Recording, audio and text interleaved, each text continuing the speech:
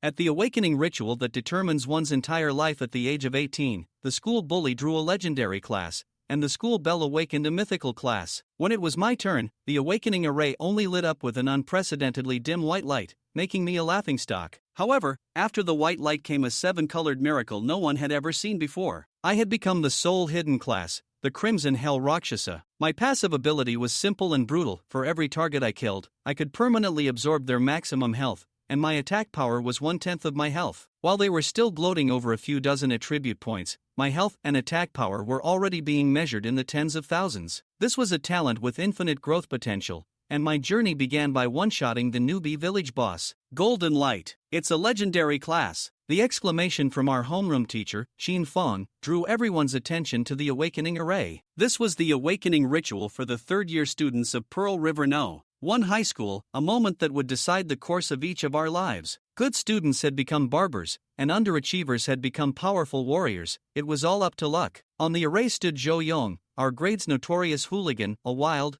wicked grin plastered on his face. He had awakened as a magic swordsman, a legendary class. The principal and teachers immediately swarmed him, their faces full of fawning flattery, completely forgetting his usual misdeeds. Zhou Yong stepped off the stage, returned to our class line, and made a throat-slitting gesture at me. Chi Chen, I'm legendary class. From today on, we're not in the same league. I was cursing internally. The heavens must be blind to give such a class to a scumbag like him. So what if you're legendary? With a character like yours, you'll never amount to anything. Xia Kiki, standing behind me, spoke up. She was the school belle and the eldest daughter of the Pearl River Warzone's Legion commander. Zhou Yong didn't dare to offend her. Xia Kiki, stop hanging out with that loser all the time, Zhou Yong said, his gaze provocative. When you awaken, let's team up. I'll carry you. I couldn't hold back. Don't forget, there's mythical above legendary. You, in your dreams, Zhou Yong sneered. Next up was Xia Kiki. She gave me a slight smile and stepped onto the awakening array. The ritual began, and the array flared with a dazzling red light. A mythical class. Principal Xiaofan's voice trembled with excitement. A pair of holy white wings materialized on Xia Kiki's back. She had awakened as a holy angel. The students below erupted in gasps. At that moment, she truly looked like an angel descended to earth. Fate was so unfair, born into a prestigious family, and now blessed with top-tier talent. The school leaders rushed forward once again. Principal Xiaofan was so moved he nearly knelt before Xia Kiki. After the blessings, Xia Kiki sprinted back to the line, leaped, and jumped onto my back, all of her earlier divine grace gone. Blockhead, I got a mythical class. She hugged me tightly, her strength making it hard for me to breathe. Countless envious, jealous, and hateful glares were thrown our way. Let go. I can't breathe. She finally released me, pouting as she asked, I drew a mythical class. Aren't you going to congratulate me? Congratulations, our great Miss Xia Kiki, I said, catching my breath. Zhou Yong sidled over again. Xia Kiki, you're a support, and I'm a DPS. We'd be invincible as a team. Pa, who wants to team up with you? You're only legendary. I wouldn't stoop that low. Xia Kiki said rashly, trying to provoke him. But her words unintentionally hurt me, who had yet to awaken. She realized it immediately, leaned close to my ear, and whispered an apology, Blockhead, don't mind it. I believe you'll definitely awaken as a mythical class too. The awakening ritual continued. One legendary and one mythical seemed to have exhausted the school's luck. All that followed were blue and green lights. Finally, it was my turn, the last one. My palms were sweating as I walked step by step onto the awakening array. The array activated, but what appeared was a faint white light. White, is that worse than the lowest? Green? Did this guy's class not even reach the common rank? The crowd below was filled with confusion and mockery. Zhou Yong roared with laughter. Xia Kiki, however, frowned, her hands clenched in worry for me. I closed my eyes, and a vision appeared in my mind. In this illusion, I was wielding a colossal blade forged of blood, a massive army at my back. I leaped high into the air and slammed the great blade into the ground. The earth shattered, and lava erupted towards the sky. Simultaneously, the white light on the awakening array suddenly became brilliant, transforming into a diamond-like, dazzling, seven-colored radiance. Everyone present was blinded by the light. A rainbow-colored light? Principal Xiaofan exclaimed, then recalled a special entry in the Book of Awakening. The light of a hidden class was, in fact, rainbow-colored. He was so overcome with excitement that he fainted on the spot. When the light dissipated, a floating, blood-red great blade hovered behind me. With a gentle wave of my hand, the blade turned into flowing blood and merged into my body. The mage sister controlling the array looked at the ritual book and read, word for word, Student Chi Chen has awakened as the hidden class, Crimson Hell Rakshasa. The entire venue erupted in gasps, having witnessed the birth of a legend. Xia Kiki jumped up and down in excitement. Blockhead, I knew you could do it. Zhou Yong was utterly silent. The school leaders swarmed me, hugging me tightly, tears of joy streaming down their faces. It wasn't until I returned to the line that I remembered to check my data panel. Name Chi Chen. Class Crimson Hell Rakshasa. Level 1, 0%. Health 5000. Attack Power 500. Defense 20. Movement Speed 1, 0. 500 attack power at level 1? The mythical class Shadowhunter only had 230 attack power at level 1, my stats were more than double his, and this 5000 health was simply bugged. Blockhead, why are you in a daze? Xia Kiki pulled me back to reality. What's your attack power? I asked her. 130, I'm a support, but I have 1000 health. Hi, right? She said, puffing out her chest proudly. My health was 5 times hers, but not wanting to discourage her, I feigned amazement. Wow, that's amazing. My health is only a little over 400. As expected, she became even more smug. After the principal woke up, he immediately activated True Sight on me, wanting to check my stats, but all he saw in his vision was a giant, furious dragon, blocking everything. He could only announce the end of the awakening ritual. The students immediately surrounded me, asking for autographs. Seeing my predicament, Xia Kiki grabbed my hand and pulled me through the crowd. Blockhead, you owe me one, she said with a smile at the school gate. Her butler picked her up. I didn't go home, but instead went to the training grounds alone. I needed to test my skills. Blood Contract, passive upon killing a target, you can permanently absorb their maximum health. Your own status and attributes cannot be viewed by any means. Blood Conversion, passive attack power is fixed at 10% of maximum health. Blood Clone, consume 50% of current health to create a clone with 50% of your maximum health and all other stats identical to the main body. Game breaking. These two passives meant that not only could I infinitely stack health, but my attack power would also rise infinitely along with it. I was a tank and a DPS. I activated Blood Clone, and a clone identical to me appeared, a perfect replica. It could even do my homework for me. After testing my skills, I passed by a blacksmith's shop. I spent the 3,000 xia coins I had saved for 3 years to buy a common longsword. When I got home, Auntie Shurian was doing yoga. She was my mother's best friend and had been taking care of me ever since my parents disappeared. When she learned I had awakened as a hidden class, she excitedly prepared a huge feast for me. After dinner, I was pulled into a new group chat. Grinding and leveling, hit me up. The group was full of combat classes that had awakened today. Starting tomorrow, we would be running dungeons. Xia Kiki sent me a message, wanting to team up with me, her reason being that I owed her a favor. I smiled and agreed. The next morning, we gathered at the school gate. Zhou Yong came to provoke us again, but Xia Kiki shut him down. The school had even prepared free basic weapons, meaning I'd wasted my money yesterday. I picked up a refined iron greatsword, while Xia Kiki took out a legendary grade staff her family had prepared for her. We took a bus to the beginner dungeon, Lorraine Forest. Teacher Qin Fong repeatedly warned us to be careful and not to challenge dungeons above our level. Xia Kiki and I teamed up and entered Lorraine Forest outskirts. We had barely taken a few steps when 2 green slimes jumped out. I swung my sword and killed one instantly. It took Xia Kiki 2 energy blasts to deal with the other one. Gained 5 EXP, level progress, 2. 5%. Name Chi Chen. Health 5100. Attack power 510. Killing one level 1 slime increased my health by 100 and my attack power by 10. Blockhead, just how broken is your panel? You definitely weren't telling the truth yesterday. Xia Kiki stared at me in shock. I chuckled and activated Blood Clone. A clone identical to me appeared. Xia Kiki circled it, clicking her tongue in amazement. With a thought, my clone automatically rushed out to find and kill mobs. Xia Kiki's and my experience bars began to rise automatically. Blockhead,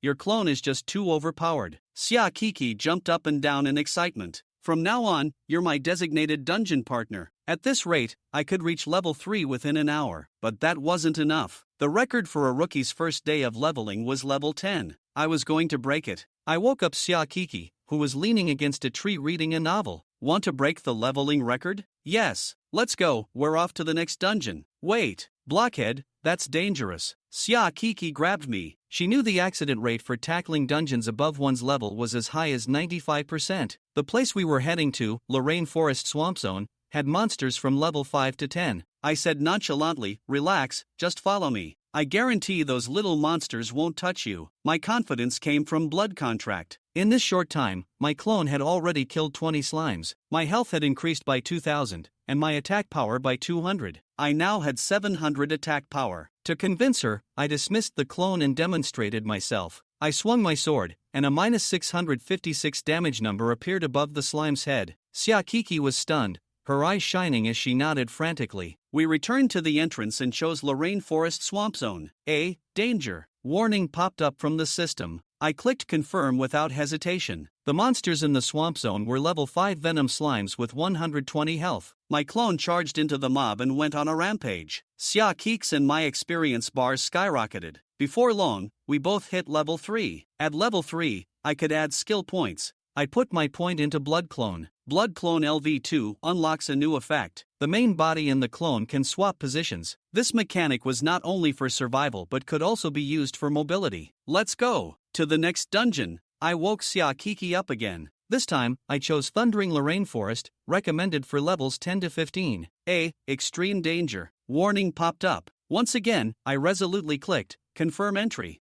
Kiki was already numb to it. A level 3 challenging a level 15 dungeon was unheard of. Thundering Lorraine Forest was battered by violent winds and rain, with flashes of lightning. A level 10 dire wolf charged out. I finished it with one swing, gained 45 EXP. Just as I was about to sheath my sword, countless pairs of red eyes appeared in the shadows ahead. The more monsters there were, the more excited I got. Blood Clone, go. The clone, carrying its greatsword, charged into the wolf pack. Our experience bars soared at an exaggerated rate. In less than a minute, we reached level 5. I immediately learned a new skill. Soul Devouring Hand LV1 consume 5% of current health to deal 500% attack power as physical damage and inflict a 1.5-second bind. Overflow damage will splash to targets within 10 meters. This was a god-tier skill made for mob grinding. My clone had already used it. A giant hand erupted from the ground, crushing a dire wolf into pieces. The minus 6,500 damage was complete overkill. The splash effect instantly cleared all the wolves within a 10-meter radius. Our levels jumped straight to 6. Just then, outside the dungeon, Li Dongyan, captain of the Dungeon Management Bureau's 3rd Squad, arrived with his team. Abyssal power has descended upon Lorraine Forest. Li Dongyan announced that the abyssal power had appeared in the final dungeon,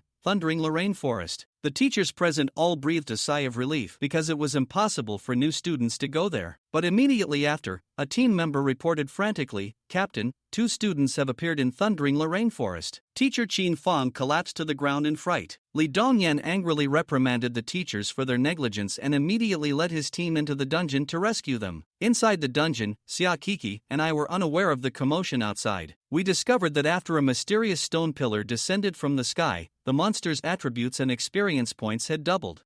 Kiki thought it was bad luck, but I saw it as a massive stroke of good fortune. Even with doubled stats, the monsters still couldn't survive a single blow from me, while the experience and attributes I gained were twice as efficient. We arrived at the boss area. The thundering werewolf stood atop the stone pillar, twin blades on its back, its blood-red eyes fixed on us. Even with doubled stats, it'll only take 2 hits, I thought. My blood clone attacked first but was sent flying by energy released from the stone pillar. Provoked, the thundering werewolf's body swelled to 5 meters tall. Monster has been empowered by abyssal power. Health, defense, and attack attributes increased by 500%. Kiki and I stared wide-eyed. Blockhead, to die with you. Isn't so bad. Kiki's eyes welled with tears. I flicked her on the forehead. We're not at a dead end yet. I checked the boss's panel, health 17500, attack power 2300. Although the numbers were terrifying, thanks to the insane grinding earlier, my stats were actually still higher than its. The battle began. The werewolf was incredibly fast, dodging my clone's attack and instantly appearing in front of me. I blocked its claws with my greatsword and countered with a slash, hitting for minus 1570. While it was focused on my main body, my clone activated Soul Devouring Hand. A giant hand shot out, grabbing it firmly, dealing minus 9030 damage. My clone and I seized the opportunity for a cross slash, dealing another minus 3140. In less than 10 seconds, the boss was almost dead. It let out a roar and entered its second phase. Its health was fully restored, it gained 30% damage reduction, and it blasted both me and my clone away, knocking off over 8,000 of my health. Kiki immediately cast Light of Healing, healing me for 5,500 health and giving me a Blessing of Light buff, which granted 50% lifesteal and 5 seconds of super armor. With lifesteal and super armor, I recklessly engaged in a brawl with the werewolf alongside my clone. The moment the buff wore off, I activated Soul Devouring Hand again. The werewolf only had a little over 4,000 health left. It tried to unleash its ultimate skill, but my clone cast a second Soul Devouring Hand. The main body and the clone did not share skill cooldowns. The thundering werewolf was crushed into fragments in despair. Congratulations on killing an Abyss-enhanced boss. You have received a 15x experience reward. Gain 38,000 EXP. Your level has increased to 16. We leveled up 6 times in a row. I also obtained 2 hidden skills, Blood Exchange, permanently lose 10% of maximum health to greatly increase luck for the next action, and Berserk, consume health in exchange for speed and lifesteal. The boss dropped a huge treasure chest. I stopped the excited Siakiki. Let me do it. I activated Blood Exchange, trading 50-50 permanent health for a single super lucky chest opening. The chest opened with a flash of golden light. Inside were 60 Tai crystals, a large number of rune stones, and a high-grade weapon, the Wind Sword.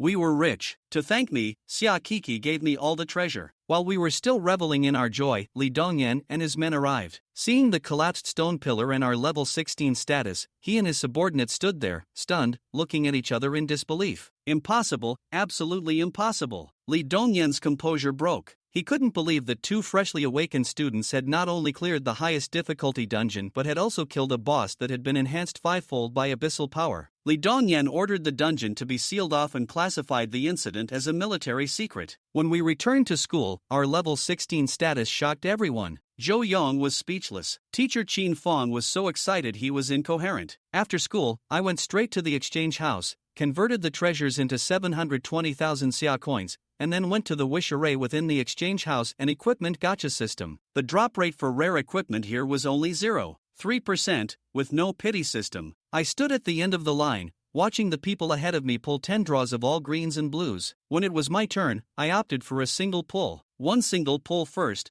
Greatsword Weapon Pool. After paying, I activated Blood Exchange. Amidst the murmurs of a single pull will never get you anything, the wish array shot out a purple beam of light. Rare! The whole place gasped. I collected the equipment, my face impassive, and held up a finger. Again, helmet pool. Another purple light. Chestplate pool. Purple light. Leggings pool. Purple light. Necklace pool. Purple light.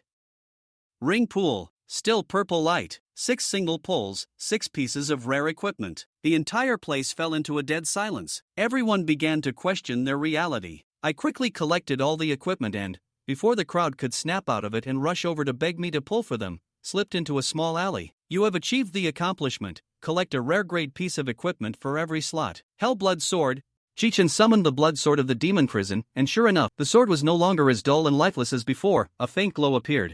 This broken sword can finally be used, Chi-Chen remarked, having previously thought it was just a decorative item that added some flair. Chi-Chen began to check the attributes of the blood sword of the demon prison. Blood sword of the demon prison can absorb other equipment as offerings, inheriting all special effects of the sacrificed equipment. For every 6 pieces of equipment absorbed, a more powerful special effect will be formed. Based on the combined special effects of those 6 pieces, Chi-Chen was stunned. Wasn't the blood sword of the demon prison essentially an additional system? He hurriedly took out the equipment he had just drawn from the card, not even having checked their attributes, and now they were to be used as offerings. After a moment's thought, Chi-Chen decided to test it with the Great Sword Destroyer. The Great Sword Destroyer was used as an offering and was directly absorbed by the Blood Sword of the Demon Prison. Blood Sword of the Demon Prison gains special effect 15% movement. Speed bonus for 3 seconds upon attack hit.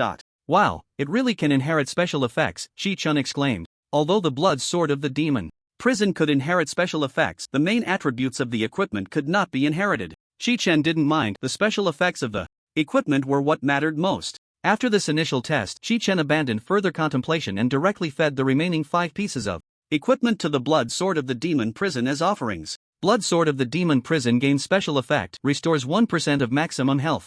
Every 5 seconds Blood Sword of the Demon Prison gains special effect, gains 5% additional defense. Blood Sword of the Demon Prison gains special effect, jumping ability plus 15%. Blood Sword of the Demon Prison gains special effect, fixed reduction of 15 damage taken. Blood Sword of the Demon Prison gains special effect, for every 20% health lost gains 4% lifesteal. Blood Sword of the Demon Prison has acquired 6 special effects, which combine to upgrade into a new effect, Ignore Pain. Ignore Pain. That sounds really strong. Chi-Chen immediately checked it out. Ignore Pain damage will be deducted in the form of bleeding over 10 seconds as true damage, and participating in killing the target can purify the remaining damage from Ignore Pain. Gains 30% lifesteal and 5% critical hit. so it's an effect that increases sustained combat ability. In terms of effect alone, it's definitely better than the previous 6 effects combined, Chi-Chen pondered. However, such high burst damage was rare, it would directly pierce through my health bar. This situation only existed in level up challenges. Chi-Chen glanced at the time. He had spent a lot of time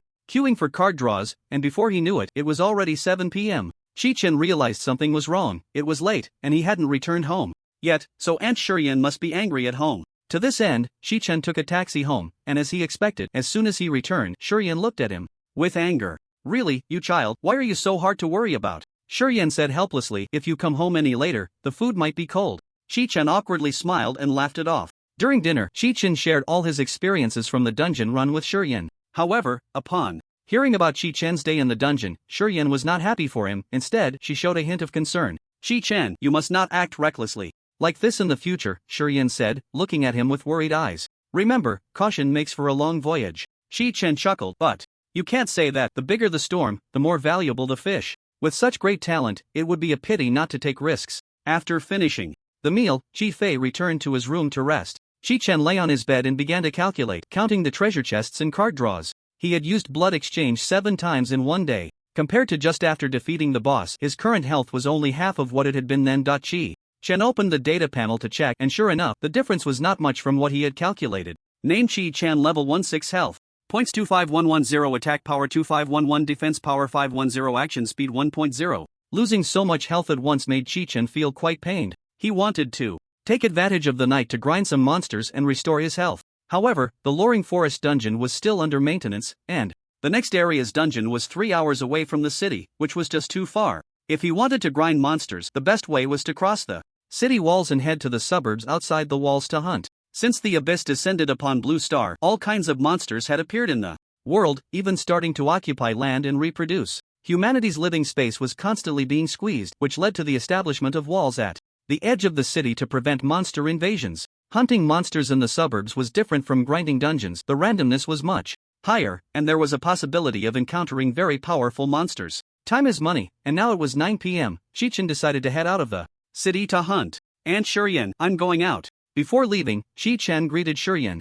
Chi-Chen, it's so late, where are you going? Before Shurian could finish her sentence, she heard the sound of the door closing. Shurian helplessly glanced at the door. This child, why is he going out so late? He used to just stay in his room. Could it be that he's in a relationship? Thinking of this, little hearts appeared above Shurian's head.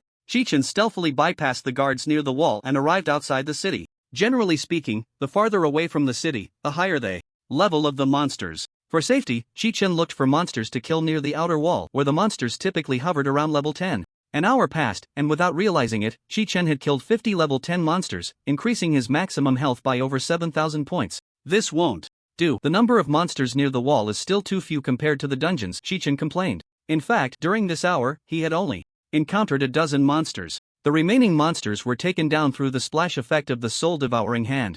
Chi-Chen checked the time. It was now 11 p.m., still not too late. He decided to go further away from the wall to hunt monsters for another hour. This way, not only would his attributes grow faster, but he would also gain experience more quickly. Chi-Chen immediately set off towards the more distant suburbs. Under the dark moonlit sky, Chi-Chen arrived at a place even farther from the city, where the monsters were around level 15. He sent his blood clone to search for wild monsters to kill while he sat down by a large tree and started browsing a video website on his phone. Suddenly, Chi-Chen felt a strong killing intent approaching him. He became alert. Indeed, his sixth sense was accurate, as several flying darts shot towards his direction. Chi-Chen dodged just in time and recalled his blood clone, who was hunting not far away. He and the clone stood back to back, vigilant against the unknown danger. Finally found the opportunity, Chi-Chen. I couldn't make a move in the city earlier, but I didn't expect you to seek your own death by coming out here alone. A man hid in the dark grass, and the darts that had just attacked Chi-Chen were his doing. Who is it, sneaking around?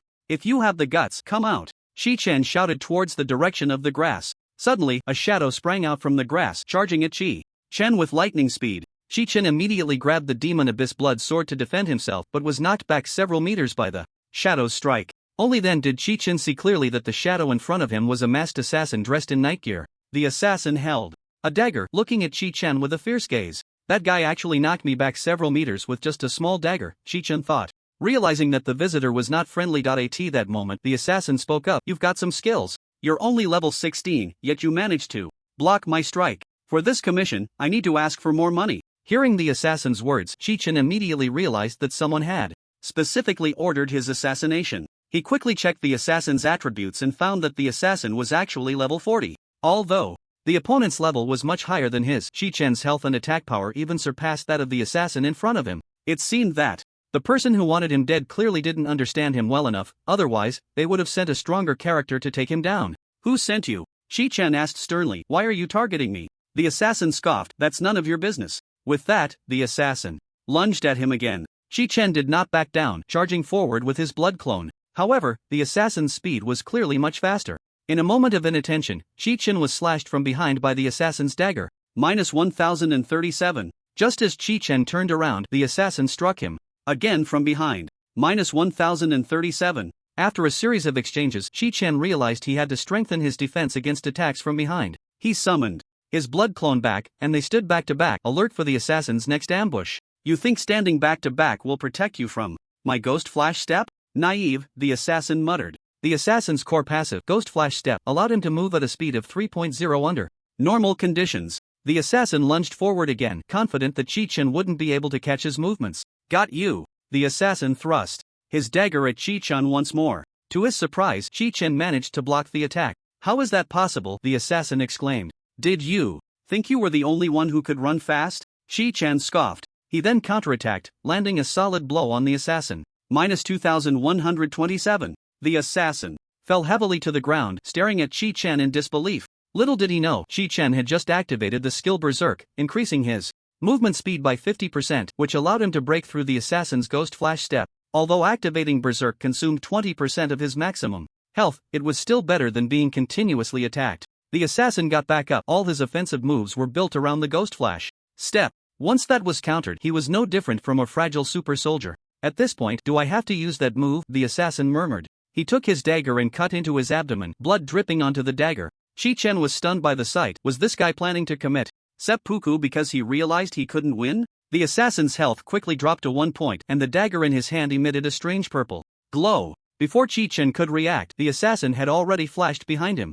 Chi-Chen and his blood clone were marked with dozens of dagger cuts. The speed was so fast that even Chi-Chen, who had activated Berserk, couldn't react in time. This is my ultimate move, Ghost Shadow Flash. Surprised, the assassin gasped. Ghost Shadow Flash consumed 99% of his health to unleash a lightning-fast attack, dealing 50,000 points of true damage. After the Ghost Shadow Flash ended, he would enter a weakened state, with his movement speed reduced by 80%. The assassin forced a casual smile. With 50,000 points of damage, this guy in front of him should be dead, right? Just as he turned to leave, the Demon Abyss blood sword pierced through his chest from behind.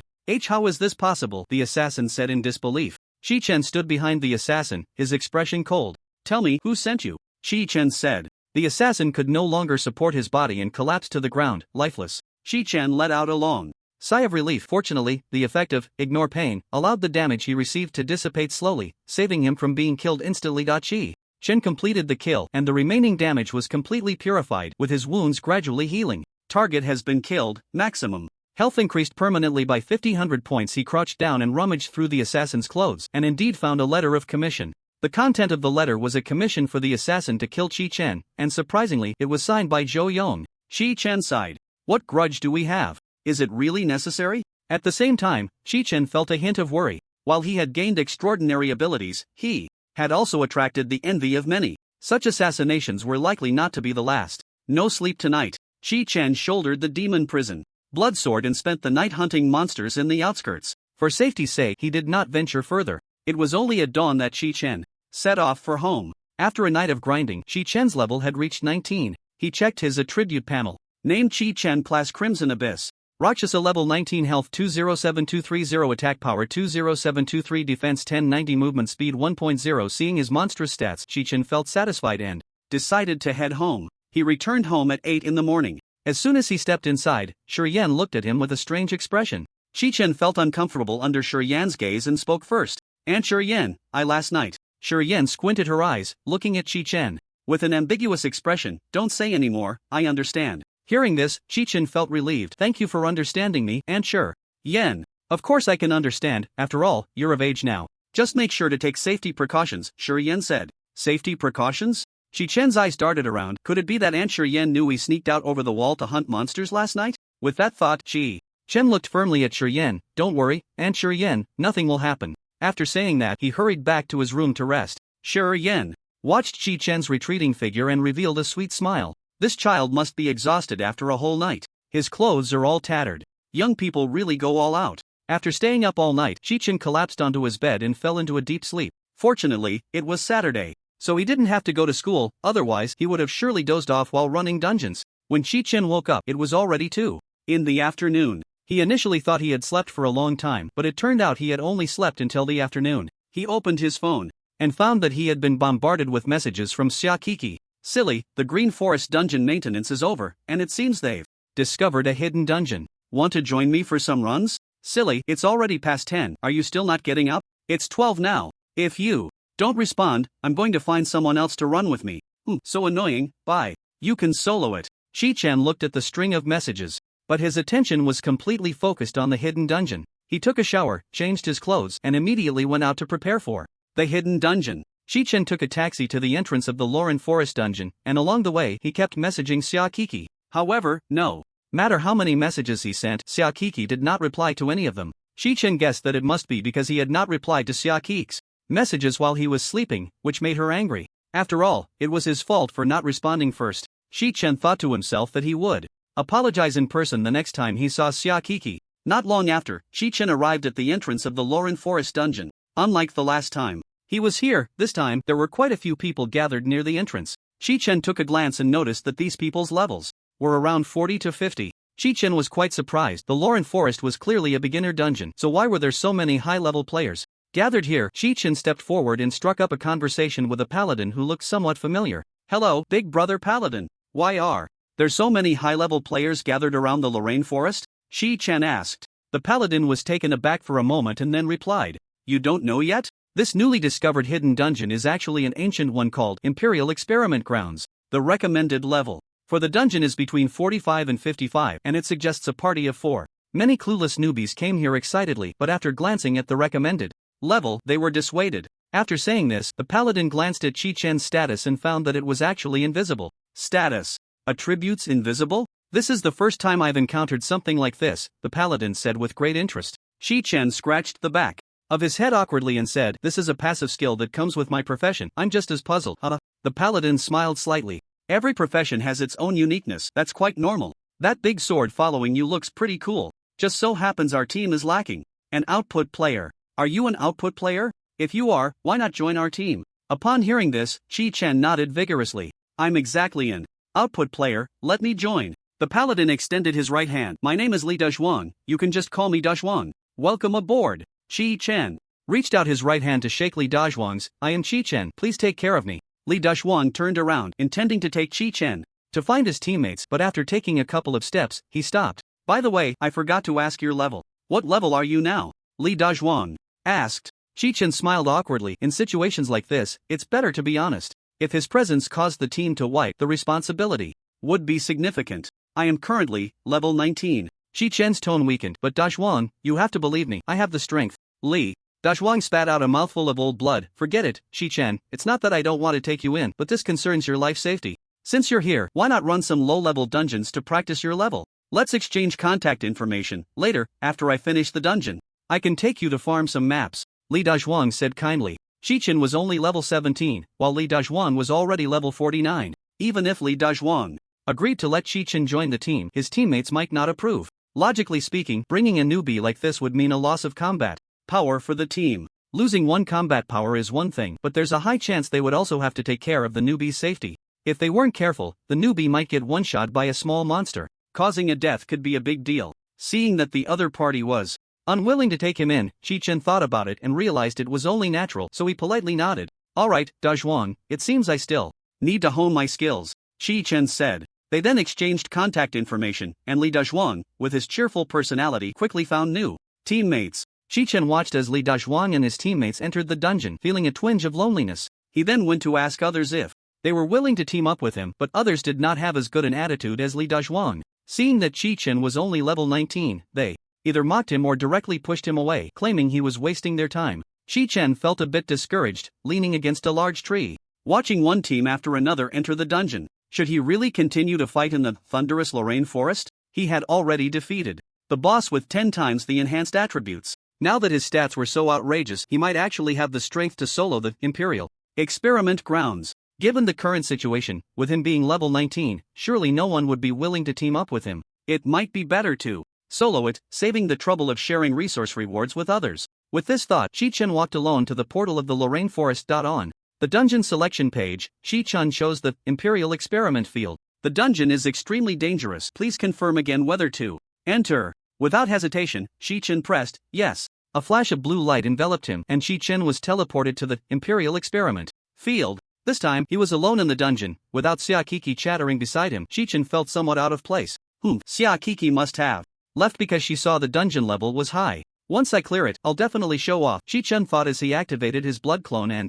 moved forward. Not far ahead, 3 mechanical giant rats appeared before him. These mechanical giant rats were entirely made of metal, with long tails that ended in sharp blades. Facing this new enemy, Shi-Chen was very alert. After all, the enemy not only had a significantly higher level than him but also had the advantage in numbers. He took the initiative and attacked one of the mechanical giant rats. Minus 15,770. With that strike, he took down the mechanical giant rat in front of him. Shi-Chen was delighted. He indeed had the strength to solo the dungeon. The other 2 mechanical giant rats also launched attacks at Shi-Chen, opening their mouths to spew out high-temperature flames. Shi-Chen was hit by the flames but only lost a layer of health. He quickly countered with soul-devouring hand, targeting one of the mechanical giant rats. With that attack, the mechanical giant rat exploded, causing splash damage that also killed the surrounding mechanical giant rats. Shi-Chen leveled up twice in an instant, leaving him somewhat dazed. How could he level up twice just from killing a few small monsters? It felt like he had been a clown grinding all night last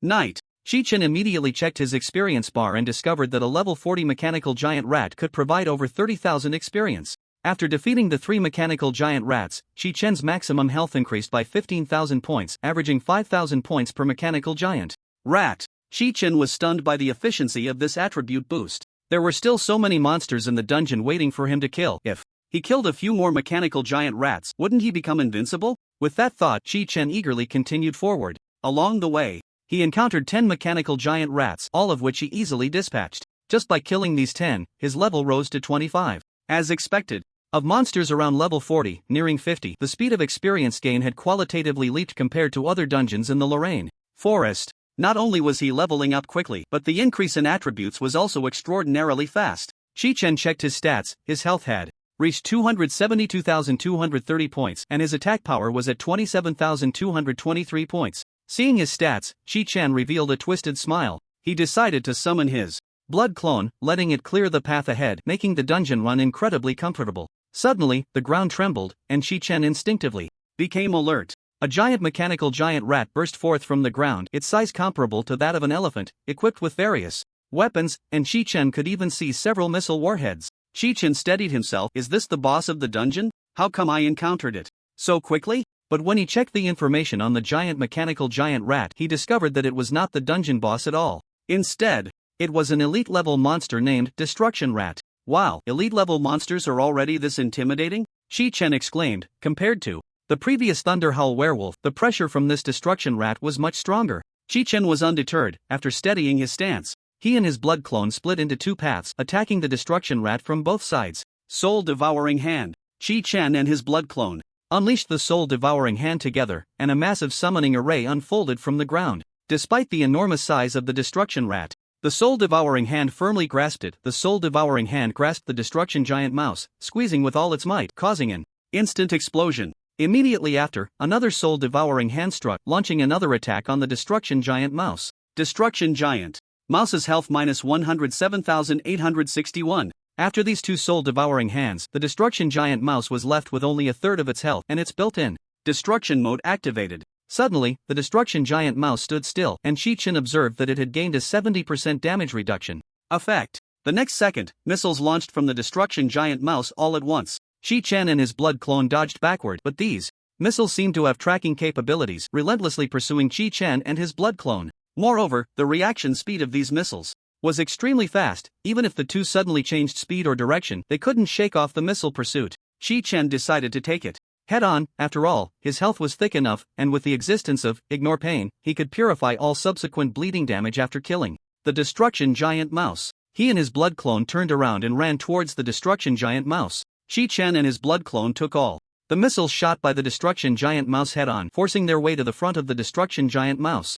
Chi-Chen and his blood clone activated the skill Berserk and unleashed a flurry of attacks on the Destruction Giant Mouse. Despite the Destruction Giant Mouse having a 70% damage reduction, after a series of continuous attacks, it couldn't withstand it any longer. As the last sliver of health disappeared from the Destruction Giant Mouse, Chi-Chen completed the kill. After defeating the Destruction Giant Mouse, Chi-Chen let out a long breath. Phew, this thing is really scary. No wonder the dungeon requires a 4-person team. Those tracking missiles would definitely make someone feel hopeless. If not properly tanked or without damage reduction buffs. You have killed the elite monster level 40 Destruction Giant Mouse, gaining 500,000 experience points, and your maximum health has increased by 150,000 points. Your level has increased to level 27. Seeing the system notification, Chi-Chen instantly became excited. This elite monster, the Destruction Giant Mouse, actually granted so much experience. If he had been playing a dungeon suitable for his level, he wouldn't know when he would reach 500,000 experience points. Indeed, cross-level challenges are exhilarating.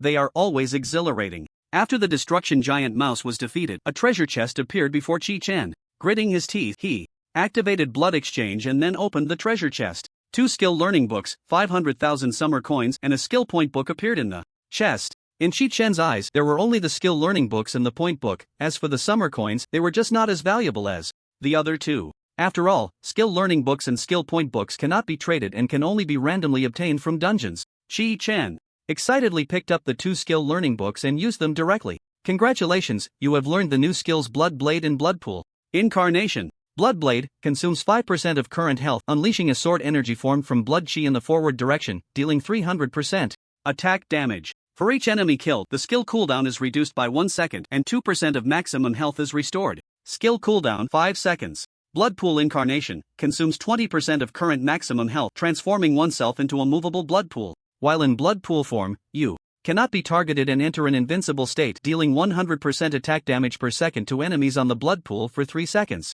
Skill cooldown 15 seconds. The first skill is a simple mowing technique based on Chi-Chen's current attack power. As long as there are enough monsters, he can continuously cast it without interruption. The second skill is quite extraordinary, providing a 3-second invincible state while also utilizing the untargetable feature to dodge locked skills, along with AoE damage. Combined with the lifesteal effect and movement speed boost from Berserk, it can essentially be activated without consuming health. After understanding the mechanism of the new skill, Chi-Chen continued to move forward. Ahead, a portal unfolded, leading to the next room of the dungeon. Chi-Chen entered the next room, where the environment was no different from the previous one. The only change was that the small monsters had transformed from mechanical giant hamsters to self-destructing goblins. Chi-Chen had barely taken 2 steps when a large group of self-destructing goblins charged out from all directions. These goblins were controlled by exoskeleton machinery and moved at incredible speed, carrying bombs on their backs and wearing headbands inscribed with the words kamikaze. What the hell? A kamikaze squad? Chi-Chen complained. However, since these goblins were willing to die, let them have their wish. Chi-Chen and his blood clone unleashed Blood Chi Blade at the horde of monsters. With 2 Blood Chi Blades launched, a large group of self-destructing goblins exploded in unison, and Chi-Chen leveled up instantly. The Blood Chi Blade flew forward for hundreds of meters, not stopping until it was out of Chi-Chen's sight. As soon as the Blood Chi Blade was swung, the skill cooldown was refreshed, and Chi-Chen along with his blood clone continuously swung their great swords, unleashing blood blades like a dance. The battle was exhilarating. Chi-Chen's experience points surged, and this exaggerated monster farming efficiency cleared the entire room of monsters. His level rose to 30, and his health and attack attributes skyrocketed with the kills. Chi-Chen opened the panel to check his attributes. Name Chi-Chen class Crimson Abyss Rakshasa level 30 health 612800 attack power 61280 defense 1350 movement speed 1.0. Chi-Chen was even standing not far from the spawn point, hardly having moved at all. Because the monsters in the room had been cleared, the elite monster in this room could only spawn directly. A beam of light descended from the sky, and a goblin made entirely of machinery appeared. On the ground, local target detected, extermination mode activated. The mechanical goblin's eyes turned red, symbolizing slaughter, and various dangerous weapons lit up all over its body. Before the mechanical goblin could attack, another blood blade struck. Seeing this, the mechanical goblin generated a laser shield to block the blood blade's attack. The next second, the laser shield was split in half, and the mechanical goblin's health dropped by 150,000. The mechanical goblin had just appeared and was left with only 50,000 health points. Detected a significant power disparity. Self-destruct mode activated. The core of the mechanical goblin rapidly heated up, about to explode, with self-destruction set to deal 299,999 damage to all targets. What a cowardly lizard. It still has so much health and is already self-destructing? Shi-chan scoffed. Shi-chan attempted to attack the mechanical goblin, hoping to interrupt its self-destruction. He commanded his blood clone to launch a surprise attack, and the blood clone unleashed a flurry of damage on the mechanical goblin. However, the mechanical goblin's health was locked at one point and it entered an invincible state, completely ignoring the blood clone's output as it charged straight for Shi-chan's main body. Seeing this, Shi-chan remained unfazed, standing in place and waiting for the mechanical goblin. As the mechanical goblin approached, it turned red and exploded instantly. The next second, a violent shockwave spread out and Shi-chan calmly transformed into a blood pool, perfectly dodging the mechanical goblin's self-destruction. In fact, given Shi-chan's current health, he could have chosen to withstand the mechanical goblin's self-destruction, but he opted to transform into a blood pool. Losing a little health was still better than taking a full hit. Killed a level 50 mechanical goblin, gained 200,000 experience. Level has increased to 32 with the level up. The experience required for the next level also increased, making the leveling process naturally slower. However, for Shi-chan, this was nothing, as completing the kill on the monster would enhance his attributes. After just defeating the mechanical goblin, Shi-chan's maximum health increased by 20,000 points, bringing his health to a terrifying over 800,000. After the mechanical goblin was slain, a huge blue treasure chest dropped. It was time for the most exciting moment of opening the chest, and Shi-chan rubbed his hands in excitement. The blood exchange activated, causing Shi-chan to permanently lose 10% of his current maximum health, but greatly increasing his luck for the next action. Shi-chan approached the chest and lifted the lid with a swift motion. A burst of golden light shone forth, and inside the chest, besides 600,000 summer coins, there were only two items. One was a skill point book. The other was a rare level ring, the Disruption Ring. Shi-chan picked up the Disruption Ring to examine it. Disruption Ring, special effect, immunity to mental type attacks. Although this Disruption Ring could grant immunity to mental type attacks, it did not increase any stats. Even though it was a rare level piece of equipment, not many would choose to wear it, as mental type attacks were already quite rare. However, for Shi-chan, who had an infinite equipment slot, this was not an issue. He directly sacrificed the Disruption Ring to the Demon Abyss Blood Sword. This way, Shi-chan gained permanent immunity to mental attacks. The portal to the next room opened, and without hesitation, Shi-chan stepped through, entering the next room. As soon as he entered, the sight before him was terrifying. It was like hell itself, filled with blood and carnage, with other teams battling monsters. Shi-chan quickly spotted Li Dazhuang and his teammates amidst the chaos. However, only Li Dazhuang and one gunner remained in his team. The two had just barely killed a mechanical giant rat when Li Dazhuang noticed Shi-chan in the distance. Shi-chan waved at Li Dazhuang, but instead of being happy, Li Dazhuang looked tense. Shi-chan? What are you doing here? This place is very dangerous. It's not where you should be. Li Dazhuang exclaimed in fear. After a second, Li Dazhuang reacted. Wait, how did you get to this room? Shi-chan did not answer Li Dazhuang's question but instead swung a blood chi blade in Li Dazhuang's direction. Li Dazhuang was startled by Shi-chan's sudden attack and raised his shield to block. However, Shi-chan's target was not Li Dazhuang, but the dozen or so mechanical giant rats lurking behind him. Wherever the blood chi blade passed, the mechanical giant rats were severed. Li Dazhuang was left speechless, staring at Shi-chan in disbelief. Shi-chan walked up to Li Dazhuang, ready to explain, but Li Dazhuang raised his right hand, stopping Shi-chan from speaking. No need to say anything, Shi-chan, I understand. By the way, where are your teammates? Li Dazhuang then asked. Shi-chan scratched his head. Brother Dazhuang, actually, I came in to grind the dungeon alone. Ha! Li Dazhuang's pupils shook. He looked Shi-chan up and down, doubting his life choices once again, and suddenly burst into laughter. Brother Dazhuang, what's wrong with you? Shi-chan looked at Li Dazhuang with concern. It's nothing, just reflecting on fate. Li Dazhuang quickly recovered. The room Shi-chan was currently in was the last room of the Imperial Experimentation Grounds. The boss of this room was a world boss, requiring all players attacking the dungeon to work together to defeat it. Only teams that had passed through the first two rooms could reach this one, and of course, the number of remaining team members varied based on the team's strength. Brother Dazhuang, since your teammates have all been defeated, why don't we team up? Shi-chan suggested. This way, we can look out for each other. Li Dazhuang nodded without hesitation. Such an opportunity to cling to a powerful figure was hard to come by. Although the two were acting together, they were not in a team, so there was no need to share experience and rewards. Shi-chan let the blood clone lead the way, while Li Dazhuang closely followed behind Shi-chan and the blood clone. One blood blade after another flew past, instantly eliminating the monsters ahead. This sudden turn of events shocked the others in the room. What's going on? Is a big shot here to help us clear the dungeon? Wow, this skill is a bit overpowered. One slash and all the monsters are dead. Quick, keep up with the big shot. Just like that, a large crowd unknowingly followed behind Chi-Chen. Chi-Chen sighed, is this for real? A bunch of high-level big shots actually want me, a newbie, to lead. It doesn't matter, having more hands during the boss fight is pretty good. Chi-Chen continued to forge ahead, and what was once a bloody and chaotic dungeon suddenly turned into an invincible mowing game. The others, who had been tense, relaxed instantly, and some even rushed forward to add Chi-Chen on WeChat. Of course, Chi-Chen declined all of them when he had previously sought to form a team, apart from Li Dazhuang. The others had looked down on him for his low level. Moreover, the so-called high-level big shots seemed to be of no help at all, making it unnecessary to add them as friends. Just as everyone let their guard down, a strange sound wave came through. Everyone except Chi-Chen heard the sound wave and suddenly fell to the ground in extreme pain. Li Dazhuang, who was behind Chi-Chen, was no exception, collapsing to the ground and howling in agony. Dazhuang? What's wrong? Chi-Chen bent down to check on Li Dazhuang. However, Li Dazhuang seemed to ignore Chi-Chen's words, merely kneeling on the ground and crying out in pain. It hurts, aha. Chi-Chen hurriedly checked Li Dazhuang's status bar and saw that his health was depleting at a rate of 1 point every 3 seconds. Li Dazhuang's status bar clearly displayed abnormal status, mental attack.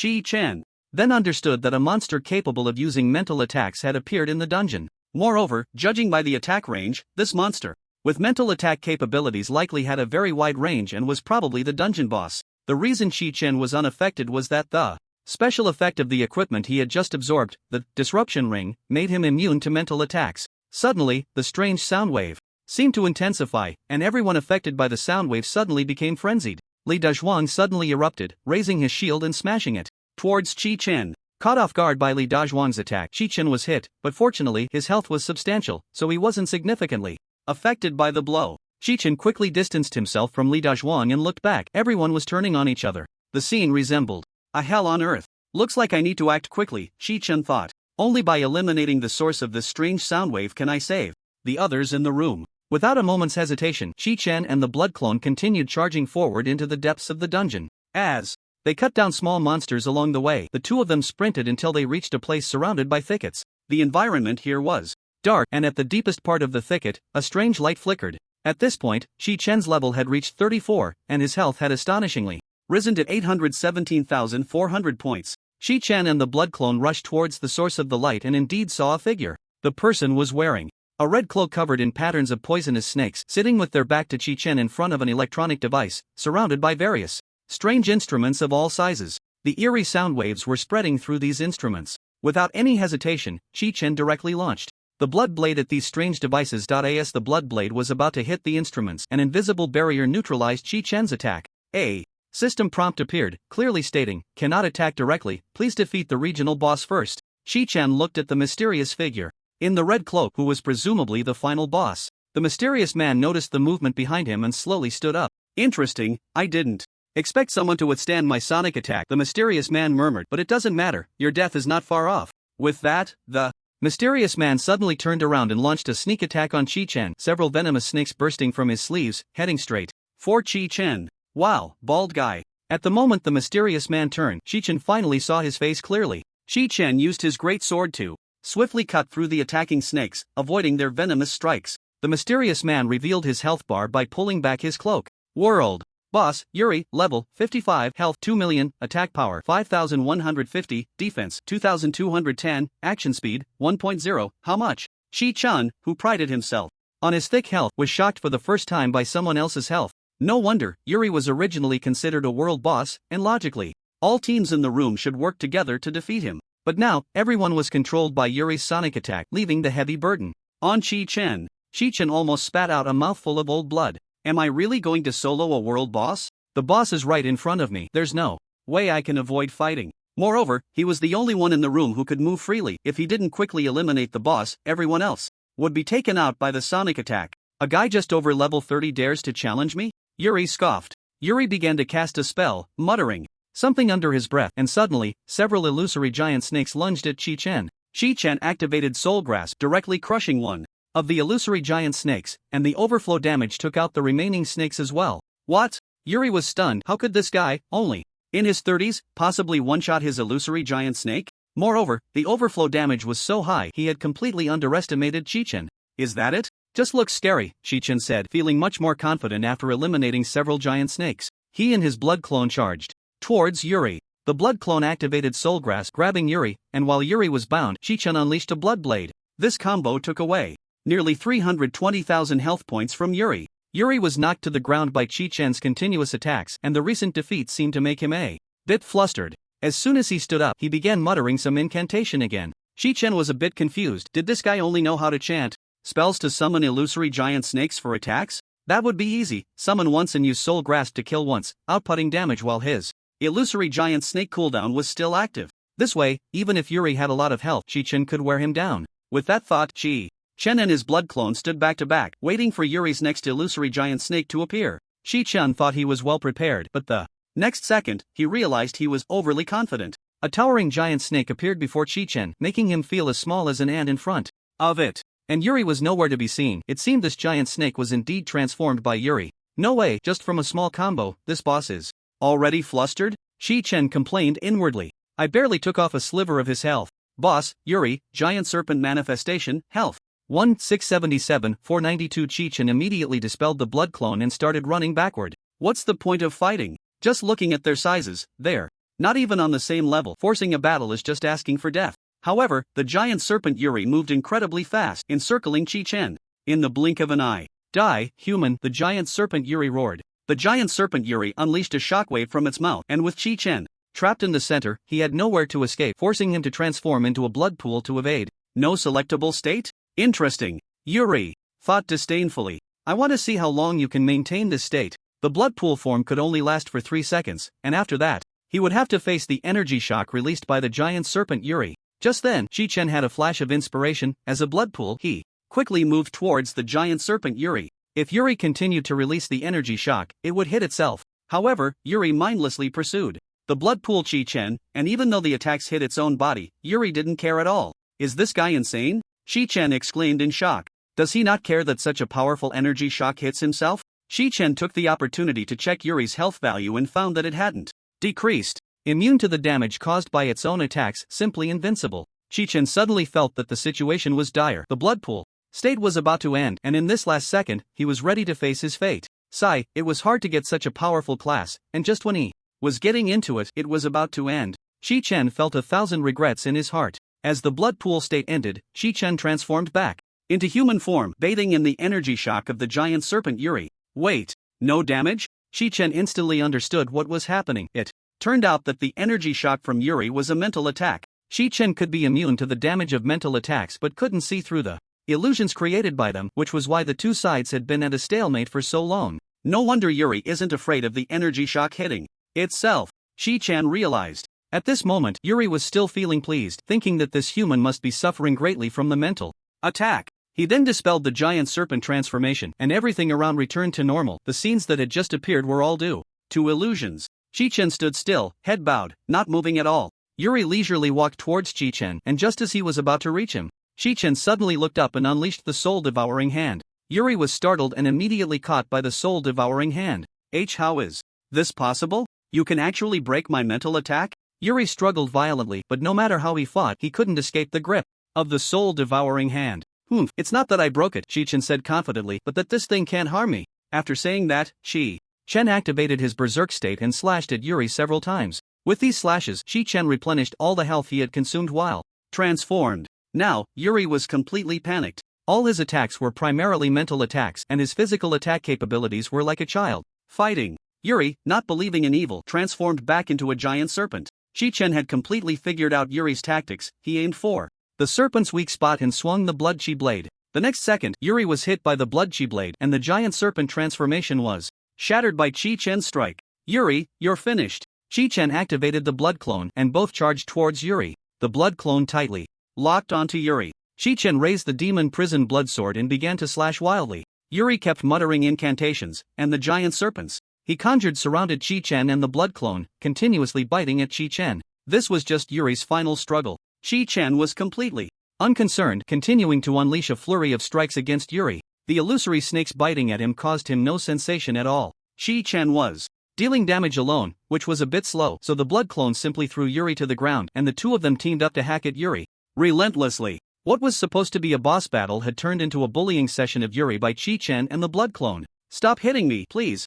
A hero, don't hit me. I will never use illusions to harm others again. Yuri wailed on the ground, pleading for Chi-Chen's forgiveness. Yuri's health bar gradually decreased, and after nearly a minute of hacking from Chi-Chen and the blood clone, only a sliver of health remained. With Chi-Chen's final strike, cracks appeared on Yuri's body, and white light shone through the fissures. In the next moment, Yuri exploded, a dazzling silver light blinding Chi-Chen's eyes. World Boss Yuri has been defeated. Final rewards will be distributed according to boss kill contribution. After Yuri was defeated, the device used to spread mental attacks was also destroyed. Everyone affected by the sound waves regained their normal consciousness, looking at each other in confusion on the chaotic battlefield, unsure of what had just happened. The battlefield resembled hell, with many having perished in the recent slaughter. Even those who survived were nearly all at low health. Fortunately, Chi-Chen had defeated the boss in time, or most would have died outright. Ha! The world boss was actually defeated, someone suddenly exclaimed from the crowd. Upon hearing this, everyone present was taken aback. How is that possible?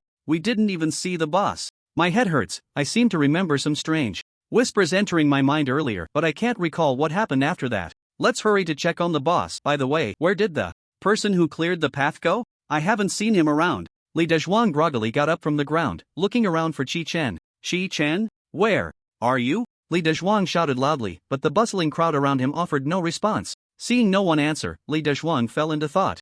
Chi-Chen, with his strength, might have already defeated the world boss with the others. Chi-Chen, you must stay alive. With that thought, Li Dezhuang stood up and ran towards the boss's location, searching for Chi-Chen. Meanwhile, in the boss battle area where Chi-Chen was, Chi-Chen suddenly leveled up 5 times. He excitedly opened his panel to check. He had single-handedly taken down the world boss, and all of its 2 million health points would belong to him. Name Chi-Chen class Crimson Abyss Rakshasa level 39 health 2.81 million attack power 280000 defense 2510 movement. Speed 1.0. Chi-Chen's current panel had nearly surpassed the limits of humanity. One could even say that Chi-Chen was a powerful monster hidden among the crowd. Just then, a magic circle unfolded from the ground, and a massive golden treasure chest slowly rose from the circle. The chest was as large as a 30 square meter small room. No wonder, the treasure was originally meant to be distributed evenly among the players who participated in the kill, so it was bound to be substantial. However, because the dungeon was a newly emerged hidden instance, lacking information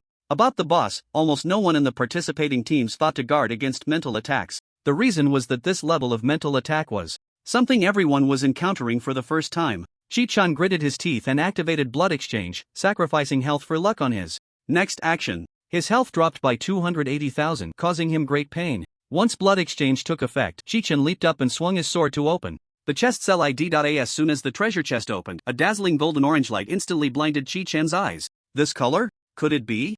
Chi-Chan was greatly shocked. 10 skill point books obtained, 35 million summer coins, Yuri's heart, material, fire attribute engraving stone. Wolf's End, legendary, damn, I'm rich now. Chi-Chan's eyes sparkled, all the summer coin in the chest belonged to him, and he suddenly became a millionaire. The other skill advancement books, along with various materials, would not only provide Chi-Chan with a significant boost but also allow him to exchange the unnecessary items for some money. Most importantly, he had obtained a legendary piece of equipment. Chi-Chan picked up the legendary equipment Wolf's End to examine it. Wolf's End legendary greatsword special effect: when health is below 5%, damage dealt increases by 50%. Wow, this thing is definitely meant for showing off skills, Chi-Chan sighed after reading the special effect description of Wolf's End. With this equipment he could indeed pull off unexpected counterattacks when his health was low. However, at his current health, who could possibly bring him down to below 5%? Just then, the other players in the dungeon gradually arrived at the boss battle area, but only Chi-Chan was present.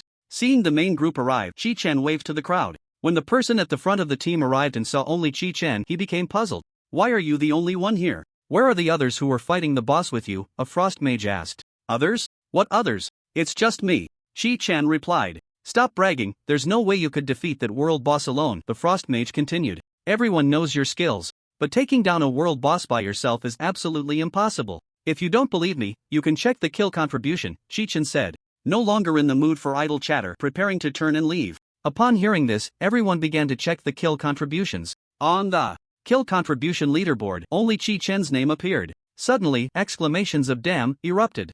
Chi-Chen, you're still alive. Upon hearing this, Chi-Chen wondered who was cursing him. He turned around to find that the speaker was Li Dezhuang. Li Dezhuang approached Chi-Chen, looking him up and down to see if he was injured. Don't worry, Dezhuang, I'm perfectly fine, Chi-Chen smiled. Seeing that Chi-Chen was unharmed, Li Dezhuang couldn't help but feel that this person was simply miraculous.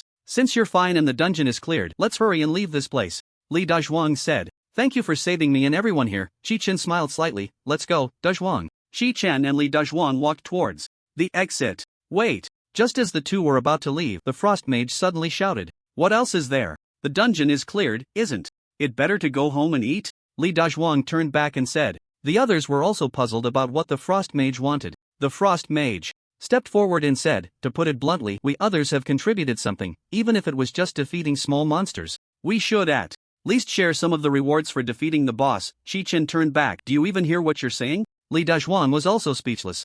At the frost mage's words, if it weren't for Chi-Chen, we all would have died in this dungeon. Not only should we be grateful, but you also want to split the rewards? How shameless. The frost mage smiled wickedly. I'm not saying this just for myself. The many people behind me have paid a heavy price. Am I wrong, everyone present? Hearing the frost mage's words, the others exchanged glances, but some still stood up to echo the frost mage's sentiments. That's right. Even if there's no merit, there's still hard work. Let's take out the rewards and share them with everyone. More and more people stood up, echoing the ice mage's call, demanding that Chi-Chen distribute the treasure chest resources. They advanced step by step towards Chi-Chen, and seeing this, Li Dazhuang stepped in front of him. What are you all trying to do? By the looks of you, are you planning to rob him outright? Li Dazhuang said sternly. So what if we are robbing him outright? Suddenly, the ice mage's eyes turned fierce. The others hesitated for a second, then drew their weapons, glaring at Chi-Chen. This guy named Chi-Chen, no matter how strong he is, can't possibly take on so many people. The ice mage thought to himself, I can't tolerate this. After working so hard for so long, I can't end up with nothing. Chi-Chen whispered to Li Dazhuang, who was blocking him, Brother Dazhuang, you don't need to protect me anymore. I'm not afraid of them all coming at me together. Li Dazhuang turned to look at Chi-Chen and sighed. Sigh, it's not that I'm afraid you'll get beaten up. I'm afraid you'll go too hard on them. The ice mage led the group behind him forward aggressively, and seeing this, Chi-Chen pushed Li Dazhuang aside. Don't worry, Brother Dazhuang, Chi-Chen said, I know what I'm doing. A group of people stood directly opposite Chi-Chen, with no more than 5 meters between them. Both sides were at a standstill, neither willing to make the first move. Someone should make the first move. I don't want to be the cannon fodder, the ice mage thought to himself. But the people behind him each had their own calculations. Everyone thought the same way. He did, and no one wanted to strike first. After all, since he was leading, it was only natural for him to go first. Forget it, I'll take the lead, and once it's done, I'll step back and wait to watch the fight, the ice mage thought. If things go wrong, I'll sneak out of the dungeon immediately. The ice mage had made up his mind, so he waved his staff, and several ice spikes began to form behind him. Chi-Chen, I'm giving you one last chance, the ice mage said. Hurry up and take out the resources from the treasure chest. Chi-Chen merely looked coldly at the line of people in front of him, and after a long pause, he finally spoke. If you want to come at me, then come. The ice mage was enraged by Chi-Chen's disdain. He waved his staff, and the ice spikes behind him shot towards Chi-Chen. Chi-Chen did not dodge. Several ice spikes struck him, erupting in a massive cloud of ice mist. The people behind the ice mage grew tense at this scene. On one hand, they wanted to see Chi-Chen's strength and whether they could handle it. On the other hand, they worried that if Chi-Chen got angry, he might attack indiscriminately. As the ice mist gradually dissipated, Chi-Chen stood in place, still looking coldly at the crowd in front of him. The recent ice spikes seemed to have had no effect on him. The ice mage broke out in a cold sweat. What kind of monster was this person in front of him? His attack seemed to have barely scratched him. He couldn't see the attributes. He had no idea how much health Chi-Chen had left. Chi-Chen checked his status. The ice mage's attack had taken away several thousand health points. Several thousand health points would be considered a serious injury for an ordinary person. But for a monster like Chi-Chen, it was merely a layer of skin off his health. Chi-Chen sneered disdainfully and took a step forward. This kingly aura overwhelmed the group led by the ice mage. As Chi-Chen stepped forward, they all retreated several steps. The ice mage's legs went weak, and he stumbled to the ground. What are you afraid of? Hurry up and attack. The ice mage couldn't care less about getting up. That fall had cost him face, and he could only angrily shout at the people behind him. None of the people behind the ice mage wanted to make a move. They just watched the ice mage's embarrassing state. People are just that realistic. At that moment, Chi-Chen spoke up. Everyone present saw it. It was this ice mage who made the first move. The next second, Chi-Chen charged forward, directly confronting the ice mage. The battle awareness of the ice mage allowed him to react amidst his panic, and he quickly unleashed the technique of eternal ice. In an instant, the ice mage's body was encased in a massive block of ice, which was incredibly hard, comparable to diamond, summoned from Antarctica as eternal ice. This guy, no matter how powerful he is, can't possibly break my eternal ice sealing technique, the ice mage declared confidently. Fortunately, I still have this move. Indeed, this group of useless people behind me cannot be relied upon. But the next second, the blood sword of the demon prison in Chi-Chen's hand pierced through the eternal ice directly. The ice mage, frozen in place, looked at Chi-Chen in shock as the blood sword of the demon prison had already penetrated his body. Ice mage's health minus 210,000. This string of numbers popped out from the ice mage, visible to everyone present. In an instant, everyone there was taken aback, trembling. In fear, Chi-Chen let out a cold laugh as he withdrew the bloodstained blood sword of the demon prison. The ice mage's time was up, and the eternal ice dissipated, leaving a cold corpse lying on the ground. Chi-Chen looked coldly at the crowd in front of him. Is there anyone else who wants to share the treasures? The group that had just wanted to divide the resources now trembled, beads of cold sweat breaking out on their foreheads, hoping that Chi-Chen would let them off the hook. Seeing no one respond, Chi-Chen sneered. Brother Dezhuang, let's go. Chi-Chen sheathed the blood sword of the demon prison and turned to place a hand on Li Dezhuang's shoulder. Little did he know, even Li Dezhuang was stunned, drenched in cold sweat. Such a one-sided scene, where they barely had the strength to fight back, was something he had never witnessed before. The living king of hell was actually beside me. Chi-Chen waved his hand in front of Li Dezhuang's eyes, and only then did Li Dezhuang come back to his senses. Ah, okay, Chi-Chen, let's go. Li Dezhuang was still a bit dazed. Just like that, Chi-Chen and Li Dezhuang left the dungeon. After bidding farewell to Li Dezhuang, Chi-Chen checked his phone messages. The notifications once again flooded Chi-Chen's phone screen, all from Xiaokiki. Don't go, silly. That dungeon isn't for our level. Silly, you wouldn't really go to that dungeon, would you? Silly, reply to the message, are you okay? Woo-woo, silly, it's all my fault. I shouldn't have gotten mad at you earlier. Silly, I'm on my way there now. You must be okay. Chi-Chen looked at the messages from Xiaokiki and smiled wryly. Just as he was about to reply, he heard Xiaokiki calling from behind.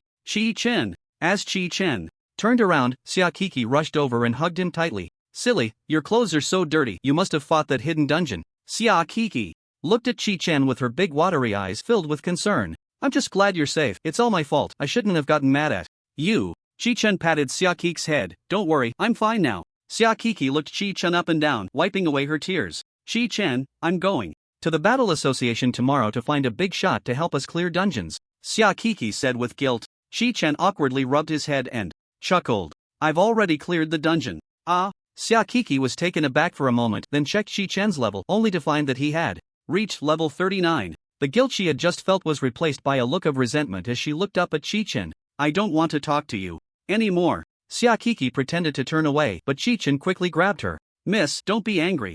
Chi-Chen smiled. Come on, let's go to the trading post. Go to the trading post? What for? Xiaokiki asked in confusion. Of course, to sell the treasures I've obtained, Chi-Chen replied. With that, Chi-Chen opened his backpack system and began to show Xiaokiki the treasures he had just acquired from defeating the boss. Wow! There are so many things! Xiaokiki exclaimed in shock. After looking at Chi-Chen's treasure resources, Xiaokiki was finally convinced that Chi-Chen had really cleared the dungeon. Chi-Chen chuckled. Xiaokiki, I have a lot of skill books here, how about I give you a few? He said, consider it compensation for not replying to your messages today. Xiaokiki stuck out her tongue. It's surprising you remembered to reply to me. No need for skill books, my skills are already maxed out. Xiaokiki said proudly. Your skills are maxed out? Chi-Chen exclaimed in shock, but it was only a momentary surprise. He quickly felt it was quite normal. For someone from a military family like Xiaokiki, such combat resources were probably in abundance. Chi-Chen recalled how Xiaokiki had gone out on the first day with rare-level equipment to tackle dungeons, and now her skill resources had caught up just as quickly. In that case, Chi-Chen had no choice but to take out 2 life runestones and press them into Xiaokiki's hands. Just as Xiaokiki was about to refuse, Chi-Chen directly covered her mouth. Don't be polite with me, Chi-Chen said, let's go to the trading post. Alright, I'll listen to you this once, Xiaokiki said helplessly. She really didn't lack these resources. Why don't we take my car? It would be more convenient, Xiaokiki suggested. Chi-Chen nodded in agreement, and then Xiaokiki led him to her private car. Xiaokiki's private car was a black luxury limousine, and just from the outside, it exuded an air of extravagance. The butler had been waiting for a long time, and upon seeing Xiaokiki bring a boy, he quickly sized him up. As expected of the young lady's choice, he indeed has a certain distinguished aura, the butler thought to himself. The butler stepped forward and opened the car door for Xiaokiki and Chi-Chen. Before this, Chi-Chen had never experienced such treatment, and he politely said thank you to the butler. No need to be polite, sir. You are the young lady's guest, this is what I should do. The butler replied courteously. Chi-Chen got into the limousine, and the interior was even more luxurious, with ample space. He could even lie down comfortably. Xiaokiki took out 2 specially made drinks from the refrigerator inside the car and handed 1 can to Chi-Chen. Miss, where are we going? Next, the butler inquired. Just to the trading post, Xiaokiki said. All right. The butler had no unnecessary words. As soon as Xia Kiki gave the order, he immediately executed it. Shi-chen sighed inwardly. The life of the wealthy was truly different. After an hour, the butler drove the car to the entrance of the trading post. Shi-chen was ready to get out, but he saw the butler drive into a passage next to the trading post. Shi-chen had never been here before. Where are we going? Shi-chen asked in confusion. Xia Kiki smiled slightly. Of course, we're going to the VIP area of the trading post. VIP area? Shi-chen had only heard about the VIP area. As long as you complete a verification of 10 billion Xia coins at the trading post, they will open a special VIP seat, Xia Kiki explained. Once you obtain a VIP seat, the trading post will open a separate floor for VIP clients to use. VIP clients can complete all trading post transactions in the room, and there will be dedicated staff to assist them. After hearing Xia Kiki's explanation, Shi-chen counted on his fingers. 10 billion, I can't even count that on 2 hands. Shi-chen was stunned in place. The butler drove the car to an elevator. Although Xia Kiki's private car was a stretch model, the trading post had clearly considered this, and the elevator was more than enough to accommodate it. The elevator ascended slowly, and a ding sound indicated that it had reached the designated floor. After the butler parked the car, he stepped out first and opened the door for Shi-chen and Xia Kiki. Miss, sir, please. Shi-chen and Xia Kiki got out of the car, and Shi-chen was completely stunned by the scene before him. The VIP area of the Xia family was high above the clouds. Although the exchange was located in the heart of the bustling city, here, it was completely removed from the noise. From this vantage point, one could even see other exchanges, equally towering into the sky. The decor here was exquisitely elegant and luxurious, with all items priced exorbitantly. Xia Kiki dashed straight to the sofa and lay down, while Shi-chen felt as if he had stepped into another world. In the center of the room stood a high-end smart device capable of holographic projection, allowing direct participation in various auction activities. A smiling attendant approached. Hello, Miss Xia Kiki, may I ask if you have any auction needs today? I have nothing to do today. Go find that boy over there. He has quite a fortune, Xia Kiki replied. All right. The attendant turned to Shi-chen and bowed slightly. Hello, Mr. Shi-chen, may I ask if you have any auction needs? The attendant inquired politely. Shi-chen frowned. How do you know my name? The attendant smiled slightly and explained, Mr. Shi-chen, we all wear smart contact lenses that connect us to the exchange's terminal system, allowing us to access the information we need. Your basic information, including your name, contact details, and transaction history, can all be retrieved. Shi-chen suddenly understood. I see. Without further ado, Shi-chen took out the resources he needed to trade from his backpack. That's all. Please auction it off for me, Shi-chen said. The attendant elegantly clapped his hands, and several staff members came forward, sorted out the items Shi-chen needed to auction, and took them away. The smart device in the center of the room projected Shi-chen's auction information. You are a valued client. We will quickly match you with transaction information to complete the trade, the attendant said politely. Goodness, the option for the exchange to buy out was gone, replaced by a rapid matching service for transactions. Shi-chen sighed. Having money made a difference. It turned out he had been taken advantage of by the exchange before. In less than 2 seconds, Shi-chen's items had been auctioned off at the best price. Several million had been added to Shi-chen's account, bringing his total assets to around 50 million. Just then, the device projected a middle-aged man shaking a wine glass. It's quite rare to see so many items listed at once, the middle-aged man said with a smile. You are the one who soloed the Imperial experiment field, right? Shi-chen's pupils dilated. He hadn't expected the news to spread so quickly. What? Shi-chen, you soloed it? Xia Kiki beside him was shocked. No wonder Shi-chen could acquire so many resources. Although the middle-aged man in front of him was smiling, Shi-chen sensed that he had ulterior motives. What do you want? Shi-chen asked irritably. Hey, is your system really allowing others to enter freely? Upon hearing Shi-chen's words, the attendant hurried over. I'm sorry, Mr. Shi-chen, the attendant quickly apologized. This is a simulated trading system that mimics the real-time trading conditions of the exchange. Therefore, when someone initiates a conversation with you, the system automatically projects their image. The middle-aged man chuckled. Shi-chen, seeing you so flustered, this must be your first time in the VIP lounge. Rest assured, I mean no harm. I just want to chat with you for a bit. Shi-chen knew that things were definitely not simple. The middle-aged man in front of him had already figured out that he soloed the Imperial experiment field, and this conversation was surely not without purpose. You old fool, I don't trust you at all. Shi-chen was hesitating, unsure of what to do. At that moment, Xia Kiki directly shut down the trading system, and the holographic projection of the middle-aged man in front of them instantly vanished. Shi-chen, don't pay attention to him, Xia Kiki said. In situations like this, just turn off the system, Xia Kiki said confidently. Shi-chen smiled slightly. Xia Kiki, I've sold all my things, let's go. I'll treat you to dinner later. Xia Kiki's eyes lit up. Really? It's rare for you to be so generous. This meal is definitely on me. Amidst laughter and joy, Chi-chan and Xia Kiki left the trading hall. On the other side, in another VIP room of the trading hall, I didn't expect such a talented person to be approached by the Xia family first. The middle-aged man muttered to himself. He shook the wine glass in his hand and then downed it in one gulp. Not good.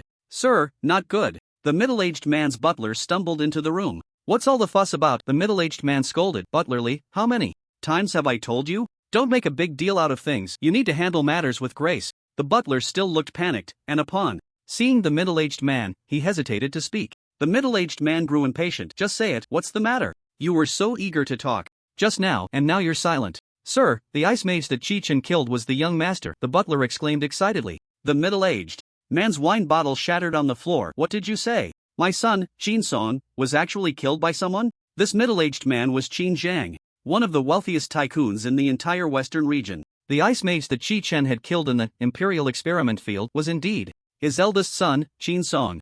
Chi-chan, you really are a beast. Qin Zhang roared in fury. He had just wanted to recruit Chi-chan for his own use, but unexpectedly, Chi-chan had killed his eldest son in retaliation. Butlerly, prepare the car. Qin Zhang shouted. Chi-chan, you wait for me. After Chi-chan and Xia Kiki finished their meal, they bid each other farewell, and Chi-chan headed home. On the way, he passed by a jewelry store and bought a luxurious necklace for Aunt Shiryan as a gift. Aunt Shiryan had taken care of him for so long, and now that he had become wealthy, he certainly had to repay her well. After buying the necklace, Chi-chan hummed a little tune as he returned home. Aunt Shiryan, I'm back. Chi-chan opened the door, but the room was pitch black, seemingly empty. What's going on? Is no one home?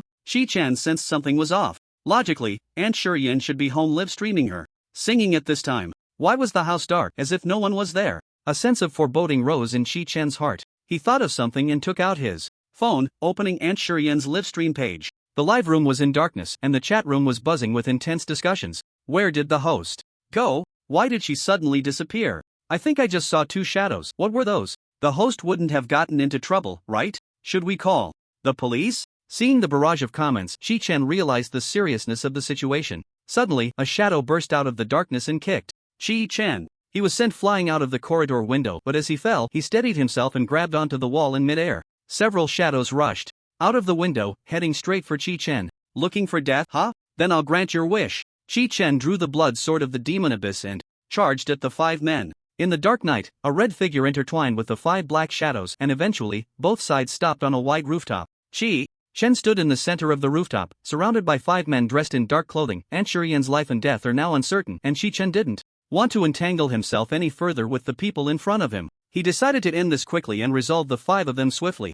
Chi-chan aimed at one of them and activated the soul-devouring hand. Unexpectedly, that person's movement speed was extremely agile, and with a teleport he dodged the soul-devouring hand. The other 4 attacked Chi-chan from different directions.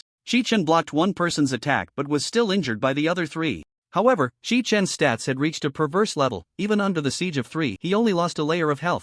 Damn, is this guy a monster? One of the assassins said. After being attacked by the 3 of us, how come he looks unscathed? Stop worrying about that. If one time doesn't work, let's do it a few more times, another assassin said. Chi-chan smiled slightly. A few more times? Sure, I'll let you hit me. Chi-chan put down the demon prison blood sword and stood still. The assassins were shocked, not knowing what Chi-chan was planning. What is this guy trying to do? He doesn't even want his knife anymore? Maybe the previous attack worked. Let's go. The 5 assassins charged at Chi-chan together, surrounding him with a flurry of attacks. 4 seconds passed, and Chi-chan stood there unharmed. The assassin's expression shifted from confidence to doubt. How could this guy not be killed? Chi-chan suddenly caught a blade with his bare hands, pinching the edge of one assassin's sword with his index and middle fingers. The assassin used all his strength, but couldn't pull out his weapon. At that moment, the assassins realized that the person in front of them had stats that were beyond comprehension. Run! We're no match for him, one of the assassins said. Chi-chan remained silent, and with a soul-devouring hand he reached out from the ground. One assassin, unable to dodge in time, was firmly caught by the soul-devouring hand. The other 4 assassins, seeing their teammate captured, showed no intention of coming to help. Trying to escape?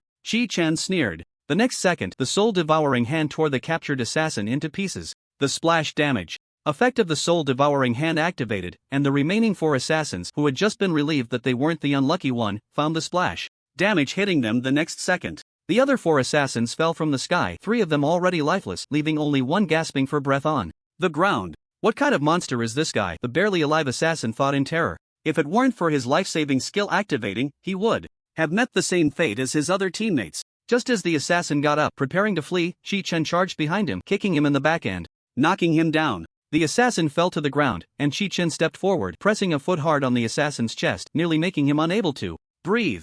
Who are you? Why are you looking for trouble with me? Chi-Chen asked coldly. The assassin sneered. Why are we looking for trouble with you? Don't you know? Have you thought about what you did today at the Imperial Experiment Field? Chi-Chen's expression changed drastically. It seemed the ice mage he killed today was not an ordinary person. That was his own doing, Chi-Chen said angrily. Quickly tell me, where did you take Aunt Shuryen? TCH, that slut wasn't our assassination target, so we naturally didn't lay a hand on her, the assassin mocked. Right now, she's probably stuffed in a wardrobe. After getting the information he wanted, Chi-Chen exerted force with the foot he had on the assassin, completely breaking the assassin's ribs. The broken ribs pierced the assassin's lungs, and blood gushed from his mouth. Before long, the assassin breathed his last. After dealing with the assassin, Chi-Chen immediately rushed home. The most important thing now was to confirm Aunt Shuryen's safety. As soon as Chi-Chen returned home, he headed straight for the wardrobe and opened it. Sure enough, Shuryen was bound and stuffed into a cramped wardrobe, her mouth taped shut, looking at Kitchen with a face full of terror. Kitchen hurriedly untied the tape and ropes from Shuryen, who seemed still unable to recover from her recent fright, clinging to Kitchen and crying loudly. Don't worry, Aunt Shuryen, Kitchen comforted. I've dealt with all those bad guys. Whoa, it was so scary, Shuryen sobbed. Kitchen, did you get into some trouble outside? That gang was terrifying. Kitchen smiled awkwardly, unsure of how to respond. He spent a long time with Shuryen, helping her recover from her shock. After a while, Shuryen grew tired, and after laying her down on the bed, Kitchen returned to his room, deep in thought. The ice mage he had killed today was definitely not an ordinary character, otherwise, they wouldn't have gone to such lengths to deal with him, since they had failed to retaliate against Kitchen this time. Further acts of revenge would surely follow. With this in mind, Kitchen decided to investigate the other party's background first. He opened the Combat Association's website, which registered the identity information of all combat professionals. Kitchen searched through the vast amount of information and finally found details about the ice mage from today. Chinsong, ice mage. Kitchen murmured as he looked at the information on the webpage. Glancing at Chinsong's photo, Kitchen felt that this person resembled someone he had seen before. Suddenly, Kitchen was startled. Chinsong bore a striking resemblance to the middle-aged man he had encountered today. That middle-aged man was also a VIP client of the exchange, with an extraordinary identity. If these two were connected, it would be easy to find news about Chinsong. Kitchen immediately searched for news about Chinsong on the website, and sure enough, he found a photo of the two together. Qin Jiang and Chinsong were indeed father and son. Kitchen then searched for information about Qin Jian on the website, only to discover that the other party was one of the tycoons in the western region, wielding immense power. Kitchen never expected to have gotten involved with such a figure. Seeing this information, Kitchen's brows furrowed tightly. With so much money and influence, if they wanted to take revenge on him, he couldn't even imagine how formidable the people they could call upon would be. A sense of urgency ignited in Kitchen's heart. In the days to come, he would have to work twice as hard and be cautious in everything. Kitchen took out the spoils from today's battle from his backpack and used them all at once.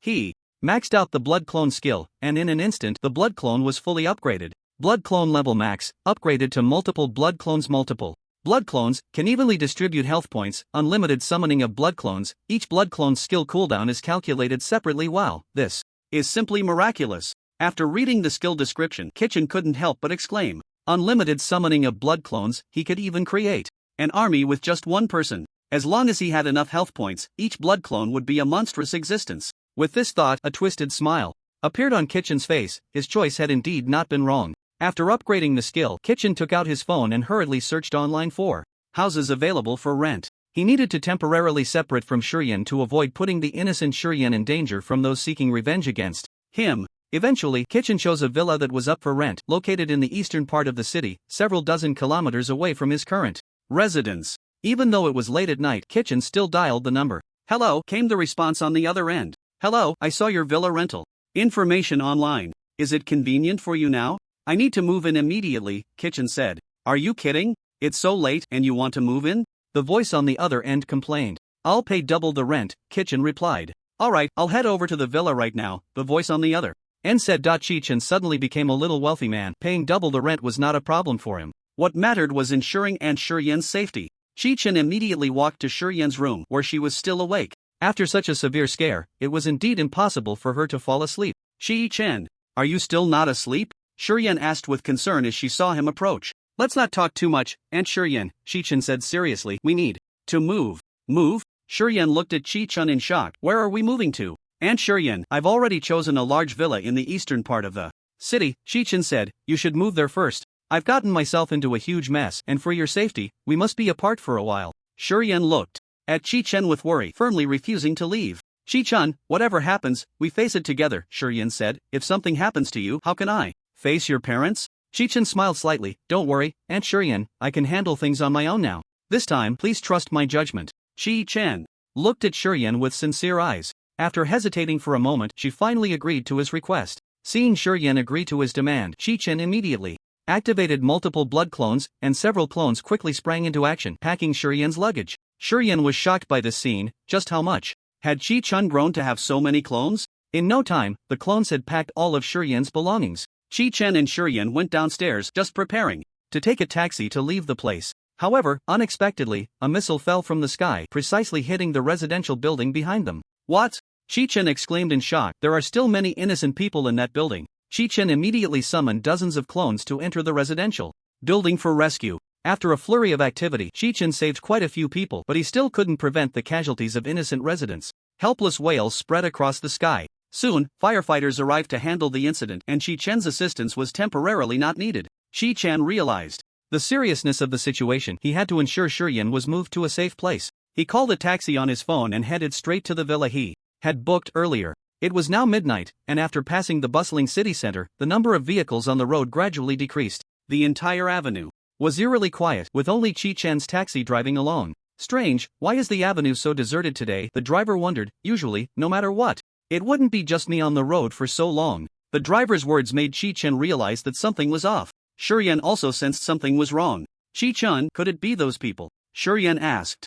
Chi-chan placed his hand on Shurian's hand. Don't worry, Aunt Shurian, leave everything to me. Just then, 5 black sedans pulled up next to Chi-chan's taxi. How strange, I just said there were no cars, and now so many have come at once, the driver complained. And they all look the same. Chi-chan patted the driver's shoulder. Master, please drive carefully from now on. I'll cover all the repair costs. Ha? The driver looked at Chi-chan with a puzzled expression. In the next second, Chi-chan burst out of the car.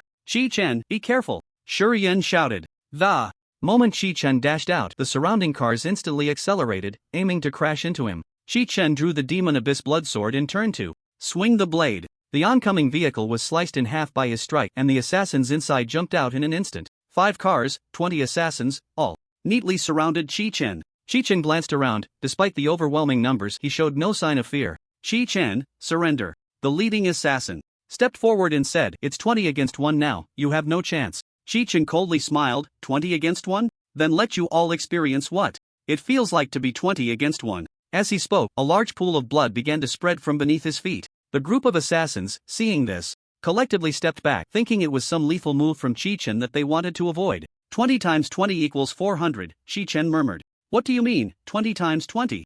Chi-chan, are you still in the mood to do math? The assassin leader mocked. In the next moment, the blood began to fly over the heads of the assassins, moving towards their rear. The blood gradually took shape, becoming Chi-chan's likeness. 400 clones of Chi-chan surrounded the assassins in layers. What is this? This guy? How can he summon so many clones? With this many, we have no chance. As the blood clones appeared, the assassins panicked. Seeing his subordinates in a state of fear, the assassin leader tried to reassure them. Everyone, don't panic. So many clones must be a bluff.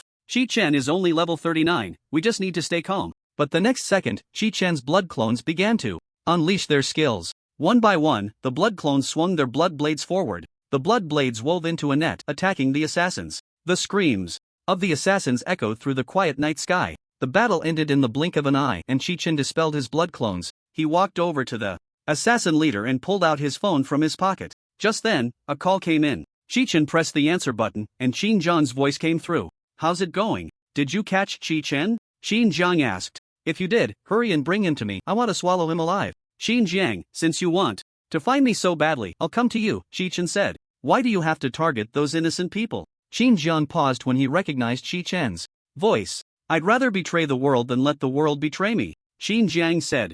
Chi-chan, you know this principle, right? Our grudge, we will settle face to face, Chi-chan replied. All right, Shin-jiang said. If you really have the guts, see you the day after tomorrow at the Black Rock Arena. If you win, Our grudge will be wiped clean. After saying this, Shin Jiang hung up the phone. The Black Rock Arena is considered a lawless place, built on an abandoned Black Rock mine. The arena holds death matches from time to time, and those who choose to participate are not ordinary people. Both parties must sign a death contract, and the way to win is to force the other party to concede. There are no restrictions on the number of participants, so some underworld factions choose to resolve disputes through death matches. Shi Chen threw the phone to the ground and crushed it with his foot. The day after tomorrow? Looks like this guy is in a hurry, Zhou Feng muttered to himself. It seems I need to prepare well. Shi Yan sat in the car, deeply worried about Shi Chen. The driver, however, was different. Having witnessed the earlier scene, he was drenched in sweat. As the car continued to drive forward, the driver tried to ease the tense atmosphere by speaking to Shi Yan. Hey, miss, what does that kid in your family do for a living? The driver asked. That kid is really impressive, taking on so many by himself. My car door, it just broke. Ha ha ha. Shi Yan, still worried about Shi Chen, did not respond to the driver's words. Just then, a red figure chased up from behind. The red figure quickly caught up to the taxi and dashed through the damaged car door. Shi Chen returned to his seat as if nothing had happened. Seeing Shi Chen back, Shi Yan anxiously looked him up and down, checking if he was hurt. Shi Chen noticed Shi Yan's concern. It's fine, Aunt Shi Yan, I'm not injured. Those guys couldn't even touch me. The driver was stunned. Did you really take down that whole gang by yourself? Shi Chen smiled slightly. Don't believe it? Just wait for tomorrow's news. Oh, then I must take a good look at tomorrow's news, the driver said. Then, the driver turned to Shi Chen, young hero, about the cost for my car door. Just give me your account number. Shi Chen interrupted the driver. The driver was taken aback, not immediately processing it, and after a moment he provided his account number to Shi Chen. After receiving the account, Shi Chen transferred a sum of money to the driver's account. Your account has been credited, 300,000 xia coins. The driver's phone chimed with a notification. Ha! The driver couldn't help but express his confusion. 300,000 for a car door repair was indeed excessive. It was enough to buy a new car. Driver, this trip must have startled you a bit, Shi Chen said. You can use this money to get a new car. The driver was overjoyed. Wow.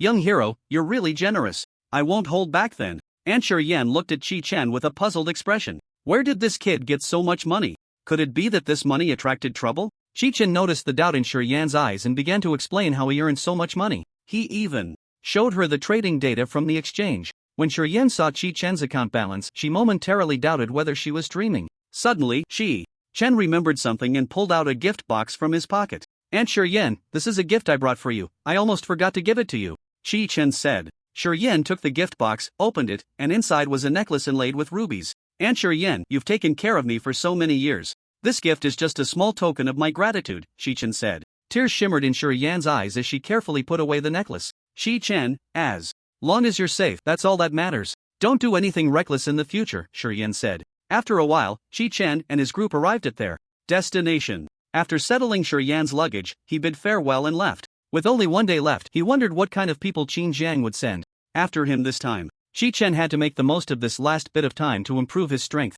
As dawn broke, Shi Chen sent a message to Xia Kiki. Are you there? When you wake up, let's go out and do a dungeon. Not long after, Shi Chen received a reply from Xia Kiki. Let's go. Which dungeon do you want to do? After receiving Xia Kiki's message, Shi Chen searched for dungeon information on his phone. After weighing his options, Shi Chen chose to tackle the Supreme Tower. Let's go to the Supreme Tower. Shi Chen sent a message to Xia Kiki. The Supreme Tower? Shi Chen, are you addicted to doing dungeons above your level? Xia Kiki replied. The recommended entry level for the Supreme Tower was above level 60, with the highest level monsters in the area reaching level 70. After receiving Xia Kiki's confirmation text, Shi Chen set off immediately for the Supreme Tower. Shi Chen arrived at the Supreme Tower first. The entrance to the dungeon was packed with people, bustling with activity. Many merchants sat on the ground, laying out carpets to sell various combat supplies. Shi Chen leaned against a large tree to rest while waiting for Xia Kiki. He gazed up at the towering Supreme Tower, a mysterious aura enveloping its peak. The Supreme Tower had a total of 120 floors, and after clearing every 20 floors, one could be directly teleported to the latest area. The reason the dungeon is designed this way is that no one has been able to clear the Supreme Tower on their first attempt. After a while, Xia Kiki finally arrived. Silly, hurry up and take me to the dungeon. Xia Kiki quietly approached Shi Chen from behind and gave his shoulder a hard slap. Shi Chen was startled. Xia Kiki, you scared me to death. Let's go, we need to hurry. The two walked towards the dungeon entrance when a merchant stopped them. Come buy some supplies. The Supreme Tower is extremely dangerous, and there are no supplies in the dungeon, the merchant said. If you want to climb high, these supplies are essential. Thank you, but we don't need any, Shi Chen replied. He was most annoyed by these pushy merchants and pulled Xiaokiki away directly. "Oomph, not buying. Supplies, acting all high and mighty now. Just wait and see how you'll fare later," the merchant mocked. Chi-Chen and Xiaokiki stepped into the teleportation array of the dungeon and entered the Supreme Tower. From the first to the 20th floor of the Supreme Tower, the main monsters were juvenile dragon beasts. As soon as Chi-Chen and Xiaokiki entered the dungeon, they saw several juvenile dragon beasts wandering ahead. "Chi-Chen, what should I do for this dungeon?" "Run?" Xiaokiki asked. Chi-Chen smiled slightly. "Just make sure to stay behind me. Your level is low, and you'll die if a small monster touches you." After saying that, Chi-Chen activated his multiple blood clones and 5 blood clones charged forward, leaving Xiaokiki in awe. "What are you standing there for? Hurry up and follow." Chi-Chen turned back and said to Xiaokiki. Only then did Xiaokiki come to her senses and followed behind Chi-Chen. The 5 blood clones cleared the way, and the juvenile dragon beasts didn't last a second, posing no threat at all. On the first floor, Chi-Chen cleared everything in less than 20 seconds. "Chi-Chen, what level is your panel at?" Xiaokiki asked. "If I tell you, you have to keep it a secret," Chi-Chen said. Xiaokiki nodded repeatedly in agreement. Chi-Chen leaned in close to Xiaokiki's ear and whispered a string of numbers. Upon hearing that long string of numbers, Xiaokiki's pupils shook. Her expression was exactly the same as Chi-Chen's when he heard the requirements to unlock the VIP trading exchange. Chi-Chen patted Xiaokiki on the back. "Stop being dazed, let's keep going up." Chi-Chen breezed through, and in less than 10 minutes, he and Xiaokiki reached the 20th floor of the Supreme Tower. This meant they were about to face the first boss. After hearing about Chi-Chen's panel attributes, Xiaokiki felt no fear facing the monsters in the dungeon. Now, running the dungeon felt as mundane as taking a walk, and fighting monsters was just a formality. After finishing the formality, their levels shot up. The boss on the 20th floor, the Dragon Warrior, made its entrance amidst a thunderstorm. As soon as it appeared, Chi-Chen's blood clone instantly slashed the Dragon Warrior down. "I got up, and it was a one-hit kill." At this rate, clearing the Supreme Tower in one go would be no problem. If successful, it would mean Chi-Chen would be the first person ever to clear the Supreme Tower on their first attempt. Chi-Chen and Xiaokiki continued to ascend the Supreme Tower, unaware that danger was already looming. Above the clouds, at the highest level of the Supreme Tower, a strange lightning bolt struck down. A bizarre stone pillar pierced the top of the Supreme Tower. Just then, a small team arrived at the highest level of the Supreme Tower. One of them was a dark mage, and the other was a guardian. "Finally, after almost half a year, we are about to clear the Supreme Tower," the dark mage exclaimed excitedly. The guardian nodded with a smile. They were sure that their remaining supplies would be enough to defeat the final boss, the Supreme Lord. The two stepped onto the stairs, heading for the 120th floor of the Supreme Tower. Deep Abyss mode activated. All monsters in the Supreme Tower gain enhancements. Boss Supreme Lord receives massive boosts. "What?" The dark mage and the guardian looked at the chaos before them, sinking into deep unease. The next moment, their screams echoed out. On Chi-Chen and Xiaokiki's side, they received the same prompt indicating the dungeon had been corrupted. "Ah, Chi-Chen, what do we do? The dungeon has been corrupted again," Xiaokiki exclaimed in terror. Chi-Chen remained remarkably calm. "What's there to panic about? Even if the difficulty of the monsters in the dungeon has increased, they can still be one-shot, right?" In fact, upon seeing the system prompt about the dungeon's corruption, Chi-Chen felt a bit pleased. The higher the monster's attributes, the stronger he would become, and the rewards for clearing the dungeon would be greater. What's not to like? Chi-Chen's blood clone had just slain a young dragon beast, and he immediately checked the attribute changes. Killed. A level 60 young dragon beast gained 16,000 health points. Goodness, just as in the thunderous Lauren forest before, the attributes of ordinary monsters had doubled after corruption. Even with the attributes doubled, they were insignificant in front of Chi-Chen's abnormal stats. The blood clone continued to forge ahead, while Chiu Feng and Xiaokiki leisurely followed behind. Unbeknownst to them, Chi-Chen's level had already reached 45, his health points had climbed to 3.2 million, and his attack power had reached 320,000. After pushing through, Chi-Chen and Xiaokiki arrived at the 40th floor of the Supreme Tower. The second boss of the Supreme Tower was about to make its appearance. Chi-Chen's blood clones were already on high alert, and a stone statue rose from the ground before them. Stone Golem, level 63, Abyssal Enhancement Mode, health points 400,000. The moment the Stone Golem's health bar lit up, the blood clones launched their attacks, and the Stone Golem turned completely golden, resisting Chi-Chen's strikes. What was supposed to be a few quick kills turned into dozens of strikes without the Stone Golem shattering. "Chi-Chen, something's not right. Why isn't the Stone Golem dead yet?" Xiaokiki worriedly asked.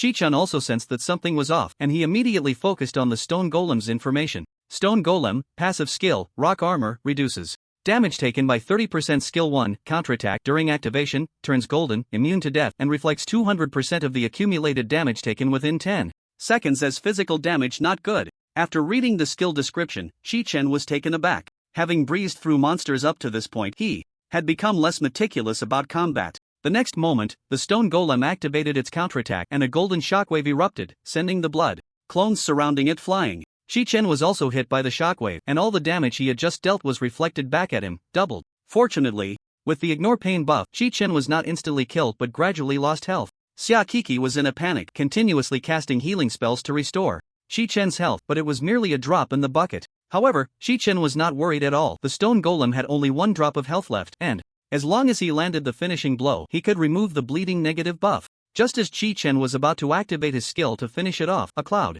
of smoke dispersed, and the stone golem transformed into 5. This was the stone golem's second skill, illusion form. Illusion form automatically triggers when health is reduced to 1 point, creating 4 clones. If a clone is defeated, the main body restores 25% of its maximum health. Shi-Chen was stunned, so as long as he didn't kill the clones, this guy could infinitely heal itself. For Shi-Chen, there was no time to hesitate. His health was continuously dropping. After thinking for a moment, he decided that since it was all a gamble, he could not possibly fail. Blood exchange, activate. Shi-Chen consumed 10% of his maximum health, which was not a small amount for him at this moment. However, at a critical moment, preserving life is paramount. The lost health can be replenished later. Shi-Chen drew out the Demon Abyss Blood Sword and rushed straight towards the stone statue demon at the center. After activating blood exchange, Shi-Chen had a premonition that the stone statue demon in the middle was the main body. Without hesitation, Shi-Chen struck down with a single blow, and indeed, this stone statue demon was the main body. Defeated the Supreme Tower boss, Stone Statue Demon, gained 800,000 experience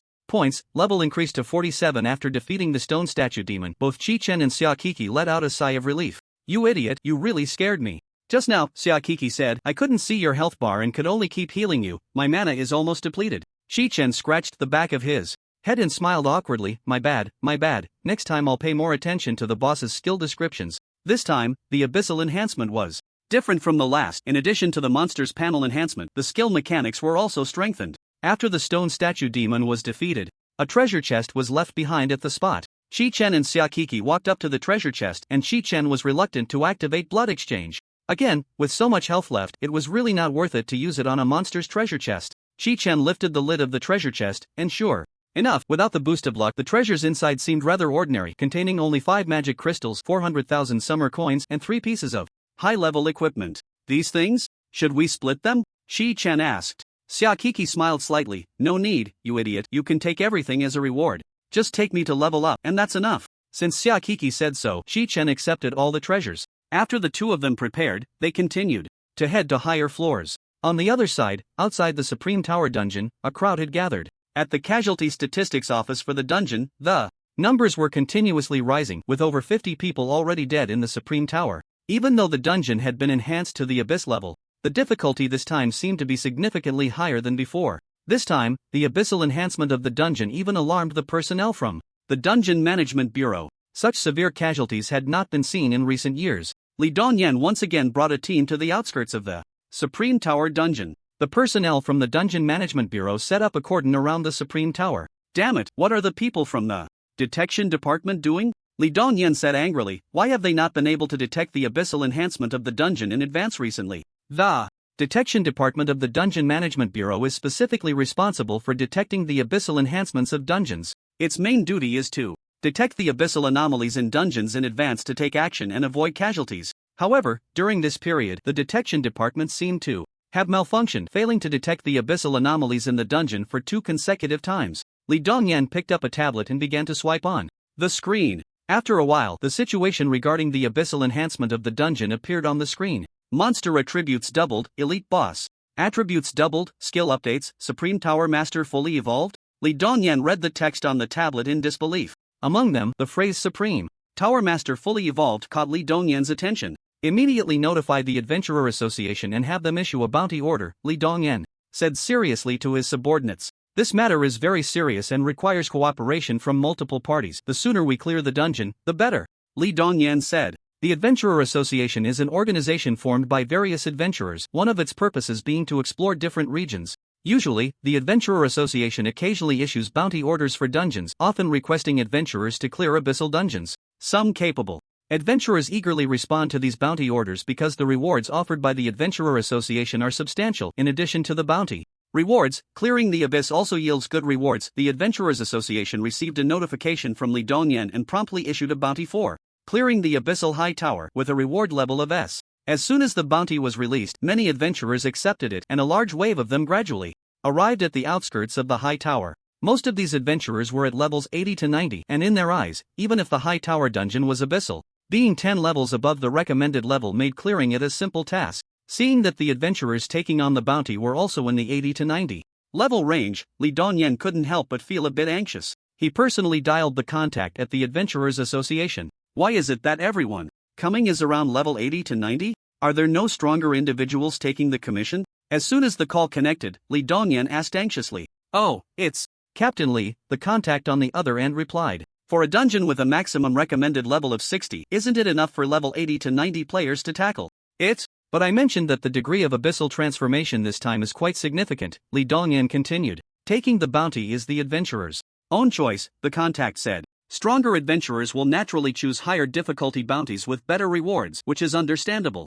But Li Dongyan was about to speak when he was interrupted by the voice on the other end. Don't say anything more, Captain Li. I guess you want us to increase the reward for this bounty, right? The contact said. Sorry, we're not a charity organization. We have no obligation to do that. With that, the call was abruptly ended. Damn it! Li Dongyan cursed. At this point, he could only trust his subordinates and the adventurers who had accepted the bounty to come and fight. Meanwhile, Chi-chan and Xiaokiki continued to ascend to higher levels of the high tower. The two reached the 41st floor, and after the 40th floor, the ordinary abyssal monsters were no longer the young dragon beasts but rather level 55 light source knights. As soon as they stepped into the dungeon room, several light source knights appeared before them. These knights were clad in armor which contained a stream of golden light. Once the armor was shattered, the light would naturally disperse. Chi-chan unleashed the soul-devouring hand, quickly grabbing hold of one light source knight. Seeing this, the other light source knights charged at Chi-chan and Xiaokiki. In the next moment, the soul-devouring hand crushed the armor of the captured light source knight, causing the light within to scatter. The overflow damage directly hit the other approaching light source knights, shattering their armor in an instant and sending light flying everywhere. Light source knights? Sounds impressive, but they're really not that tough, Chi-chan muttered. Although the small monsters had changed, they posed little threat to Chi-chan. Having experienced the battle with the stone statue demon, Xiaokiki was quite vigilant. You fool, don't underestimate any monster, Xiaokiki reminded him. This abyssal dungeon feels very unusual. Chi-chan rubbed Xiaokiki's head. I know, I'll be careful. The two continued to push through the dungeon, engaging in a fierce battle, and Chi-chan reached the 60th floor. This also meant that he was about to face the next boss. This time, Chi-chan was extremely cautious. He didn't summon his blood clone for a surprise attack but instead took up the demon Abyss Blood Sword himself, proceeding with care. Xiaokiki stood behind Chi-chan, holding her staff. Although she knew she wouldn't be of much help, she still wanted to contribute in any way she could. Xiaokiki never expected that one day, as a mythical class profession, she would find herself unable to assist in battle. A chaotic portal gradually unfolded before Chi-chan and Xiaokiki. A hideous, jet-black giant octopus squeezed out from the chaotic portal. Evil Octopus, level 65, health 50,000. Evil Octopus that can infinitely split. Specific defeat method unknown this time. Chi-chan cautiously read the boss's prompt information in advance. Can infinitely split? Defeat method unknown? Chi-chan wondered. Let's try attacking first. Chi-chan swung the blood chi blade forward, slicing towards the evil octopus. The evil octopus was cut in half by Chi-chan's blood chi blade. With that strike, its health hit rock bottom. But the next second, the evil octopus split into two. The combined size of the two evil octopuses was the same as before the split, and their health was just as high. As expected, just like the system prompt said, this octopus automatically splits when killed, Chi-chan thought. What should I do about the specific defeat method? With this in mind, Chi-chan decided to try several different approaches to attempt to kill. However, before Chi-chan could launch his next attack, the two evil octopuses instead launched an attack on him. The two evil octopuses spun rapidly towards Chi-chan and Xiaokiki, creating a whirlwind of sand and tearing the ground apart. Damn it! Chi-chan shouted, swiftly striking down the two attacking evil octopuses, slicing them into 4 pieces, which scattered in all directions. The fragments of the evil octopus on the ground gradually morphed, splitting into 4. Chi-chan now felt it was quite troublesome. The more the evil octopuses split, the more attacks he would have to face. The 4 octopuses charged at Chi-chan once again, leaving him with no choice but to slice them all apart with a few more strikes. Now, the 4 octopuses had split into 8. Each time he killed one, the number of octopuses doubled, and if this continued, the quantity would soon become unimaginable. Seeing the number of evil octopuses increasing, Chi-chan felt that he could hardly cope alone. so he split off a blood clone to assist in the battle. Xia Kiki, from the back, provided Qi Chen with buffs. The more he killed, the more the evil octopuses multiplied, and their size shrank. As they got smaller, they became harder to deal with. Several evil octopuses clung to Qi Chen's blood clone, releasing neurotoxins. Qi Chen's health gradually decreased, but each kill refreshed the effect of ignore pain, and combined with the lifesteal effect, his overall health didn't drop much. Qi Chen's blood clones surrounded Xia Kiki, while Qi Chen could endure the attacks from the evil octopuses. Xia Kiki could not. Qi Chen, why not try using fire to attack? Xia Kiki suddenly suggested. Using fire to attack? Qi Chen questioned. The nerve. Centers of the octopuses are spread across their skin. If we burn their skin completely, we might be able to stop the octopuses from splitting. Xia Kiki explained. That makes sense. After hearing Xia Kiki's explanation, Qi Chen pondered for a moment. However, he currently had no fire element attacks and had no way to cast one. Just then, flames ignited on the weapons of Qi Chen and his blood clones. What is this? Qi Chen exclaimed in surprise. He turned to see that it was Xia Kiki casting the buff skill Elemental Empowerment. Elemental Empowerment adds any type of elemental attack effect to the target, lasting for 5 minutes. Go for it, Qi Chen. Xia Kiki shouted. Qi Chen smiled slightly and swung the burning demon abyss blood sword in his hand. In an instant, the surroundings turned into a sea of fire, and the aroma of roasted octopus filled every corner of the air. After being scorched by the flames, the evil octopuses indeed stopped splitting. In a short time, Qi Chen eliminated the swarm of evil octopuses. The evil octopus continued to split, allowing Qi Chen to grind his attributes to his heart's content. Qi Chen opened his status bar to check his panel. Upon seeing it, Qi Chen was taken aback. Name Qi Chen, class Crimson Abyss Demon, level 47, health 4.58 million, attack power 458000, defense 4, 392, movement speed 1.0. Unknowingly, Qi Chen had gained nearly 1.5 million health points by continuously defeating the evil octopus. After defeating another boss, an abyss treasure chest appeared before Qi Chen and Xia Kiki. Qi Chen opened the chest, which contained 300,000 summer coins, some imprint stones, and 6 pieces of high-level equipment, including one rare-grade item. Qi Chen picked up the rare-grade equipment from the chest to examine it. Boots of virtual bamboo, rare-grade shoes, special effect after equipping, jump power plus 50%. Qi Chen glanced at it and thought it seemed useless, but he could jump higher now. After sacrificing the boots of virtual bamboo, Qi Chen collected the other supplies from the chest, and the two continued to advance to the higher levels of the Supreme Tower. Meanwhile, Li Dongyan was outside the Supreme Tower, keeping track of the dungeon's progress. Now, dozens of players were resting in place after clearing the current floors. Challenges. Besides the dungeon management soldiers and the adventurers who accepted the bounty, only 4 teams were still pushing forward to the higher levels of the dungeon. Li Dongyan checked the status of these advancing teams. 2 of the teams were nearly out of supplies, while 1 team still had half of theirs left. As for the last remaining team, they had run out of supplies. No supplies and still pushing forward, one at level 47 and the other only level 35? Are they trying to get themselves killed? Li Dongyan was extremely anxious and immediately clicked on the detailed information of this small team. To check. Qi Chen? Xia Kiki? Why are they at it again? A cold sweat dripped down Li Dongyan's forehead. These two had cleared the abyssal version of Thunderous Lauren Forest on their first attempt at a dungeon, already an extraordinary feat. It had only been a few days, and they were now facing the abyssal version of the Supreme Tower. Wait, their leveling speed is just too outrageous, right? Li Dongyan noticed Qi Chen and Xia Kiki's levels and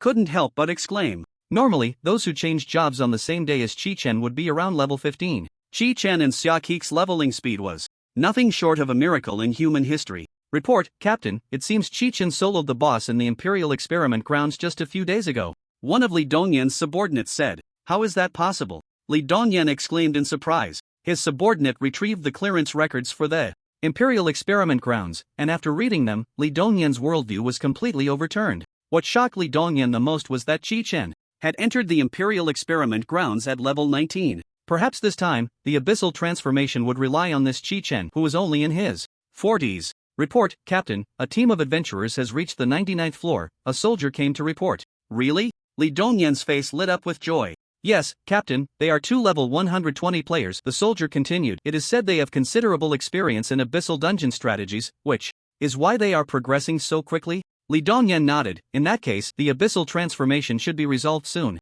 I didn't expect such fast progress. Our own team has only reached the 46th floor. Come, broadcast the battle footage of that team, Li Dongyan said with delight. The screen switched to show the battle footage of the team that had reached the 99th floor. In the footage, a mechanic and a magician were wreaking havoc among the monsters. The mechanic activated his skills, and several self-destructing robots were created. The robots lunged at the light source knights, and a violent explosion erupted, instantly defeating several of the knights. The magician was not to be outdone, chanting incantations and activating skills. A magic circle appeared on the ground, and all light source knights stepping into it found their armor shattering in an instant. In no time, the two had cleared all the monsters on the 119th floor. Their battle could only be described as art. The coordination of their skills was incredibly smooth, leaving the light source knights with no chance to approach them. Watching the battle unfold between the mechanic and the magician, Li Dongyan gradually felt reassured. These two, whether in level or combat experience, were highly reliable. With them around, they would surely be able to breach the Abyssal High Tower's 120th floor.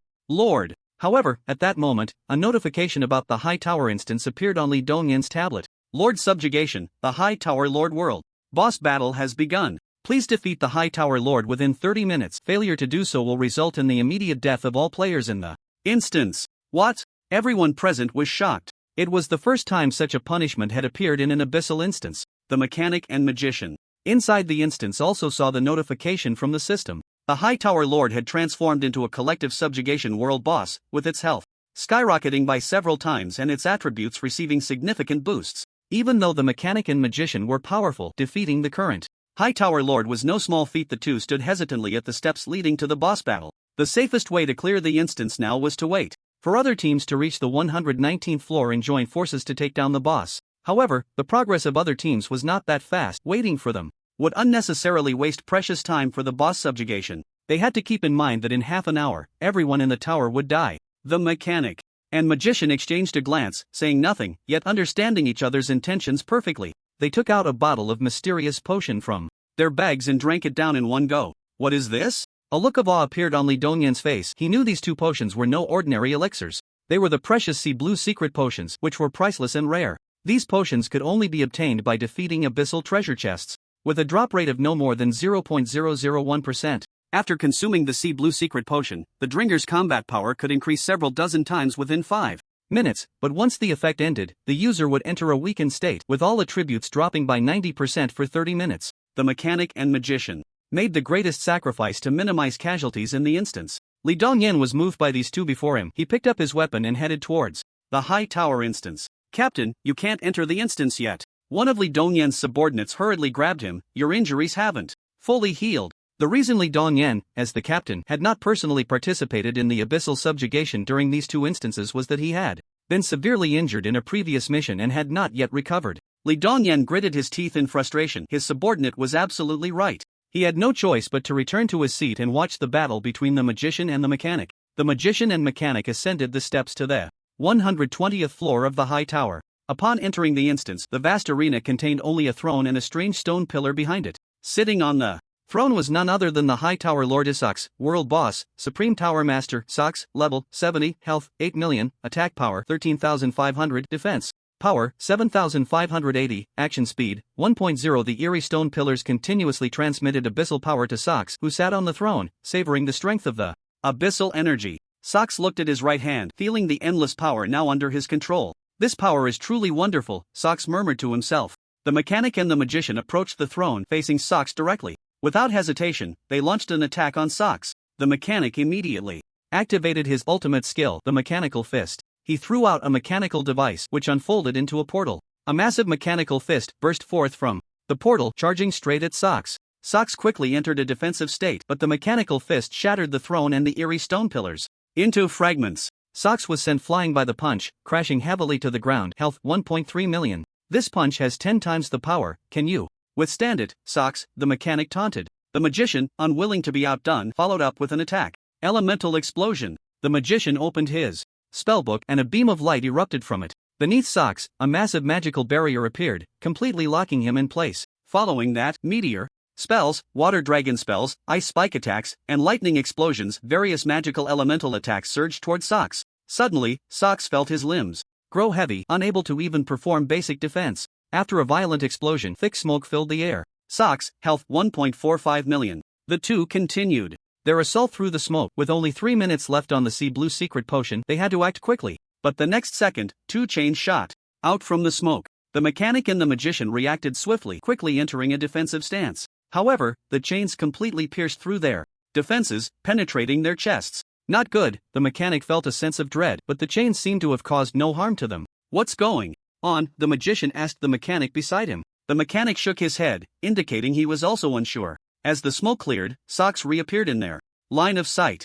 How is this possible? Li Dongyan, who was watching the battle, exclaimed in disbelief. Socks's attributes had significantly increased. Although the chains had not harmed the mechanic and the magician, 50% of their attributes had been absorbed by Socks. This was a tenfold enhancement of attributes. Gritting their teeth, the mechanic and the magician continued their assault on Socks. A lightsaber formed in Socks's hand, and with a swing, a blade of energy shot toward the mechanic and the magician. Their attacks clashed, but it was clear that Socks's attacks were superior. In the next moment, the mechanic and the magician were sent flying. This is bad. Li Dongyan slammed his fist onto the table. The situation had instantly reversed, tipping in Socks's favor. The mechanic and the magician quickly got back on their feet. With little time left on the sea blue secret potion, they had to act fast, even if the odds were against them. Their attacks continued to intertwine, but Socks's attack power had already surpassed the combined total of the mechanic and the magician, with only Socks's attacks relentlessly coming. At this rate, it was only a matter of time before the mechanic and the magician fell.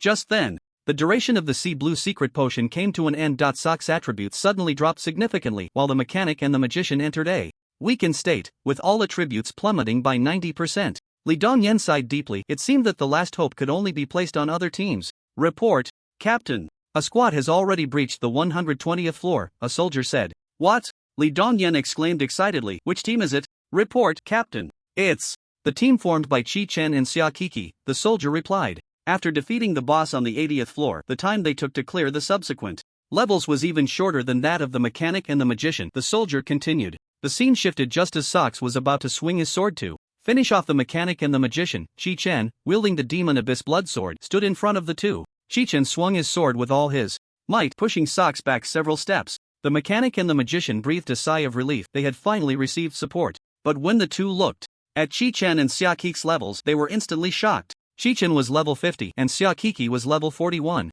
This place is too dangerous. It's not a place for the two of you, the mechanic urged anxiously. Anan, don't worry too much, the magician said, although their levels are a bit low. Haven't you noticed that they made it here too? The mechanic paused for a moment, quickly thinking in his mind, and felt that the magician had a point. So far, apart from the two of them, these were the only ones who could reach the 120th floor. This meant that Chi Chen and Xia Kiki's strength was greater than that of others. In this dungeon, Xia Kiki, come behind me, Chi Chen said. Xia Kiki moved behind Chi Chen, her angelic wings unfurling as she readied her staff for battle. Socks smiled slightly. The final target has finally arrived. In the next second, Socks extended chains from his hands once more. Chi Chen and Xia Kiki instinctively tried to dodge, but found that the chains, just like before, pierced through their chests. Strange, this chain penetrated my chest, but it doesn't hurt at all, Chi Chen said. You scared me. I couldn't shake it off just now, Xia Kiki sighed in relief. Be careful. Once linked to this chain, Socks will steal half of your attributes, the mechanic warned. Upon hearing this, Chi Chen's expression turned grim. He currently had 5.3 million health points and 530,000 attack power. This meant that Socks' maximum health would directly increase by 2.65 million, and his attack power would surge by 265,000 points. In the next second, Socks, who had only half of his health bar left, instantly replenished 2.65 million health points. Li Dongyan, who was observing the battle, spat out a mouthful of old blood. The only two words in his mind were, heaven-defying. Xia Kiki's attributes were observable. Her panel was normal, fitting for a level 41 mythical class. This meant that the one with the heaven-defying panel was Chi Chen. How does he have so much health and such high attack power? Li Dongyan and the soldiers watching the footage couldn't believe it. Even the mechanic and the magician on the battlefield were stunned. The magician patted Chi Chen on the shoulder. Kid, did you also take the sea blue secret medicine? The magician asked. What is that? Chi Chen asked, looking confused. Seeing Chi Chen's bewildered expression, the magician confirmed that Chi Chen genuinely didn't know what it was. Socks had no time to listen to their idle chatter. He flew into the sky and then dove down towards Chi Chen and the others. Chi Chen rushed forward to parry, and after absorbing half of Chi Chen's attributes, Socks was barely able to withstand Chi Chen's attack. The blades of the two were locked in a stalemate, and in the next second, Chi Chen exerted force and directly severed the light sword in Socks' hand. Chi Chen's fierce slash struck Socks' chest, sending him staggering back several steps. Socks' health, 470,000. Realizing he couldn't achieve a violent breakthrough, Socks turned to unleash his skills for an attack. Energy gathered at Socks' chest, and in the next moment, it burst forth. This was Socks' skill, Energy Incline, capable of dealing 500% damage directly to the target. Xiaokiki, standing behind, applied a 40% damage increase buff, wishing blessing, to Chi-Chen, maximizing his state. As the energy poured toward him, Chi-Chen swung out a blood chi blade. The blood chi blade he unleashed suppressed the energy rushing from Socks. The blade hit Socks, instantly knocking off over a million health points, putting him into a stiffened state. In the next moment, Chi-Chen created over a dozen of his blood clones. Taking advantage of Socks's moment of stiffness, the soul-devouring hand was unleashed in succession. Socks was caught by the soul-devouring hand, unable to move, while Chi-Chen and the other blood clones frantically attacked him. As one soul-devouring hand ended, the next one followed immediately. After evolving into multiple blood clones, Chi-Chen could seamlessly connect and unleash the soul-devouring hand. The mechanic and the magician beside them were dumbfounded, not expecting such a play. Xiaokiki remarked that she was no longer surprised. Socks's health plummeted. Despite having gained half of Chi-Chen's health, he couldn't withstand such a beating. In just a minute, Socks's health dropped from nearly 80% to almost 20%. The outer layer of his armor gradually fell away, revealing the bulging muscles beneath. Socks's muscles turned a vivid red, and the soul-devouring hand gradually lost its binding ability. Chi-Chen sensed something was off. He immediately pulled back to create distance and dispelled his blood clones to avoid AoE damage. In the next moment, Socks's body rapidly expanded several times, growing into a 5-meter-tall giant. Socks' final stage, immune to all control and negative effects, attack power increased by 300%. Chi-Chen's brows furrowed. With a 300% increase in attack power, he couldn't guarantee a stable counterattack anymore. Socks slammed down onto the ground, causing the entire Supreme Tower to tremble. A powerful shockwave radiated from Socks's center. This shockwave had no blind spots. Based on Socks's current attack power, anyone hit, except for Chi-Chen, would undoubtedly die.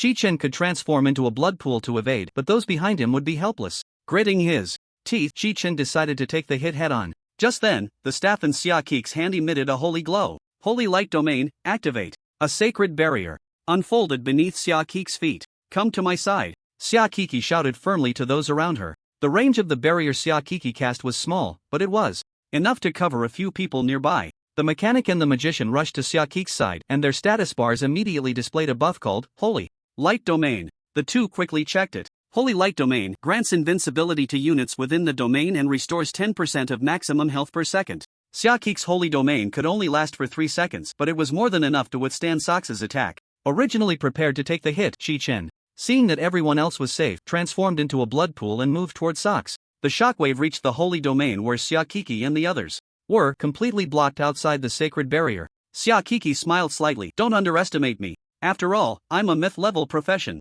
After the shockwave ended, the Holy Domain cast by Xiaokiki was also lifted. Although it lasted only 3 seconds, it was enough to protect everyone's lives. Chi-Chen, transformed into a pool of blood, had already arrived beneath Socks. Standing on this pool of blood, Socks felt as if his feet were being burned by flames. Damn it! Socks endured the pain and forcefully jumped back to create distance. The blood pool state of Chi-Chen ended. He picked up the Demon Abyss Blood sword, fully unleashing his berserk state, and swung a blade of blood energy. In his rage state, Socks swung his hand vigorously, completely neutralizing Chi-Chen's blade of blood energy. Chi-Chen frowned tightly. Socks's attack power in his rage state was simply too high, and he had to find a way to maneuver around it. Socks roared as he charged at Chi-Chen, extending his heavy fist and smashing down towards him. Chi-Chen couldn't withstand Socks's attack head-on. He had to dodge. Socks's fist slammed heavily into the ground, sending another shockwave spreading out, but this shockwave was not as powerful as the last one. Chi-Chen dodged the heavy punch but couldn't avoid the shockwave. The intense shockwave knocked Chi-Chen to the ground, causing him to lose nearly 700,000 points of health. In their direct confrontation, Chi-Chen gained no advantage at all. Realizing this, Chi-Chen activated his blood clones, creating dozens of them. Chi-Chen's blood clones attacked Socks from different directions. Socks was caught off guard just as he defeated one of Chi-Chen's clones. The next moment, he would be attacked from behind, his left arm, and his right arm by the blood clones. Although Chi-Chen's tactic was effective, his attack power was also diluted among the clones, making it less efficient. For every blood clone that was defeated, Chi-Chen's health would decrease correspondingly. With only 5 minutes left to clear the level, this approach was not sustainable. Just then, a dense sound of footsteps appeared on the stairs behind Chi-Chen. He turned to look, and the expedition team from the army was gradually arriving at the 120th floor. You've worked hard, now, let's fight together, said the leader of the army. The army's expedition team, consisting of 6 groups and a total of 12 people, launched an attack on Socks. After entering his berserk state, Socks could no longer use the chains to steal attributes. Facing the righteous mob of people, he could only grit his teeth and engage. With the support of the army, Socks's attention was significantly diverted, and Chi-Chen felt much more relaxed. Shi Chen took the opportunity to dismiss the blood clones. With little time left, it was time to attack with full force. Sox was overwhelmed by the group assault, barely holding on. He was now left with only a sliver of health, reaching the point where Chi Chen could deliver a killing blow. Just as Chi Chen was about to strike to finish off Sox roared, knocking the people around him away while simultaneously generating a barrier that would cause massive damage if anyone tried to break through. Sox decided to charge up for another attack, preparing for another earth-shattering blow. "Oh no, he's about to charge up again," shouted the mechanic. A soldier from the army attempted to force his way through the barrier. As soon as he stepped inside, he was instantly knocked back, spitting blood and collapsing to the ground. Saikiki also felt extremely anxious. Her holy domain did not cover such a large area and could not protect so many people. At that moment, Shi Chen charged forward. He activated his blood pool state, allowing him to move unharmed to Sox's feet to deliver the killing blow. But as soon as Chi Chen entered Sox's barrier, he felt a powerful resistance. Under this immense resistance, Chi Chen found it impossible to move an inch. "This is bad," Chi Chen thought to himself. "At this rate, I won't be able to get close to Sox before the blood pool duration ends. In that case, I can only withstand it." The blood pool state of Chi Chen ended, returning him to human form, but he did not give up, slowly walking towards the direction where Sox was. Although Sox's barrier could inflict significant damage on Chi Chen, he had the passive effect of ignore pain, which meant that for the time being, it wouldn't be enough to kill him. As Chi Chen forcibly broke through the outer layer of the barrier, he felt a pain all over his body as if being cut by knives. From his fingertips, cuts began to appear one after another. These wounds grew deeper, and blood continuously flowed from them. From a distance, Chi Chen had completely transformed into a blood man. Seeing Chi Chen suffer such pain, Saikiki felt very sad. She continuously cast skills to restore Chi Chen's health, though it was merely a drop in the bucket. Sox looked at Chi Chen, who was approaching him step by step, with an expression of disbelief. How is this possible?" Sox exclaimed in shock. He actually managed to break through the barrier? Sox was still charging his power. If he cancelled it midway, all his efforts would be in vain. Chi Chen's health bar was rapidly depleting, yet he felt no pain, because he had already reached Sox's front. "Die!" Chi Chen roared, slashing at Sox with his sword. This furious strike from Chi Chen directly cleaved Sox in two. "Impossible!" Sox let out his final wail. "With such powerful strength, I actually was defeated?" Supreme Tower Lord Sox has been killed. Supreme Tower Abyssal Transformation released. After Sox was defeated, the barrier he created was also lifted. "Chi Chen!" Saikiki shouted, rushing towards Chi Chen, while the others hurried to check on his injuries. In everyone's eyes, with such injuries, Chi Chen was surely on the brink of death. Chi Chen knelt on the ground, one hand gripping the demon abyss blood sword, struggling to support his body. His body was covered in deep wounds, which continued to bleed profusely. Despite his severe injuries, a faint smile appeared on Chi Chen's face. Suddenly, the deep wounds on his body healed instantly, and the blood covering him evaporated in an instant. After completing the kill, the debuff caused by ignore pain was purified, and his injuries healed in a moment. Chi Chen slowly stood up, feeling reborn. The group rushing towards Chi Chen was momentarily stunned by this scene. What's going on? Li Dongyan, who was watching the battle, also felt a deep sense of disbelief. Saikiki slowly moved in front of Chi Chen, looking at him with concern. "Chi Chen, are you okay?" Saikiki asked worriedly. "Saikiki, what are you talking about?" Chi Chen looked at Saikiki and said casually, "I've never felt better." After defeating Sox, Chi Chen's level suddenly rose to level 53. The most important point was that after killing Sox, Chi Chen had seized Sox's health points. Sox's previous stealing chain had taken half of Chi Chen's health as well as half of the health of the mechanic and magician, which had been multiplied by 10. Adding Sox's own health, it totaled over 10 million points. With this kill, Chi Chen took all of that health, and his health points skyrocketed to an exaggerated 15 million, several times more than before. The Supreme Tower Raid. Chi Chen initially had no great expectations for this raid. He just hoped to increase his attributes as much as possible on the last day before the duel. But unexpectedly, the Supreme Tower suddenly transformed into an abyss, and Chi Chen's attributes surged significantly. Thinking of this, Chi Chen satisfiedly opened his attribute panel to check. Name, Chi Chen, occupation, Crimson Abyss Demon, level, 53, health, 15.3 million, attack power, 1.53 million, defense power, 5289, action speed, 1.0. After reviewing his stats panel, Chi Chen smiled slightly.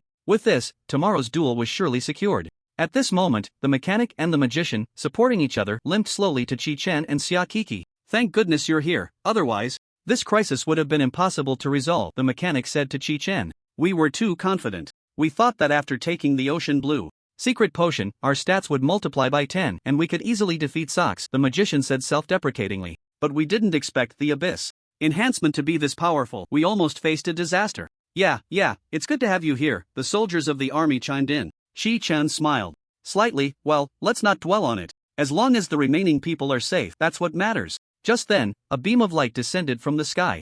Everyone looked towards the light, and as it slowly faded, a huge treasure chest appeared before them. The reward for clearing the level had finally arrived.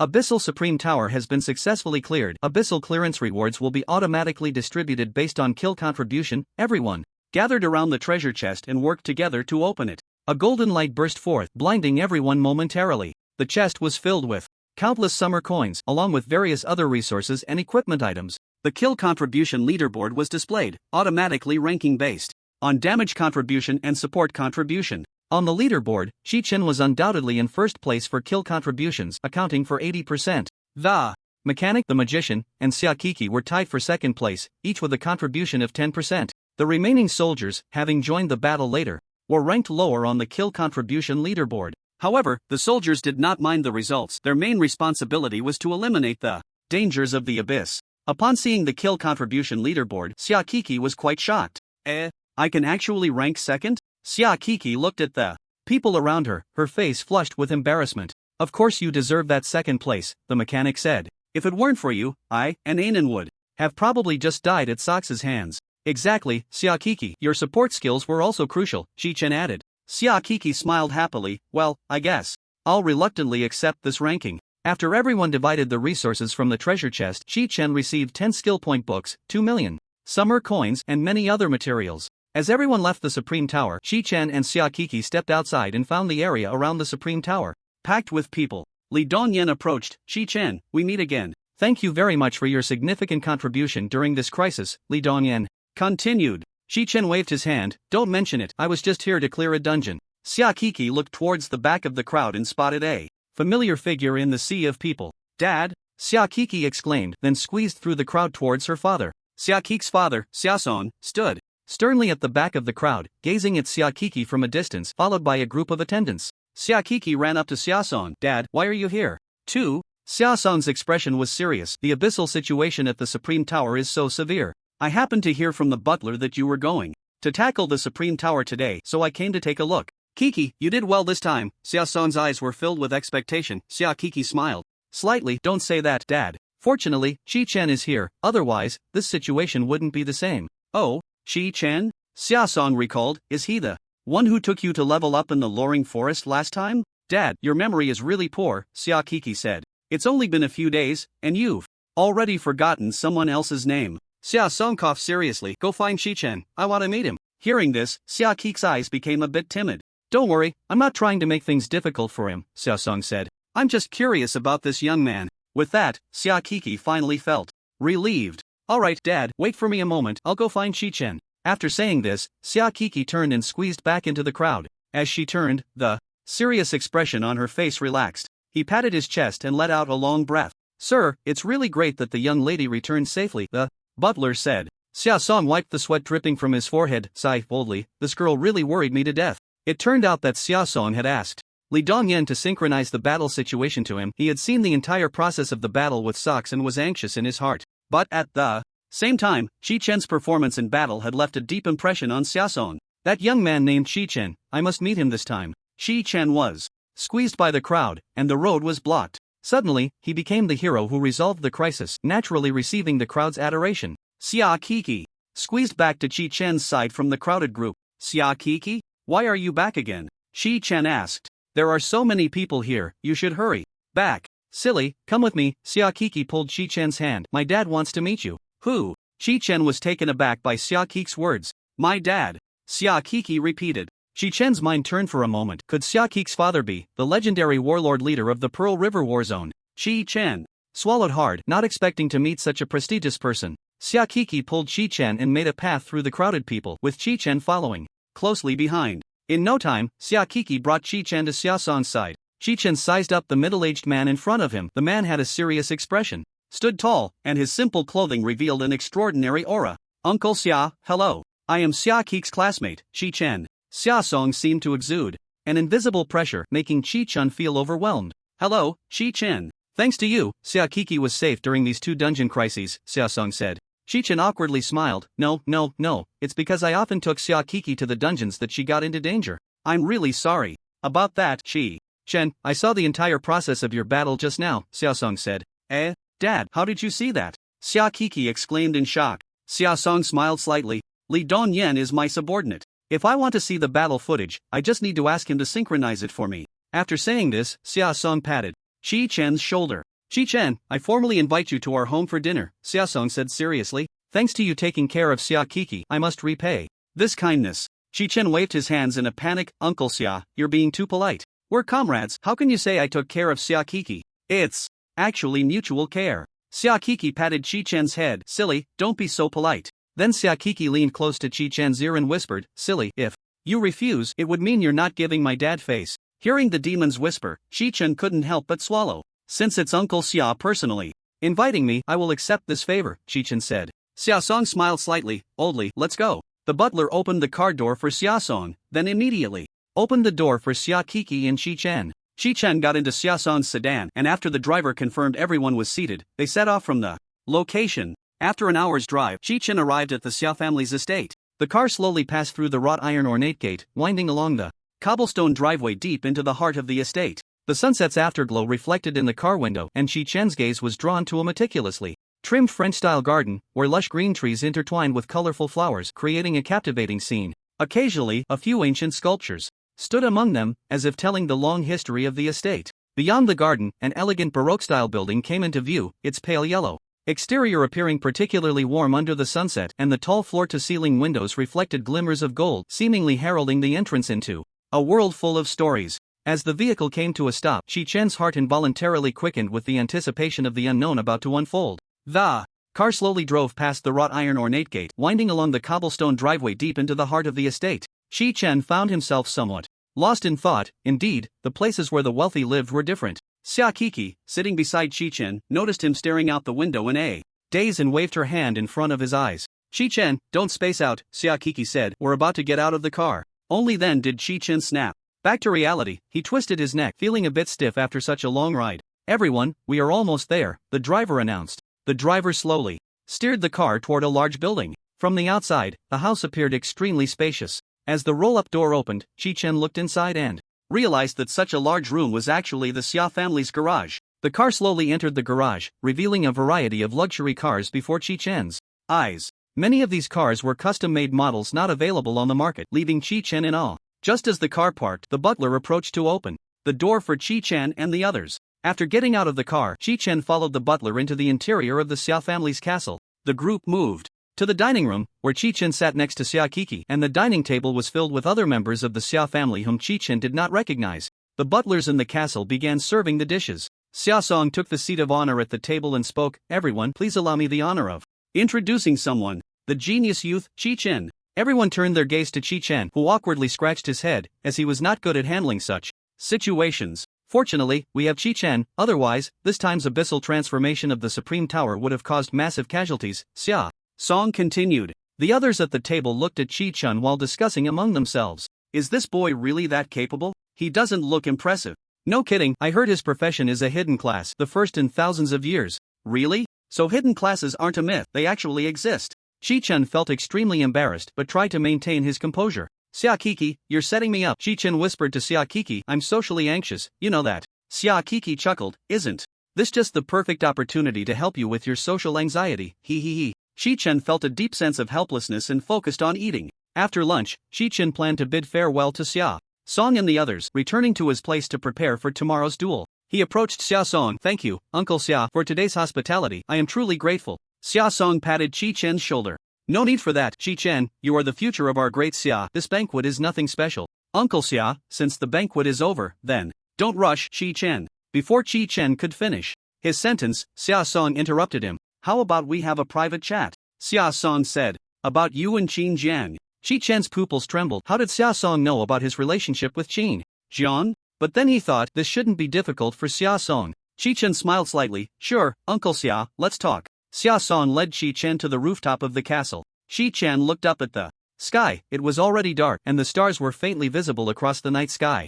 A few days ago, those assassins on the highway, you killed them all, right? Xia Song said. Chen was shocked. He didn't expect Xia Song to know about this too. Yes. At this point, Chen had no intention of denying it. Relax. Xia Song noticed Qi Chen's tension. This matter is not your fault. It was his son who started it first and you killed him with one strike. He brought it upon himself. Qi Chen breathed a sigh of relief. Exactly, that guy named Xin Zhang even tried to recruit me before. Qi Chen, you need to be careful, Xia Song said. Tomorrow's duel, that guy Qin Jiang will definitely bring a lot of capable people to deal with you. Qi Chen smiled slightly. Don't worry, Uncle Xia, no matter how many come, I will defeat them one by one. Qi Chen's eyes were filled with confidence, and seeing that confidence, Xia Song's worries eased a bit. Qi Chen, let me lend you a hand in tomorrow's duel, Xia Song said. Ha! Qi Chen was quite surprised. Uncle Xia, are you going to participate personally? Xia Song chuckled. It's unlikely that I will personally take the stage. However, I can provide you with a set of equipment, Xia Song said.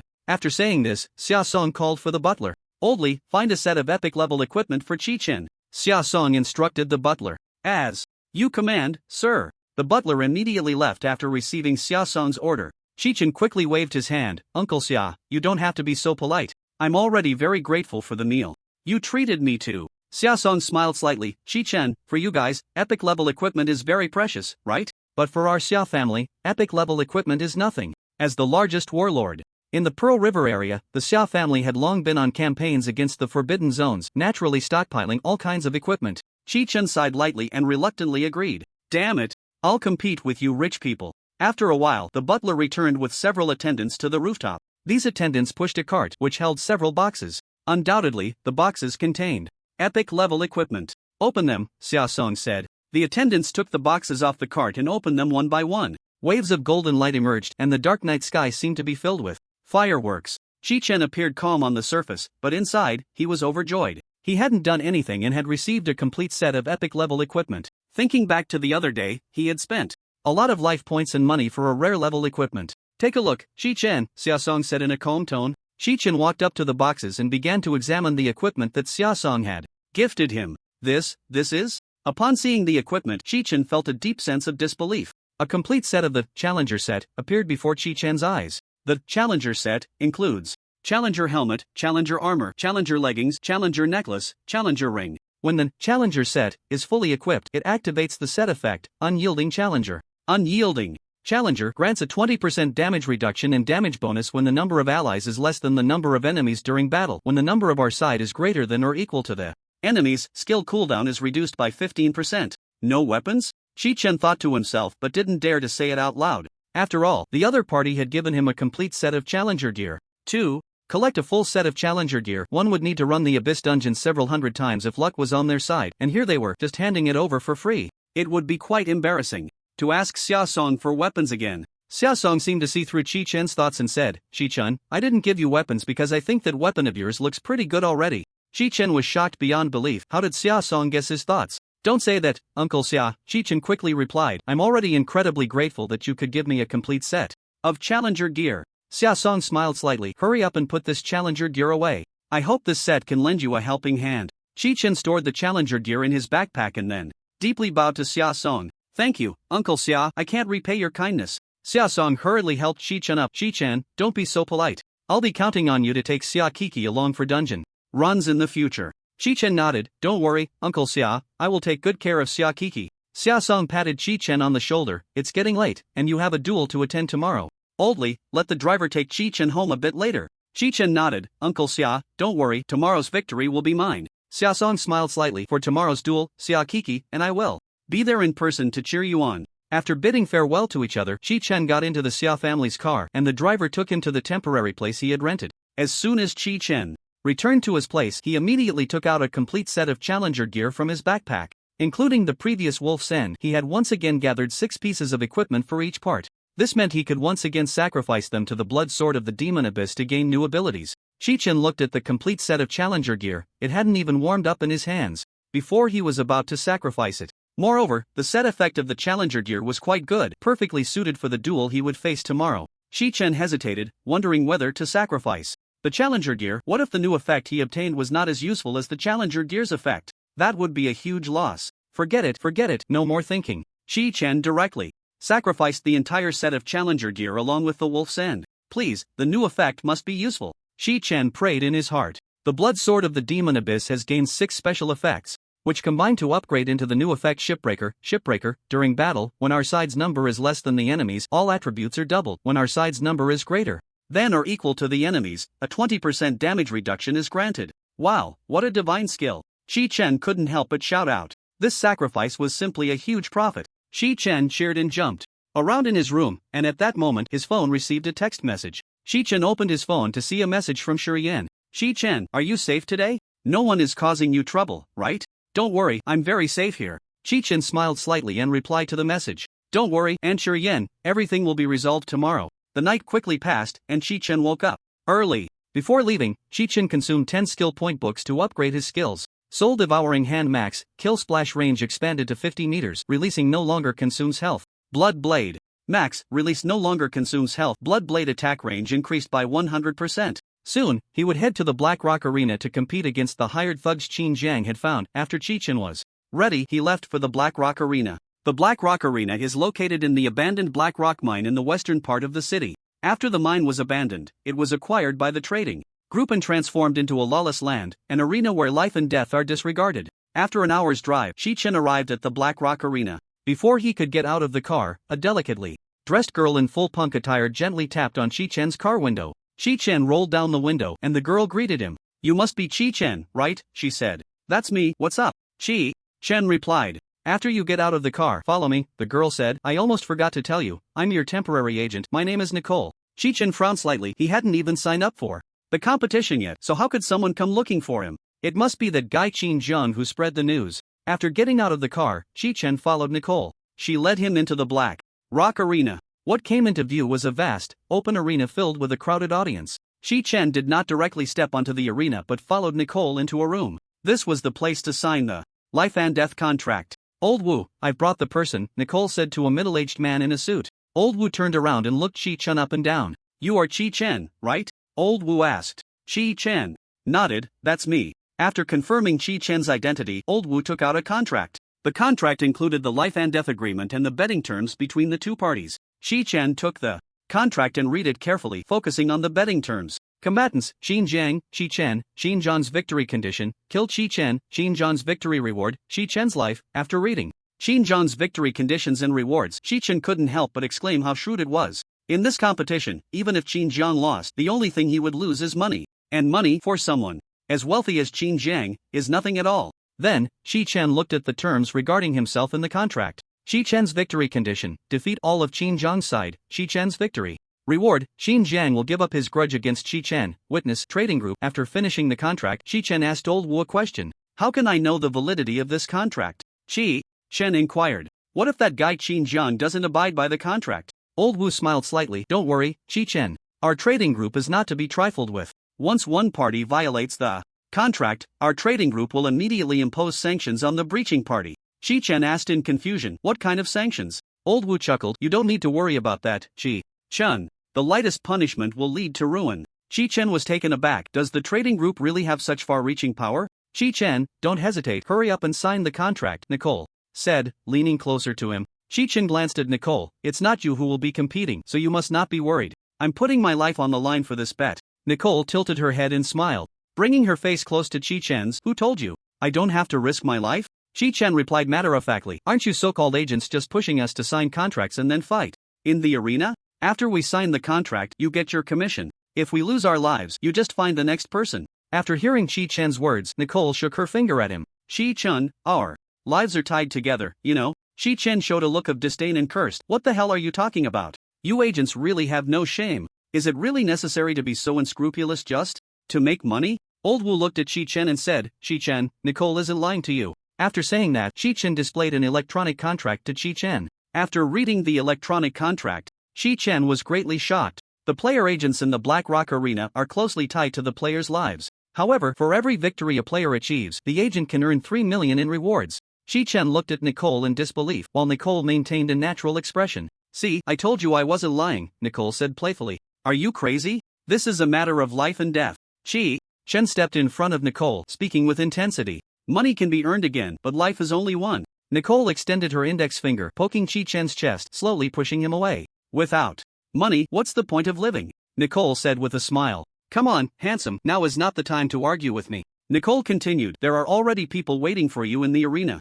With that, Nicole pulled a pen from her chest. Chi-Chen was stunned. Could this pen have just been tucked in? Chi-Chen sighed helplessly, took the pen Nicole handed him, and signed the contract. Seeing Chi-Chen finish signing, Nicole smiled slightly. She reached out and gave Chi-Chen's but a firm slap, causing Chi-Chen to blush as he looked at Nicole. Come on, handsome, Nicole said leisurely, there are already people waiting for you in the arena. You must come back alive, okay? As Chi-Chen walked towards the entrance of the arena, he paused just before stepping onto the arena floor. He turned to Nicole and said, I will come back. Chi-Chen felt a bit helpless. Inexplicably, he had to bear the responsibility for someone else's life. He had to win today's duel. Chi-Chen pushed open the door leading to the arena, the blinding sunlight making it hard for him to see ahead. The spectators, upon seeing Chi-Chen, began to call out. Chi-Chen scanned the audience and, after a search, spotted Xiaosong. It seemed that Xiaosong hadn't told Xiaokiki about this, otherwise, given Xiaokiki's personality, she would definitely be very worried about Chi-Chen. Chi-Chen nodded to Xiaosong and then stepped onto the arena. Why hasn't Chi-Chen changed into the challenger outfit I gave him last night? Xiaosong wondered to himself. On Qin Zhang's side, 3 people were dispatched. One was a sorcerer, one was a beast master, and the other was an ice archer. The 3 of them had some understanding of Chi-Chen's situation, and upon seeing him appear, they all became tense. Qin Zhang sat in the audience full of confidence. Chi-Chen, your death is today. Chi-Chen stood directly opposite the 3 enemies, his expression cold as he stared at them. All 3 were level 80, and judging by the equipment they wore, they had a full set of rare-grade gear. Is that all? Chi-Chen smirked. For these 3 to deal with him, Qin Zhang really underestimated him. The sorcerer looked at Chi-Chen, questioning in his heart whether this guy was really as powerful as Qin Zhang claimed. Chi-Chen was only level 53. Did it really warrant sending these 3 level 80 people to fight him? Ladies and gentlemen, welcome to the Black Rock Arena. Today's duel is about to begin. The host's voice rang out, and the audience in the viewing platform erupted in excitement. The reason the audience was so excited was that all attendees of the Black Rock Arena had placed bets. That's right, the Black Rock Arena does not sell tickets, it only accepts bets. Those who bet the most have the right to sit in the audience. Chi-Chen looked at the large screen above the arena, which displayed the betting ratios for both sides. On Chi-Chen's side, the ratio was less than 10%. This was quite reasonable, logically speaking. A level 53 person participating in the Black Rock Arena, no matter how high their profession rank, was basically there to meet their demise. Historically, the lowest level participant in duels at the Black Rock Arena had been level 60.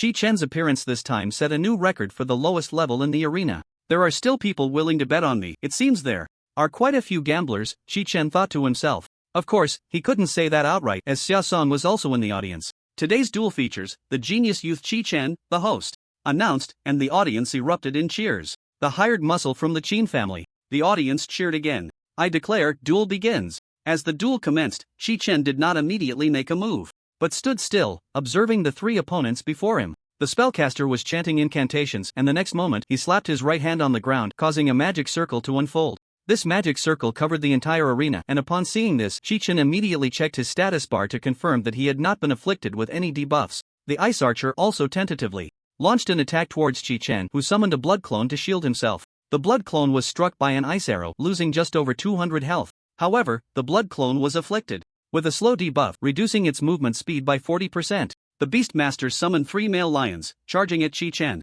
Chi-Chen drew the Demon Abyss blood sword and swiftly slashed down the 3 attacking lions. As the 3 lions fell, a string of numbers erupted from them. 139, 5954. What? Everyone in the arena gasped in astonishment. A level 53 person dealing such damage was utterly outrageous. The Beastmaster rubbed his eyes, doubting whether he had seen correctly. Don't panic, the spellcaster said. It's 3 against 1, if we cooperate well, we can definitely take this guy down. The spellcaster formed hand seals with his left hand, and the magic circle on the ground manifested a series of puppets. The Beastmaster also unleashed more ferocious beasts to charge at Chi-Chen. Are they trying to overwhelm me with numbers?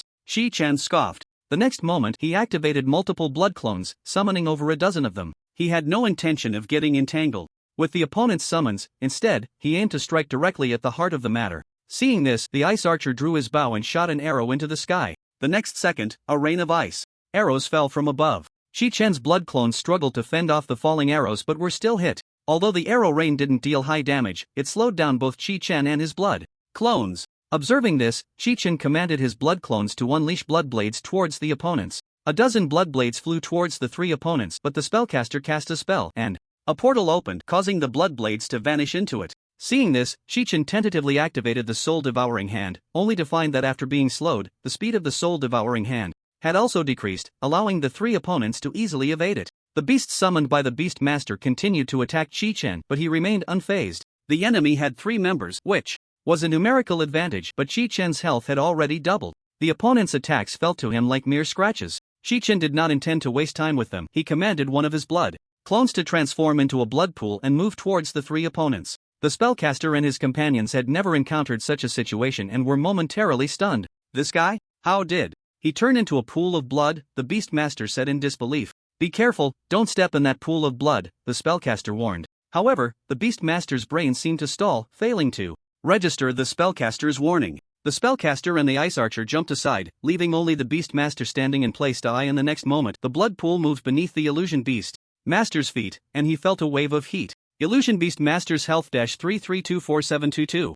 Flames ignited on his body and he fell to the ground, howling in pain. Illusion Beast Master out, the host announced. The sorcerer and ice archer were already drenched in sweat. Shichen looked at the two and smiled slightly. Next, it's your turn. Shichen had a thought. Since the opponents couldn't see his health bar, he just needed to lure them into taking hits. Shichen feigned a look of discomfort, planted the blood sword of the demon abyss into the ground, and supported himself with one hand, half kneeling on the ground. The audience erupted into intense cheers once again. Look, that guy is about to go down. I was so scared when the Illusion Beast Master was taken out, but thankfully the sorcerer and ice archer are strong. This money is so easy to earn, not a bit of effort. Exactly, who needs a job? If we have more matches like this, I'll be financially free. Those who had bet on Xinjiang's side in the audience began to pop champagne. Seeing Shichen half kneeling on the ground, Xinjiang also revealed a satisfied smile. It's a pity I can't personally take the stage and take that brat down, Xinjiang murmured. Letting Shichen be beaten to death like this is really not satisfying enough.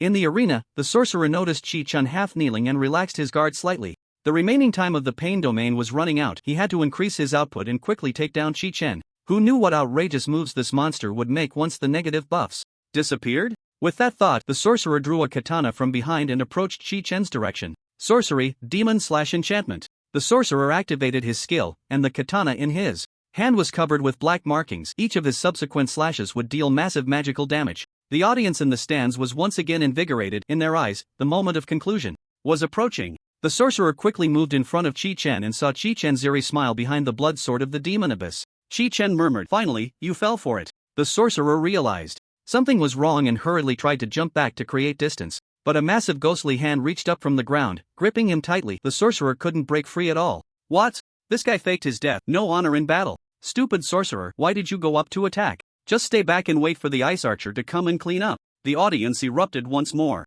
It turned out that the moment Shichen saw the sorcerer draw the katana, he was ready to activate the soul-devouring hand. At this moment, the sorcerer's eyes were filled with fear of death. The ice archer, seeing this, unleashed all his firepower. He wanted to take down Shichen before he could finish off the sorcerer, but his attacks only managed to take off a layer of Shichen's health. It's over, Shichen murmured. The soul-devouring hand crushed the sorcerer to pieces. Just a second ago, the ice archer was relieved he hadn't been hit by the soul-devouring hand, but the next moment, the overflow damage from the splash effect killed the ice archer as well. My god, the battle has completely turned around, the host exclaimed. In less than 30 seconds, Shichen completed the counter-kill of the sorcerer and ice archer. Counter-kill? Shichen was very disdainful. I've never been at a disadvantage, alright? Nicole, who was watching from the observation room, smiled knowingly. Shichen, I knew I didn't misjudge you, but the real challenge is still ahead. After killing the sorcerer and ice archer, Shichen relaxed. With the sorcerer and ice archer taken care of, the duel should be over, right? Shichen thought to himself. Even the audience in the stands began to denounce Xinjiang. Damn Xinjiang, give me back my hard-earned money. This must be a deliberate setup to scam us out of our money. The bodyguard beside Xinjiang blocked the other audience members who were aggressively demanding an explanation. At that moment, Xinjiang stood up. His presence was imposing, even causing the other audience members to pause for a moment. What's the rush? The battle isn't over yet. Upon hearing Xinjiang's words, Shichen's brows furrowed tightly. It seemed that the fight was far from finished. Shichen raised the demon prison blood sword with one hand. How many more wanna come and offer their heads? Bring it on. Xinjiang, no matter how many people you call, I will take them all down. Xinjiang felt a surge of anger from Shichen's words, his face flushing slightly. Come at me, all of you, together. Xinjiang roared. The entrance gate of the arena slowly opened, and the crowd shifted their gaze. Dozens of people marched out from the arena's gate in a grand procession. The audience's previously low spirits were instantly ignited, and the stands erupted once more. There are still so many of them. This wave is solid. Dozens against one. Let's see how Chi Chen turns this around. Chi Chen was so arrogant just now. Let's see if he can still be so cocky. It seemed everyone believed that Qin Zhang's side was guaranteed to win. Xia Song, sitting in the audience, smiled slightly. Is the situation really as everyone thinks? Not necessarily. Although dozens of people surged out from Qin Zhang's side, they all wore fearful expressions, cold sweat beating on their foreheads. Faced with Chi Chen alone, no one dared to make the first move, and both sides remained at a standstill. It appeared that the earlier scene of Chi Chen mercilessly slaughtering the sorcerers had left a significant impact on this group. The fighters on Qin Zhang's side had initially thought they were just there to earn some easy money, but now, they realized they might end up losing their lives. Seeing that none of the dozens of people in front of him dared to step forward, Chi Chen simply planted the demon prison blood sword into the ground and leaned against it, yawning. Witnessing this, Qin Zhang's face turned even redder, resembling a boiling kettle. Get in there! Don't take the money and not do the work! Qin Zhang shouted angrily, a reward of 100 million for whoever takes Chi Chen's head. Despite Qin Zhang offering such a reward, almost no one was moved. What good was money if they were going to lose their lives? Moreover, that money was hardly attainable. To be precise, it was impossible to get. The opponent they faced was too monstrous. Can we surrender? One of the fighters on Qin Zhang's side suddenly asked. As soon as this was said, others chimed in. Yeah, can we surrender? I don't want the money. I want to surrender. Young Master Chi-chan, I mean no offense, I beg you to spare my life. The audience was momentarily dumbfounded. They had thought there might be a turning point, but instead, a group of cowardly lizards had come forward. They hadn't even started fighting and were already begging for mercy. Qin Zhang, is this the best you could find? Chi Chen said to Qin Zhang in the audience. I thought you could find some formidable opponents. Qin Zhang was so furious that he felt like he might grind his back teeth to dust. He had also tried to recruit top fighters, but those top fighters valued their lives even more, and most had already made a name for themselves. The bounty Qin Zhang offered was insignificant in their eyes. Useless. A bunch of useless trash. Qin Zhang raged helplessly. In the audience's dissatisfaction with Qin Zhang was reignited, and they surged toward him once more. At that moment, a young man broke through the crowd from Qin Zhang's side. A bunch of cowardly lizards, let me show you how it's done. The entire audience cheered as they saw the young man charge out. Only Qin Zhang was left dumbfounded. Qin Chu, what are you doing here? Qin Zhang, in the audience, was anxious because the boy who had rushed out was none other than his second son, Qin Chu. It turned out that Qin Chu, eager for revenge, wanted to personally take down Chi Chen. So he secretly signed the death contract without telling Qin Zhang. Qin Chu charged in front of Chi Chen, wielding dual blades and unleashing a flurry of attacks. Chi Chen countered with a swift swing of his sword, sending Qin Chu flying, crashing heavily to the ground, blood spilling from his mouth. Seeing this scene, Qin Zhang's heart ached. Pause, give me a pause. Qin Zhang shouted. Organizer, come here. This guy shouldn't be on the battle list. The others on Qin Zhang's side, seeing Qin Chu leading the charge, remained rooted in place, unmoved. Qin Zhang immediately left the audience area and entered the preparation room. He grabbed the collar of the person in charge here, Chris. Furious. Pause the match for me. Pause the match. Qin Zhang roared. How could my son be in the arena? Chris shrugged off Qin Zhang's hand and straightened his wrinkled collar. Mr. Qin Zhang, Qin Chu appeared in the arena on his own application, Chris said flatly. After saying this, Chris handed Qin Zhang the death contract signed by Qin Chu. Upon seeing the contract, Qin Zhang's face was filled with disbelief and he immediately tore it to shreds. If that's the case, I want to surrender. Qin Zhang said anxiously. If I surrender, I won't have to fight, right? At this moment, Qin Zhang's tone revealed a hint of helplessness. Sorry, Mr. Qin Zhang, Chris replied. Surrender only applies to those currently in the arena. You have no right to make decisions for those on the field. Qin Zhang looked anxiously at the arena, only to see Qin Chu being sliced in half by Chi Chen's blade. Qin Chu's two halves fell from the air, the upper body rolling on the ground for several rounds. Qin Chu slowly raised his eyes, locking gazes with Qin Zhang. In that moment, Qin Zhang's breath stopped. Chris, open the door for me. Qin Zhang's tone was very serious, the earlier anger seemingly swept away. Sorry, Mr. Qin Zhang, the duel has already begun, you cannot. Before Chris could finish his sentence, Qin Zhang's right hand had already pierced through Chris's heart.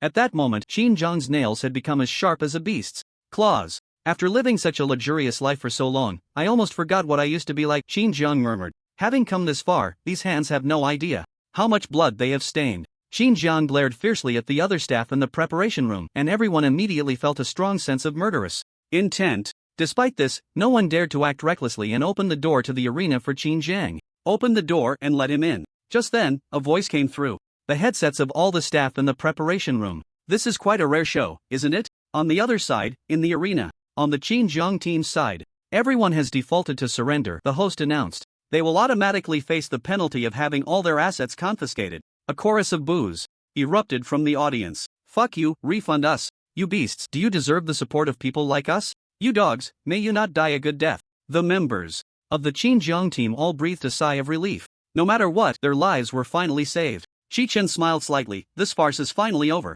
I hope that Guy Xinjiang can really keep his promise, Qichen thought to himself. In fact, Qichen didn't truly believe that Xinjiang would honestly abide by the rules. This time in the arena was just to tell Xinjiang, I, Qichen, am not someone you can provoke. Then I declare this duel officially. Before the host could finish, a blood-red shadow burst forth from the passage of the arena. The blood-red shadow did not charge directly at Qichen but instead swiftly killed everyone on Xinjiang's side. Wait, there's an unexpected situation, the host exclaimed excitedly. Qichen immediately raised the Demon Abyss blood sword, becoming alert. Xinjiang appeared on the opposite side, licking the blood off his hands. Damn it, one after another taking money but not doing the job, killing my son, and still wanting to leave here alive? Xinjiang muttered. Qichen, you damn killed my two sons, I will definitely take revenge. In the next moment, Xinjiang almost instantaneously appeared in front of Qichen, reaching out his right hand towards him while Qichen swung his knife to block. My god, Xinjiang actually took action himself, the host exclaimed in shock.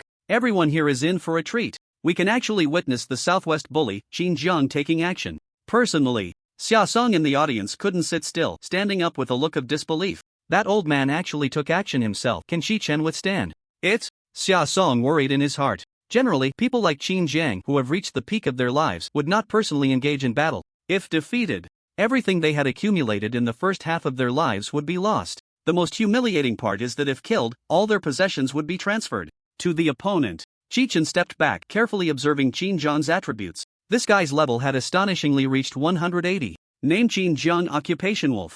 Beastman level 180, health points 239867, attack power 35000, defense power 13500, action speed 5.0. Moreover, Xinjiang's occupation, wolf beastman, was a mythic level profession. Qichen immediately realized that a tough battle was upon him. Xinjiang's action speed was extremely fast, reaching an astonishing 5.0. At this moment, in the next moment, Xinjiang transformed into a dark red shadow, moving again in front of Qichen. Qichen hurriedly raised the demon prison blood sword to defend, but the action speeds of both sides were not on the same level at all. In just a few seconds of engagement, Qichen was hit over 30 times. Qichen's health points dropped by over 1,000,000. At this rate, even if Qichen had thick blood, he would soon be taken down by Xinjiang. Thus, he activated the soul-devouring hand beneath his feet, forcing Xinjiang to pull back. Xinjiang's movement speed was incredibly fast, easily creating distance and avoiding being caught by the soul-devouring hand. In less than a second, Qichen had already thought of a countermeasure in his mind. He summoned 3 blood clones, standing back to back with himself to fight. Back to back? You think that will help? Xinjiang mocked. In the next second, Xinjiang's muscles bulged dramatically, and his expensive suit began to tear apart. Qichen watched Xinjiang's transformation, his brow furrowed. Before him, Xinjiang had already changed into a werewolf form. Fully transformed into a werewolf? Qichen pondered. Qichen summoned another blood clone, which charged at Xinjiang to test the waters. In just the blink of an eye, Xinjiang killed Qichen's blood clone, and Qichen didn't even have time to see clearly. Qichen's brow tightened. Although the blood clone was killed, he didn't suffer much loss. The recently summoned blood clone was purely for testing Xinjiang, so Qichen had only assigned it 1 health point. After fully transforming into a werewolf, this guy's action speed seems to have increased even more, Qichen thought. And indeed, Xinjiang's action speed had reached an exaggerated 8.0. This meant that Xinjiang's action speed was 8 times that of a normal person. Xinjiang transformed into a dark red shadow, instantly moving in front of Qichen. In less than a second, Xinjiang had already shattered Qichen's blood clones one by one, and Qichen didn't even have time to react.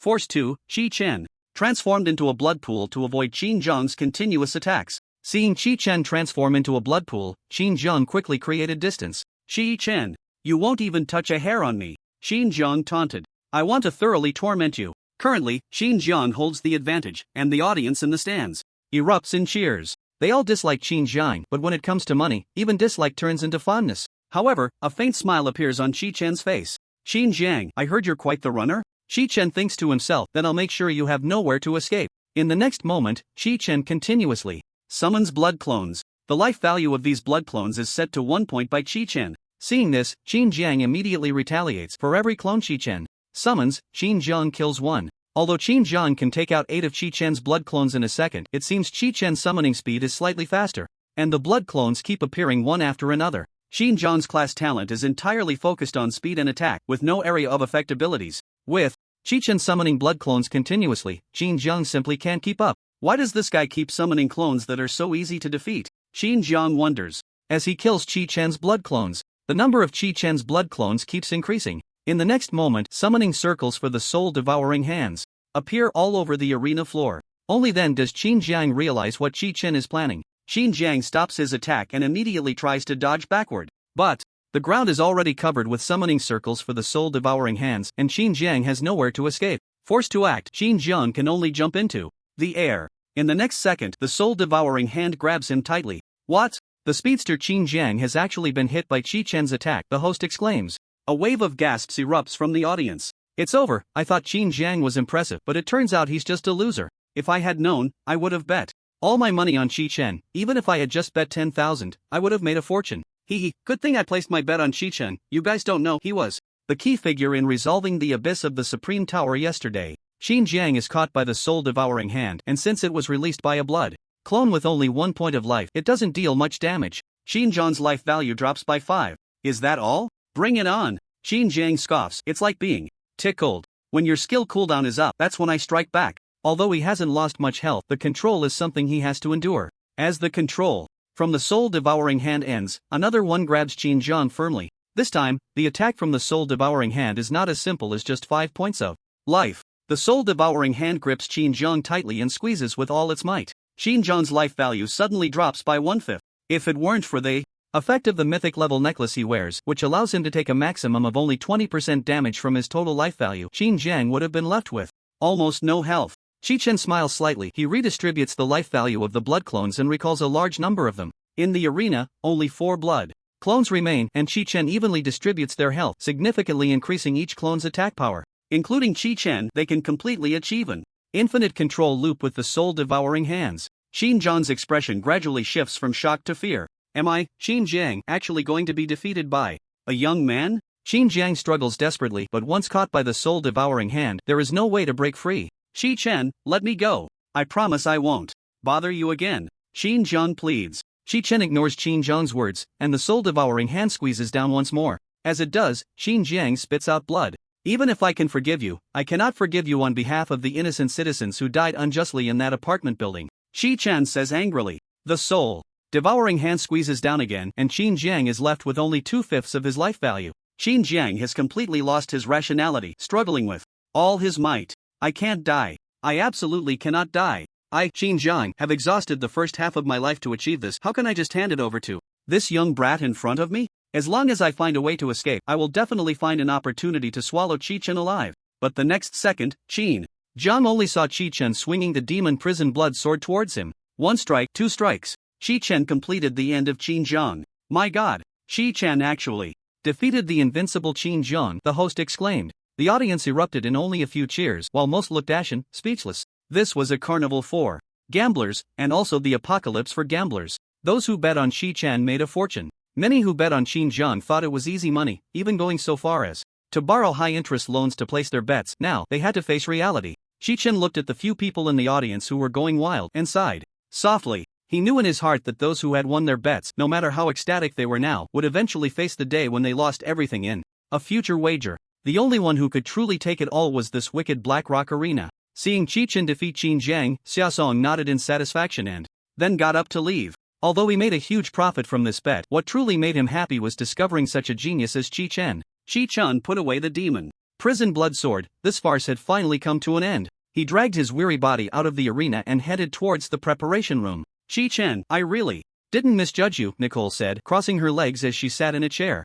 From now on, we will be long-term partners. Nicole walked over to Qi Chen, placing her hand on his shoulder and leaning in close. Qi Chen shook off Nicole's hand. I will never come to a place like this again. Qi Chen was about to leave when Old Wu called out to him. Mr. Qi Chen, congratulations on defeating Qin Jiang, Old Wu said. Qi Chen glanced at Old Wu. There's no need for such congratulations. Old Wu's fingers swiped across the tablet, then he presented a document to Qi Chen. Mr. Qi Chen, according to the competition rules, you can claim all of Qin John's assets, Old Wu said. Hearing this, Shi-chan was taken aback. All of Qin John's assets? How much? Shi-chan asked curiously. Old Wu remained silent and handed Shi-chan a freshly printed list. Shi-chan took the list, the paper still warm from the printer. He vaguely remembered that Qin John was also someone who had a VIP area at the exchange. Qin John's assets must be worth at least hundreds of billions. The list was very long, and Shi-chan quickly skimmed through it. A manor covering 100 acres, several foreign trade companies, a villa in the quiet center of the city.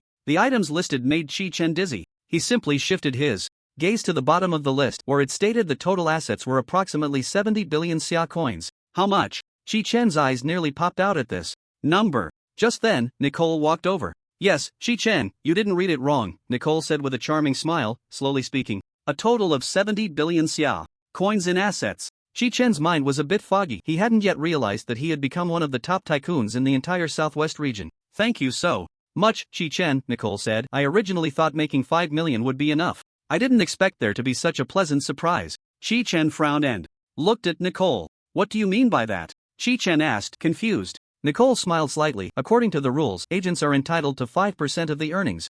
5% of 70 billion means 3.5 billion in assets will be under my name. Nicole continued, the base number is so large that even a 5% return amounts to a fortune.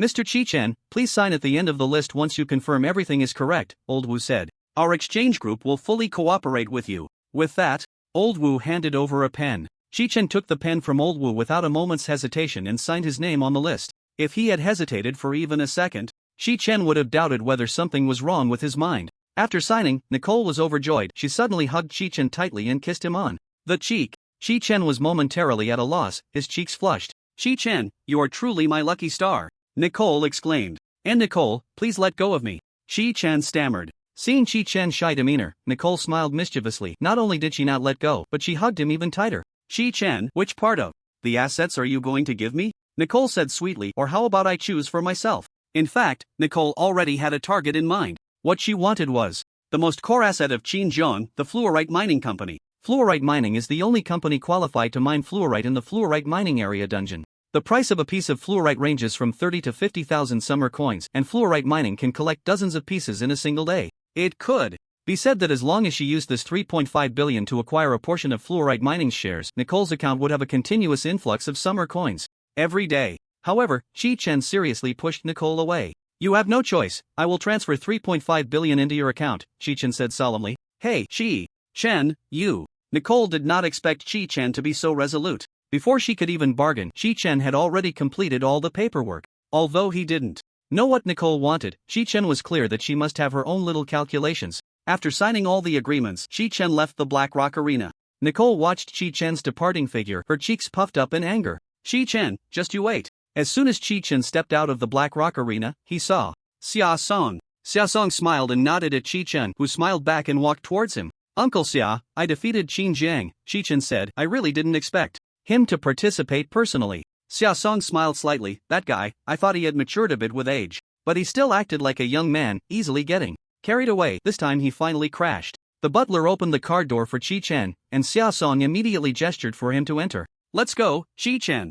Xia Song said, we'll talk in the car. Shi-chan nodded at Xia Song and then got into the sedan. After confirming that both Shi-chan and Xia Song were in the car, the butler took the passenger seat and signaled the driver to leave. Let me give you a ride, Shi-chan, Xia Song said. Where are you planning to go? Shi-chan smiled awkwardly. This is too much trouble for you, Uncle Xia. I wouldn't dare to let you trouble me. Xia Song waved his hand. It's no trouble at all. Shi-chan, from the moment you defeated Qin Jiang, our statuses can be considered equal, Xia Song said. At that moment, Shi-chan truly realized the shift in his identity. But even with this realization, Shi-chan still needed time to adjust. Oh, Uncle Xia, please don't say that. I'm not used to it yet, Shi-chan replied. Xia Song laughed heartily. I'm not teasing you anymore, Shi-chan. Now that your nemesis has been defeated, what are your plans moving forward? Xia Song asked. Plans?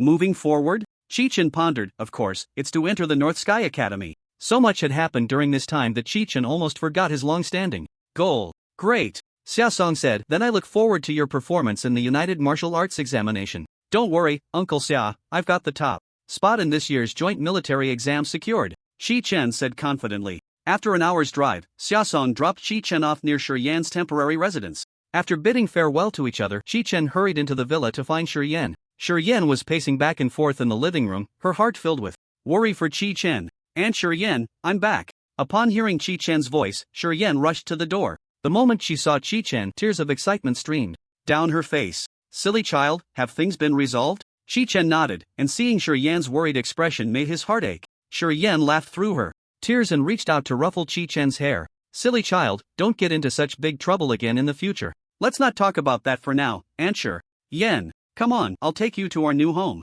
Chi-chen said. "New home?" Shiyen asked in confusion. "Chi-chen, did you buy a new house?" Chi-chen smiled slightly. "It's more than just a new house, you'll find out soon." Chi-chen took Shiyen directly to Qin-Zhang's estate. No, it couldn't be called Qin-Zhang's estate, it was Chi-chen's estate. Just then, there was a knock at the door. Chi-chen opened the door to find Old Wu, who had been at the Black Rock Arena earlier, accompanied by two men in black suits. Chi-chen looked out onto the main road, where several black SUVs filled with people were parked neatly. "Mr. Chi-chen, I'm here to assist you with the property transfer procedures," Old Wu said. "Rest assured, all the obstacles you've encountered will be cleared by our trading group. May I ask if you are ready to hand over all of Qin-Zhang's assets now?" Old Wu asked politely. Chi-chen smiled and nodded. "Old Wu, you're just in time, that's exactly what I intend to do." Shiyen, looking confused, came down from upstairs and saw a large group of people outside the door. Upon seeing Shiyen, Old Wu displayed a polite, professional smile.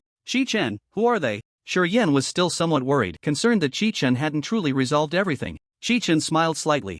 "Don't worry, Aunt Shiyen, they're here to help us clear the final obstacles." Chi-chen took Shiyen and got into Old Wu's car, and the convoy set off towards the Qin estate. After an hour's drive, the convoy arrived at the Qin estate. To Chi-chen's surprise, the trading group had already completed all the handover work in advance. The sign at the entrance that read Qin had been replaced with Qi. All of the Qin family's members had been expelled from the estate, leaving only various security personnel, gardeners, and housekeepers who were there to do their jobs. Old Wu took Chi-chen on a tour of the estate. Once Chi-chen confirmed that everything had been handed over, Old Wu presented the final agreement to him. "Mr. Chi-chen, if you confirm that the handover is complete, please sign the agreement," Old Wu said. Chi-chen pondered for a moment. "But I haven't looked into the other assets of the Qin family, like the company." "Don't worry, Mr. Chi-chen," Old Wu said confidently, "we've already sent people to handle it in advance, and everything has been completed. If you have time, you can personally visit your company. I guarantee no one will have any complaints against you." After saying this, Old Wu handed Chi-chen the stock transfer documents for the company that Qin-Zhang once owned. Chi-chen opened it and flipped through it. Indeed, as Old Wu had said, all of Qin-Zhang's shares had been transferred to Chi-chen. Chi-chen nodded in satisfaction and completed the signing of the final agreement. After Chi-chen finished signing, Old Wu's work was done, and he quickly led his subordinates away from the Qi estate. At that moment, Shiyen was in the garden of the estate, gazing at the setting sun. Chi-chen quietly walked up to Shiryen's side. "Chi-chen, am I dreaming?" Shiryen asked in a daze. For Shiryen, the change in her life was simply too sudden. Just a few days ago, she was still crammed in a small house, live streaming to make a living. Now, just a few days later, she had moved from that small house into a grand manor. Chi-chen smiled slightly and told Shiryen everything that had happened. After hearing it all, Shiryen felt that this world was truly magical. Chi-chen applied for a 1-month leave of absence from school. He needed to take some time to manage the companies under his name. During this time, Xiaosong contributed a lot, helping Chi-chen resolve many troubles. Once everything was settled, Chi-chen even had half a month left to rest. For the remaining half month, Chi-chen decided to do nothing and take a good rest. So much had happened in these days that he hadn't had the time to truly relax. Half a month passed. Chi-chen returned to his normal campus life. Although he hadn't made any progress in half a month, his combat power was already extraordinary. No matter how hard others trained, they couldn't catch up to him. Chi-chen sat down in the classroom, and not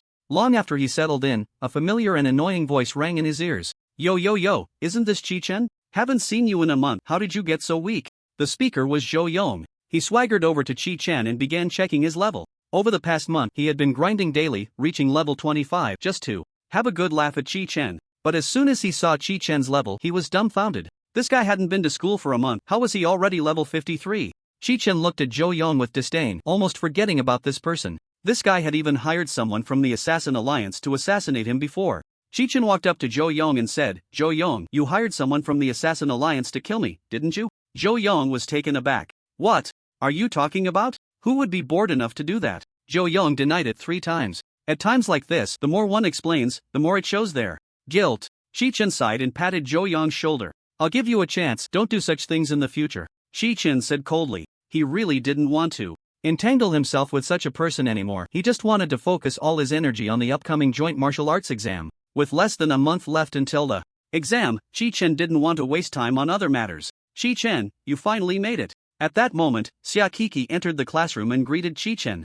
Chi-Chen also greeted Xiaokiki, and after a brief exchange, the class bell rang. The homeroom teacher, Qin Feng, entered the classroom, walked to the podium, and prepared to start the lesson. The reason he didn't let the students have free time today was that he had an important announcement to make. Students, I have something to announce. Qin Feng said solemnly, this year's joint martial arts exam will be held next week. What? The class erupted in surprise. What the hell? How? Can it start early? This has never happened before? It's over, it's over. If I had known, I would have practiced leveling up last month. I'm only level 19 now, I'm doomed for the exam. It's okay, it's okay. Think about it this way, everyone is starting early, so maybe many people are slacking off like you. The students began to discuss among themselves. Qin Feng did not interrupt their discussion. It was the first time in history that the joint martial arts exam was being held early, and he knew the students would find it hard to accept it first. After a while, the discussions gradually quieted down. In this last week, I hope everyone can make good use of their time,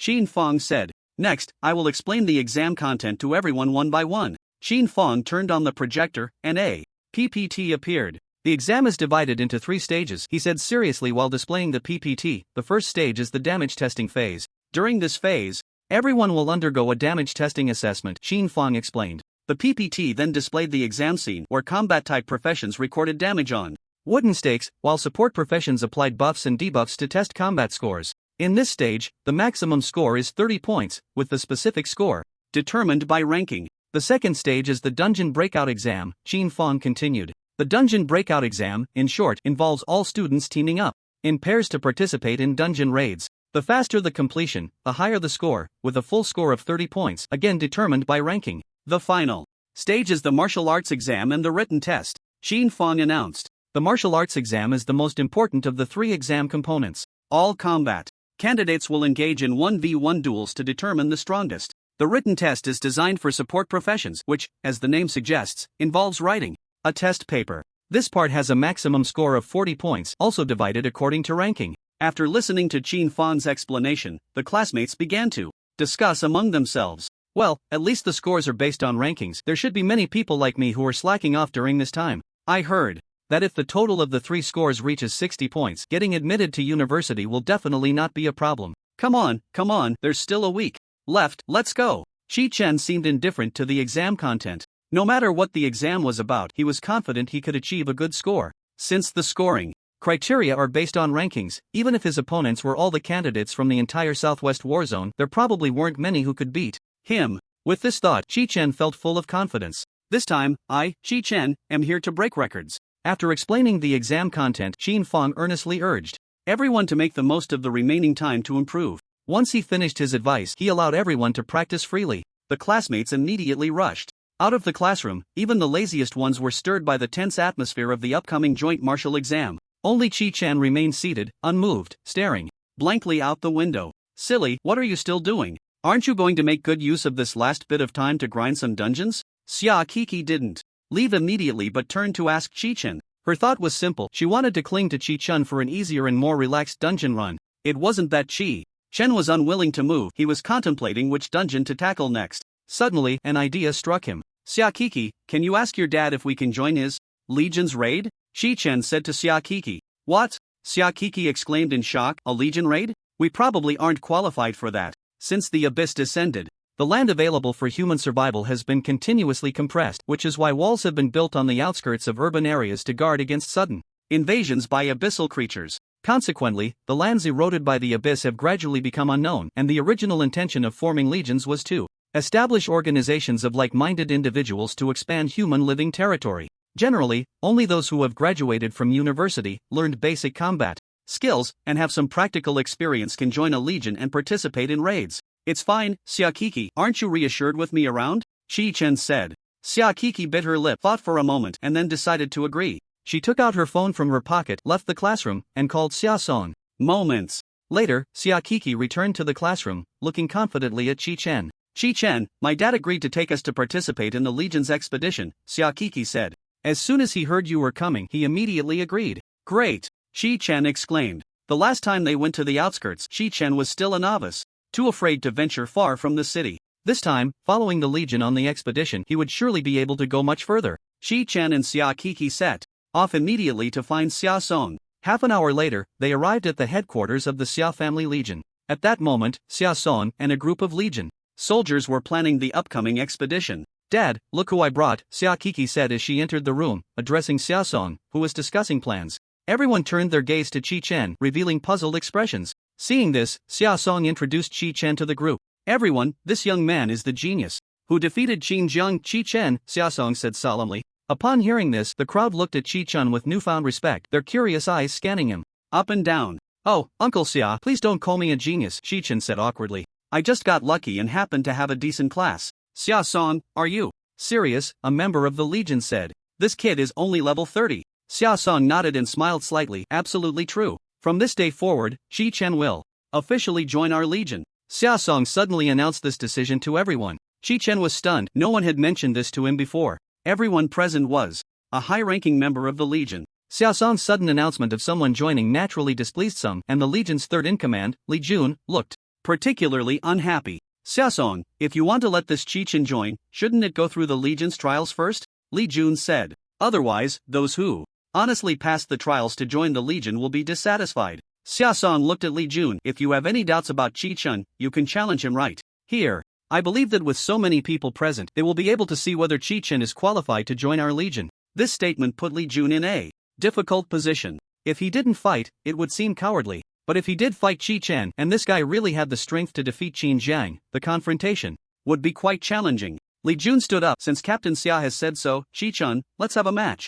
Chi-Chen smiled slightly and nodded in agreement. "What will we be competing in?" Chi-Chen asked. Li Jun had two swords at his waist. He drew one and tossed it to Chi-Chen. Chi-Chen caught the sword and examined it closely. "It's a good sword. When hunting disaster beasts, the most important thing is to avoid being harmed by them as much as possible," Li Jun said. "We won't compete in destructive power. We'll just see who can hit the other first." "Alright, I accept that challenge." Chi-Chen readily agreed to Li Jun's trial. Seeing Chi-Chen accept the challenge, everyone present looked at him with meaningful expressions. Chi-Chen could tell their expressions were dismissive, even stifling. Laughter. Li Jun smiled slightly. "Chi-Chen, this room is too cramped. Let's find a more spacious place to compete." Chi-Chen followed Li Jun to a courtyard at the Legion headquarters. It wasn't particularly spacious, but it was sufficient for their match. The other members of the Legion also followed, not wanting to miss this spectacle. Chi-Chen held Li Jun's sword and bowed slightly. "Thank you for your guidance." Li Jun returned the gesture, and just as he finished, he lunged at Chi-Chen. Fortunately, Chi-Chen was always alert to Li Jun's movements, and he blocked the lunge with his sword. At that moment, a wicked smile appeared on Li Jun's face. The onlooking members of the Legion all believed that Chi-Chen was doomed. At this distance, as long as Li Jun unleashed his skill Iron Mountain Press, Chi-Chen would surely be hit. Li Jun's Iron Mountain Press could put him into a brief invincible state, allowing him to ignore the enemy's body and forcibly push them forward a distance while knocking them back. The moment the golden light symbolizing invincibility appeared around Li Jun, Chi-Chen sensed something was off. Instinctively, he transformed into a blood pool, inadvertently dodging Li Jun's Iron Mountain Press. "What?" The Legion members watching were all in disbelief, except for Xia Song's parents, who remained calm and composed. "What kind of skill is this? It can directly turn into an unselectable blood pool? Look closely, this blood pool seems to be able to deal damage. Damn, this is simply a divine skill." Xia Kiki looked disdainfully at the Legion members. "What is this? For Chi-Chen, it's just a trivial matter." Li Jun clearly did not expect Chi-Chen to have such a trick, his expression turning pale with shock. Fortunately, he was in an invincible state when he activated Iron Mountain Press, otherwise he would have already stepped onto Chi-Chen's blood pool and would have been hit without the invincibility. Turning around, Li Jun saw a dozen Chi-Chens charging at him with knives. He immediately felt overwhelmed, but fortunately, he was quite skilled, wielding his long knife with great flair, continuously countering the attacks from the dozen clones. Chi-Chen watched and couldn't help but admire in his heart. This was the combat quality of the Legion members, always alert, with solid fundamentals, ensuring they would not take any unnecessary damage. In terms of combat quality, Chi-Chen was not as solid. But it didn't matter, he could completely make up for this gap with his abnormal mechanisms and stats. Chi-Chen only commanded the clones to attack Li Jun, while his main body did not act recklessly. He knew he had to end this quickly, otherwise, once Li Jun's Iron Mountain Press cooled down, he would surely launch another surprise attack on Chi-Chen. Thus, he applied the tricks he used against Xinjiang once again on Li Jun. Countless soul-devouring hand summoning arrays unfolded from the ground, and upon seeing this, Li Jun immediately realized that things were not looking good. Stop it, Chi-Chen. At that moment, Xia Song spoke up. Chi-Chen immediately interrupted his spell, and the blood clones attacking Li Jun instantly vanished. Li Jun, panting, looked at Chi-Chen, surprised by the young man's performance. Chi-Chen, I acknowledge you, join our legion. Unexpectedly, the Li Jun who had just tried to trip him up now had such a quick change of heart regarding Chi-Chen. In fact, it wasn't that Li Jun intended to trip him up, he was simply very responsible for the entire Xia family legion, which led him to question Chi-Chen's sudden arrival.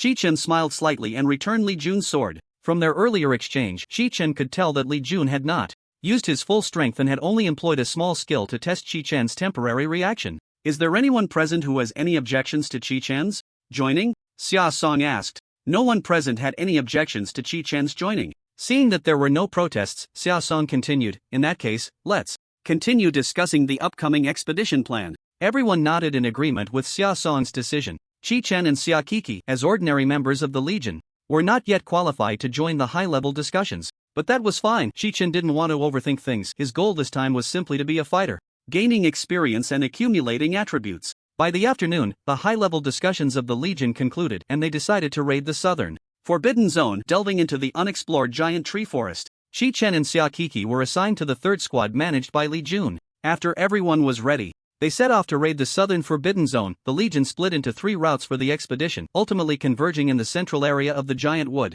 forest. Chi-Chen and Xia Kiki left the city and followed the Legion members to the outskirts.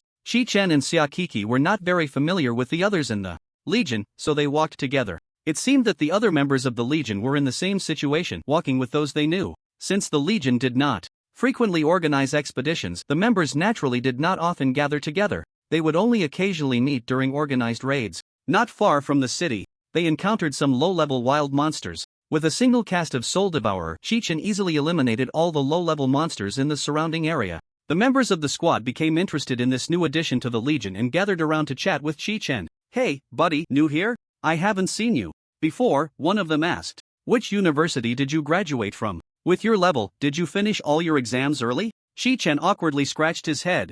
Actually, I haven't started college yet. What? The other squad members exclaimed in disbelief. The new generation is so abnormal? Everyone stay alert, we are in a dangerous area, so don't chat unnecessarily. Li Jun, the captain, reminded them. Li Jun suddenly got angry and everyone quieted down a bit. Hey, captain.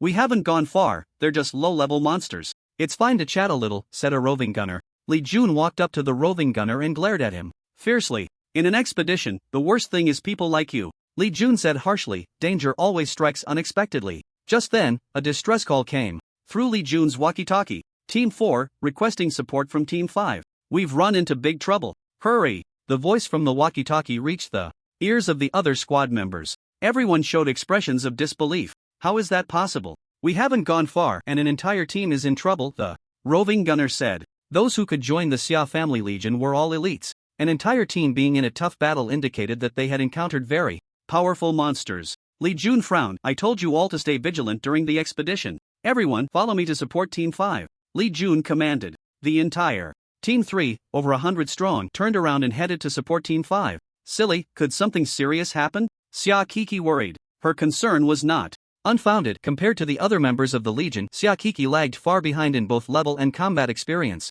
Don't worry, Xia Kiki, Chi-Chen said confidently, with me here, there's nothing to fear. Team 3 rushed to the area where Team 5 was located, and from a distance, they could already see signs of Team 5 battling monsters. Several crimson dragons circled in the sky, occasionally spewing flames downward. That's a blazing dragon? Li Jun exclaimed in shock. How could it appear in a place like this? Everyone, pick up the pace. In no time, Team 3 arrived at the battlefield where Team 5 was engaged in fierce combat with various monsters. Many members were heavily injured but still fighting valiantly. Li Jun led the charge, using a powerful strike to rescue a shield knight surrounded by the Red Dragon men. Other Legion soldiers quickly followed suit, and Chi-Chen summoned over a dozen blood clones to engage the monsters. Xia Kiki unfolded the sacred domain, temporarily protecting some severely injured Legion members. Although her stats were low, she still did her best to heal the wounded. These red dragons were all at level 120. Unlike lower-tier monsters, they possessed intelligence comparable to that of humans. Their combat IQ was extremely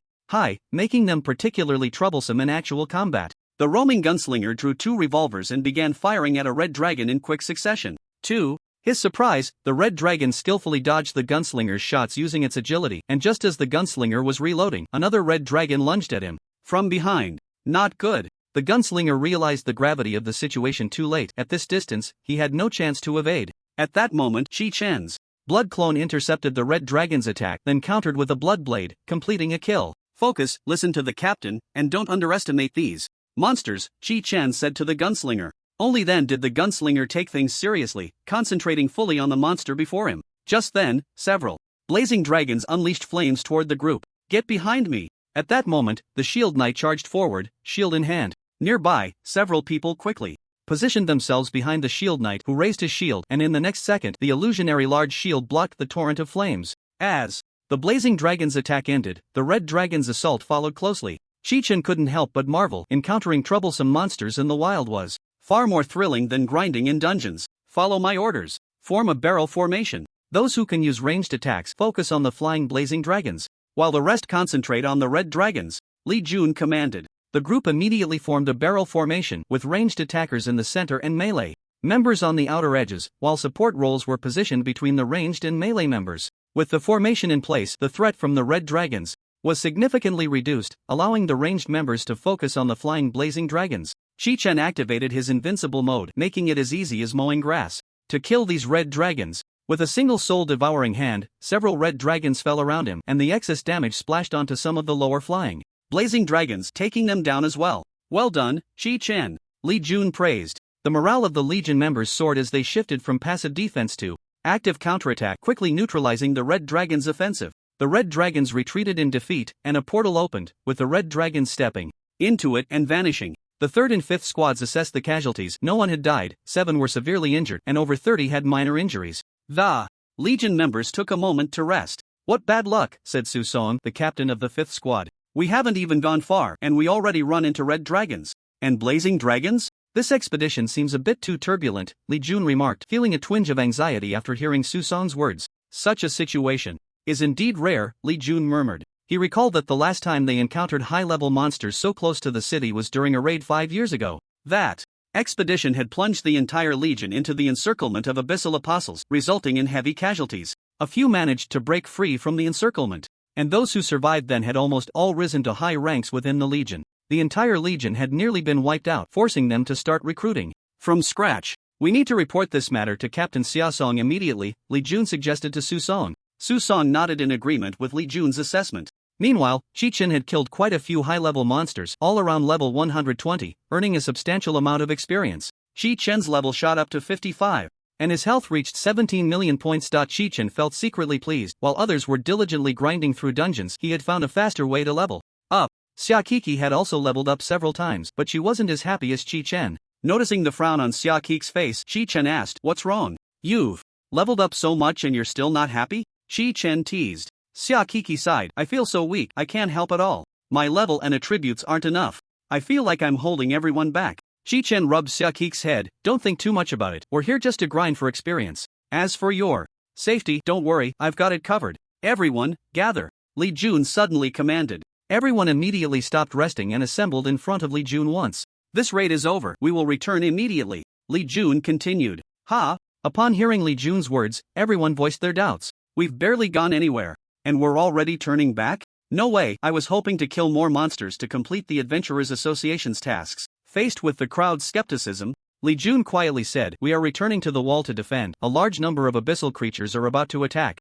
Upon hearing this, everyone was shocked. "Captain, how do you know?" "A large number of monsters are about to invade near the city," a priest asked curiously. Based on past experience, Li Jun slowly replied. The last time this happened, Xia Song had led a few people back to the city just as a massive wave of monsters attacked. Fortunately, Xia Song and the others brought back intelligence in time, allowing the defenders and other legions to prepare, which averted that crisis. Moreover, this time, it wasn't just the 5th squad that encountered high-level monster attacks. Other squads also faced assaults from the Red Dragon people. Everyone immediately set off to return to the city wall. Luckily, they hadn't gone far, and soon they were back at the city wall. Upon returning, the Legion members did not relax but instead prepared for the battle that was likely to occur next. Members from other legions also came to reinforce the wall, and everyone was focused, not daring to slack off. Chi Chen didn't expect things to escalate to this point. At that moment, he was by the wall, curiously observing the scene outside. If there really is a monster legion attacking, how many monsters could there be?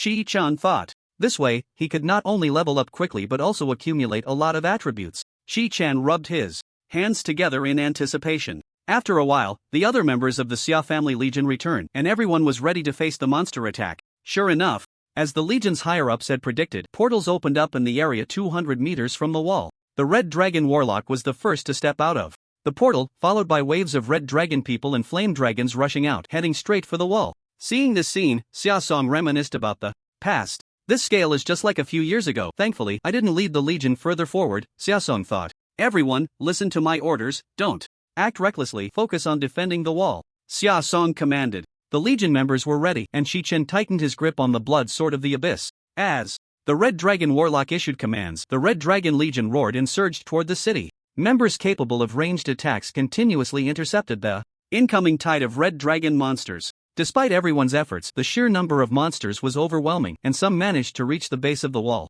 Chi-Chen leaped down, summoning a dozen blood clones, and charged into the horde. With a single slash of his blood blade, he killed all the Red Dragon people in a straight line. Chi-Chen came up with a good idea. He and his blood clones stood in a row and together swung their blood energy blades forward. Several blood energy blades formed a massive wave, sweeping forward, leaving everyone else dumbfounded. What the hell? Is that the new guy? That attack range is way too big. It feels like we have nothing to do with it. After another long wait, Zhou Yong set off on his way to the exam. Chi-Chun, who had been getting a bit tired of waiting, suddenly became interested when he saw Zhou Yong heading for the exam. I want to see what this guy has to compare with me in terms of damage. Before entering the exam venue, Zhou Yong turned back and gave Chi-Chen the middle finger. Chi-Chen smiled helplessly. This guy is really childish. Zhou Yong turned away, a wicked smile on his face. Chi-Chen, you can laugh all you want, soon, you won't be able to. Zhou Yong pretended to sneeze, and in that moment he slipped a pill into his mouth. This pill was a 10-fold damage potion, modified from the sea blue potion, smaller in size for easy concealment. This smooth little combo showed no flaws, not even the examiner noticed. Zhou Yong walked up to the testing wooden stake and pulled out a high-level weapon, the Demon Slayer sword. Let's begin. I'm ready, Zhou Yong shouted confidently. On the big screen, the candidate's information was displayed. Name, Zhou Yong, School, Zhujiang No. 1 Middle School, Occupation, Demon Sword Master, Level 27. Zhou Yong was the second epic level profession to take the stage, following a mythic level profession and another epic level profession. So far, the highest score in this exam was achieved by that mythic level profession, with a damage score of 378,590 points. The mythic level candidate was named Qiu Luo from Zhujiang No. 3 Middle School, and his profession was Demon Gunner. At this moment, he firmly believed that no one in this preparation room could surpass his score. The examiner nodded, raised the flag, and Zhou Yong's damage test was about to begin. The exam starts. With the examiner's command, the flag was waved down. Zhou Yong immediately began to output a stream of numbers bouncing out from the wooden stake. -8,424, -12,473. Seeing these numbers, Chi-Chen immediately realized something was off. Wait, why is this guy's damage so high? Chi-Chen couldn't help but feel shocked. Although these damages weren't much for him, for a level 27 epic level profession, this damage was already outrageous. It could be said that this damage was about 10 times what it should be in a normal state. Qiu Luo watched Zhou Yong's damage test with disbelief. He had been confident that no one could surpass his damage. But judging by the current state, this guy named Zhou Yong, the Demon Sword Master, was about to break his score record. Qiu Luo angrily slammed his fist against his thigh. A minute passed, and Zhou Yong's damage test ended. Zhou Yong achieved an astonishing 610,898 points of damage in the test. He broke the previous record. The candidates in the preparation room gasped at this score. What the hell, that's ridiculous. This guy is just an epic level profession, and his damage is even higher than that of a mythic level profession. Indeed, there's always someone better. Just now, that guy looked like a clown in front of the exam hall, but it turns out he really has some skills. It wasn't just the students in the preparation room who felt strange, even the examiner felt deep suspicion. He called over his assistant and whispered in their ear, "Check the footage of this kid since he came in. This data is too off." The assistant nodded and left. Zhou Yong swaggered back to the preparation room. As soon as he entered, he headed straight for Chi-Chen. "Chi-Chun, Xiaokuku is mine," Zhou Yong said. "I just want to be a minotaur and humiliate you thoroughly." Chi-Chen shot a glance at Zhou Yong. "I'm telling you, Zhou Yong, don't go popping champagne halfway through. Just wait and see the gap between us," Zhou Yong sneered, grinning mischievously. "Still putting on a brave face? I'll be waiting to see you make a fool of yourself." After another long wait, it was finally Chi-Chen's turn to take the stage. He casually stood up from his seat and walked towards the testing area. Chi-Chen approached the test stake, took a deep breath, and signaled to the examiner that he was ready. On the big screen, Chi-Chen's information appeared. Name, Chi-Chen, School, Zhujiang No. 1 High School, Occupation. Crimson Abyss Rakshasa, level 60. Seeing Chi-Chen's information, everyone began to discuss among themselves. How the hell did he get to level 60 after being held back for years? His occupation is strange too, I've never heard of it before. Wow, there's actually a big shot in this batch, and he's from Zhujiang No. 1 High School. Zhou Yong snorted disdainfully. What good is a high level? He definitely can't output more than I can. With the examiner's command, Chi-Chen began to output damage on the test stake. Chi-Chen started with a single strike, and a string of numbers popped up on the stake. 214, 6789. Just one strike, and he had already broken the record Zhou Yong had just set. The candidates in the preparation room gasped in shock. Even Xiao Luo seemed unsettled as everyone's worldview was being shattered. What? Is this guy even human? How are we supposed to compete with this? This is ridiculous, right? Zhou Yong's eyes widened in disbelief. Impossible, absolutely impossible, Zhou Yong thought in shock. This guy must have secretly taken some drugs. I have to find a way to report him. Zhou Yong continued to ponder. Chi-Chen unleashed a flurry of powerful strikes on the test stake. In the end, Chi-Chen dealt a staggering 3.2 billion points of damage. Even the examiner beside him was dumbfounded. It was the first time in history someone had dealt such damage. Unbelievable, truly unbelievable. Examiner, can I leave now?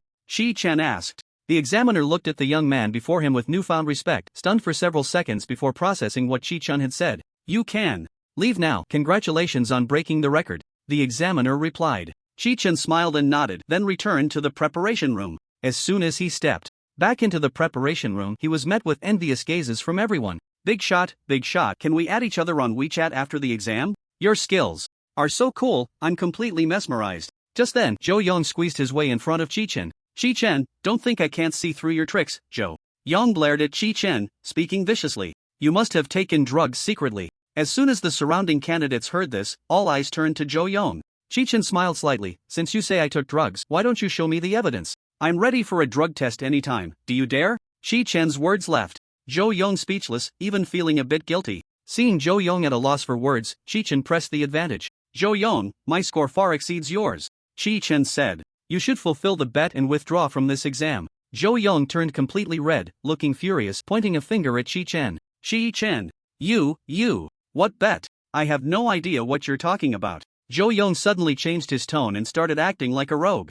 Chi-Chen had anticipated Zhou Yong would pull this stunt and smiled slightly. The surrounding candidates began to mock Zhou Yong. Wow, this guy is really shameless. Yeah, just before entering the exam hall, he was still shouting at the door. What a complete clown, daring to do but not to admit. Zhou Yong put on his usual confident expression, as if nothing had happened. Although he appeared calm on the surface, inside he was a stormy sea. Damn it, this time I've really embarrassed myself, Zhou Yong thought bitterly. For him, losing face was a minor issue. The real problem was the second exam he had to face next. It turned out that the tenfold damage potion he had taken had side effects. The side effect was that after the potion wore off, the user would fall into a state of super weakness for 5 days. In this state, the target's maximum health would be reduced by 95%. According to Zhou Yong's original plan, he would surpass Chi-Chen in the pull testing exam and have Xia Kiki as his teammate. Relying on Xia Kiki's powerful support abilities, even in a state of super weakness, he could still fight in the second exam. But now, despite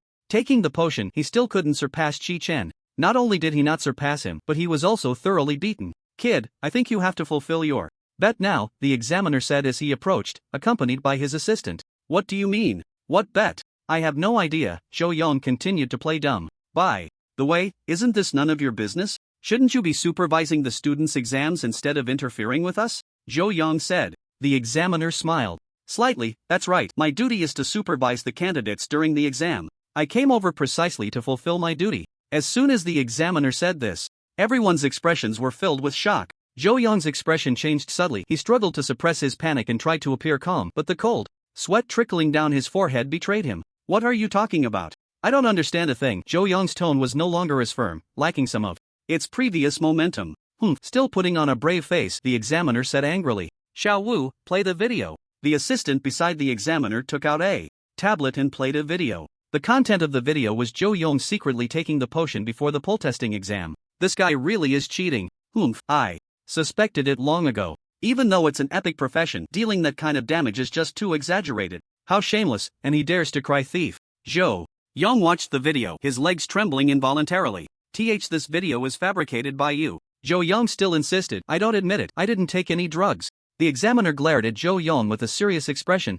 Now the evidence is conclusive. Do you still want to deny it? Fine, if that's the case. Then take this guy for a drug test. As soon as the examiner finished speaking, two burly men walked in from outside and directly dragged Jo Young away. Let go of me. I'm innocent. That guy named Chi Chen is the one who took drugs. Let me go. Jo Young continued to shout, while Chi Chen, seeing Jo Young's embarrassed state, felt ecstatic. Finally, evil gets its due. The bet he made has come to fruition. I really wonder how angry the school will be about Jo Young cheating in the exam, Chi Chen thought. Jo Young's turmoil passed and the poll testing exam continued as usual. After an hour, everyone in the preparation room had completed the exam. Everyone began to leave the preparation room as the next wave of candidates entered. As soon as Chi Chen stepped out of the preparation room, he encountered his homeroom teacher Qin Fong and a group of school leaders waiting outside. However, everyone's faces looked a bit grim. It was clear that the news of Jo Young's cheating had reached the school leaders. Chi Chen is out. The vice principal noticed Chi Chen coming out of the preparation room and reminded the others.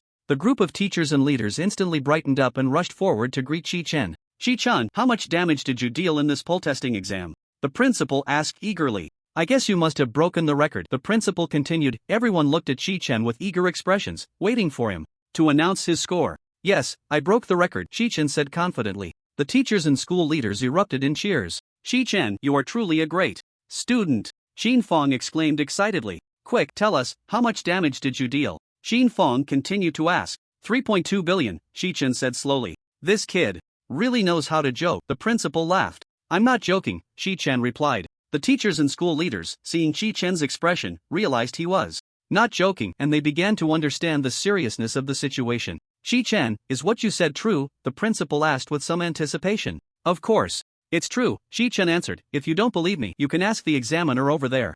Chi Chen pointed to another examiner maintaining order at the entrance of the examination room, and the principal hurried over. Not far away, the principal and the examiner were exchanging words, and suddenly the principal froze. After a few seconds, he started jumping up and down, cheering. Oh my, the principal can't be going crazy, can he? Qin Fong muttered to himself. The principal rushed back, beaming with excitement. It's true, what Chi Chen said is true, the principal exclaimed. What? The school leaders and teachers gasped. They had guessed that Chi Chen had broken a record, but they never expected it to be this high. This damage had completely exceeded their imagination. The principal excitedly reached out and grasped Chi Chen's shoulders. Chi Chen, you have truly brought honor to our Zhujiang No. 1 high school, the principal said. Thank goodness you were here, otherwise, that Jo Young guy cheating would have brought great shame to our school. Chi Chen smiled slightly. Jo Young's cheating had indeed been confirmed. In the afternoon, the first day of the joint martial arts examination finally came to an end. The students of Zhujiang No. 1 high school took a bus back to school and gathered on the playground. The principal took the stage to summarize the day's examination. Students, the first day of the joint martial arts examination has concluded, the principal said. I hope those who performed well do not become arrogant, and those who did not do well should not be discouraged, as there will be more opportunities ahead. Chi Chen has set a record in this examination, the principal announced. Everyone began to speculate about what kind of record Chi Chen had created. Xiaokiki already knew Chi Chen's score and gently tugged at his sleeve. Chi Chen, now you're really going to be famous, Xiaokiki said. Chi Chen shrugged helplessly. Chi Chen caused 23,432,523 points of damage in the testing, the principal said excitedly, waving his right arm as he spoke. The playground erupted in astonished gasps. Wow, that's incredible. Is this guy a poet? Wait, are you sure the number isn't off by a few digits? So strong. No wonder he's a hidden class. The principal did not interrupt the students' heated discussions. He knew that his own reaction upon hearing this record was the same. After a while, the principal gently cleared his throat, signaling for the students to quiet down. Achieving excellent results in exams is naturally everyone's dream, the principal said. But we must earn our good grades with a clear conscience. Although Chi Chen has brought glory to our school today, something embarrassing also happened. Jo Young cheated during the exam and has been disqualified from this joint martial arts examination. After the principal finished speaking, the playground erupted in cheers again. In everyone's minds, there were almost only two words: good riddance. The principal continued, therefore, we, the school leaders, have decided to expel Jo Young from our school. Upon hearing this news, even Chi Chen felt a bit shocked. The principal is so protective of talent that even Jo Young, who is considered a legendary profession, was expelled just like that. It seems that in the face of reputation, Jo Young's talent isn't that important after all. Xiaokiki raised her arms in cheer. That guy finally got expelled. Chi Chen couldn't help but laugh out loud. This was even more joyful than breaking a record. After the meeting ended, it was time for school to let out, and the students left one by one. The second round of the Lianwu exam would take place in 5 days. This meant everyone had 5 days to improve and find teammates to enhance their synergy. Chi-Chen and Xiaokiki often played dungeons together, and their synergy was already quite good. Although Xiaokiki usually didn't do much in the dungeons, she often provided Chi-Chen with crucial support at key moments. The two complemented each other, and both Chi-Chen and Xiaokiki believed that the second round of the exam was secure. Xiaokiki, I forgot to ask you, how did you do today? Chi-Chen asked. Xiaokiki smiled slightly. Silly, you finally remembered to ask me about my score. With level suppression, of course, I got first place, and I even broke the record, Xiaokiki said. How about that? Am I amazing or what? Xiaokiki widened her eyes at Chi-Chen. Chi-Chen reached out his right hand and rubbed Xiaokiki's head vigorously. My exclusive support, of course, you're amazing. Chi-Chen's praise made Xiaokiki proudly lift her head. So, what are your plans for the next 5 days? Chi-Chen asked. You don't want to drag me into grinding dungeons, do you? Xiaokiki's eyes twinkled as her brain raced. Silly, do you really want to rest that much? Xiaokiki asked. No, not rest, just slacking off. Really, Chi-Chen said without any hesitation. Alright, then I'll go with your plan, Xiaokiki said, but you have to promise to help me get first place in the city, okay? Otherwise, I'll regret not working hard these past few days. Chi-Chen confidently patted his chest with his left hand. Don't worry, Xiaokiki, with me around, nothing will go wrong. After bidding farewell to each other, Chi-Chen and Xiaokiki left the school and returned home. As soon as Chi-Chen arrived at the manor, he found Shurien waiting for him at the gate. Chi-Chen signaled the driver to stop, got out of the car, and gave Shurien a big hug. Chi-Chen, how did the exam go today? Shurien asked with concern. Chi-Chen smiled slightly. Shurien, you don't need to worry. I easily broke the record. Shurien was both surprised and delighted. Really? How many points did you get? Chi-Chen shook his hand at Shurien. Even if I told you, you wouldn't understand. Anyway, it was very impressive. Let's not talk about that, let's hurry and go eat. Chi-Chen pushed Aunt Shurien's shoulder and headed towards the castle. Meanwhile, in the Examination Institute's detention room, Zhou Yong was confined there, unable to leave until the Lianwu exam was over this year. At that moment, a shadow stealthily incapacitated the heavy guards and approached Zhou Yong. Who is it? Zhou Yong looked around warily but saw no one. Just then, a dagger was pressed against his throat. Quickly say, what drug did you take today? The mysterious person asked. Zhou Yong chuckled. What, you want to cheat too? Zhou Yong mocked. Aren't you afraid of being locked up here like me? Upon hearing Zhou Yong's words, the mysterious person gently stabbed the dagger into Zhou Yong's neck. Blood began to drip slowly down the blade. You think I wouldn't dare to kill you, the mysterious person said. Seeing that the other party was serious, Zhou Yong was instantly frightened and panicked. Maybe I should just tell this person. After all, the tenfold damage potion has side effects, Zhou Yong thought. Even if I score high in the second round, this guy will be doomed in the third round. Please spare my life, great hero, Zhou Yong said, trembling. The medicine you want can be obtained from Zhou's pharmaceutical. Zhou's pharmaceutical? The mysterious figure murmured. No wonder, you must be the young master of Zhou's pharmaceutical. The mysterious figure continued. Let's not talk about that, Zhou Yong said. Give me paper and a pen, and I'll write a letter to my dad to get you a dose of this secret medicine. As long as you don't kill me, I'll do anything you ask. The mysterious figure scoffed. I don't have paper or a pen, but there's another way. The mysterious figure directly grabbed Zhou Yong's wrist, twisting it painfully, causing Zhou Yong to cry out. Immediately after, the mysterious figure lightly slashed Zhou Yong's right index finger with a dagger. What are you doing? Ouch! Zhou Yong cried in pain. Without saying a word, the mysterious figure cut off a piece of Zhou Yong's clothing. Just use your blood to write on this cloth, the mysterious figure said. Although Zhou Yong felt very unhappy about it, he obediently did as the mysterious figure instructed. In a moment, a blood letter was completed. Very good, the mysterious figure murmured. You're quite obedient. Your worthless life can be spared. With that, the mysterious figure took Zhou Yong's blood letter and vanished instantly. Zhou Yong knelt on the ground in pain, a strange, sinister smile creeping across his face. Just wait, the real show is yet to come, Zhou Yong murmured. Chi-Chen, oh Chi-Chen, it seems I'm not the only one who wants to surpass you. 5 days passed, and the second round of the United Martial Arts examination was about to begin. Chi-Chen arrived at school early in the morning. As soon as he reached the school gate, a group of people was waiting for him. Chi-Chen is here. One of them spotted Chi-Chen and immediately exclaimed. Everyone's gaze turned to Chi-Chen, and they rushed towards him like madmen. Seeing this scene, Chi-Chen instantly understood why this group had come to find him. During these 5 days, his WeChat had been flooded with messages. Different people were requesting to team up with Chi-Chen for the second round of the exam. At first, Chi-Chen replied to each one, telling them he had already found teammates. But unfortunately, they wouldn't listen. Despite Chi-Chen's words, they continued to plead with him, using various methods like playing the victim or offering benefits. Chi-Chen felt helpless and was forced to secretly change to a different WeChat account. Now, seeing the crowd blocking the school gate was far more than those who had inquired on WeChat. It seemed a significant number of people had not managed to add Chi-Chen on WeChat earlier and were now determined to pursue him today. Chi-Chen looked at the surging crowd, feeling quite helpless. Chi-Chen, pick me, I'm a support class. Chi-Chen, please choose me as your teammate. I have an 80-year-old mother and a 5-year-old child. My whole family depends on me to live. I must do well in the exam.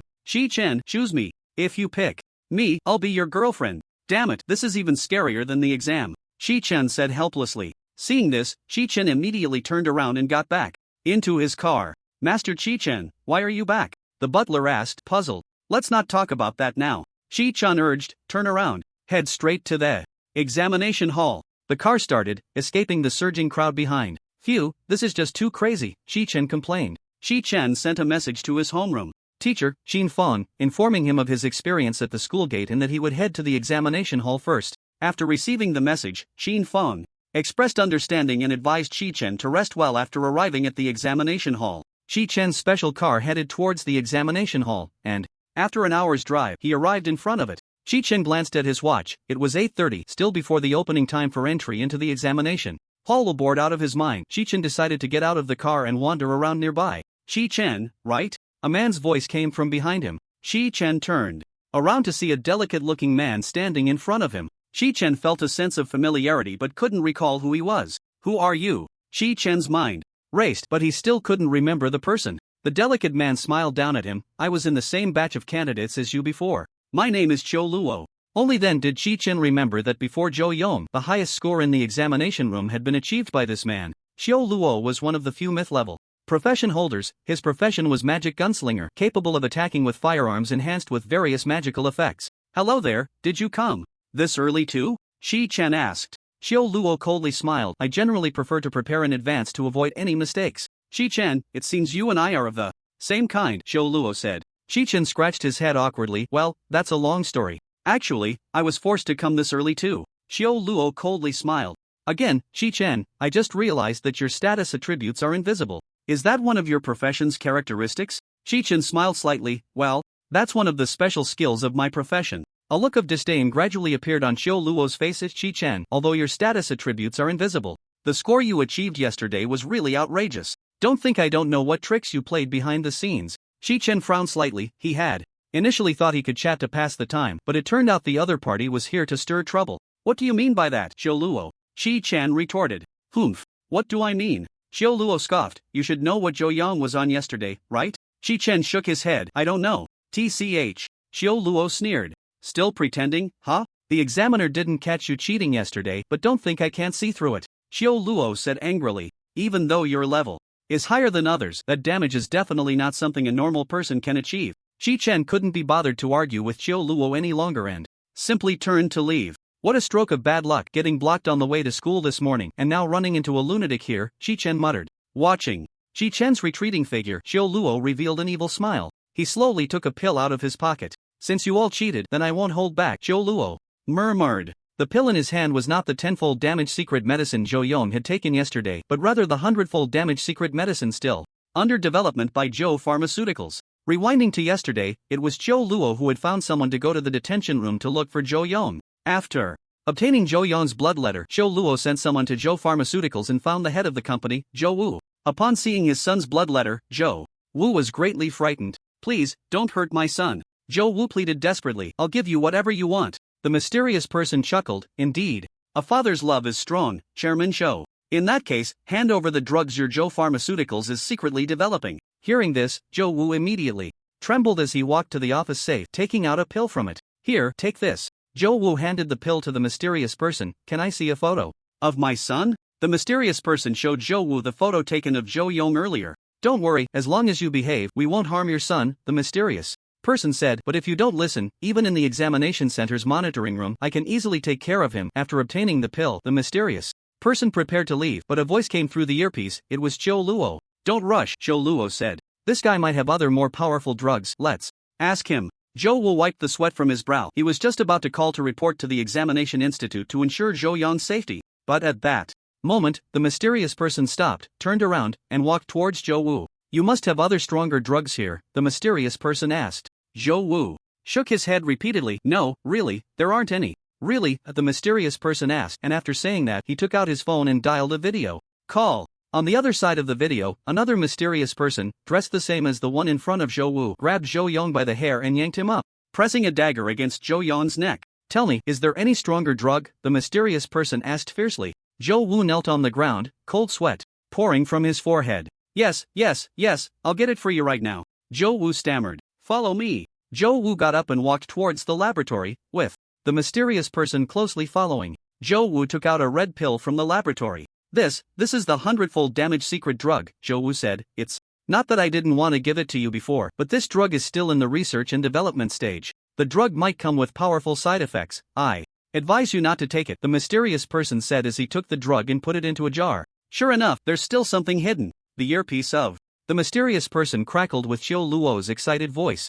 Come back, Zero, Xiao Luo said. We've got what we wanted. This shows pharmaceutical really has something. Hearing Xiao Luo's instructions, the mysterious person immediately broke through the window. Zhou Wu hurried to the window to check but found no one outside. Damn it, dare to touch my son. Zhou Wu gritted his teeth and said fiercely. He took out his phone and made a call. Find out who it is that dares to harm my son, Zhou Wu said. I will make them pay dearly. Back at the examination institute, Xiao Luo was holding the very 100-fold damage secret drug. Xiao Luo had already confirmed in his heart that Qi Chen must have also taken some secret drug. He intended to seize the top spot in this year's joint military examination in the Pearl River region. His path to being the top student could not be blocked by Qi Chen, although he had failed the first subject's pile driving exam earlier. Since the exam was scored based on ranking percentages, Xiao Luo still managed to get almost a perfect score of 29 points. In this second exam, he had to reclaim his position. Qi Chen waited in the car for a while until the school bus gradually arrived. To avoid anyone else looking for him to form a team, Qi Chen put on a mask and sunglasses, squatting under a large tree. This disguise is simply perfect, Qi Chen thought to himself while squatting under the tree. The bus for class 7 of the senior year also arrived at the examination institute, and the students began to get off. Xia Kiki got off the bus and spotted Qi Chen from a distance, waving at him. Qi Chen was startled. How did Xia Kiki see through his disguise? Xia Kiki bounced over to Qi Chen, looking at his outfit and bursting into laughter. Silly, do you really think you're a big star? Xia Kiki teased. Qi Chen made a shoe gesture, signaling Xia Kiki to lower her voice. Xia Kiki, keep it down, Qi Chen said nervously, glancing around to see if anyone was noticing him. You didn't see how terrifying those people lurking at the school gate this morning were, Qi Chen said. Let's go, there are too many people here. We should hurry into the examination institute. Qi Chen and Xia Kiki quickly joined the line to enter the examination institute, and fortunately, Qi Chen's disguise was good enough that he wasn't recognized during the queue. Qi Chen and Xia Kiki successfully completed their team formation and entered the examination institute. Having completed the team level, he could no longer change teammates. Qi Chen was able to remove his disguise and take a good breather. Look, isn't that Qi Chen? What the hell, how did he get in already? It's over. What do you mean by that? Are you looking down on me? Just a moment ago, you were begging me to team up with you. After Qi Chen removed his disguise, he was quickly noticed by other candidates, who lamented that they missed the chance to cling to him. Qi Chen and Xia Kiki arrived at the preparation area for the second trial, waiting for the exam to begin. The content of the second exam was the dungeon exam that Qin Feng had mentioned earlier, where all candidates would enter a dungeon of uniform difficulty to participate in the test. The rules of the exam were simple and clear. It was a competition to see who could clear the dungeon in the least amount of time. The less time taken to clear the dungeon, the higher the score. In the preparation area, Qi Chen spotted a familiar figure, Xiao Luo. Xiao Luo's teammate was a tall, slender man nearly 2 meters in height. Wow, this guy is really tall, Qi Chen exclaimed. Xiao Luo also saw Qi Chen and gave him a cold smile. This smile seemed to indicate that he was determined to win this exam.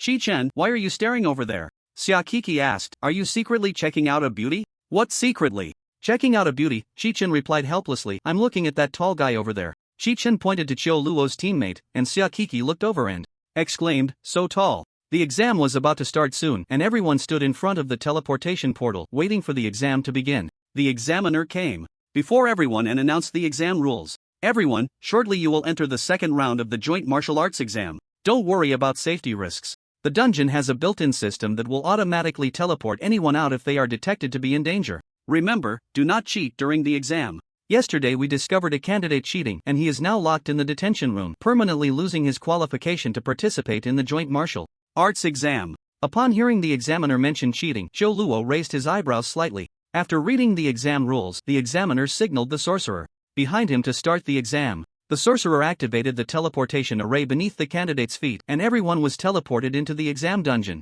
The exam dungeon had a total of 18 rooms, each with different monsters. Only by defeating all the monsters in a room could they enter the next one. In the first dungeon, there were no monsters, and everyone had 1 minute of preparation time. Xia Kiki looked at the countdown in the room, feeling quite nervous. Shi Chen, on the other hand, had a nonchalant attitude. He had seen so many powerful people and monsters that there was nothing to worry about anymore. Shi Chen patted Xia Kiki on the back to reassure her a bit. Xia Kiki, once the dungeon opens, just follow me in chargin, Shi Chen said. Those monsters can't cause me any trouble at all. Xia Kiki nodded. It wasn't that the monsters were hard to defeat that made her nervous, but mainly because of the race against time. The countdown to the dungeon's opening reached the final 5 seconds. Shi Chen and Xia Kiki stood in front of the teleportation portal to the next room, waiting for the dungeon to start. As the countdown ended, the two were teleported to the first room of the dungeon. The first room was a desert. Shi Chen and Xia Kiki were stunned. The simulated scene in this dungeon was perhaps too realistic. Shi Chen spotted a monster, a gigantic scorpion. He used a soul-devouring hand, thinking it would directly kill the surrounding monsters as well. However, to his surprise, after the scorpion was crushed by the soul-devouring hand, it only shed its outer shell, revealing its body. Inside. What? Shi Chen was greatly shocked. I initially thought I could speedrun the dungeon using the soul-devouring hand, but it seems that's not possible now. These scorpions each have 2 lives, and they must be killed twice in succession. The other monsters were alerted by Shi Chen and began to swarm towards him and Xia Kiki. Seeing this, Shi Chen had an idea. He summoned his blood clone, which used the soul-devouring hand again on the scorpion that had just lost 1 life. This time, the soul-devouring hand completed the kill, and the overflow damage splashed onto the other scorpions, causing their shells to shatter instantly. Shi Chen smiled slightly and repeated the same action. In an instant, all the approaching scorpions were defeated. The desert sky displayed the remaining number of monsters. 37. Shi Chen activated his blood clone and continued to search for other monsters in the dungeon. He and Xia Kiki arrived at the teleportation portal leading to the next room, waiting for the blood clone to clear the remaining monsters. Before long, all the monsters in the dungeon were eliminated by Shi Chen, and he and Xia Kiki smoothly entered the next room. The second room of the dungeon was much simpler. As far as the eye could see, it was an endless plain. Shi Chen and Xia Kiki quickly rushed forward, and the dungeon monsters gradually appeared before them. The monsters in this second room were mainly various slimes with different attributes. Shi Chen quickly moved in, and with a swift strike he sliced one slime in half.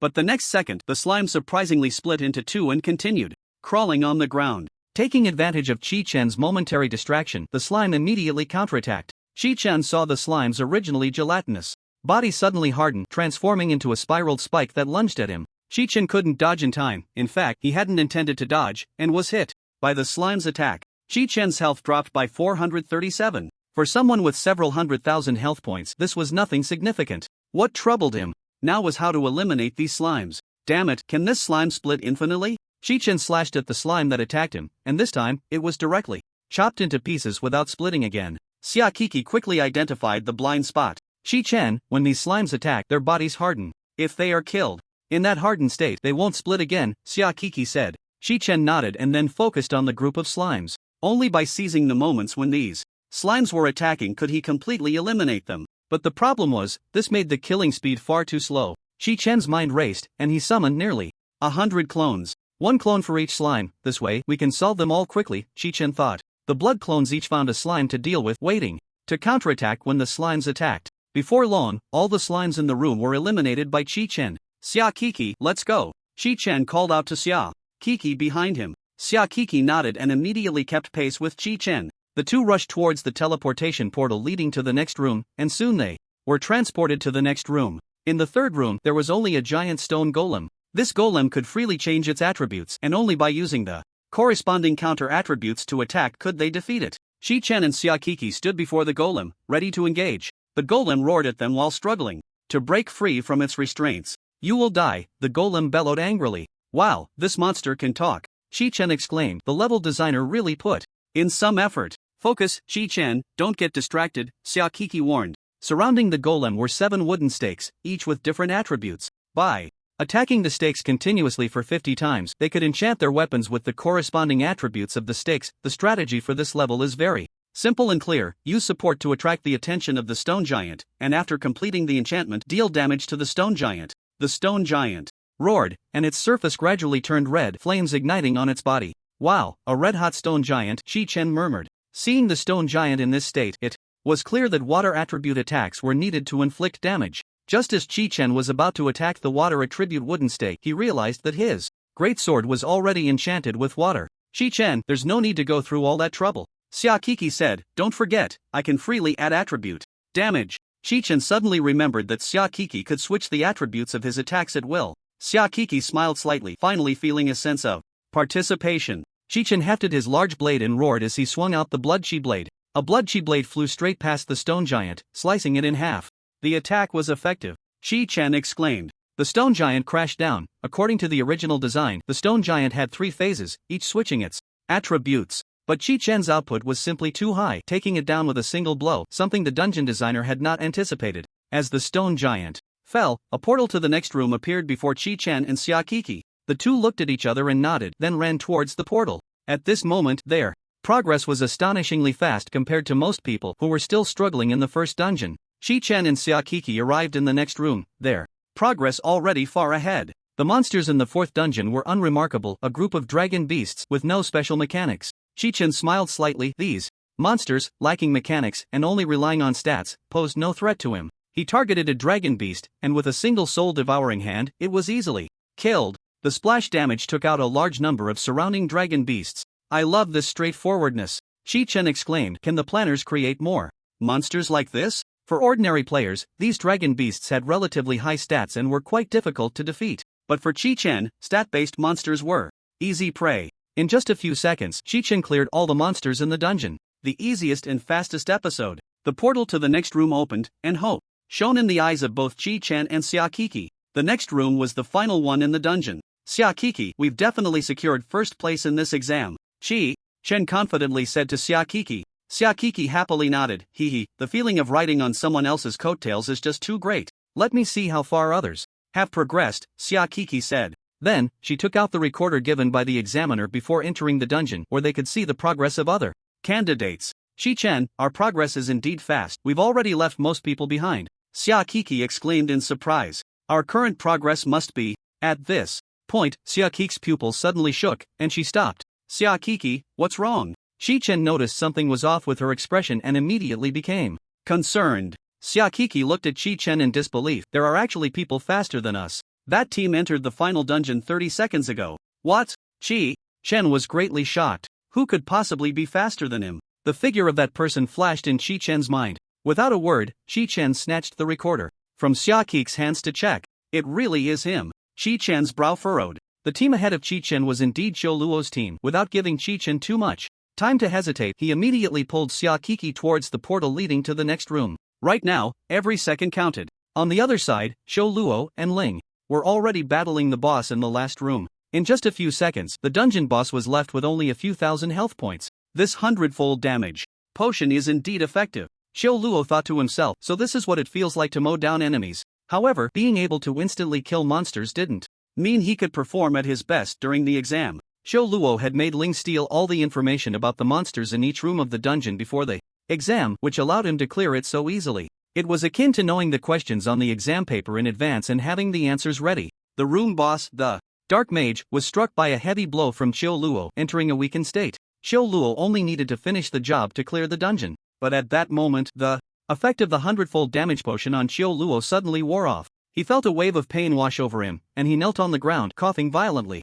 Streams of blood were coughed out from his mouth. Ling, who had been dealing damage to the Dark Mage, noticed something was wrong with his master and immediately stopped attacking, rushing to Xiao Luo's side. Indeed, Ling was not a candidate in this exam but rather Xiao Luo's servant. As for Ling's participation in this year's joint martial arts exam, it was entirely because he hacked into the system and created a profile for himself. Young master, are you okay? Ling asked anxiously. Don't mind me, Xiao Luo said with difficulty, as the pain continued to surge. Quick, deal with the Dark Mage. Ah! Before the Dark Mage could finish speaking, Chi Chen struck again with a blood blade, sending the Dark Mage, who was about to enter the second phase, directly into the third phase. This guy talks too much, Chi Chen said anxiously. Can't he just skip phases like the stone golem?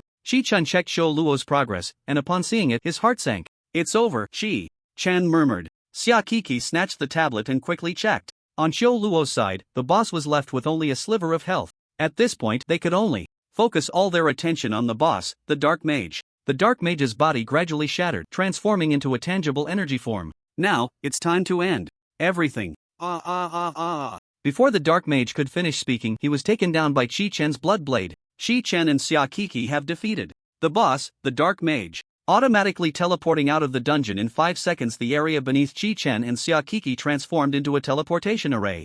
Qi Chen felt a wave of relief. Although he knew he wasn't first, he felt much lighter in his heart. There are always stronger people out there, and it seemed there were many powerful individuals in places unknown. As Qi Chen thought this, a relieved smile appeared on his face. It's okay, Qi Chen, even if it's not a perfect score, we still got 29 points, Xiaokiki comforted him. Even 29 points is a score that most people can only dream of. Qi Chen nodded with a smile. It doesn't matter, just do well in the upcoming exams. The teleportation array activated, and Qi Chen and Xiaokiki were transported back to an open area of the examination hall. Before they could recover from the dizziness of the teleportation, the examiner walked up to them. Congratulations, you have secured first place in the second round of the exam, the examiner said in a steady tone. First place? Qi Chen and Xiaokiki exclaimed in unison. But I saw the progress earlier. Xiao Luo was clearly faster than us, Xiaokiki said, puzzled. That's a long story, the examiner said with a serious expression. After Xiao Luo entered the last dungeon, he suddenly experienced severe adverse reactions. Just at the moment when this boss was about to be slain, the system's protective mechanism was triggered, interrupting the progress of the two in the instance and forcibly teleporting them out. Qi Chen frowned. Xiao Luo, was he severely injured by the monster? No, the examiner replied. He was fine 1 second, and the next second his condition suddenly deteriorated. This matter is still under investigation. At that moment, a staff member from the Examination Institute rushed over in a panic. Report, boss, Xiao Luo, The staff member's face was ashen, breathless as he spoke. What happened to him? The examiner sensed that something bad was about to happen. Xiao Luo is dead. As soon as these words were spoken, the faces of everyone present changed dramatically. Dead? The examiner exclaimed in shock. Impossible, with so many excellent medical personnel, how could Xiao Luo die? Qi Chen's brow furrowed tightly, quietly eating popcorn with Xiaokiki beside him. Xiao Luo's condition deteriorated too quickly. He died just after being teleported out of the instance, the staff member explained. This was the first time such an accident had occurred in the history of the joint martial arts examination. You all should rest well. I think I need to handle the situation with Xiao Luo personally, the examiner said to Qi Chen and Xiaokiki. After saying this, the examiner and the staff member turned to leave. Qi Chen watched their departing figures, sighing inwardly. This joint martial arts examination is truly full of unexpected twists. Qi Chen and Xiaokiki left the place, preparing to return to the school bus for a rest. As they stepped out of the Examination Institute, they saw a group of school leaders waiting for them at the entrance. Qi Chen, Xiaokiki, you didn't miss the exam, did you? The vice principal asked with concern. Oh, Lao Qin, don't worry unnecessarily, Principal Xiaofan said. They must have already finished the exam. Exactly, just think about Qi Chen's performance. Defeating the boss is just a matter of a single strike, said class teacher Qin Fong, not to mention Xiaokiki's support. Qi Chen is like a tiger with wings. Hearing this, Xiaokiki awkwardly scratched her head. The reality was that she had hardly done anything. Qi Chen smiled slightly. Thank you all for your blessings. Xiaokiki and I are a bit tired. We'll head to the bus to rest. Alright, you two rest well, Xiaofan said. We'll wait here for the other students. The teachers from other schools looked at Qi Chen and Xiaokiki with envious and jealous eyes. Xiaofan approached the principal of Zhujiang No. 3 High School, gesturing animatedly. Lao Wu, even though your school has 3 mythical level professions this year, looking at the results, you're still being crushed by our school, huh? The leaders and teachers from Zhujiang No. 3 High School had no way to respond to Xiaofan's showboating. Xiaofan, don't get too proud, the principal of Zhujiang No. 3 said. The joint martial arts examination isn't over yet. There's still the final martial arts combat exam, and our students are all top-notch fighters. Qi Chen and Xiaokiki walked towards the bus, and not far away, there was a commotion. What's going on? Qi Chen wondered. What happened over there? Xiaokiki also expressed her curiosity, and the two decided to go over and see. What are you doing? A mythical level profession, such a promising talent, just ruined in your hands. The speaker was none other than the principal of Zhujiang No. 2 High School, Xiao Wu. You must give me an explanation, otherwise we won't be able to face Xiao Luo's parents. A group of examiners from the Examination Institute were trying to comfort Xiao Wu. In this exam, some were happy while others were worried. After eating popcorn for a while nearby, they found it uninteresting and returned to the bus to rest. After a while, candidates began to come out of the Examination Institute. One after another. Seeing this, Chi-Chen realized that the second round of exams was about to end. By the afternoon, all second round exams officially concluded, and everyone boarded the bus back to school. This time, there was no student assembly, as the second round involved practical combat in dungeons, and many students were injured, needing more time to rest. The third round of exams, also known as the martial arts exam, would commence in 10 days. The longer interval between this exam was also due to the consideration that students needed to recuperate. Chi-Chen returned to the manor and laid down on his bed to rest. He took out his phone and checked the leaderboard for this year's joint martial arts exam. He had secured first place in the first 2 rounds and was currently at the top of the leaderboard. Although those behind him were not far off in points, a closer look at the relevant data revealed a significant gap. At this point, Chi-Chen thought of Qiu Luo. That guy was still provoking me this morning. How could he suddenly be dead? Chi-Chen was filled with confusion. Moreover, Qiu Luo's speed in clearing the dungeons was truly abnormal. Even with 10 times the damage, it shouldn't have been possible to clear at such a speed, unless he had taken a much stronger secret potion. And this potion would have severe side effects, potentially causing instant death once the effects wore off. Thinking of this, Chi-Chen felt a chill run down his spine. He had witnessed such potions in both exams, and he feared that in this final martial arts exam he would encounter someone who had taken such a drug.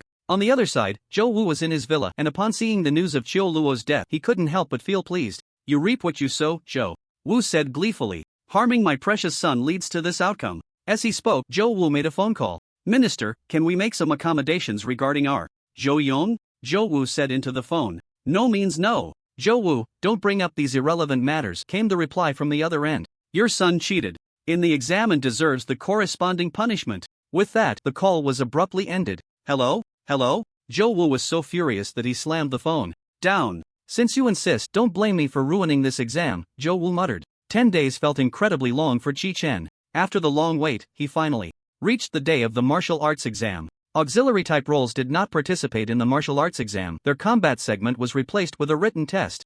Chi-Chen and the other damage-dealing roles boarded the bus and returned to the examination hall. Everyone prayed in their hearts not to become Chi-Chen's opponent. The mechanism of the martial arts exam was very simple and brutal. Opponents were matched randomly, and even if there was a significant disparity in strength, they had to face each other head-on. Of course, 2 special situations could arise. The first was that a strong candidate could unexpectedly be eliminated in the first round. The second situation was that a weaker candidate could get lucky, drawing lots against opponents of similar strength and unexpectedly scoring high. The school bus arrived at the examination hall, and everyone entered together, preparing for the martial arts exam. The staff distributed a martial arts token to all candidates, which could quickly teleport them to the combat arena. Chi-Chen took the martial arts token, made of special materials, which shone brightly in his hand. Once all candidates received their tokens, the examiner read out the exam rules, and the martial arts exam was about to begin. Chi-Chen held the martial arts token, and in the next moment, the token suddenly emitted a dazzling light. Chi-Chen was teleported to a strange space, where countless combat arenas of the same size floated in the sky. Here, he could even see everything happening in the other combat arenas. This place is a combat space created by 200 level 150 grand magicians.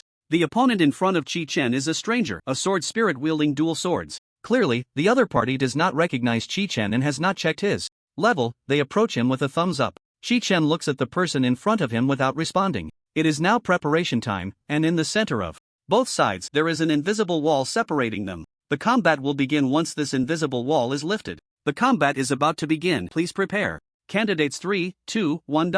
Barrier lifted. Combat starts. As the invisible wall is removed, Chi-Chen remains standing still. The sword spirit swings his dual swords, muttering something about bonds and power, and charges at Chi-Chen. Chi-Chen activates his blood clone to test the waters. Caution is key. If he suffers a surprise defeat in the first round, all his previous efforts will be in vain. Besides the top 8 in the S competition, Chi-Chen has heard of others who won all competitions, and he does not want to follow that path. Seeing Chi-Chen's blood clone advance, the sword spirit unleashes a phantom sword dance on it. After a full set of the phantom sword dance, Chi-Chen's blood clone loses 4,567 points of health. This guy's clone can really take a hit. It survived a full set of my phantom sword dance. The sword spirit thinks to himself. Since that's the case, why not just target the main body and catch him off guard? Immediately, the sword spirit executes a dragon breakthrough slash, teleporting several times in an instant to appear right in front of Chi-Chen. Seeing this, Chi-Chen picks up the demon abyss blood sword to block. In front of him, the sword spirit smirks, thinking his plan has succeeded, and is about to unleash a set of inner ghost sword techniques on Chi-Chen.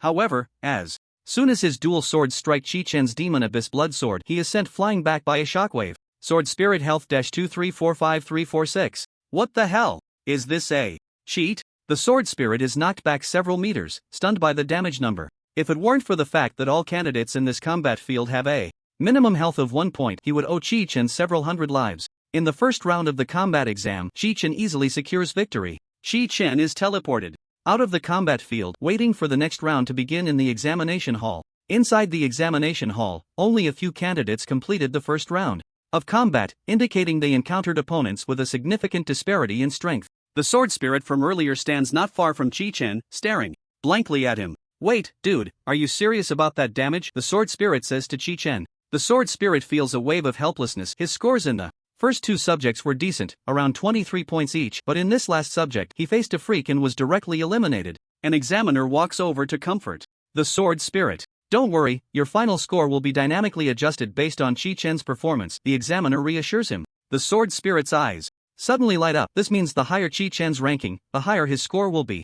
Chi-Chen waves at the Sword Spirit. Don't worry, I will definitely get first place. Come on, you have to get first, the Sword Spirit encourages. This scoring method unexpectedly creates a particularly good atmosphere for the combat exam. Chi-Chen waits in place for a while as other candidates are gradually teleported out of the combat field. Once all candidates complete the first round of combat, the eliminated candidates leave the area. The large venue suddenly has half the number of people, instantly becoming less crowded. After a brief rest, the second round of combat is about to begin. As expected, Chi-Chen also swiftly eliminates his opponent with a single strike. In the face of numerical values, all other professions' mechanisms seem fragile. Moreover, Chi-Chen's mechanism is genuinely overpowered. After several rounds of combat, only a few dozen people remain in the vast venue.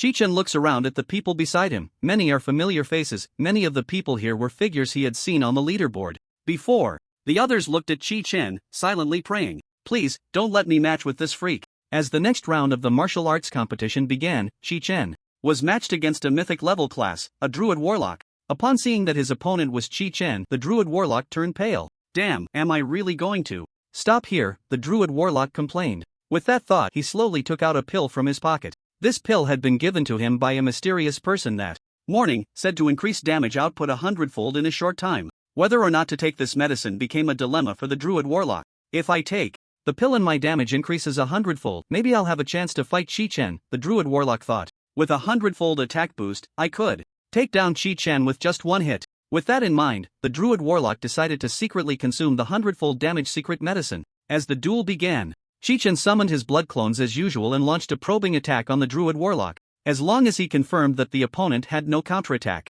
skills, victory in the duel would be almost guaranteed for Chi-Chen. The druid warlock activated his skill, transforming into a massive falcon and soaring into the sky. In the next second, the falcon began to spew thick fog from its beak. In a moment, the entire arena was shrouded in fog, visibility plummeting. Even the proctor in charge had difficulty seeing what was happening in the arena. It was at this moment that the druid warlock seized the opportunity to take the 100-fold damage secret medicine. In falcon form, the druid warlock's flying speed was incredibly fast, with his movement speed skyrocketing to 7.0 in an instant. In the blink of an eye, the druid warlock in falcon form had reached Chi-Chen. Gotcha! The druid warlock's sudden attack successfully hit Chi-Chen, so fast that even Chi-Chen didn't have time to react. Otherwise, Chi-Chen would have switched to another blood clone. Chi-Chen's health minus 44,348.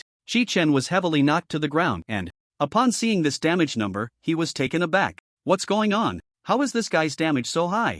Chi-Chen thought. He had some impression of this person. In his first round of the martial arts exam, he had only dealt 340,000 damage. Now, with such an easy hit, he had lost over 40,000 health, which was simply unscientific. Even the proctor noticed something was off and hurriedly called to notify other staff at the examination institute. The druid warlock released his falcon form and cheered. To him, dealing over 40,000 damage to Chi-Chen meant he was surely dead. He completely relaxed his guard, reveling in the joy of victory. Little did he expect that the next second, Chi-Chen stood up as if nothing had happened, brushing off the dust from his clothes. What? The druid warlock was greatly shocked. What kind of monster is this? He can't be killed? Hey, did you secretly take some drugs? Chi-Chen asked urgently. That medicine is very dangerous. I advise you to surrender quickly and seek medical assistance. Chi-Chen said. You really crack me up, the druid warlock replied. The druid warlock now thought that Chi-Chen was just a little bloodied from his previous hit and was panicking, which led to such a desperate plea. Seeing that the opponent wouldn't listen to him. Chi-Chen felt an overwhelming sense of urgency. The only plan now was to quickly take down the Druid Warlock in front of him. Chi-Chen didn't care whether the opponent had counterattack skills or not. He directly summoned over 100 blood clones to attack the Druid Warlock. The Druid Warlock transformed into a falcon again and flew into the air. The fog surged once more as the Druid Warlock searched for an opportunity to attack. Seeing this, Chi-Chen decided to dismiss all his blood clones. This way, there was only one target, saving the Druid Warlock time and distinguishing his true body. This guy really doesn't have much health left. The Druid Warlock secretly rejoiced, thinking that even his clone couldn't be maintained. He must be very weak by now. The Druid Warlock charged at Chi-Chen again, but this time, Chi-Chen focused and reacted. However, by the time Chi-Chen reacted, he had already been hit by the opponent. After being struck, Chi-Chen transformed into a blood pool. The Druid Warlock thought Chi-Chen had been turned into a puddle of blood by him and landed on the blood pool without any defenses. Little did he expect that as soon as his feet touched down, a scorching sensation instantly spread throughout his body. The Druid Warlock cried out in pain. A second later, he could no longer feel the pain. It turned out he had triggered a protective state. The two were then teleported out of the martial arts arena, and the Druid Warlock looked at Chi-Chen in disbelief. The Druid Warlock pointed at Chi-Chen, unwilling to accept. You must have taken drugs too. Chi-Chen repeated. What do you mean by two? The Druid Warlock covered his mouth, realizing he had misspoken. It means you, like that Jo Yong, took drugs to cheat, the Druid Warlock argued. Outside the arena, a commotion of footsteps approached. Chi-Chen immediately looked in the direction of the footsteps and saw a group of medical sorcerers rushing over. It's him, the examiner pointed at the Druid Warlock. Then, the group of medical sorcerers hurried to surround the Druid Warlock. What are you all doing? The Druid Warlock looked bewildered at the group of medical sorcerers beside him. The examiner stepped forward. Quickly say, did you take drugs? That kind of drug can increase damage by 100 times in a short time, the examiner asked sternly. The Druid Warlock instantly felt guilty but still didn't want to admit it. After all, if he admitted it, he would end up like Jo Yong, locked in a confinement room, and would never be able to participate in the joint martial arts examination again. He was a mythical level profession. He couldn't just fall at the start like this. I didn't, the Druid Warlock said sharply. If you want to find someone who took drugs, go look at that person over there. The Druid Warlock pointed at Chi-Chen. Seeing this, the examiner directly stepped forward and grabbed the Druid Warlock by the collar. Do you know that the person who died in the last round of the exam took the drug that increases damage by 100 times, the examiner said harshly. Upon hearing this, a hint of panic appeared on the Druid Warlock's face. Stop lying, that guy was killed by a monster, the Druid Warlock stammered. Clearly, it was your examination institute's negligence, yet you shift the blame onto the examinee. Seeing the Druid Warlock still being stubborn, the examiner decided to take a hard approach. He turned to the medical sorcerers behind him and signaled them, and the medical sorcerers immediately began to cast a healing barrier. This healing barrier activated by the group could continuously restore health to the target within the barrier and purify negative effects. The captain of the medical sorcerers took out a bottle of medicine and signaled the Druid Warlock to drink it quickly. The Druid Warlock took the medicine bottle and drank it without hesitation. To be honest, he was also afraid of something happening to him. The examiner walked over to the medical sorcerers and asked, how is it? Can he be saved? The medical sorcerer looked worried. Not sure, let's leave it to fate. Chi-Chen's gaze did not leave the side. He was very curious about what would happen next. After a minute, the Druid Warlock began to feel unwell. He knelt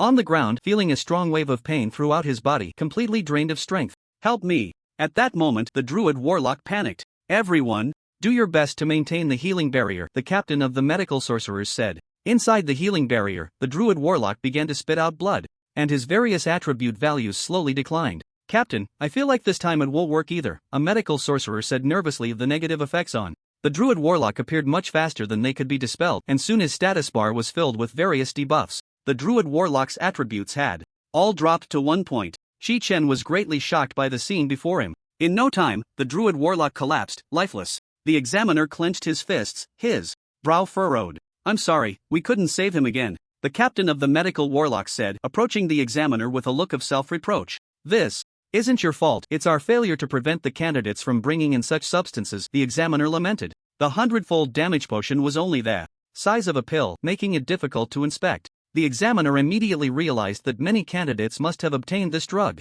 Other candidates gradually completed their martial arts trials and were teleported out of the arena. As they emerged, they saw the body of the Druid Warlock on the ground, along with a group of staff dealing with the aftermath. The examiner did not rush to start the next round of martial arts but instead gathered all the candidates together. Who else brought in the 100-fold damage potion, the examiner asked directly. However, admitting it would be tantamount to cheating, and naturally, no one was willing to confess. Seeing this, the examiner sighed helplessly and pointed at the fallen druid warlock's body, saying, "That pill is extremely dangerous. This candidate died precisely because he took it. Despite our collective healing efforts, we couldn't save him." Upon hearing this, the candidates exchanged glances, and many showed signs of guilt. Yet still, no one was willing to admit they had brought the pill. The examiner, seeing this, waved his hand. "As long as you hand over the pill now, we won't pursue cheating charges." At this, some were willing to hand the pills over to the examiner. There were only a few dozen people present, and the examiner received more than 20 pills. "Where did you get these pills?" the examiner asked. "Someone sent them in a letter," one candidate replied. "Yes, mine too. Mine as well." The letter said it could increase damage 100-fold and claimed there were no side effects. The examiner frowned. It seemed someone was deliberately trying to sabotage this joint martial exam. He handed the pills to other staff for collection and contacted higher-ups to investigate the source of the pills. The martial arts exam continued, and after several rounds, Chi-Chen easily reached the final round. His last opponent was a knight hunter named Vane, who was also a mythic class profession. Vane was equipped with crossbow devices on both arms and carried a massive bow on her back. It appeared that Vane was a profession skilled in ranged combat. Chi-Chen carefully observed Vane while planning his countermeasures in his mind. As the martial arts began, Chi-Chen, as usual, sent out his blood clones to test the waters. Vane rolled on the ground and vanished from sight. Seeing this, Chi-Chen immediately summoned several more blood clones to scatter in different directions. This way, no matter from which direction Vane attacked, Chi-Chen could instantly switch places with his main body.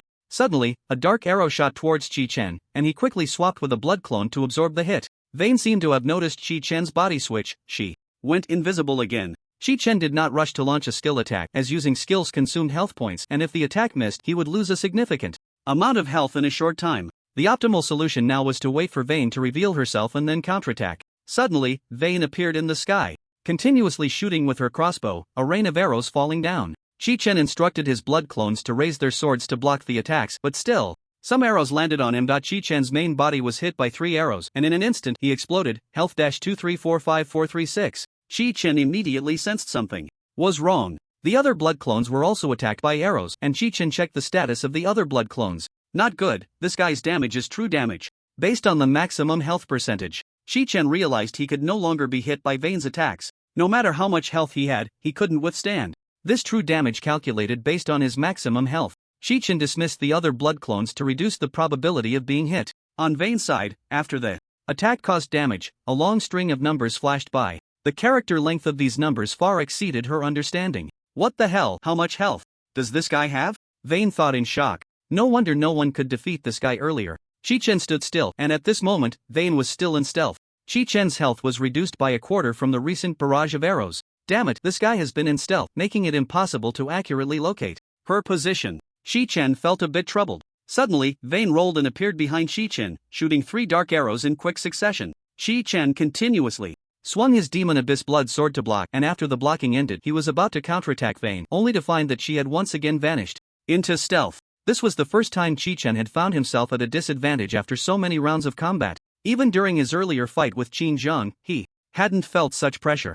Chi-Chen decided to replicate the tactics he used against Qin Zhang and summoned a swarm of blood clones again. As long as one soul-devouring hand hit, Chi-Chen could take advantage of the brief control time to achieve infinite control over Vane and complete the kill. Vane, seeing Chi-Chen continuously summoning clones, instantly understood his intentions. Unlike Qin Zhang, Vane had a wide area of effect damage skill, allowing her to quickly clear out the blood clones summoned by Chi-Chen, which had only a tiny bit of health. Vane leaped into the air again, continuously raining arrows down onto the ground. As the arrows fell, the blood clones Chi-Chen had just summoned instantly collapsed. Damn! Chi-Chen realized he could no longer use the same tactics against Vane. Blood clones with only 1 health would be instantly killed in droves by Vane's arrow rain. With this in mind, Chi-Chen began to observe the damage from Vane's arrow rain. Each arrow that fell could only deal a little over 500 points of damage, and like before, 3 consecutive hits would trigger true damage of 15% of the maximum health. Chi-Chen smiled slightly. He had already thought of a countermeasure. The solution was simple: increase the health of each clone, changing each clone from 1 health to 5,000 health. There was nothing that couldn't be filled with numbers. With this thought, Chi-Chen put his plan into action. Vane was still firing arrows, but soon, she noticed something was off. Her arrow rain couldn't quickly kill the blood clones summoned by Chi-Chen, and the number of clones he summoned was increasing. Her airborne state had reached its time limit, and she had to land. It's over. Vane realized the situation was dire. As soon as Vane landed, she was greeted by a sea of big men. In the blink of an eye, the outcome was decided. Vane stood opposite Chi-Chen, and facing this result, she felt convinced. She had used all her skills, and being able to inflict this much damage on Chi-Chen was enough. With the end of this round of combat, Chi-Chen and Vane were teleported out of the combat arena. As soon as Chi-Chen was teleported back to the examination hall, he found a group of classmates and teachers from the school waiting nearby, ready to celebrate. The examiner looked at Chi-Chen and Vane, who had been teleported out, and announced the result of the combat. In the final round of combat, Chi-Chen wins. This means that Chi-Chen has won this year's joint martial arts examination, becoming the top student in the Western theater.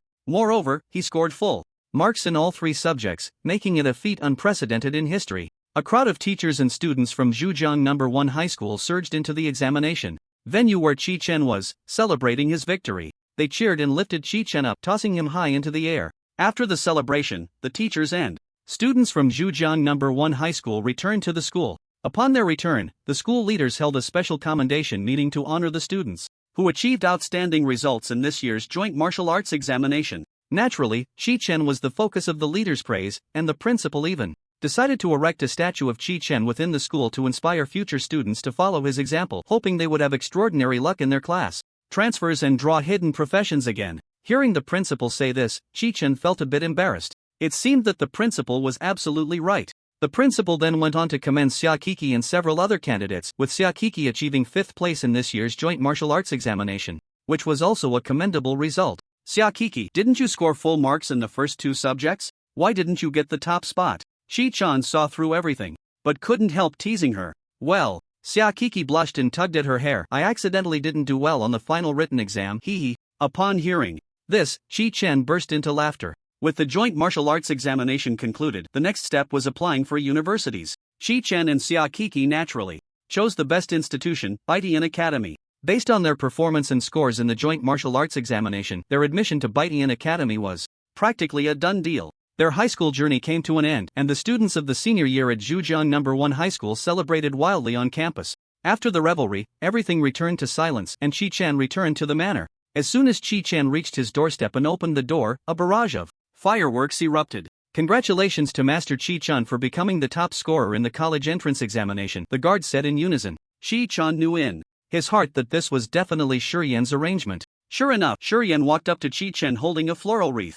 Welcome home, our top scorer. Shurian placed the wreath around Chi-Chen's neck, then revealed a satisfied smile. Aunt Shurian, you don't have to go through all this at home, Chi-Chen said. This top scorer is not something that comes easily, Shurian pouted. Of course we should celebrate happy occasions at home. If your parents were still alive, they would definitely be proud of your achievements today, Shurian said, hugging Chi-Chen tightly. Chi-Chen rubbed Shurian's head. Thank you, Aunt Shurian. Shurian suddenly lifted her head. Who told you to rub my head? How rude. After a brief celebration at home, Chi-Chen planned to rest. Just then, a call came in from Xia-song. What's wrong, Uncle Xia, calling at this hour? Chi-Chen asked. Chi-Chen, the southern district has been suddenly attacked by the Crimson Dragon Legion, and we urgently need manpower. Xia-song's tone was urgent, and the noise in the background could be heard over the phone. It seemed that Xia-song was already on the battlefield.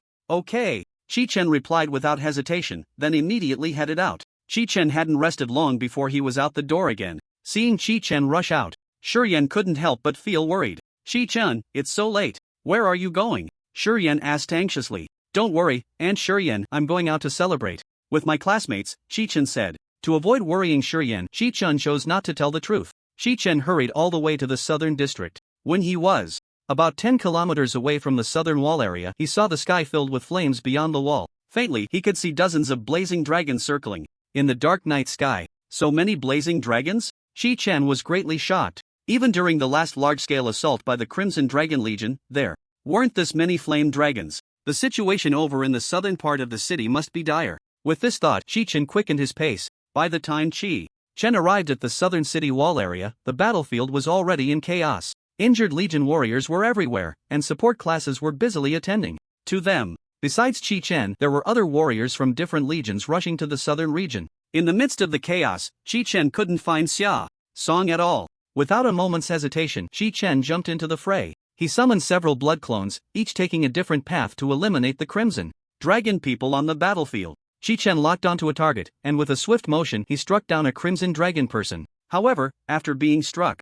the Crimson Dragon person surprisingly did not die. Chi-Chen checked the status of this Crimson Dragon person and saw its health bar go from 0 to full in an instant. What? Chi-Chen was greatly shocked. The resurrected Crimson Dragon person became even more ferocious, charging straight at Chi-Chen. This resurrected Crimson Dragon person moved with increased speed, catching Chi-Chen off guard. Chi-Chen was hit by a claw attack from the Crimson Dragon person, losing 7,500 health. Fortunately, Chi-Chen had a high health pool, so this damage was nothing to him. But for an ordinary person, that would have been enough to reduce them to half health. Chi-Chen didn't rush to retaliate against the Crimson Dragon person in front of him. Instead, he observed its status. He noticed that the Crimson Dragon person's health was continuously dropping on its own. At this rate, it would die in 5 seconds. The Crimson Dragon person lunged at Chi-Chen again, and this time, Chi-Chen swiftly countered with a strike, killing the Crimson Dragon person before him. Based on what just happened, each Crimson Dragon person will immediately resurrect. After being killed, Chi-Chen analyzed internally. The resurrected Crimson Dragon person becomes more ferocious and can survive for 10 seconds without any interference. No wonder the situation had turned so unfavorable for the human side. Chi-Chen felt it was quite tricky. These Crimson Dragon people posed no threat to him, but for ordinary people, they were very troublesome. Moreover, due to the resurrection mechanism of the Crimson Dragon people, Chi-Chen couldn't use Soul Devouring Hand for large-scale slaughters. At this moment, the optimal solution was to summon more blood clones to take down the Crimson Dragon people one by one. With this in mind, Chi-Chen summoned over 100 blood clones and they scattered to prioritize helping the human warriors who were in dire straits. On the front lines of the battlefield, a group of Legion warriors was engaged in a fierce battle with the Crimson Dragon Legion. Suddenly, several Crimson figures charged in from the rear, throwing a large group of Crimson Dragon people into a frenzy. "Everyone, be careful," one of Chi-Chen's blood clones shouted. The Legion warriors immediately understood and took defensive stances to guard against the frenzied Crimson Dragon people. A large group of frenzied Crimson Dragon people lunged madly at the Legion soldiers, but fortunately, the soldiers defended in time, successfully neutralizing this wave of attacks. A few seconds later, a large number of Crimson Dragon people fell, and the previously unfavorable situation on the battlefield was significantly alleviated. Xia Song, who was fighting at the front lines, instantly realized that Chi-Chen had arrived on the battlefield upon seeing this scene. Although Chi-Chen had made it to the battlefield, Xia Song still did not dare to relax even a bit. In the distance, the teleportation portal continued to send forth Crimson Dragon people and Flame Dragons. Seeing the battlefield situation turn unfavorable, the Crimson Dragon Warlock immediately commanded the Flame Dragons in the sky to launch a large-scale attack. The Flame Dragons in the sky simultaneously unleashed flames down onto the ground, and the mages quickly gathered to cast barriers. A massive barrier blocked the torrent of fire raining down. Just then, Chi-Chen arrived beside Xia Song. "Uncle Xia, I'm here," Chi-Chen said. Xia Song patted Chi-Chen on the back. "You finally made it. This time, the Crimson Dragon people are much stronger than before. Our advance is extremely slow. After all this time, we've only made it this far." Chi-Chen looked towards the location of the Red Dragon Sorcerer's portal, still a kilometer away. Ahead, a steady stream of Red Dragon people was approaching. "Chi-Chen, I need you to infiltrate the enemy and directly kill the Red Dragon Sorcerer," Xia Song said. "This way, with fewer reinforcements on their side, we'll have a much easier time." Chi-Chen nodded. "I have the same intention." Just as he was about to charge forward, Xia Song stopped him. "Don't rush, Chi-Chen," Xia Song said. "Let's do it a bit faster." After Xia Song finished speaking, a towering man, 2.5 meters tall, stepped up beside Chi-Chen. He lowered his arm, signaling Chi-Chen to grab hold. Chi-Chen instantly understood. He moved next to the giant and grasped his tree-like thick arm with one hand. "Ah!" The giant roared, using all his strength to throw Chi-Chen into the air. Chi-Chen soared into the sky, flying over the dense mass of Red Dragon people, heading straight for the Red Dragon Sorcerer. The Red Dragon Sorcerers noticed the anomaly in the sky and immediately commanded the blazing dragons to intercept. A dozen blazing dragons spewed flames, charging towards Chi-Chen. Chi-Chen, with thick blood, paid no mind to the flames scorching him, and wielding the Demon Abyss blood sword, he charged at the cluster of blazing dragons blocking his path. A red light flashed across the sky, and the groups of blazing dragons began to plummet downwards. The Red Dragon Sorcerers were greatly shocked, and before they could recover from their astonishment, Chi-Chen descended from the sky. Upon landing, Chi-Chen instantly killed a Red Dragon Sorcerer. This Red Dragon Sorcerer did not fall into a frenzied state like the Red Dragon people but simply died. A portal immediately closed. Seeing this, the other Red Dragon Sorcerers launched attacks against Chi-Chen. The Red Dragon people on the battlefield also turned around and charged at Chi-Chen. At this moment, Chi-Chen was surrounded in the center by the Red Dragon Legion. Even surrounded by the Red Dragon Legion, Chi-Chen remained completely calm. He swung his hand back, unleashing a blood blade. That instantly sent a large group of Red Dragon people into a second-stage frenzy. Although the Red Dragon Legion was numerous, they had no way to deal with Chi-chun. Inside the Red Dragon's nest, the Red Dragon King observed the battlefield through a magical crystal ball. Initially confident of victory, the Red Dragon King's brow furrowed as he looked at this human boy, feeling incredulous. The Abyss Apostle September was beside the Red Dragon King at this moment, and seeing the King's displeased expression, September's lips curled into a faint smile. Lord Red Dragon King, it seems that merely allowing the Red Dragon soldiers to accept the power of the Abyss is still not enough, September said. Hearing this, the Red Dragon King, furious, crushed the magical crystal ball in his hand. Humph, September. It's clearly your abyssal power that isn't strong enough, the Red Dragon King retorted angrily. September smiled slightly. Lord Red Dragon King, why not let the entire Red Dragon Legion accept the power of the Abyss? It seemed this was the only way to turn the tide of battle. The Red Dragon King hesitated for a moment, but ultimately agreed. Alright, let all frontline warriors of the Red Dragon Legion accept the power of the Abyss. September revealed a satisfied smile and then took out a spellbook from his pocket. Under September's control, the spellbook gradually floated into the air and then flew through the Red Dragon Sorcerer's portal, landing on the battlefield where Chi-Chen was. Chi-Chen was in the midst of a fierce battle and did not notice the spellbook suddenly flying out from the portal. The spellbook soared higher and higher, and when it reached a great height, it began to unfold. At the moment the spellbook opened, strange stone pillars, filled with the power of the abyss, fell from the sky like meteors. What is that? Xia Song, from a distance, recognized that these were stone pillars infused with the power of the abyss, which greatly shocked him. The appearance of abyssal power on the outskirts of the battlefield was an extremely rare occurrence. Everyone, the power of the abyss is coming, Xia Song shouted. Everyone on the battlefield was currently engaged in a fierce battle with the Crimson Dragon Legion. The fight was already extremely difficult, and now they had to face the power of the abyss, causing everyone to curse under their breath. Strange stone pillars fell, and the energy from the abyss was completely absorbed by the soldiers of the Crimson Dragon Legion on the battlefield. The blazing dragon soaring in the sky exhaled a more powerful blue flame, and the cooldown time for its fire-breathing skill was reduced from 5 minutes to 2.5. Meanwhile, the Crimson Dragon Warlocks had their attributes doubled and gained the skill, Divine Realm Descent.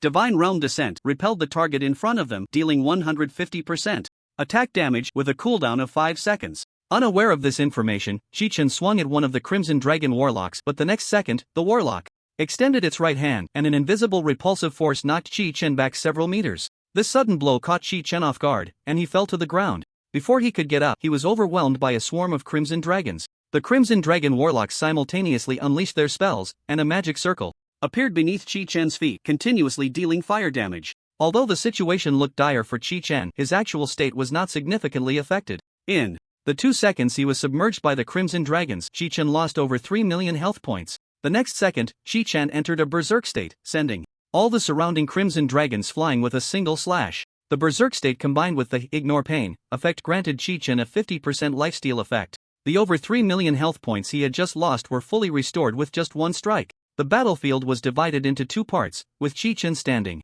alone at the front line, single-handedly facing thousands of Crimson Dragons. In the rear, a group of Legion soldiers was struggling to fight, as the abyss enhanced. Blazing dragons posed a significant threat to the human army, with blue flames scorching the earth. Chi-Chen realized he had to act quickly to kill the Crimson Dragon Warlocks. There were still 5 Crimson Dragon Warlocks on the battlefield, continuously supplying the Crimson Dragons and Blazing Dragons. Chi-Chen knew that he couldn't keep killing indefinitely. He had to eliminate the Crimson Dragon Warlocks first to deactivate the teleportation array and turn the tide of battle. With this in mind, Chi-Chen unleashed a blood blade towards the direction of the Crimson Dragon Warlocks. Since close-range attacks would be blocked, he decided to try a ranged attack. A blood blade flew towards the Crimson Dragon Warlock, but the Warlock used Divine Realm Descent to deflect the blood blade. This deflection sent the blood blade soaring into the sky, where the blazing dragon suffered, being struck down by the blood blade. Is this not going to work either? Chi-Chen pondered. No matter, I have other methods. Chi-Chen created 4 blood clones, and the 5 of them charged towards the Crimson Dragon Warlocks together. Along the way, many Crimson Dragons attempted to block them, but they were merely providing Chi-Chen with attributes. He dispatched them easily with a single slash each. The Crimson Dragons, seeing Chi-Chen and his blood clones approaching, showed no signs of panic. They were ready with Divine Realm Descent, just waiting for Chi-Chen to come closer to knock him back again. Chi-Chen focused his attention on the Crimson Dragon in front of him, waiting for the moment it raised its right hand. Sure enough, as the Crimson Dragon Warlock saw Chi-Chen approaching, it lifted its right hand and unleashed Divine Realm Descent. An invisible repulsive force surged forth, aimed directly at Chi-Chen. But the next second, Chi-Chen transformed into a pool of blood, evading the attack. The Crimson Dragon Warlock was greatly shocked. It continuously attacked the moving pool of blood on the ground, but to no effect. Qi Chen's other blood clones employed the same tactic against the Crimson Dragon Warlocks they faced. Transforming into a pool of blood, Qi Chen moved beneath the Crimson Dragon Warlock.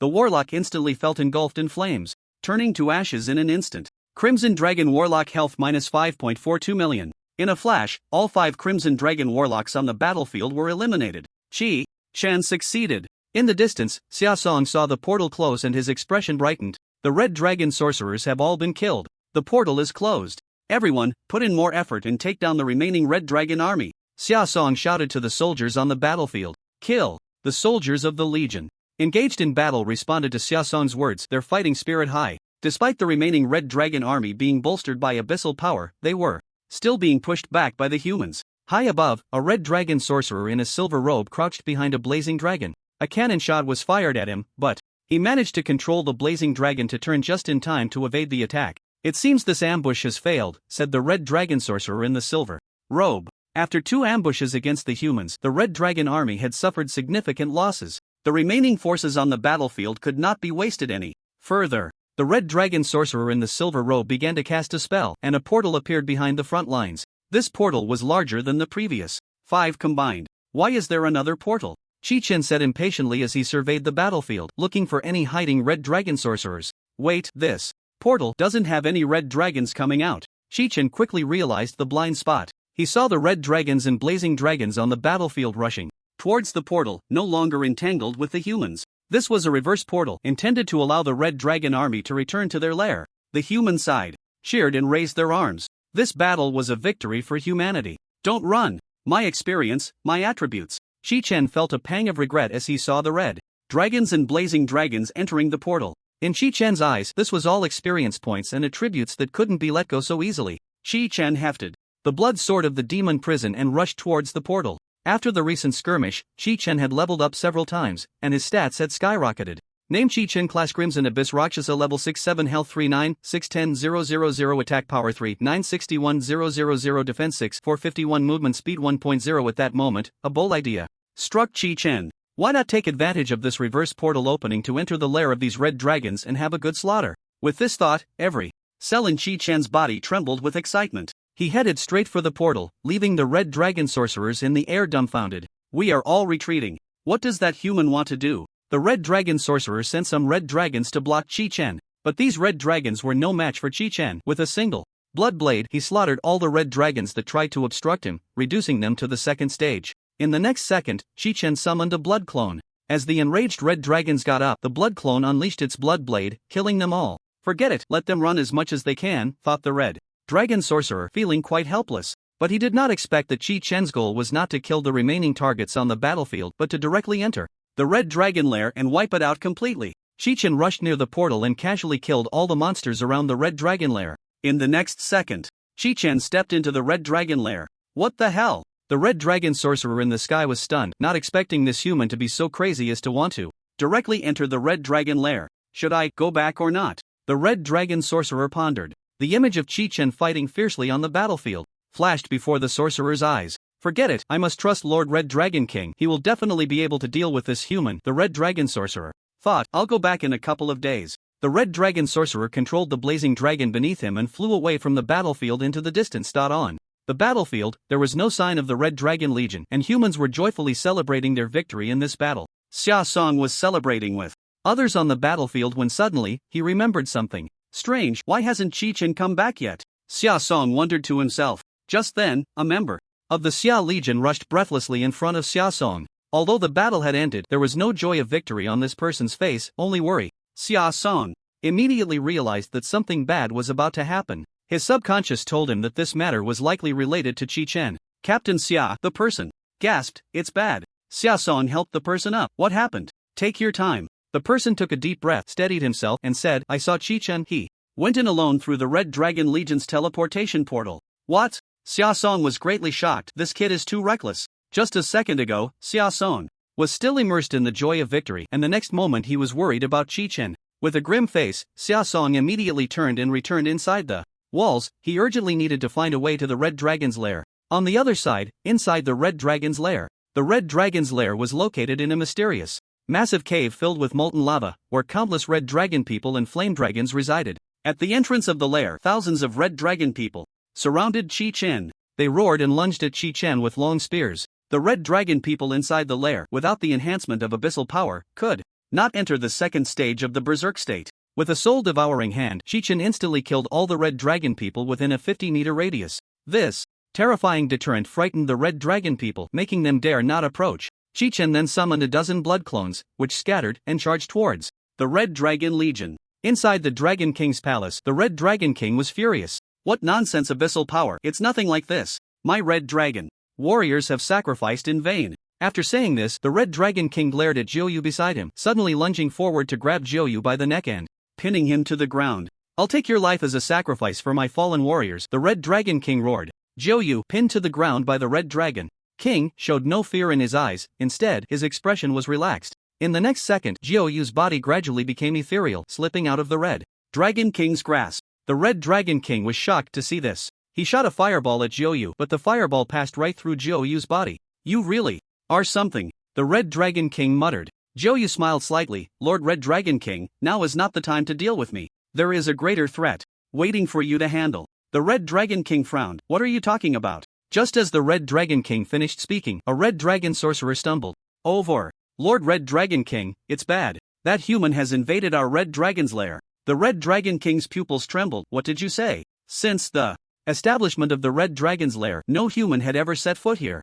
Since he has come, he will definitely die here, the Red Dragon King scoffed. In this Red Dragon's lair, there are 100,000 Red Dragon soldiers. This human is undoubtedly doomed. Tell my Red Dragon soldiers to do their utmost to eliminate that human. The Red Dragon King commanded. Whoever brings me that human's head will be rewarded with whatever they desire. Seeing the Red Dragon King's confident demeanor, the Red Dragon sorcerer trembled and dared not speak. However, things did not go as smoothly as the Red Dragon King thought. At the entrance of the Red Dragon's lair, Chi-Chen was making the Red Dragon army flee in panic. Don't run! My experience! My stats! Chi-Chen and his blood clones chased after the fleeing Red Dragon Legion. After another round of fighting, Chi-Chen's life value broke through 40 million. At that moment, the system displayed a prompt. Achievement unlocked. Life value exceeds 40 million. Acquired skill, Rapid Blood Hunt. Rapid Blood Hunt increases movement speed by 1.0 for every 10 million life points, with a maximum increase of up to 10.0. Upon seeing the introduction of the new skill, Chi-Chen couldn't help but exclaim, wow!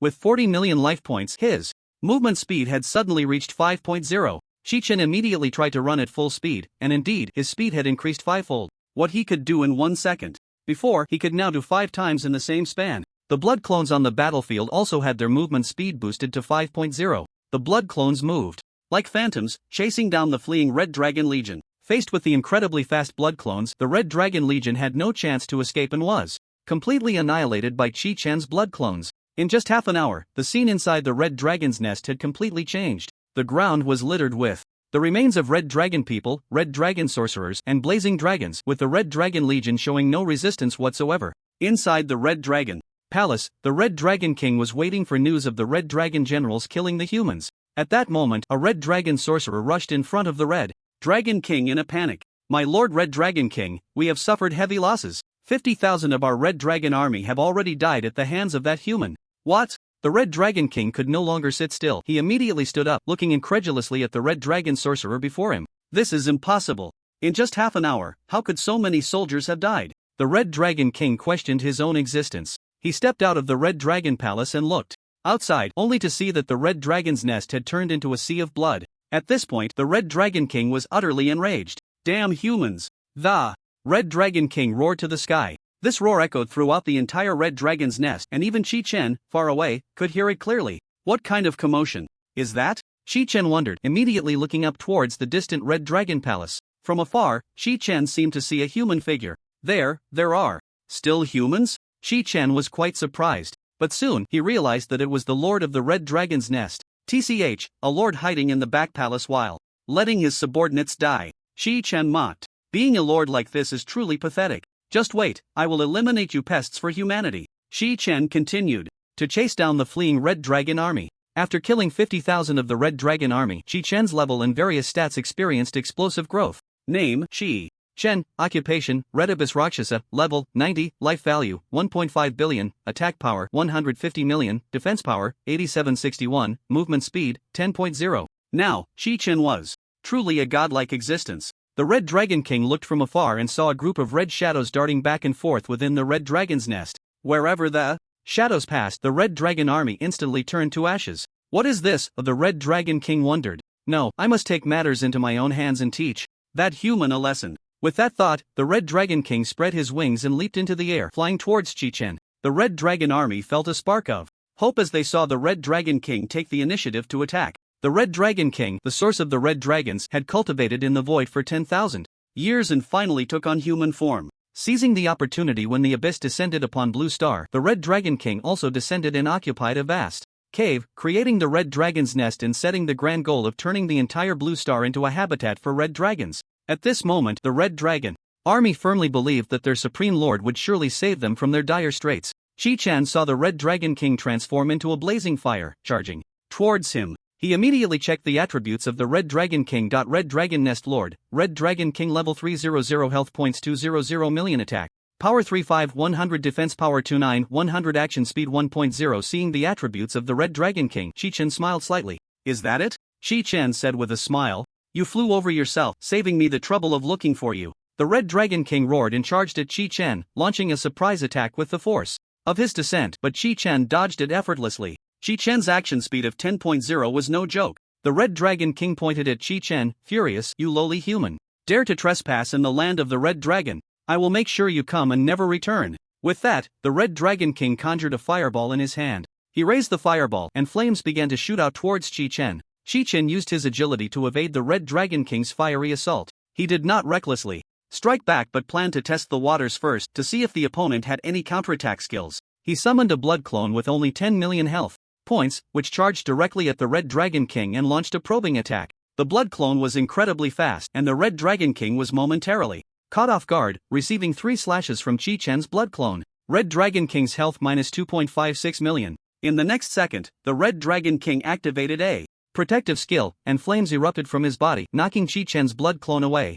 Chen's blood clone health minus 81,000. How is this possible? The Red Dragon King was astonished to see his health drop so much. Although 2.56 million health points were nothing compared to his total of 200 million, he was facing merely an ordinary human. A human who could take away 2.56 million health points in 3 strikes. What a terrifying existence. The Red Dragon King then realized that his 50,000 Red Dragon army had died unjustly. Red Dragon King, is this your counterattack method? Chen mocked. It seems I have no more reservations. The Red Dragon King looked at Chen before him, suddenly feeling drenched in sweat. He no longer had the arrogance he had at first sight. Now, he was filled with caution. It seems I must unleash my ultimate move, Purgatory Cage, the Red Dragon King thought. The fireball in his hand gradually transformed into the shape of a fire dragon. In the next second, the fire dragon lunged forward and Chen attempted to evade the attack with his agility, only to find it impossible to escape. So fast! Chen exclaimed, and despite his current action speed of 10.0, he was still hit by the attack. In less than a second, both Chen and his blood clone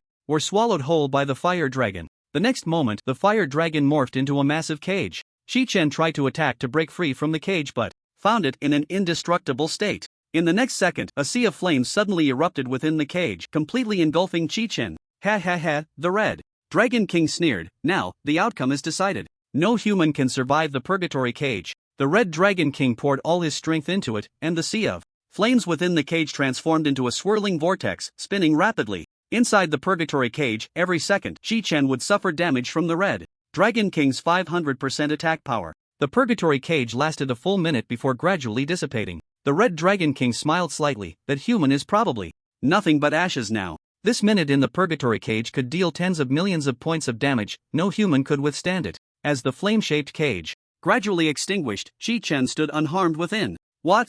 The Red Dragon King's pupils trembled just as he was about to attack Chen. In the blink of an eye, he was struck by Chen's blade. Red Dragon King's health minus 148 million. Chen's strike sent the Red Dragon King flying several hundred meters away, crashing heavily into the Red Dragon Palace he had built. The Red Dragon King, an ancient demon who had lived for over 10,000 years, felt his worldview collapse in an instant. The Red Dragon army within the Red Dragon's nest watched in horror as the Red Dragon King was sent flying hundreds of meters away, their hearts sinking. Chen seized the opportunity and rushed towards the Red Dragon Palace. Before the Red Dragon King could rise, he saw Chi-Chen charging at him. Don't come any closer. The Red Dragon King was completely panicked, immediately activating his protective skill, flames erupting from his body and sending Chi-Chen stumbling back several steps. The roles had now reversed. Chi-Chen became the boss, while the Red Dragon King took on the role of the challenger.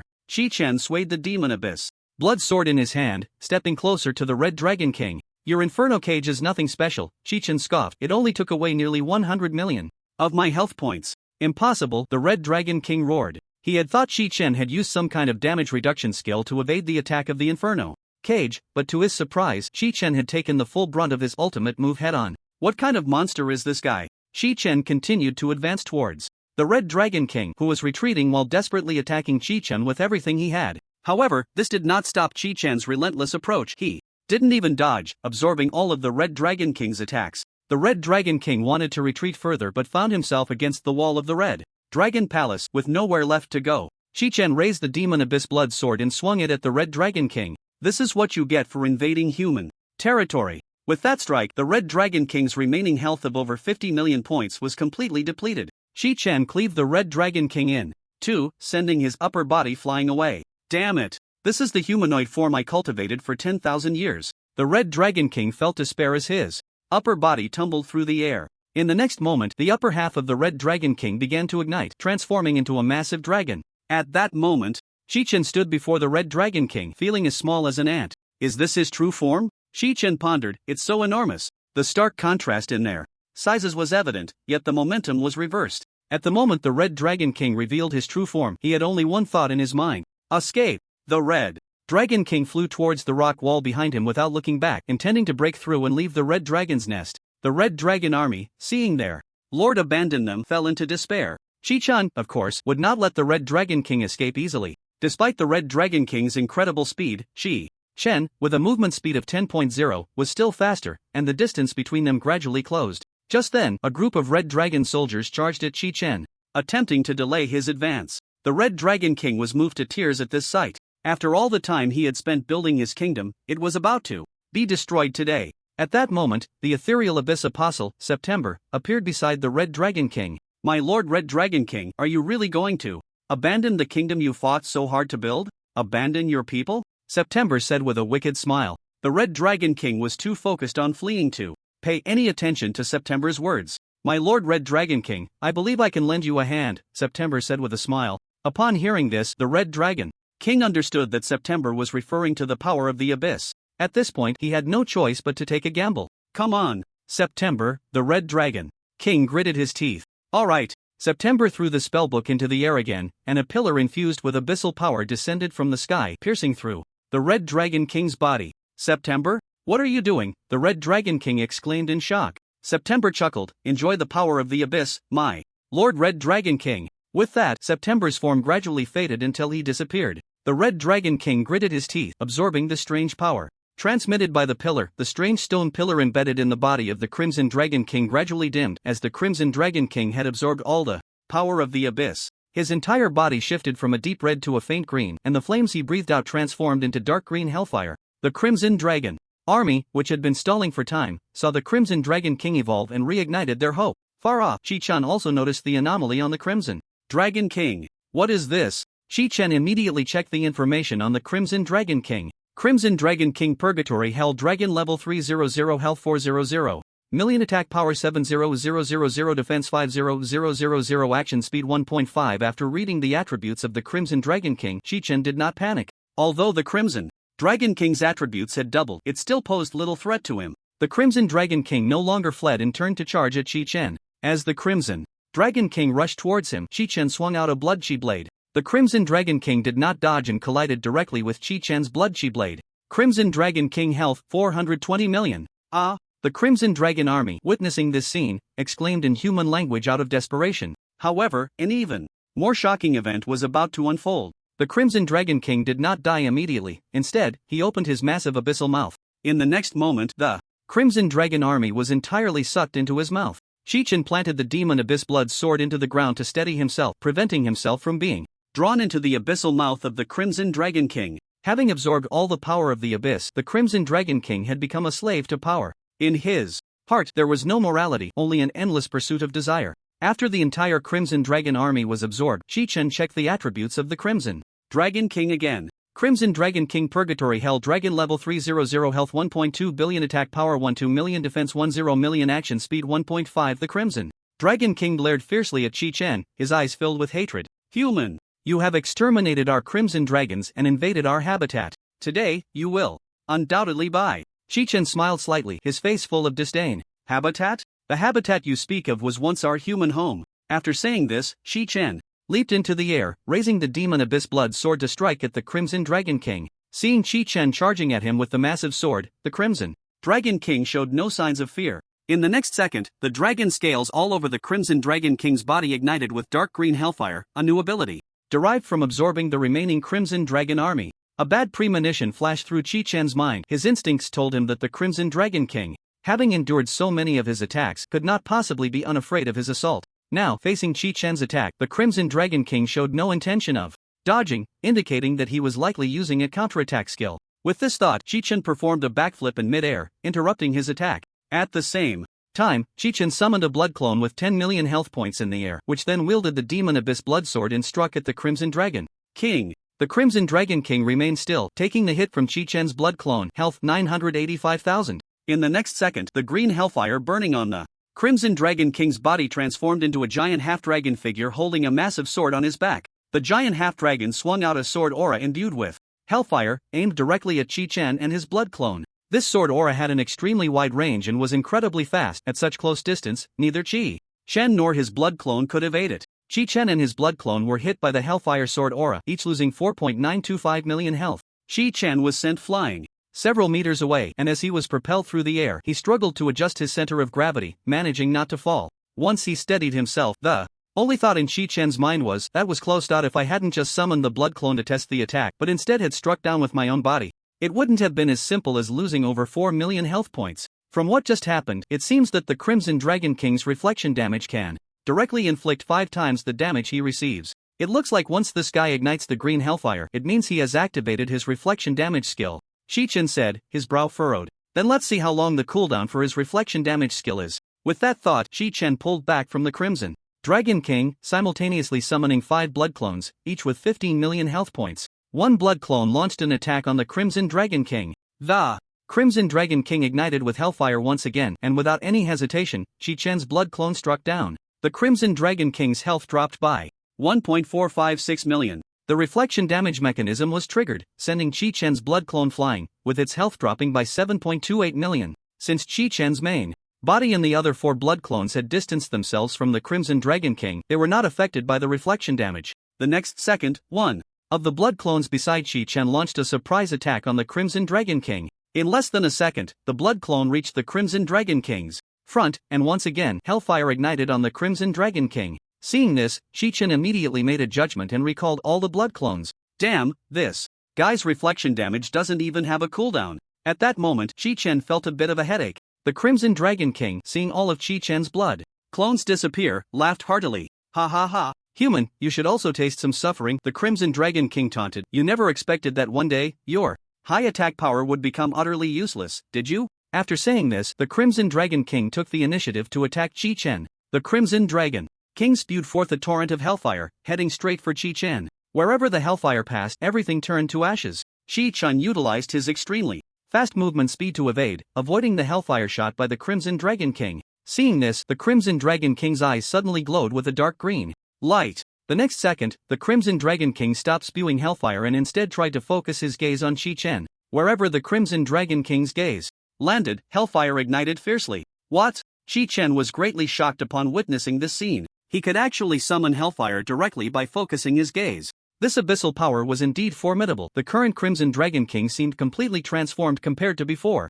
Chi-Chen did his best to avoid the Crimson Dragon King's line of sight, but despite his rapid movement speed, he was still swept by the Crimson Dragon King's gaze. Once caught in the Crimson Dragon King's gaze, even for less than a second, he would be hit by hellfire. Hellfire ignited fiercely on Chi-Chen. The hellfire would deal 3% of the target's maximum health as damage every second, and in just 2 seconds, Chi-Chen lost several tens of millions of health points. Enduring the pain, Chi-Chen tried to extinguish the hellfire on him but found it impossible to put out. Seeing this, the Crimson Dragon King felt victory was in his grasp. Human, don't waste your effort, the Crimson Dragon King sneered, "This hellfire from the abyss cannot be extinguished. The hellfire will burn you to ashes." Chi-Chen smiled slightly. "What do you mean? Burn to ashes? I'll show you right now." The next second, Chi-Chen summoned a blood clone which was free of hellfire. Chi-Chen shifted his consciousness to the blood clone, thus the one burning with hellfire became the blood clone instead. Then, Chi-Chen dismissed the blood clone, marking the moment the indomitable hellfire was dispelled. "Is that all?" Chi-Chen shrugged, feigning disdain. The Crimson Dragon King, seeing the hellfire easily dispelled by Chi-Chen, instantly turned red with anger. "Cunning human! Don't get too carried away," the Crimson Dragon King roared. "I want to see how long you can last." At this moment, only one strategy remained in the Crimson Dragon King's mind, that is consumption. Chi-Chen had no way to counter it. As long as the nether fire hit a few more times, and as long as there was enough time, Chi-Chen would eventually be burned to death. The Red Dragon King's eyes lit up, continuing to attempt to summon the nether fire to attack Chi-Chen. However, what he did not know was that Chi-Chen had already developed a killing intent. At this moment, Chi-Chen had already deduced in his heart that the Red Dragon King had revealed all his trump cards, otherwise he wouldn't be attacking so chaotically. Chi-Chen summoned several blood clones which moved in different directions from Chi-Chen. The Red Dragon King could only focus his gaze on one point and could not sweep over the blood clones summoned by Chi-Chen simultaneously. Just as his gaze focused on Chi-Chen's main body, the nether fire ignited, and Chi-Chen immediately swapped places with a blood clone, then dispelled the blood clone that was being burned by the nether fire. This way, he could avoid the damage from the nether fire as much as possible. Meanwhile, the blood clones also approached the Red Dragon King from different directions. Seeing this, the Red Dragon King activated his defense and counterattack in advance, and the nether fire ignited on him once again. "Human, no matter how many times you try, it's all in vain," the Red Dragon King mocked. Chi-Chen smiled slightly. "That's not necessarily true, Red Dragon King. What if your defense and counterattack have no target to attack?" In the next second, one of Chi-Chen's blood clones swung a knife at the Red Dragon King. After all that talk, you still come at me with that broken knife," the Red Dragon King scoffed. "Human, you've run out of tricks." The Red Dragon King stood still, waiting for Chi-Chen's strike. Suddenly, Chi-Chen recalled all the blood clones and all his power converged back onto himself. Oh, seeing this scene, the Red Dragon King showed no signs of panic. Instead, he felt a bit pleased. "This human seems to have gone mad from my torment, planning to perish together with me," the Red Dragon King thought. In fact, the Red Dragon King still had one last trump card, which was the life-sustaining skill, Dragon Luck. During the activation of Dragon Luck, the Red Dragon King would not die, with a minimum health of 1 point. Once Dragon Luck was triggered, the Red Dragon King would restore all his health but lose the counterattack skill. In midair, Chi-Chen activated the soul-devouring hand. A massive teleportation array unfolded beneath the Red Dragon King, and a demonic hand reached out from the array, firmly grasping the Red Dragon King. "What?" The Red Dragon King was greatly shocked. This human actually had such a powerful binding skill? The Red Dragon King was enormous, and under normal circumstances, it would take at least dozens of humans to simultaneously activate control skills to briefly restrain him. Yet the human before him, all alone, activated a control skill that completely bound him. This was the first time he felt like a toy being squeezed in someone's hand. A strong sense of humiliation surged within the Red Dragon King. Human, just wait," the Red Dragon King thought. "As long as you dare to swing your knife at me, you can wait to die." Meanwhile, Chi-Chen swung the blood chi blade at the bound Red Dragon King. The moment the blood chi blade hit, the soul-devouring hand also exerted force, squeezing tightly against the Red Dragon King. The Red Dragon King's health minus 1.145 billion. After suffering Chi-Chen's continuous attacks, only a few tens of millions of health points remained, and Dragon Luck had not yet triggered. The Red Dragon King endured the intense pain and laughed maniacally. "Ha ha ha ha ha, human, you're dead for sure." The nether fire on the Red Dragon King transformed once again into a giant red dragon man with only an upper body, wielding a giant sword and unleashing a wave of nether fire sword energy towards Chi-Chen. Chi-Chen seized the opportunity and transformed into a blood pool. Chi-Chen used the unselectable mechanism of the blood pool to evade the Red Dragon King's counterattack. At this moment, a sense of foreboding surged in the Red Dragon King's heart. The transformed blood pool of Chi-Chen landed on the Red Dragon King's back, and the intense burning sensation caused the Red Dragon King to scream in pain, plummeting to the ground. The Red Dragon King's health minus 139 million. The Crimson Dragon King, burned by the blood pool, had his health bar drop to 1 point, triggering the life-saving skill Dragon's Fortune. The counterattack skill activated immediately, and the Crimson Dragon transformed into a Dragon Man, unleashing the last wave of Hellfire Sword energy. This wave of Hellfire Sword energy had no specific target, and crashed against the thick rock wall. Seeing that the Crimson Dragon King had not perished, Chi-Chen was greatly shocked. He had thought that after his precise calculations, the Crimson Dragon King would surely die after taking his combo. This guy actually has a life-saving skill, Chi-Chen pondered. After transforming, Back into human form, he quickly distanced himself from the Crimson Dragon King. He watched as the Crimson Dragon King's health instantly recovered from 1 point to full health. Oh no, this guy can't be invincible, can he? Shi Chen complained inwardly. But at the same time, he noticed the changes in the Crimson Dragon King. The dragon scales on the Crimson Dragon King dulled, gradually losing their luster. This guy's counterattack skill is activated through the dragon scales on his body, Shi Chen thought. Could it be that he has lost his counterattack skill? If that's the case, it will be much easier to deal with. The Crimson Dragon King slowly rose, taking to the air. Human, I told you, your efforts are in vain. There was a hint of insecurity in the Crimson Dragon King's tone. With his counterattack skill gone, he could only forcefully raise his momentum to scare Shi Chen away. Shi Chen couldn't be bothered to respond to the Crimson Dragon King, and directly summoned a blood clone with only 1 million health points. As soon as the blood clone was summoned, it swung a blood energy blade at the Crimson Dragon King. The Crimson Dragon King instinctively shielded himself with his wings, blocking the attack, but his health dropped by 360,000. Shi Chen, still wary of a trick, summoned dozens more blood clones, each with 1 million health points. The blood clones continuously unleashed blood energy blades at the Crimson Dragon King. The Crimson Dragon King had no choice but to keep his wings in front of him to block. Seeing this, Shi Chen felt a surge of joy. Indeed, the Crimson Dragon King most likely no longer has a counterattack skill. Shi Chen secretly rejoiced. Determined, Shi Chen decided to keep summoning blood clones to continuously attack the Crimson Dragon King just in case. Once his blood pool cooled down, he could move in for the kill. The Crimson Dragon King faced wave after wave of blood energy blades, and his mental defenses gradually crumbled. Human, it's useless, your attacks are insignificant to me. Human, I see you as a hero, I'll give you a chance run while I haven't made my move. Rude human, didn't you hear me speaking? The Crimson Dragon King's psychological defenses were slowly being shattered by Shi Chen. Finally, the Crimson Dragon King could no longer hold on and suddenly turned to flee. Seeing this, Shi Chen immediately understood that the Crimson Dragon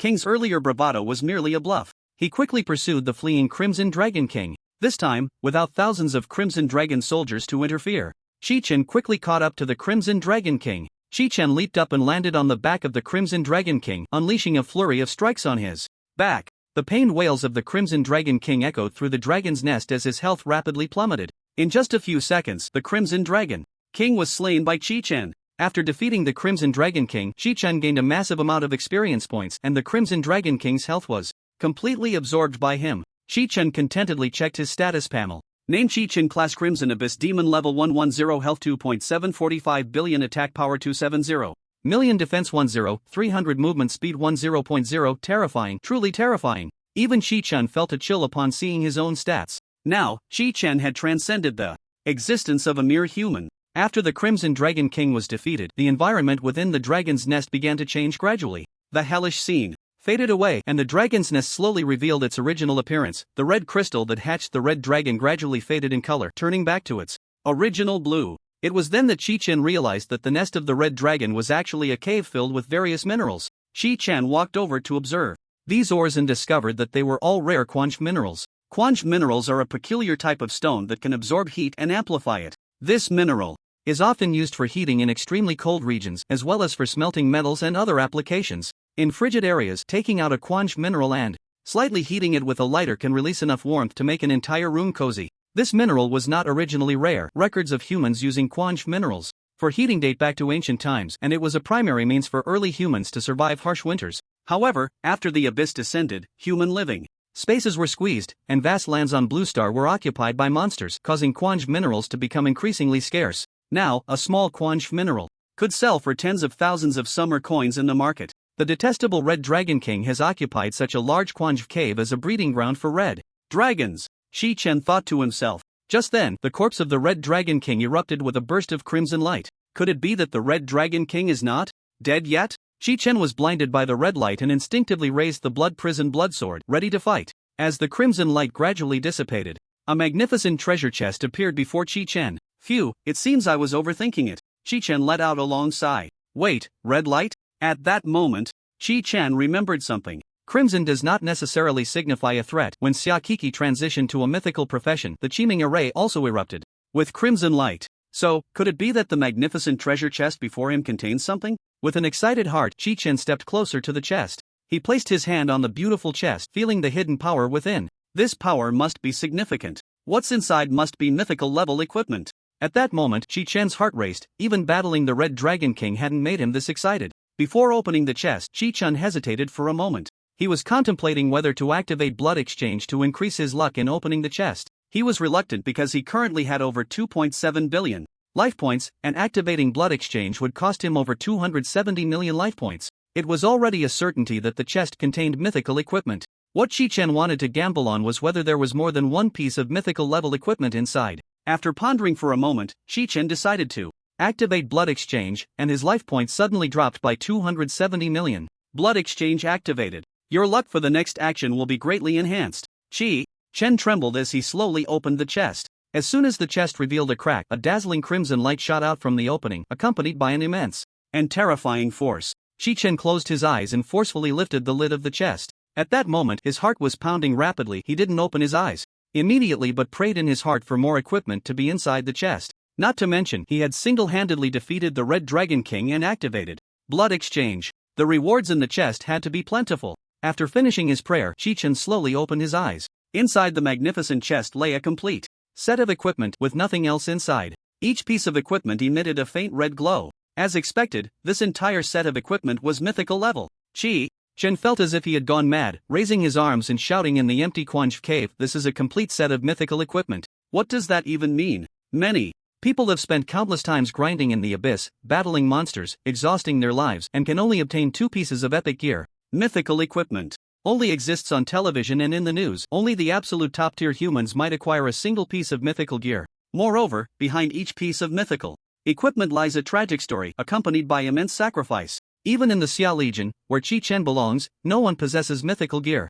The fact that Chi Chen suddenly obtained a complete set of mythical equipment would already be enough to cause a sensation across Blue Star. At this moment, Chi Chen was so overwhelmed with excitement that his mind went blank. After a while, he finally came to his senses and eagerly checked the equipment in the treasure chest. Dragon Slayer Warrior Set Abyss Corruption. The set includes Dragon Slayer Warrior Helmet, Dragon Slayer Warrior Chestplate, Dragon Slayer Warrior Leggings, Dragon Slayer Warrior Ring, Dragon Slayer Warrior Necklace, Dragon Slayer Warrior Greatsword. Due to the corruption of abyssal power, it cannot be equipped temporarily. It can be equipped only after the abyssal power corruption is cleared. After reading the set introduction, Chi Chen spat out a mouthful of old blood. What the hell? I finally got a complete set of mythical equipment and you tell me I can't use it? Chi Chen complained. However, the next second, a confident smile appeared on his face. Who said I wanted to equip it? Even if it's mythical gear, it only deserves to be a sacrifice for my Demon Abyss Blood Sword. With that thought, Chi Chen took out the Demon Abyss Blood Sword and directly offered the Dragon Slayer Warrior Set Abyss Corruption as a sacrifice to the Demon Abyss Blood Sword.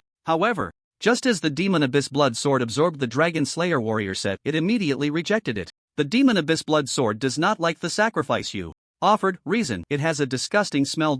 Seeing the system prompt, Chi Chen was instantly speechless. Good grief, I thought this Demon Abyss Blood Sword was a glutton that devours everything. I didn't expect it to be picky when the sacrifice was right in front of it, saying something like, "It has a disgusting smell." Chi Chen sighed. It seemed that the abyssal corruption on the equipment had to be dealt with first. With that in mind, Chi Chen stored the Dragon Slayer Warrior set in his backpack, preparing to leave the Quanju mine and report the news of defeating the Red Dragon King and reclaiming this place to the Legion. Just as Chi Chen took a couple of steps, he suddenly remembered a problem. Earlier, he had come through the Red Dragon Warlock's portal and had no idea how to leave this place. Not to mention leaving, the Quanju mine was a maze with all sorts of passages. It would be difficult to find a way out. Chi Chen's heart sank in panic. Would he end up killing the Red Dragon King and reclaiming the Quanju mine, only to be trapped here for the rest of his life due to unfamiliar terrain? No, this absolutely cannot happen.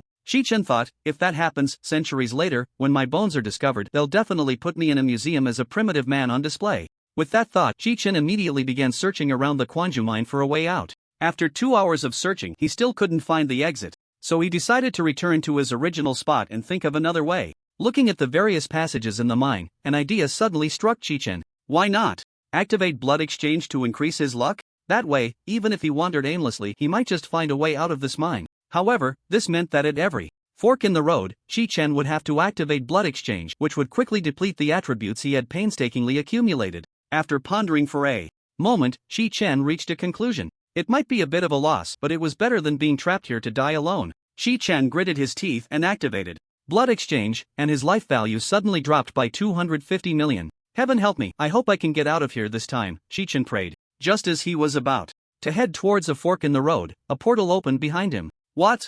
Chi-Chen was quite surprised to find a portal behind him. Logically speaking, the Red Dragon Legion should have been completely wiped out by him, so how could there still be a portal opening? This could only mean one thing, that is, Xia Song had sent someone to find him. Thinking of this, Chi-Chen felt a surge of joy. The luck boost from this blood exchange was no joke. He didn't even have to look for an exit. Someone was coming to get him right away. Chi-Chen focused his gaze on the portal, only to see a flame dragon flying in from the other side. On the back of the flame dragon sat a red dragon sorcerer clad in a silver robe. This red dragon sorcerer was the one who had not returned to the red dragon nest earlier. The red dragon sorcerer returned to what was once the red dragon nest, the Quanjun mine, and looked around, discovering that his habitat had changed completely. Soon after, the red dragon sorcerer found the remains of the red dragon king. Lord Dragon King? The red dragon sorcerer was deeply shocked. The invincible red dragon king had now become a skeleton. Immediately, the red dragon sorcerer turned his head and saw Chi-Chen staring at him. The two locked eyes, pausing for a second, as if the surrounding space had frozen. The red dragon sorcerer didn't think much and immediately commanded the flame dragon to pass through the portal and leave. However, the speed of the flame dragon couldn't compare to Chi-Chen's speed of 10.0. In an instant, Chi-Chen killed the flame dragon and captured the red dragon sorcerer in front of him. Spare me, the red dragon sorcerer pleaded. Please let me go. I will never harm humans again. It's good that you know you're harming humans, Chi-Chen murmured. Compared to your kind, you really have no backbone. With that, Chi-Chen released the red dragon sorcerer, who immediately knelt on the ground, begging for mercy. Human lord, as long as you are willing to spare me, I will do anything, the red dragon sorcerer pleaded. Tell me, where have you been during this time? Chi-Chen questioned. Are there still remnants of your kind outside? Chi-Chen gently raised the demon prison blood sword in his hand and placed it against the neck of the red dragon sorcerer. The blood of the flame dragon dripped down the blade, falling onto the red dragon sorcerer, scaring him out of his wits. Human lord, the red dragon sorcerer stammered. There are no more of my kind outside. I saw you rampaging on the battlefield earlier, and then you directly entered the red dragon nest through the portal, thinking that once everyone dealt with you, I would come back. The red dragon sorcerer said. Oh, Chi-Chen murmured, I didn't die, and I even killed your king. Aren't you disappointed? And no, not disappointed. The red dragon sorcerer trembled. You are more powerful than Lord Red Dragon. It is only natural that you defeated him. Smooth talker, Chi-Chen murmured, and with that he lowered the sword from the red dragon sorcerer's neck. The red dragon sorcerer's tense heart finally relaxed and he lay down on the ground, letting out a long breath. Just now, you said that as long as I don't kill you, you'll do anything, right? Chi-Chen asked. Yes, human lord. What do you command? The red dragon sorcerer flattered. Chi-Chen smiled slightly. Then please open the portal and send me back to the battlefield by the wall. Remember, don't try any tricks, or the flame dragon you just rode will be your fate. As you command. The red dragon sorcerer replied obediently, activating his magic to open the portal in place. Chi-Chen walked to the portal and the red dragon sorcerer smiled and bowed to him. Human lord, safe travels. Chi-Chen smiled slightly. You, come with me. Huh, the red dragon sorcerer exclaimed in surprise. What ha? I told you to come. Chi-Chen grabbed the red dragon sorcerer and brought him out. You don't really think you can safely revive your red dragon nest in that Quanj mine, do you? Chi-Chen retorted. Look, isn't that Chi-Chen? At that moment, by the wall, members of the Xia clan Legion spotted Chi-Chen and waved at him. Strange, why is there a flame dragon with him? Never mind that for now, let's hurry to greet Chi-Chen and inform Captain Xia Song. A group of Legion soldiers came down to welcome Chi-Chen, who pulled the red dragon sorcerer along as he walked towards them. The red dragon sorcerer followed behind Chi-Chen, utterly dazed. Seeing this, Chi-Chen smiled slightly at the red dragon sorcerer. Don't worry, I told you, I won't kill you. I keep my word. The Legion soldiers met Chi-Chen by the wall. Chi-Chen, where have you been? Captain Xiaosong has been looking for you anxiously, one of the soldiers asked. Yes, and what's the deal with this red dragon sorcerer beside you? Another soldier inquired. Let's not talk about that for now, Chi-Chen smiled. Just take me to Captain Xiaosong. I have important matters to report. On the other side, Xiaosong hadn't slept all night. He gathered a group of members, practicing spells to discuss how to find Chi-Chen. Just then, a soldier came to report that Chi-Chen had returned safely to the wall. What? Xiaosong was greatly shocked by this news. Quick, take me to see Chi-Chen. Following the soldier, Chi-Chen arrived at the wall and saw Chi-Chen resting alone against it. Chi-Chen! Xia! Song called out as he hurried to Chi-Chen's side. Captain Xiaosong, I have important matters. Don't say anything yet.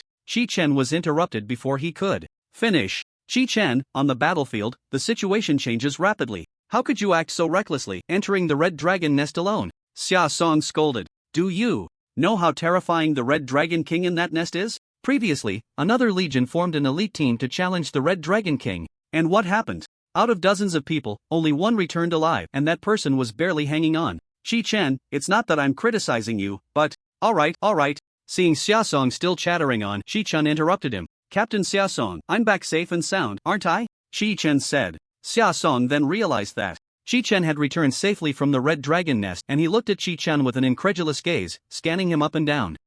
How did you do it? Xiaosong's voice trembled slightly. It's simple, Shi-Chen smiled. I went into the Red Dragon Nest and took out the entire Red Dragon Legion, including the Red Dragon King. Ha! Xiaosong's pupils shook, his eyes filled with shock. Shi-Chen, are you serious? Xiaosong's tone gradually became uncertain. Of course I'm serious. Shi-Chen replied, Uncle Xia, this is what I wanted to report to you. At this point, Shi-Chen snapped his fingers. Red Dragon Captive, step forward. Shi-Chen looked to his left, and a Red Dragon Sorcerer in a silver robe, shackled, slowly walked out. Here, the Red Dragon Sorcerer weakly called out. Shi-Chen smiled slightly and patted Xiaosong's shoulder. Uncle Xia, I was able to return here thanks to this Red Dragon Captive's help. With him opening the portal, we can quickly reach the Red Dragon Nest.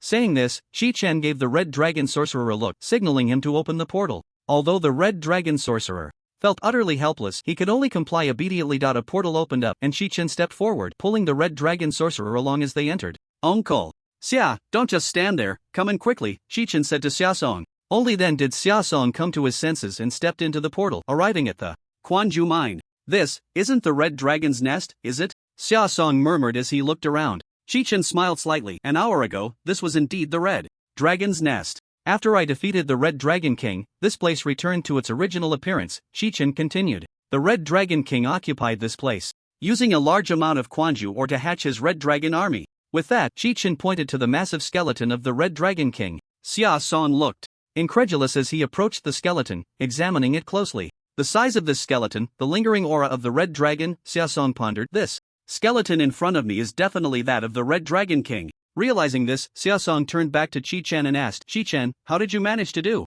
this all by yourself? Shi-Chen scratched his head, adhering to the belief that young people should be modest, and replied, I just happened to defeat the Red Dragon King. Just happened? Xiaosong exclaimed, you barely have a scratch on you, just a bit of blood and some dust, and you call that luck? Moreover, you did this all alone. At that moment, even Xiaosong's worldview began to crumble as he stared blankly at the skeleton of the Red Dragon King, recalling the tragic fate of the previous expedition against it. This kid Shi-Chen is far more terrifying than the Red Dragon King, Xiaosong thought to himself. Seeing Xiaosong lost in thought, Shi-Chen took the initiative to speak up. Uncle Xia, let's not think about anything else for now, Shi-Chen said. We should be happy that we've reclaimed such a large Quanju mine. Xiaosong came back to his senses. You're right, Shi-Chen. Logically speaking, this Quanju mine was discovered by you, so the rights should naturally belong to you, Xiaosong added. Belong to me? Shi-Chen exclaimed, such a vast resource, isn't it going to be confiscated? Silly boy, what are you thinking? Xiaosong laughed. Outside the walls, natural resources like mines belong to the first pioneer.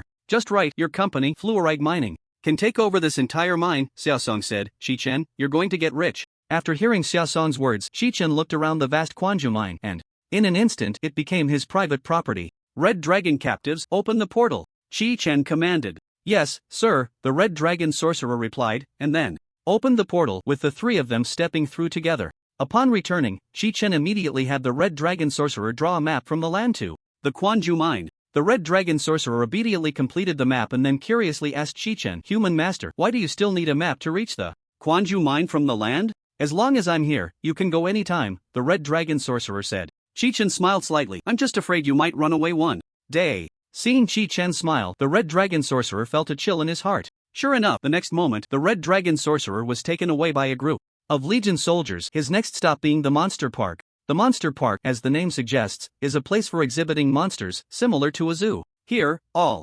monsters are kept in cages for the public to view. Shi-Chen took the map drawn by the Red Dragon Sorcerer and discovered that the Quanju mine was actually not far from the wall, only 50 kilometers away. This distance was completely manageable for Fluorite Mining to develop and exploit. With this in mind, Shi-Chen made a call to have the butler contact the people at Fluorite Mining to begin development of the newly discovered Quanju mine. After everything was arranged, Shi-Chen began to think about the Dragon Slayer warrior set. He asked Xiaosong beside him how to purify the abyssal aura that had eroded the equipment. After listening to Shi-Chen's description, Xiaosong started to ponder. Equipment eroded by abyssal aura is indeed quite rare, Xiaosong mused. I do know someone who knows how to remove the abyssal aura from equipment, but that person is a bit far away, Xia Song said. Where is that person? Shi Chen inquired. Xia Song turned his head, looked into Shi Chen's eyes, and replied, in the Western Snow Mountain region. The Western Snow Mountain region? Shi Chen contemplated. That is a bit far. But now that the Alliance martial arts examination is over, there are still about 3 months until the university starts.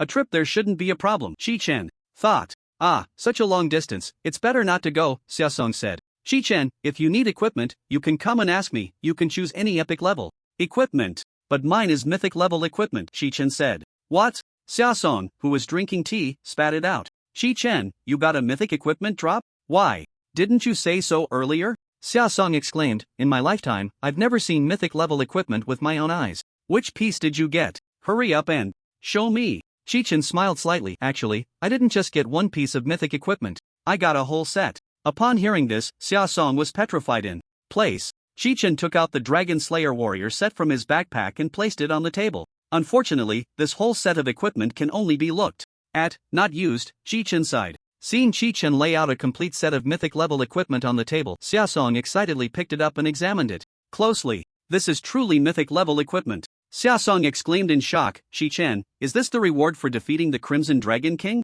Shi Chen nodded. Thinking about it, it doesn't seem too surprising, Xia Song said. After all, the Crimson Dragon King is indeed very difficult to deal with. Shi Chen, don't worry. I will definitely help with purifying the abyssal aura. Xia Song continued. I must see what it's like to use a complete set of mythic equipment. Shi Chen was overjoyed. Thank you, Uncle Xia. What should we do next? Xia Song smiled slightly. Shi Chen, I will find you a capable assistant who will accompany you personally to the Western Snow Mountain region. Then I'll trouble you, Uncle Xia. Shi Chen expressed his gratitude. Xia Song patted Shi Chen on the shoulder. Child, you should go home and rest well. You fought all night. You must be very tired. Shi Chen nodded. During the battle, he was so exhilarated that he didn't feel a hint of fatigue. But once he relaxed, the exhaustion hit him suddenly. At that moment, Shi Chen's upper eyelids were fighting a fierce battle with his lower eyelids. As soon as he could rest, he would fall asleep immediately. Go on, child, go home and rest well, Xia Song said, looking at Shi Chen with a comforting gaze. When you wake up and are ready, I will have someone bring you the relevant information.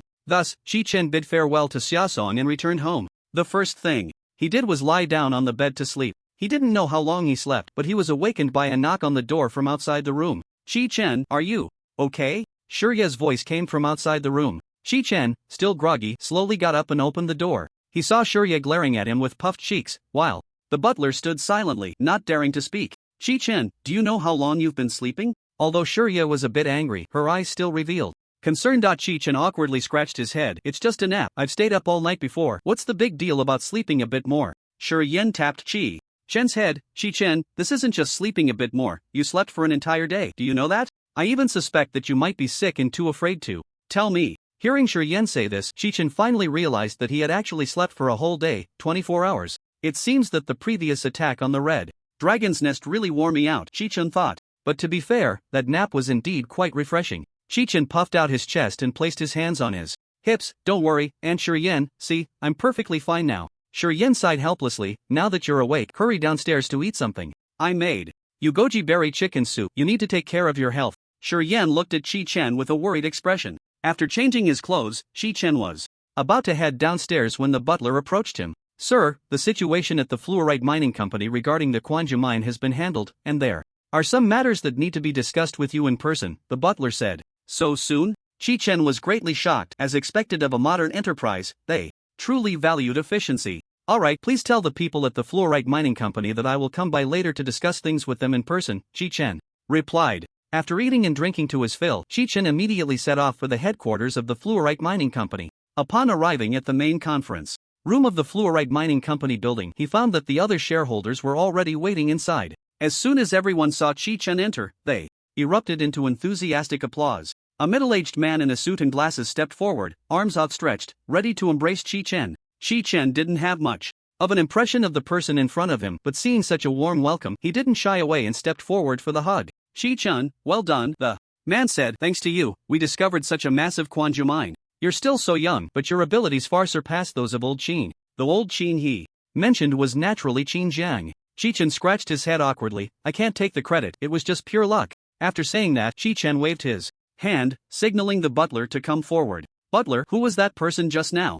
Chi-Chen whispered to the butler. I don't have much of an impression of the people here. Sir Chi-Chen, the person who just welcomed you is Zhao Liang, the second largest shareholder of the fluorite mining company, the butler replied quietly. He owns 25% of the shares and is the second largest shareholder as well as the best partner of Qin Jiang during his lifetime. Chi-Chen owns 60% of the shares, making him the largest shareholder while the others present held the remaining 40%. I see, Chi-Chen thought to himself. So Zhao Liang was the best partner of Qin Jiang during his lifetime, and now that Qin Jiang is dead, he turns around and says I'm better than him. Indeed, a businessman is just a businessman. After sitting down, Chi-Chen began the meeting. Zhao Liang took the initiative to promote the commercial value of the Quanju mine to the shareholders and greatly praised Chi-Chen. The other shareholders in the conference room followed Zhao Liang's lead, continuously flattering Chi-Chen. Hearing the flattery from everyone, Chi-Chen didn't feel particularly happy. Instead, he sensed something was off. Flattery from businessmen is just for show. One must never take it seriously. Sure enough, after a round of compliments, Zhao Liang revealed his true intentions. Chi-Chen, the Quanju mine is now entirely owned by our fluorite mining company. After estimation, once we start mining, 95% of the fluorite on the market will be supplied by us, Zhao Liang said enthusiastically to Chi-Chen. So what? Chi-Chen calmly retorted. Due to the deterioration of the environment, the demand for quanjumin ore in remote, frigid areas has significantly increased over the past few years. Zhao Liang said with stars in his eyes, as long as we want, we can control the price of quanjumin ore, and then we can make a huge profit. After hearing this, Chi-Chen felt a twinge of discomfort in his heart. But if we flood the market with quanjumin ore, won't the people in the remote, frigid areas have access to cheap quanjumin ore, allowing them to better survive the winter? Chi-Chen retorted. The faces of the shareholders present changed drastically, and Zhao Liang was momentarily stunned before leaning closer to Chi-Chen's ear and whispering, Chi-Chen, stop overthinking it. Making money is what really matters. Those people in the remote areas, even if they freeze to death, what does it have to do with us? Besides, the environment in the frigid regions has been deteriorating. In a few years, those people will gradually migrate away. If we don't take the opportunity to make a fortune in these years, we won't have another chance. Enough! Chi-Chen slammed the table and stood up. Stop talking about this. I do not agree with this matter. We finally found a large quanjumin mine that could benefit the people, and you are only thinking about how to fill your own pockets. Chi-Chen said. In business, no matter how much you want to make money, you shouldn't be so heartless. Zhao Liang hurriedly stood up, wanting to persuade Chi-Chen, but Chi-Chen shook him off with one hand. If you still want to discuss this matter, then don't call me, it's off the table, Chi-Chen said angrily. With that, he turned and left the conference room, with the butler following closely behind. Zhao Liang watched Chi-Chen's departing figure, seething with anger. Zhao Liang, it seems that kid is not as easy to handle as you thought, one of the shareholders in the conference room said. It turned out that everyone present had already colluded. They wanted to placate Chi-Chen and make him accept their arrangements. Zhao Liang smiled slightly, but his eyes were filled with malice. In that case, we'll have to resort to the second plan, Zhao Liang said with a sinister smile to the shareholders. The group in the conference room instantly understood Zhao Liang's meaning and began to applaud. After leaving the fluorite mining company, Chi-Chen did not head home immediately. He took out his phone and sent a text to Xia Song. Uncle Xia, I've rested well and can prepare to head to the western snow-capped mountains. After a while, Chi-Chen received a reply from Xia Song. Chi-Chen, since you're ready, come to the Legion headquarters first. I've picked out good helpers for you, and you'll meet them shortly. Upon seeing Xia Song's message, Chi-Chen immediately headed to the Xia Legion headquarters. After a half-hour drive, Chi-Chen arrived at the headquarters of the Xia Legion. He walked into the Legion Hall, where Xia Song had been waiting for a long time. Beside Xia Song stood a young girl. The girl was tall, with graceful curves, her skin as white as snow, radiating a healthy glow. Her bright eyes exuded vigor, and her confident and determined demeanor shone through in her every movement. Chi-Chen's gaze was instantly drawn to the girl beside Xia Song. Chi-Chen, you've only rested for a day, and you're already ready to set off? Xia Song asked with concern. Chi-Chen chuckled, staying at home is too boring, I need to find something to do. Besides, Uncle Xia, you can't wait to see what effects the entire set of myth-level equipment will have, right? Chi-Chen countered. Xia Song laughed heartily, youth is great. There's always endless energy. Then, Xia Song introduced the girl beside him to Chi-Chen. Come, Chi-Chen, let me introduce you. This girl will be your helper on this trip to the western snow-capped mountains, Xia Song said. The girl extended her hand to shake hands with Chi-Chen. Hello, my name is Yu Bing, and I am a barrier master. I've heard about you from Commander Xia, and I look forward to working with you. Barrier master? That sounds like an epic profession, Chi-Chen thought to himself. Chi-Chen extended his hand and shook hands with Yu Bing. Hello, my name is Chi-Chen. I hope you can take good care of me on this upcoming journey. By the way, Chi-Chen, Xia Song said, once we get there, you need to look for someone named Hanadak. This person is one of the top few artifact builders in the Xia Kingdom. He might be able to cleanse the abyssal pollution on your equipment. Thank you, Uncle Xia. Shi-Chen expressed his gratitude. Then let's prepare. Today, and tomorrow, we will set off immediately, Shi-Chen said to Yu Bing. Okay. Yu Bing nodded in agreement. The next day, after Shi-Chen had gathered his supplies, he bid farewell to Shuriyen, stating that he was going on a trip and wouldn't be back anytime soon. Shi-Chen arrived at a teleportation station, where Yu Bing had already been waiting at the entrance for a long time. Yu Bing? Why did you come so early? Shi-Chen greeted Yu Bing, glancing at his watch and realizing there were still 15 minutes until their agreed time. Yu Bing smiled slightly. I always like to arrive half an hour early. Since you arrived early too, let's set off, Shi-Chen said. After entering the teleportation station, Shi-Chen and Yu Bing arrived at a huge teleportation array. There were few people near this teleportation array, clearly indicating that not many were heading to the western region. The place Shi-Chen and Yu Bing were about to go was the Longji Mountain range in the western snowy region. The altitude there was extremely high, the ecosystem fragile, and everything was covered in thick snow. Shi-Chen simply couldn't understand why Hanadak chose to live there. The teleportation array began to operate slowly, and in the blink of an eye, everyone on the array was transported to the teleportation station in Longji Mountain Range, Longwan City. Before Shi-Chen could get used to the high altitude, he suddenly felt dizzy, even breathing became somewhat difficult. Yu Bing supported one of Shi-Chen's arms over his shoulder. Altitude sickness, Yu Bing said, it seems you're not quite used to it yet. Since the teleportation array transported them instantly from the plains to a high altitude area, Shi-Chen's body couldn't adapt immediately. Yu Bing, how come you're fine? Shi-Chen asked, his tone slightly weak. Yu Bing smiled slightly. That's why Captain Xia asked me to assist you. Relax a bit, take your time to adapt, I'll help you get out of here. With that, Shi-Chen leaned on Yu Bing, who helped him out of the teleportation station. Once they exited the teleportation station, a scene completely different from the Zhujiang district unfolded before Shi-Chen's eyes. The city was blanketed in white snow, sparsely populated, and pedestrians were dressed in heavy coats. Gradually, Shi-Chen adapted to the high-altitude area and no longer needed Yu Bing's support. What's next? Where are we going? Shi-Chen inquired. Yu Bing took out a map and pointed to another city in the Longji Mountain Range. We're going here, Longmen City.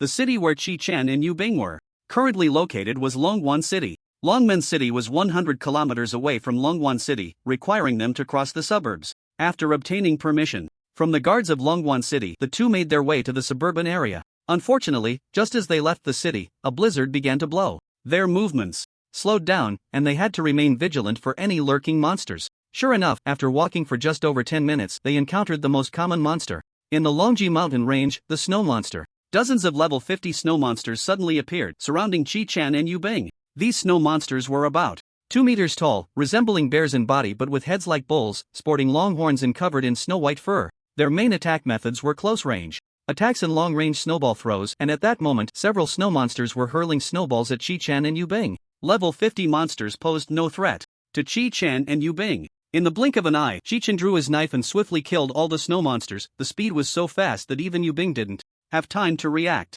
Just as Captain Xia said, "You are very powerful," Yu Bing said. "But still, be careful. As we move forward, there will be more and more monsters like this, and they might even become stronger." "Don't worry, I'll be fine," Shi-Chen replied. Just then, a series of screams came from ahead. Shi-Chen and Yu Bing exchanged glances and immediately quickened their pace towards the sound. They saw a convoy escorting goods entangled with snow monsters, many of the convoy's guards severely injured and lying on the ground. Shi-Chen rushed forward, instantly slicing all the surrounding snow monsters in half. "Be careful. These snow monsters can't be killed," one of the convoy members shouted. Shi-Chen immediately turned his gaze to the snow monster he had just severed, only to see its body gradually reassembling, standing up unharmed. At that moment, Yu Bing cast a skill, and a 50-meter radius magic circle unfolded beneath her feet. Chains formed from spell seals extended from the magic circle, firmly binding all the snow monsters present. One snow monster buried in the snow was pulled up by the spell-sealed chains. This snow monster, larger in size, had eyes glowing with a faint blue light. Shi-Chen quickly checked the information on this snow monster in front of him. Illusionary snow monster, a snow monster skilled in using magical attacks, capable of creating illusions to attack enemies. Level 80 health points, 11,000 attack power, 5500 defense power, 4000 action speed, 1.0. Shi-Chen, kill the illusionary snow monster, Yu Bing shouted. Shi-Chen immediately understood, and with a swing of a blood energy blade, he instantly killed the illusionary snow monster. As the illusionary snow monster was slain, the surrounding illusions of snow monsters vanished in an instant. "Thank you for your help." The leader of the convoy stepped forward to express his gratitude. "If it weren't for your timely assistance, we would have probably died here." Yu Bing sighed, you should find some more professional guards, if they can't even recognize an illusionary snow monster. What would happen if you encountered a stronger monster? The convoy leader sighed, alas, it's not that I don't want to, but it's becoming increasingly difficult to find capable guards. Over the past decade, more and more people have moved away from the Long Spine Mountains to live elsewhere. Our small convoy can only hire cheap labor. Once I return to Longwan City, I'll immediately fire them, the convoy leader said. We're not far from Longwan City now, so be careful on your way, Yu Bing said. After bidding farewell to the convoy, Yu Bing's brow furrowed. What's wrong, Yu Bing? Shi Chen asked with concern. You look a bit unwell.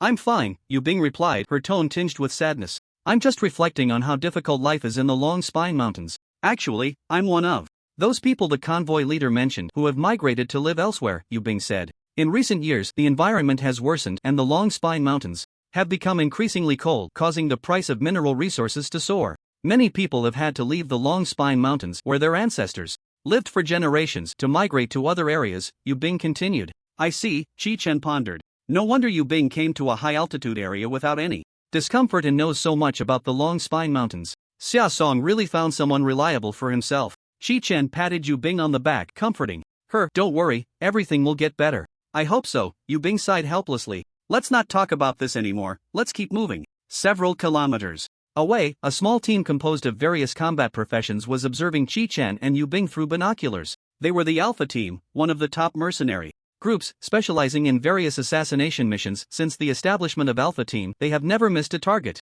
No matter how difficult the assassination mission, as long as the payment is sufficient, Alpha Team can get the job done. Send a message to the employer, tell him that Shi Chen has someone with him, said the team leader, Yu Chuan. Received, replied a team member behind Yu Chuan, who then sent the information to their employer. Shortly after, they received a reply from the employer. Report, Captain, they said to kill them both, and the price will be doubled, said the team member. Yu Chuan frowned. Who could this person be that was worth 200 million for his team to carry out the assassination? The employer's willingness to pay double, which amounted to 400 million, indicated that the opponent he was about to face was far stronger than he had imagined. With this thought, Yu Chuan checked the information about Shi Chen provided by the employer again. Name Shi Chen level 110 Occupation Crimson Abyss Demon Danger level SSS level has defeated Qin Jiang. The information given by the employer was rather ordinary. Aside from defeating Qin Jiang, there was nothing particularly terrifying about it. Yu Chuan frowned and began to ponder. Defeating Qin Jiang at level 110, it seems this Shi Chen indeed has some skills. Now with an extra helper, the difficulty of the mission will greatly increase. With this in mind, Yu Chuan spoke up. Xiao Wu, increase the price to the employer. I want 600 million. 600 million, exclaimed the team member named Xiao Wu. Okay, I'll contact the employer right away. Before long, the employer replied. Xiao Wu looked at the information on the communicator, his pupils shaking. See, Captain. The employer agreed. Xiao Wu said in shock. The rest of the Alpha team members, except for Yu Chuan, were equally astonished. Very good, Yu Chuan said calmly. Let's move out immediately and set up an ambush in the valley that Shi Chen must pass through. Shi Chen and Yu Bing were heading towards Longmen City, encountering several snow monsters along the way, all of which were easily dealt with. The two arrived in a valley, planning to take a short break and eat something to fill their stomachs. Shi Chen took out some Quanju ore from his backpack, and after slightly heating it, the ore released a tremendous amount of heat. Yu Bing, come over and take a break too. Warm yourself by this side, Shi Chen said as he sat down next to a rock. At that moment, Yu Bing was vigilantly watching the surroundings of the valley, a sense of foreboding rising within her. Strange, Yu Bing murmured. What's strange? Shi Chen noticed a hint of worry in Yu Bing's eyes. He immediately realized that Yu Bing must have sensed something was off, so he hefted the demon prison bloodsword and walked over to her side. This valley area should normally have snow monsters inhabiting it. Yu Bing murmured, yet now, there isn't even a shadow of a snow monster. Unless someone has already wiped out all the snow monsters in the vicinity, Yu Bing said. With so many merchant caravans passing through this road, it could be that they took the opportunity to eliminate them, Shi Chen suggested. No, it can't be like that, Yu Bing replied. Given the professionalism of the caravan guards, if they encountered snow monsters, they would definitely try to shake off the pursuit, not eliminate all the snow monsters. Hearing this, Shi Chen's brow furrowed. Unless there is something even more powerful present here. Shi Chen voiced Yu Bing's suspicion. Suddenly, a bullet shot from an unknown location struck Shi Chen in the head, sending him flying several meters. Shi Chen's health minus 150,000. Yu Bing immediately realized that something was terribly wrong. She quickly activated the blizzard barrier to shield their position from the sniper's line of sight. Shi Chen, are you okay? Yu Bing asked, though her heart sank. That shot, dealing 150,000 damage, was something no normal person could withstand. Yu Bing dared not turn her gaze towards Chi-Chen, fearing she would see a horrific scene of him mangled and bloodied. I'm fine. Chi-Chen got up from the ground, standing unscathed beside Yu Bing. This scene left Yu Bing dumbfounded. Captain Xia was right. Chi-Chen indeed possesses extraordinary abilities. The worry in Yu Bing's heart eased significantly. Chi-Chen activated his blood clones, surrounding Yu Bing at the center of the blood clones. That last shot had cost him 150,000 health. Fortunately, it hit him. If it had struck Yu Bing, she would have likely died on the spot. Right now, Yu Bing's safety was what Chi-Chen needed to be concerned about. What kind of monster is this, surviving a shot that deals 150,000 damage? Xiao Wu complained, as that last shot was fired by him. With Yu Bing activating the snowstorm barrier, the blizzard within obstructed his view, leaving him with no choice but to give up. Captain, it's up to you guys now, Xiao Wu said through the communicator. The mages behind Yu Chuan began to cast spells. Hold on. At that moment, Yu Chuan interrupted the mages behind him. He vaguely sensed something unusual about Chi-Chen. Logically, a normal person would either be dead or severely injured after being shot in the head by Xiao Wu. Yet Chi-Chen seemed unfazed, getting up immediately after falling and even having the time to protect his teammate beside him. With this in mind, Yu Chuan promptly issued orders to the summoner in their team. Hui, summon monsters for a probing attack.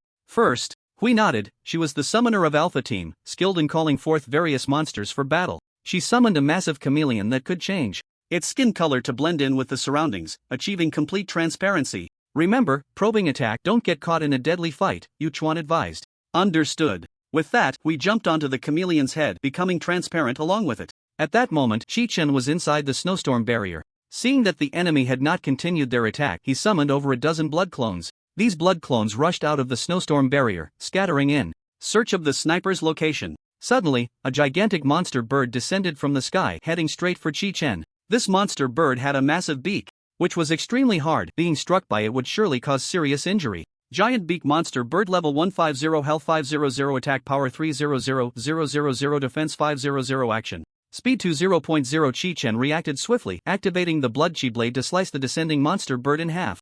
Giant beak monster bird health minus 209 million. What? Seeing the damage Chi-Chen dealt, we couldn't help but feel her hair stand on end. The battle situation was recorded by the camera equipment on Hui, simultaneously transmitting to the communicators of the other Alpha Team members. The members of Alpha Team, except for Yu Chuan, were shocked at this scene. What is this guy? What kind of monster is he? We absolutely cannot let this guy's attack hit us. Even a graze could mean death. The members of Alpha Team looked tense, while Yu Chuan remained calm and composed. Just as I thought, Yu Chuan mused that 600 million is not something you can just take. Meanwhile, Hui was concealed 100 meters away from the snowstorm barrier. Suddenly, over a dozen of Chi-Chen's blood clones scattered. Hui did not panic. In her invisible state, she wouldn't be easily discovered. She quietly observed the movement paths of Chi-Chen's blood clones. Indeed, these blood clones did not notice her and passed right by, seemingly heading to find Xiao Wu. With this in mind, we decided to test the attack capabilities of these blood clones. She continued to summon monsters,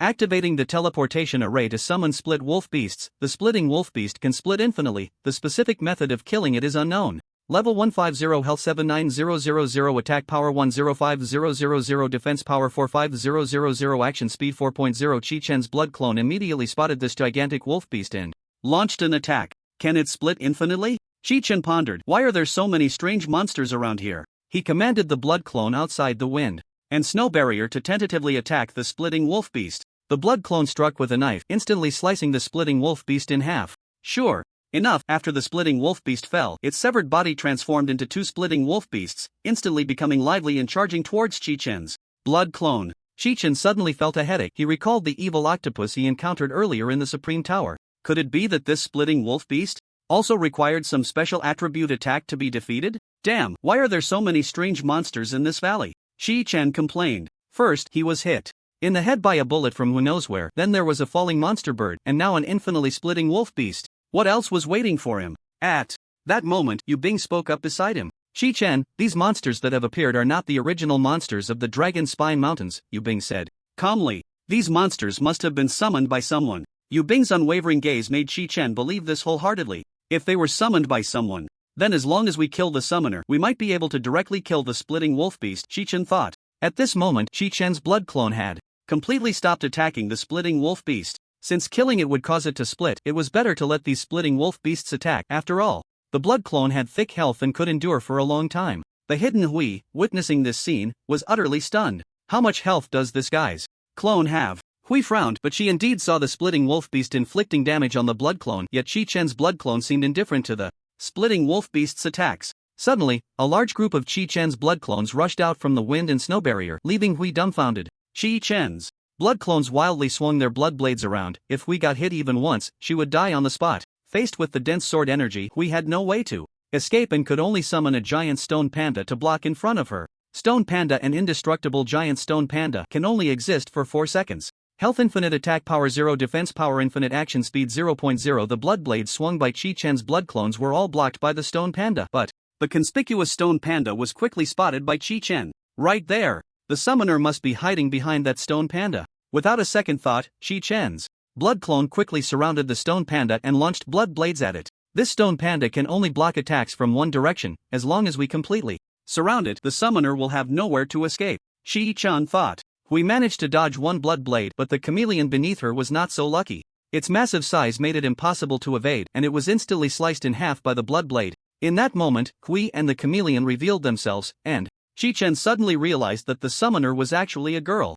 Hui looked up at the dense blood blades, her face showing no fear. Just as the blood blades were about to hit Hui, she vanished in an instant. A violent mist of ice rose, and Chi Chen's blood clone looked at the empty ground, feeling very unwilling. Damn! Chi Chen said angrily, I let that guy escape just like that. Who exactly is it? Trying to put me and Yu Bing to death? Chi Chen pondered. The duration of the wind and snow barrier ended, and Chi Chen dispelled all his blood clones, focusing intently on his surroundings. Yu Bing, let's go.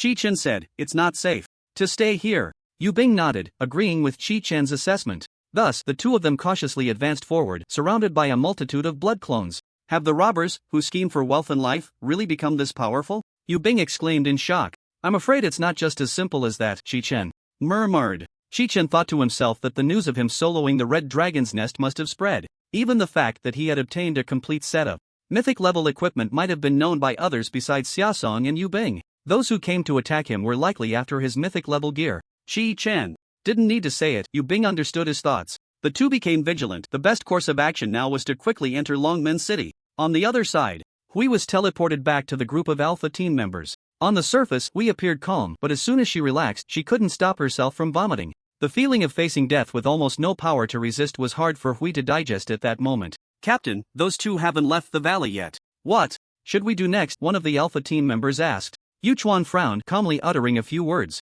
We retreat first. What? Xiao Wu beside him was confused. This is an excellent ambush spot. Are we just going to let them go? Yu Chuan turned to face Xiao Wu with an authoritative demeanor. Haven't you noticed anything after the battle just now? Yu Chuan said coldly. That guy's attributes can't be seen directly, but it's clear that his attribute values far exceed those of ordinary people, reaching a terrifying level. Xiao Wu, your headshot just now barely affected him. You saw that too, right? Upon hearing this, Xiao Wu's brow furrowed. Indeed, Chi Chen had taken his headshot and was still fighting vigorously, almost killing Hui in the process. This was an undeniable fact. But, Captain, once they enter the city, it will be hard to find such a good opportunity again, Xiao Wu continued. Yu Chuan sighed helplessly. Xiao Wu, tell me, how do we face a monster with exaggerated stats, the ability to clone infinitely, and skills that seem to be released without limit? As soon as Yu Chuan said this, Xiao Wu was left speechless. This was just a slight probe. I'm afraid this guy has many other aspects we haven't tested yet, Yu Chuan analyzed. The difficulty of this mission target far exceeds any of our previous missions.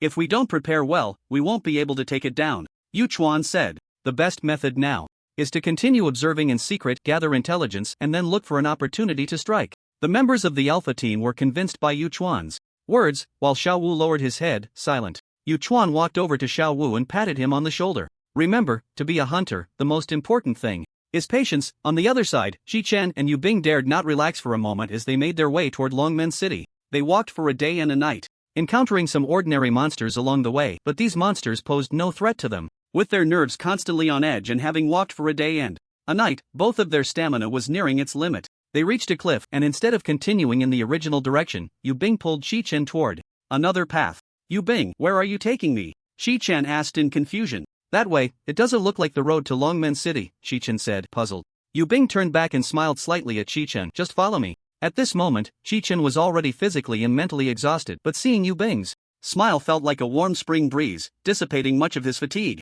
He said nothing and allowed Yu Bing to lead him away. Yu Bing took Chi Chen on a long detour, and as they walked, she brought him to a hidden cave. It was extremely concealed, impossible for an ordinary person to discover, and not even marked on the map. Yu Bing, how did you find this place? Chi-chan asked curiously. Yu Bing smiled slightly. When I was young, during an outing, my family and I encountered a severe snowstorm. The storm was so intense that it could easily sweep people away. The small me was carried off by the blizzard. When I opened my eyes again, I found myself hanging at the entrance of this cave, and I hid inside, waiting for the storm to pass. I don't know how long it took, but when the storm ended, I walked out of the cave alone and searched for a long time before I found the main road. In the end, I was discovered by a rescue team, but my family went missing in that storm. After hearing Yu Bing's experience, Chi-chan immediately regretted asking the question, feeling he shouldn't have brought up someone else's painful past. Yu Bing noticed Chi-chan's embarrassment and smiled gently. It's okay, Chi-chan, those things are all in the past. It was because of this cave that I was able to escape that storm.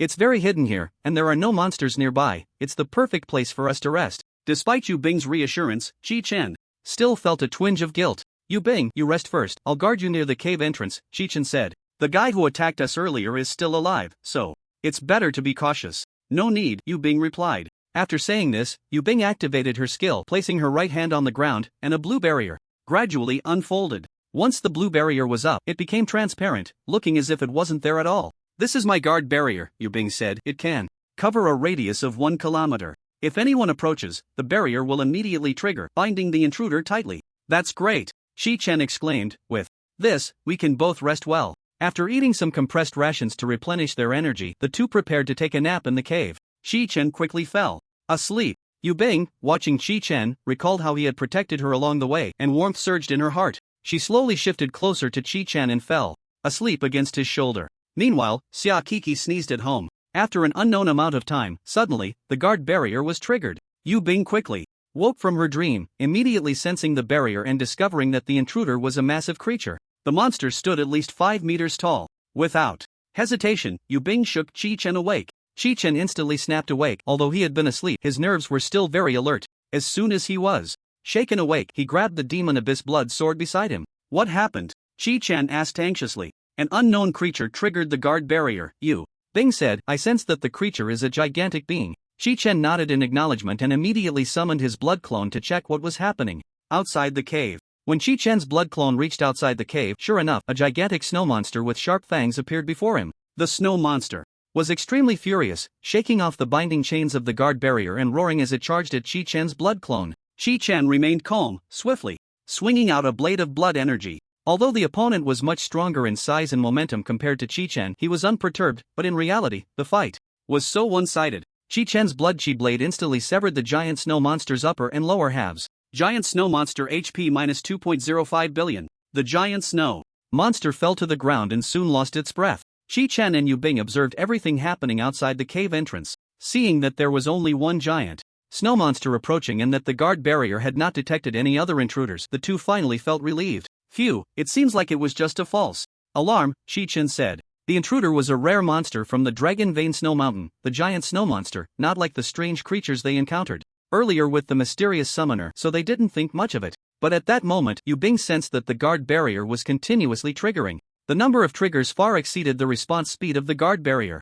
Chi-chan, more monsters are coming, Yu Bing said. Chi-chan nodded, indicating that he understood. His blood clone was currently outside the cave, seeing a large mass of dark monsters rushing towards the cave where they were.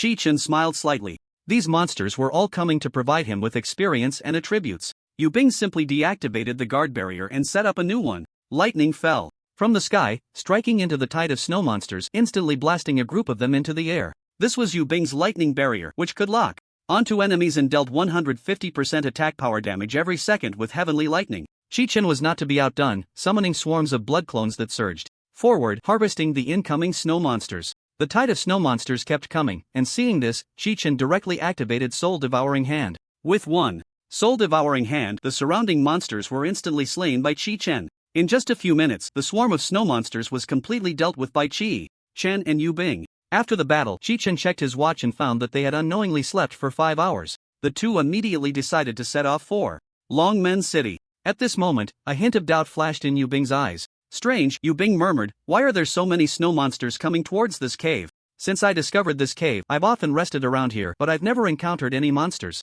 After hearing Yu Bing, Chi-chan patted her on the back. Don't think too much about it. These monsters are everywhere, who knows where they might appear next? Chi-Chen said. Anyway, they don't pose much of a threat. To us, we can just deal with them when they show up. After hearing Chi-Chen's words, Yu Bing temporarily set her mind at ease, but that hint of doubt lingered in her heart. I just took a nap, but why is my left shoulder so sore? Chi-Chen murmured. Hearing Chi-Chen's words, Yu Bing instantly blushed. She lowered her head, using her long hair to cover her face, afraid that Chi-Chen would see her blushing. Meanwhile, a few kilometers away, members of the Alpha team were observing Chi-Chen and Yu Bing with binoculars. The recent tide of snow monsters was attracted by them, with the purpose of observing Chi-Chen's combat performance and gathering more intelligence. Yu Chuan witnessed the spectacular scene of Chi-Chen using soul-devouring hand to kill all the monsters, and he couldn't help but be greatly shocked. How many secrets does this guy have that I don't know about? Yu Chuan thought. The monster horde he attracted posed no threat to Chi-Chen, and he could only test some of Chi-Chen's output methods. As for the other abilities that Chi-Chen had yet to reveal, Yu Chuan was momentarily at a loss as to how to probe them. Thinking of this, the usually calm-headed Yu Chuan suddenly felt overwhelmed. Captain, what should we do next? A member of the Alpha team asked. If we let them advance like this, they'll be entering Longmen City. Once they entered Longmen City, it would be different from being in the suburbs. The city was crowded and chaotic, especially since Alpha Team was already the #1 wanted criminal on the bounty list.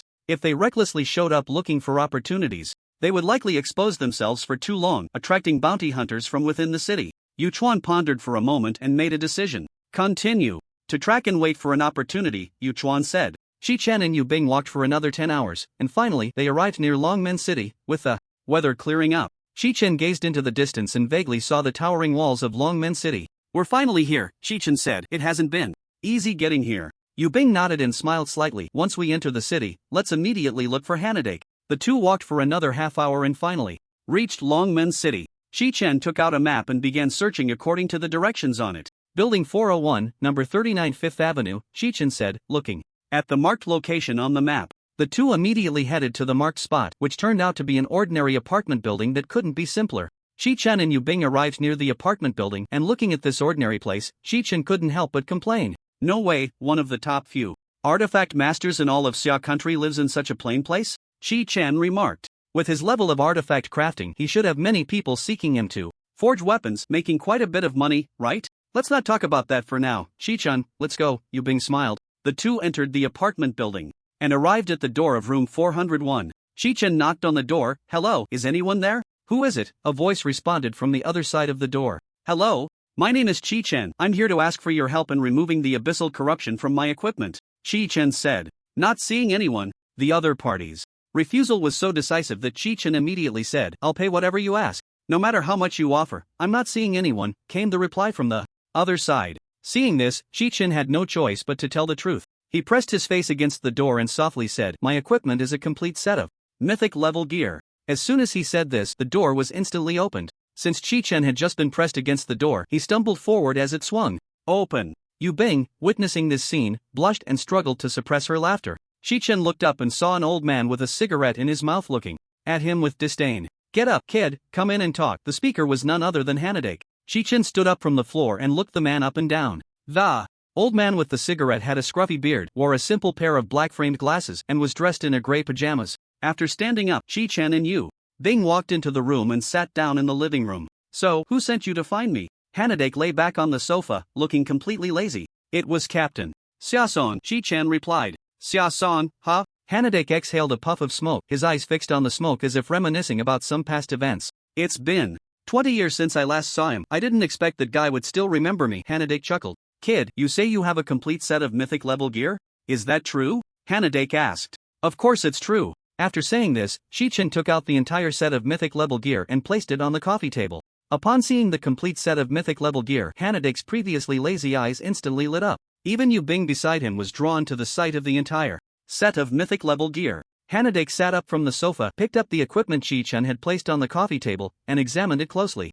It really is mythic level gear, Hanadake exclaimed in shock, looking at Chi-Chen with an incredulous gaze. Kid, where did you get this? Hanadake asked. I obtained it by defeating the Crimson Dragon King, Chi-Chen replied calmly. Upon hearing this, Hanadake immediately felt a hint of curiosity towards the young man before him. Where are your teammates? Did they all die? Hanadake asked. In Hanadake's mind, it was impossible for a human to defeat the Crimson Dragon King alone. The boy in front of him possessed a complete set of equipment, indicating that his teammates had most likely perished. I soloed it, Chi-Chen replied. You must be joking, Hanadak said, firmly believing that Chi-Chen was too stubborn to admit his teammates were dead. Chi-Chen had no intention of explaining to Hanadak, he just wanted to purify the abyssal corruption on his gear as soon as possible. Master, please help me see if you can purify this abyssal corruption, Chi-Chen urged anxiously. Seeing Chi-Chen's distress, Hanadak smiled confidently. Don't worry, I'll take a look right now. Suddenly, lightning gathered in Hanadak's hand. In an instant, a hammer appeared in his grasp. Chi-Chen and Yu Bing watched in shock, wondering what Hanadak intended to do with the hammer. Hanadak unleashed a powerful surge of lightning from the hammer and struck down on the Dragon Slayer's chest armor. The hammer hit the armor, and a green light emanated from it, the very abyssal power that corrupted the equipment. Wow, so purifying abyssal corruption is this simple and brutal, Chi-Chen exclaimed. The hammer in Hanadak's hand clashed with the abyssal power surging from the armor. The confident expression on Hanadak's face slowly faded, and his brows furrowed tightly. In the next moment, the hammer in Hanadak's hand was repelled, sending him flying and crashing through the wall behind the sofa. Chi-Chen and Yu Bing immediately got up to help the fallen Hanadak. Master, are you okay? Chi-Chen asked nervously. I'll call an ambulance right now. No, I'm fine, Hanadak said as he sat up with their help. He took out a cigarette box from his pocket, pulled out a cigarette, and lit it. Chi-Chen and Yu Bing exchanged glances, feeling somewhat at a loss. Ah, what a pity, Hanadak murmured. What's wrong, Master Hanadak? Chi-Chen inquired. Hanadak exhaled a puff of smoke, his brow furrowed. The abyssal aura on the equipment is too strong. I am powerless against it. What? How can this be? Chi-Chen felt an overwhelming sense of unwillingness. Yu Bing, standing nearby, looked at Chi-Chen with concern. Is there no other way? Chi-Chen pressed on, unwilling to accept the situation. Well, Hanadak murmured, there is a way, but it's not very likely to be realized. Hearing that there was still a chance, Chi-Chen immediately became excited and asked Hanadak, Master, please tell me, what is this remaining method? Hanadak looked at Chi-Chen and said, only the water from the heavenly pool can purify the abyssal corruption on your equipment. Upon hearing Hanadak mention heavenly pool water, a look of astonishment flashed across Yu Bing's face. Heavenly pool water? What is that?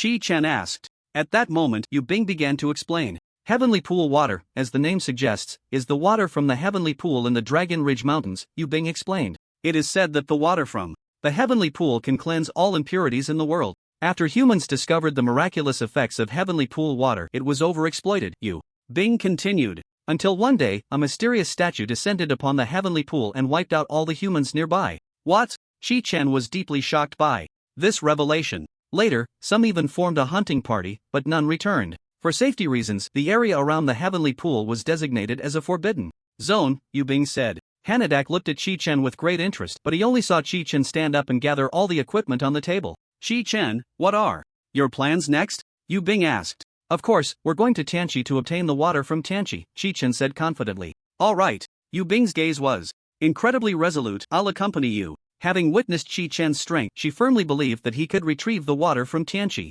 You guys go ahead. I'll wait for you here, Hanadak said nonchalantly. Thus, Chi-Chen and Yu Bing left Hanak's residence and set off towards Tianqi. Shortly after they departed, Hanadak looked at the mess in the room and suddenly felt overwhelmed. Suddenly, the window of Hanadak's residence was broken open and a long-haired man in dark blue light armor burst in. Hanadak, long time no see. So, you've run off to Longmen City. The speaker was none other than the captain of the Alpha team, Yu Chuan. Upon seeing Yu Chuan's arrival, Hanadak showed no surprise, instead appearing as if he had anticipated it, remaining remarkably calm. Yes, it has been a long time, Hanadak murmured. As he spoke, he began to gather the power of lightning in his hand. In the next moment, the man in his 60s transformed into lightning, instantly appearing before Yu Chuan, wielding a heavy hammer with immense lightning power at his disposal. Facing Hanadak's sudden attack, Yu Chuan remained composed. Yu Bing and Chi-Chen arrived at the only entrance leading to the Tianqi area. Heavy roadblocks had already been set up here, guarded by a group of soldiers who prevented passers-by from approaching easily. As soon as Chi-Chen and Yu Bing reached the roadblock, they were stopped by the station soldiers. Hello? Ahead is a dangerous area. Passage is prohibited, the soldier said. Chi-Chen stepped forward and said, Hello, we are aware of the situation at Tianqi. We are here to deal with that statue? The soldier looked Chi-Chen up and down, then glanced at Yu Bing behind him. Just the two of you? The soldier asked. Yes, Chi-Chen replied firmly. Upon hearing Chi-Chen's response, the soldier scoffed dismissively. For your safety, I can't let you pass, the soldier said coldly. Last month, a 5-man expedition went to deal with the statue, and none returned. I advise you to find more people before coming back. Despite the soldier's disdain, Chi-Chen did not get angry. Please give me some time, I will show you my strength, Chi-Chen said. The soldiers exchanged glances, whispering among themselves. Hey, is this guy out of his mind? I just took a look at his level and it's only 110, but I can't see his attributes. Sigh, when the captain comes, he'll teach him a lesson. While the soldiers were murmuring, a burly man approached. He was the captain the soldiers had mentioned, Xiaoyi. Dressed in heavy armor, with a solemn expression, he walked up to Qi-chan and Yu Bing. He scrutinized Qi-chan and Yu Bing and checked their attributes.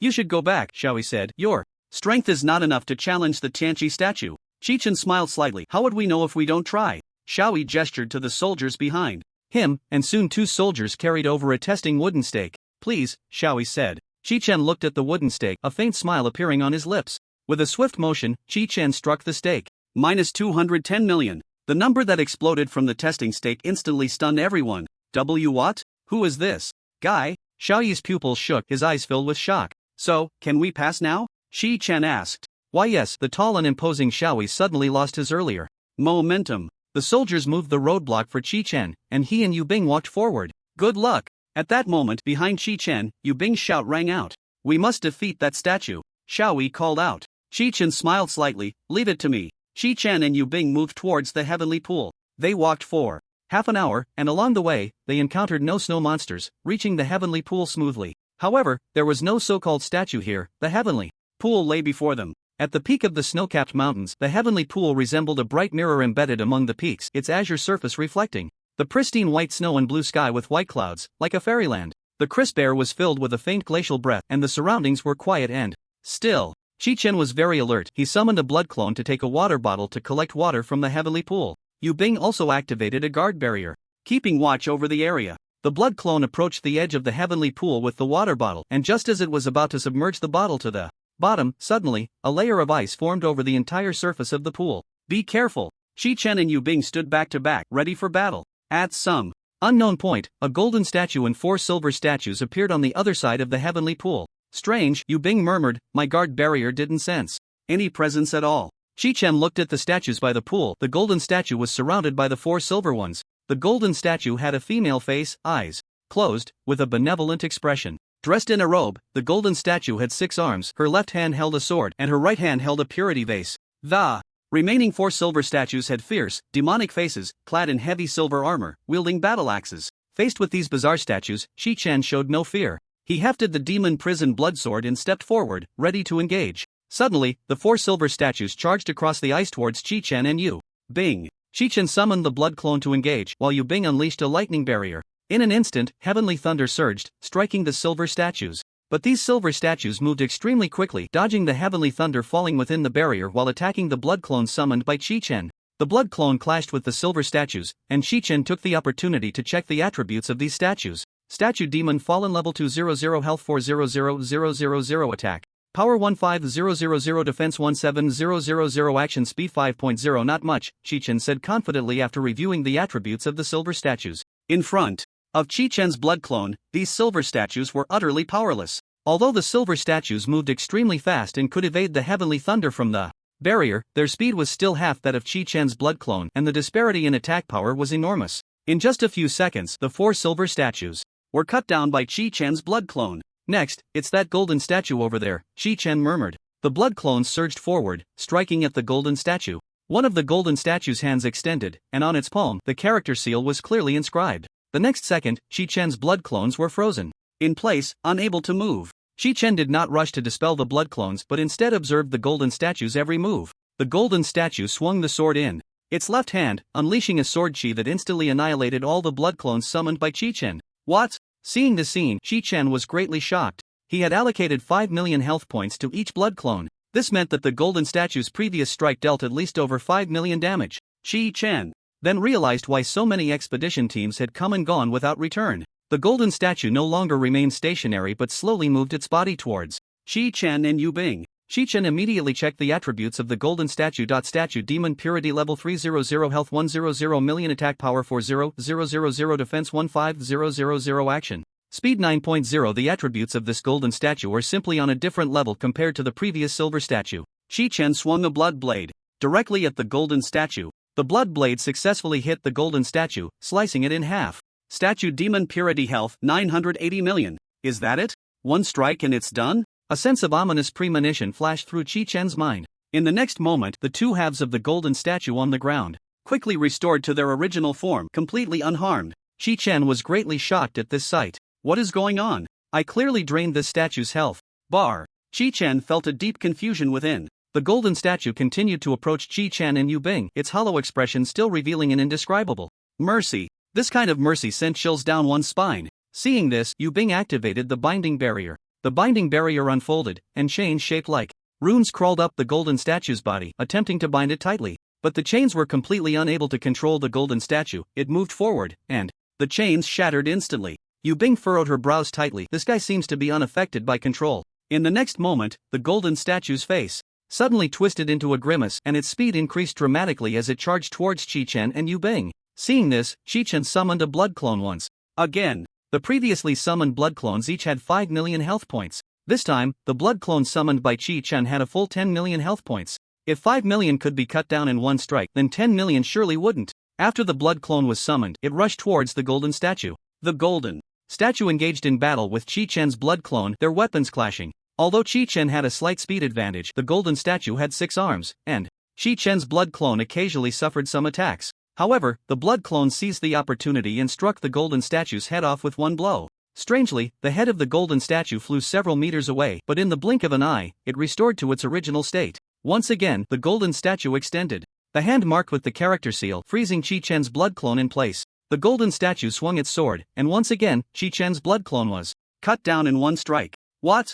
Chi-Chen's pupils trembled. The blood clone with 10 million health points was still cut down by the golden statue in one blow. Realizing this, Chi-Chen summoned another blood clone, this time allocating 100 million health points to it. According to the stats, this guy shouldn't be able to deal such high damage, Chi-Chen thought. The blood clone rushed towards the golden statue once more, this time merely circling around it without launching an attack. The golden statue extended its palm again, attempting to freeze Chi-Chen's blood clone. But this time, the blood clone evaded the statue's control with its extremely fast movement speed, and after dodging, it quickly closed in on the golden statue. The golden statue swung its sword again, aiming at the blood clone. Surprisingly, the blood clone did not block but took the hit directly from the golden statue. Once again, the blood clone with 100 million health points was cut down instantly. Just as I thought, Chi-Chen mused. This guy's sword can ignore health points and directly kill summoned creatures. The blood clone Chi-Chen had just summoned was meant to test whether the golden statue's killing ability was related to control. Clearly, after testing, even if the blood clone was not frozen in place by the golden statue, it would still be killed by the golden statue's sword in one strike. Chi-Chen stepped forward, preparing to engage the golden statue in battle with his main body. Behind Chi-Chen, Yu Bing unfolded a swift barrier to provide support. Once the swift barrier was in place, Chi-Chen's movement speed received a further boost, reaching a terrifying 12.0. Chi-Chen advanced to engage the golden statue in battle, landing several consecutive attacks on it. Each strike against the golden statue was lethal, yet each time, the statue's injuries bizarrely healed. Damn it, I want to see how many lives you have. Chi-Chen's attack speed increased, and the golden statue was continuously wounded, only to heal again. The expression on the golden statue's face grew increasingly ferocious. When Chi-Chen accidentally locked eyes with it, he found its expression to be as menacing as a demon. Suddenly, the golden statue unexpectedly poured out the liquid contained in its purity vial. This attack caught Chi-Chen off guard, and he was hit by the liquid from the vial. However, the liquid did not harm Chi-Chen, who cautiously checked his attributes. To his dismay, he found his movement speed had dropped to 1.0. Now, the roles were reversed. The golden statue appeared like a phantom before Chi-Chen, who could hardly defend himself. For 30 seconds, Chi-Chen was relentlessly attacked by the golden statue, losing over 10 million health points. Fortunately, Chi-Chen had thick blood. Any ordinary person would have been killed countless times by the golden statue by now. Yu Bing watched helplessly from the side, once again unleashing a lightning barrier, but the golden statue completely ignored her attacks and continued to assault Chi-Chen. Finally, the golden statue extended a hand inscribed with the character seal, immobilizing Chi-Chen in place. With all its strength, the golden statue gripped its sword tightly and swung it at Chi-Chen. Chi-Chen was sent flying by the blow, crashing heavily to the ground. Chi-Chen's health dropped by 5.12 million. Unfazed, Chi-Chen stood up from the ground, leaving Yu Bing in shock. Chi-Chen, are you okay? Yu Bing asked. Of course I'm fine, Chi-Chen replied. I think I know how to defeat this guy now. The debuff limiting Chi-Chen's movement speed ended, and his speed returned to a normal 10.0. This time, Chi-Chen's expression was filled with confidence as he activated his blood clone for a feint while his main body observed from the back, preparing for a sneak attack. The blood clone rushed in front of the golden statue, entangling with it once more. Under the assault of numerous blood clones, the golden statue was quickly wounded, its upper body severed. The upper half of the golden statue flew into the air and it extended the hand inscribed with the character seal towards Chi Chen's blood clones. The blood clones were immobilized, unable to move. Suddenly, Chi Chen's main body charged in from the side, slicing off the golden statue's outstretched hand. The binding on the blood clones was immediately lifted, and seeing this, Chi Chen knew victory was within his grasp. Just as I thought, Chi Chen murmured, the secret to this guy's constant healing lies in her hand. Chi Chen struck repeatedly, severing the golden statue's arms completely. One of the severed hands fell from the sky, its palm distinctly engraved with a clock. After Chi Chen cut off this hand, the golden statue could no longer heal and was thoroughly defeated by him. The golden statue had relied on this skill to continuously recover from its injuries. This time, the golden statue was completely vanquished by Chi Chen. The ice on the heavenly pool instantly melted and Chi Chen fell directly into the water. Pull me up, Chi Chen shouted to Yu Bing as he plunged into the heavenly pool. It's freezing. Yu Bing rushed to the edge of the pool and pulled Chi Chen up. Chi Chen was shivering from the cold and he quickly took out a chi-gathering crystal, heating it to warm himself. Meanwhile, Yu Bing grabbed a water jug and filled it with water from the heavenly pool. This jug should be enough, right? Yu Bing asked. Chi Chen didn't say anything and gave Yu Bing a thumbs up. At the roadblock in the Tianqi restricted area, a group of soldiers was waiting for the return of Chi Chen and Yu Bing.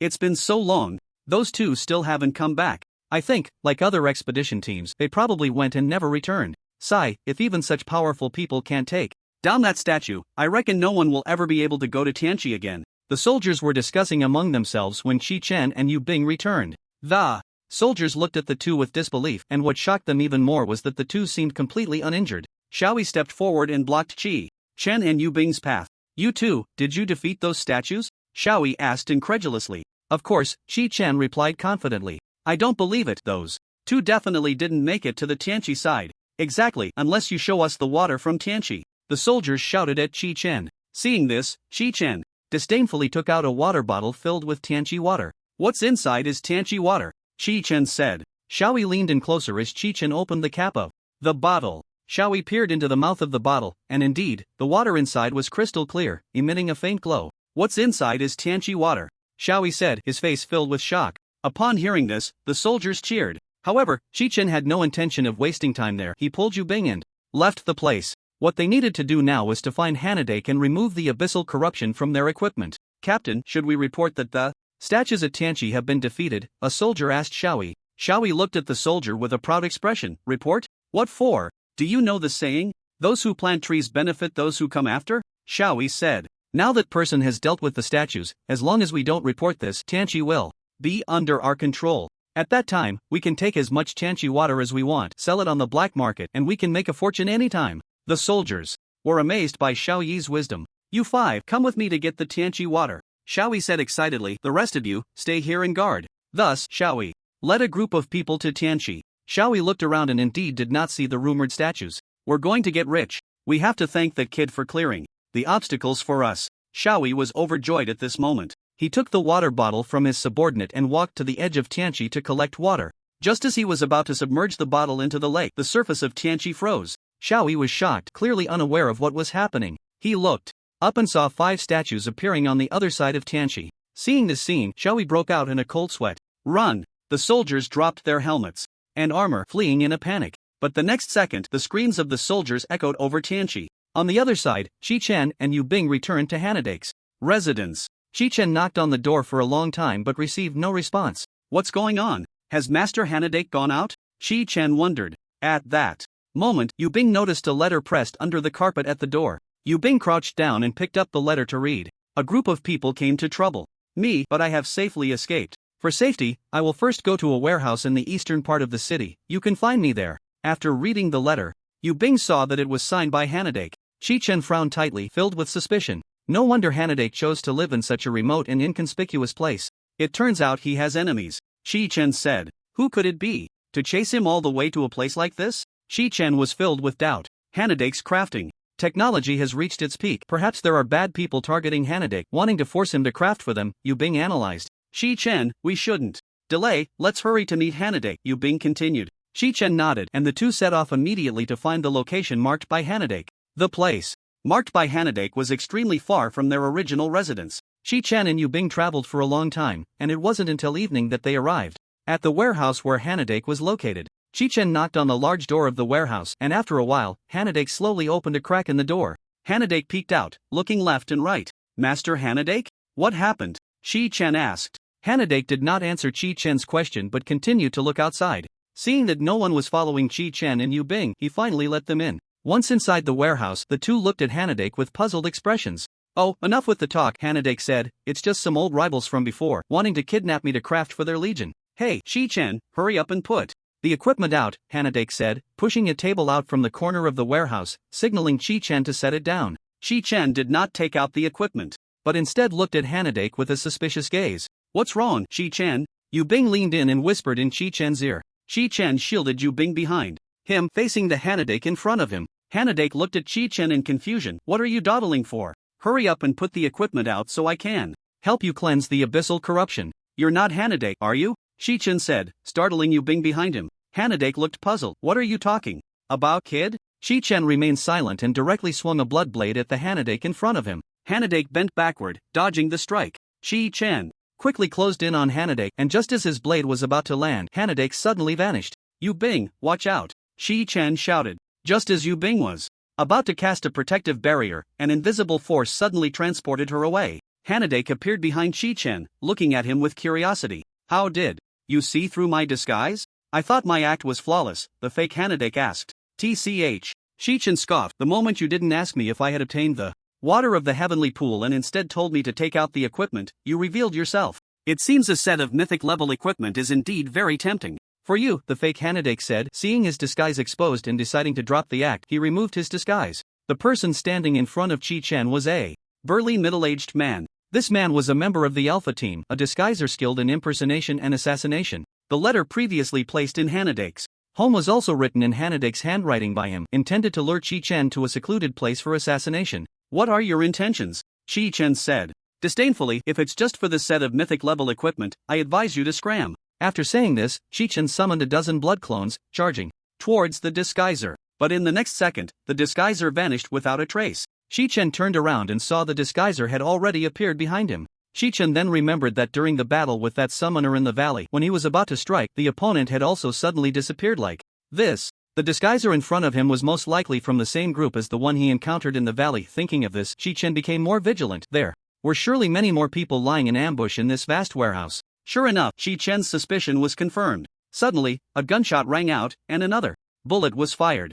Chi-Chen had been on guard, quickly raising his knife to slice the incoming bullet in half, then countering with a blood blade aimed at the direction from which the bullet came. The sniper, Xiao Wu, who was hiding in the shadows, was stunned by this scene, and just as the blood blade was about to hit, Xiao Wu was teleported away in an instant. Chi-Chen looked in the direction where the blood blade had struck, feeling a twinge of unease. The person shooting at me from the shadows also moved instantly, Chi-Chen thought. It seems that among them, someone possesses the skill to teleport teammates at will. I must first kill the one with teleportation power, otherwise, I will be constantly pulled back and unable to hit the enemy. With this in mind, Chi-Chen summoned dozens of blood clones, directing them to scatter and eliminate the enemies hiding in the dark. However, at that moment, a magic array suddenly descended, trapping both Chi-Chen and his blood clones within it. Inside the magic array, Chi-Chen felt an overwhelming heaviness in his limbs, so heavy that he could barely move. Just then, a controller appeared from the shadows. This magic array was initiated by him. The controller possessed various control skills capable of restraining the enemy in different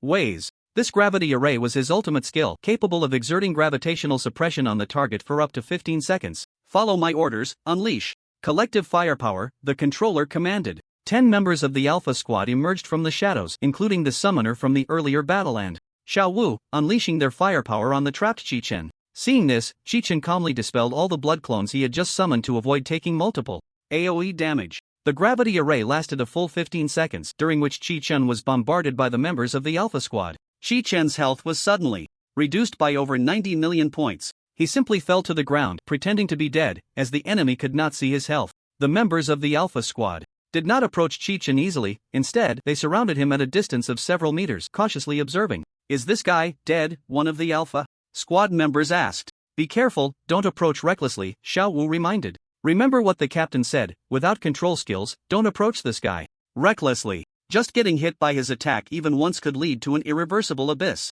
But one of the Alpha Squad's infiltrators showed disdain, stepping forward alone towards Chi-Chen. In his mind, an ordinary human could not possibly survive after losing over 90 million health points. "Everyone, keep an eye on me," the infiltrator said. If this guy gets up, immediately use control skills. Hearing this, the controller nodded nervously. Shi-chan lay face down on the ground, continuing to play dead. The infiltrator cautiously approached Shi-chan, and suddenly, a summoning array unfolded beneath his feet. Be careful, the controller shouted. That guy isn't dead yet. Upon seeing the summoning array on the ground, the infiltrator immediately tried to dodge. But he was ultimately a step too late.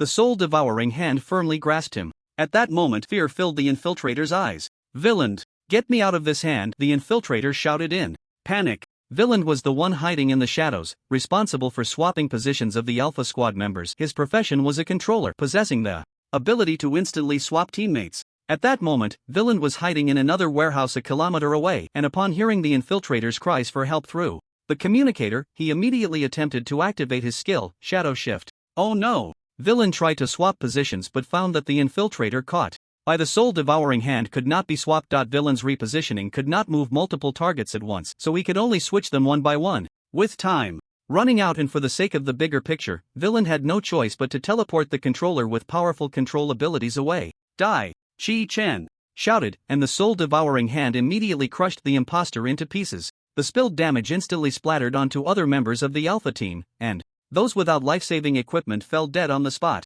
Among the 11 Alpha team members present, only the summoner remained. However, the summoner was also in dire straits. After her life-saving equipment, the necklace of names, activated, she was left with only a sliver of health. Just as Shi-chan was about to step forward to end the summoner's life, an invisible force pulled him into the air and then slammed him backward. The controller had been teleported back. He looked at the corpses of his fallen comrades scattered around and broke into a cold sweat. Shi-chan immediately stood up from the ground, summoning a dozen blood clones to charge at the two in front of him. The controller tried his best to control the attacking blood clones, but Shi-chan continued to summon more, the number of blood clones exceeding the controller's control limit. The gravity array was still on cooldown, and the controller suddenly felt that things were going terribly wrong. Meanwhile, the summoner was also continuously summoning various monsters to block the incoming blood clones, but the monsters she summoned were easily dispatched with a single strike by the blood clones. Shi-chan, don't you want their lives? At that moment, a man's voice came from behind Shi-chan. The blood clones halted their impending strike, and Shi-chan turned to see Yu Bing and Hanadak lying on the ground, with a man standing beside them.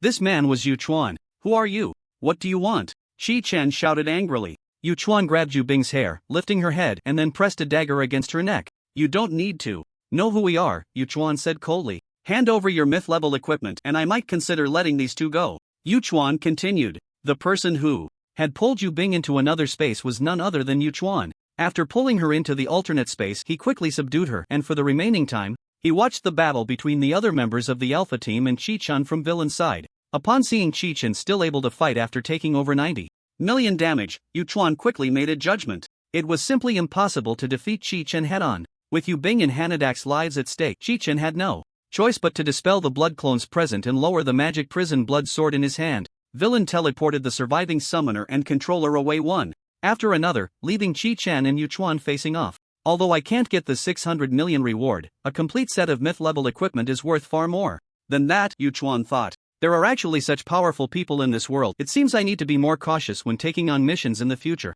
Shi-chan stood opposite Yu Chuan, hesitating to hand over the equipment in his backpack. Seeing that Shi-chan remained unmoved, Yu Chuan gently stabbed the dagger into Yu Bing's neck. A trickle of blood flowed down Yu Bing's neck. Shi-chan, I don't want to repeat myself, Yu Chuan said coldly. Shi-chan furrowed his brow, taking the equipment out of his backpack and placing it at his feet. I'll leave it here, you can come and take it, Shi-chan said. Yu Chuan looked at the equipment, thrown on the ground, and fell into thought. Villain, teleport Ahu, the controller, back to take the equipment for me, Yu Chuan said through the communicator.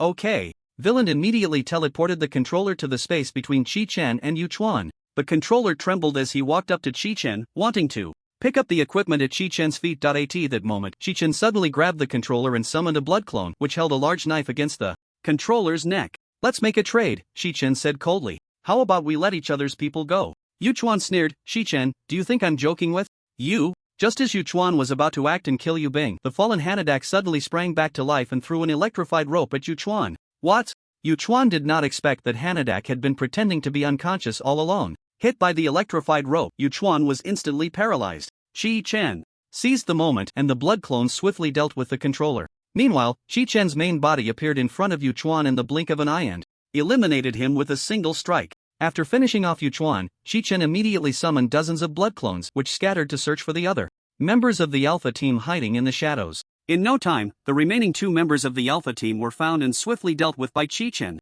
After the battle, Chi-Chen, whose nerves were taut, collapsed onto the ground. That was close. Chi-Chen gasped, looking at Yu Chuan's lifeless body, feeling a wave of disgust. I didn't expect this guy to disregard his teammates' lives and go after Yu Bing. Chi-Chen murmured. Master Hanadak, it's a good thing you acted in time. Otherwise, Yu Bing would have definitely been in trouble just now. Hanadak chuckled, kid, don't underestimate me. When it comes to playing dead, I dare say no one can claim the first place if I claim the second. Then, Hanadak took out a bottle of life recovery potion from his backpack and handed it to Chi-Chen. Quick, give this girl a drink, Hanadak said. Chi-Chen fed the life recovery potion that Hanadak handed over to Yu Bing, who slowly opened her eyes after drinking it. Damn. Yu Bing said weakly, that guy was so strong, I couldn't defeat him. Seeing Yu Bing wake up from her unconscious state, Chi-Chen finally felt relieved. Don't blame yourself, Yu Bing, Chi-Chen comforted her. The opponent is likely a professional assassin, they were well prepared for this fight. That's right, Hanadak chimed in. Chi-Chen, the group you just defeated is the notorious Alpha team. Hanadak explained. Alpha team, what kind of organization is that? Chi-Chen asked, puzzled. Sigh, it's just a killer organization, Hanadak clarified. I had some dealings with their leader, Yu Chuan. That guy is ruthless and completely disregards ethics in his actions. When I was pretending to be dead, I heard you had taken someone from Yu Chuan's side to threaten him, which made me anxious. At this point, Hanadak's face turned red. Fortunately, I had a backup plan, otherwise, the consequences would have been unimaginable. Remember, if you encounter this group again, don't think about threatening them, Hanadak warned. These people will stop at nothing for their interests. Chi-Chen scratched his head. Awkwardly, thank you for your guidance, Master Hanadak. I will definitely be more careful in the future. After saying this, Chi-Chen walked over to Yu Chuan's body and searched him for a communicator. He picked up the communicator and pressed the redial button. I want to see who wants to take my equipment, Chi-Chen thought to himself. Beep, beep, beep. After a few seconds, the communicator connected. So, have you dealt with Chi-Chen? The voice on the other end said. But it was processed, making it impossible for Chi-Chen to identify who it was. Deal with me? Chi-Chen then realized that the other party's goal was not his equipment but his life. Later, Yu Chuan wanted to equip himself, but he realized it was a helpless act due to the vast disparity in strength between the two sides. Chi-Chen remained silent, waiting for the other side of the communicator to continue speaking. However, the other party seemed to sense something was amiss and immediately hung up. Someone wants my life.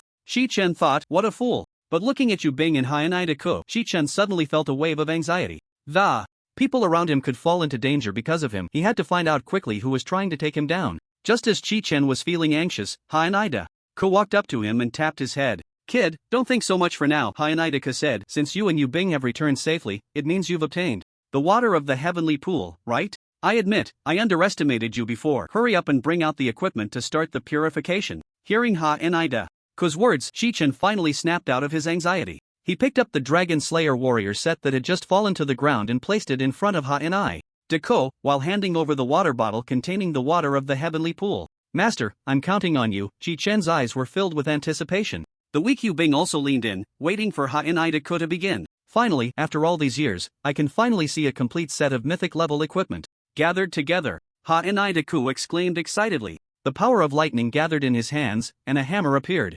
Hyanai-Deku poured the water of the heavenly pool over the hammer, successfully adding the purification power. He placed the Dragon Slayer warrior set together, raised the hammer, and brought it down. In an instant, the abyssal tank covering the equipment was completely cleared away. The Dragon Slayer warrior set now shone with a brilliant crimson light. I never thought I would see a complete set of mythic-level equipment in my lifetime. Hyanai-Deku, usually lazy, was now full of enthusiasm. Chi-Chen, don't just stand there, come over and check the equipment's attributes. Chi-Chen trembled as he walked towards the equipment, picking it up from the ground to examine it. Yu Bing, excited, also leaned in, and the three of them crowded together to look at the equipment's stats. For Chi-Chen, the attributes of the equipment didn't mean much. He mainly focused on the special effects of the gear. Dragon Slayer Warrior Greatsword critical hit rate plus 50%, critical damage plus 100%, deals double damage to Dragon-type monsters, and grants a 50% damage increase effect for 15 seconds after each kill. Dragon Slayer Warrior Helmet damage reduction 15%, restores 1% of maximum health per second. If health is full, generates a shield of up to 30% of maximum health. Dragon Slayer Warrior Chestplate damage reduction 15%, damage from Dragon-type monsters is reduced by 50% when taking damage, reflects 1000 points of true damage to the enemy for each segment of damage taken. Dragon Slayer Warrior leggings damage reduction 15%, duration of control effects is reduced by 30%, skill cooldown time is reduced by 20%. Dragon Slayer Warrior Ring Attack. Adds Dragon Flame, which can inflict a burning effect on enemies. After hitting an enemy, Dragon Flame deals 3% of the enemy's maximum health as magic damage per second, lasting for 5 seconds. Dragon Slayer Warrior Necklace. When health drops below 20%, grants a shield equal to 100% of maximum health, lasting for 5 seconds. During the shield's duration, grants a 20% lifesteal effect and immunity to negative effects. Truly mythic level equipment, the effects are several tiers stronger than epic level gear. After reviewing the special effects of each part of the Dragon Slayer Warrior set, Chi-Chan couldn't help but marvel internally. This is so damn outrageous. After looking at the equipment stats, Hyunai couldn't help but exclaim, this set of equipment balances offense and defense. Chi-Chan, you're going to defy the heavens. Chi-Chan, quickly put on the equipment so Master Hyunai and I can see the full effect of the set. Yu Bing said excitedly from the side. Chi-Chan nodded and immediately began to equip the items one by one. Beside him, Hanadake and Yu Bing were watching Chi-Chan with eager eyes. Chi-Chan donned the entire Dragon Slayer Warrior set, and the system promptly displayed a notification. Dragon Slayer Warrior set complete, gaining active skill, Power of the Red Dragon. Power of the Red Dragon summons the spirit of the Red Dragon King in its dragon form to assist in battle. The spirit of the Red Dragon King inherits 50% of the summoner's attributes and can exist on the field for 120 seconds, with a cooldown of 600 seconds. What? I can actually summon the spirit of the Red Dragon King? Chi-Chan was shocked in his heart. What shocked Chi-Chan even more was that the spirit of the Red Dragon King could inherit 50% of the summoner's attributes. If it were someone else, the summoned Red Dragon King would only have a certain level of combat ability. But this skill gave Chi-Chan, who had high stats, a complete qualitative change. It could be said that the spirit of the Red Dragon King summoned by Chi-Chan was even more powerful than the Red Dragon King itself. Chi-Chan, you can summon the spirit of the Red Dragon King now. Hanadake exclaimed excitedly, hurry up and try it, let me see what the Red Dragon King looks like. Chi-Chan hesitated for a moment and said, Master Hanadake, it's not that I don't want to summon it, but the Red Dragon King's dragon form is just too large. I'm afraid that if I summon it, it will break this warehouse apart. Oh, don't worry about that, Hanadake urged. I've already purified the abyssal aura from your equipment, and you still won't let me take a look. Alright, Chi-Chan sighed helplessly. Chi-Chan activated the power of the Red Dragon, and a crimson light gathered in his hand. He raised his hand, and the light immediately broke through the roof, shooting into the sky. The sky was suddenly filled with a fiery red glow, and the next second, the spirit of the Red Dragon King descended from above. In its spirit form, the Red Dragon King's size was reduced by half, and its body appeared in a translucent crimson state. Although the spirit of the Red Dragon King was only half the size of the actual Red Dragon King, it was still enormous. If it were to fall from the sky like this, it would surely flatten the warehouse where Chi-Chan was located. Thinking of this, Chi-Chan attempted to control the spirit of the Red Dragon King, silently urging it to stop. After receiving Chi-Chan's command, the spirit of the Red Dragon King halted in midair. Look, what is that? A gigantic red dragon suddenly appeared in the sky, causing people near the warehouse to stop and stare. How could such a huge dragon beast suddenly appear in the sky? Quick, report to the major legions that a giant dragon beast has suddenly appeared here. The area around the warehouse was sparsely populated, with only a few dozen people witnessing this astonishing scene. But the next second, the spirit of the Red Dragon King vanished without a trace. It turned out that Chi-Chan, fearing the impact would be too great, quickly dismissed the spirit of the Red Dragon King. Oh, why did it suddenly disappear? Could it have been a mistake? No way, absolutely no way. I took a picture, look. The onlookers began to discuss among themselves, and although the spirit of the Red Dragon King had disappeared, it had still been captured in a photo. Master Hanadake, are you satisfied now? Chi-Chan said helplessly. That's enough. Being able to see a complete set of mythic level equipment gathered, I can die without regrets in this lifetime, Hanadake laughed. Thank you for making this set of equipment usable. Chi-Chan said to Hanadake, Master Hanadake, what kind of reward do you need? I, Chi-Chan, will not refuse. Hanadake waved his hand, don't mention that, Chi-Chan. Just as Hanadake finished speaking, his expression changed in an instant. If you really want to repay me, it wouldn't be impossible. This world actually has equipment that is even higher than mythic level. Hanadake said, Kitchen, if you can find it and bring it before my eyes, just let me see it once. Higher than mythic level equipment? Kitchen was very shocked, but he thought about it. He was indeed a hidden class. Perhaps there was even a concept of hidden equipment. Alright, Master Hanadake, I promise you, if I get such equipment, I will definitely bring it to you. Kitchen said. Hanadake laughed heartily. Kitchen, since the matter is resolved, you should hurry back. Be careful on the way. Wearing this equipment on the road is no different from walking down the street with a basket of gold. Naturally, Kitchen didn't want to be so high profile. He took off the Dragon Slayer Warrior set and stored it away. Today has been really tough. Let me treat everyone to a meal. Kitchen said. Great. I happen to know a particularly good restaurant nearby. Let me lead the way, Yu Bing said with a smile. On Kitchen's side, everything had come to a satisfactory conclusion. But on the other side, a new crisis was about to arise. Everyone, I have bad news to tell. The Alpha team has failed. At this moment, several people dressed in expensive suits were holding a meeting. The place where they were meeting was the conference room of the fluorite mining headquarters. How is that possible? The Alpha team failed, one person said. Is there anything surprising about that? After all, that Kitchen is someone who soloed the Red Dragon's Nest, a woman said disdainfully. If you reveal this information, I'm afraid no one will take this mission. The leader, Zhao Liang, looked very grim at this moment. No matter what, at least Kitchen hasn't discovered that we hired someone to kill him. Zhao Liang reassured himself. Not us, it's you. The woman who had just spoken pressed aggressively. You came up with such a bad idea, don't drag us into it. Right, it has nothing to do with us, the others chimed in, and in an instant, those who had originally supported Zhao Liang turned against him. Everyone, since things have turned out this way, let's discuss Kitchen's matter later, Zhao Liang said with a smile. Damn it. Zhao Liang smiled on the surface but was furious inside. At this rate, Kitchen's reputation will only grow and I will gradually lose my voice in the company. I must find a way to deal with Kitchen. On the other side, Kitchen was lying in the hotel room resting. After tonight, he would start his journey back tomorrow. He took out the Dragon Slayer warrior set, preparing to sacrifice it to the Demon Abyss Blood Sword. The original attributes of this Dragon Slayer warrior set were already so exaggerated, and after being sacrificed to the Demon Abyss Blood Sword, it would further upgrade. Thinking of this, Kitchen's heart raced. He had held back all day just for this moment. Kitchen placed the Demon Abyss Blood Sword in front of him and unhesitatingly sacrificed the entire Dragon Slayer warrior set. The Demon Abyss Blood Sword is very satisfied with your sacrifice. All effects of the Dragon Slayer warrior set have been absorbed and upgraded to the new effect. Dragon Slayer Power. Dragon Slayer Power Effect 1, critical hit rate plus 80%, critical damage plus 120%, skill cooldown time reduced by 20%, damage to dragon-type monsters double, and each kill grants a 50% damage increase effect lasting 15 seconds.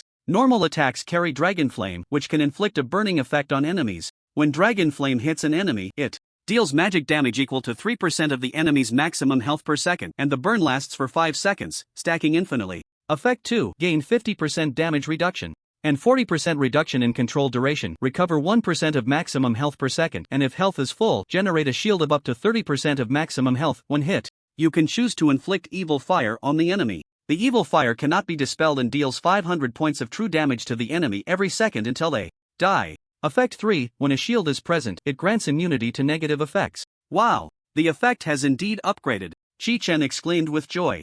Chi Chen checked his status panel and found that his health bar had an additional layer of gray shield. This shield had over 200 million points, making it nearly unbreakable. This meant that applying negative effects to Chi Chen was basically impossible unless the 200 million shield was broken. Chi Chen's strength had once again received a terrifying boost. Just then, the system popped up another notification. Achievement unlocked, collected all parts of the mythical equipment. Blood exchange upgraded, now can be applied to any target. Apply to any target? Chi Chen wondered, consuming my own health to bring good luck to others? After a moment of thought, Chi Chen mused, this upgrade might come in handy at a critical moment. At that moment, Chi Chen remembered something. He picked up his phone and called the butler. Master Chi Chen, what can I do for you? Came the butler's voice on the other end. Has there been anything unusual at home these days? Chi Chen inquired. Master, everything is normal at home, the butler replied. With me here, you can rest assured. Hearing this, Chi Chen let out a sigh of relief. Butler, tomorrow morning, immediately find a new house and have Aunt Shiryan move in there first. Remember, no one else must know. Upon hearing this, the butler instantly understood that something bad had happened to Chi Chen. Understood, Master Chi Chen, the butler said calmly, be safe. After hanging up, Chi Chen remained worried. He just wanted to get home quickly and find out who wanted to kill him. Early the next morning, Chi Chen and Yu Bing began their journey back. The return trip was very easy. The two retraced their steps and only encountered a few minor monsters without much trouble. After 2 days of travel, Chi Chen returned to Zhujiang City. At this moment, Chi Chen and Yu Bing were at the teleportation station exit in Zhujiang City, planning to say goodbye. Thank you, Yu Bing. Chi Chen said, I appreciate you guiding me on this trip. It must have been hard. Yu Bing smiled slightly. Chi Chen, there's no need to be polite. Do you have any thoughts about those who want to kill you, Chi Chen? Yu Bing's sudden question caught Chi Chen off guard. How did you know, Yu Bing? Chi Chen asked curiously.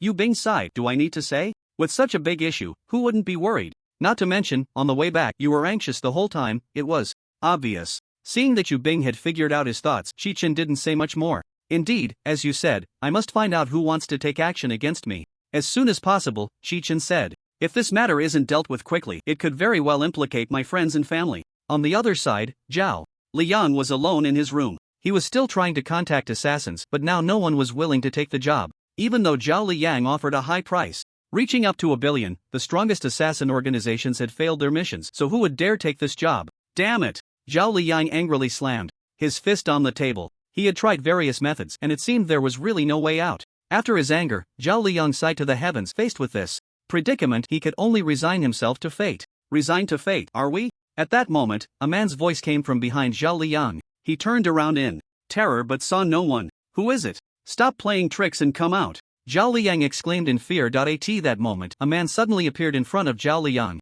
This man was none other than the abyssal envoy, September, who had previously appeared in the Red Dragon's nest. Just as Zhao Liang was about to pick up the phone on the table, September instantly snatched it away. Don't be nervous, Zhao Liang, September said. I'm here to help you. Zhao Liang was a smart man. He knew that the person before him was certainly not simple. Help me? How are you going to help? September chuckled. It's simple, just use the power of the abyss. The power of the abyss? Zhao Liang's gaze sharpened, and he said in a deep voice, so the appearance of the abyss was your doing behind the scenes? Not just me, September replied, there are a total of 12 abyssal envoys like me. Zhao Liang smiled slightly. He didn't mind cooperating with the other party, even if they were a terrifying existence controlling the power of the abyss. As long as he could solidify his position and expel Chi-Chen from the company, Zhao Liang would stop at nothing. I'm just an ordinary businessman. Even if I accept the power of the abyss, I fear it would be difficult to pose a threat to Chi-Chen, Zhao Liang said solemnly. A faint smile appeared at the corner of September's mouth as he sat down on the sofa in Zhao Liang's office, crossing his legs.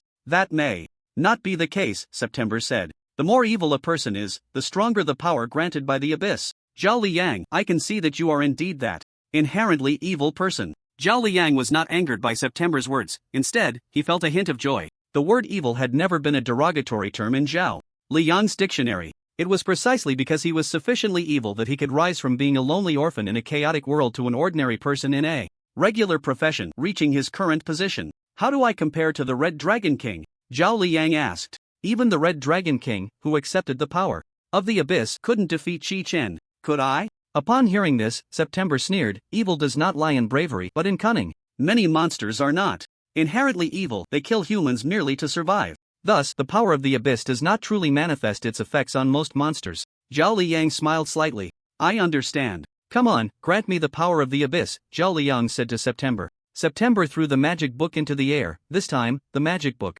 did not release a strange stone pillar but directly unleashed the power of the abyss towards Zhao Liang. Zhao Liang extended his right hand, feeling the terrifying power continuously surging into his body. Is this the abyss? Truly wonderful. Zhao Liang kept absorbing the power of the abyss, and September, watching this scene, wore a strange smile on his face. Your acceptance of the power of the abyss far exceeds my expectations, September said with a wicked grin. The magic book, surrounded by green light, gradually lost its magical power and fell from the sky. All the power of the abyss contained within the magic book was completely absorbed by Zhao Liang. Zhao Liang was intoxicated by this powerful force, and then he checked his attributes. Name Zhao Liang, occupation merchant, level 1. Health points 1.5 billion, attack power 50 million, defense power 25 million, action speed 10.0. Although Zhao Liang was not a combat profession, he had some understanding of combat matters. Seeing his attribute panel, a wicked smile appeared at the corner of his mouth. Zhao Liang walked to the window and looked at a distant building. It was the 5-star mining company. Let's use this to test the power of the abyss. Then, Zhao Liang slowly raised his right hand and clenched his fist. After a few seconds, Zhao Liang relaxed his fist and a black energy ball the size of a ping-pong ball floated up. The black energy ball broke through the window and swiftly flew towards the 5-star mining building. A few seconds later, a strong black energy vortex spread out at the 5-star mining building. The guards of the 5-star mining building didn't even have time to react to the sudden energy vortex. The building collapsed in an instant, with countless casualties. Looking at the masterpiece he had forged with his own hands, Zhao Liang revealed a satisfied smile. September walked over to Zhao Liang, and the two admired the chaotic scene together. It's so beautiful, September murmured as she gazed at the distant turmoil. Zhao Liang turned his head and said to September, with such powerful strength, have you ever thought about using it for something else? For example, to control this world? Upon hearing this, September smiled slightly. How do you know the world isn't under our control? After saying this, September's figure gradually became transparent until it disappeared. Watching September's figure fade away, Zhao Liyang furrowed his brow and lowered his head in contemplation. Don't think too much about distant matters for now. The most important thing right now is to deal with Qi Chen. At this moment, Qi Chen had already returned to the manor. For safety's sake, he gave all the staff in the manor an indefinite leave of absence. Without receiving notice from Qi Chen, no one was allowed to return to work. Of course, this leave was paid. Everyone in the manor left with tears and snot. They all said they wanted to come back soon, but in their hearts, they were secretly delighted. Master, take care of yourself while we're gone. Master, if there's anything, let us know early so we can come back to work. Don't tire yourself out. Buses left the manor one after another, and Qi Chen felt relieved once everyone had departed. Now that everyone is gone, there won't be any innocent people getting involved, Qi Chen thought to himself. Just then, a phone call came in. Qi Chen took out his phone, and the screen displayed an unknown number. Hello? Qi Chen answered the call. Mr. Qi, I want to report something to you. A woman's voice came from the other end of the line. Wait, may I ask who you are? Qi Chen found the voice unfamiliar, yet it felt oddly familiar. I am a shareholder of Fluorite Mining, and the voice on the other end said. Qi Chen then remembered that she was one of the shareholders of Fluorite Mining, whom he had met during a previous meeting. The assassination plan against you was arranged by Zhao Liyang, and she said. So it was him. Upon hearing this news, Qi Chen immediately connected the dots. Qi Chen, I have gathered evidence that Zhao Liyang planned to assassinate you. At that time, we can use this evidence to expel Zhao Liyang from Fluorite Mining. The premise is that half of Zhao Liyang's shares belong to me. In the eyes of a businessman, there are no eternal partners, only eternal interests. With Zhao Liyang's plan failing, and she quickly shifted her allegiance to Qi Chen. Qi Chen did not agree immediately but pondered for a moment. This plan must have involved other shareholders, including you, Qi Chen pointed out. Mr. Qi, do you have evidence to support your claim that the rest of us participated in the plan? And she countered, but I do have concrete evidence that Zhao Liyang contacted the Alpha team to assassinate you. Faced with the cunning old fox of the business world, Qi Chen was momentarily speechless, unsure of how to respond. Just then, a black sphere fell from the sky and landed in front of Qi Chen. This black sphere looked unremarkable, even devoid of any detectable energy fluctuations, and this bizarre phenomenon sent a chill down his spine. Qi Chen immediately sensed something was off. He widened his eyes and stared intently at the strange black sphere before him. The black sphere hovered silently in the air, like an unfathomable black hole, exuding a heart-stopping aura. In the next moment, the black sphere suddenly released an overwhelming surge of energy, transforming into a massive energy vortex that instantly tore everything around it to shreds. Qi Chen was inadvertently caught in this strange black energy vortex, but fortunately, he still had a layer of shield on him, which made him immune to control effects, otherwise he would have surely been tossed around in this vortex. 2 seconds later, the energy vortex came to a halt, and Qi Chen stood unharmed at its center. At this moment, Qi Chen was holding the Demon Abyss blood sword, cautiously observing his surroundings. This power is from the Abyss, it can't be wrong. Having fought against the Abyss multiple times, Qi Chen had already sensed the unusual nature of this energy. What kind of monster possesses such strength? That energy vortex just dealt over 50 million points of damage. It should be noted that Qi Chen had a 50% damage reduction effect. Without it, he would have taken a staggering 100 million points of damage in one hit. Qi Chen initially thought that his thick health pool would allow him to endure the damage from the energy vortex, but the result was over 50 million points of damage. After this hit, Qi Chen immediately became tense, realizing that this enemy was no ordinary foe. Seeing that there was no one around, Qi Chen turned his gaze skyward. Sure enough, a man wearing a black mask and dressed in an expensive suit was hovering in midair, looking down at Qi Chen with a disdainful posture. Without further ado, Qi Chen swung his blood chi blade at the masked man before him. The opponent's figure was incredibly swift, instantly dodging Qi Chen's attack. So fast. This guy's movement speed must be over 8.0, Qi Chen thought to himself. Who exactly is this guy? The man in the sky slowly descended, and Qi Chen was very cautious, refraining from launching a reckless attack. Qi Chen, Alpha Team, dying at your hands is no grievance, said the man with the black mask. Upon hearing this voice, Qi Chen immediately recognized the visitor. Zhao Liyang, is that you? Qi Chen exclaimed in shock. How did you come to wield such strange energy? Zhao Liyang slowly removed his mask, looking at Qi Chen with a contemptuous gaze. Qi Chen, in this world, you are not the only special person. In the next moment, Zhao Liyang suddenly hurled a series of black compressed energy balls at Qi Chen, and in an instant, a multitude of black spheres rushed towards him. Qi Chen seized the opportunity, swinging his Demon Abyss blood sword at one of the compressed energy balls. The moment the sword blade made contact with the energy ball, it exploded instantly, and an energy vortex rapidly spread out. Seeing this, Qi Chen moved backward with all his speed, trying to evade the attack of the energy vortex. The speed at which the energy vortex expanded was like lightning, astonishingly fast. In just a brief moment, Chi-Chen was mercilessly engulfed by this terrifying energy vortex. In the next second, the other compressed energy balls also exploded, and a large area of black energy vortexes quickly spread out.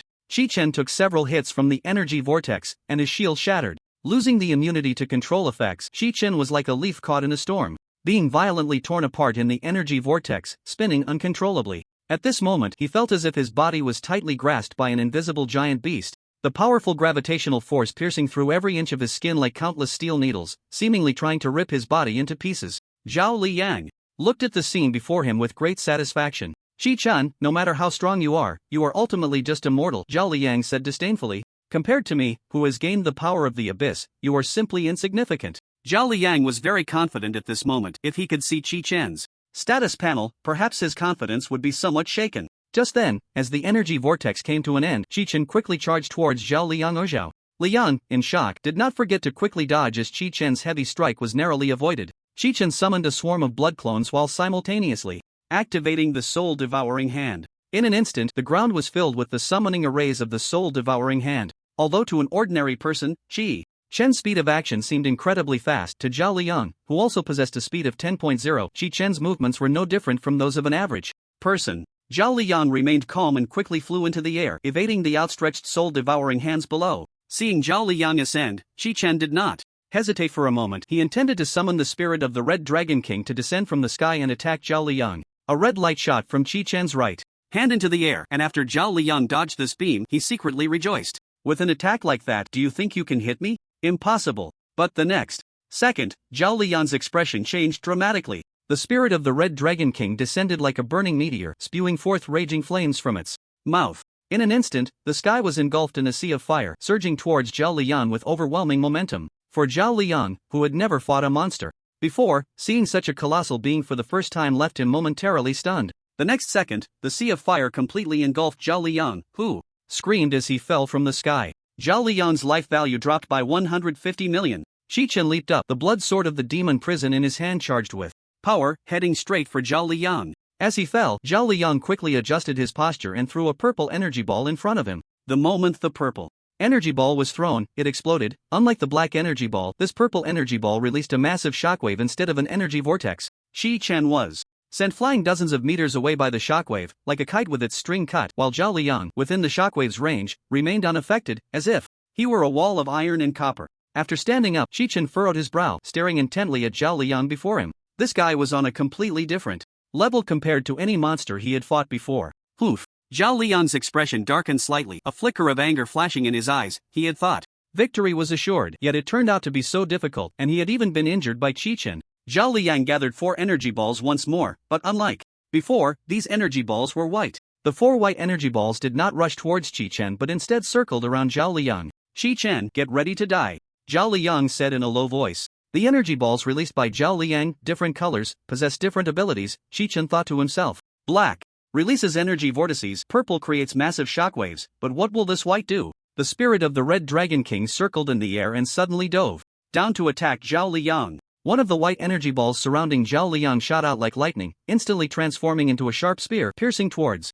the spirit of the Red Dragon King at a speed of 10 strikes per second, like a torrential storm. At the same time, Chi-Chen summoned blood clones to launch a probing attack on Zhao Liyang while his main body retreated to the back of the battlefield, observing patiently. Seeing Chi-Chen's blood clone pounce on him like a fierce beast, Zhao Liyang calmly waved his hand, and another white energy ball surrounding him instantly transformed into an indestructible white shield, easily blocking the overwhelming attack of the blood clone. In an instant, the white shield suddenly turned purple, erupting with a tremendous shockwave that sent the blood clone flying. Unlike before, this white shield did not disappear after transforming into purple and unleashing the shockwave. It changed back from purple to white, then reverted to an energy ball. As the spear in the sky pierced through the spirit body of the Red Dragon King, it suddenly turned black, instantly releasing a powerful energy vortex that completely engulfed the spirit body of the Red Dragon King. It seems that the function of this white energy ball is to freely change its form and attach the effects of black or purple energy balls, Chi-Chen analyzed. But every time it changes form, as long as it activates other effects, it will revert back to a spherical shape. As long as my attack can hit, I can win, Chi-Chen thought. But right now, the opponent's speed of action is extremely fast, and with both offense and defense, it's very difficult to hit him. With this in mind, Chi-Chen focused on summoning blood clones to create distractions. The blood clones surged towards Zhao Liang like a tide, and Zhao Liang changed his defensive stance, the white energy ball instantly transforming into a massive battle axe, sweeping down with the force of thunder, striking fiercely at the blood clones that charged at him like wolves. The blood clones summoned by Qi Chan were merely for distraction and did not have much health allocated. As the battle axe swept down, groups of blood clones instantly vanished. Qi Chan, stop dragging this out, Zhao Liang sneered. I won't be hurt by you again. That's not certain, Qi Chan replied confidently. After finishing his words, Qi Chan continued to summon blood clones, each with only a bit of health, and once again, a tide of blood clones was summoned. Another one of these tricks, Zhao Liang scoffed. Qi Chan, don't you have any other moves? The blood clones surged forward, and in no time, Zhao Liang was heavily surrounded. Even the sky was filled with countless blood clones, wielding large blades, pouncing on Zhao Liang like hungry tigers. Zhao Liang remained calm, waving his hand, for white energy balls transformed into a protective shield, encasing him within. This time, I will take down Qi Chan along with all these clones, Zhao Liang thought. The next second, the white protective shield gradually turned purple, and a shockwave was about to be released. This was Zhao Liang's ultimate skill, Super Destruction Impact. Super Destruction Impact released a powerful shockwave centered on himself, affecting a radius of 10 miles, dealing 3,500% attack damage to the enemy target upon impact, with a cooldown of 30 minutes. I've been tricked. Qi Chan secretly rejoiced in his heart. He immediately issued a command, and in an instant, all the blood clones on the ground transformed into a blood pool. The reason Qi Chan summoned so many blood clones to attack was precisely to prevent Zhao Liang from flying, allowing the blood pool's attack to hit. The purple protective shield erupted with a shocking shockwave. However, this shockwave had no effect on the unavoidable blood pool, merely creating a massive pit around Zhao Liang.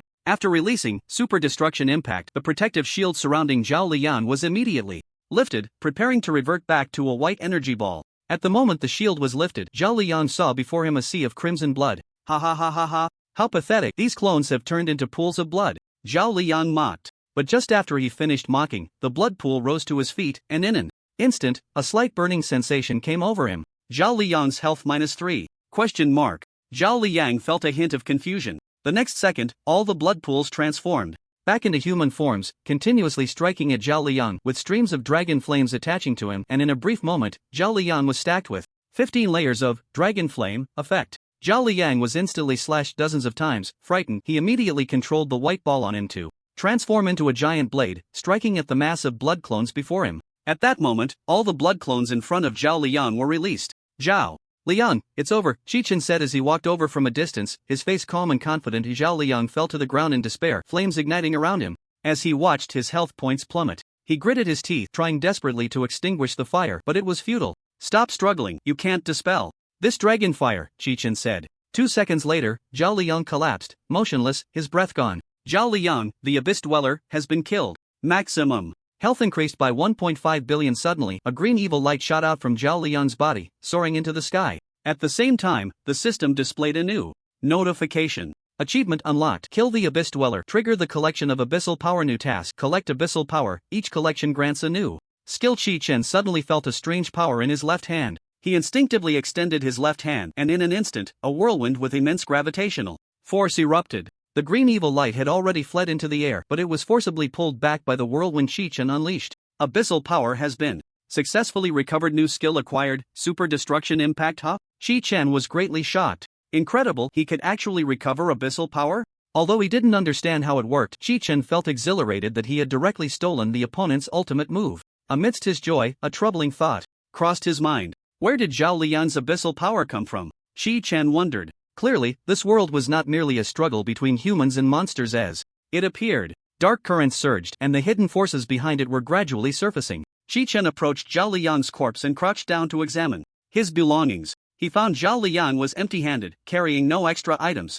I must find a way to discover who Zhao Liang has been in contact with recently. That is the key to uncovering the source of his abyssal power, Qi Chan thought. With this in mind, Qi Chan stood up and gazed at the estate that had been reduced to rubble. A businessman with no prior combat experience had evolved to such a level after obtaining abyssal power. If it had been someone who had transitioned to a combat profession, it was unimaginable how terrifying it would be. Why? Is the abyssal power more terrifying in humans than in monsters? Abyssal power? What exactly is it? More and more questions swirled in Qi Chan's mind, refusing to dissipate. Just then, vehicles from the Public Security Bureau arrived at the entrance of Qi Chan's estate. The commotion and destruction from the recent battle had been so great that even people dozens of kilometers away could sense the tremors. Uninformed individuals reported to the Public Security Bureau, and after pinpointing the source of the vibrations, they rushed to Chi Chen's estate. The task of the Public Security Bureau was to handle and coordinate riot incidents occurring within the city. Given the high danger of riot incidents, the Bureau would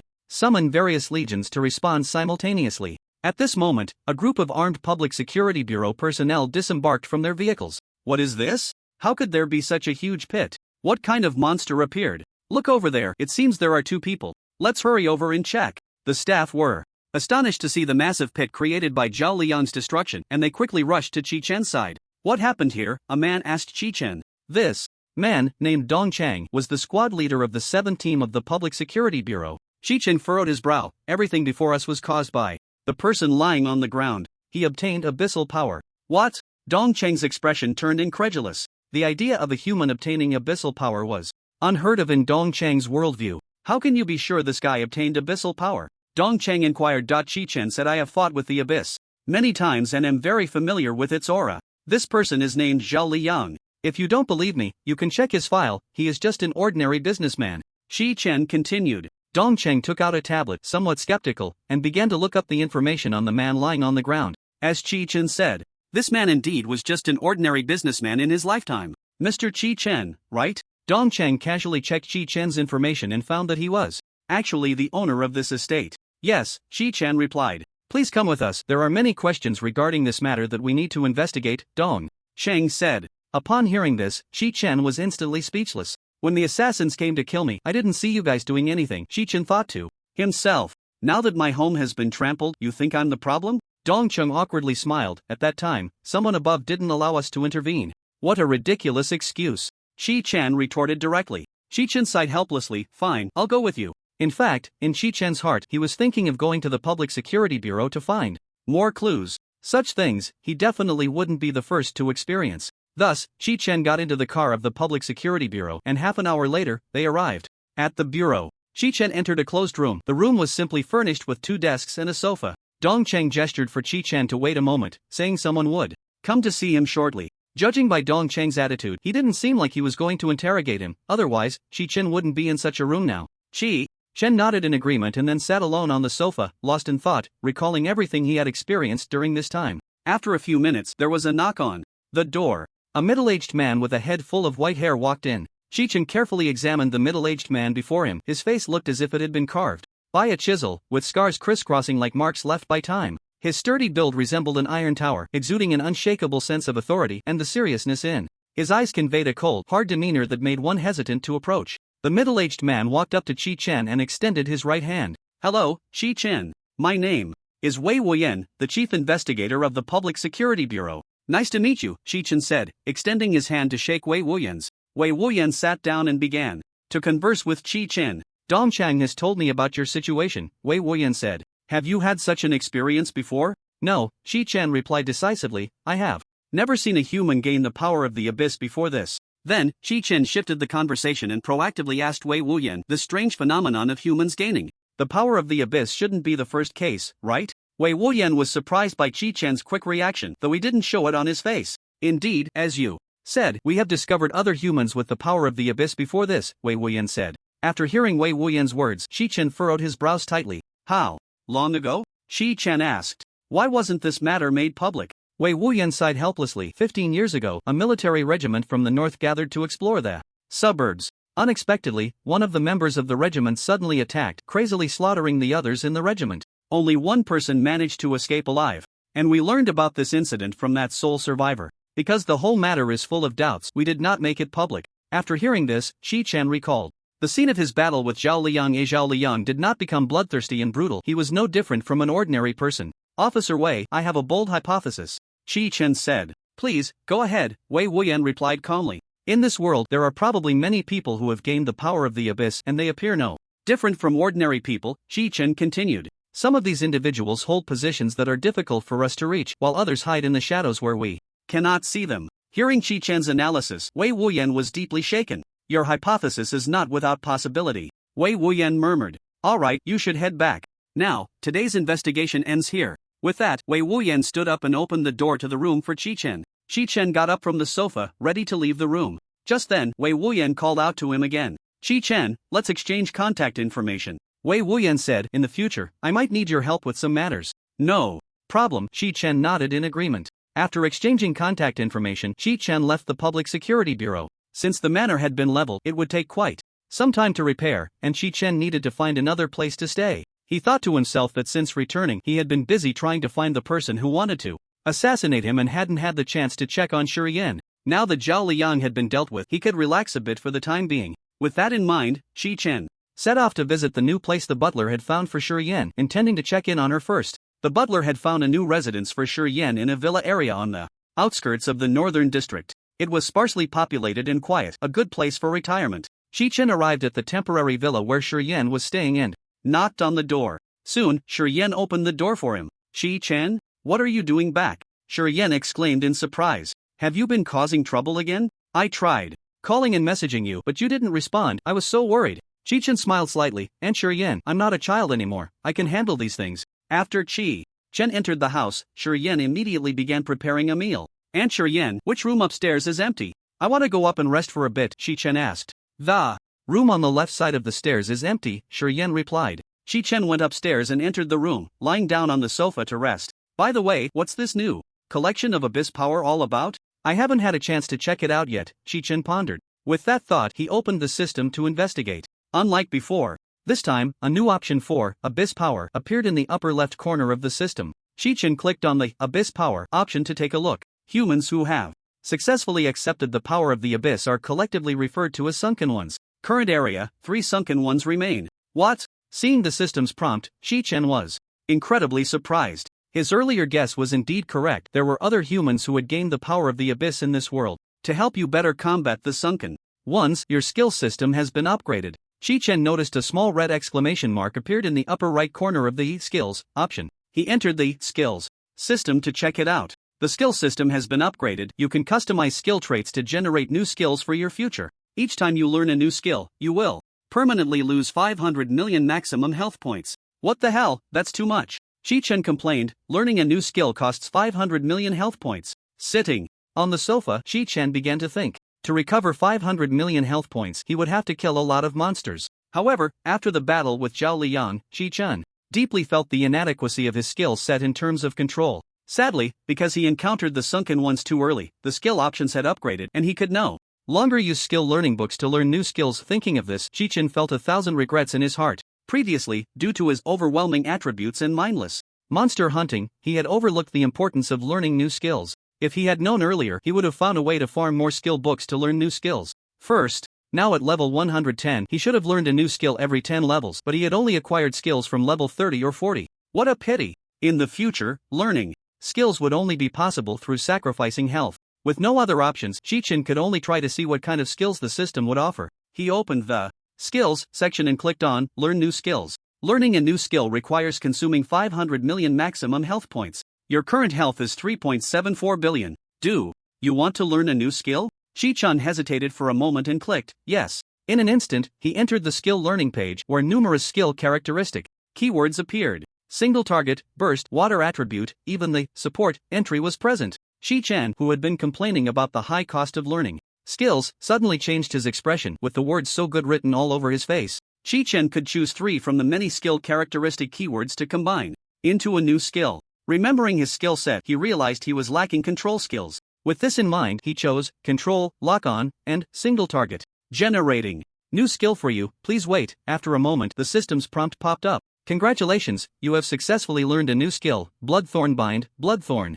Bind consumes 10% of maximum health, locks onto a single enemy, and summons bloodthorns from within to entangle the target. The attack of the bloodthorns cannot be evaded, and the hit enemy unit will take 50% of the attack's damage and be bound for 5 seconds. This skill seems quite useful for soloing bosses, Shi Chen thought. Compared to Soul Devouring Hand, Bloodthorn Bind had a guaranteed hit effect and a binding time of 5 seconds. Combined with Blood Clone, it could even infinitely bind the enemy. With this skill, no matter if the opponent could fly or burrow, they would not escape Shi Chen's grasp. Thinking about it, this new skill system seems pretty good, Shi Chen mused. If he could customize skill learning, he could save his health for when he faced tough opponents and quickly learn skills to counter them. With this thought, Shi Chen's smile gradually turned sinister. Shi Chen, dinner is ready, hurry down to eat. Shurye's voice came from downstairs. Shi Chen closed the system and got up to go downstairs for dinner. While eating, he chatted with Shurya about his experiences over the past few days, including telling her about the manor being leveled to the ground. In his heart, he was already prepared for a scolding from Shurya. To his surprise, Shurya did not blame him this time. She sighed, "Shi-chan, actually, after going through so much these days, I've finally realized that you've grown up. You now have the ability to handle various matters on your own, and whatever you do in the future, Auntie will support you." Hearing Auntie Shurya's heartfelt words, Shi-chan's eyes instantly filled with tears. He remained silent, focusing on his meal. After finishing dinner, Shi-chan returned to his room to rest. Just then, his phone buzzed with a message. He picked it up to check. The sender was Xia-song. "Xia-song, Shi-chan, I heard you ran into trouble right after coming back. How's it going? Did you handle it?" As expected of Xia-song, he managed to dig up such news, since the matter could have significant repercussions if it spread. The Public Security Bureau had not reported it. Shi-chan picked up his phone and replied to Xia-song. "Don't worry, Uncle Xia, I'm fine." Shi-chan replied, "Xia-song, it's good that you're fine. If you're free tomorrow, come by the Legion and sit for a while. I can't wait to see your gear." "Okay, no problem, I'll come over tomorrow." Shi-chan replied. "I can chat with Xia-song and see if I can gather any relevant clues," Shi-chan thought to himself. Over the past few days, Shi-chan increasingly felt that his numerous encounters with the Abyss were no coincidence. Now that he discovered there were humans with abyssal powers, it indicated that his previous experiences were definitely orchestrated. "Come on, bring it on. What can't kill me will only make me stronger." The next day, Shi-chan arrived alone at the headquarters of the Xia clan. Legion. Xia-song had long been waiting for Shi-chan at the Legion headquarters, accompanied by other high-ranking members of the Legion. Xia-song personally came forward and walked up to Shi-chan. "Shi-chan, you finally made it." Xia-song exclaimed joyfully. "Come on, let me see your Dragon Slayer warrior set." Xia-song's expression was filled with excitement and anticipation, but Shi-chan had already sacrificed the Dragon Slayer warrior set to the blood sword of the Demon Abyss. For a moment, Shi-chan felt quite embarrassed, his face turning sour, unsure of how to respond. "What's wrong, Shi-chan?" Xia-song asked, having noticed Shi-chan's conflicted expression. Shi-chan was still pondering how to reply. He didn't want to mention anything about the blood sword of the Demon Abyss. The gear, it got accidentally damaged yesterday. Shi-chan's gaze wandered, and he could only come up with this excuse. Xia-song looked dejected. "Well, I heard about the situation at your estate. To encounter such a powerful monster right after returning, it's a good thing you have new gear, otherwise, that monster would be hard to deal with." "Monster?" Shi-chan repeated. It seemed that Xia-song had indeed dug up some information, but not much. Xia-song didn't know that the ones who fought Shi-chan were not monsters, but real humans. Shi-chan turned around and, feeling dejected, announced to the eager high-ranking members of the Legion that his gear was damaged. Upon hearing this news, the Legion members looked as if they had been struck by frost, displaying expressions of disappointment similar to Xia-song's. The crowd dispersed, leaving only Shi-chan and Xia-song in the vast hall. Seeing the others leave, Shi-chan walked up to Xia-song and started a conversation. "Uncle Xia, actually, the ones who fought me yesterday weren't monsters, but humans," Shi-chan said. "What?" Xia-song was greatly shocked. "Who are these people with such power? Your estate was left with a huge pit spanning 10 miles. Shi-chan frowned slightly. "Uncle Xia, have you heard of anyone gaining special abilities? Someone who can instantly transform from an ordinary person into a powerhouse capable of destroying the world?" Shi-chan inquired. Xia-song looked at Shi-chan with a mythological expression, utterly bewildered. "I've never heard of such a thing," Xia-song said. "You are the fastest growing person I've ever seen." After hearing Xia-song's response, Shi-chan realized that the other individuals with abyssal powers were hiding very well. It seemed that only a few people knew about humans possessing abyssal powers, and for safety's sake, Shi-chan decided not to share this information with Xia-song. Shi-chan thought for a moment and casually found an excuse to deflect. "Actually, the ones causing trouble at my estate yesterday were a large group of people," Shi-chan said. "They were after my Dragon Slayer warrior set." "I see," Xia-song suddenly understood. Indeed, wearing a full set of mythic gear is no different from walking down the street with gold. "Shi-chan, you need to be more cautious in the days to come," Xia-song earnestly advised. Shi-chan nodded in response. Shi-chan knew very well that in the future he would encounter threats even more terrifying than monsters. For now, he needed to seize the time to enhance his strength to face the potential threats ahead. With this thought, an idea suddenly popped into Shi-chan's mind. With 2.5 months left before the university semester began, why not take this time to reclaim territory and accumulate attributes along the way? "Uncle Xia, I think we can take back all the territory in the west that has been occupied by monsters," Shi-chan suddenly said. "Ha?" Xia-song was quite shocked. Shi-chan had changed the topic too quickly. "Shi-chan, expelling monsters and reclaiming territory is not that simple," Xia-song said earnestly. "Although you single-handedly destroyed the Red Dragon's Nest before, there might be powerful monsters in other uncharted areas. I know, Shi Chen replied calmly, his tone filled with determination. Captain Xia, I alone can handle the task of reclaiming territory. Shi Chen said firmly, you and the other members of the regiment just need to secure the areas we have reclaimed. From the rear, Xia Song, having witnessed Shi Chen's abilities, knew that he wasn't just being reckless with this suggestion. At the same time, Xia Song felt a deep concern. It was hard to come by such a genius. Would this be too rash? If anything happened to Shi Chen, it would be a tremendous loss for Xia country. No, for the entire Blue Star. Xia Song hesitated, wanting to refuse Shi Chen. However, when he caught a glimpse of Shi Chen's steely gaze, the worry in his heart seemed to be blown away like a wisp of smoke by a sudden breeze. Shi Chen, if you want to do it, then go ahead, Xia Song said. After saying this, Xia Song led Shi Chen to the regiment's conference hall. In the center of the hall stood a massive table. On that wide table lay a large-scale sand table, simulating the entire Western territory. The sand table clearly marked many areas that humanity had yet to explore. Shi Chen focused his gaze, and in his heart he understood that Xia Song's intention was to inform him where he should go to explore. Shi Chen, can you really handle this alone? Xia Song asked. Don't worry, Shi Chen replied confidently, I have never fought alone. I am a legion by myself. Xia Song naturally understood what Shi Chen meant. He had also witnessed the power of Shi Chen's blood clones. Xia Song drew a route on the sand table, pointing out the direction. For Shi Chen. Shi Chen, you can start from the eastern area of the city, head east for 200 miles, and first capture the Desolate City. After capturing Desolate City, continue east for another 300 miles to capture the Night Demon Port. As Xia Song spoke, Shi Chen mentally recorded the information. Desolate City was occupied by the source of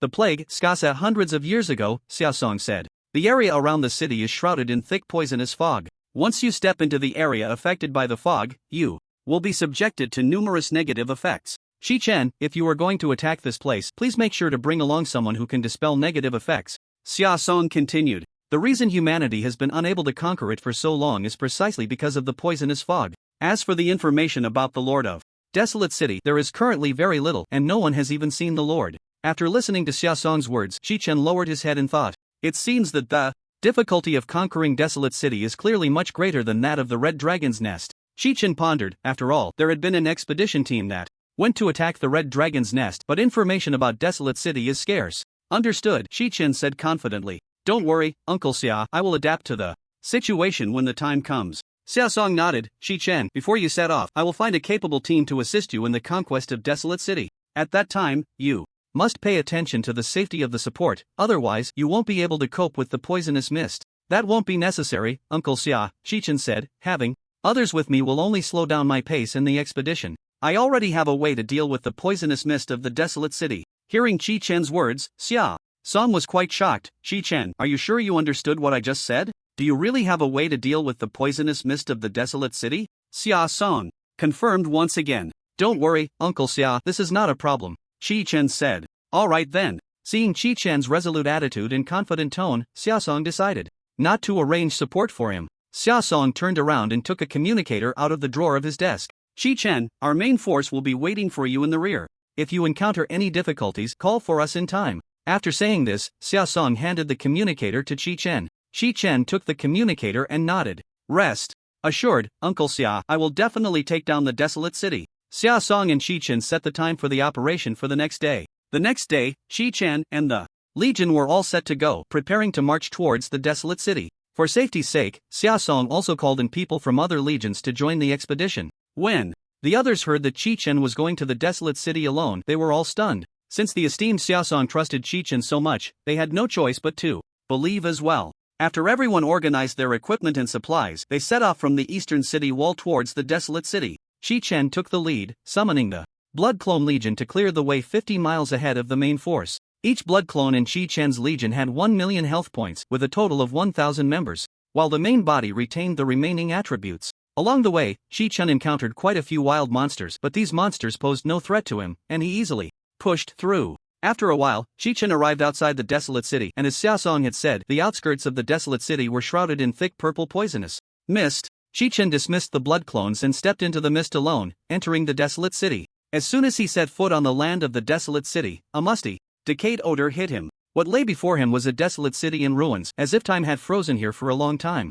Abandoned buildings stood unevenly, with peeling walls and collapsed roofs, revealing the sorrow and desolation of once magnificent structures now reduced to ruins. The streets were filled with dust and weeds, seemingly untouched by human feet for a long time. The entire city was enveloped in a dull hue, giving a sense of endless loneliness.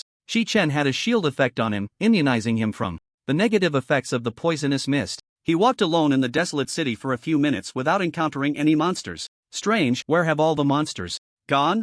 Chi-Chen remained vigilant of his surroundings. Suddenly, several dark arrows shot towards Chi-Chen, but fortunately, his high alertness allowed him to dodge the arrows just in time. Chi-Chen quickly looked in the direction from which the arrows came and was surprised to see several oddly shaped rats. These rats were about half the size of a person, with green fur all over their bodies, and they wielded crossbows. Clearly, the dark arrows had been shot by these rats. Plague rat is an ordinary rat that has evolved after being infected by a strange virus, equipped with crossbows, primarily attacking from a distance, with arrows coated in venom, capable of becoming invisible. Level 140 health points 190000 attack power 91000 defense power 45000 movement speed 30 in the next second. These plague rats instantly became invisible, disappearing from Chi-Chen's sight. Chi-Chen knew that these plague rats were taking the opportunity to change positions, planning to launch a surprise attack from another location. Chi-Chen naturally would not let these plague rats escape. He summoned 5 blood clones, which immediately rushed towards the direction where the plague rats had been. Once someone approached, the invisibility effect on the plague rats would be instantly lifted.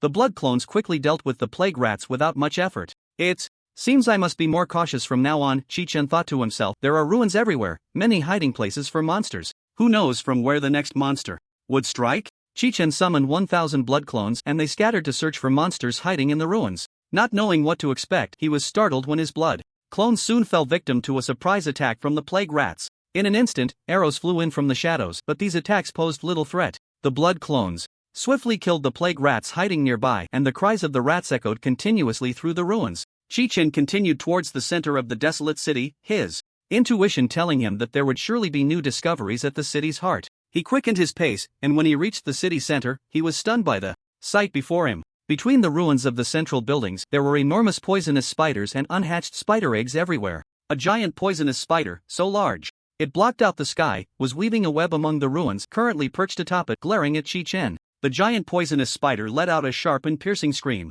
towards Chi-Chen, and in an instant, all the spider eggs burst open, unleashing a horde of poisonous spiders charging straight at him. Seeking death, Chi-Chen scoffed. He aimed at one of the poisonous spiders and activated the soul-devouring hand. The soul-devouring hand shot up from the ground, instantly crushing the chosen poisonous spider.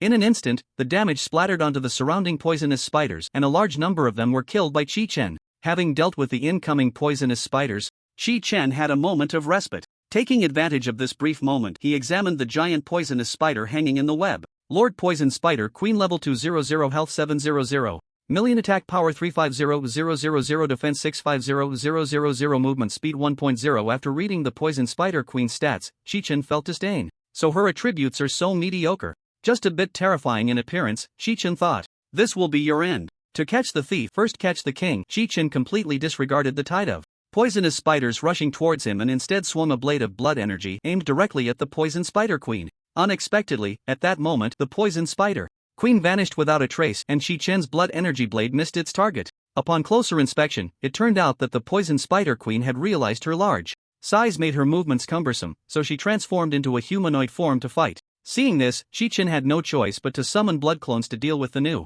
wave of poisonous spiders about to attack him. The blood clones took turns activating the soul-devouring hand. Any poisonous spider that came close to the splatter range of the soul-devouring hand would instantly die, becoming souls that provided attributes to Chi-Chen. Meanwhile, Chi-Chen's main body leaped up, heading straight for the Poison Spider Queen among the ruins. After transforming into a humanoid, the Poison Spider Queen had a human upper body and a spider lower body, which increased her movement speed to 7.0. When the Poison Spider Queen saw Chi-Chen charging at her, she spat out webs towards him. For Chi-Chen, who had a movement speed of 10.0, dodging the Poison Spider Queen's attack was as easy as pie. With a gentle turn, he evaded the web shot by the Poison Spider Queen. The next second, Chi-Chen was already in front of the Poison Spider Queen, swiftly swinging his blade and successfully hitting her. The Poison Spider Queen's health dropped by 310 million. After being attacked by Chi-Chen, the Poison Spider Queen retaliated by shooting out a rapidly moving web from her fingertips. This attack was incredibly stealthy, and Chi-Chen was momentarily caught off guard, getting knocked back several meters by the spider web. Logically, the Poison Spider Queen's web should have been able to bind him for a long time. However, when the web hit Chi-Chen, it only sent him flying a few meters without restraining him. The Poison Spider Queen looked bewildered, unable to understand why her web had failed. Chi-Chen tore off the web clinging to him and charged at the poison spider queen again. He swung a blade of blood energy at her while remaining still, observing the direction in which she would dodge. Once the poison spider queen began to evade, Shi-Chen would seize the opportunity to attack in the direction she was fleeing, having just slashed away half of her health. The poison spider queen was acutely aware of the threat posed by this human. She shot a strand of silk towards the ruins, which quickly retracted upon touching the wall, allowing her to evade Shi-Chen's blood blade while bringing herself to safety. Shi-Chen did not expect this trick from the poison spider queen, just as he prepared to chase after her for a finishing blow. She released the web beneath his feet. Shi-Chen lost his footing and fell from the air. Fortunately, he was agile enough to roll twice in mid-air and land perfectly on the ground. Damn it, Shi-Chen immediately got up and pursued the poison spider queen. Although Shi-Chen was faster than her, the poison spider queen used her silk to weave through the ruins, making it difficult for him to catch up. As she darted back and forth among the ruins, she launched self-destructing poisonous spider pokes at Shi-Chen to wear him down. While her attacks didn't inflict much damage, the inability to land a hit gradually made Shi-Chen more frustrated. Seeing this, Shi-Chen decided to stop chasing. He stood still and activated his new skill, Bloodthorn Entanglement. Damn it, let's see how you escape this time. Shi-Chen locked onto the poison spider queen, and as he activated the Bloodthorn Entanglement, he consumed 10% of his health. In an instant, a blood-red thorn shot out from his chest, heading straight for the poison spider queen. Seeing this, the poison spider queen continued to rely on her silk to maneuver through the ruins, trying to evade the bloodthorn. But the bloodthorn had already locked onto her, making all her efforts futile. 2 seconds later, the bloodthorn struck the poison spider queen, binding her in place and rendering her immobile. Shi-Chen swung a blood blade in her direction. This time, the poison spider queen could not escape. The blood blade cleaved her in two.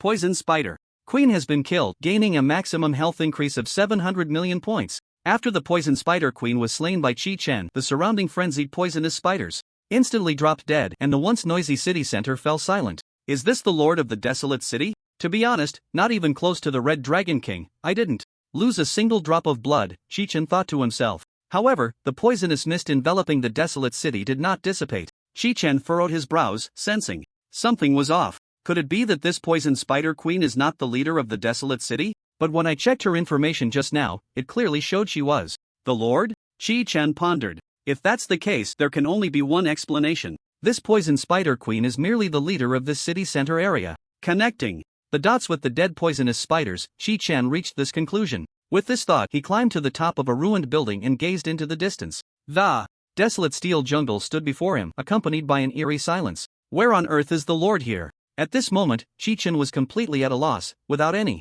clues. He decided to summon his blood clones, which scattered in all directions to search for the Lord's whereabouts in the vast desolate city. Taking advantage of this moment, Shi-Chen rested for a moment and quickly checked his attributes. Name, Shi-Chen. Occupation, Crimson Abyss Demon. Level, 115. Health points, 4.14 billion. Attack power, 414 million. Defense power, 11,300. Action speed, 10.0. In the recent battle, Shi-Chen leveled up 5 times and seized 700 million health points. Suddenly, Shi-Chen sensed that one of his blood clones had suffered fatal damage. The blood clone, with 1,000,000 health points, perished in an instant, so fast that even Shi-Chen was taken aback. Without further ado, Shi-Chen immediately set off towards the location of the blood clone that had been killed in an instant. A blood clone with 1,000,000 health points being killed in a split second, what does that even mean? It must be the area's lord who could achieve such a feat. Meanwhile, all the blood clones rushed in the same direction, surrounding the spot where the blood clone had been defeated. This way, they could ensure the lord had nowhere to escape. However, when Shi-Chen and his blood clones arrived,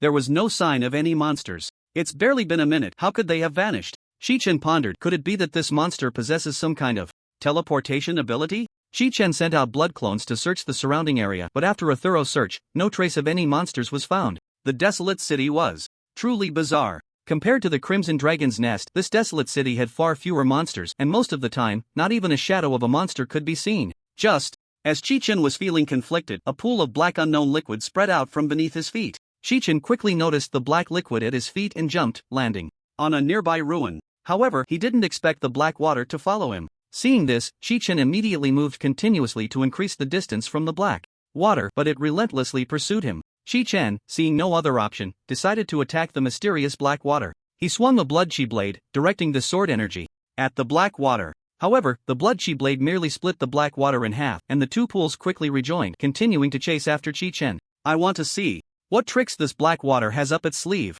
Shi-Chen stood still, waiting to see what the black water would do next. As the black water rapidly approached him, it lunged at Shi-Chen. Just as Chi-Chen was about to be engulfed by the black water, he summoned a blood clone to shield himself. The black water crashed into the blood clone, instantly covering its entire surface. Chi-Chen seized the opportunity to create distance and carefully observed the black water's next move. In the next moment, the blood clone was completely corrupted and controlled, slowly turning to face Chi-Chen, and surprisingly charged at him. What? Chi-Chen was greatly shocked at this scene. He wanted to dispel the blood clone, but he found that the blood clone he summoned was no longer under his control. Chi-Chen made a quick decision to dispel the other blood clones on the field to prevent them from being corrupted by the black water. The corrupted blood clone rushed towards Chi-Chen, swinging a blood chi blade at him. Chi-Chen easily blocked the incoming blood chi blade. Although the blood clone had been corrupted and was under control, there was still a significant disparity in attributes between them. Chi-Chen had only assigned 10 million health points to this blood clone. Billions against 10 million, the advantage is mine. But then, a bizarre scene unfolded. Chi-Chen noticed that all around him, many humans, completely corrupted by the black water, had appeared without him realizing it. These humans, corrupted by the black water, appeared to be of all ages and genders, looking extremely eerie. What is this? Chi-Chen's face was filled with disbelief. Based on his speculation, these humans corrupted by the black water were likely the original residents of the desolate city or soldiers from a legion that had come to conquer this place. In the next second, an even stranger occurrence took place. The corrupted humans suddenly began to tremble uncontrollably without a word. Chi-Chen unleashed a soul-devouring hand against a human corrupted by black water. The hand emerged from the ground, directly crushing the corrupted human into pieces. However, instead of dying, the fragments dispersed into several pools of black water, which gradually coalesced back into their original form. These humans, corrupted by black water, slowly transformed into blood clones. In the next moment, countless blood blades surged towards Chi-Chen. He had no intention of taking the hit. With so many blood blades, enduring them would surely shatter his shield.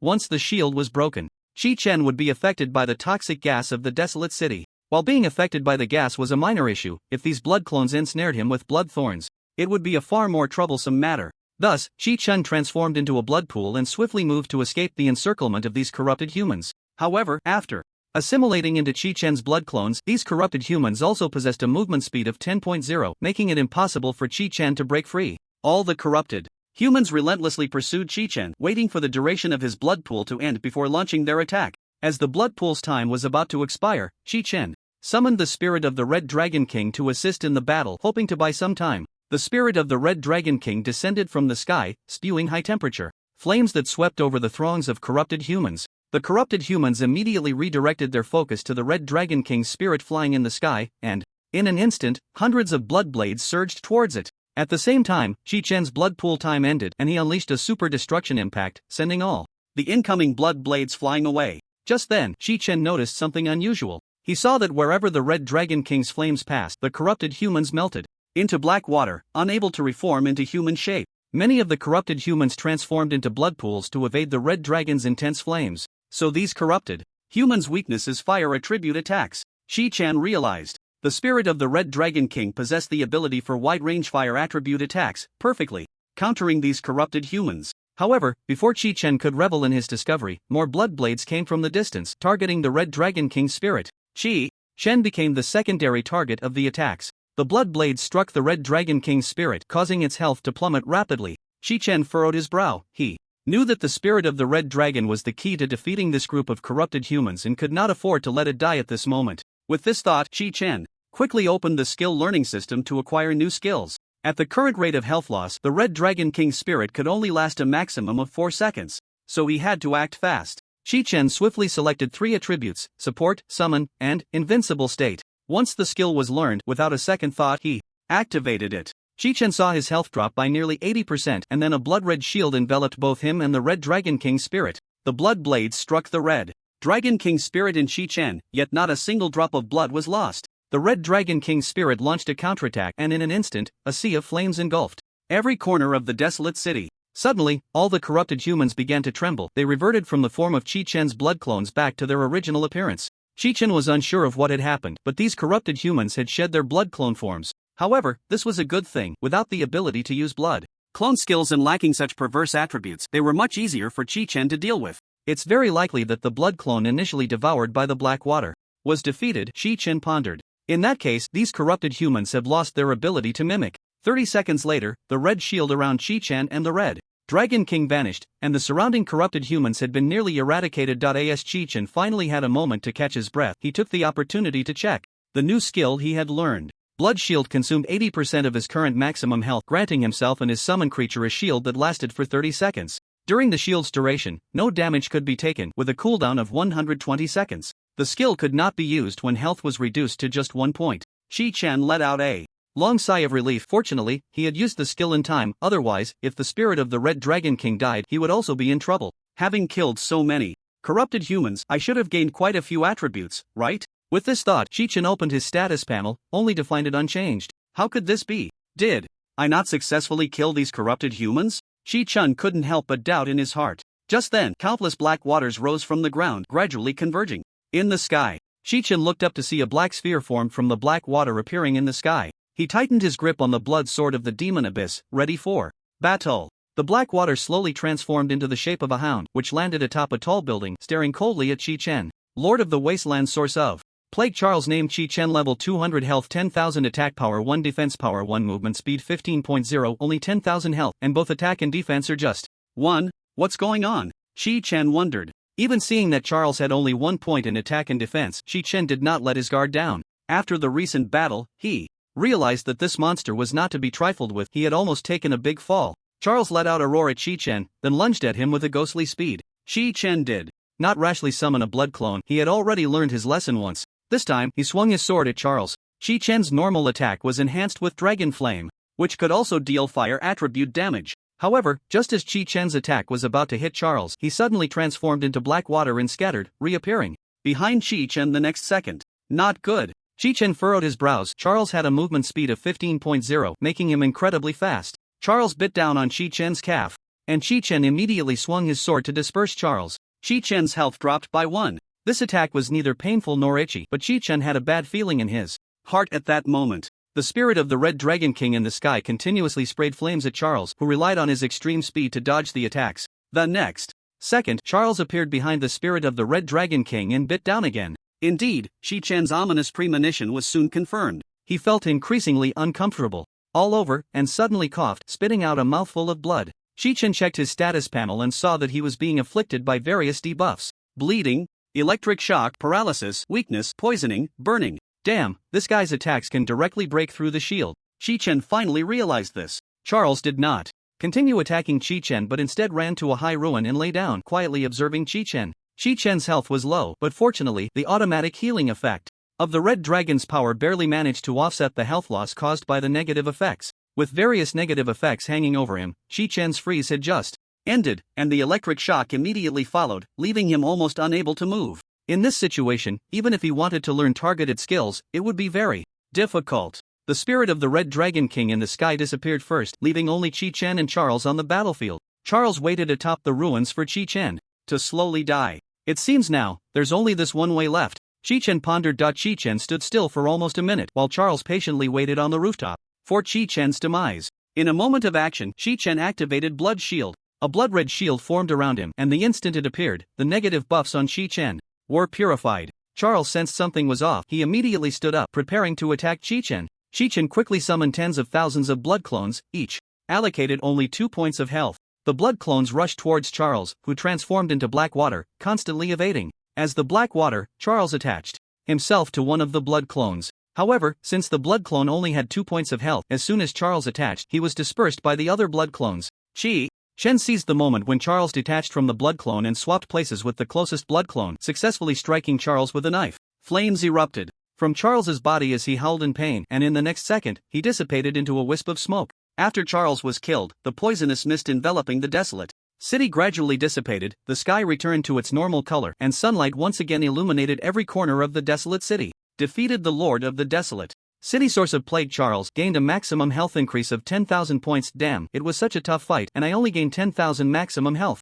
Chi-Chen glanced at his health, which was down to about 1/5, and was now gradually recovering. This battle could be said to be the hardest one Chi-Chen had fought. After Charles was defeated, a treasure chest appeared before Chi-Chen. He stepped forward, ready to open the chest. The consumption from this battle was immense. Chi-Chen had spent 500 million health points to learn a new skill, and this time he did not plan to use blood exchange to increase his luck value. Chi-Chen tiredly opened the chest, which contained Over 1,000,000 summer coins and a piece of mythic-level equipment. Is this a joke? Only one piece of mythic-level equipment? Shi-Chen picked up the equipment from the chest and examined it. After reviewing the attributes, Shi-Chen exclaimed, "So good. Charles's soul necklace quality mythic-level special effect. Wearing this necklace grants immunity to poison effects. Upon entering combat, gain a layer of chaos effect every 5 minutes, which can be consumed to block 1 instance of damage." Shi-Chen directly sacrificed Charles's soul necklace to the blood sword of the demon abyss. What remained for Shi-Chen was to clear out the remaining monsters in the desolate city.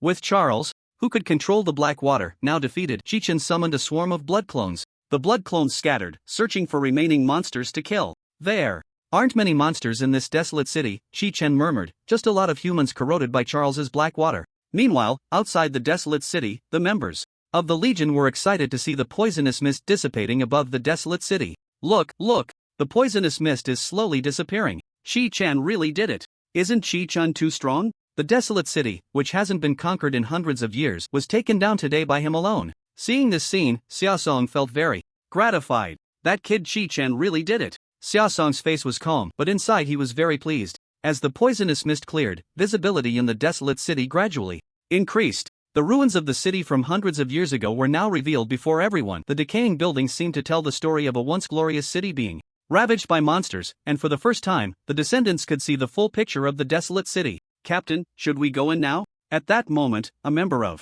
the Legion asked Xiaosong. "Don't rush," Xiaosong replied. "Wait for Shi-Chen to finish and he will naturally call us in." After finishing his words, Xiaosong pointed towards the ruins of the desolate city. Countless blood-red figures could be seen darting back and forth among the wreckage of the buildings, searching for the remaining monsters. About half an hour later, Shi-Chen contacted Xiaosong through the communicator, informing him that the monsters in the desolate city had been mostly cleared, and the troops could move in to set up camp. Upon receiving Shi-Chen's message, Xiaosong immediately led the troops into the desolate city to establish their base. At this moment, Shi-Chen was resting against a decaying statue in the central square. When Xiaosong and the soldiers arrived, Shi-Chen waved at him. "Everyone, listen up. Set up camp in the desolate city and continue searching for any remaining monsters," Xiaosong commanded. After the soldiers dispersed, Xiaosong walked up to Shi-Chen. "Shi-Chen, thank you for your hard work." Xiaosong expressed his gratitude. "I never expected that this seemingly impregnable desolate city would be so easy to conquer under your command." Hearing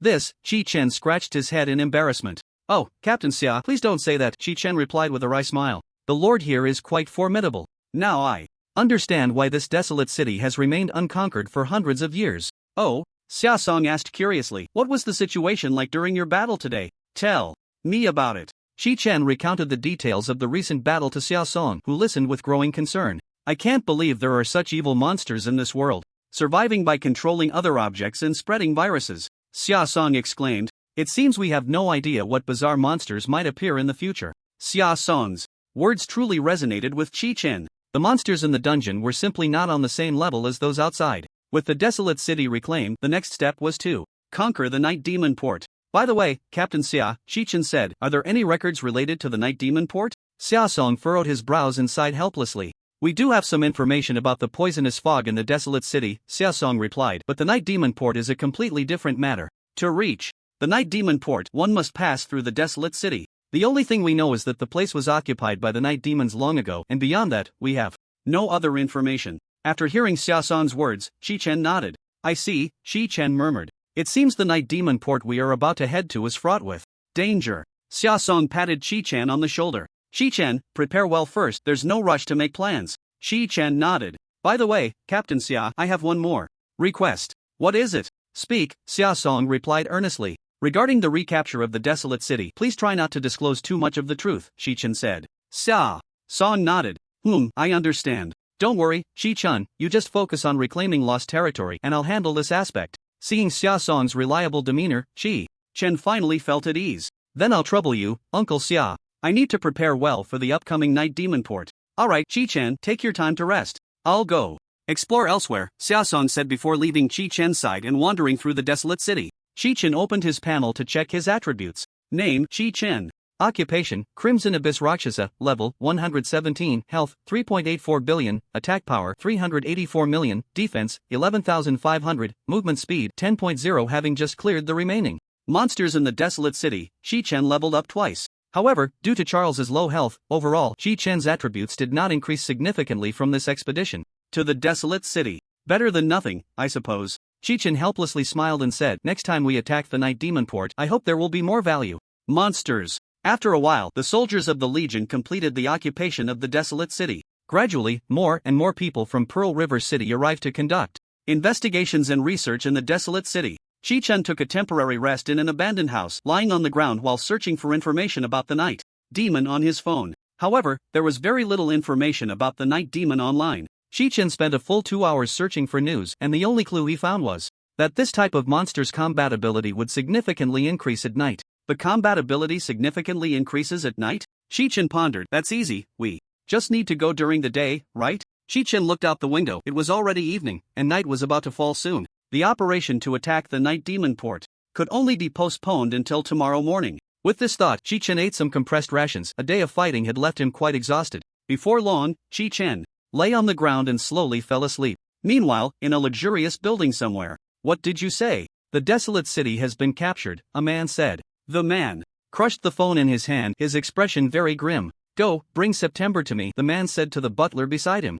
Understood. After the butler left, he called September from another room. What's wrong? Lord Elgis, You called for me? Is there something you need? September said with a smile. Elgis coldly glared at September and said, September, the desolate city has been captured. You can't possibly not know about this, right? September looked incredulous but still wore that inexplicable smile. The two expressions combined made it extremely eerie. Oh my God, Lord Elgis. Is this true? September exclaimed. Elgis could no longer contain his anger. He picked up a vase beside him and threw it at September. September's body flickered and dodged. The vase passed through September's form and smashed directly onto the ground behind him. September, I trusted you so much, yet you have repeatedly failed to eliminate Chichen. Elgis scolded. Lord Elgis, please don't be angry yet. September smiled and said, I will find new opportunities to deal with Chichen. You don't need to take action anymore. Elgis said, suppressing his anger. From now on, I will personally take care of that Chichen. After saying this, Elgis turned and left the room. September watched Elgis leave, a meaningful smile gradually appearing on his face.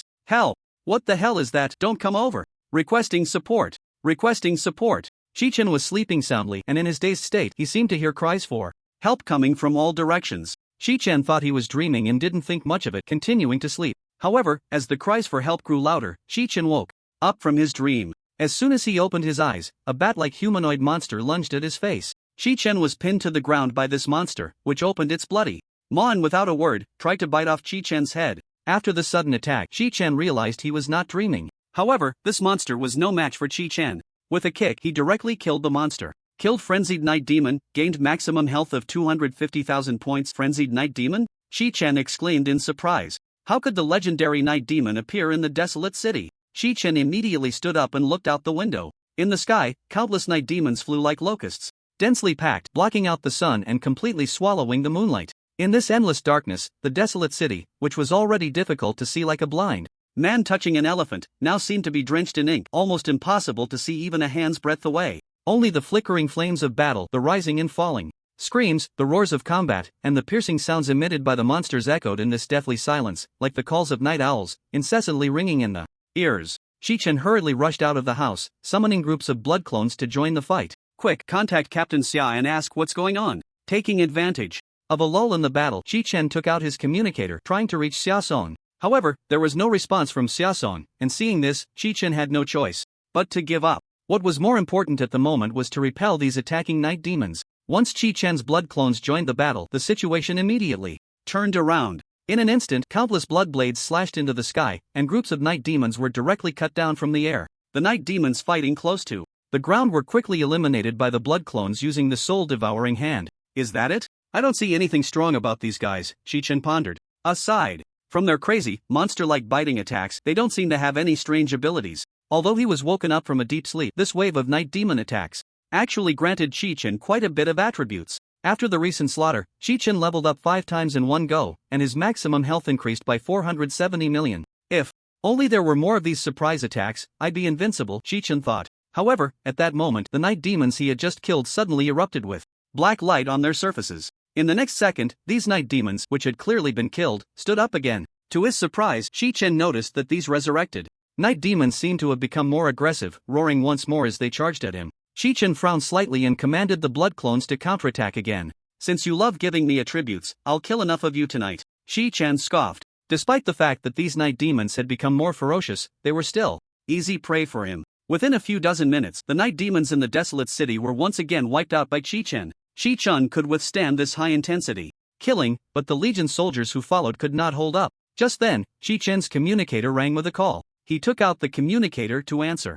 Shi-chan, how's the situation on your side? Xia Song inquired. I'm fine, don't worry about me, Shi-chan replied. Captain Xia, quickly organize everyone to evacuate this place. These night demons might resurrect again. Understood. Xia Song immediately took action, and the communication between them was very brief. Less than 10 minutes later, as Shen had predicted, the corpses of the night demons on the ground once again erupted with black light, and the night demons stood up once more. To stop these guys, it seems, the only way is to find a way to kill their leader, Shi-chan thought. In that case, why not farm some attributes from them? Once again, a great battle erupted in the desolate city. Captain, is it really okay for Shi-chan to face so many night demons alone? A Legion soldier asked Xia Song. Xia Song shot the person a glance, doubting whether his intelligence was in question. The previous waves of night demons were almost all taken down by Shi-chan alone. Why didn't you ask then? Now that we're out, you pretend to care. If you think Shi-chan is in danger, you can return to the desolate city right now and support him, Xia Song said. The person fell silent at Xia Song's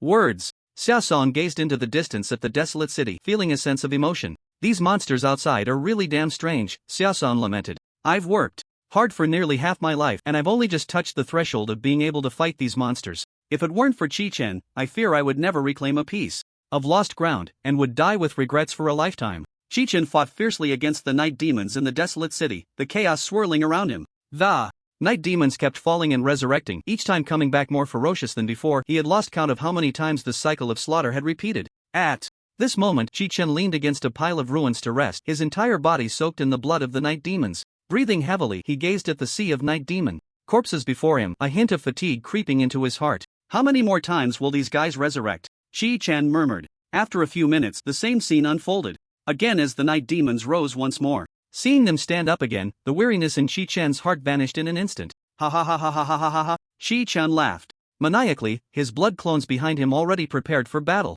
Come on! Shi-chan roared, and in the next second, the blood clones surged forward, starting a new round of mowing down enemies. The repeated slaughter continued to unfold in the desolate city. As dawn approached, the night demons seemed to realize something. They stopped fighting Shi-chan and began to fly towards the sky, attempting to escape the desolate city.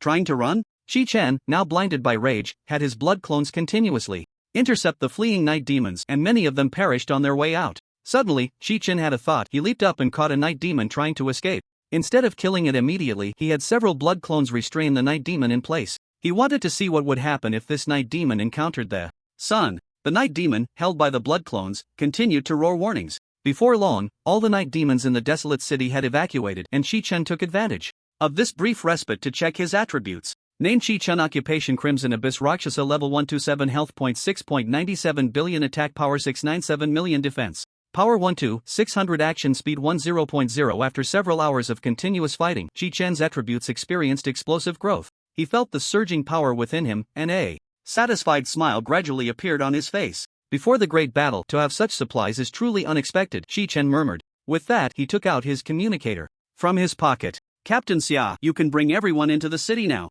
Half an hour later, Xia Song led a group of people back to the desolate city. After searching, Xia Song could not find Shi-chan. Captain Xia. At that moment, Shi-chan's voice called down from above. Xia Song looked up to see Shi-chan on the rooftop of a tall building's ruins, waving at him. Xia Song leaped up, stepping against the wall, and reached Shi-chan's side. Shi-chan, it's thanks to you that. Xia Song saw Shi-chan covered in blood, his clothes torn from battle, looking like a Shura returned from hell. Shi-chan smiled slightly. This time, it really felt good to kill. Let's skip the thanks, Captain. Xia, let me show you something first, Shi-chan said. With that, he stepped back a bit. Xia Song looked in the direction Shi-chan had moved, and at that moment, a night demon was being held down by 5 blood clones, completely unable to move. Shi-chan, what is this? Seeing the scene, Xia Song was shocked. This kid, has he become so twisted? From killing monsters that he developed some bad habits? Shi-chan grinned wickedly. Captain Xia, aren't these guys called night demons? I want to see what these night demons will look like when they encounter the sun.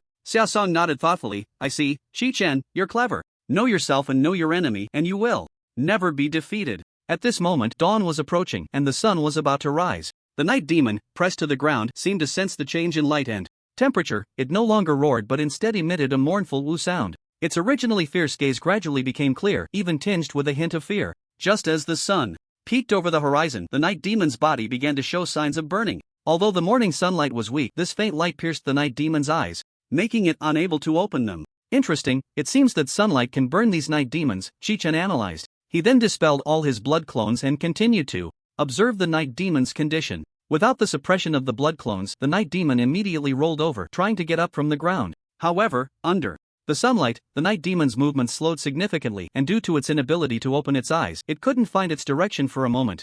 Chi-Chen and Xiaosong continued to watch the night demon's every move from the side. The night demon, which had been ferocious last night, was now incredibly weak. The night demon spread its wings, attempting to fly away from this enemy and seek refuge in the shadows. However, as soon as its wings opened, they were nearly burned off. Chi-Chen hefted the demon prison blood sword, walked over to the night demon, and swiftly ended its life with a single strike. Next, I need to confirm whether this guy will revive. Chi-Chen pondered. Sure enough, after this death, the night demon did not revive again. Its body gradually turned to ashes under the sunlight. It seems that to completely defeat these night demons, we need to act during the day, Chi-Chen said to Xiaosong. Xiaosong nodded. Chi-Chen, you fought all night and must be tired. Rest well today, and we can go to attack the night demon port tomorrow, Xiaosong suggested. Tired? Chi-Chen countered. No, I'm actually feeling great right now. I want to set off immediately and take back the night demon port. Xiaosong looked at the bloodthirsty Chi-Chen with concern and advised, Chi-Chen, it's okay to wait a day, it's mainly for your own condition. Only if you are in good shape will you have a better chance of reclaiming the night demon port. Chi-Chen smiled slightly. Captain Xia, to be honest, I've never felt this good before. We cannot delay the attack on the night demon port any longer. If the night demons attack again tonight, how will we respond? After hearing Chi-Chen's words, Xiaosong found them quite reasonable. Chi-Chen, since you've made your decision, then go ahead, Xiaosong said. Remember to be cautious. Chi-Chen nodded. Don't worry, Captain Xia, I understand. With that, Chi-Chen turned and left, weaving through the ruins of the buildings, heading straight for the night demon port. Seeing Chi-Chen leave, Xiaosong jumped down from the rooftop and gathered the main forces. Everyone, listen to my orders, assemble and head to the night demon port. Ha? The crowd questioned Xiaosong's decision. At this moment, Xiaosong's gaze was resolute, and his aura was incredibly strong. Xiaosong knew that after last night's battle with the night demons, the soldiers were somewhat fearful of them. Everyone, Chi-Chen is already on his way to the night demon port, Xiaosong said earnestly. We must follow and become Chi-Chen's strongest support. Upon hearing that Chi-Chen had gone to the night demon port, the crowd's morale instantly soared. Thus, Xiaosong led the main forces toward the night demon port. Meanwhile, Jiu was observing the movements within the desolate city from the ruins of a tall building. At this time, Elgis should have arrived at the night demon port, Jiu thought. Next, it will be a good show. On the other side, Chi-Chen rushed forward, nearing the night demon port. The road to the night demon port was equally desolate, with the highway littered with the wreckage of cars, and traces of battle were everywhere, as if the scene of the night demon's initial invasion was right before his eyes. Chi-Chen looked at the desolate scene, his heart undisturbed, because these night demons, who had harmed humanity hundreds of years ago, were about to become souls under his blade. After a while, Chi-Chen followed the map given by Xiaosong and arrived at the night demon port. The sea breeze gently blew over the night demon port, the surface of the water sparkling, and the clouds in the sky were pure white, floating like cotton candy. The entire port was peaceful and serene, showing no traces of any monster activity. Several massive ships were docked at the port, and surprisingly, these ships had not been damaged in the previous battle. From their appearance, it was clear that these ships were not from hundreds of years ago. Seeing these ships, Chi-Chen was astonished. What on earth is going on? Chi-Chen exclaimed. Could it be that humans are active in this area? No, that's impossible. The only explanation is that these night demons have mastered the ability to build ships. But that seems impossible, right? Chi-Chen was baffled, so he decided to stop pondering and directly raised the demon prison blood sword to kill. Chi-Chen turned his gaze to the rows of containers lined up at the port. He walked to one of the containers and pressed his ear against its outer shell. Just as I thought. Chi-Chen smiled slightly. In the next second, Chi-Chen suddenly swung out a blood chi blade, slicing the container in half. Sure enough, inside the container were night demons hiding from the sunlight. As the container was split open by the blood chi blade, sunlight poured in, and the night demons were quickly burned by the light. This blood chi blade cleaved all the containers in a row, and in an instant, countless night demons flew out, seeking dark places to escape the sun. Not a single one will escape. Now, you are the prey, and I am the hunter. Seeing the night demons flying out, Chi-Chen quickly summoned thousands of blood clones. In the next second, the blood clones scattered, hunting down the fleeing night demons. Chi-Chen turned his gaze to the massive ships docked at the port, then he swung the blood chi blade at these giant vessels. Like colossal beasts, the ships were unexpectedly cut in half, and in an instant countless night demons flew out from the ships like locusts. Just as I thought. Chi-Chen pondered, these giant ships are also the night demons' habitat. Monsters mastering human technology to build giant ships? That sounds too far-fetched. At that moment, the sun began to dim. Chi-Chen noticed the change. In weather, one moment it was bright and sunny, the next it was gradually darkening. He knew something big was coming. Suddenly, an eclipse appeared, a shadow gradually covering the sun completely. Chi-Chen tightened his grip on the demon prison bloodsword, preparing for battle. As the sunlight faded, the night demons regained their vitality. No longer fleeing but instead charging towards Chi-Chen. Chi-Chen reduced the number of blood clones, leaving only 10 high-value blood clones by his side. These few blood clones acted like a wall, killing all the night demons that attempted to attack Chi-Chen, keeping them at bay. Suddenly, the night demons stopped attacking Chi-Chen and flew down to form a large circle several dozen meters away from him. Chi-Chen frowned slightly, not understanding what trick these night demons were trying to play. Come at me. Whatever you plan to do is futile. Chi-Chen scoffed. However, the night demons made no other moves, merely glaring fiercely at Chi-Chen. The once noisy battlefield fell into sudden silence. At that moment, footsteps sounded behind Chi-Chen. He quickly turned to look back and saw a middle-aged man with a pompadour hairstyle, wearing sunglasses, a large gold chain around his neck, and dressed in expensive fur, walking steadily towards him. Looking at the approaching middle-aged man, Chi-Chen's face was filled with confusion. Is this guy also a monster transformed into human form? Chi-Chen wondered to himself. Thinking of this, Chi-Chen checked the attributes of the person in front of him. Name: Earltus, occupation barber, level 1, health 500, attack power 160, defense power 201, action speed 1.0. A barber? Are you kidding me? Chi-Chen complained inwardly. Faced with this middle-aged man sporting a pompadour, Chi-Chen did not intend to act rashly but planned to observe the situation first. Earltus walked towards Chi-Chen, step by step, each step exuding an overwhelming sense of pressure. Chi-Chen dismissed the blood clone beside him, picked up the Demon Abyss blood sword, and walked towards the man in front of him. When Chi-Chen reached Earltus, without saying a word, he swung his sword directly. What are you pretending for? Earltus smiled slightly, extending his right hand, and a barrier appeared in front of him. In the next second, Chi-Chen shattered the barrier in front of Earltus with a single strike, directly cutting Earltus in half. What? Earltus looked utterly incredulous. His upper body. Chi-Chen was somewhat shocked. He did not dodge Earltus's claw strike, as it wouldn't take away much health. Anyway, taking advantage of the gap in Earltus's attack, Chi-Chen continued to slash at Earltus's legs. However, this strike of Chi-Chen's completely failed to break through the hard shell on Earltus's body. Instead, the soul-devouring blood sword was knocked back. Chi-Chen immediately sensed something was off as Earltus launched a series of attacks at him. Chi-Chen dodged continuously, and in the next moment, the soul-devouring hand reached out from the ground. Earltus was firmly grasped by the soul-devouring hand, and in the next second, he was crushed into pieces. Chi-Chen smiled. This hard shell can withstand a big sword, but it can't withstand the soul-devouring hand. Earltus the Abyssal Slayer has been killed, gaining maximum health of 500 million. Chi-Chen did not let his guard down. He knew that Earltus would definitely revive in just a few seconds. Sure enough, after a few seconds, Earltus stood up again. The hard shell on Earltus's body was fully repaired, but unlike last time, this time, the shell on Earltus's surface emitted a dark red glow.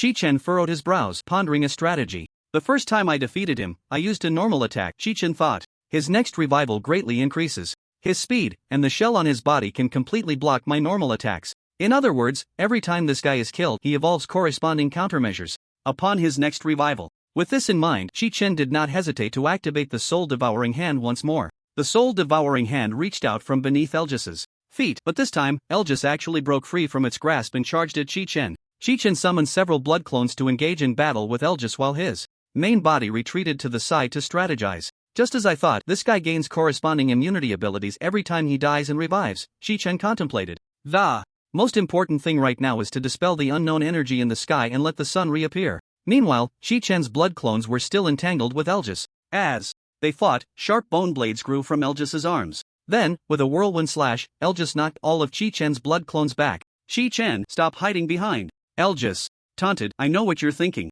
You're definitely trying to find a way to make the sun reappear, right? Chi-Chen's brows furrowed. Earltus had completely guessed his thoughts. It's useless, Chi-Chen, Earltus murmured. Let me tell you something, my revival ability is completely unaffected by the sun. In the next second, Earltus waved his hand, and the energy blocking the sunlight dissipated. The surrounding night demons scattered, seeking dark places to avoid the sunlight. What? Chi-Chen had not anticipated that Earltus was unaffected by sunlight. In the next moment, Earltus's size suddenly increased, growing several times larger than before, his muscles bulging, and two arms sprouting from his back, with an extra eye appearing on the back of his head. Clearly, during the struggle with Chi Chen's blood clones, Elgis had evolved a way to counter the assault of the blood clones. Seeing this, a drop of sweat trickled down Chi Chen's forehead. His stats were indeed overwhelming, but he couldn't withstand the fact that the opponent kept reviving and evolving immunity abilities each time. Everything has its weaknesses. I must patiently try to find this guy's weakness, Chi Chen thought. Chi Chen once again sent his blood clones to engage Elgis while recalling every encounter he had with Elgis since their first meeting. It seemed that only the very first attack, when they met, had been effective. With this thought, Chi Chen seemed to understand something. The blood clones were entangled with Elgis, while the real Kitchen was running far away, distancing himself from the battlefield. Seeing this, Elgis wanted to chase after Kitchen but was trapped in place by the blood clones. Then I'll deal with you first, Elgis roared. Suddenly, all of Elgis's arms sprouted sharp bone blades, and in the next second he spun rapidly, slashing and sending all of Kitchen's blood clones flying. Just as Elgis was feeling triumphant, a blade of blood energy slashed in from the side, directly cutting Elgis in half.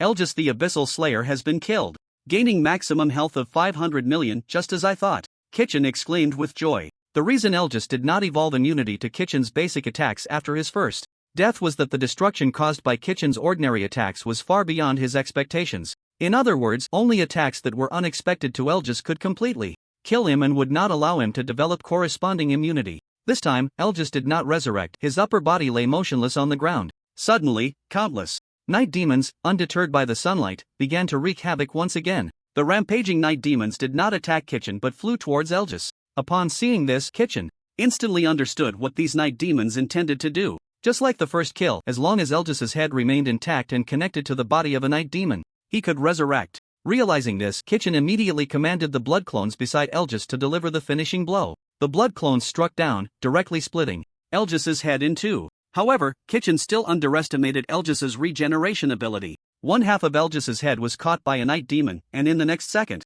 this night demon tore open its own half of the head and attached Elgis's half to it. Elgis's eyes turned, symbolizing his complete resurrection. Kitchen smiled coldly. Now that I've found a way to deal with Elgis, killing him again will be as easy as taking candy from a baby. After resurrecting, Elgis immediately obscured the sunlight, but his body did not revert to its previous form. It seems that with a change of body, the abilities evolved earlier will not be inherited, Kitchen pondered. In this round of battle, Kitchen rearranged his strategy. The blood clones focused on distracting Elgis while Kitchen hid in the shadows to launch sneak attacks. The night demons, who had been watching from the sidelines, also joined the fight. Elgis did not expect his characteristics to be so easily seen through, and at this moment fear began to creep in. Kitchen, if you have the ability, then don't hide, Elgis shouted. If you have the ability, let's have a real man-to-man battle. Nerve. Who wants to have a man-to-man battle with you? As long as he kills all the night demons first, then takes advantage of the gap before they resurrect to kill Elgis, the battle will be over. With this thought, Kitchen smiled slightly, swapping places with one of the blood clones.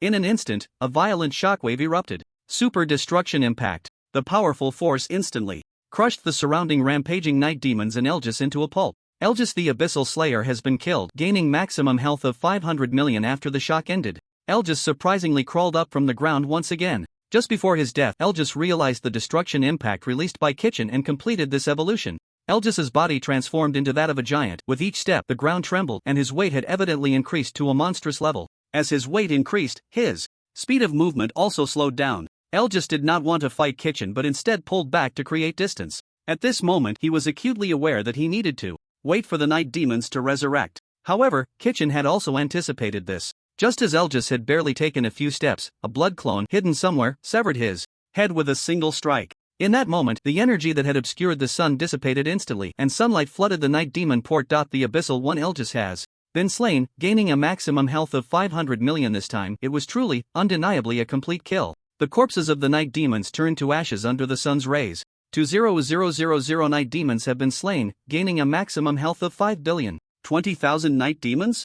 Chi Chen exclaimed in shock. I only killed about 10,000. Last night, right? It seemed that the night demons lurking in other areas also perished with Elgis's death. I never expected that such a small port could hide so many night demons. This battle yielded rich rewards, and Chi Chen began to check his panel. Name: Chi Chen, class Crimson Abyss, demon level 136, health 13.97 billion, attack power 1.39 billion, defense 600, action speed 10.0. Goodness, his health had directly surpassed the 10 billion mark, and his next target was to aim for 100 billion. As Chi Chen looked at his panel, he couldn't help but ponder. Do I still need to go to college? Just then, the system popped up a notification. Completely slain the Abyssal 1 Elgis gained new skill, perfect evolution without hesitation. Chi-Chen checked the description of the new skill. Perfect evolution after being harmed by a skill. Gain immunity to that skill for 5 minutes. This skill only affects the user. After reading the description, Chi-Chen was greatly surprised. Wow! This directly stole the opponent's most core skill. In actual combat, as long as he was attacked once, the opponent's same attack would have no effect for 5 minutes, including control skills.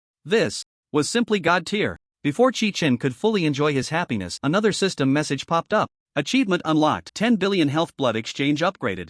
Now consumes 10% of current maximum health instead of losing it. Wow, there's a reward? Blood exchange no longer loses maximum health, combined with the automatic health recovery effect of his equipment. Could he not activate it infinitely? Chi-Chen instantly thought about how to enjoy himself thoroughly after returning. First, he would buy a lottery ticket, then go to the exchange to help draw equipment. Although Chi-Chen didn't lack money or equipment, the joy of drawing cards that never went wrong was very real. With everything settled, Chi-Chen took out his communicator and contacted Xiaosong. Captain Xia, the Night Demon port has been secured.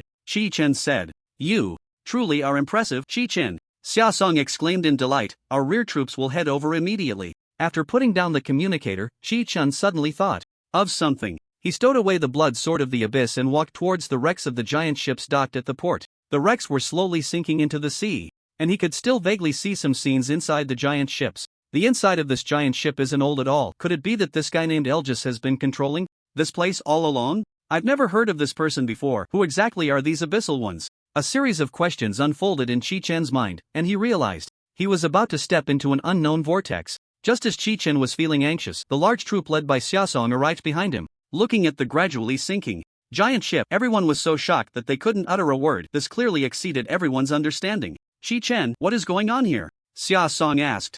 Chi-Chen shook his head. I don't know either. Just then, a strange man suddenly appeared next to Elgis's corpse. This person was none other than the abyssal apostle, September. September's sudden arrival made everyone present feel a wave of vigilance. Facing the unexpected guest, Chi-Chen was very alert, gripping the blood sword of the abyss tightly, ready to launch an attack on September at any moment. In September, everyone surrounded him in the center, eyeing him with hostility, yet there was not a trace of fear. He extended his right hand, aiming at the corpse of Elgis. In the next moment, a vortex unfolded, sucking Elgis's body into it.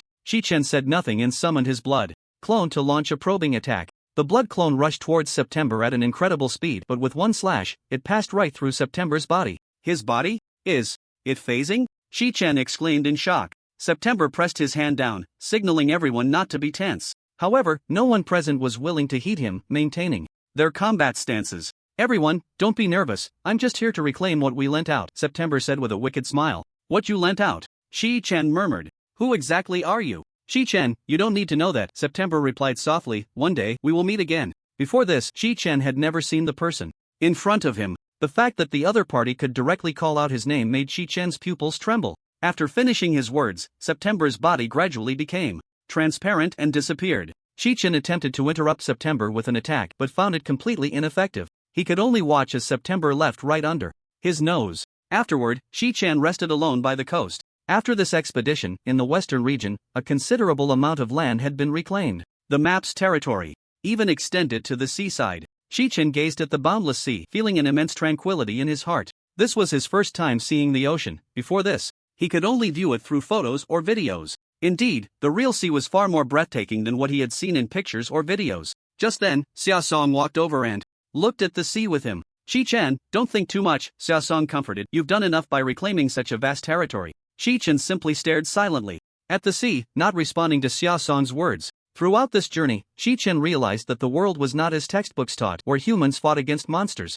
Instead, someone was manipulating these monsters, turning the world into what it was now. Thinking of this made Chi-Chen grit his teeth in anger. Who could be behind transforming this world into such turmoil? Chi-Chen vowed to eliminate all those who were secretly controlling the world. At that moment, a massive ship suddenly approached from the distant sea.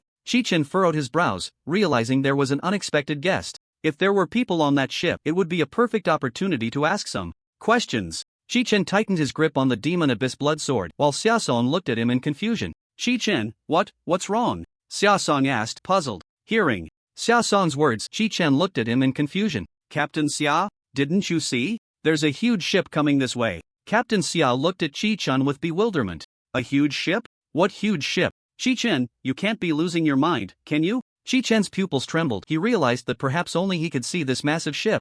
As the ship drew closer, time in the entire port seemed to freeze. Except for Chi-Chen, everyone else stood frozen in place, motionless. Chi-Chen looked incredulously at everything happening before him, then pinched his arm hard. The pain was real. He was not dreaming. Everything happening in front of him was real. Chi-Chen stared at the massive ship gradually approaching the port, his brows furrowed, ready for battle. Was it never ending? They had just reclaimed this port, and now more trouble was coming? Could they not have a moment of peace? The ship docked at the shore, and strangely, this enormous vessel was eerily silent. Chi-Chen took a deep breath, then leaped onto the deck of the ship. The deck was empty and desolate, an eerie atmosphere hanging in the air. Chi-Chen summoned his blood clones, sending them deep into the giant ship to explore.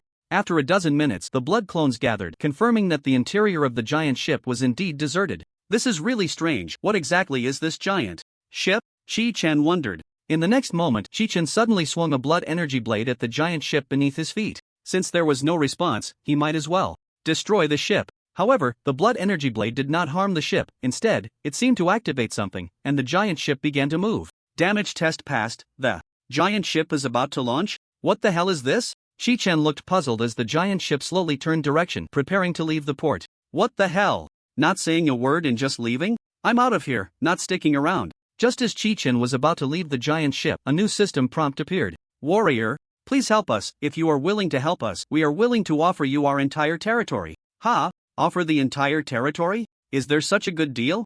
Chi-Chen immediately changed his mind and sat down on the deck. The giant ship slowly sailed away from the port, and after it had traveled a distance, time in the port finally returned to normal. Xia Song was bewildered. Chi-Chen had been right next to him just a second ago. How did he suddenly disappear? Chi-Chen stood on the giant ship, gazing out at the sea. He had no idea where this journey would take him. But since the system said so, it couldn't be that the system was trying to trick him. It might be a small place, but being able to occupy a small territory as his own would still be quite satisfying. With that thought, Chi-Chen began to feel excited. He knocked on the deck and inquired, "Hey, where are we headed on this trip?" After 2 seconds, the system provided a prompt. The destination of this journey, the land of cherry blossoms. I didn't hear that wrong, did I? At that moment, Chi-Chen's expression was quite rich. After several hours of sailing, the giant ship gradually approached a piece of land.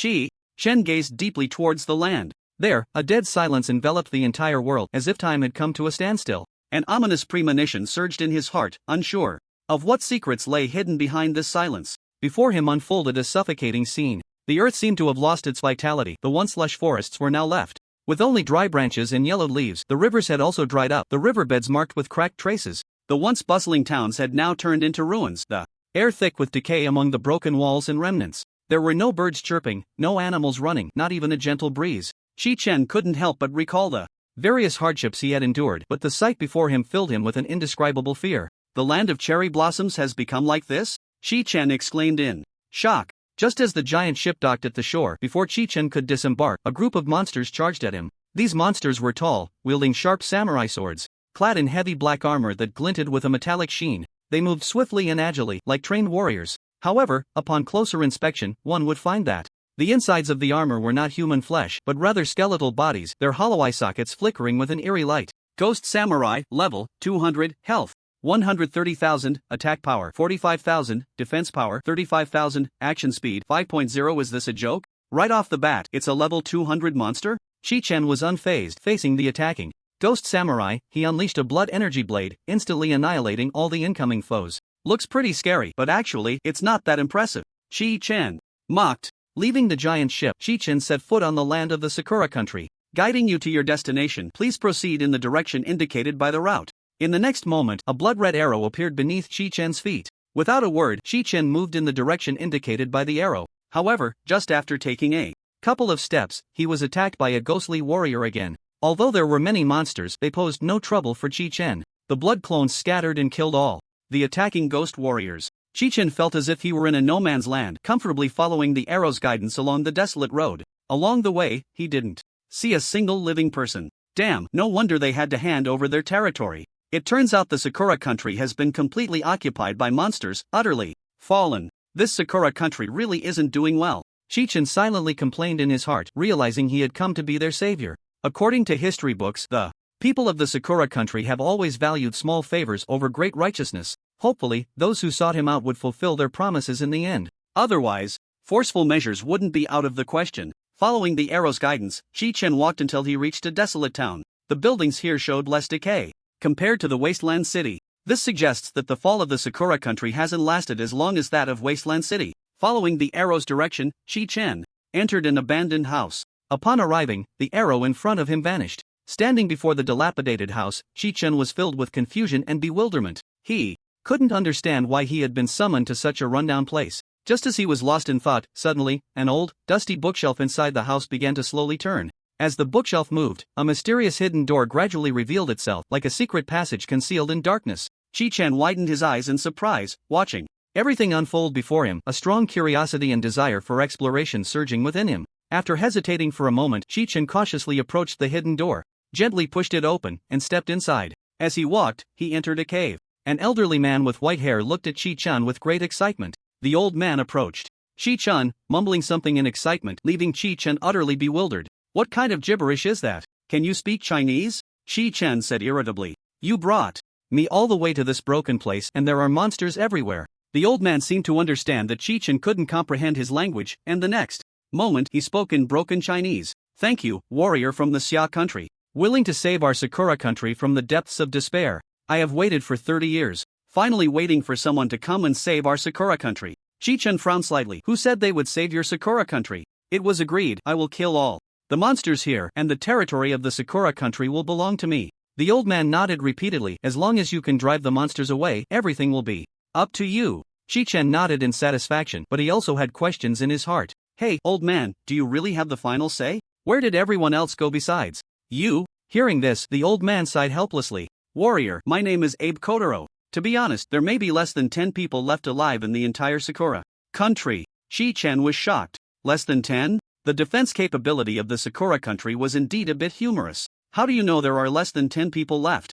Chi-Chen asked. Abe Kotaro slowly took out a communicator from his pocket. "Over the years, I have been trying to use the communicator to contact the outside world. But all these years, I have only managed to contact about 30 people. As time goes by, more and more people have lost contact. By yesterday, only 9 people were still in contact." After hearing Abe Kotaro's words, Chi-Chen felt a deep sense of emotion in his heart. "So, that giant ship was also created by your spell? With such ability, instead of bravely fighting outside to reclaim territory, you choose to survive here in hiding?" Abe Kotaro sighed helplessly. "We have already done our best." "I understand." Chi-Chen turned to leave. "After everything settles, you must fulfill your promise." Chi-Chen prepared to leave. The first step would be to eliminate all the monsters in this town. Suddenly, a violent tremor came from above Chi-Chen's head. Abe Kotaro was so frightened that he hid under the table, trembling. "It's here! It's here! The Nyo-Gue has come!" Seeing Abe Kotaro so scared, combined with the intense shaking, Chi-Chen realized that the newcomer was not friendly.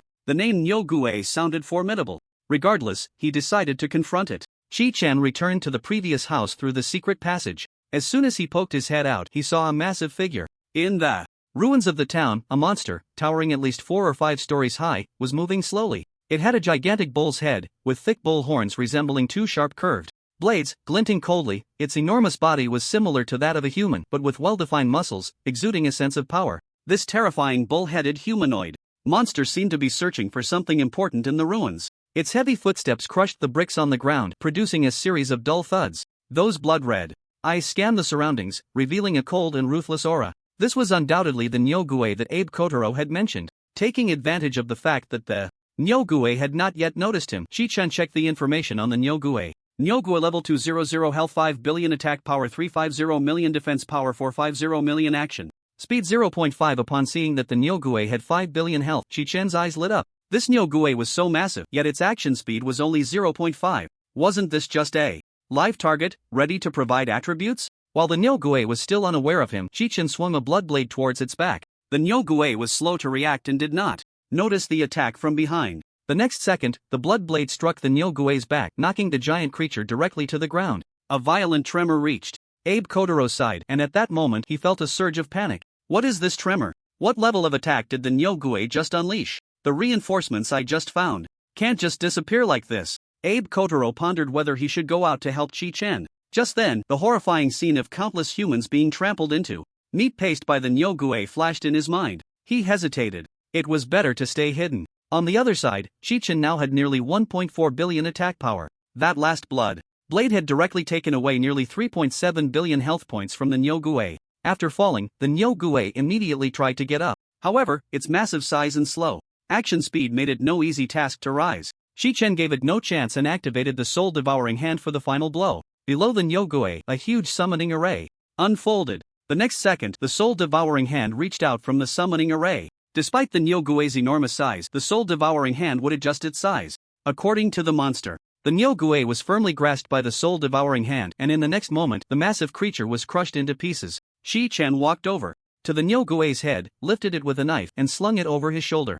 Abe Kotaro was still hiding in the secret room, trembling, when Shi-chan returned. Old dang. The Nyogue you mentioned has been dealt with. Abe Kotaro looked at Shi-chan with disbelief. Had it really been less than 5 minutes since he went out and the Nyogue was already dealt with? If that was true, then he had truly found the savior. Abe Kotaro, still half in doubt, stepped out from the corner and followed Shi-chan to the outside of the secret passage. Sure enough, a huge eye was peering through the window of the house, looking inside. The head of the Nyogue was currently displayed outside this building. God! God! Abe Kotaro repeated with a trembling voice. Shi-chan looked at Abe Kotaro in confusion, doubting whether he had lost his mind. What are you talking about? Shi-chan asked, puzzled. Abe Kotaro grabbed Shi-chan's hand and knelt down. God, you must save this land. It was then that Shi-chan understood that the god Abe Kotaro referred to was actually himself. Shi-chan shook off Abe Kotaro's hand. Don't say that, we are just in a mutually beneficial relationship. You give me the territory, and I'll take care of all the monsters. If you think that flattering me like this will make me help you for free, then you are truly overthinking it.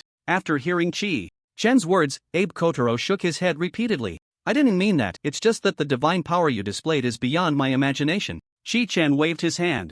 Alright, just tell me what to do next. Abe Kotaro nodded repeatedly. The area we are in now is the Kyushu region of the land of Sakura. The Nyogue you just killed is one of the 4 great demons of the Kyushu region. The remaining 3 great demons are Inugami, Onryo, and Shiki. These great demons command all the monsters. In the Kyushu region, as long as the great demons are killed, the lesser monsters will be leaderless. After saying this, Abe Kotaro handed a map to Chi-chan. The map marked the main activity areas of the remaining 3 great demons. Upon hearing this, Chi-chan understood the mission objective. It was just about killing a few monsters, easy peasy. The Nyogue was also one of the 4 great demons, but it only had this level of strength. The other great demons must be of similar strength to the Nyogue. Chi-chan smiled slightly, picked up his sword, and walked out of the house. Killing the other 3 great demons wouldn't take long. A day would suffice. Abe Kotaro watched Chi-chan's departing figure, tears streaming down his face. The savior had finally appeared. Following the map, Chi-chan arrived near the activity range of the Inugami.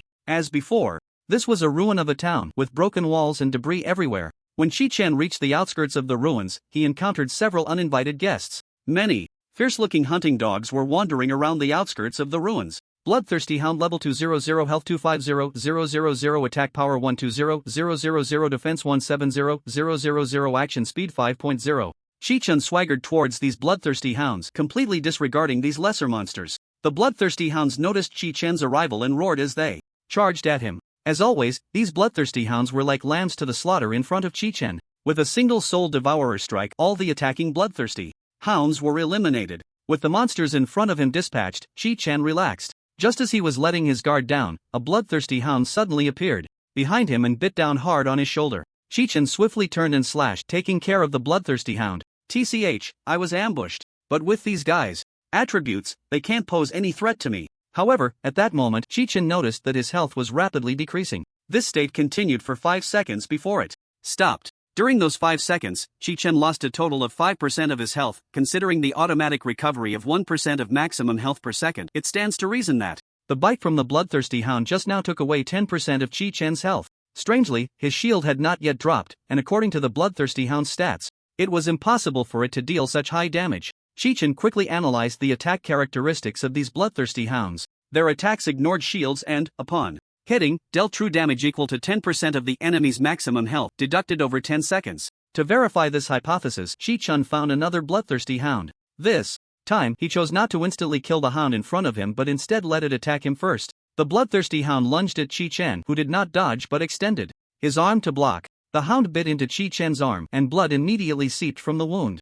Chi-chan forcefully swung his arm, sending the bloodthirsty hound crashing to the side, dead. Next, Chi-chan checked his status. As expected, his earlier reasoning about the bloodthirsty hound was correct. What Chi-chan hated the most now was the attack type that dealt damage based on maximum health percentage. Coincidentally, the damage dealt by the monsters here was calculated based on maximum health percentage. It seemed that he would have to be careful of their attacks in future encounters with bloodthirsty hounds. With this information about the bloodthirsty hounds, Chi-Chen became even more cautious. After that, he did not suffer any attacks from the bloodthirsty hounds. Chi-Chen searched the ruins for traces of the dog god, but after a thorough search, he found nothing, only groups of bloodthirsty hounds. He decided to lean against a piece of rubble to rest and took out the map given to him by Abe no Kotaro. After searching for so long, he had yet to see the so-called Great Demon. Could the information given by that old man be unreliable?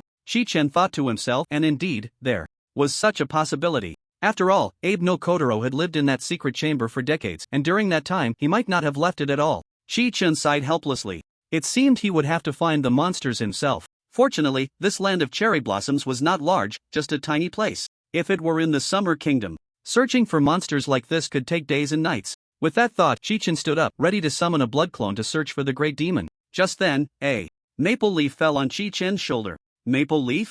Chi-Chen picked up the leaf from his shoulder to examine it. It was not autumn, so it shouldn't be possible for maple leaves to fall. With this in mind, Chi-Chen looked around at the environment. There were ruins everywhere, not a single tree in sight. How could there be maple leaves falling? In a hurry, Chi-Chen tossed the maple leaf aside, but it simply lay quietly on the ground, unmoving. At that moment, another maple leaf fell on Chi-Chen's head. He quickly swatted the leaf off his head and looked up. He saw countless maple leaves slowly descending from the sky, as if it were raining maple leaves, which was quite eerie. Suddenly, a massive energy burst forth from each maple leaf. Countless fragments of leaves danced in the air, resembling a splendid fireworks display, but the danger contained within was enough to chill one's bones. Chi-Chen's expression changed drastically at this sudden turn of events. He hurriedly tried to evade the terrifying explosion. However, the shockwave generated by the explosion was so intense that he could not escape at all. The energy was so powerful that it tore the entire space apart, creating terrifying fissures. Chi-Chen's location was the hardest hit, directly blasted into a bottomless pit. The continuous explosions generated thick smoke, completely obscuring Chi-Chen's figure. At that moment, a woman dressed in traditional clothing of the land of cherry blossoms slowly descended from the sky. She was not human but one of the three great demons mentioned by Abe no Kotaro, the Oni woman. Ghost Woman level 200 health 1.2 billion attack power 100 million defense 0 action speed 2.0. What Chi-Chen was facing just now was one of the Ghost Woman's ultimate moves, Dance of the Maple Leaves. Dance of the Maple Leaves can cause massive area damage, dealing 750% of the Ghost Woman's attack power. The Ghost Woman walked towards the center of the explosion, wanting to confirm whether Chi-Chen was dead. At this moment, Chi-Chen was in the smoke, searching for an opportunity to attack. The Ghost Woman's previous strike, Dance of the Maple Leaves, seemed to have tremendous destructive power, but it didn't even break the shield on Chi-Chen. It should be noted that Chi-Chen currently had around 15 billion health, and his shield alone was about 4.5 billion. The mere 750 million damage dealt by the Ghost Woman was nothing. As soon as the Ghost Woman stepped into the smoke, Chi-Chen immediately launched an attack. A blade of blood energy was unleashed, aiming directly at the Ghost Woman's head. Got it. If this hit, Chi-Chen would surely take the Ghost Woman's head. However, just as Chi-Chen's blade of blood energy was about to hit, a ghostly figure suddenly flashed out. The speed of that figure was so fast that Chi-Chen didn't even see what it was. He only saw his blood energy blade being deflected by that ghostly figure using a weapon similar to a knife, and then the ghostly figure vanished in an instant. After blocking Chi-Chen's blood energy blade, the ghostly figure retaliated with a sword energy. Chi-Chen thought this strike wouldn't cause much damage, so he decided to seize the opportunity and continue attacking the Ghost Woman. Thus, Chi-Chen charged forward with the sword energy, releasing blood thorns to entangle her. Red blood thorns extended from Chi-Chen's chest, wrapping the Ghost Woman in place, rendering her unable to move. At the same time, the sword energy reached Chi-Chen's face. Chi-Chen was preparing to deliver a fatal blow aimed at the Ghost Woman's head. However, an unexpected event occurred. Chi-Chen was directly knocked back several dozen meters by the sword energy, crashing heavily to the ground. Chi-Chen's health minus 4.1 billion. After falling, Chi-Chen immediately propped himself up, vigilantly watching ahead. He had been too careless, not expecting the opponent to reflect all his attacks back. Suddenly, the gray sky gradually turned blood red. Countless bats flew out from the ruins, gathering together to form the shape of a woman. This woman had a pale complexion, sharp fangs, pointed nails, bat wings growing from her back, and was hovering in the air. Upon seeing Chi-Chen, the woman excitedly licked her tongue, seemingly anticipating something. This woman was none other than one of the four great demons, Vampire Princess. Lucky me, Chi-Chen smiled slightly. I ran into two big demons at once. Just then, a creature with a dog's head and a human body landed on a high ruin behind Chi-Chen. This dog-headed creature had a fierce appearance and wore a katana at its waist. As soon as Chi-chan saw the katana, he instantly understood. The ghostly figure that had just appeared was this guy, Inugami. In an instant, 3 great demons appeared before Chi-chan. Chi-chan looked around. The 3 great demons surrounded him. In terms of numbers, Chi-chan was clearly at a disadvantage. But only Chi-chan knew what the situation was. Chi-chan snorted coldly, "You are the challengers. Perfect timing, saves me the trouble of finding you one by one." In the next second, Chi-chan, in a ghostly form, suddenly charged at Inugami. His speed was so fast that even the ghost woman and vampire princess couldn't react. However, Chi-chan's quick slash was unexpectedly blocked by Inugami. For a moment, both sides were at a standstill. Taking advantage of this gap, Chi-chan checked Inugami's attribute panel. Inugami level 200, health 800, million, attack power 350, million, defense 35 million, action speed 10.0. Chi-chan continuously launched slashes at Inugami, but all were deflected. The dog god seemed to have figured out Chi-chan's attack patterns, continuously hitting him with the katana during their ongoing clashes.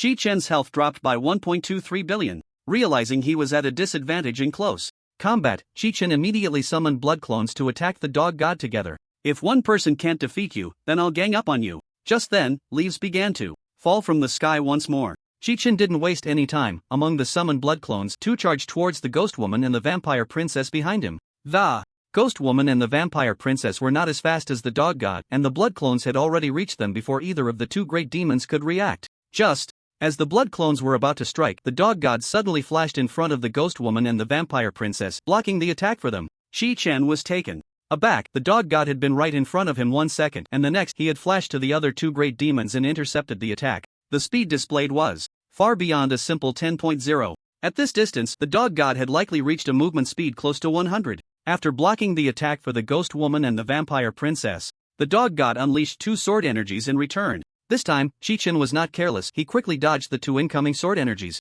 At that moment, the leaves falling from the sky began to explode in succession, and Chi-chan was once again engulfed by thick smoke. The 3 great demons did not act recklessly but quietly waited for the smoke to clear to observe Chi-chan's situation. However, before the smoke could dissipate, dozens of blood clones burst out from within it. These blood clones launched blood thorns at the 3 great demons. The blood-red thorns instantly ensnared the 3 great demons, binding them in place and rendering them immobile. In the next second, the summoning array of the soul-devouring hand unfolded beneath the feet of the 3 great demons, firmly grasping them. "You resisted for a while, but this is all you can do," Chi-chan murmured. The soul-devouring hand instantly crushed the ghost woman and the dog god into pieces, while only the vampire princess transformed into a bat and escaped this fatal blow. Dog god and ghost woman killed, gained maximum health of 2 billion. With this, only this last great demon remains. Chi-chan looked towards the fleeing vampire princess, immediately giving chase. The bats scattered in all directions, and Chi-chan had no idea where the vampire princess would appear. However, this did not stump Chi-chan. He summoned a swarm of blood clones to pursue the scattered bats. Despite the vampire princess's desperate attempts to escape, she was still caught by Chi-chan. The vampire princess's main body flew into a corner, and Chi-chan quickly followed, swapping places with a blood clone to stand before her. The vampire princess had nowhere left to retreat and could only grit her teeth to face Chi-chan. She looked at Chi-chan, exuding an air of elegance, although he couldn't understand her words. Her passionate demeanor clearly indicated she was cursing him for not running away. In the next second, the vampire princess extended her sharp claws and lunged at Chi-chan, making this her last desperate attempt. Chi-chan did not hesitate and easily sliced the lunging vampire princess in half. Vampire princess killed, gained maximum health of 500 million. The vampire princess, the great demon spoken of by Abe no Kotaro. Before Chi-chan, the vampire princess didn't even have a chance to showcase her abilities before being ruthlessly slain. After this battle, Chi-chan's health increased by another 2.5 billion points. Chi-chan severed the heads of the 3 great demons and tied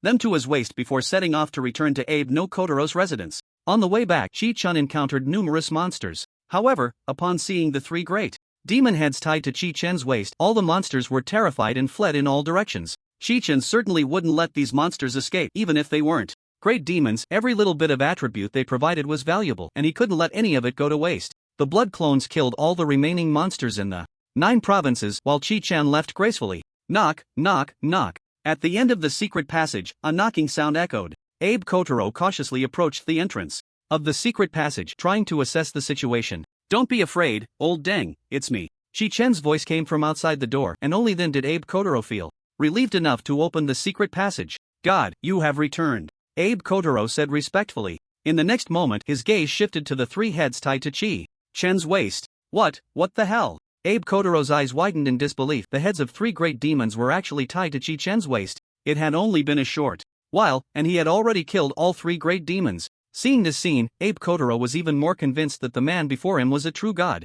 Chi Chen noticed Abe Kotaro standing there in shock and reached out to pat him on the shoulder. Hey, old dang, are you okay? The 3 great demons you mentioned, I've taken care of them all.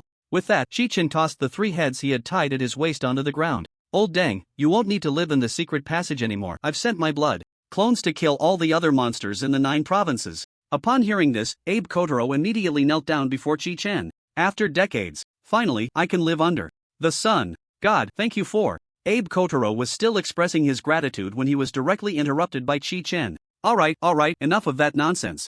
Do you have anything to eat? I'm starving. After hearing Chi Chen's words, Abe Kotaro ran into the secret room without looking back. A few minutes later, he emerged with a bunch of cans in his arms. Lord God, this is the food I offer to you. Damn.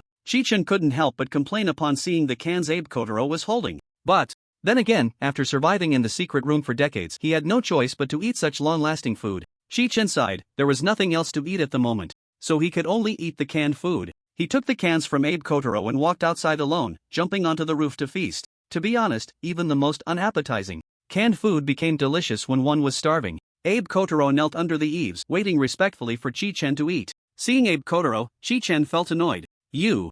Chi Chen pointed at Abe Kotaro. Go cool off somewhere else. Abe Kotaro not only didn't get angry but instead remained respectful. As you command, Lord God. Abe stood up respectfully and found a corner to sit down. Wow, this guy really thinks I'm a god. With Abe Kotaro out of sight, Chi Chen's mood improved significantly, and his appetite increased. After eating his fill, Chi Chen lay down on the roof and fell asleep. Although he couldn't be sure if all the monsters had been killed, it didn't matter if some tried to ambush him while he was sleeping. After all, he currently had over 10 billion life points. The attacks from ordinary small monsters would only feel like a tickle. Soon, Chi Chen fell asleep. When he woke up again, it was already dawn on the second day.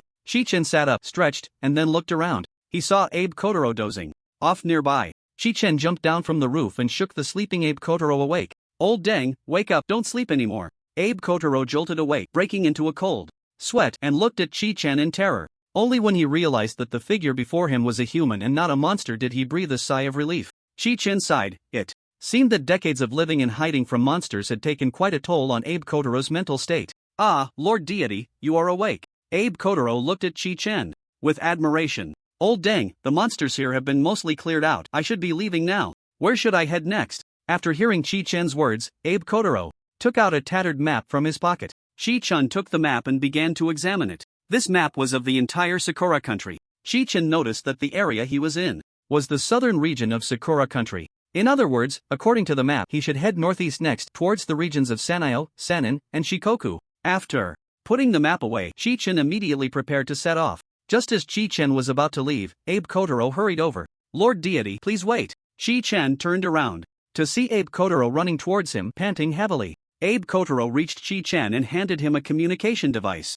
Chi Chen took the device and examined it. It was indeed a communicator. Lord Deity, this is the communicator I have been using, Abe Kotaro said. When you reach another place, you can use the communicator to contact other surviving humans in different regions, Abe Kotaro reminded him. Thanks. Chi Chen accepted the communicator from Abe Kotaro and left directly. On the way out of Kyushu, Chi Chen hardly encountered any monsters. The few scattered monsters he did come across were all dealt with by him. However, upon reaching the transition area between Sanyo and Sanin, the situation was different. As soon as he arrived, the number of monsters increased significantly. The monsters here were no longer the Oni samurai, but a group of creatures with reddish-yellow skin, each wearing a large drum at their waist. The moment Chi Chen saw these monsters, he began to check their attributes. Tenshiko. Yellow level 200 health points 130000 attack power 240000 defense power 50000 action speed 1.0 The Tenshiko Yellow saw Chi-chan and immediately launched an attack. The attack method of this group of Tenshiko Yellow was quite unique.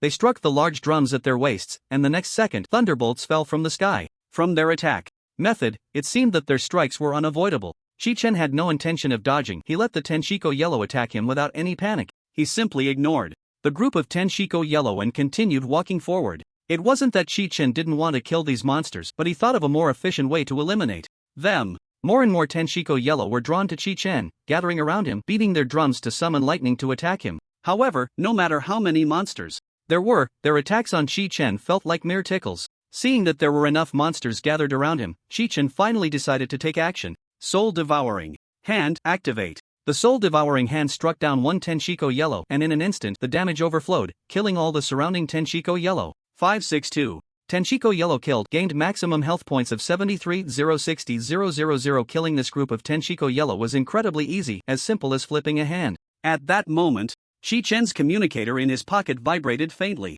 He took out the communicator and pressed the answer button. As soon as the call connected, Shi Chen heard a man speaking in a hoarse voice, anxiously and excitedly saying something. However, Shi Chen couldn't understand a word. Speak in Chinese. Shi Chen impatiently shouted into the phone. The other party was taken aback for a moment, then began to communicate with Shi Chen in broken Chinese. Fortunately, Chinese is a world language. If Shi Chen had spoken in English, the other party might not have understood at all. Is it you who eliminated the group of Tenshiko Yellow? The other party asked. What else could it be? Can't you see I'm holding the communicator? Shi Chen replied coldly. Where are you? Quickly report your location. I am on the mountain peak to your northeast. Shi Chen looked towards the northeast. The location mentioned by the person was about 10 miles away. It seemed the other party was observing him with binoculars. You wait there, I'll come over right away. Shi Chen hung up the communicator and headed northeast. On the other side of the mountain, an elderly man with white hair put down his binoculars. Unlike the lifeless Abe Kotaro, this old man was robust and full of vitality.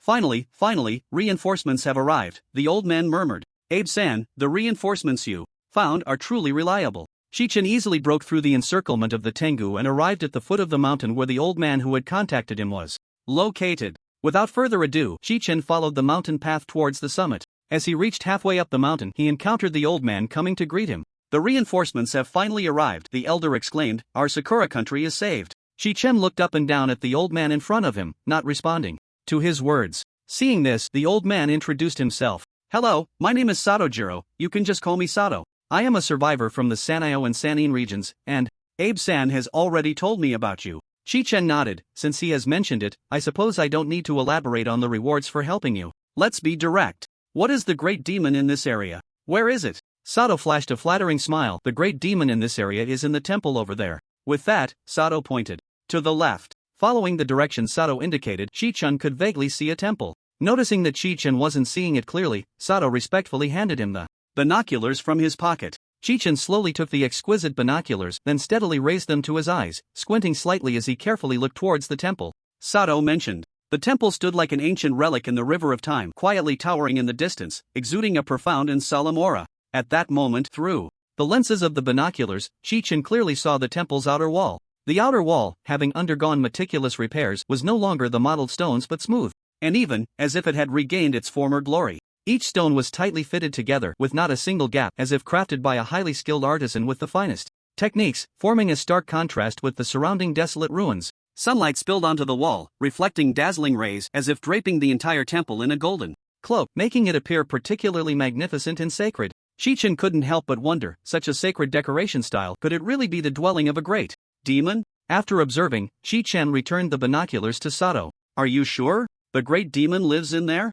Shi Chen confirmed. I am sure, Sato said seriously. The surrounding buildings have all fallen into ruin, only that temple remains resplendent. If the great demon isn't there, where else could it be? Shi Chen pondered for a moment, feeling that Sato's words made sense. Then, Shi Chen immediately set off towards the eerie temple. The closer he got to the temple, the lower the frequency of monsters appeared. Shi Chen arrived in front of the temple. Seeing the large door tightly shut, he simply slashed it in half with a knife. However, inside the temple, it was empty. The more it was like this, the more Shi Chen felt it was strange. He approached the statue inside the temple to examine it. This statue was very eerie. Its massive body seemed to be formed from condensed darkness, its surface faintly flickering with ghostly light, as if some evil force could erupt from it at any moment. The statue's face was twisted and grotesque, with a pair of hollow eyes that seemed to see through all things in the world, yet also conveyed endless confusion and madness. Its raised arm seemed to summon unknown disasters, each finger sharp like claws, exuding a chilling coldness. A foul stench wafted from beneath the base, as if countless wronged souls were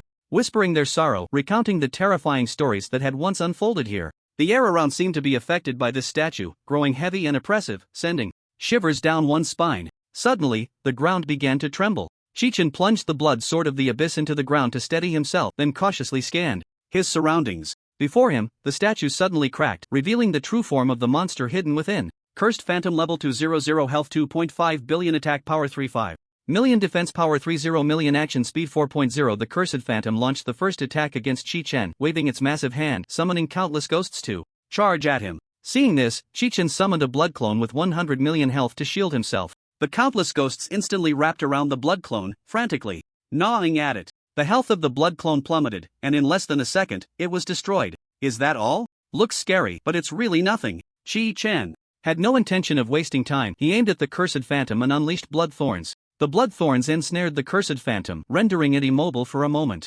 Seeing the Cursed Phantom unable to move, Chi-Chen launched a fatal strike. The summoning array of the soul-devouring hand unfolded beneath the Cursed Phantom's feet, about to complete its execution. Just then, a shield enveloped the Cursed Phantom. The soul-devouring hand reached out from the ground but found itself powerless against the shield, having to retract.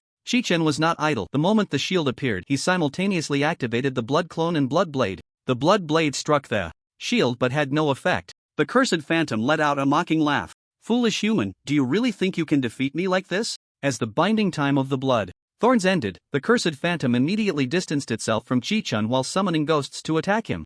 Chi-Chen smiled slightly. Your death is not far off, yet you still revel in your arrogance. The Cursed Phantom sensed something was amiss, and at that moment, the shield surrounding it shattered. The blood clone Chi-Chen had just summoned returned to his side, holding the head of a monster. The monster had only one eye, named One-Eyed Lien, one of the great demons of this place. It was indeed one-eyed Lien who had hidden in the shadows, bestowing the invincible shield upon the Cursed Phantom. The blood clone found One-Eyed Lien hiding in the dark, and before the blood clone, One-Eyed Lien had no means of resistance. Thus, the earlier scene unfolded, with the blood clone returning to Chi-Chen's side, holding One-Eyed Lien's head. One-Eyed Lien has been killed, gaining a maximum health increase of 500 million. The Cursed Phantom looked at Chi-Chen with disbelief, its eyes filled with fear, having long instilled terror in humans. Who exactly are you? How is this possible? You are not human, humans cannot. Chi-Chen was too lazy to listen to its nonsense, suddenly flashing in front of the Cursed Phantom and slicing it in half with a single blow. Cursed Phantom has been killed, gaining a maximum health increase of 2.5 billion.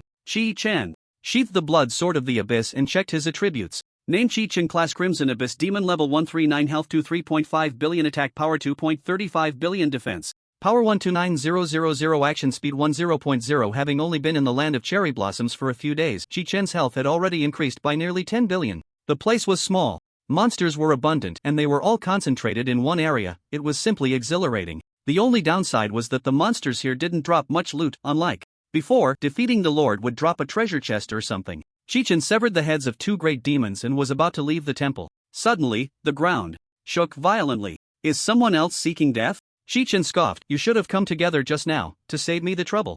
Chi-Chen drew his large blade, ready to fight. However, no monsters appeared, and the ground beneath his feet began to shift. Chi-Chen jumped back, creating some distance. Before him, a passage opened up, leading downwards, unknown to where it connected. Goodness, it turns out the two great demons he just fought were merely gatekeepers. The real challenge lay within this passage. With that thought, Chi-Chen resolutely walked towards the passage. As he stepped into it, the large door behind him gradually closed. If it closes, so be it, I can leave whenever I want. Chi-Chen felt no fear and continued deeper into the secret path. Ahead was an endless darkness where he couldn't see his own hand. Chi-Chen groped in the dark, feeling the wall as he moved forward. Although he wanted to learn a lighting skill, he remembered that acquiring a new skill would cost 500 million life points. He still needed to reserve some for the great demons he was about to face. As he walked, Chi-Chen suddenly sensed a strong killing intent. Instinctively, he drew the blood sword of the demon abyss and swung a blade of blood energy forward. You have killed a netherworld ghost, gaining a maximum life value of 50,000 points. You have killed a netherworld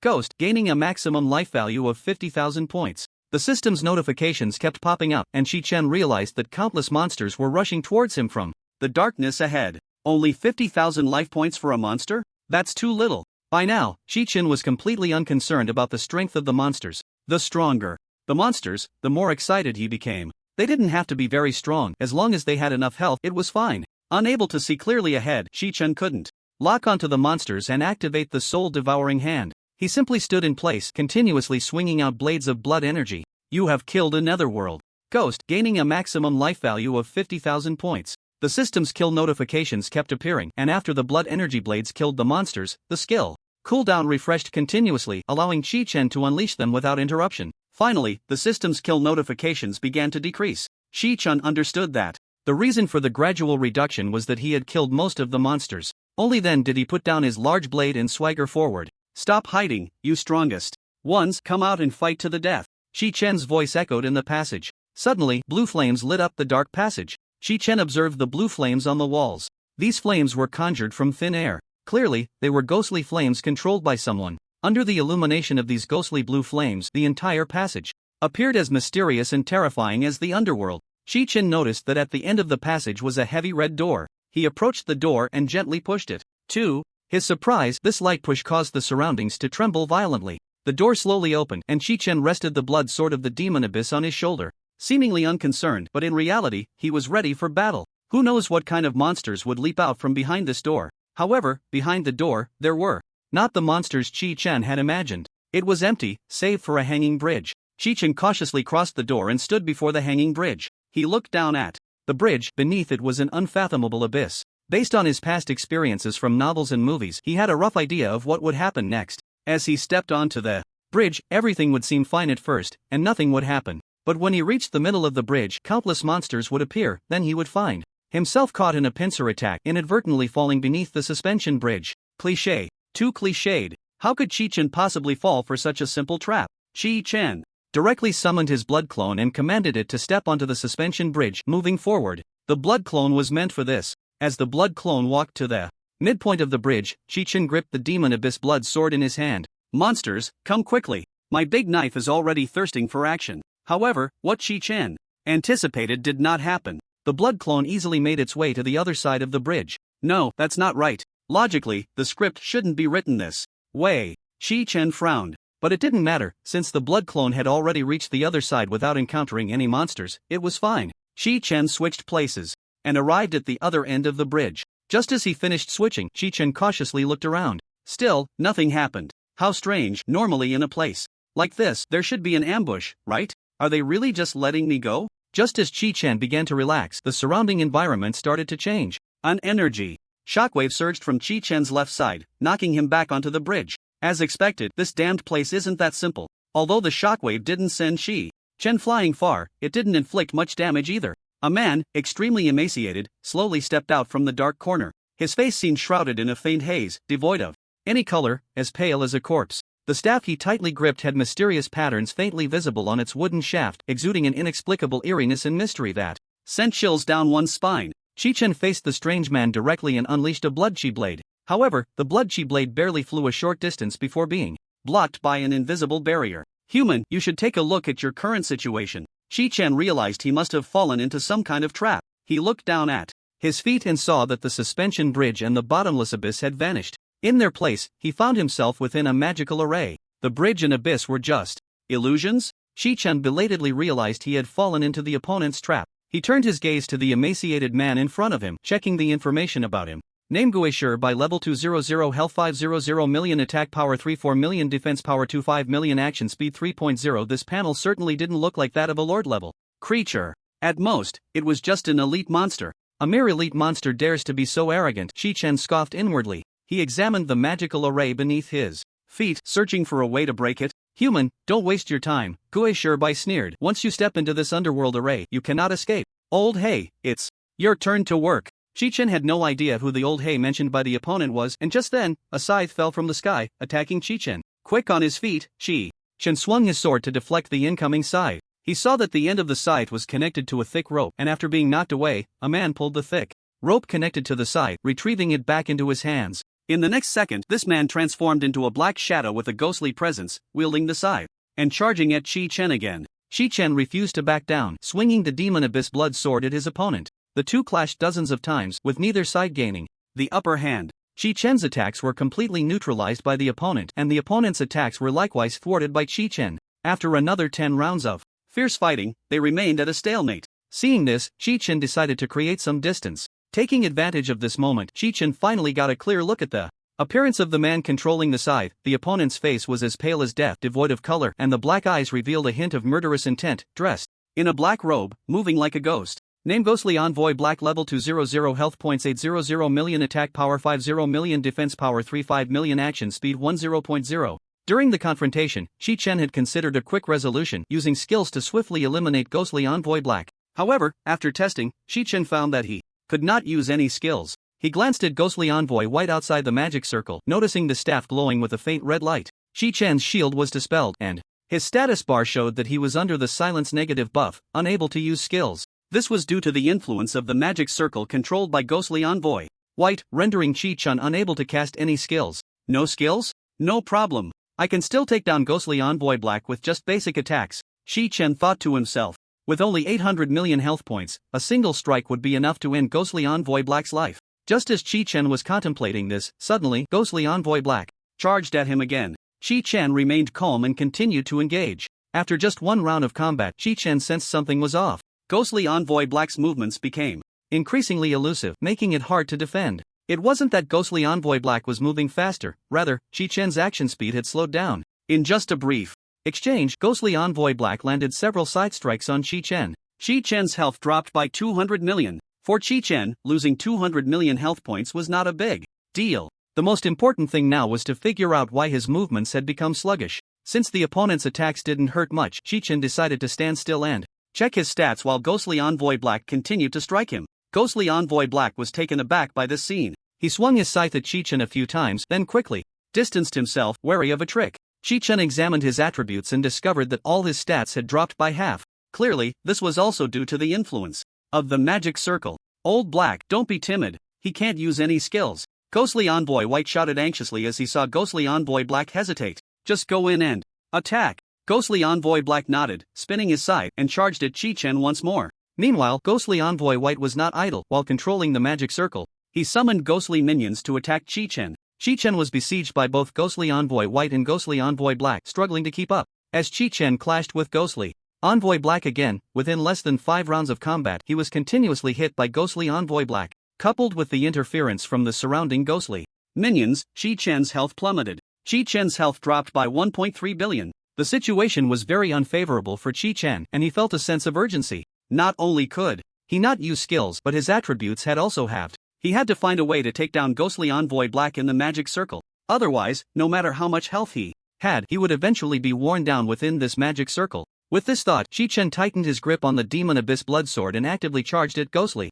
envoy Black. One strike, just one strike, he could turn the tide of the battle. After dozens of rounds of combat with ghostly envoy Black, Shi-Chen had a good grasp of the opponent's attack patterns. What he needed to do now was to take a gamble. He would bet on his prediction being successful and land a hit on ghostly envoy Black. As they clashed again, this time, Shi-Chen seemed to have opened his third eye. Despite ghostly envoy Black's movements being much faster, Shi-Chen continuously adjusted his defensive stance, and in one round of combat he managed to block all of ghostly envoy Black's attacks. No, this is impossible. Ghostly envoy Black was astonished. This was simply against all logic. The next moment, as ghostly envoy Black swung his scythe towards Shi-Chen seemed to predict ghostly envoy Black's movement. Seizing the defensive gap in ghostly envoy Black's strike, Shi-Chen swung his sword and severed the arm holding the scythe. Gueshihei's face was filled with terror as he saw his right hand connected to the scythe, spinning in the air for several rounds before crashing heavily to the ground. No, it can't be. Gueshihei looked down at his abdomen, where a massive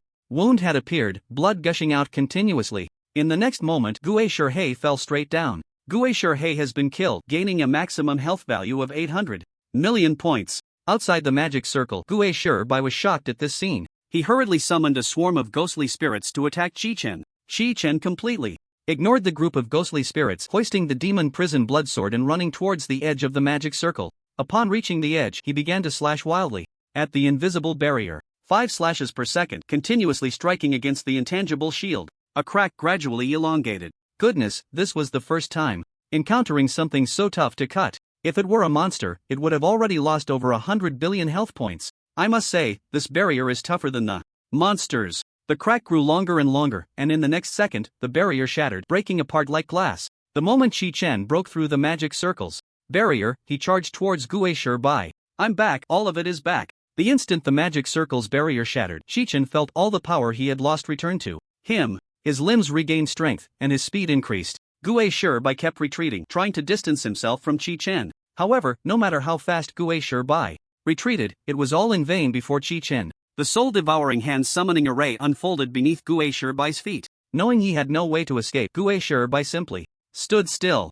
Have you resigned yourself to fate? Shi-Chen thought to himself. Die. The soul-devouring hand reached out from the summoning array and grabbed Gue Shi Bai. In the next second, the soul-devouring hand crushed Gue Shi Bai into pieces. Gue Shi Bai has been killed, gaining a maximum health value of 500 million points. Just like that, Qi Chen dealt with both Gue Shi Bai and Gue Shi He. I have to say, these two were quite troublesome. Qi Chen let out a long sigh. In short, the battle was over, and the path ahead was a dead end, so Qi Chen could leave with peace of mind. As he turned to leave, he had barely taken 2 steps when he sensed a faint killing intent coming from behind him. Without a moment's hesitation, he immediately grabbed his large knife and turned to block. Sure enough, a scythe was attacking Qi Chen. Upon seeing the scythe, Qi Chen's pupils trembled. This scythe was the very one Gue Shi He had used earlier. After deflecting the incoming scythe, Qi Chen looked ahead.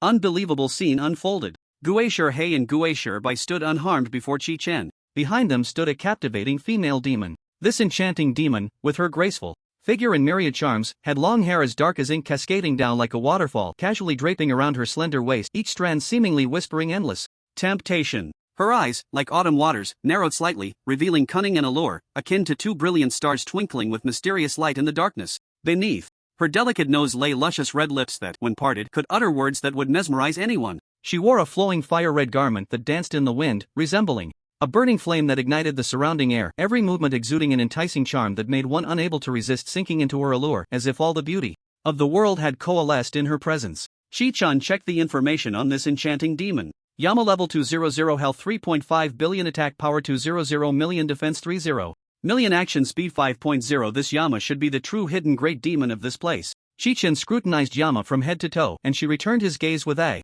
look of disdain. Indeed, the more beautiful something is, the more dangerous it becomes. Qi Chen remained highly vigilant despite the Yama's stunning beauty, but his intuition told him that since this Yama could resurrect the deceased Ghost Messenger He and Ghost Messenger Bai, it was definitely not a simple, loose demon. The two sides began to confront each other again, and Ghost Messenger Bai waved the staff in his hand, chanting incantations. In the next second, a barrier identical to the previous one faintly appeared. Qi Chen immediately realized the danger. He absolutely could not allow the barrier to unfold again. Without the constraints of the barrier, Qi Chen's combat ability was on a completely different level compared to before.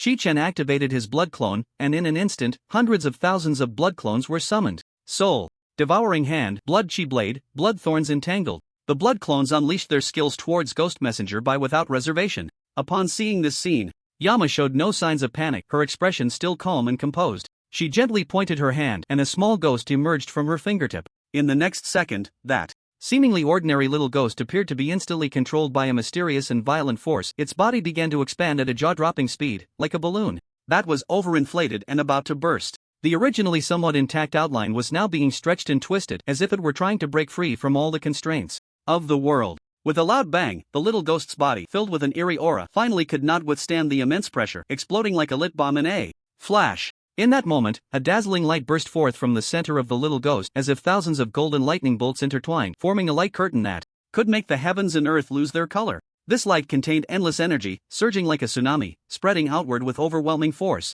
The intense shockwave roared like an angry dragon, crashing into everything around, each ripple capable of easily tearing solid boulders into pieces. This powerful explosive force triggered an unprecedentedly intense earthquake. The earth seemed to be violently shaken by a giant hand, and the violent tremors quickly spread. The ground also opened up with jagged cracks, as if the earth were wounded, continuously spewing out soil and debris. The distant mountains began to sway under this intense vibration, and some smaller peaks even collapsed and rolled down, triggering a series of landslides, plunging the entire world into endless chaos and turmoil. Yama teleported to the ground unscathed, extending her right hand and tapping twice. Two little ghosts once again emerged from her fingertips, landing on the ground and gradually transforming into the forms of Ghost Messenger He and Ghost Messenger Bai. The area where Qi Chen stood was instantly filled with fallen rocks, but fortunately, Qi Chen had timely transformed into a blood pool, avoiding this blow. Qi Chen broke through the ground, panting as he looked at Yama and the others. This destructive power is no joke? One of Qi Chen's blood clones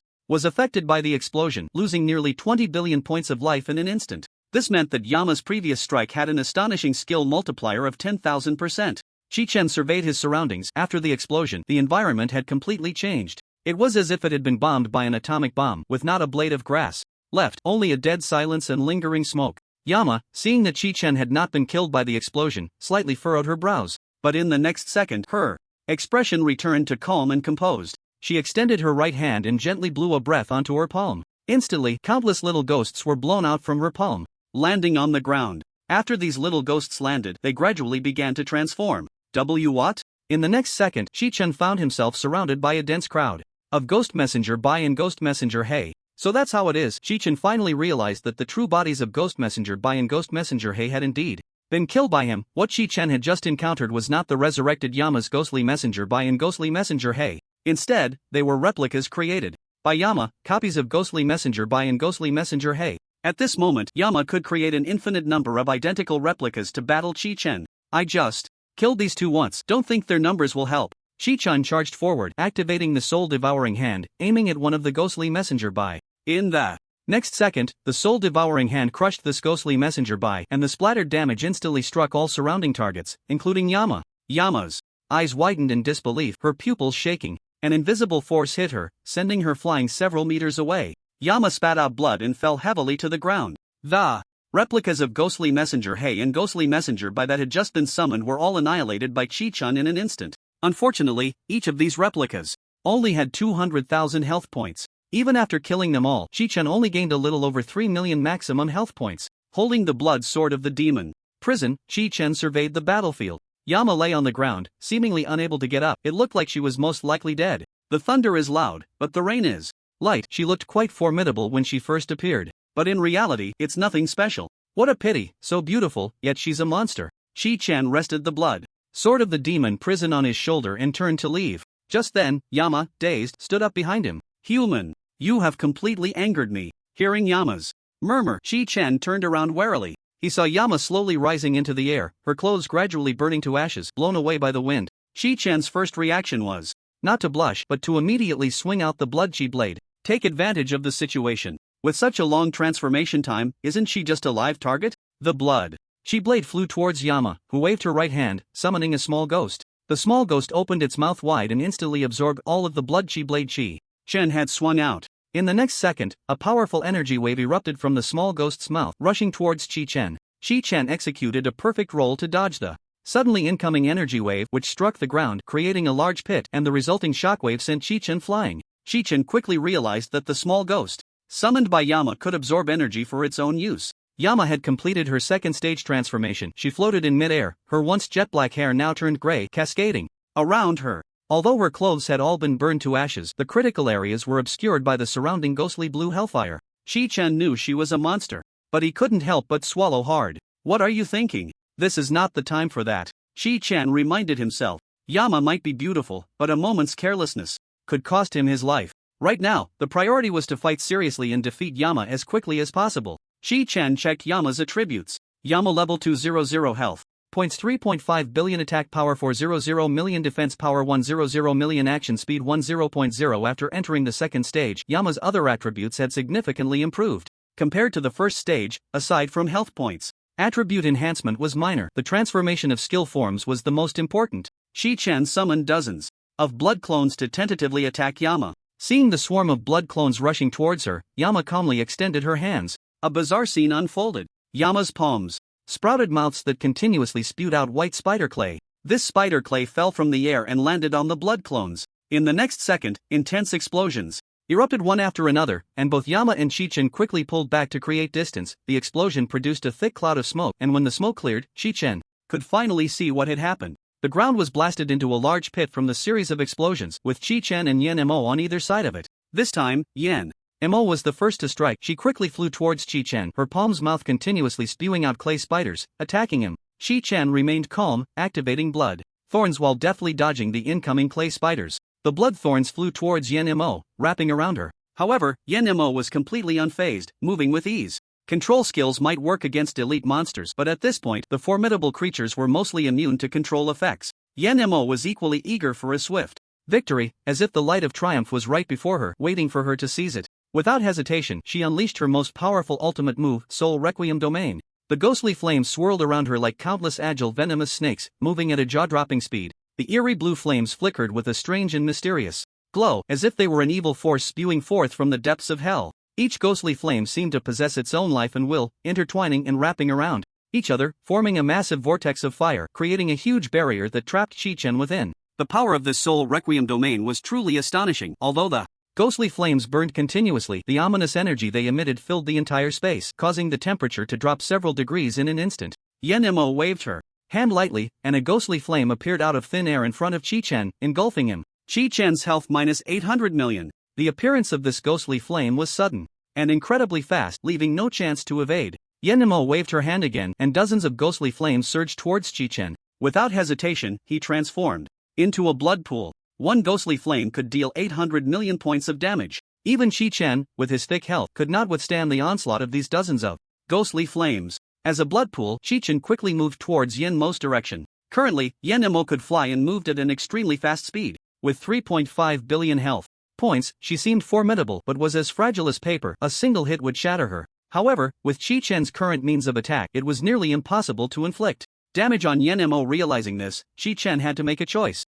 Spend 500 million health points to learn a new skill and quickly take down this Yenmo. Chi-Chen opened the skill learning panel, with only 2 seconds left before the blood pool ended. Fortunately, the skill learning template could be controlled with telekinesis, otherwise, using manual controls would be too cumbersome. Chi-Chen quickly made his selection among the many options. Charge, speed, unstoppable. In less than a second, he had made his choice. 500 million maximum health points consumed. New skill learned, Kingslayer Stab. Kingslayer Stab consumes 10% of current health points, launching a rapid assault that deals 300% attack power damage, and is unstoppable during the skill activation, with a cooldown of 20 seconds. After killing the target, the health points consumed for the skill are returned. Just as the blood pool was about to end, Chi-Chen had already reached below Yenmo. To be safe, Yenmo flew a bit higher, increasing the distance between her and Chi-Chen. The moment the blood pool ended, Chi-Chen activated Kingslayer Stab. He transformed into a red light, wielding the blood sword of the demon realm, and instantly pierced through Yenmo's body, pausing in midair.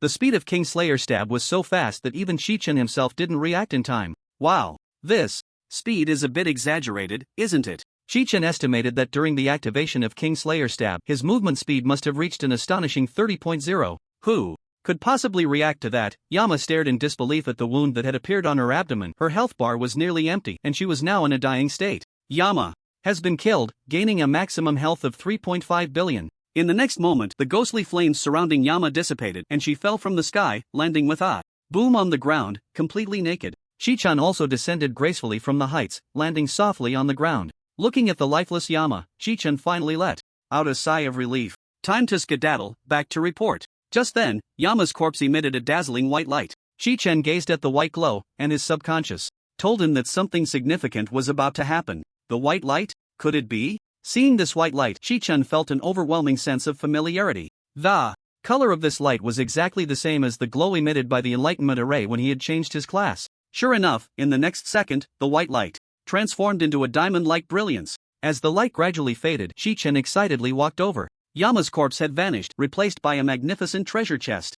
Chi-Chen trembled as he reached for the chest. Before opening it, he activated Blood Exchange. Blood Exchange activated, next action's luck value greatly increased. Now, Blood Exchange no longer required sacrificing health, so Chi-Chen felt no psychological burden in using it. After Blood Exchange took effect, Chi-Chen slowly opened the treasure chest. Inside the mysterious chest lay a necklace radiating an unusual glow. Its chain resembled a winding spirit snake crafted from an unknown metal that shimmered with a dark and profound luster, as if containing endless mysteries. At the center of the necklace hung a gem as red as pigeon blood, perfectly cut, with each facet refracting brilliant light, as if it could draw on a person's soul. When light fell upon the necklace, the gem seemed to quiver slightly, as if alive, exuding an intoxicating aura. Chi-Chen picked up the necklace and examined its attributes. Heart of Yama quality hidden level. Upon seeing the quality of the heart of Yama, Chi-Chen's heart began to race. It turned out that what Hanadak had told him earlier was indeed true. There really existed hidden level equipment in this world. Chi-Chen eagerly checked the effects of the equipment. Special Effect 1 grants the ability to fly when equipped. Special Effect 2 upon obtaining this equipment, a permanent contract with Yama is established. Yama will become the owner's follower, serving the host unconditionally. Ha, is this for real? Seeing that Yama could become his follower, Chi-Chen pondered for a moment. Could it be that, like the Crimson Dragon King, she would be slightly weakened? If a youthful version of Yama showed up, it would be too humorous. Without further ado, Chi-Chen directly sacrificed the heart of Yama to the blood sword of the demon abyss. After the heart of Yama was sacrificed, Chi-Chen gained all its effects. Yama, come forth. Chi-Chen dramatically extended his right hand, summoning Yama. Sure enough, Yama appeared before him, in the state she had been in just moments before. Master, Yama obeys your Commands, she said, her tone devoid of the previous disdain and contempt she had shown as a monster. Chi-chun curiously checked Yama's status panel. Yama level 200 health 3.5. Billion attack power 200 million defense 30 million action speed 5.0. Wow, her stats didn't drop at all. Chi-chun exclaimed repeatedly, amazed that his hidden level equipment, the follower, was a complete version. Yama, as a follower, was not only incredibly powerful but also quite pleasing to the eye. Chi-chun scrutinized Yama from head to toe. Just a moment ago, she had wanted to kill him and now she had become his follower. Chi-chun felt 1,000 worries in his heart. To test Yenma's loyalty, Chi-chun began to give orders. Yenma, do 1,000 push-ups. Understood, master. Yenma's tone was cold, as if she were a machine devoid of emotions. The next moment, Yenma actually started doing push-ups right there. Although Yenma was a sorceress, her movements were quite nimble as she performed the push-ups. Do it with one hand, Chi-chun continued to command. Understood, master. Yenma placed one hand behind her back and began doing push-ups with one hand. Her movements remained swift and meticulous. Now put the other hand behind your back and do push-ups in mid-air. Chi-chun commanded further. Yenma looked up at Chi-chun with a puzzled expression. Then she moved her supporting hand away, but as soon as her hand was removed, she lost her balance and her chin hit the ground. Despite having both hands behind her back, Yenma still tried hard to lift her body, completely following Chi-chun's orders. She really is obedient, Chi-chun exclaimed. Just then, the system popped up a notification. Achievement unlocked, obtained. Hidden equipment. Achievement reward, current health increased by 50%. Seeing the system's notification, Chi-chun's eyes widened, eagerly checking his panel attributes. Name, Chi-chun, class, Crimson Abyss Rakshasa, level, 143, health, 41.7 billion, attack power, 4.17 billion, defense power, 143,000, action speed, 10.0. His attributes had suddenly increased significantly, and Chi-chun's combat ability had reached a new level. Once everything was settled, Chi-chun planned to return to find Sato and hand over the mission. After taking just 2 steps, he remembered that he had gained the ability to fly. Right, I can fly now instead of running, Chi-chun thought, filled with excitement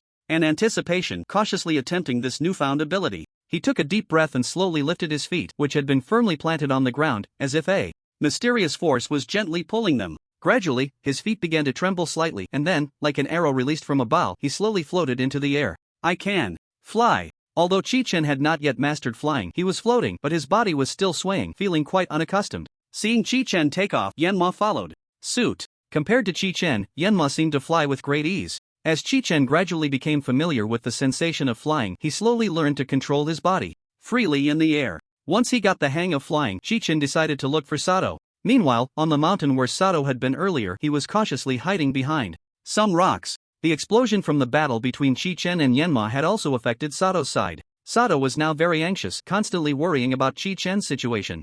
Rather than worrying about Chi-chun, he was more concerned about his own future. Sigh, Yenma is so terrifying, it's really tough on that kid. In fact, Sato had known about Yenma's information beforehand. The reason he pretended not to know was that he was afraid Chi-chun would back down if he realized how strong the opponent was. If that were the case, he would have to live his life hiding away like this. Cunning, extremely cunning. But on the surface, he appeared very dignified and proper. This is the true portrayal of traditional people from the land of cherry blossoms. Sato took out a telescope and began to observe the situation at the temple. The temple had long since ceased to exist, replaced by a massive pit. The fight was really intense. Sato murmured. He continued to search for Chi-chun's whereabouts with the telescope, but he could not see Chi-chun at all. Suddenly, someone abruptly tapped him on the shoulder from behind. Sato jumped in fright and turned around to see that it was Chi-chun. You scared me to death, Chi-chun-kun. Sato patted his heart repeatedly, looking quite shaken. When did you come up behind me? Chi-chun was too lazy to waste words with Sato and directly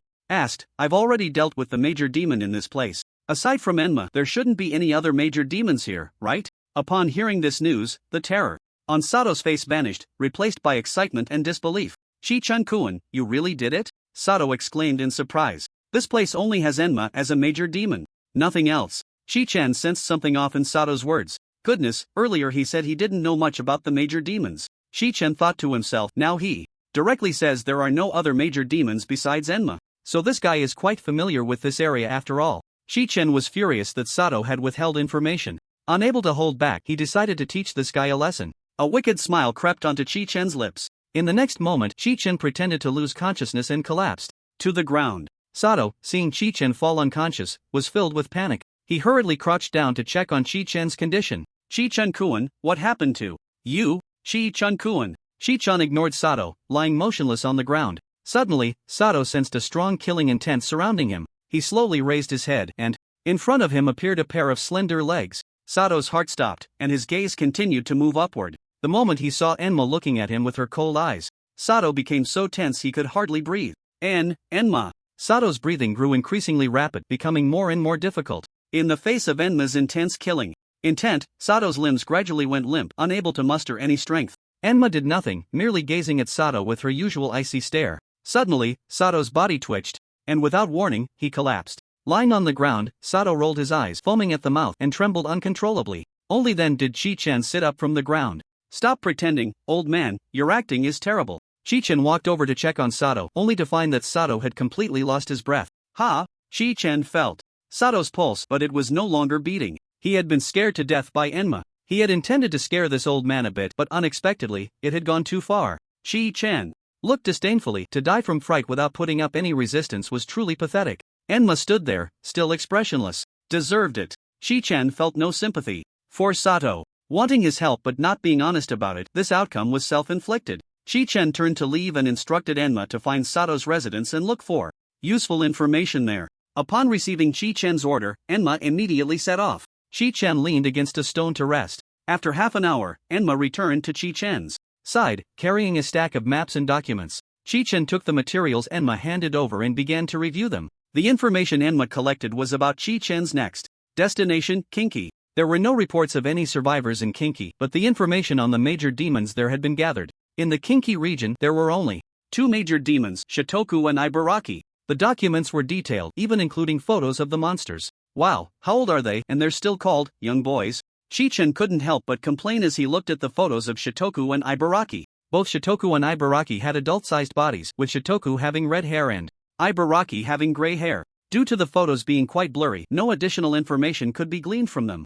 Chi-chan organized the materials and the map of Kinki. He planned to rest for the day and eliminate all the remaining monsters in this area. Tomorrow, he would set off for Kinki. On the other side, Kinki, Mount Oi, Shoto. Toji was sitting on the throne, his head bowed in deep sleep. Suddenly, he opened his eyes wide, shock filling his gaze. What a strong killing intent. It's getting closer by the day. Ever since Chi-chan set foot on the continent of the Sakura Kingdom, Shoto Toji could sense that powerful force. That force was drawing nearer, already close to the Kinki region. Beneath the throne, countless monsters were reveling. "Shoto, what happened? You've been restless these past few days," asked Ibaraki Toji, who was beside him. Shoto lowered his head, seemingly lost in thought. Ha ha ha ha ha ha ha. Shoto suddenly burst into wild laughter. "It's been a long time since anyone has made me feel this excited." He then reached out to touch the human head pierced by a long sword, resting beside the throne. The so-called strongest of the Sakura Kingdom is nothing more than this. Finally, a truly formidable opponent has arrived. The head beside Shoto Toji belonged to the former strongest of the Sakura Kingdom, Tanaka Yagura. Back then, Tanaka Yagura led a group of elite warriors from the Sakura Kingdom to battle Shoto Toji. However, despite gathering all the elites of the Sakura Kingdom, they were insignificant in the face of the powerful Shoto Toji.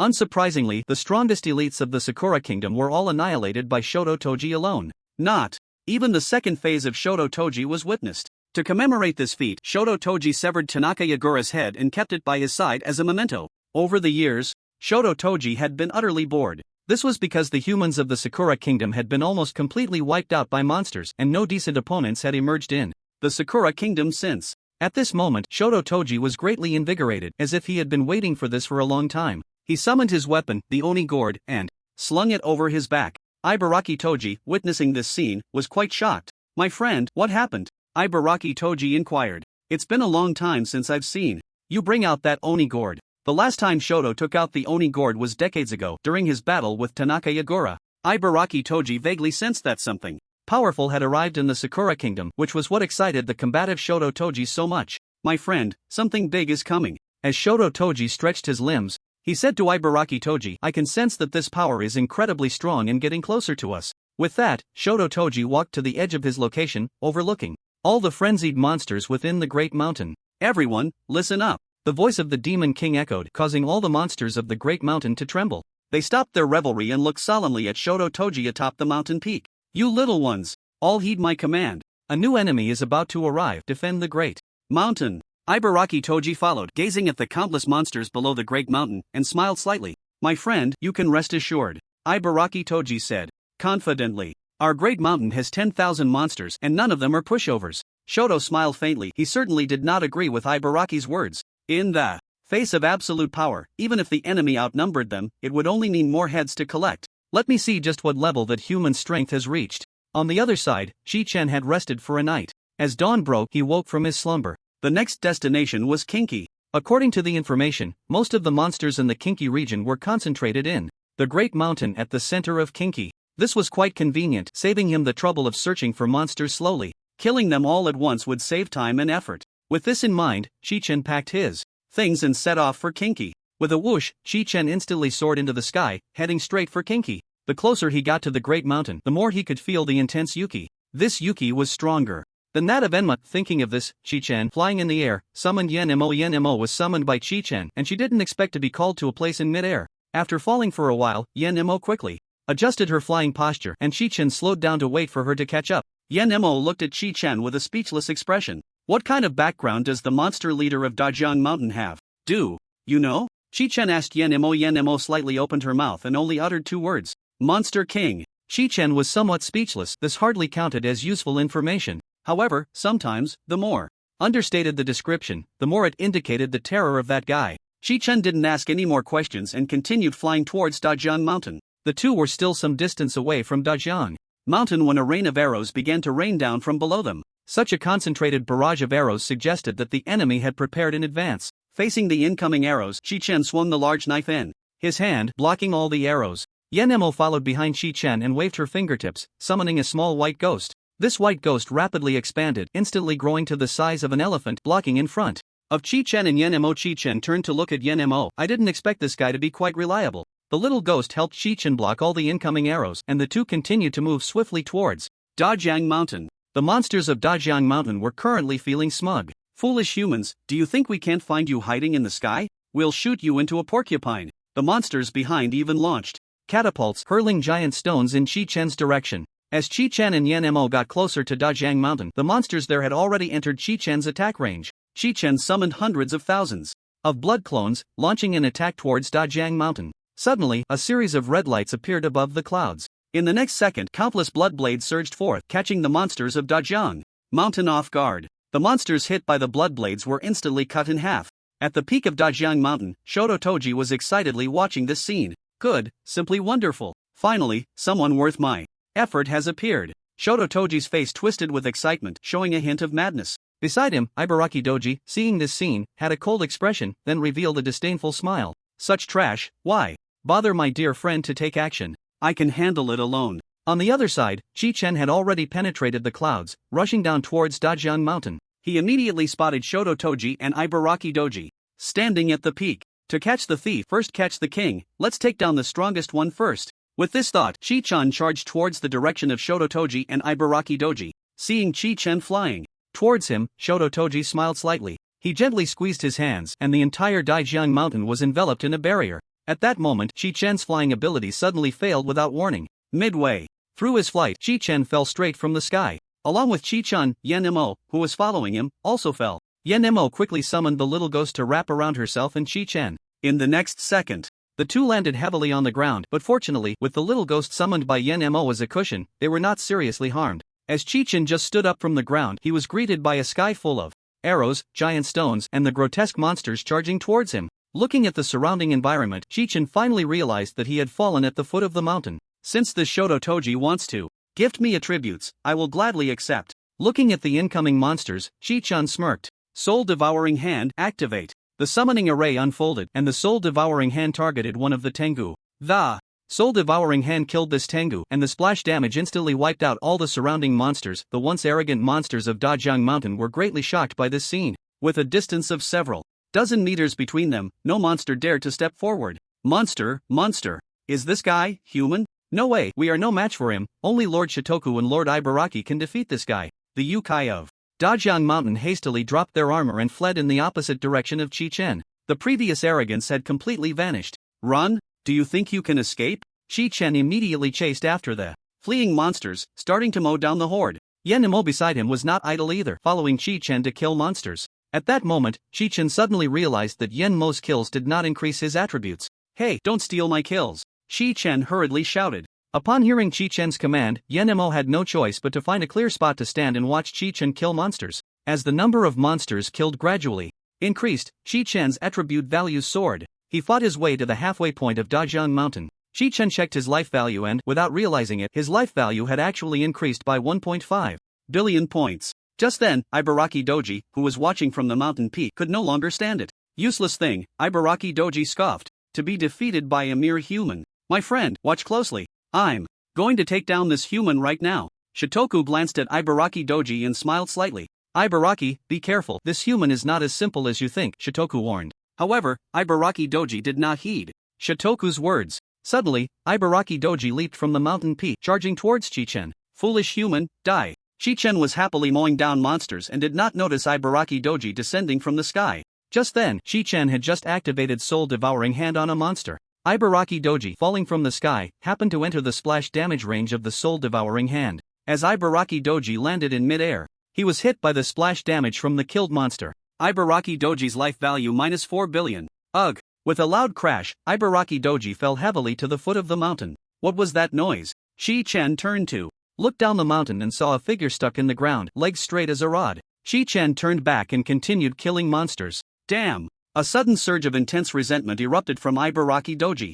Chi-Chen felt this powerful resentment and turned back to look at Ibaraki Doji. No way, this guy didn't die? In the next second, the ground around Ibaraki Doji cracked, and he burst forth from the earth. Ibaraki Doji directly entered the second phase. Chi-Chen finally recognized that the opponent was Ibaraki Doji. Ibaraki Doji level 200 life value 3 billion attack power 300 million defense power 40 million action speed 8.0. Ibaraki Doji had gray hair, and his armor had fallen off due to the recent battle damage, leaving only one arm. But this arm was a demon's hand, seemingly containing endless power. Ibaraki Doji glared at Chi-Chen with fierce eyes, like a tiger or leopard. Human, you are dead. In the next second, Ibaraki Doji lunged at Chi-Chen. Although Ibaraki Doji looked incredibly terrifying, Chi-Chen was completely unfazed. Just a guy with 3 billion life value dares to shout like that? I'll chop you down with one strike. Chi-Chen faced the charging Ibaraki Doji and swung his sword directly. Ibaraki Doji grinned wickedly, and the demon's hand erupted with powerful force. I'll catch your blade with my bare hands. In the next second, Ibaraki Doji's powerful demon hand was directly severed by Chi-Chen. Ibaraki Doji's life value minus 2.1 billion. Ah! My king's power. Ibaraki Doji screamed in agony. She never expected that by choosing to confront head-on, relying on her own powerful stats to crush her opponent, she would have her remaining demon hand severed by this human in front of her. Ibaraki Doji quickly pulled back, blood gushing from the wound where her arm had been severed. How is this possible? How is this possible? I can't believe I was injured to this extent. By a mere human. Ibaraki Doji's face was filled with resentment. She hadn't even had the chance to showcase her abilities, and now her only remaining demon hand was gone. At this moment, Ibaraki Doji was no different from a slightly tougher minor monster. She glanced at the demon hand lying on the ground. If she could just pick it up and reattach it, she could recover immediately. However, Chi-Chen had no intention of giving Ibaraki Doji that opportunity. He charged toward the direction she was retreating. This is bad. Ibaraki Doji thought to herself, realizing that Chi-Chen's speed was faster than she had anticipated. Just as Chi-Chen was about to strike Ibaraki Doji, a cannonball shot between them. The cannon exploded in the middle, sending Chi-Chen flying.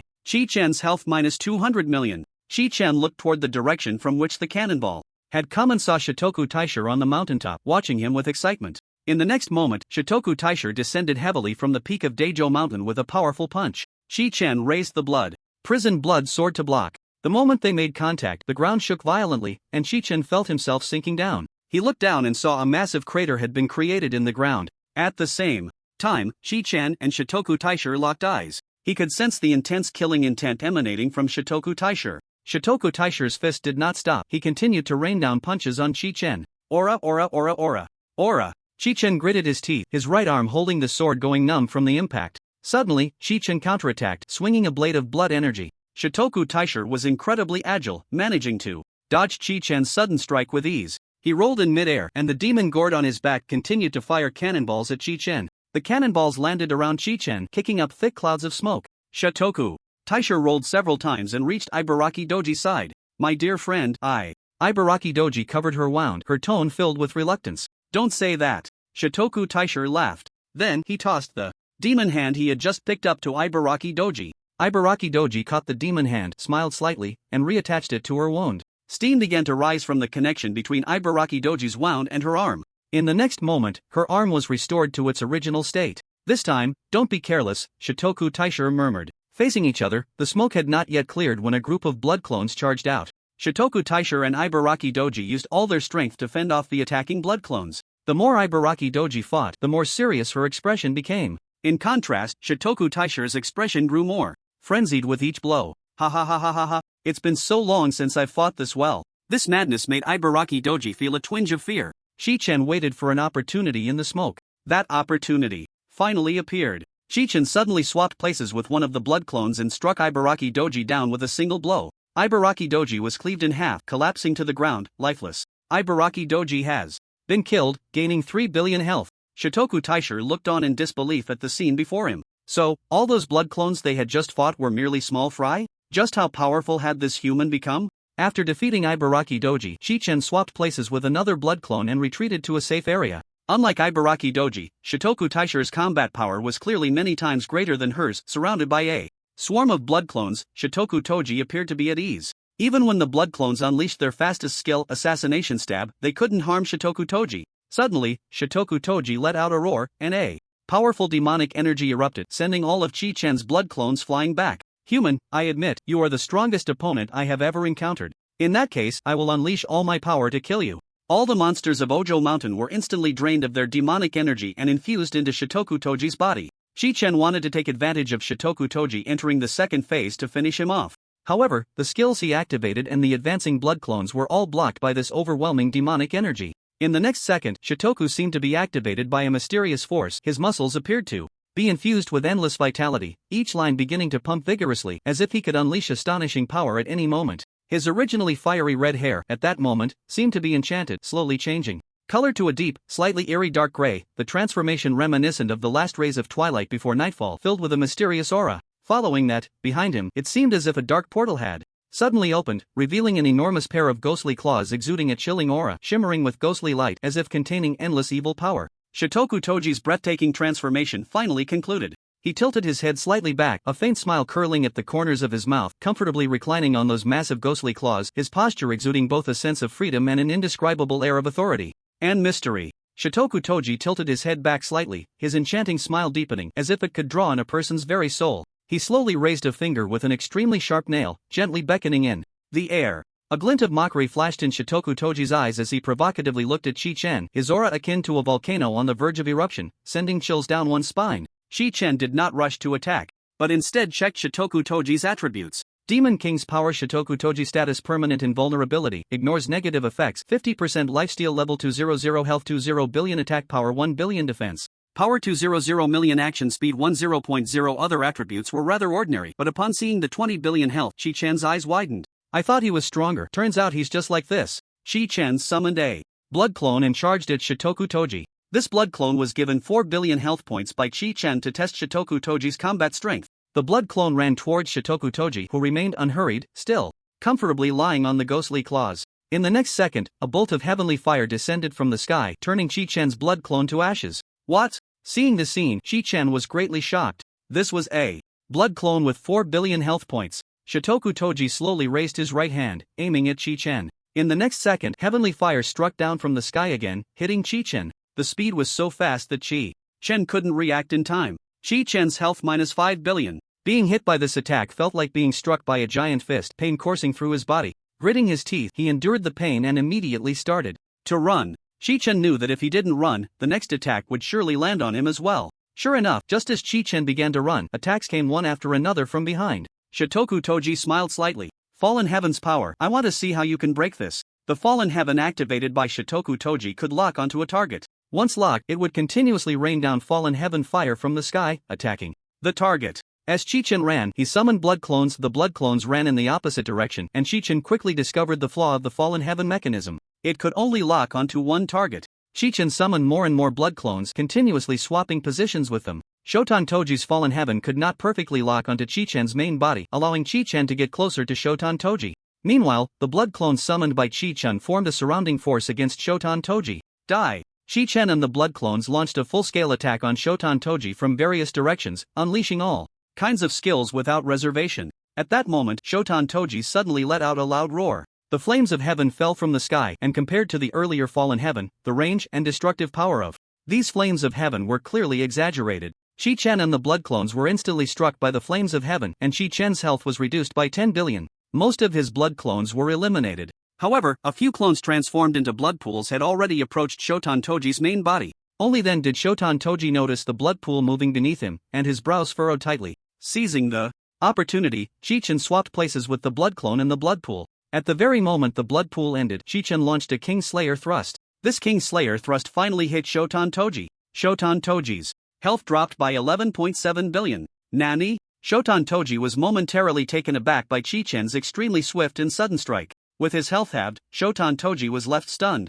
Chi-Chen showed no mercy. After getting close to Shotan Toji, he continued to launch close-range attacks. Chi-Chen's consecutive slashes were all blocked by Shotan Toji's hand. The speed of Shotan Toji's counterattacks increased, and Chi-Chen gradually shifted from the attacker to the defender. In the next second, the soul-devouring hand summoning array unfolded from beneath Shotan Toji's feet. This was also Chi-Chen's defensive strategy. He knew very well that the soul-devouring hand was ineffective against Shotan Toji. Sure enough, Shotan Toji suddenly pulled back, creating distance from Chi-Chen and evading the soul-devouring hand. Seeing Shotan Toji create distance, Chi-Chen summoned blood clones again, intending to use the same trick. Having learned from his previous mistake, Shotan Toji clearly was not going to fall for it this time. Fallen Heaven activated, continuously attacking the approaching blood clones. Meanwhile, Shotan Toji kept retreating, maintaining distance from the blood clones. Shotan Toji did not expect that, as the battle progressed, he would actually find himself at a disadvantage. The human opposite him, after taking a hit from the flames of heaven, seemed completely unfazed. The combative Shotan Toji felt a hint of fear arise in his heart. Am I going to die here? Impossible, absolutely impossible. Shotan Toji gritted his teeth fiercely, unwilling to retreat any further. In the next second, he charged towards Chi-Chen instead. Chi-Chen was taken aback by this scene. This guy? Is he throwing his life away? Seeing Shotan Toji charge, Chi-Chen summoned blood clones and activated Blood Chi Blade. In an instant, dozens of Blood Chi Blades surged towards Shotan Toji, densely packed with almost no room to evade. Shotan Toji had no intention of dodging either, directly summoning a flames of heaven. Chi-Chan had already anticipated Shotan Toji's thoughts and did not plan to evade. The flames of heaven hit Chi-Chan but did not cause any damage. It was Chi-Chan's activation of the skill, Complete Evolution, that rendered him immune to the flames of heaven. Seizing the opportunity after Shotan Toji summoned the flames of heaven, Chi-Chen launched another King Slayer thrust. The King Slayer thrust struck Shotan Toji once more. This time, Shotan Toji's body was directly pierced by the demon prison blood sword in Chi-Chen's hand. There was no fear on Shotan Toji's face, instead, he wore a look of satisfaction. Finally, I found an opponent that can instill fear in me. Human, you are indeed strong. With that, Shitoku fell over, breathless. Shitoku has been killed, gaining maximum health of 20 billion. Chi-Chen withdrew the demon abyss blood sword from Shitoku's body. Nerve! I didn't expect monsters to have such warlike elements.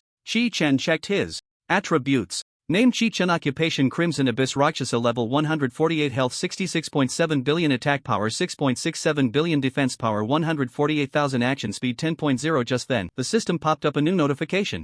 Achievement unlocked. Health exceeds 50 billion. Achievement reward. Blood clone gains hidden evolution. Hidden plan? What is that? Chi-Chan looked on in confusion. Blood clone hidden evolution. The summoned blood clone will gain the same attributes as the host, but the summoning limit for blood clones is 500. Damn! Chi-Chen eagerly summoned a blood clone. This time, the summoning process indeed lacked the numerical setting. As expected, the blood clone summoned by Chi-Chen had the same attribute values as his own. I am invincible. Chi-Chen leaped up and flew to the peak of Mount Daijiang. He stood at the summit, overlooking the land below. Then, with a wave of his hand, he summoned tens of thousands of blood clones, which scattered in all directions. You will replace me and eliminate the remaining great demons of the Sakura Nation. Chi-Chen smiled slightly and sat on the throne where Shitoku had been. He crossed his legs, feeling incredibly relaxed. All he had to do now was wait for the blood clones to kill all the great demons, and the territory of the Sakura Nation would belong entirely to him. Unknowingly, Chi-Chen felt a wave of fatigue. Drowsiness washed over him, and he gradually fell asleep. Killed Yutengu, gained 1.5 billion health. Killed Nara no Mojin, gained 2.5 billion health. Killed Yutoki, gained 1 billion health. When Chi-Chen woke up, he saw several system notifications. His maximum health had suddenly increased by nearly 8 billion points. Chi-Chen stretched and then noticed that a heavy blanket had been draped over him at some point. He looked around and found Enma standing behind him, her expression cold as she stared straight ahead, unmoving. Chi-Chen smiled slightly and stood up from the throne. All blood clones, listen up. If you find any survivors, gather them at Mount Daijiang. Shi-Chen commanded all the blood clones. Given the current situation in the Sakura Nation, there shouldn't be too many survivors left. It was just right to gather them and wait until all the monsters were cleared out before signing the territorial concession treaty. 2 days later, Abe no Kotaro was brought to Mount Daijun by Chi-Chen's blood clone. Upon seeing Chi-Chen, Abe no Kotaro appeared somewhat timid. Old dang, I've nearly killed all the monsters in the Sakura Nation. In a few more days, I should be able to finish them all off. Chi-Chen said to Abe no Kotaro. God, thank you for saving our country. Abe no Kotaro immediately knelt down and said, no need to thank me. As agreed, the territory of the Sakura Nation will belong entirely to me.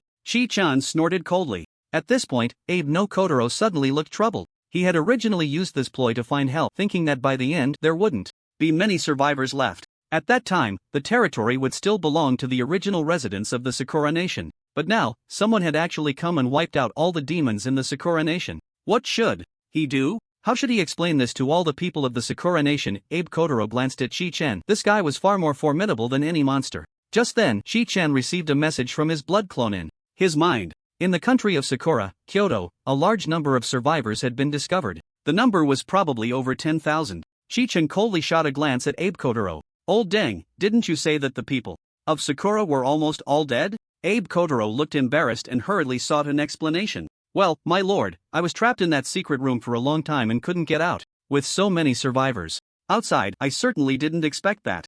Chi-Chen smiled slightly. It doesn't matter, as long as you all sign the treaty properly when the time comes. Don't worry, I won't drive you out and leave you homeless. Abe Kotaro felt quite helpless. At this point, he could only resign himself to fate. A few days later, all the monsters in the country of Sakura had been nearly eradicated by Chi-Chen. The remaining survivors gathered at the foot of Mount Oi. Through other survivors, Chi-Chen learned that Abe Kotaro was not just an ordinary old man, but the president of the country of Sakura. Since there was still a leader in the country of Sakura, and the idea of ceding territory was proposed by their leader, it made things much easier. On a sunny morning, in front of all the survivors of the country of Sakura, the treaty for ceding territory began to be signed. On one side was the confident Chi-Chen, and on the other was Abe Kotaro, representing the will of all the citizens of Sakura. There were no major disputes between the two parties, and the signing of the treaty was completed quickly. The ownership of the territory of Sakura now belonged entirely to Chi-Chen.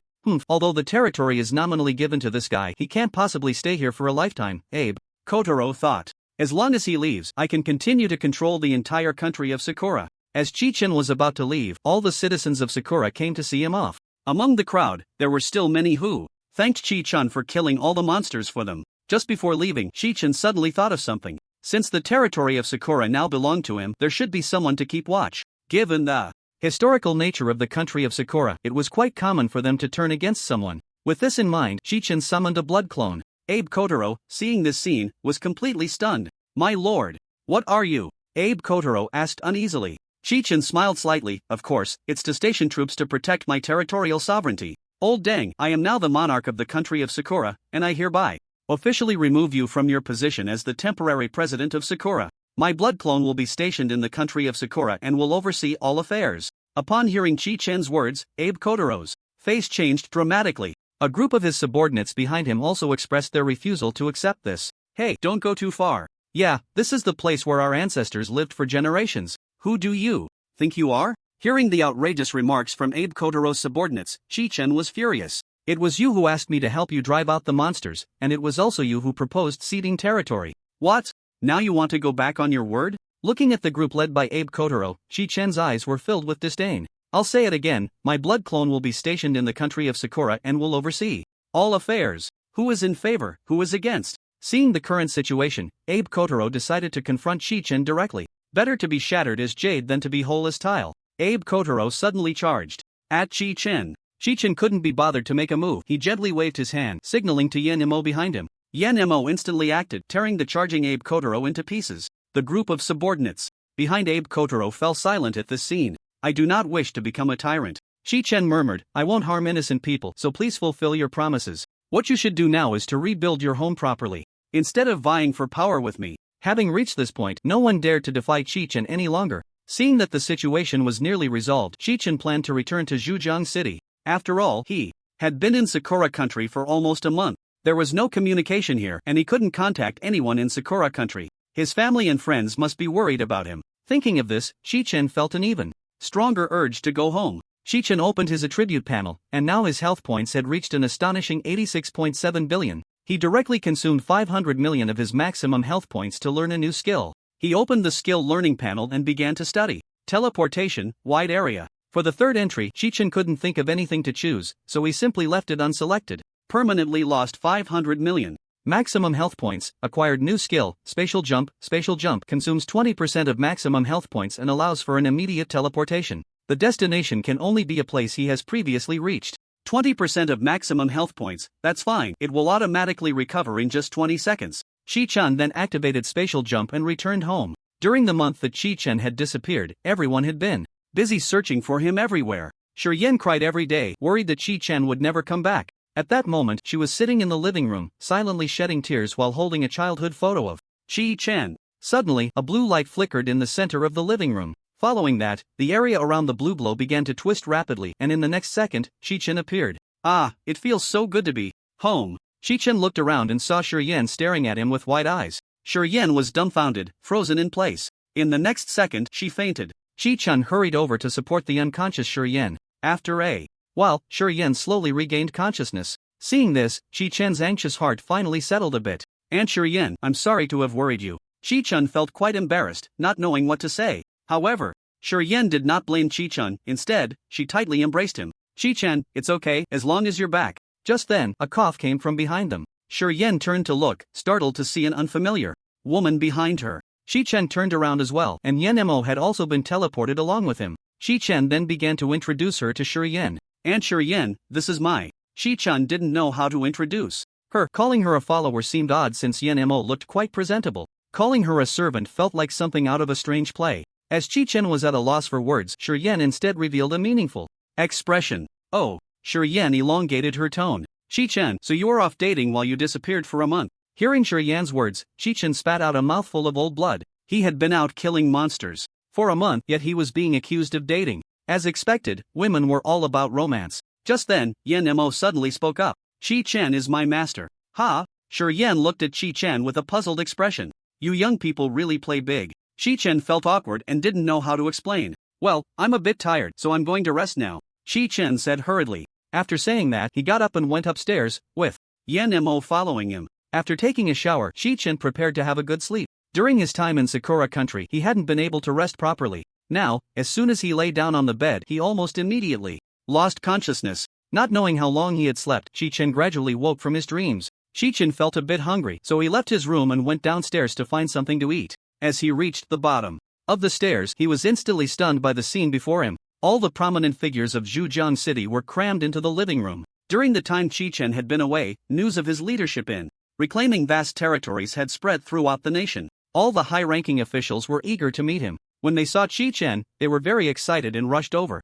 Chi-Chen, you finally returned. We were so worried about you. Where have you been all this time? Faced with the crowd's inquiries, Chi-Chen felt momentarily confused. Everyone, please calm down, Chi-Chen said with righteous authority. Upon hearing this, the crowd finally settled down. During my absence, I conquered the entire Sakura Nation. Now, all the territory of Sakura Nation belongs to me. The crowd was momentarily stunned by Chi-Chen's words. Although it sounded a bit far-fetched, they were aware of Chi-Chen's capabilities. I will take a few days to rest, and once I am done, I will reclaim all the territories of Xia Nation that have been occupied by monsters. As soon as Chi-Chen said this, the crowd erupted in an uproar. Chi-Chen, is that true? Reclaiming all the lost territories? That's no small feat. Facing their doubts, Chi-Chen knew that the best way was to take direct action. In the next moment, he summoned his blood clones, which scattered in all directions. Just wait, tomorrow, all the lost territories in the western region will be fully reclaimed, Chi-Chen said confidently. The crowd exchanged glances. Chi-Chen's words were truly shocking to them, far beyond their comprehension. What you all need to do now is to send personnel to properly station in the reclaimed areas, Chi-Chen added. Upon hearing this, the crowd was momentarily bewildered. Hey, this Chi-Chen, could he be out of his mind? Who knows? Let's just observe for now. The crowd began to whisper among themselves, and seeing this, Chi-Chen smiled slightly. Please rest well here, it won't be long before news arrives. After saying this, Chi-Chen turned and entered the dining room to eat. The crowd had no choice but to sit in the living room and wait. Half an hour later, one person's phone suddenly buzzed with a message. He took out his phone to check, and at that moment, his pupils shook. What? The dark forest in the northeast has been reclaimed? Soon after, the phones of others began to ring as well. Everyone received messages from different legions. The content of the messages reported various areas occupied by monsters being resolved by a lone man. Only then did the crowd believe Chi-Chen's words, and they all stood up to leave, preparing for the reclamation work. The noisy living room returned to silence, and Chi-Chen felt much more at peace. At this rate, it will only take half a year to reclaim the entire territory of Xia Nation, Chi-Chen thought to himself. People will finally be able to live without the disturbance of monsters. The next day, in a mysterious conference room, the Abyss Apostles gathered together, and everyone's expression was not good. May, what on earth is going on? The Abyss Apostle January angrily reprimanded. How could such a person appear in the southwestern region you oversee? Act immediately, do everything you can to eliminate this person. We cannot allow him to threaten the current order. May smiled slightly. Rest assured, I will personally handle the matter. Regarding Chi-Chen, I think it's better to let it go, said the leader of the Abyss Apostles, 13-month. We will discuss your punishment later, May. Everyone, move out together. Mission, eliminate Chi-Chen. A teleportation array unfolded, and all the Abyss Apostles were instantly transported to Chi-Chen's estate. While reading, Chi-Chen suddenly felt an unprecedentedly intense aura of the abyss. This abyssal presence was 100 times stronger than before. Chi-Chen immediately realized that something was terribly wrong. He opened the window and looked outside. A massive shockwave was rushing towards him. Damn it, living in such a remote place is a disadvantage. A whole group of people just barged into his estate, and he had no way to stop them. The enormous shockwave instantly flattened Chi-Chen's house. Fortunately, he transformed into a blood pool in time, avoiding the blow. However, the servants inside the house were not so lucky. All the servants perished in the recent shockwave. Damn it! Chi-Chen seethed with anger. There were others in the estate, and he couldn't let them be affected. With that thought, Chi-Chen activated spatial leap, transporting himself to an open area in the Longji Mountains. He knew that the group would soon follow him. Sure enough, the next second, they appeared before Chi-Chen. Who are you? Chi-Chen asked coldly. This will be your last chance to speak. This guy has quite the attitude, Yu sneered. I'll kill him right now. With that, Yu suddenly charged at Chi-Chen. In a flash, a blade of light cut through the air, and Yu's head fell to the ground in an instant. Chi-Chen's strike had dealt over 8 billion points of damage. After a day of accumulation, the blood clone had increased Chi-Chen's life points by nearly 20 billion. Now, Chi-Chen's life points had reached a terrifying 94.7 billion. Yu was killed with one strike? Yu said, in disbelief. Everyone stay calm. This person is definitely not easy to deal with, said Sanyu, the leader of the group. At that moment, Chi-Chen was filled with murderous intent. None of you will leave today. The next second, Chi-Chen summoned his blood clones, surrounding the Abyss Apostles. The Abyss Apostles present were instantly stunned. Chi-Chen waved his hand lightly, and the blood clones charged at the Abyss Apostles. The Abyss Apostles used all their skills to counter Chi-Chen's blood clones. Despite their best efforts, under the overwhelming numerical and power advantage, the Abyss Apostles were utterly powerless. Soon, only Sanyu remained among the 13 Abyss Apostles. The reason Sanyu was still alive was that Chi-Chen wanted to keep him. From the recent battle, Chi-Chen could tell that this man was the leader of the group. The blood clone seized the opportunity and disarmed Sanyu. Without his weapon, Sanyu was increasingly at a disadvantage. Chi-Chen's health was like a bottomless pit. No matter how hard he hit, he couldn't kill him. Finally, Sanyu was defeated, pinned to the ground by Chi-Chen's blood clone. Chi-Chen approached Sanyu and began the interrogation. Tell me, who are you? And why can you manipulate the power of the abyss at will? Sanyu remained silent. You're still being stubborn even when death is imminent, Chi-Chen said. With that, Chi-Chen opened the skill system. Interrogation, control, read. This should do it. Permanently lost 500 million life points, acquired new skill, Soul Judgment. Soul Judgment consumes 15% of current life points, pulling weakened enemy units into the judgment space and activating Judgment mode. Chi-Chen smiled slightly and activated Soul Judgment on the bound Sanyu. The next second, Sanyu was pulled into an alternate space. Just as he tried to resist, he found himself shackled, hanging on a cross, unable to move. Tell me, what is your identity?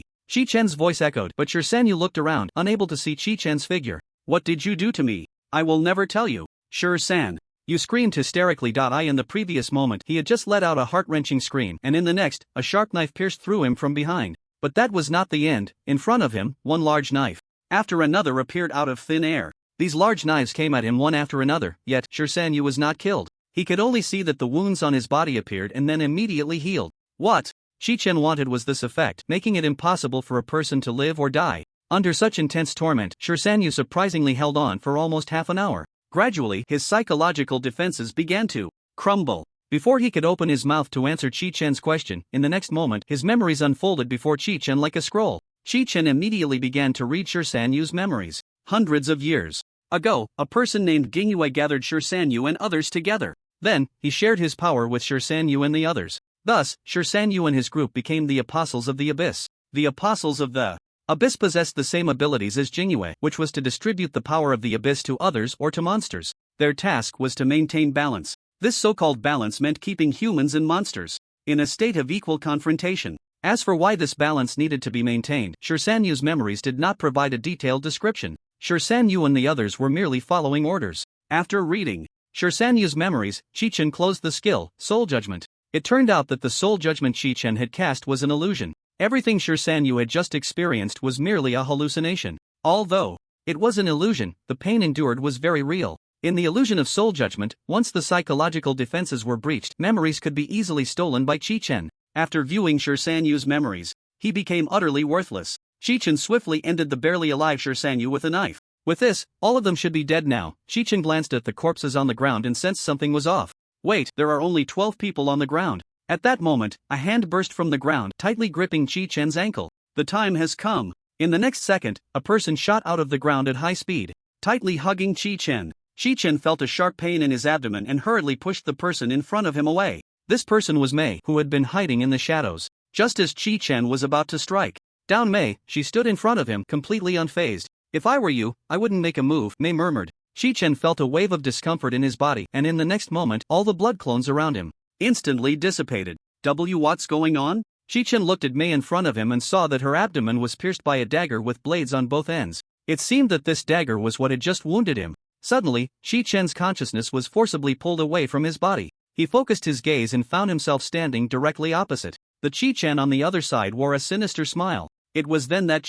Chen realized his consciousness had been forcibly swapped. Now, his consciousness was inside Mei's body. What exactly did you do? Chen gritted his teeth and asked in pain. The Chen on the opposite side, or rather Mei, smiled slightly. Do you see the dagger sticking out of you? This is the exchange dagger that combines the power of the Abyss. As long as both parties are pierced by this dagger at the same time, the blood will merge at the center of the dagger, allowing both parties to swap bodies. Chen's face was one of disbelief as he struggled to resist. His consciousness flickered back and forth between his own body and Mei's. Don't waste your effort, Chen. Mei said with a wicked smile, it's futile. From today on, I am Chen. Mei occupied Chen's body, feeling the immense power of this physique. She began to check her attributes, and her pupils trembled in shock. Chen, you have actually grown to this extent. I was originally thinking of letting you grow a bit longer, but now it seems that reaching this level is already completely sufficient. Upon hearing Mei's words, Chen instantly understood everything. The reason he had been constantly encountering abyssal monsters and being targeted by others was precisely because Mei was behind it all. This guy had been secretly observing him, with the aim of one day swapping bodies with him. Chen felt 1,000 unwillingness in his heart. He had worked so hard to reach this point and absolutely could not die so helplessly. Chen forcibly concentrated his consciousness, trying to return to his original body. This move indeed worked. Their consciousnesses kept switching back and forth between their bodies. Mei became somewhat flustered. He hadn't expected Chen's willpower to be so tenacious. Chen, stop it now. What do you want to do? At this moment, Mei was completely panicked. He could feel Chen gradually regaining control of his body. Let me show you this. Mei, having taken over Chen's body, summoned blood clones. He wanted to use the blood clones to directly eliminate Chen. However, the blood clones did not obey Mei's commands. The blood clones surrounded Mei, stabbing him with knives one after another. You? What are you doing? At this moment, Mei was enduring intense pain. Chen seized the opportunity, firming his will, and attempted to regain control of his body. Under the intense pain, Mei's consciousness gradually scattered. In the next second, Mei's consciousness returned to his own body. Chen had regained control. Although Chen had regained control, he had just been stabbed a few times by the blood clones and was currently very weak. He lifted his head and glared fiercely at Mei. You dare to steal my body. You're dead. Before Mei could react, Chen had already charged in front of him. In the next second, Mei's head fell to the ground. All 13 abyssal apostles were eliminated by Chen. After the battle, Chen leaned against a stone to rest. Thanks to the recovery effect of the Dragon Slayer warrior set, it wouldn't be long before Chen could fully recover his blood. While resting, Chen pondered over the matter of the abyssal apostles. From the memories of the 13th month, he had retrieved a location. There, it was the rooftop of the exchange. Chen made up his mind to go there and take a look. After a brief rest, Xiaofeng stood up and teleported back to the manor. During his absence, the manor had finally been rebuilt. Now that he had just returned, the newly built villa was gone again. This place truly had some bad feng shui. Xiaofeng sighed deeply, mourning for the innocently wronged souls. Just then, he heard Shurian's voice from behind. Oh my! How come the house is gone again?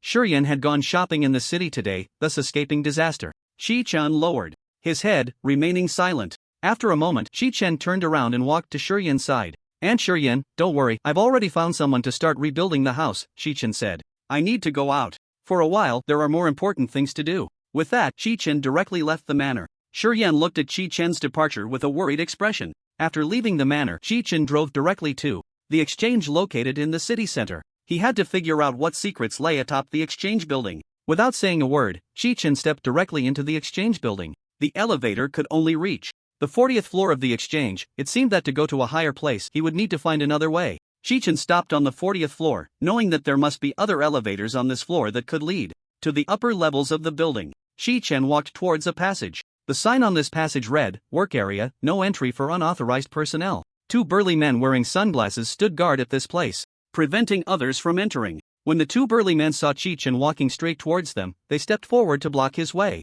"Please stop, ahead is the staff working area, no entry for unauthorized personnel," one of the guards said sternly. Shi-chen seemed to ignore the guard's words and insisted on moving forward. The 2 guards, seeing this, had no intention of holding back and directly attacked Shi-chen. Facing the assault from the 2 guards, Shi-chen remained undeterred and continued to advance. The guards unleashed all their strength, continuously attacking Shi-chen. However, their strikes had no effect on him at all. Seeing this scene, both of them were stunned. Shi-chen smiled slightly. Is that all? They couldn't even break my shield. Shi-chen threw a punch at each of the guards, sending them flying. After dealing with the 2 guards, Shi-chen walked into the passage. Sure enough, at the end of the passage there was a new elevator. Shi-chen stepped into the elevator and discovered that it could go directly to any floor of the building. Without hesitation, he pressed the button for the top floor, 200th floor. The elevator shot up with a whoosh. Strangely, no one came to stop Shi-chen from going upstairs. He had already thought it through. If the elevator stopped midway, he would just fly to the top floor.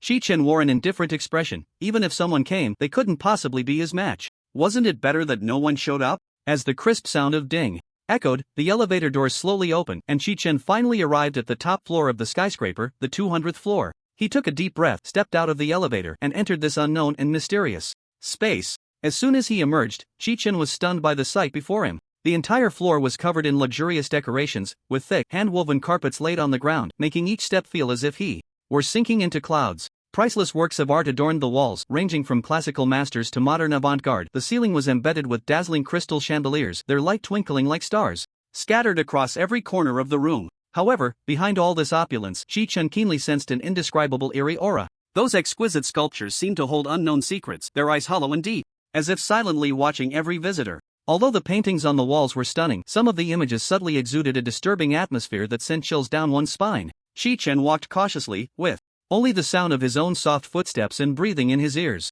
A faint fragrance lingered in the air, whether from some rare perfume or a hidden danger signal was unknown. He looked around, trying to find the source of that eerie feeling, but everything appeared so perfect and flawless, without any flaws. Shi-chen noticed an office desk in front of him, walked over, and rummaged through the documents on the desk. One document caught his attention. The order contract? Upon seeing the word order, Shi-chen recalled the order the Abyss Apostles were trying to maintain. Shi-chen opened the document to read, and after finishing, he understood everything. His hands trembled as he set the document down. The amount of information in the document was overwhelming, enough to completely overturn Shi-chen's worldview. He couldn't believe that the contents described in the document were actually true. Shi-chen's breathing grew heavy, and he slumped down in the office chair. At that moment, a man walked out from another room. Shi-chen, you are not mistaken. This world is exactly as described in the document. Shi-chen looked up at the man before him. This man was Li Zhe, the CEO of the Western Warzone Exchange. You all. The crowd around them turned their gaze in unison to the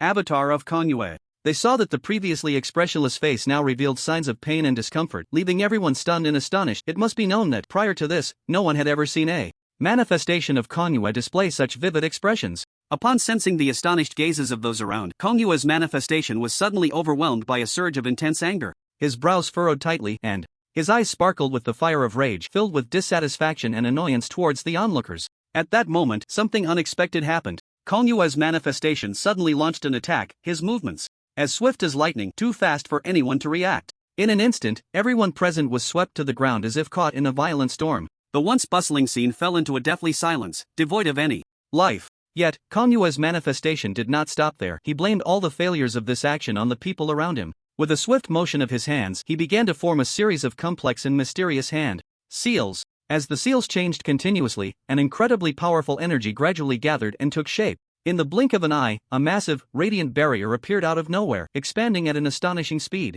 ultimately enveloping the entire Baidian city. This was Kongyue's abyssal barrier. Anyone who stepped into the abyssal barrier would have all attributes directly reduced by 90%. At this moment, this was the best way to deal with the incoming Qi Chen. It was essential for his true self to complete its cultivation in the void as soon as possible to have a fighting chance against Qi Chen. Where Qi Chen was, the tumultuous tide of monstrous beasts finally began to subside. After this heart-stopping, life-and-death battle, all the citizens seemed to awaken from a nightmare, while the soldiers who had participated in the fierce combat could finally relax their tense nerves and take a deep breath. Under the frenzied assault of these brutal monsters, the once prosperous and orderly city had become unrecognizable, a scene of devastation. In the streets and alleys, the bodies of humans and monsters lay scattered, some dismembered, others mangled, exuding a nauseating stench of blood. Blood stained the streets, ruins piled high, and the once beautiful buildings had now turned into mere remnants. Qi Chen, thank you so much. It's a good thing you stepped up at such a critical moment, exclaimed a soldier, his face weary but his eyes filled with gratitude.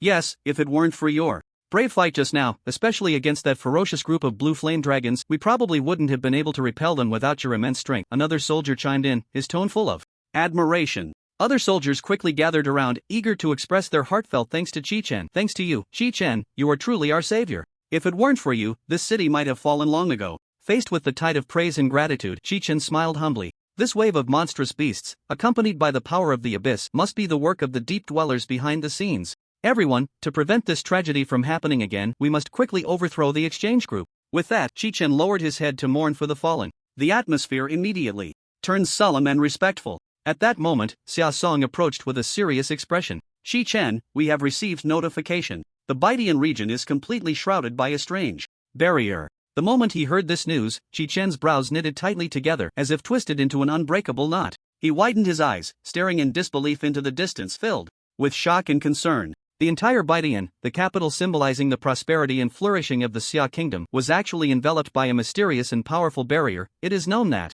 Baidian has always been the capital of the Xia kingdom, and its importance is self-evident. Now, shrouded in a barrier, this is undoubtedly a heavy blow to the Xia kingdom. Moreover, it also means that the entire Baidian has fallen into the hands of those terrifying abyssal beings. Just thinking about this made Qi Chen's heart sink. An ominous premonition surged within him like a tide. Without hesitation, he activated his spatial teleportation ability, attempting to reach Baidian directly. However, to his astonishment, no matter how hard he tried, he could not succeed in teleporting. Clearly, the barrier enveloping Baidian was no ordinary thing, and the power it contained far exceeded their imagination. Perhaps the leader of the abyssal beings was currently stationed in Baidian, commanding this terrifying operation. Captain Xia, I can go to Baidian alone. Qi Chen turned around and said to Xiaosong with a serious expression. He knew well that the road ahead was fraught with danger and that the enemy was powerful, but he was undaunted, his gaze as firm as a burning flame. Xiaosong looked at Qi Chen and nodded slightly. He understood that Qi Chen was not joking. With Qi Chen's strength and courage, he might indeed have the ability to face the crisis alone. Qi Chen, go ahead. We will stay here and work with the other legions to rebuild this heavily damaged city, Xiaosong said, patting Qi Chen's shoulder, his tone carrying a hint of concern and trust. Be careful on the way. Qi Chen nodded solemnly again, then activated Arcane Leap, his figure instantly disappearing from everyone's sight. Here it comes. Accompanied by a low and powerful whisper, Kongyue's previously tightly shut eyes suddenly opened wide, and in that moment, it was as if two bolts of lightning had flashed through his gaze. With his incredibly sharp perception, he could clearly sense that Qi Chen was approaching Baidian city at an astonishing speed. At this moment, Qi Chen had arrived at the outskirts of the barrier surrounding Baidian city. A layer of dark red barrier loomed like a massive dome, enveloping the entire city. As Qi Chen drew near this mysterious barrier, a chilling and terrifying force surged towards him, crashing against his body and soul like a roaring wave. However, in the face of such overwhelming intimidation, Qi Chen showed no signs of fear. His gaze was resolute and determined as he stepped boldly into the barrier. It's time to engage in a life-and-death battle with the abyssal beings, he murmured to himself, his voice filled with unwavering courage and determination. However, just as Qi Chen stepped into the interior of the barrier, he suddenly felt a strange force begin to frantically devour the energy within him. In the blink of an eye, he was horrified to discover that his strength was dissipating at an unimaginable speed. What's going on? Qi Chen exclaimed.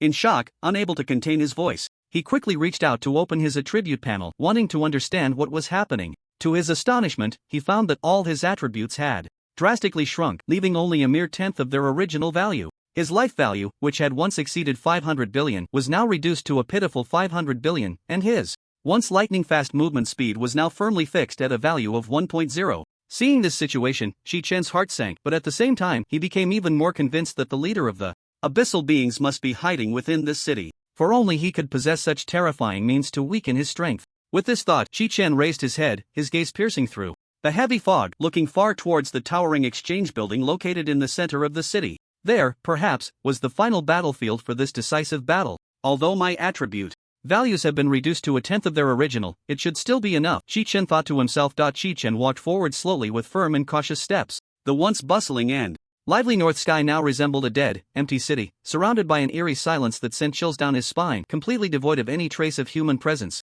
The wide road was cluttered with all sorts of cars, haphazardly parked like abandoned toys, quietly sitting there. Even more bizarrely, the interiors of these vehicles were completely empty, not a single shadow in sight.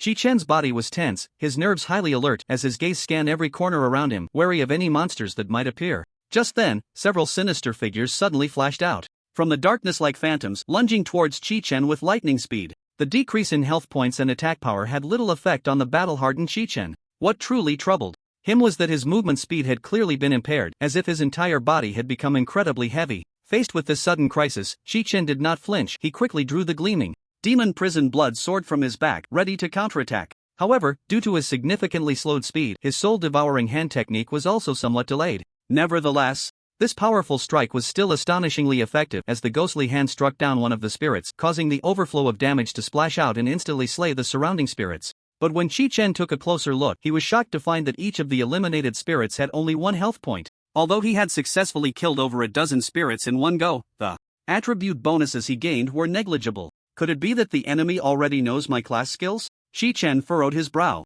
This battle would definitely not be so simple as Shi Chen had anticipated. The next moment, a dense swarm of spirits appeared out of thin air before him. Shi Chen had no desire to linger in battle. He knew that the real enemy was hiding in the exchange building. He charged straight towards the exchange building. Just then, the ground beneath his feet suddenly cracked open. Fortunately, Shi Chen reacted in time and did not fall. He let out a long breath, his racing heart finally calming down a bit, secretly relieved that he had not slipped into the bottomless pit below. However, just as he relaxed, a more terrifying sight suddenly appeared before him. The towering buildings that had surrounded Shi Chen seemed to come to life, rising from the ground and slowly hovering in midair. What? Shi Chen stared at this jaw-dropping spectacle, his mouth agape, feeling nothing but shock. Before he could recover from his astonishment, an even more astonishing event occurred. Those floating buildings began to crash down towards Shi Chen with tremendous force. Faced with this sudden crisis, Shi Chen dared not delay for a moment. He decisively activated his skills, summoning several blood clones with strength equivalent to his own.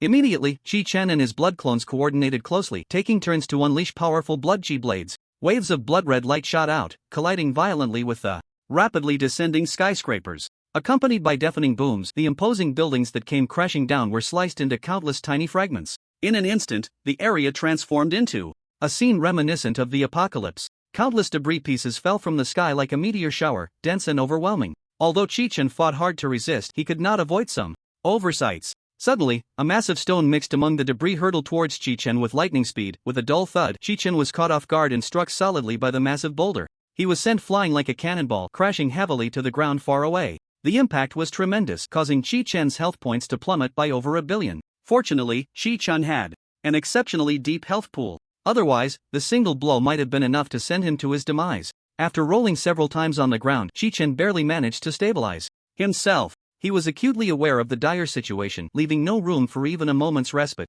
Thus, he quickly adjusted his state and stood up again, plunging into the fierce battle without hesitation.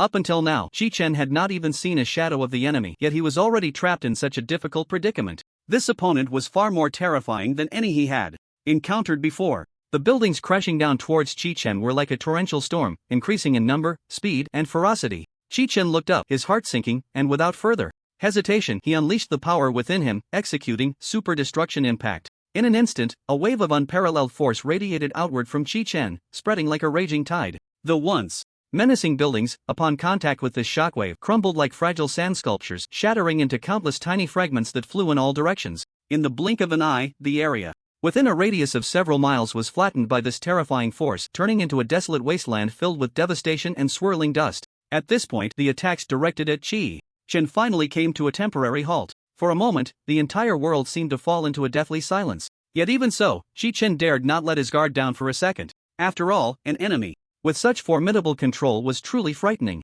Who could predict whether the next moment would bring another lethal attack from an unexpected corner? Thus, Chi Chen took a deep breath, suppressing the unease in his heart, and continued forward with steady and resolute steps. However, to his surprise, as he moved ahead, the surroundings maintained an eerie calm, not erupting into the heavy crises he had feared.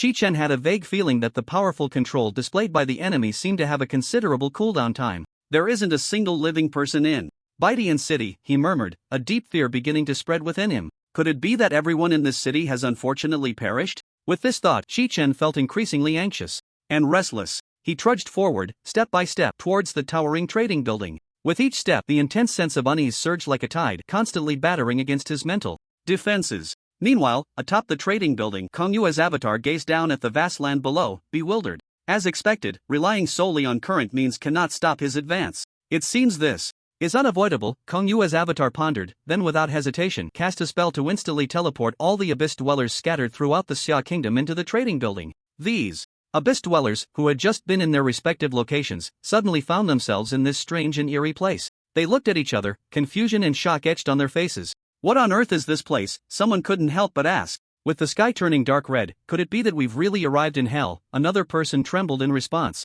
In an instant, the Abyss Dwellers began to whisper among themselves, their voices rising and falling. You are not wrong, this will be your hell. Suddenly, a deep and authoritative voice thundered in the minds of every Abyss Dweller like a clap of thunder. The voice seemed to come from the depths of the underworld, carrying an endless chill and sense of oppression. What is that sound?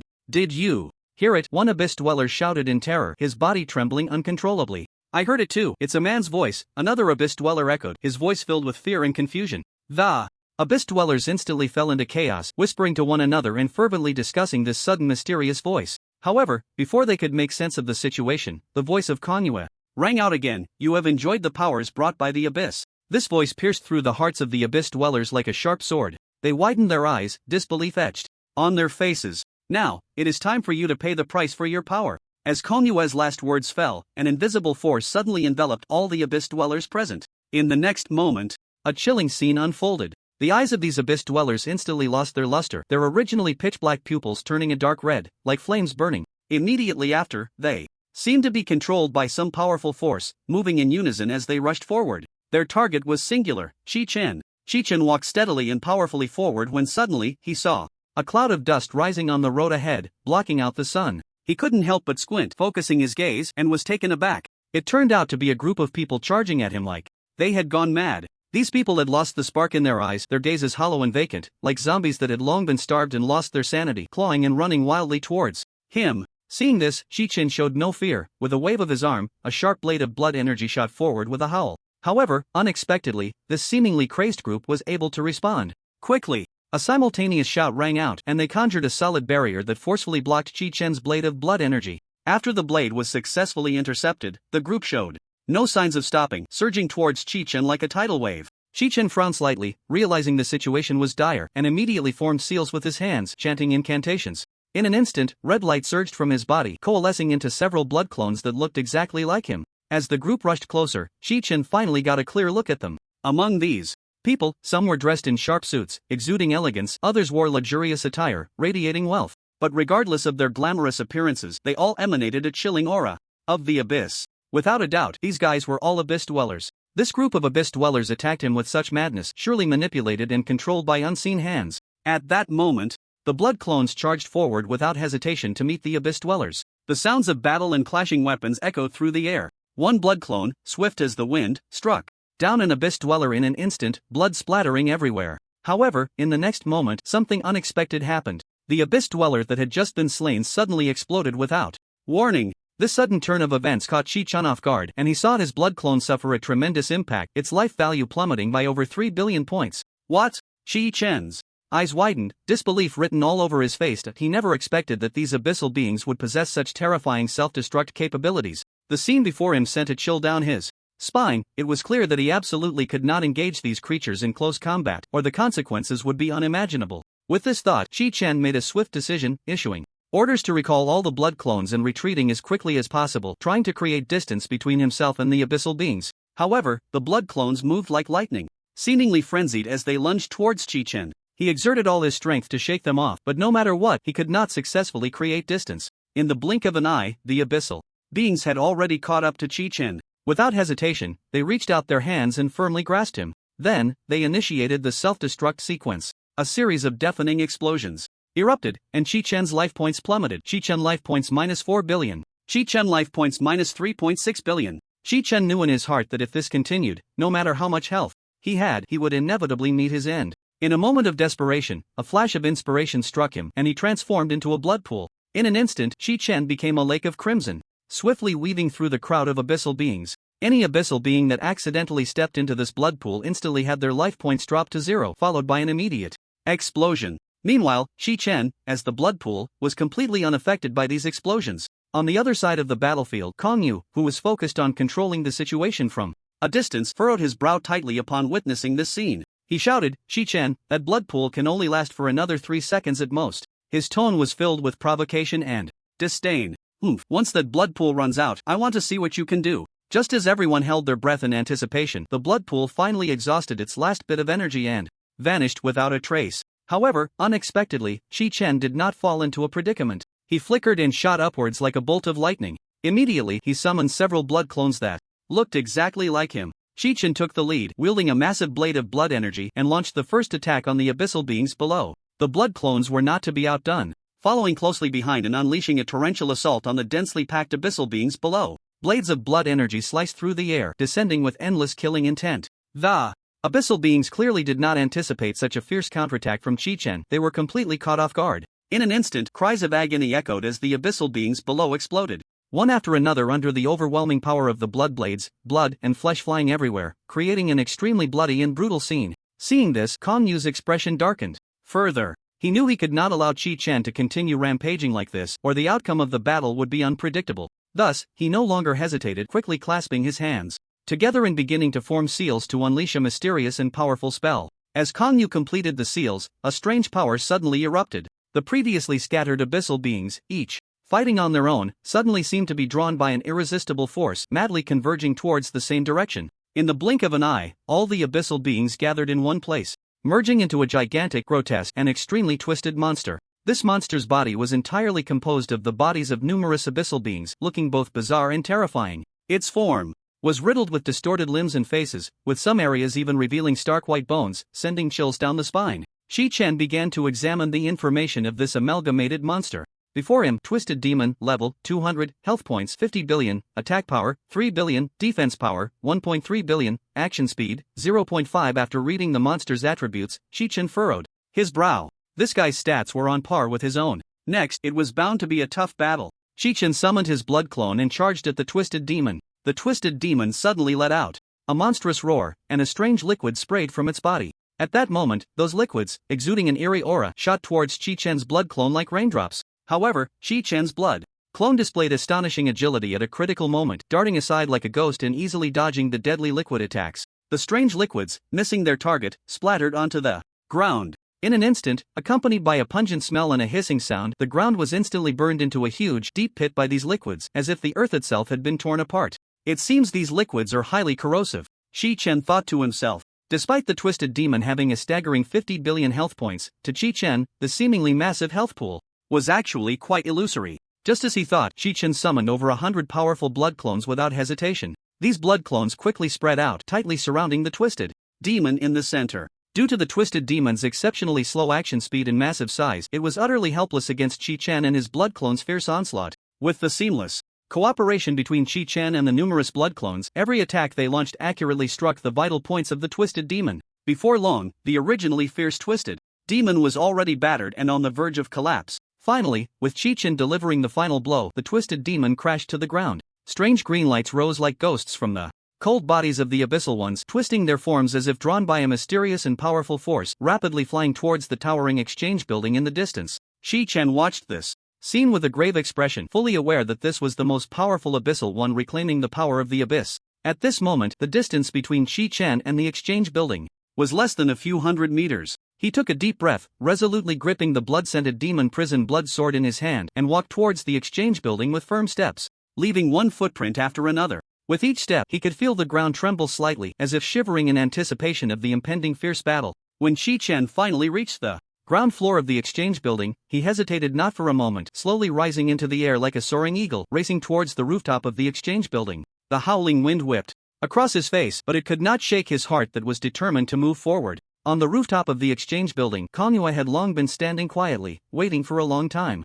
Chi-Chen finally arrived here, able to see with his own eyes the ultimate puppet master hidden behind everything. Not bad, Kongyue whispered softly, slowly parting his lips. His deep and magnetic voice seemed to echo in the air, instilling fear in those who heard it. To think that with just one person's strength, you could almost overturn the entire vast order of the Xia Kingdom. Chi-Chen suddenly raised the terrifying demon prison blood sword in his hand, the tip pointing directly at Kongyue, who stood not far in front of him. At that moment, Chi-Chen exuded an unparalleled aura of dominance and authority, like a war god descending to the mortal realm. Do you really think you can manipulate and control this world with that so-called power of the abyss?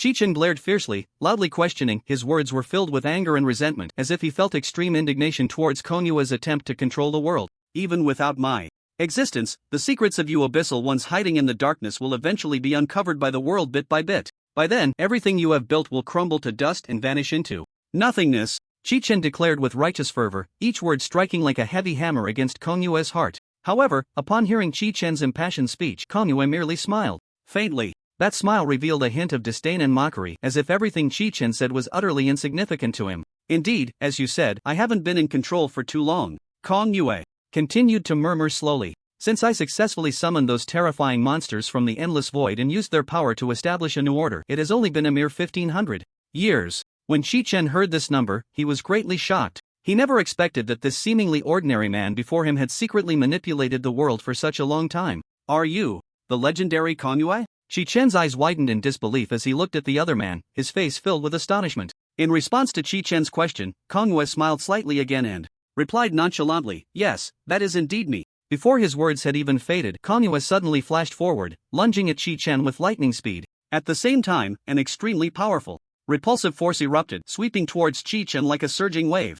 Chi-Chen had no time to react before he was struck by this overwhelming force. With a deafening crash, he was instantly sent flying off the top of the towering building like a cannonball. In that moment, Konyue appeared before Chi-Chen like a specter, his right hand reaching out to tightly grip Chi-Chen's neck. He then mercilessly exerted force, slamming Chi-Chen down to the hard ground like a sandbag. With a thunderous roar, the earth trembled violently as if struck by a massive disaster. Dust flew and debris scattered at the point of impact, creating a deep, horrifying pit. At that moment, Chi-Chen's life value plummeted by a staggering 6.5 billion. Such terrifying damage would have likely claimed the life of anyone else, but Chi-Chen did not fall into a state of panic. Gritting his teeth against the excruciating pain, he quickly grasped the demonic blood sword, which shimmered with a strange crimson light, and without hesitation, he swung it fiercely at Konyue. However, Konyue's reaction was as swift as lightning. He dodged Chi-Chen's fierce strike with ease. Notably, Konyue's movement speed was an impressive 10.0. In contrast, Chi-Chen, due to the suppression of the powerful barrier around him, had all his attributes significantly reduced, especially his movement speed, which had become extremely slow, making it impossible for him to keep up with Konyue's lightning-fast pace. Just as Chi-Chen struggled to rise from the ground, he barely had time to catch his breath before he realized that in the next second, Konyue had already begun to form seals with both hands at lightning speed. As he chanted incantations, mysterious beams of light continuously surged from his fingertips, rapidly converging together. In the blink of an eye, the massive trading building that had been standing on the ground began to rise slowly, as if it had lost the binding force of gravity, floating little by little into the air. In the next moment, the magnificent exchange building that had been quietly suspended in the air suddenly seemed to be torn apart by a mysterious and powerful force, collapsing into pieces. In the blink of an eye, this massive structure transformed into countless enormous stones, each as heavy as a small mountain. Konyue casually waved his arm, and those gigantic stones, as if commanded by him, hurtled towards Kitchen like shooting stars. Caught in this rain of stones, Kitchen nimbly dodged left and right. However, the stones were too densely packed, and occasionally, when he couldn't avoid a few, he swung his sword without hesitation, cleaving them in half. In an instant, a deafening roar echoed through the sky. At the same time, clouds of dust were kicked up, obscuring the sun. Despite the overwhelming momentum of Konyue's attack, surprisingly, such a fierce onslaught failed to inflict any substantial harm on Kitchen. Just as the thought crossed his mind, a furious roar erupted, and Kitchen leaped out from the swirling dust like a fierce tiger breaking free, charging straight at Konyue. Facing the rapidly approaching Kitchen, a slight smile curled at the corners of Konyua's mouth, revealing a cold grin. He swiftly reached into his bosom and pulled out a gleaming dagger. In the blink of an eye, he hurled the dagger with lightning speed and it pierced through Kitchen's body like a bolt of lightning. Just as Konyua was filled with joy, believing he had succeeded, the scene before him left him astonished. Kitchen, pierced by the dagger, vanished into thin air like smoke. It was only then that he realized that the attack aimed at him was merely a blood clone of Kitchen. Almost simultaneously, countless blood clones seemed to rain down from the sky, surging towards Konyua from all directions. These blood clones surrounded Konyua tightly, leaving no room for escape. Following that, blades of blood energy flickering with a strange red light rained down upon Konyua like a torrential downpour. Sensing the imminent danger, Konyua knew that if he did not take countermeasures he would likely perish today. Thus, he made a quick decision, clasped his hands together, and chanted incantations. In an instant, a deep, dark abyss split open before him, accompanied by chilling roars, as monstrous creatures with hideous faces were summoned from the endless darkness, clawing their way towards the blood clones. Attempting to shield Konyua from the fierce onslaught, a confident and disdainful smile crept onto Konyua's lips. Kitchen's blood energy blades were effortlessly blocked by the monsters before him. Just as Kitchen felt a surge of pride, he was unaware that danger was quietly approaching. Suddenly, Kitchen appeared in midair like a ghost, his speed as swift as lightning streaking across the night sky. This sudden strike was so rapid and unexpected that Konyua had no time to react. In an instant, a dull thud echoed, and Konyua's body involuntarily flew backward, blood spurting from his mouth. Looking at Konyua's back, a shocking blood mark appeared, deep enough to see the bone. Having suffered such a severe blow, Konyua dared not delay. He gritted his teeth against the pain and moved with extraordinary speed, trying to create a safe distance from Kitchen. At the same time, he unleashed his invisible repulsion without hesitation, a powerful force surging towards Kitchen in an instant. However, Kitchen seemed to have already anticipated Konyua's intentions. Just as Konyua extended his right hand to release the invisible repulsion, Kitchen suddenly sidestepped, his movement clean and swift, like an antelope's horns, leaving no trace. In this way, Kitchen successfully evaded Konyua's deadly strike. What? He actually dodged it? Konyua's eyes widened in shock. He never expected that Kitchen could so easily evade the invisible repulsion. This invisible force was elusive, incredibly fast, and difficult to dodge. Although Kitchen had narrowly escaped Konyua's attack, there was still a significant gap in their movement speed. As time passed, the distance between the two gradually widened, and the battlefield fell into a strange stalemate. At this moment, Kitchen furrowed his brows tightly, contemplating his strategy. Taking advantage of the brief pause during their earlier clash, he seized the opportunity to check Konyua's attributes. He hadn't expected it, but upon seeing the numbers, even the usually calm and composed Kitchen couldn't help but gasp. It turned out that Konyua's health points were an astonishing 100 billion. Such terrifying data undoubtedly put unprecedented pressure on Kitchen. Even though this guy has 100 billion health points, it's just a matter of 10 strikes for me. Kitchen thought to himself. Why not learn a new skill directly and quickly take this guy down? Everything would be resolved then. At that moment, Kitchen pushed off the ground with force, his figure shooting backward like an arrow released from a bow. Naturally, Konyua, who had been closely monitoring Kitchen's every move, would not let this fleeting opportunity slip by. With a flash of brilliance in his eyes, he leaped into the air like a great rock spreading its wings. At the same time, a dazzling spiritual light suddenly surged from the palm of his right hand, quickly gathering and condensing into an incredibly sharp battle spear. In the blink of an eye, Konyua swung his arm, and the spear, shimmering with spiritual light, whistled through the air toward Kitchen with lightning speed. Faced with this sudden attack, Kitchen did not appear flustered. He took a deep breath, and in an instant, a burst of blood-red light erupted from his body, followed by several identical blood clones appearing before him, forming an unbreakable defense. However, something unexpected happened. When the fierce battle spears met the blood clones in midair, a series of crisp sounds rang out, reminiscent of shattering glass. Those seemingly powerful blood clones exploded upon contact with the spears, scattering into countless tiny blood-red fragments. What? Seeing this scene, Kitchen's eyes widened in disbelief. He never imagined that these spears would possess such terrifying power, capable of one-hit kills against the blood clones he summoned. As he ran, Kitchen opened the skill learning system. He selected the keywords guaranteed hit, short cooldown, and quick. In the next second, Kitchen consumed 500 million of his maximum health points to learn a new skill, Steel Break Flash. Kitchen examined the characteristics of Steel Break Flash. Steel Break Flash consumes 5% of maximum health, locks onto a single enemy target, teleports next to the enemy for a surprise attack, dealing 100% attack power damage, and this attack cannot be evaded. It was over. Everything was over. As Kitchen's gaze fell on the detailed skill description, a realization surged within him. This fierce battle had reached its conclusion. In the next second, Kitchen unhesitatingly unleashed his powerful ability, summoning all the hidden blood clones. A total of 500 blood clones appeared on the smoke-filled battlefield like well-trained soldiers, standing in perfect formation. They stood tall, exuding a chilling aura. Yet, in the face of such a spectacular sight, Kongyue merely raised the corner of his mouth, revealing a hint of a disdainful smile.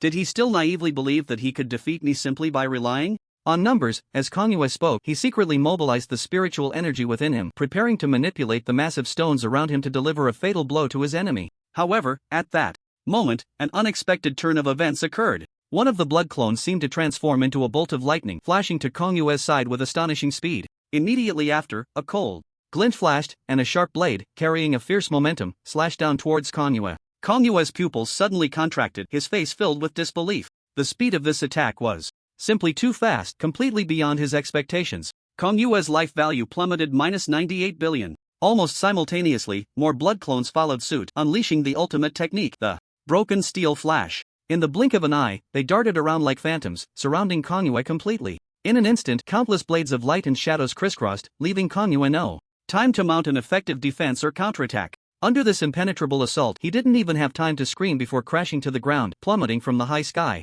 Watching this scene unfold, Chichen slowly exhaled a breath of foul air, whispering, "Finally, is it over?" A loud bang echoed, like the roar of thunder, as Kongyue's massive body slammed into the ground, shaking the earth and mountains, raising a cloud of dust that obscured the sky. Chichen hurriedly approached with caution to check the situation. Once the dust settled, Chichen finally saw the scene before him. Kongyue lay on the ground, like a lifeless statue, completely still. However, at that moment, something unexpected happened. Kongyue's mouth curled into a slight upward smile, forming an extremely eerie grin. "Time is already enough." Kongyue's voice seemed to come from the depths of hell, carrying a chilling aura that sent shivers down one's spine. Chen's heart tightened, an ominous premonition surged within him like a tide. He widened his eyes, staring intently at the fallen Kongyue, and shouted angrily, "What are you talking about? What time is enough?" Before his words could finish, an even more astonishing scene unfolded. Kongyue's body suddenly seemed to be controlled by an invisible force, instantly transforming into a whirlwind of sand and dust, scattering with the wind, disappearing without a trace in the blink of an eye. However, even though Kongyue had vanished, the mysterious barrier that had enveloped the surroundings showed no signs of dissipating. Chichen furrowed his brows, filled with suspicion as he observed his surroundings, trying to uncover the clues. Just as Chichen was deep in thought, a massive rift in the void slowly opened before him without warning. Following that, a figure gradually floated out from the deep, dark crack. When the figure fully emerged, Chichen couldn't help but be taken aback, for this person looked exactly like Kongyue. However, upon closer inspection, it became evident that this newly appeared Kongyue exuded a terrifying sense of oppression and a powerful aura that far surpassed the previous Kongyue. The Kongyue before him slowly opened his eyes, an invisible pressure making it hard for Chichen to breathe. "Chichen, you have some skill," Kongyue murmured, "to be able to defeat my clone." "What?" Hearing Kongyue's words, Chichen's heart jolted. The one he had fought earlier was merely a clone of Kongyue? Chichen's brows furrowed tightly. He never expected that the real challenge was just beginning. Kongyue elegantly raised his slender and long fingers slightly. It was as if time froze at that moment, and then an astonishing scene unfolded. An enormous meteorite, as massive as a mountain, descended from the vast sky, roaring down with blazing flames and thick smoke, like a harbinger of the apocalypse. Chen's eyes widened, disbelief etched on his face as he stared blankly at the breathtaking scene before him. The meteorite was simply too massive, its terrifying aura sending chills down one's spine. A rough estimate suggested that its size could completely cover the entire North Sky City, instantly turning this city into a terrifying wasteland of ruins and ashes. The quickest solution at hand was to eliminate the void moon before him. The blood clones once again locked onto the void moon, unleashing the steel break flash. However, it seemed that an invisible barrier appeared around the void moon, preventing the blood clones from getting close. Chichen checked the attributes of the void moon. Void moon level 200 health points, 1 trillion attack power, 50 billion defense power, 20 billion action speed, 10.0 what? 1 trillion health points? Chichen's heart surged like a stormy sea, exclaiming in shock. Faced with such a vast disparity in health points, a wave of despair washed over him. "Chichen, you can't even break my barrier, yet you dare to compete with me? That's simply a fool's dream." The corners of the void moon's mouth curled up slightly, revealing a disdainful smile, his eyes filled with contempt. Before he finished speaking, he quickly formed seals with both hands, chanting incantations, and as the spell was cast, the ground began to tremble violently. In the next second, a jaw-dropping scene unfolded. Countless streams of molten lava erupted from the ground like a volcanic explosion, shooting straight into the sky. Wherever the scalding magma flowed, everything turned to ashes. Chichen's pupils constricted sharply, his heart filled with alarm. He dared not delay for a moment, his figure darting rapidly, dodging the raging flames that erupted from the ground. In a moment of inattention, Chichen was struck by a stream of lava shooting up from the ground. In an instant, he felt an extremely Scorching force pierced through his body, unbearable pain coursing through him. At the same time, his health points plummeted like a flood breaching a dam, decreasing by over 80 billion in the blink of an eye. This is bad. This is a huge problem. Chi Chen's face turned pale, cold sweat pouring down his forehead. But even in such a perilous situation, he gritted his teeth, refusing to give up easily. He knew well that if he gave up resisting now, only death awaited him. Thus, Chi Chen endured the pain, continuing to desperately evade the attacks coming from all directions, racking his brain for a way to break through. At that moment, Chi Chen's gaze fell upon the abyssal rift behind the void moon. In the next second, without hesitation, Chi Chen unleashed his powerful arcane leap skill, his figure flashing like lightning, and in the blink of an eye, he appeared before the mysterious void rift. The void moon, caught off guard by Chi Chen's actions, was momentarily at a loss, thinking Chi Chen intended to sneak up behind him for a surprise attack. Who, you actually dare to attempt a sneak attack on me? Do you really think you can succeed like this? You're simply too naive. The void moon snorted coldly, secretly contemplating how to counter Chi Chen's potential assault. Meanwhile, he had already begun to mobilize the power within him, ready to launch a counterattack at any moment. However, at that moment, a jaw-dropping scene occurred. Chi Chen, showing no fear, pushed off the ground with both feet, leaping high like an arrow, released from its bow, charging straight into the void rift. Not good. This is a serious problem. The void moon's expression changed drastically upon seeing this, suddenly realizing that the situation was far worse than he had imagined. As Chi Chen had already taken the lead and entered the void rift, the void moon dared not delay for a moment and followed suit, leaping in after him. On the other side, Chi Chen, with his agile movements and excellent reaction speed, had already stepped into this mysterious and unpredictable void world. As he slowly opened his eyes, the scene before him made him gasp in astonishment. Before him lay a fragmented and shattered canyon, surrounded by jagged rocks and towering cliffs. Above, the sky shimmered with a strange light, vibrant and colorful like the northern lights. Could this be the legendary void? Chi Chen murmured to himself, filled with shock and curiosity. Just as he was immersed in this novel environment, a sudden stench of blood rushed towards him. Immediately after, a gigantic octopus-like monster, as massive as an elephant, lunged at him with its tentacles flailing. The creature was covered in a slimy black substance, its countless tentacles thrashing wildly in the air, looking exceptionally fierce and terrifying. Yet, in the face of such a ferocious enemy, Chi Chen showed no sign of fear. With a flick of his wrist, he drew the blood sword of the demon abyss from his back, transforming it into a cold gleam aimed directly at the octopus monster. With a swift whoosh, as Chi Chen struck, the octopus monster didn't even have time to let out a scream before it was cleaved in two, its dark green blood splattering everywhere. You have killed the Eye of the Void, gaining a maximum health increase of 500 million points. Finally back. That familiar and powerful sensation surged back into his body like a tide. It was important to note that within the void, if it weren't for breaking free from the barrier meticulously set by Kongyue, Chi Chen might still be unable to reclaim those vital attributes he had lost. In that instant, Chi Chen felt as if he had been reborn. His previously sluggish speed returned in the blink of an eye to its former lightning pace, and the attack power that had once been diminished became overwhelmingly strong and unstoppable in an instant. As the Eye of the Void crashed down, the surrounding monsters seemed to suddenly sense some kind of danger signal, and they all rushed towards Chi Chen like a tidal wave. Looking at the dense swarm of monsters approaching, Chi Chen couldn't help but frown slightly, pondering, could it be that in this mysterious void, there are such powerful monsters everywhere? He quickly scanned his surroundings, his thoughts racing. At the same time, Chi Chen was astonished to discover that within this void he felt no passage of time or its existence at all. No wonder Kongyue could cultivate here for so long without showing any signs of aging. It turned out to be for this reason. With this thought, a confident smile crept onto Chi Chen's lips. Next, it was time for him to showcase his skills and dominate the battlefield. Chi Chen's gaze sharpened, locking onto a group of monsters not far ahead. Without hesitation, he unleashed a powerful soul-devouring hand. In that brief moment, almost negligible in duration, the multitude of monsters that had been lunging at Chi Chen with claws bared in fierce momentum fell to the ground like rice stalks, blown down by a gale. They didn't even have a chance to resist before meeting their demise, with not a single monster escaping this sudden catastrophe. Meanwhile, Chi Chen felt an immense surge of energy flooding into his body like a tide. He glanced at his status bar and saw the number representing his maximum health skyrocketing, increasing by billions in the blink of an eye. The thrill of this sudden power boost exhilarated Chi Chen, prompting him to shout in delight. This feels amazing, absolutely amazing. His once handsome face twisted with extreme joy, revealing a grin that bordered on the maniacal. However, despite just having dealt with a large batch of enemies, new monsters continued to emerge endlessly around him, charging towards Chi Chen fearlessly. Yet, in the face of these relentless foes, Chi Chen remained undaunted, his eyes sparkling with excitement because he knew in his heart that as long as he continued to kill monsters here, his attributes would eventually rise to a terrifying level that could be considered against the heavens. Meanwhile, on the other side of this vast and boundless void world, Kongyue quietly arrived in a completely unfamiliar area through a mysterious rift in the void. Given the sheer vastness of the void, even someone as powerful and perceptive as Kangwoo found it difficult to determine where Kitchen was at that very moment. Damn it, I was too careless this time. Kangwoo furrowed his brows tightly, silently lamenting. He was well aware of Kitchen's astonishing potential. If he allowed him to rampage through the void, it wouldn't be long before Kitchen's strength surpassed his own. With this thought, Kangwoo felt a surge of urgency and resolved to find Kitchen as quickly as possible, determined not to give him any opportunity to grow stronger. Kangwoo swiftly flew into the sky, racing through the void in search of Kitchen. Little did he know, within just a few minutes, Kitchen had already slain wave after wave of monsters. In a mere span of minutes, Kitchen's life points had skyrocketed by over 10 billion.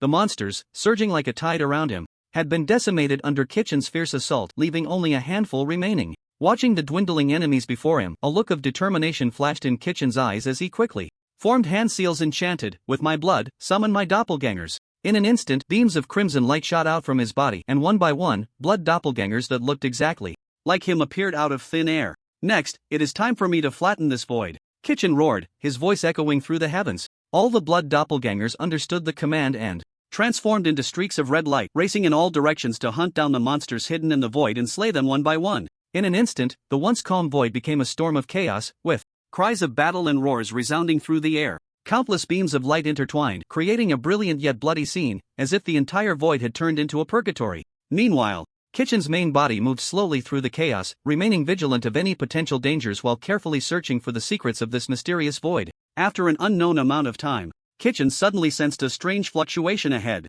He quickened his pace and soon came upon a massive stone tablet standing there. The tablet looked ancient, its surface covered in thick dust, and it was severely cracked, as if it had endured countless years of wear and tear. Kitchen cautiously approached the tablet and gently wiped away the dust. As the dust was gradually removed, the blurred text on the tablet began to reveal itself. Kitchen focused intently on reading the text, and the more he read, the more shocked he became. Within the void, boundless and vast, monsters will continuously spawn. Due to the tablet's severe damage, most of the text was illegible, but even the parts that were clear were enough to leave Kitchen in awe. Within the void, boundless and vast, and monsters will continuously spawn? Kitchen's eyes widened in disbelief as he muttered to himself. Wasn't this the monster hunting paradise he had always dreamed of? Here, not only was the space vast and limitless, but there were also endless monsters for him to hunt. More importantly, these monsters were incredibly powerful. With life points reaching billions, even the weakest among them had tens of millions. With this thought, Kitchen couldn't help but feel his heart race with excitement, his blood boiling. The blood doppelgangers had only been out for a few minutes, and his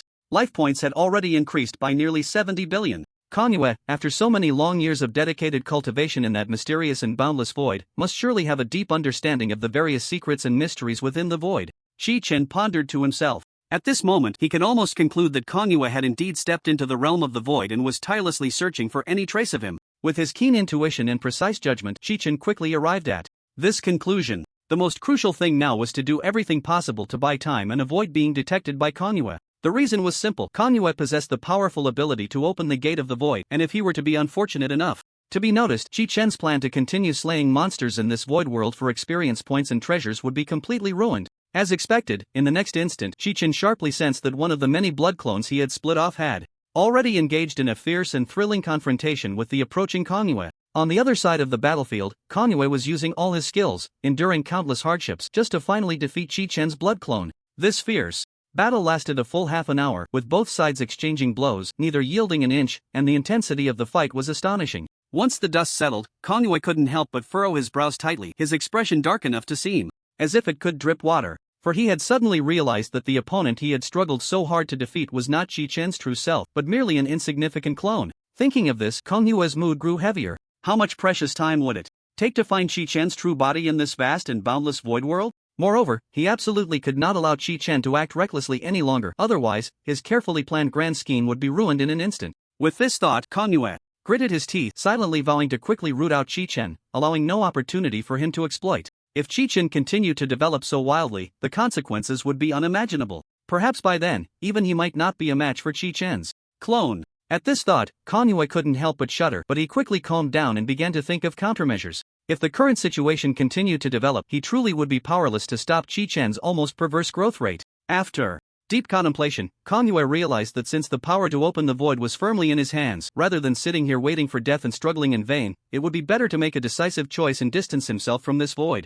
Never to set foot here again. As long as he could successfully escape, even if Chi-Chen possessed earth-shattering abilities, he would only be trapped in this endless void with no chance to return to the real world and cause chaos. It must be said that, under the current circumstances, this seemed to have become the wisest choice. Konghua let out a long sigh, knowing that while this method could permanently seal Chi-Chen away, time within the void would not flow normally like it did outside, and the secret to his immortality lay precisely within this void. Once he lost contact with the void, Konghua understood that he would gradually age like an ordinary person in the real world. But at this point, he realized he could not have both fish and bears. He had to make a difficult choice between the two. Finally, Konghua gritted his teeth and made up his mind, resolutely opening the rift in the void and stepping inside without hesitation. However, he never expected that just as he stepped into the rift, taking advantage of the moment before it completely closed, a blood clone followed him like a ghost, swiftly slipping in as well. In the distance, Chi-Chen's lips curled into an evil smile. Fortunately, he had hidden a blood clone in the shadows to observe. Otherwise, he would have been forever sealed in this void. Chi-Chen smiled slightly and continued to grind monsters in the void. Now that he had a blood clone in the real world, he could switch places with it and return to the real world once he had finished grinding. On the other side, in the real world, when Konghua returned to this familiar yet strange land, he was completely focused on the scene before him, completely unaware that a blood-red figure was silently following him like a ghost. At this moment, Konghua stood still, his hands quickly forming complex seals. With his movements, an incredibly powerful spiritual force erupted from his body like a surging wave. The strength of that spiritual force seemed to ignite the surrounding air, creating visible ripples that spread out in all directions. At the same time, the originally deep gaze of Konghua suddenly burst forth with a heart-stirring divine light, like two brilliant bolts of lightning tearing through the dark sky. His entire body radiated a layer of pure, holy brilliance, soft yet dazzling, like a rising sun, bringing endless warmth and hope. In the next second, a jaw-dropping scene unfolded. The once ruined Baidian city began to rapidly rebuild itself at an unimaginable speed, as if under some magical spell.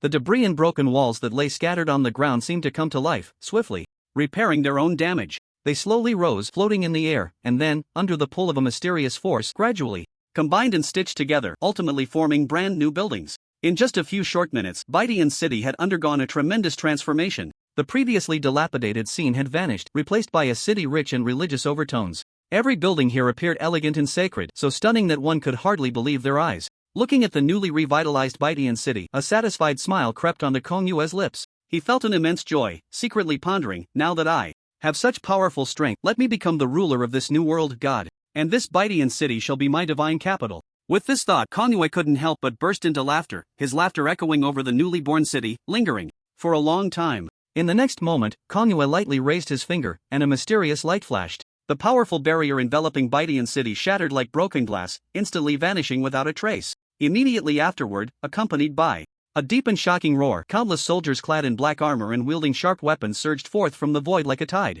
The blood clone hiding in the dark corner widened its eyes, fully focused on the scene unfolding before it. It pondered, what on earth are these suddenly appearing soldiers? Chi-Chen was equally shaken by the sight before him, his eyes wide with astonishment. However, he soon discovered the truth. Just as he had suspected, these soldiers were actually ordinary residents who had once lived in Baidian city. Ever since Konghua returned to this place, he had cast an extremely evil spell, transforming these innocent people into soldiers who obeyed his commands. At this moment, these soldiers stood before Konghua like puppets, lined up in perfect order. Their eyes were hollow, as if they had lost their souls, clearly indicating that their souls had been ruthlessly extracted by Konghua. In an instant, a dazzling lightning bolt streaked across the sky, followed by a colossal stone pillar emanating an eerie aura that descended from above. When this stone pillar crashed heavily to the ground, the entire earth trembled in response. Then, a chilling scene unfolded. Dark, abyssal power surged continuously from the stone pillar, like a torrential flood rushing straight towards the group of soldiers. Come, become my loyal slaves. Konghua squinted slightly, murmuring incantations, his voice soft yet clear enough to reach everyone's ears.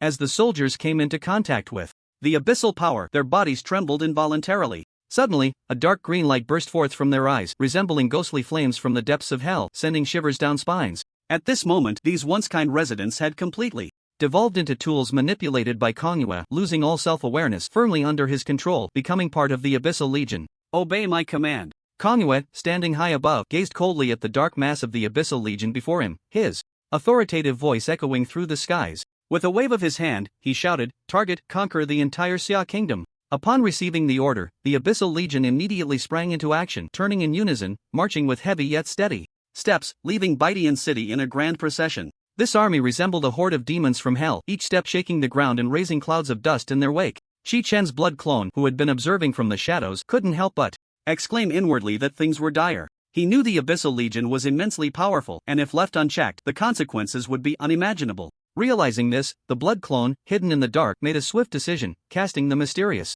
arcane teleportation spell, instantly vanishing from the spot and racing towards Shihu City at breakneck speed. Meanwhile, in Shihu City, Xia Song was anxiously awaiting Qi Chen's return. When he finally caught sight of Qi Chen in the distance, a look of joy spread across his face, and he hurriedly approached. "Qi Chen, you're finally back," Xia Song exclaimed excitedly, his eyes filled with anticipation. "Quick, tell me, what's the situation like over in Baidian?" However, Qi Chen did not bring the uplifting news he usually did. He furrowed his brow tightly, his expression grave as he shook his head slowly, beginning to speak. "Captain Xia, things are not looking good." Upon hearing this, Xia Song's heart jolted. It was known that Qi Chen was always invincible in battle, so to hear such pessimistic words from him was truly unimaginable. "The Abyssal Legion has already set out from Baidian. Their goal is to conquer our entire Xia kingdom," Qi Chen said in a somber tone, his eyes revealing a hint of worry and helplessness. "What?"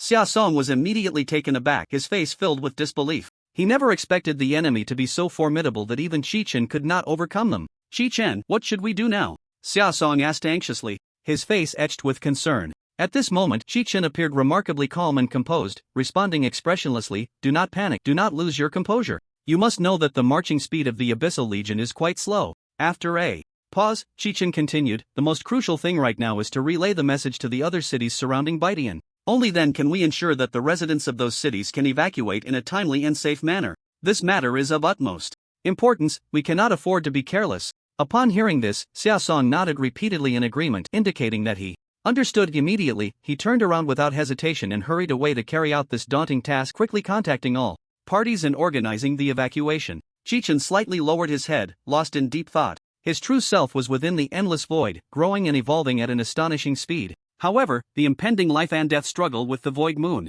absolutely could not afford any mistakes. Every second gained for his own development meant an increased chance of victory in this fierce battle. At this moment, it seemed there was no other way but to find ways to delay time as much as possible. On the other side, deep within the endless void, Qi Chen was acutely aware that every moment was precious, and time was so pressing that he barely had a chance to catch his breath. He was like a tireless killing machine, wildly wielding his weapon in this mysterious and vast void, ruthlessly slaughtering everything around him. With each fierce attack, Qi Chen could clearly feel his life value and attack power soaring at an unprecedented rate. In this ethereal space, time seemed to lose its meaning, and Qi Chen could not perceive its passage at all. As for how long he had lingered in this void, Qi Chen had no way of knowing. He only knew that when he first entered this place, his life value was merely 400 billion, but now it was nearing the trillion mark. Those originally powerful and fearsome void monsters now appeared as fragile as paper before him, easily crushed. After another thrilling and bloody battle, Qi Chen suddenly felt a surge of overwhelming power rise in his heart.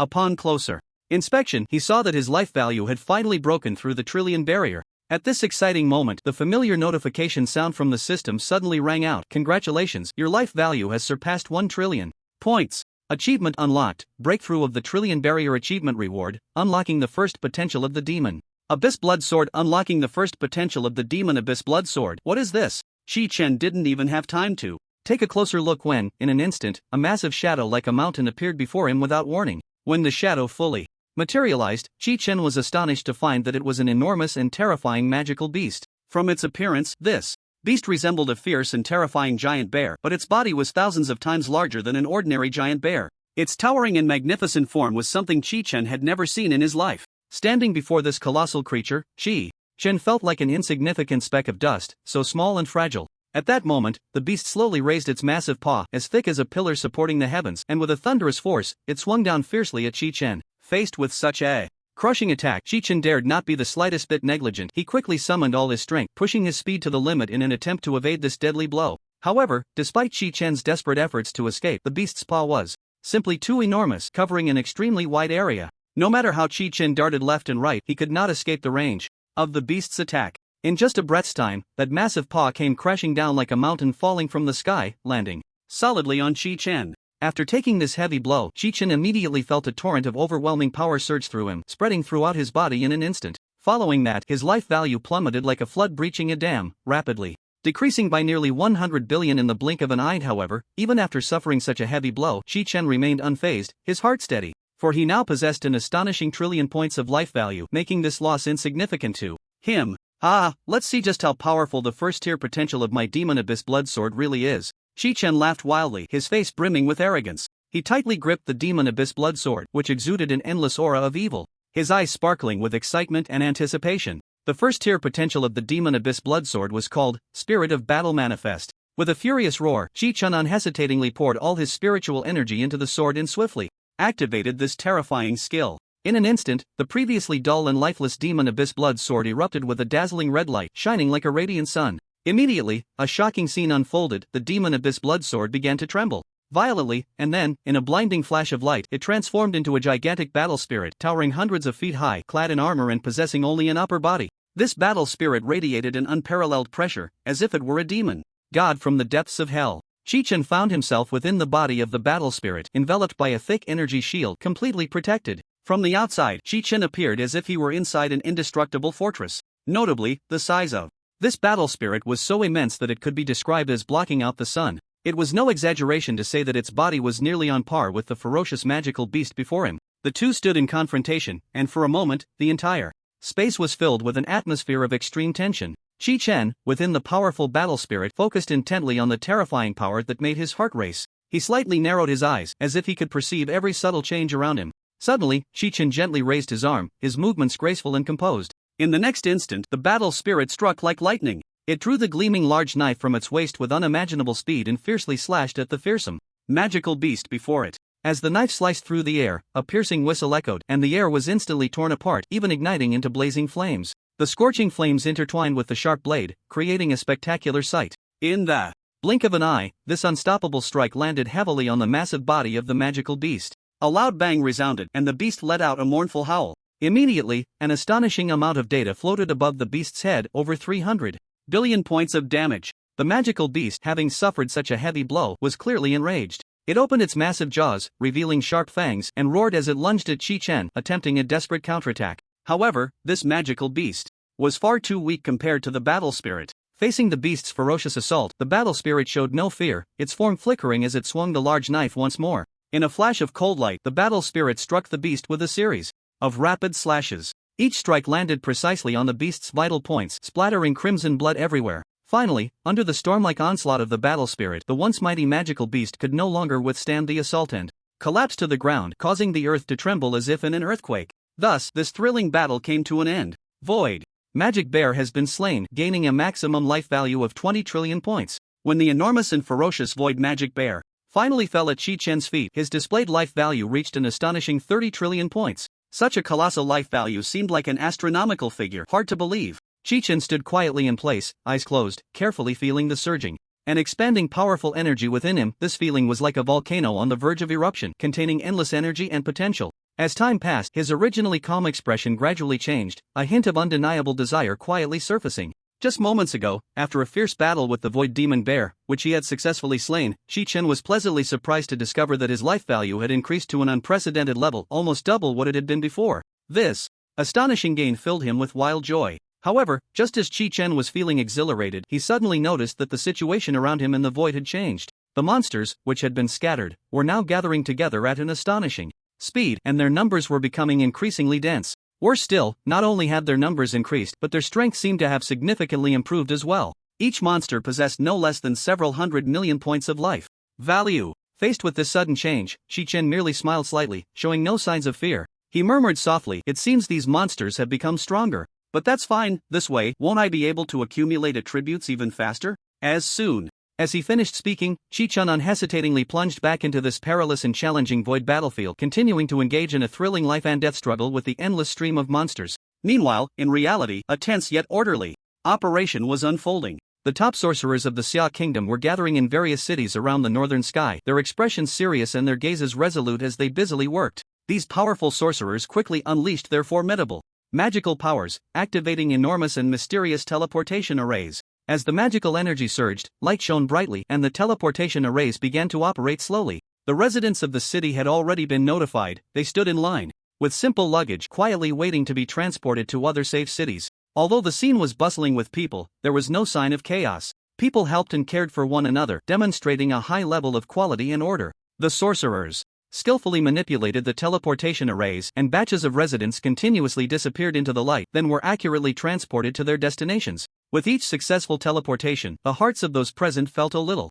more at ease. Despite the urgency of the situation, everyone understood the importance of the task and dared not show any signs of slackness. Everyone worked together, coordinating closely, and everything proceeded in an orderly manner. At this rate, within 3 days, all the residents would be able to complete their transfer smoothly, away from potential danger. Just then, the originally clear sky was suddenly shrouded by a thick, inky black cloud, which surged toward them like a roaring tide, approaching at an astonishing speed. What on earth is that? A wave of panic surged in the hearts of many powerful sorcerers present, as they clearly sensed a chilling, bone-deep terror emanating from the increasingly close cloud. It was only at this moment that they awoke from their stupor, realizing that the fearsome Abyss Legion had silently approached to such a distance. The speed of their advance far exceeded their initial expectations. Faced with such a critical situation, the commander showed no hesitation or retreat. His gaze was resolute, his expression stern, and he decisively made a significant decision. He immediately summoned the most powerful warriors of the Xia Kingdom, swiftly forming an indomitable legion, determined to confront the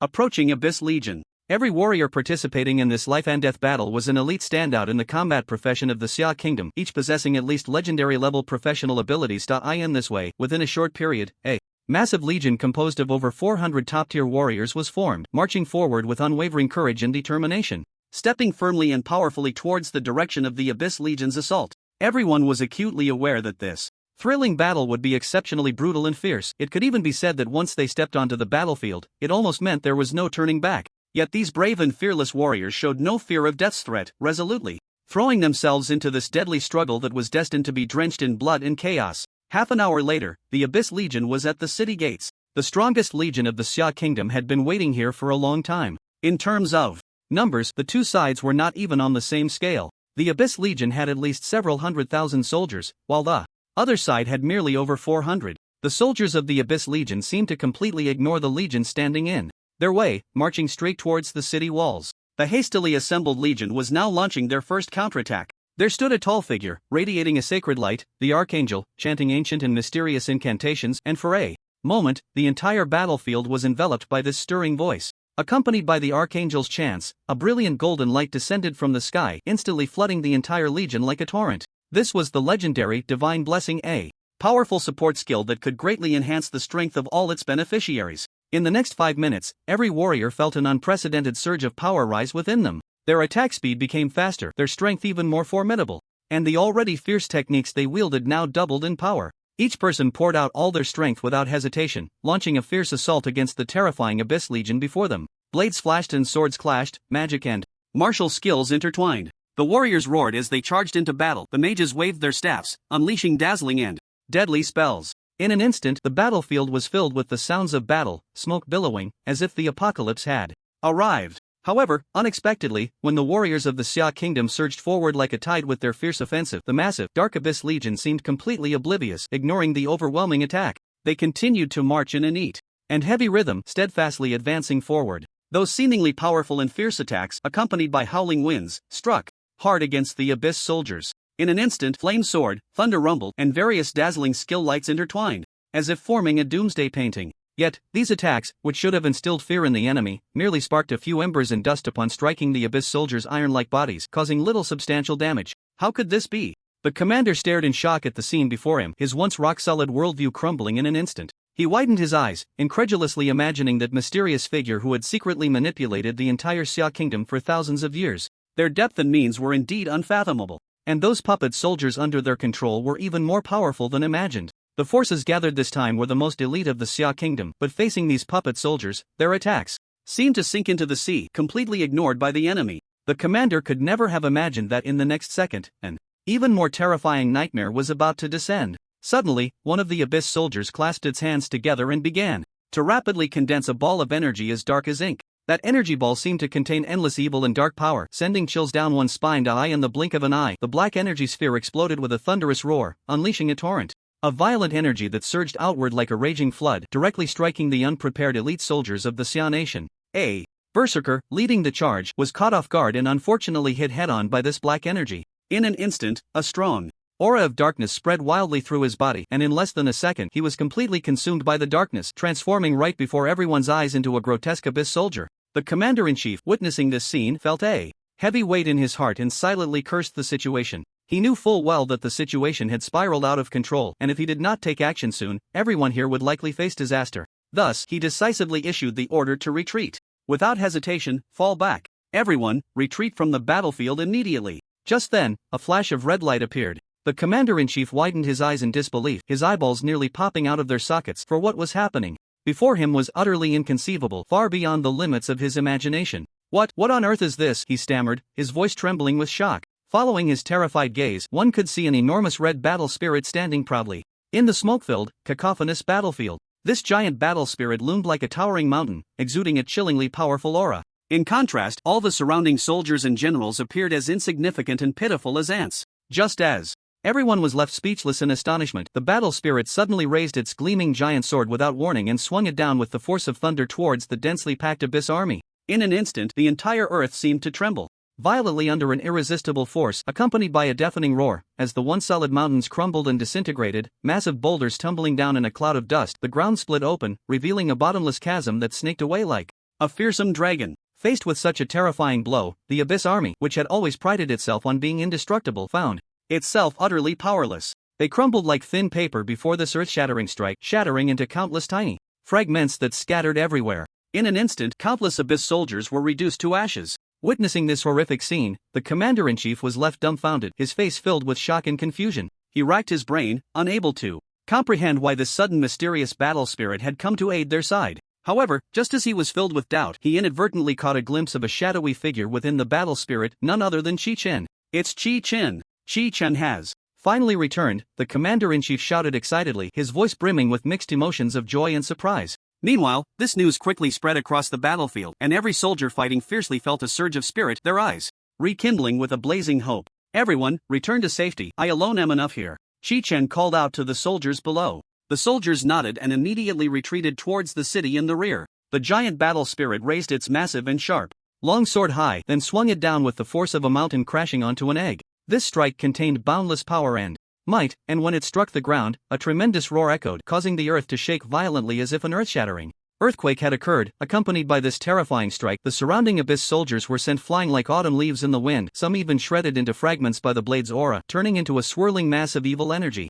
The giant battle spirit continued to advance with heavy, mountain-like steps, wielding its long knife to unleash sharp flashes of blade light. Wherever the blade light flashed, countless Abyss soldiers vanished. At this moment, the battlefield had completely transformed into a hell of Azura, and Chi-Chen, along with the giant battle spirit he controlled, became the sole ruler of this hell. In the distant northern sky, Kongyu, who commanded the Abyss soldiers, sat majestically on a throne in a grand palace. However, at that moment, a powerful and familiar aura suddenly surged forth, causing him to lose his composure. "Is it Chi-Chen?" Kongyu's eyes widened, disbelief etched across his face, his mouth agape as if he could fit an egg inside. "How could he?" he murmured, his voice trembling from shock. It should be known that Chi-Chen was supposed to be forever sealed in that endless dark void, with no possibility of returning to the world. This fact struck Kongyu like a bolt from the blue, plunging him into extreme panic and confusion. Impossible. Absolutely impossible. Kongyu suddenly stood up, fists clenched tightly, and hysterically roared at the sky. His roar was like thunder, deafening and filled with endless anger and unwillingness.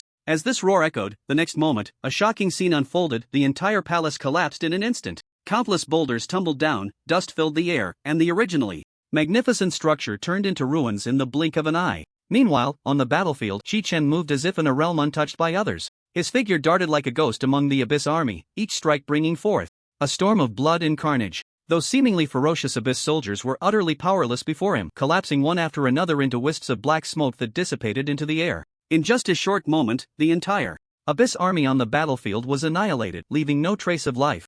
Chi-Chen casually clapped his hands, then slowly raised his head, his gaze piercing through layers of mist, directly looking towards the distant northern sky. There was where Kongyu resided. He slightly curled his lips, revealing a faint smile, but this smile was filled with cold, killing intent. "Kongyu, oh Kongyu, you were ultimately too careless," Chi-Chen said softly, his tone calm enough to send chills down one's spine. "Just wait, I'm coming to take your life." Before his words fell, his figure flickered and transformed into a streak of light, racing towards the northern sky, distorting the space in his wake. Kongyu keenly sensed a powerful and familiar aura rapidly approaching northern city. It was Chi-Chen. Kongyu's heart tightened, not daring to slacken for a moment. He quickly unleashed all his power, chanting incantations, his hands forming seals continuously. A dark green light erupted from him, rapidly spreading like a heavy curtain, enveloping the entire northern city in an instant. This barrier, unleashed with all of Kongyu's strength, emitted an eerie glow as if containing endless mysterious power. However, at this moment, Kongyu had no time to consider these things, for he knew well that his path to divinity had just begun, and if he were defeated by Qi Chen, all his previous efforts would turn to dust. With this thought, fear and unwillingness filled Kongyu's heart. His eyes widened, his face contorted in a grotesque manner, and he let out a hysterical roar, nearly going mad. No! I will never allow Qi Chen to ruin my plans. Kongyu roared, his voice echoing through the skies, causing the surrounding air to tremble slightly. He clenched his fists tightly, his nails digging deep into his palms, blood flowing down his fingers, but he felt no pain. Meanwhile, on the other side, Qi Chen once again arrived in front of that mysterious and powerful barrier. This time, the barrier was different from before. It was formed by the power released directly from the essence of Kongyu. Qi Chen keenly sensed that the suppressive force emanating from this barrier was significantly stronger than before. However, even in the face of such immense pressure and unknown danger, Qi Chen did not hesitate for a moment and resolutely stepped into the barrier filled with mystery. Just as Qi Chen stepped into the barrier, the scene before him left him astonished and speechless. He had originally thought he would enter the familiar northern sky, but the reality was far beyond his expectations. He found himself in a completely unfamiliar world.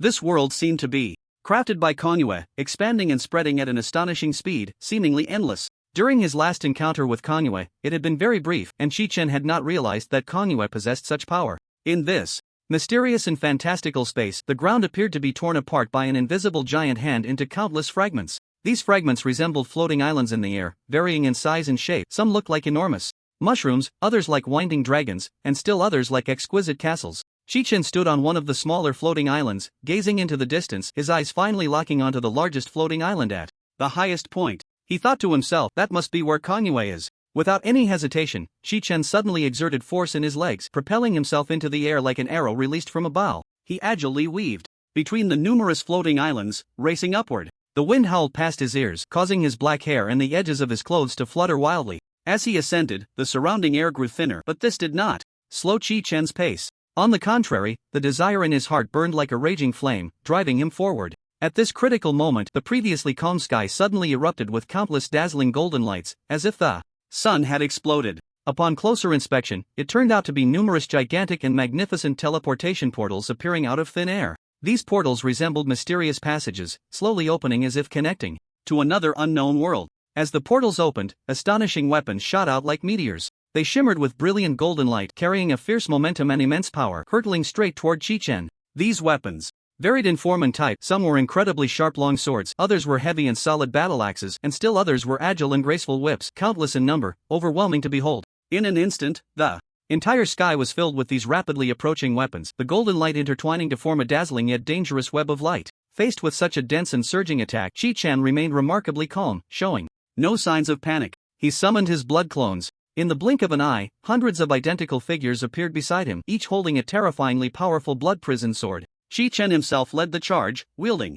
the blood sword to meet the incoming weapons. A series of crisp clashing sounds echoed through the sky, sparks flying as Qi Chen effortlessly deflected one weapon after another with astonishing speed and skill, counterattacking and shattering them one by one. Seeing Qi Chen's counterattack so fierce and formidable, Kongyu couldn't help but feel a surge of intense dissatisfaction and anger. His previously steady hands suddenly began to form mysterious and complex hand seals at a dazzling speed. In the next moment, the numerous floating islands around seemed to be pulled by some powerful force, rapidly moving and charging towards the direction where Qi Chen was located, like a herd of wild horses breaking free. Each of these floating islands looked like a gigantic meteor falling from the sky, their destructive power beyond what an ordinary person could imagine. Humph, is it this trick again? Qi Chen frowned slightly at the sight, pondering to himself. He had already experienced Kongyu's ability to manipulate telekinesis before. However, the opponent he had fought previously was merely a clone of Kongyu, which, although capable of moving buildings with telekinesis, had not reached the level of being able to manipulate an entire floating island at will like now. Despite the islands raining down on him like a hailstorm, Qi Chen showed no signs of panic. He calmly waved his hand and chanted a few words, and then a dazzling light suddenly erupted. In the blink of an eye, a massive and imposing battle spirit appeared. This battle spirit wielded a giant long knife, glinting coldly, exuding an endless aura of slaughter. As soon as it appeared, it swung its knife without hesitation, fiercely cleaving towards the whistling floating islands. A deafening roar echoed as the first island to strike was instantly sliced into countless tiny fragments, scattering everywhere. At the same time, the floating islands flying in from other directions were not spared either, all turning into heaps of shattered debris under this earth-shattering blow. Damn it! What on earth is that enormous battle spirit? Kong Yu furrowed his brow tightly, beads of sweat rolling down his forehead, a strong sense of foreboding surging in his heart like a tide.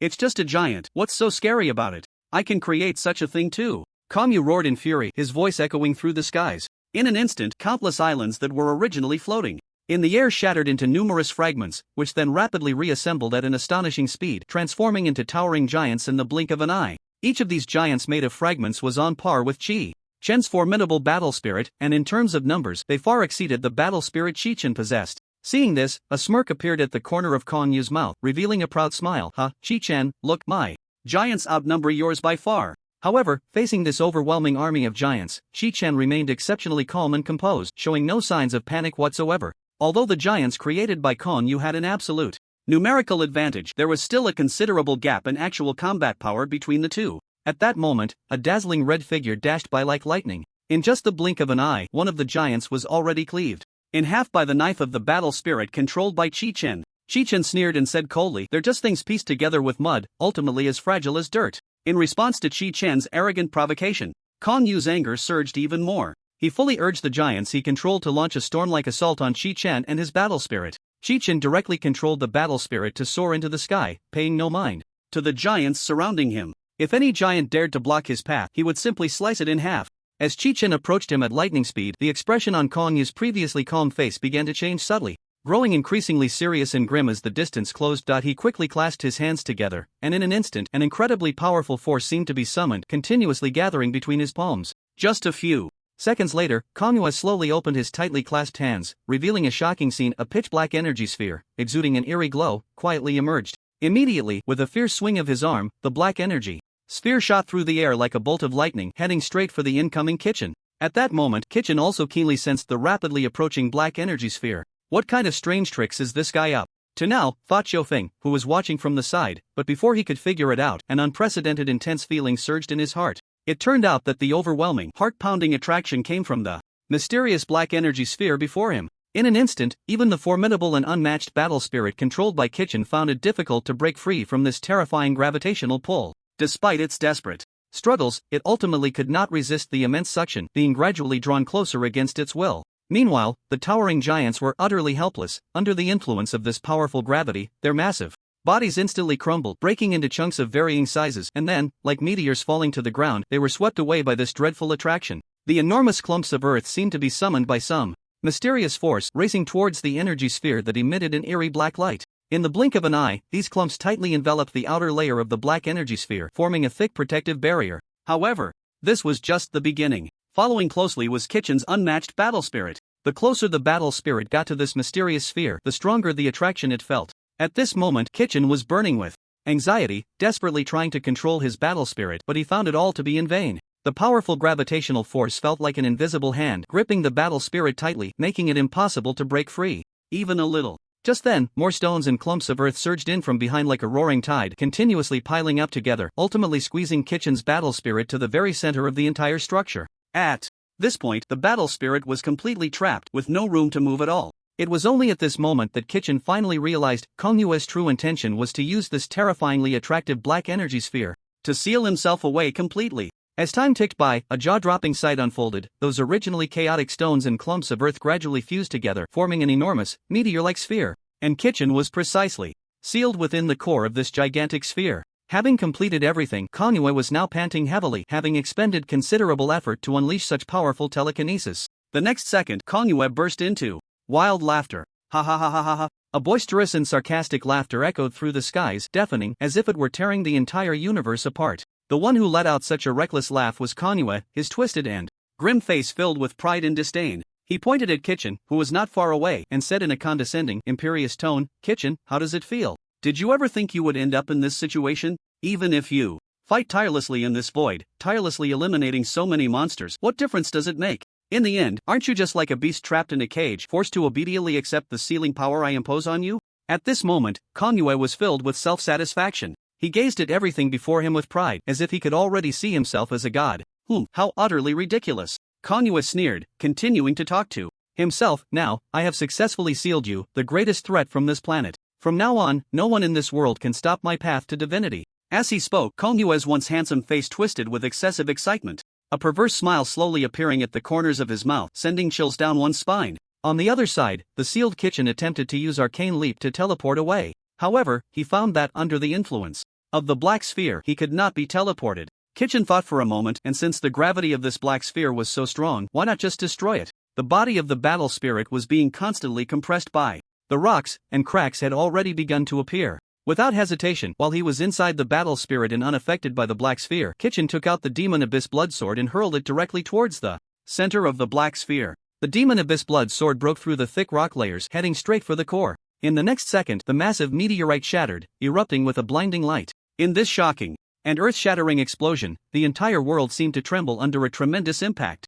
The intense energy waves spread out like surging ocean waves, turning everything in their path to dust. No, this is impossible. Kongnue's eyes widened, his pupils constricting sharply, his face filled with disbelief. He could not accept the fact that his most powerful sealing technique had been so easily broken by Kitchen. It was known that this sealing technique had taken him countless efforts to master, and it had always been effective, never failing. Yet at this moment, Kitchen charged through the heavy restraints like a war god, rushing towards Kongnue with unstoppable momentum. Kongnue, you underestimate me too much. Kitchen roared, his voice deafening, echoing through the skies. He exuded a chilling aura, each step causing the void to tremble. With such a sealing technique, do you think you can seal me? That's simply a fool's dream. As his words fell, Kitchen's figure flickered, instantly crossing a long distance to appear on the highest floating island. This was where Kongnue was located. Kongnue coldly watched Kitchen descend from the sky, his expression dark as water, a hint of barely perceptible worry flickering in the depths of his eyes. Although he maintained his composure on the surface, his heart was already in turmoil.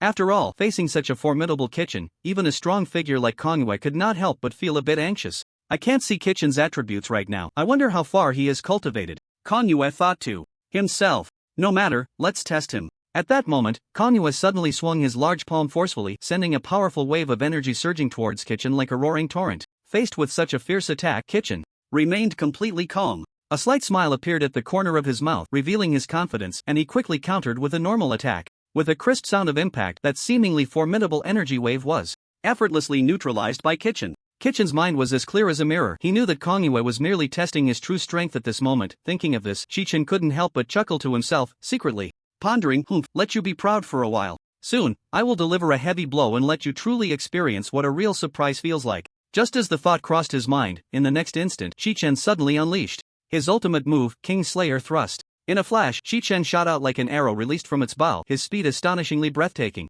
In the blink of an eye, he had already closed in on Kongnue. Seeing this, Kongnue's expression changed slightly, but he was a seasoned warrior and his reaction speed was nothing short of miraculous. He quickly waved his hands, chanting incantations, and a layer of transparent barrier instantly appeared before him. He thought this would be enough to withstand Shichen's fierce attack, but who could have predicted that the power of Shichen's King Slayer thrust was so incredible that it directly pierced through that seemingly impenetrable barrier. With a dull thud, Kongnue's body trembled violently and his life points plummeted like a flood breaking through a dam. In just a blink, Shichen had knocked off a staggering 300 billion of Kongnue's life points. This sudden turn of events left Kongnue dumbfounded. What? Kongnue was greatly shocked. He had guessed that Shichen's attributes would be exaggerated, but he never expected them to be this exaggerated. The barrier he had just summoned had absorbed a whopping 30 trillion points of damage. He had almost been killed instantly by Shichen. Without a moment's delay, Kongnue dared not slack off. He suddenly exerted force with his feet and swiftly retreated like lightning. At the same time, his hands moved rapidly like butterflies flitting among flowers as mysterious and complex seals burst forth with dazzling light at his fingertips. As he moved, the barrier that had been hovering above suddenly changed from a dark red to a brilliant golden hue. However, Shichen clearly would not let this golden opportunity slip away. He snorted coldly, a fierce glint flashing in his eyes, and pressed his palms together, chanting incantations. In an instant, the air around him seemed to grow heavy and a powerful wave of energy radiated outward from his body. It was evident that Shichen was preparing to unleash his blood clone to eliminate Kongnue in one fell swoop. But then, something unexpected happened. When Shichen attempted to summon the blood clone, he suddenly felt an invisible force firmly suppressing the flow of spiritual energy within him, making it impossible for him to successfully cast the skill no matter how hard he tried. Not only was he unable to cast the skill, but even the additional effects of his equipment had all become ineffective.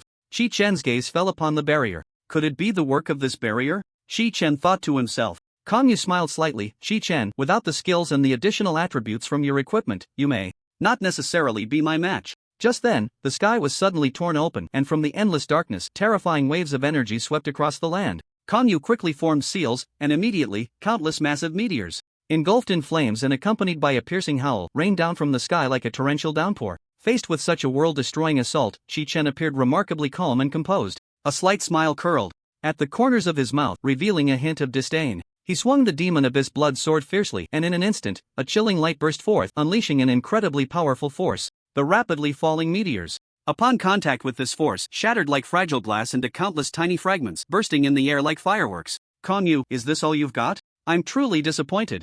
Chi-Chen laughed heartily, his voice echoing through the clouds filled with contempt and mockery towards Kongyu. With that, he flickered and, like a ghost, lightly stepped onto the floating fragments of meteors, exerting force beneath his feet, and shot towards Kongyu like an arrow released from its bow. Wherever he passed, a long trail of afterimages was left behind, as if to tear apart this void. Chi-Chen raised the demon prison blood sword in his hand, continuously striking at Kongyu. No matter how powerful your skills are, what does it matter? I am a numerical monster, beating the master with a stick. Kongyu only felt that Chi-Chen's attacks were becoming increasingly heavy, and gradually, he could no longer withstand them. After all, mages excel in spells, and their close combat abilities are indeed significantly inferior to those warriors who specialize in melee techniques. Just like Kongyu, although he was a formidable mage, his level in close combat was simply incomparable to Chi-Chen's. At the moment when Kongyu was slightly distracted, Chi-Chen seized the opportunity, and with a swift motion, he struck fiercely at Kongyu. This thunderous blow was astonishingly powerful. Kongyu felt a sharp pain surge through him, and in an instant, his health plummeted, his life hanging by a thread, forcing him to activate his life-saving skill at that moment.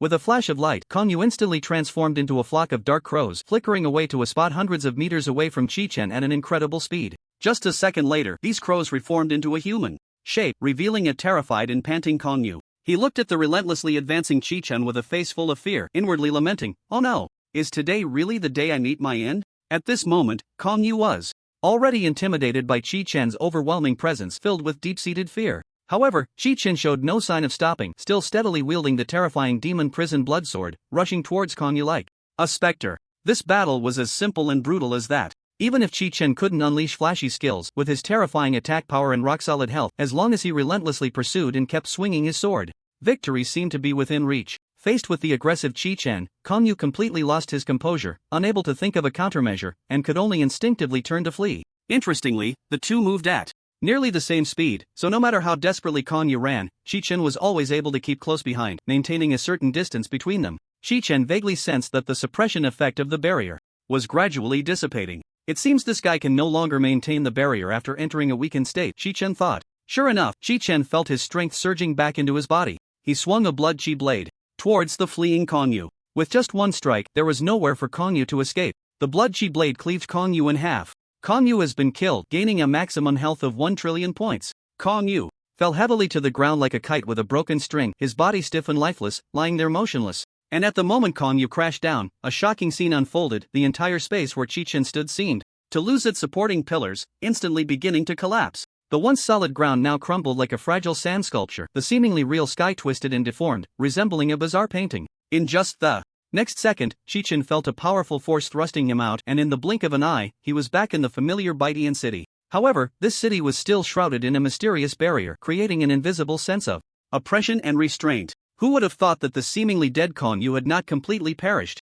He clung to the last faint breath of life, stubbornly resisting death. I cannot die like this. Kongyu exerted all his strength, struggling to open his eyes, his trembling hands slowly reaching towards the sky, trying to tear open a rift in the void. Just as he was about to succeed in crawling into it to escape, suddenly, a blood-red clone of Chi-Chen surged out from the rift like a specter. The blood clone moved with incredible speed, like lightning streaking across the night sky. In its hand, a cold gleam flashed as a sharp weapon lunged straight toward Kongyue's vital points. Kongyue didn't even have time to react before this fatal blow snatched away his last breath. As Kongyue's life faded, his body gradually grew cold and stiff. "It's all over," Chi-Chen murmured to himself as he gazed at the scene before him. Before his words could fade, dark clouds suddenly gathered in the sky, followed by a torrential downpour that cascaded down like a waterfall. The rain pounded violently against the ground, splashing droplets everywhere, as if to mark a tragic end to this heart-stopping battle. The mysterious barrier that enveloped Baitian City gradually thinned like a veil, ultimately dissipating into nothingness. Chen looked solemnly at the edge of the barrier, silently pondering, "Now, I should be able to leave this place and return to reunite with everyone."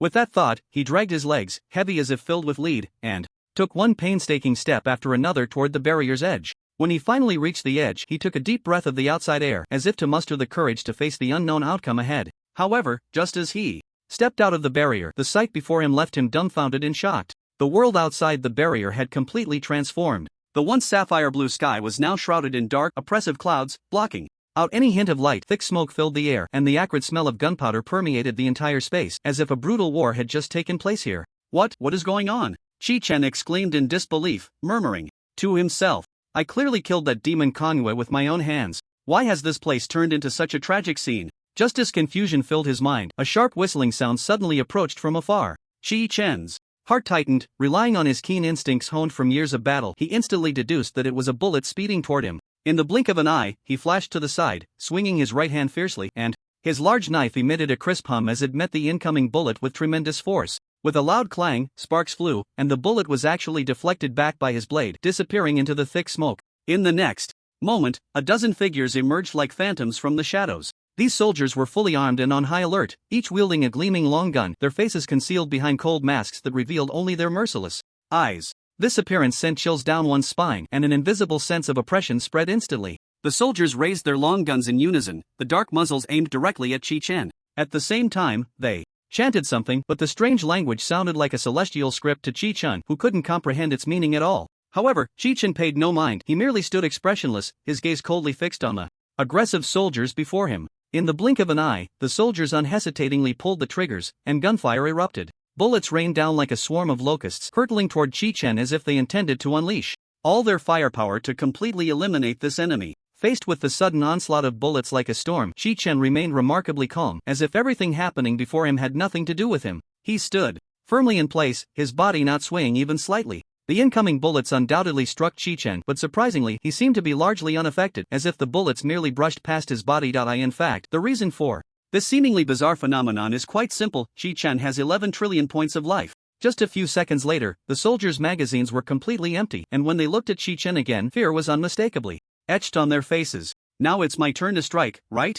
Chi-Chen's lips curled slightly, revealing a cold smile. Before his words had even faded, a gust of wind swept through, and in the blink of an eye, the dozen or so soldiers had all fallen into a pool of blood, becoming souls under Chi-Chen's blade. However, Chi-Chen deliberately left one person alive and swiftly pressed him down to the ground with lightning speed. Quick, tell me, who are you? Chi-Chen fixed his cold, merciless gaze on the soldier beneath him, his voice chilling as if it came from the depths of hell. Yet, the soldier kept babbling some words, but unfortunately, Chi-Chen couldn't understand what he was saying at all. Damn it, can you speak Chinese? Chi-Chen couldn't help but curse, feeling secretly angry. Seeing that he couldn't extract any valuable information from this person, a ruthless glint flashed in Chi-Chen's eyes, and without hesitation, he struck down, ending the man's life. After dealing with these soldiers, Chi-Chen let out a helpless sigh and took out his black smartphone from his pocket. He intended to send a text to his friend Xiaosong to inform him of the situation here, but when his finger touched the screen, he was shocked to find the words "no signal" glaring at him from the top of the phone. Chi-Chen couldn't help but frown slightly, pondering, what on earth is going on? How could there suddenly be no signal? Is there some special magnetic interference here? With a heart full of confusion, he shifted his gaze to the soldier who had just fallen to the ground, lifeless. Chi-Chen cautiously reached out his hand and slowly removed the mask from the soldier's face. As the mask was gradually peeled away, a strange and pale white face appeared before him. Chi-Chen's pupils jolted, and an ominous premonition surged in his heart. This is. Chi-Chen murmured to himself, immediately realizing that something extremely serious must have happened. He dared not delay any longer, quickly standing up and striding over to the other dead soldiers, one by one pulling off their masks. As expected, just as Chi-Chen feared, these soldiers all had white faces without exception. At this moment, Chi-Chen's mood grew heavier. He knew that during the time he had left to confront Konghua, unexpected changes must have occurred in Xia country. Chi-Chen carefully scanned the badges on the shoulders of these soldiers and finally confirmed his suspicions. This group of soldiers was indeed from the Falcon Nation. Considering that Xia country was currently in a relatively weak state, Chi-Chen could almost conclude that this was likely the Falcon Nation seizing the opportunity to launch an invasion against Xia country. Damn it! Chi-Chen gritted his teeth, squeezing out these two words through clenched jaws, his anger burning fiercely within him with nowhere to vent, the suffocating feeling nearly causing him to explode. It had only been a few hours since his life and death duel with Konghua. How could it have turned into this? Chi-Chen was filled with confusion, his brows furrowed tightly enough to crush a fly. Just then, his peripheral vision inadvertently caught sight of the electronic watch on the wrist of the dead soldier beside him. With just a casual glance, he felt as if he had been struck by lightning, freezing in place, his expression seemingly frozen in time. The small electronic watch screen clearly displayed the current time and date, and that number told him that it had already been a full 5 years since they entered the arena of confrontation. Could it be that damned barrier is to blame? Shi Chen's eyes widened, a thought flashing rapidly through his mind. It had to be this way, only this possibility could explain why he had experienced only a few hours of fierce battle within the barrier, while 5 springs and autumns had hurriedly passed outside. At this thought, a chill rose from his spine, quickly spreading throughout his body. His heartbeat began to race uncontrollably, and his breathing grew increasingly rapid, as if an invisible pair of hands were tightly gripping his throat, making it hard for him to breathe. Just then, a violent rumble echoed from afar. Shi Chen looked up to see countless soldiers from the Falcon Nation rushing toward his direction. Among them were those piloting tanks and planes, and in a daze, a missile had already been shot toward him. Shi Chen swiftly drew his knife and split the missile in half. A violent explosion erupted instantly, engulfing Shi Chen in a sea of flames. Although Shi Chen had been completely swallowed by the raging inferno, the soldiers from the Falcon Nation rushing over showed no signs of letting their guard down or relaxing. They were well aware of Shi Chen's strength and danger. They could not afford to be careless for even a moment. Thus, all the soldiers unhesitatingly cranked up the firepower of their weapons to the maximum, and in an instant, countless deadly attacks poured down like a torrential rain. Bullets shot toward Shi Chen's position like a swarm of locusts, accompanied by a sharp, piercing whistle. Shells fell like shooting stars, each explosion kicking up massive clouds of dust and shockwaves. In addition, various bizarre and powerful attack methods also targeted Shi Chen's location, launching fierce assaults without mercy. A series of deafening explosions erupted one after another, as if the entire world was about to be torn apart by this violent force. The intense vibrations made the ground beneath tremble as if a super earthquake had occurred. Thick smoke quickly spread, obscuring the sky. The once clear scene instantly became blurred, as if one were in a chaotic, apocalyptic landscape.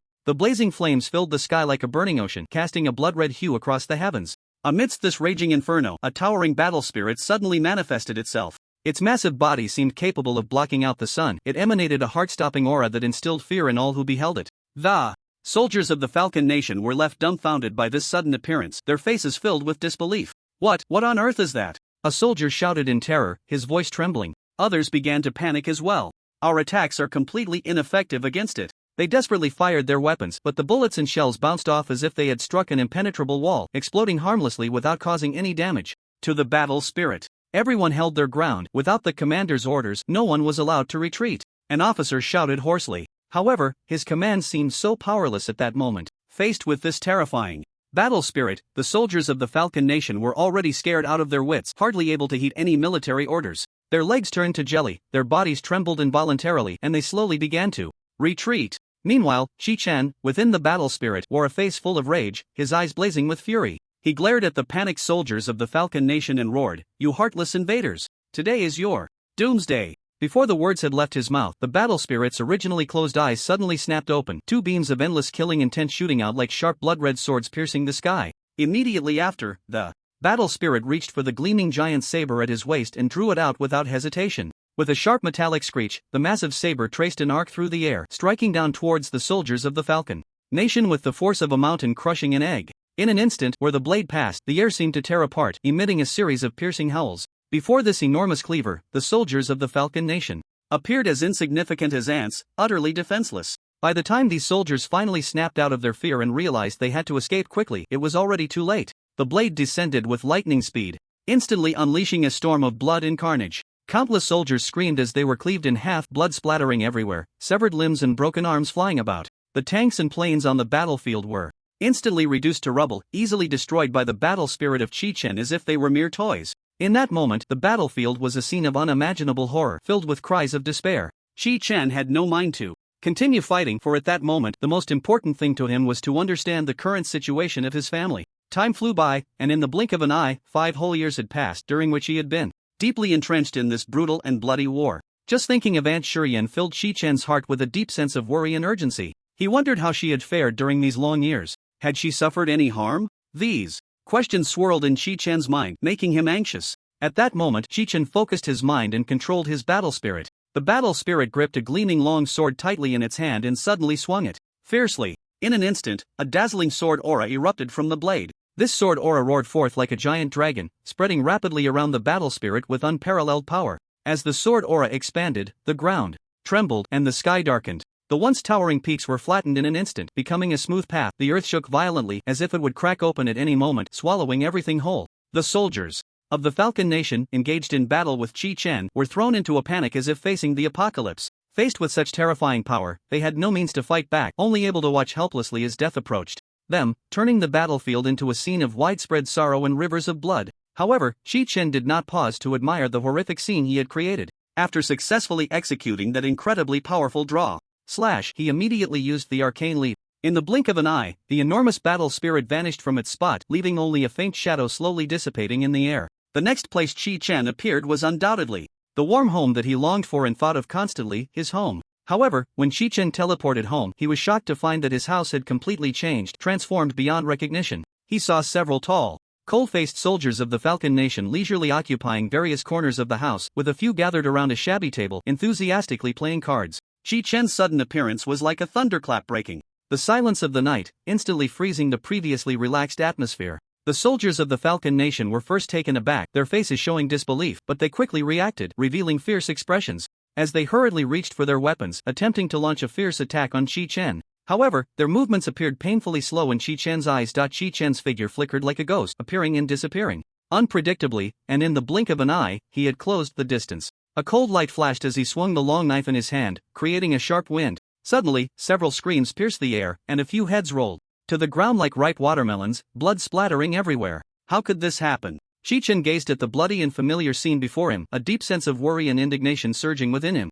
He simply could not accept that his warm home had suffered such a calamity, trampled upon by these foreign invaders. If even his own home had been occupied by the soldiers of the Falcon Nation, then the entire Zhujiang city would likely not escape misfortune, having surely fallen into enemy hands. The thought of this made Chi Chen's heart burn with anxiety, and without hesitation he turned and rushed out the door. As expected, the moment he stepped outside, he was met with the sight of the streets lined with the densely planted flags of the Falcon Nation fluttering in the gentle breeze. Groups of soldiers from the Falcon Nation gathered together, chatting and laughing, as if this land had already become their possession. Witnessing this scene, Chi Chen could no longer suppress the anger boiling within him. He hoisted the blood sword of the demon prison and slowly stepped out of the house. At the same time, one blood clone after another appeared behind him. The number of blood clones following Chi Chen continued to increase, surging like a tide. They crowded around Chi Chen, forming a heart-stopping force. Such a grand display and considerable commotion naturally did not escape the notice of the highly alert soldiers of the Falcon Nation nearby.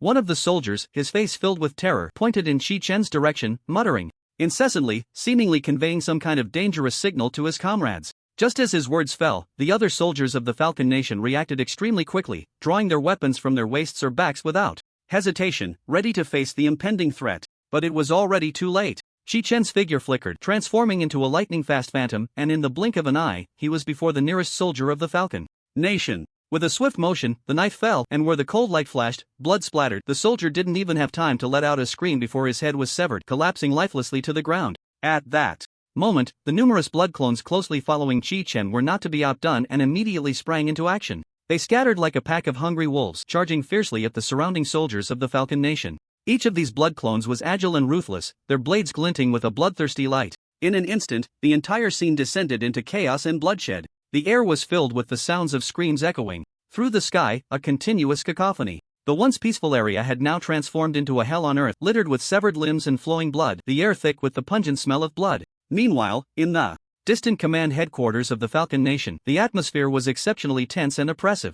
In the spacious and bright operations room, the stern and cold deputy commander of the Falcon Nation, Jack, sat before a massive electronic screen, his normally unsmiling face now even more clouded and grim. Jack gripped a recently delivered detailed report on the battle situation around Baidian City tightly in his hands, his brows furrowed, eyes fixed on the dense data and text descriptions. As he delved deeper into the reading, his expression grew increasingly grim. Finally, when he read the line, a towering giant suddenly appeared on the battlefield, and in an instant, our brave and fearless army was thrown into disarray, losing their helmets and armor. Jack could no longer contain the surging anger within him. He abruptly stood up, forcefully swinging his arm, and slammed the heavy report onto the ground. What is this nonsense? It's simply a fabrication. Jack roared in uncontrollable anger, his voice deafening, as if the entire operations room was trembling in response. His face, flushed red with rage, appeared particularly terrifying, and his eyes blazed with a fierce fire that sent chills down the spine. The officers surrounding Jack were clearly unprepared for this usually calm and composed deputy commander's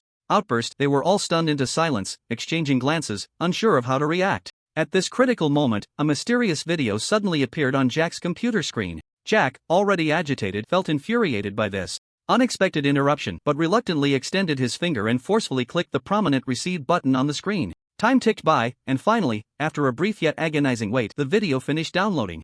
Jack took a deep breath, feeling a mix of curiosity and anxiety, and double-clicked to open the mysterious video file. As the image slowly unfolded, it revealed a battlefield filled with smoke and chaos. The legions of the Falcon Nation surged forth like a tidal wave, unleashing a torrent of firepower in the same direction as if they intended to exhaust all their ammunition without a hint of restraint. However, amidst this hail of bullets, something unexpected occurred. At the location under concentrated fire, an enormous battle spirit suddenly appeared. It loomed like a towering mountain, exuding a terrifying aura that made one's heart race. In an instant, the entire battle situation underwent a shocking reversal. The once aggressive legions of the Falcon Nation appeared so small and fragile before this giant battle spirit, like a swarm of ants that could be crushed with ease. Jack's eyes widened as he stared at the screen, his face filled with disbelief. It was only at this moment that he truly realized that the reports he had seen about this war were not fabricated. What is this terrifying thing? Jack couldn't help but exclaim, his voice filled with shock and fear. The surrounding officers, upon seeing the video, displayed expressions identical to Jack's.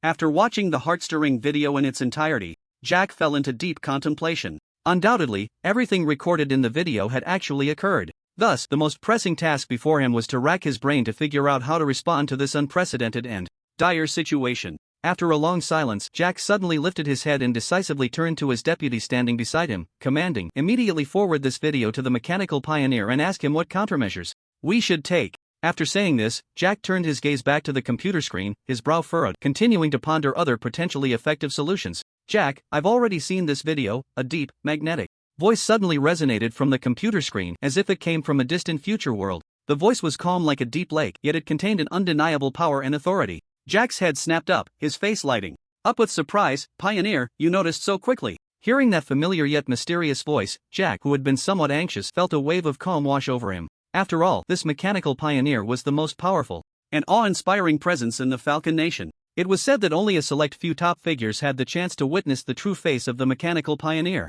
Even someone as high-ranking as Jack could only listen to his wise and decisive voice through communication devices on ordinary days. However, this brief exchange was enough to make Jack feel an immense sense of reassurance and trust. "Don't worry, Jack, I will give the soldiers weapons. A complete upgrade." The words of the mechanical pioneer were concise and clear, yet carried an undeniable determination. As soon as he finished speaking, a dazzling blue light suddenly illuminated the entire command center. All the various weapons and equipment displayed here, whether firearms or heavy mechs, seemed to be enveloped by an invisible energy beginning to emit a strange glow. After a few seconds, the blue light that lingered on the surface of the weapons gradually dimmed until it completely disappeared. Jack, filled with curiosity, turned his gaze to the handgun quietly resting on the table, his heart brimming with anticipation and doubt. When he focused his eyes on it, he couldn't help but widen them in astonishment. The handgun before him had undergone an astonishing transformation. It was no longer the ordinary firearm that could only fire standard bullets. After what the mechanical pioneer called an upgrade, it had transformed into a high-tech handgun capable of firing powerful laser beams. Jack was overjoyed, unable to contain his excitement. He rushed to the window, eagerly looking outside. In an instant, the scene before him left him speechless. The massive tanks originally deployed around the command center had also completed a magnificent metamorphosis. They were no longer traditional land combat equipment but had evolved into advanced vehicles with a distinctly futuristic sci-fi style. These vehicles could not only hover directly in the air, seemingly free from the constraints of gravity, but were also equipped with formidable, fearsome high-intensity laser cannons, instantly elevating their combat power to a whole new level. Witnessing such a breathtaking scene, Jack's face lit up with uncontainable joy. He suddenly turned around to face the group of equally astonished officers behind him and shouted excitedly, "Look! With the mechanical pioneer here, how could we possibly lose this war? Victory will surely belong to us." Hearing Jack's impassioned words, the officers nodded in agreement, their faces also breaking into joyful smiles. At that moment, the entire command center was filled with a joyful and peaceful atmosphere, with hope and confidence filling everyone's hearts. On the other side, in Zhujiang City, a loud bang was heard, followed by the entire city being enveloped in a dazzling blue light. This sudden spectacle left everyone in shock. Shi-chan keenly noticed that these mysterious blue lights originated from the weapons in the hands of the soldiers of the Falcon Nation. At this moment, the soldiers of the Falcon Nation also noticed this astonishing change. They were first taken aback, but then their faces quickly lit up with uncontrollable joy. Someone shouted excitedly, "It's the pioneer! It must be the pioneer helping us from the shadows." Another soldier was so excited he was dancing. "Great! Now we are finally saved. We no longer have to fear these terrifying enemies." As cheers erupted one after another, all the soldiers of the Falcon Nation discovered that the weapons in their hands had undergone a shocking upgrade. One soldier eagerly drew the long gun that had just been upgraded from his waist, unhesitatingly aimed it at one of the blood clones, and decisively pulled the trigger. In an instant, a dazzling beam of light erupted from the front of the long gun. Unlike before, this time the long gun fired not ordinary bullets but an incredibly powerful laser beam. The blood clone had no time to react and was accurately struck by the fierce laser. It flew backward like a kite with a broken string, crashing several meters away and landing heavily on the ground, kicking up a cloud of dust. The people around them couldn't help but cheer at the scene, their morale soaring. Blood clone life value, minus 1.1 million.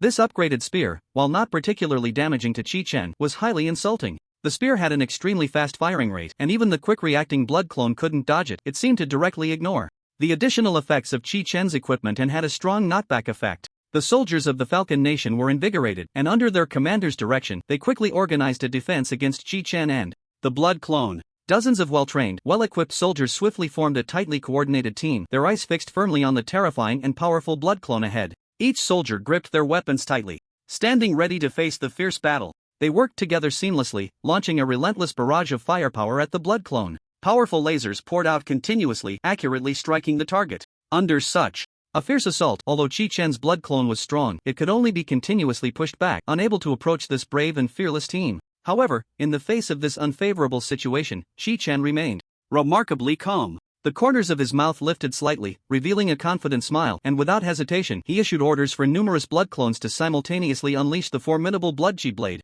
In an instant, the entire battlefield seemed to be shrouded in a crimson haze. Countless blood chi blades, flashing with eerie light, raced like lightning towards the soldiers of the Falcon Nation. Faced with this sudden and fierce attack, the soldiers' faces turned pale, fear evident in their expressions. The originally orderly formation was thrown into chaos, with some soldiers panicking and fleeing in all directions, trying to avoid the deadly blood chi blades. Although most soldiers successfully dodged the direct impact of the blood chi blades, many unfortunate ones were struck directly. One soldier, incredulously lowering his head to look at the wound cut by a blood chi blade on his body, discovered that he was still alive. I actually didn't die," he murmured, his face filled with shock and relief. But before this soldier could fully grasp the joy of escaping death, in just a second, a blood clone seized the opportunity and pounced in front of him with lightning speed, instantly ending his life. Although Chi-Chen's blood chi blade did not defeat all the soldiers in one fell swoop, it successfully disrupted their formation, creating chaos and openings. Chi-Chen keenly seized this excellent opportunity and decisively led his blood clones in a rapid breakthrough.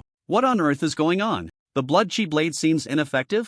Chi-Chen appeared calm on the surface, but inside he was deeply shocked. The soldiers of the Falcon Nation quickly regrouped and reorganized their defensive formation. At that moment, a cold, hard voice, devoid of any emotion, came through the headsets of all the Falcon Nation soldiers, that of the mechanical pioneer. "Warriors, do not worry in the face of a strong enemy. Next, I will explain in detail the miraculous effects of the new weapons in your hands. The firearms you hold have all been upgraded to laser weapons that can ignore shields and come with a knockback effect." The soldiers' gazes immediately focused on their weapons, and they saw that those once ordinary guns had now transformed, their surfaces covered with a layer of shimmering alloy material, as if containing endless power. The bulletproof vests you are wearing have all been upgraded to protective gear that can ignore ranged attacks and can immunize against damage once every 5 seconds. The soldiers lowered their heads to check and found that the originally heavy bulletproof vests had been replaced by a new type of protective suit that was both lightweight and sturdy. Not only was it more comfortable, but it also featured several mysterious patterns that seemed to continuously absorb energy from the surrounding environment.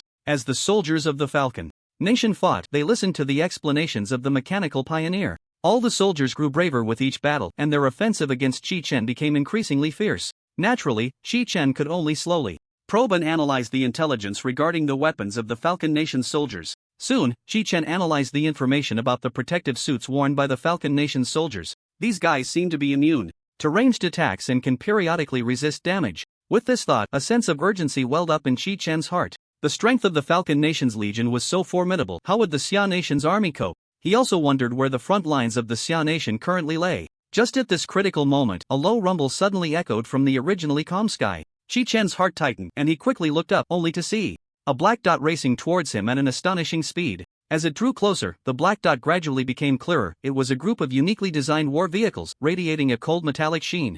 Chi-Chen widened his eyes, carefully observing these mysterious war vehicles. To his astonishment, he discovered that these vehicles were not ordinary. They were products that had been meticulously modified and upgraded by the mechanical pioneer. Their wheels had vanished, replaced by an advanced anti-gravity device that allowed them to float freely in the sky, as if they had come from a future world. Before Chi-Chen could recover from his shock, a sharp whistling sound pierced the air. Immediately after, countless dazzling lasers poured down towards Chi-Chen like raindrops. Faced with this sudden attack, Chi-Chin dared not delay for a moment. He quickly raised the Demon Abyss blood sword in his hand, positioning it in front of him. In an instant, a layer of dark red light flickered on the sword's body, colliding with the incoming lasers. Sparks flew, energy surged, and the entire space was illuminated as bright as day. However, relying on his immense strength and tenacious willpower, Chi-Chin managed to withstand this fierce onslaught with the Demon Abyss blood sword. Although he temporarily averted the crisis, the doubts in Chi-Chen's heart grew stronger. Who exactly is the mastermind behind the Falcon Nation? How could they complete a comprehensive upgrade of all the Falcon Nation soldiers' weapons in such a short time?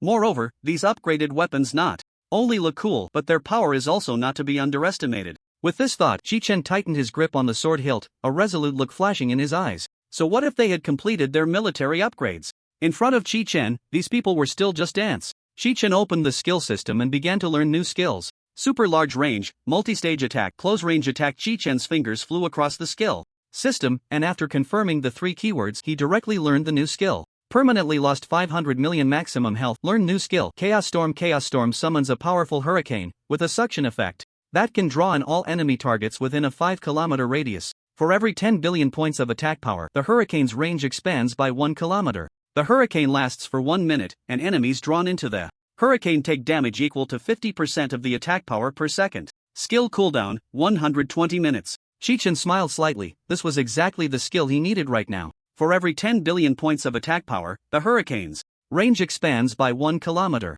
Chi-Chen currently had 1 trillion points of attack power, meaning the summoned hurricane could directly reach over 100 kilometers. No matter how quickly the soldiers of the Falcon Nation upgraded their equipment, they could not compare to Chi-Chen's speed of skill acquisition. Before anyone could react, in the next moment, Chi-Chen suddenly extended his palm and swung it forward with great force. With this motion, a blinding crimson light erupted, as if the entire world had been drenched in blood red. In an instant, a deafening roar filled the air, followed by an immense crimson hurricane descending from nowhere. This hurricane was like a ferocious beast, clawing and pouncing towards the ground, its reach extending over 100 kilometers. Wherever it passed, sand flew and stones scattered, the sky darkened, as if the apocalypse had arrived, sending chills down one's spine. At this moment, the once arrogant soldiers of the Falcon Nation were struck with terror at the horrifying scene, standing frozen in fear. They didn't even have time to resist or flee before being tossed about by the powerful crimson hurricane. Some tried to grab onto nearby objects to steady themselves but found it utterly futile, helplessly watching as they were swept away.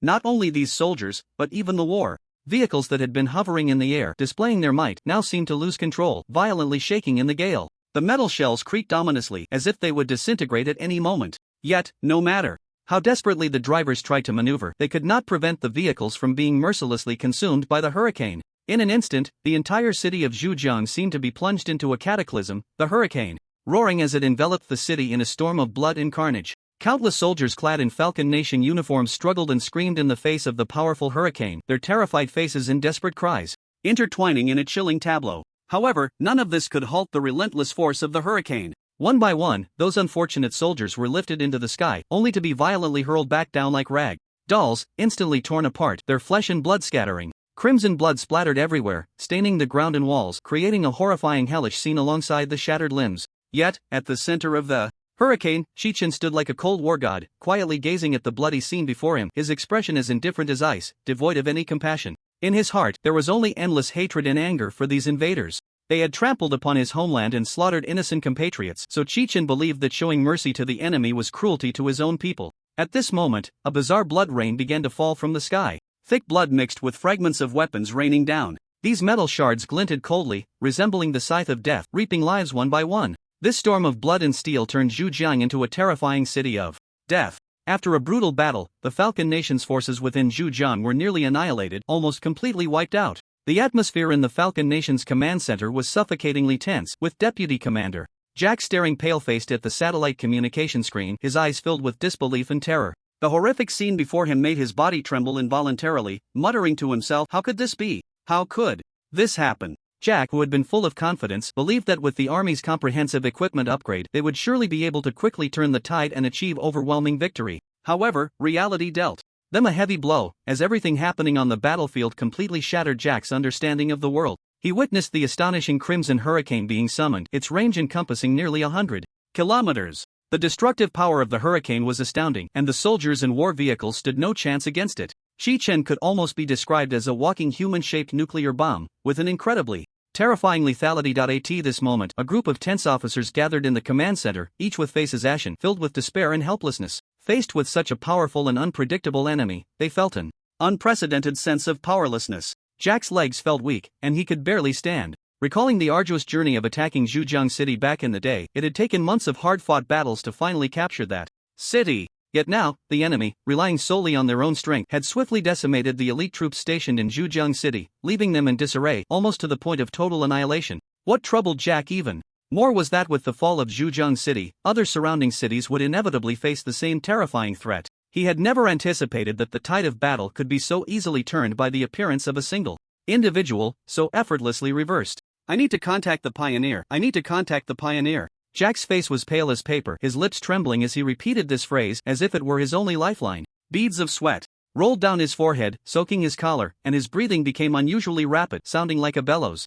At that moment, he weakly supported himself with his hands, as if he might collapse to the ground at any moment. Clearly, the disastrous defeat in this battle was nothing short of a nightmare for Jack. The heavy blow it dealt him was almost unbearable. His deputy, standing nearby, was frantically operating the computer in front of him, fingers flying over the keyboard, trying to establish contact with the mysterious mechanical pioneer. Time ticked by, but after multiple attempts, they still received no response from the mechanical pioneer. All along, the mechanical pioneer had always acted independently, initiating contact with military personnel, while no matter how hard the military tried, they could not successfully reach out to him. Damn it! Jack suddenly exploded with rage, abruptly extending his arm and sweeping everything neatly arranged on the table to the floor. Documents, cups, pens, and other items scattered everywhere, making a loud clattering noise. After doing this, Jack slumped heavily into his chair, gasping for breath.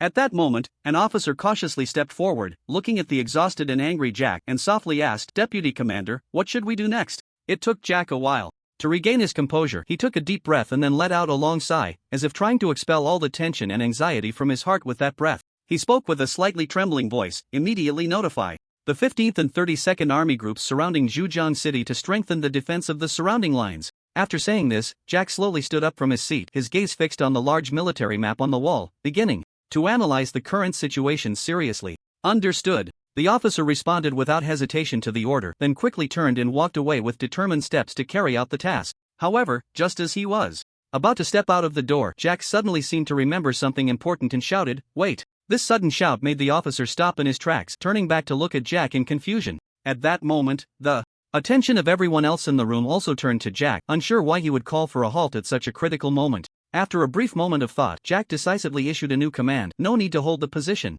any longer, let all troops teleport to the northern front." As soon as these words were spoken, the entire room fell into silence. Everyone was clearly taken aback by Jack's sudden change. After all, the previous order had been to defend with all their might. However, just moments later, everyone began to calm down and reflect on the deeper meaning behind this decision. Soon, they realized that if the enemy could truly contend with an entire region's army by themselves and sweep through other legions so easily, then holding their current position would likely be futile and could even lead to greater losses. On the contrary, timely adjustments to their strategic deployment, concentrating their forces on the northern front, might be the wisest choice. The expressions on everyone's faces darkened as if they could drip water. Each face was filled with disbelief and anger. The area they had fought so hard to capture was now to be handed over so easily, which was infuriating. One person, unable to contain his rage, twisted his once resolute face into a mask of extreme anger. Suddenly, he ripped off his military cap and slammed it to the ground, cursing furiously, "What the hell is the damned mechanical pioneer doing?" At such a critical moment, not even a shadow can be seen, nor can we get in touch. Are we just going to watch our hard-won victory turn to dust? At that moment, another person immediately turned around, glaring fiercely at the one who had just exploded in anger, and retorted without hesitation, "Shut up! How dare you blaspheme the great pioneer? If it weren't for the wisdom and strength of the pioneer guiding us forward, how could we have the powerful Falcon Nation today?" In an instant, the two were at odds, refusing to back down, and the atmosphere became tense to the extreme. Standing aside, Jack looked helplessly at the two officers who were fiercely arguing, silently sighing to himself. Who would have thought that just as this war was about to come to a satisfactory conclusion, the situation would take a shocking turn? Faced with the current predicament, Jack knew that the only feasible way forward was to hold their ground and wait for new orders from the mechanical pioneer. However, as time ticked by, every moment of waiting increased the danger. After the chaotic storm swept through like a demon, the once bustling and lively Zhujiang City instantly fell into a deathly silence. This city, once full of vitality and energy, had now turned into a terrifying hellscape. Looking around, the ground was a river of blood, the crimson liquid forming shocking streams that flowed slowly into the distance.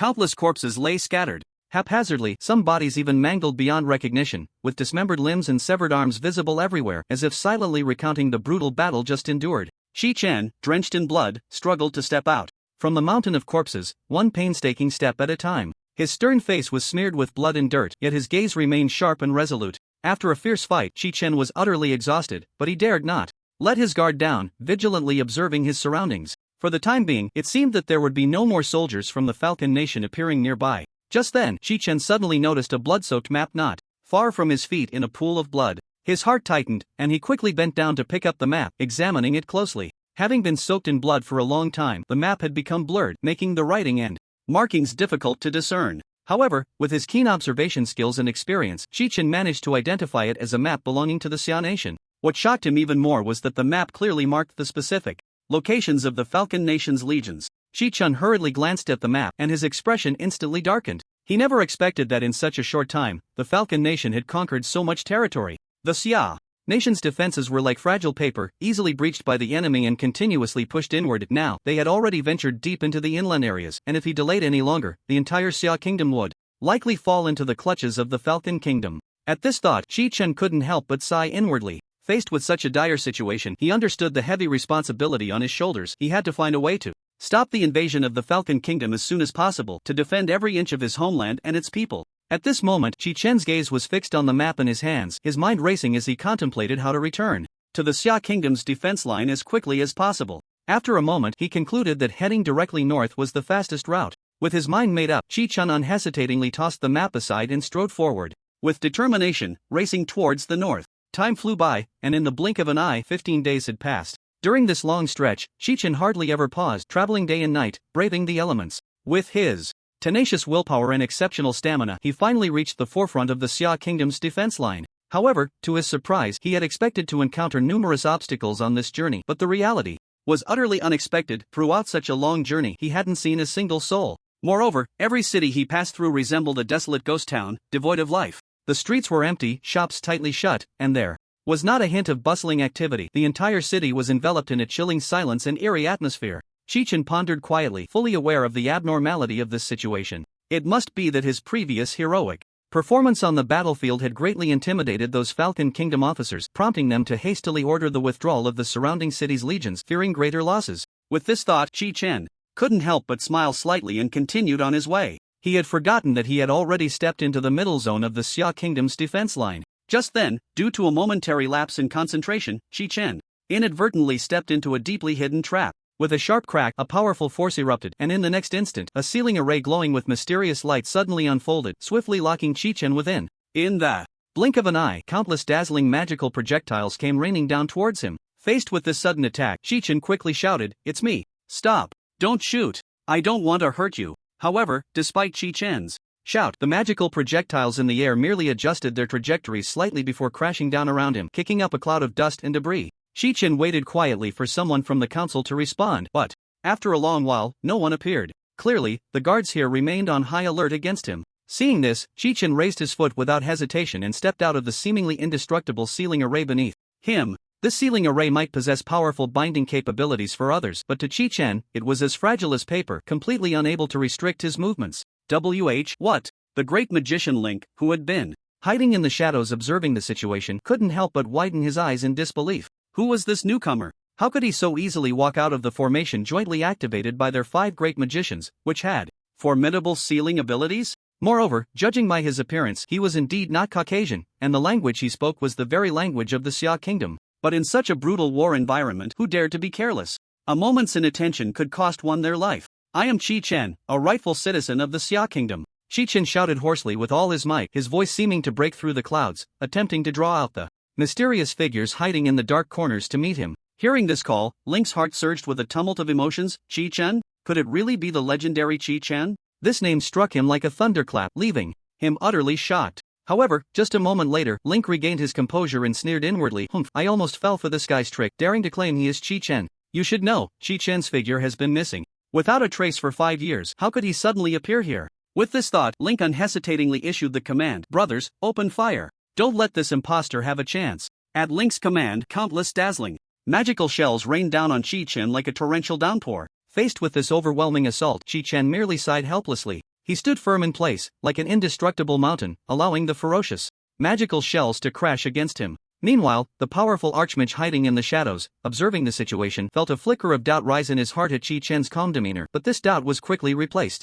by anger. He decided to no longer hold back, unleashing all his skills with full force. In an instant, a variety of brilliant spells erupted in the air like fireworks, weaving a dense web of light that enveloped Chi Chen. The area where Chi Chen stood was instantly shrouded in a thick cloud of smoke, obscuring the view and making it difficult to discern what was happening within. The continuous casting of spells resembled a dazzling yet perilous magical feast. The mages hiding in the shadows were drenched in sweat and gasping for breath, as if all their strength had been drained. Yet, the staffs in their hands continued to shine, releasing powerful magic without end. At this moment, Link calmly directed everyone to cease casting spells. He furrowed his brow, his sharp gaze scanning the direction of the fog, trying to find some clues amidst the chaos.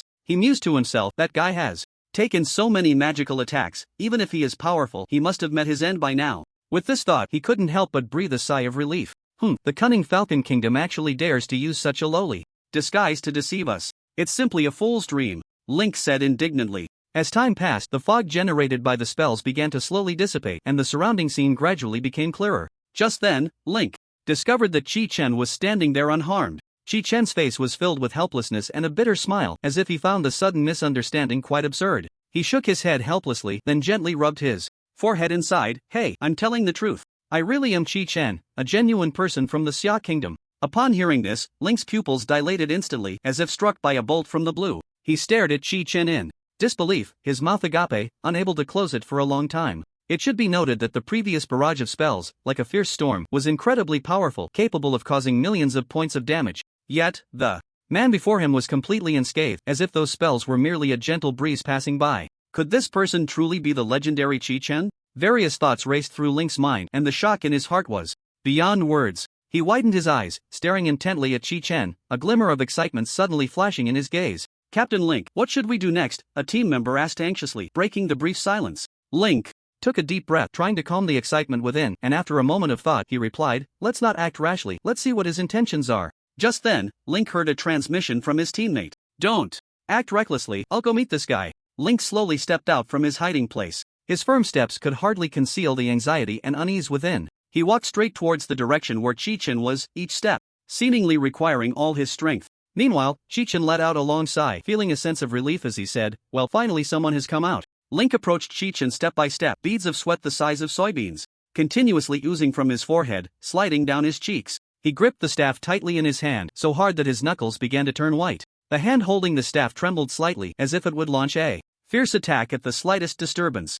Chi Chen looked at the obviously nervous man before him and couldn't help but feel a twinge of pity. So, he simply drove the fearsome blood sword of the abyss into the ground. He thought that perhaps this would help the other relax a bit. After all, he had already put down his weapon. However, Chi Chen completely underestimated the level of tension Link was experiencing at that moment. Just as he plunged the blood sword of the abyss into the ground, Link suddenly seemed to be greatly startled, his body jolting. Before Chi Chen could react, Link unconsciously fired a powerful magic cannonball at him. Fortunately, Chi Chen was battle-hardened and reacted quickly. He swiftly sidestepped, and the whistling magic cannonball grazed the edge of his clothing, crashing heavily into a large rock not far behind him, instantly shattering it to pieces. Chi Chen shook his head helplessly and sighed softly. The aftereffects of this intense war were clearly not to be underestimated. No one could easily shake off that taut nerve and heightened alertness. Hey, don't be so tense. We can have a good chat. There's no need to be so confrontational right from the start. Chi Chen tried to soothe Link in a calm tone, hoping to ease the current tense atmosphere. You really are Chi Chen?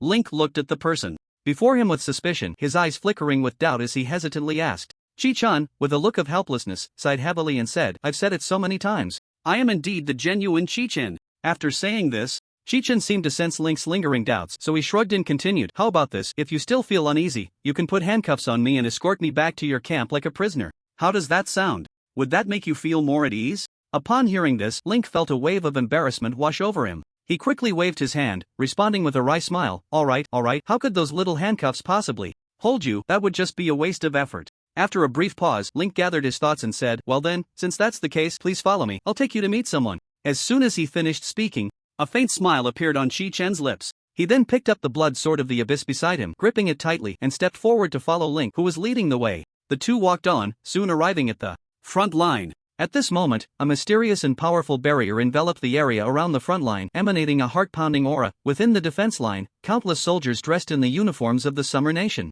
stood straight, their expressions solemn and faces stern, fully alert and vigilant of their surroundings, ready for anything. Under the watchful eyes of the many soldiers, Link led Chi-Chun fearlessly across the defense line. Finally, they arrived at the command center located at the front line. Chi-Chun closely followed Link's steady pace as they stepped through the grand and imposing doors of the command center. They moved swiftly down the wide corridor, their steps hurried and their goal clear, straight to the main command room. Just before reaching the main command room, Chi-Chun suddenly caught sight of an incredibly familiar figure ahead. In an instant, his heart felt as if it had been tightly gripped by an invisible hand, waves of excitement surging within him. Without a second thought, he quickened his pace towards that silhouette. Report to the Commander-in-Chief, our 13th squad has successfully located a crucial individual. Link strode forward, quickly reaching the Commander-in-Chief's side, his voice booming as he reported the situation. At that moment, the Commander-in-Chief had his back to them, his face etched with deep worry and gravity. Upon hearing Link's report, he slowly turned around, murmuring, "Oh, who could it be?" However, before he could finish his sentence, his gaze suddenly locked onto Chi-Chun. Like a flash of lightning, the commander's eyes widened in disbelief, as if his eyeballs might pop out of their sockets, his face a mask of incredulity. His lips parted slightly, but no sound emerged, as if time had frozen at that moment. After a long pause, the commander finally seemed to awaken from his stupor, trembling lips calling out, Chi-Chun, is it really you?" Chi-Chun smiled and nodded, softly replying, "Long time no see, Commander." Sia. It turned out that time had flown. In just 5 short years, Xiaosong had risen to become the frontline commander-in-chief of the entire Summer Nation, thanks to his exceptional leadership and remarkable military achievements. The years had cruelly etched lines on his face, and his once jet-black hair had turned gray, with strands of silver appearing at his temples. Compared to 5 years ago, he had clearly aged significantly. However, for Chi-Chun, it had only been a little over 10 hours since he last saw Xiaosong. But for Xiaosong, those long 5 years had changed so much. Xiaosong tightly grasped Chi-Chun's shoulders, his hands trembling slightly, his eyes filled with indescribable excitement and joy, scrutinizing Chi-Chun from head to toe. After a while, Xiaosong managed to calm the tumultuous emotions within him, though his voice still trembled noticeably. "Chi-Chun, it's been 5 whole years. Where on earth have you been?" His words were filled with confusion and concern. Chi-Chun's lips curled into a faint smile, a smile that seemed to hold endless stories. He slowly began to recount the strange events he had encountered within the mysterious barrier, as well as everything he had experienced after defeating the powerful Kongyue, flowing like a gentle stream as he shared with Xiaosong.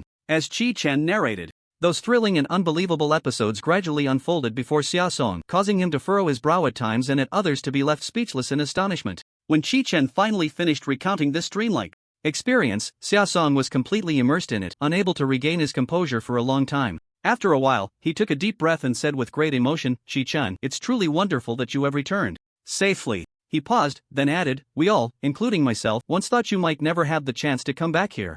Chi-Chun sighed helplessly, shook his head, and replied with a bitter smile, "What happened was indeed beyond my expectations." At this point, his expression suddenly turned serious. However, that Kongyue truly possesses unfathomable strength, incredibly formidable. Chi-Chun's tone revealed a hint of respect for his opponent. But just then, as if recalling something important, he abruptly changed the subject. Chi-Chun looked seriously at Captain Xiaosong and asked, "Captain Xia, I want to know why the Falcon Nation suddenly launched an attack on our Xia Nation? What exactly is the reason behind this?" Upon hearing this, Xiaosong's face flashed with a trace of worry, and he sighed deeply before answering heavily, "This matter goes back 5 years. At that time, our Xia Nation had finally managed to eliminate all the Abyss Apostles within our borders and re-establish a stable governmental structure. We were at a critical moment, ready for development and revival. But just at this crucial juncture, the Apostles from the Falcon Nation inexplicably visited our country."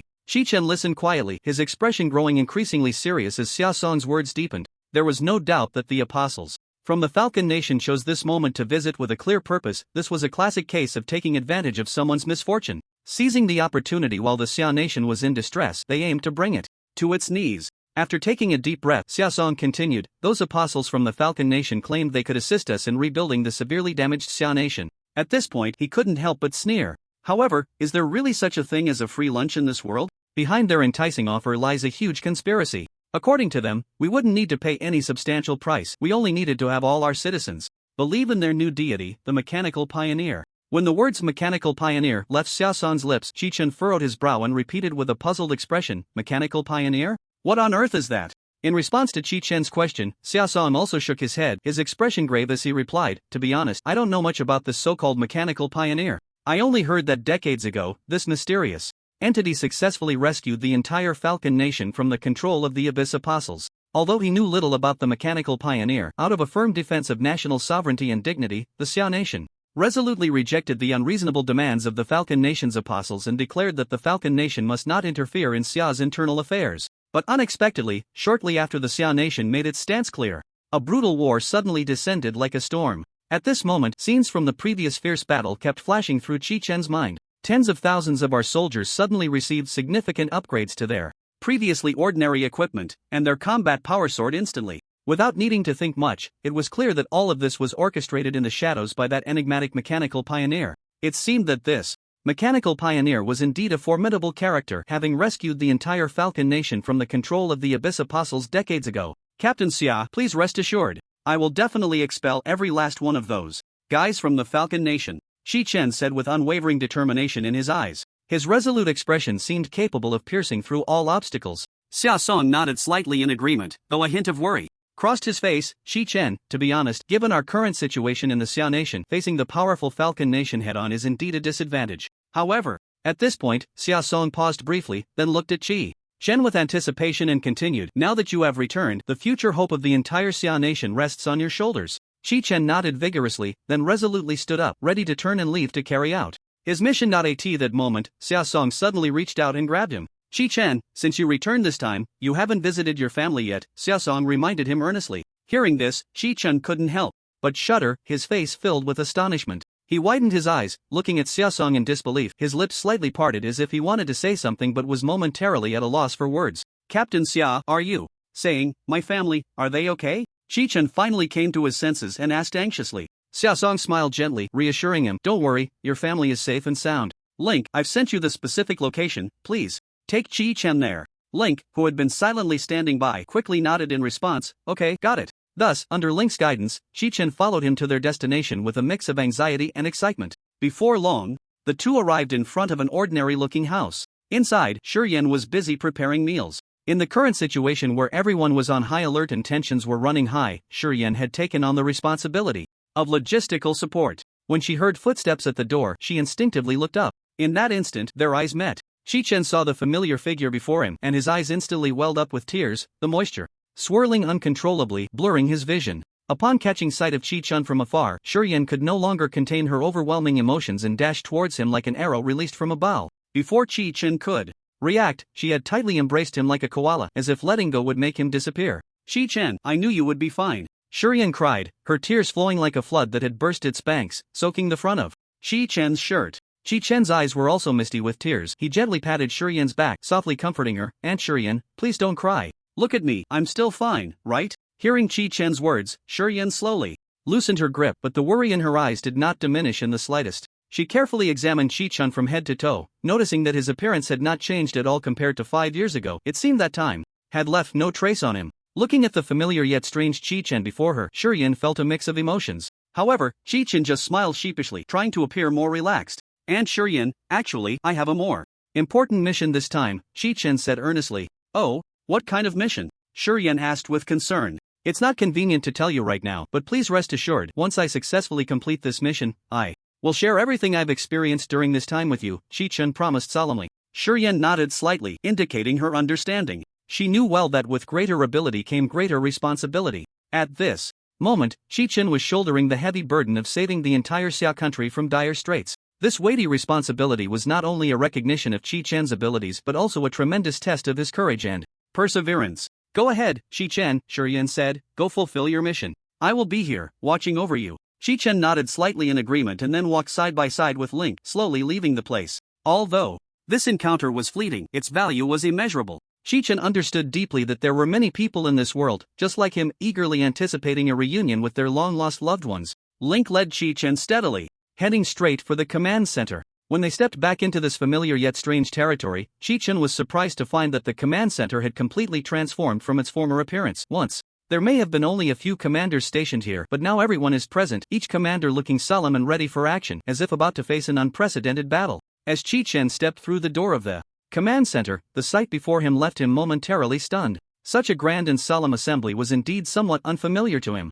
but soon, he adjusted his state of mind, striving to adapt to the tense and serious atmosphere. At that moment, Xiaosong noticed Qi Chen's arrival and stood up without hesitation, announcing loudly, "Everyone, please settle down. Now, I would like to formally introduce an important figure, our hero, Qi Chen, who once turned the tide and saved the entire Xia kingdom from peril in the past, has finally returned today." As soon as he finished speaking, the room erupted into enthusiastic applause. All present turned their respectful and eager gazes toward Qi Chen. Facing such warm attention, Qi Chen appeared calm and unhurried, smiling as he politely nodded to the crowd. Xiaosong continued, "The great rejuvenation of our Xia kingdom begins a new chapter.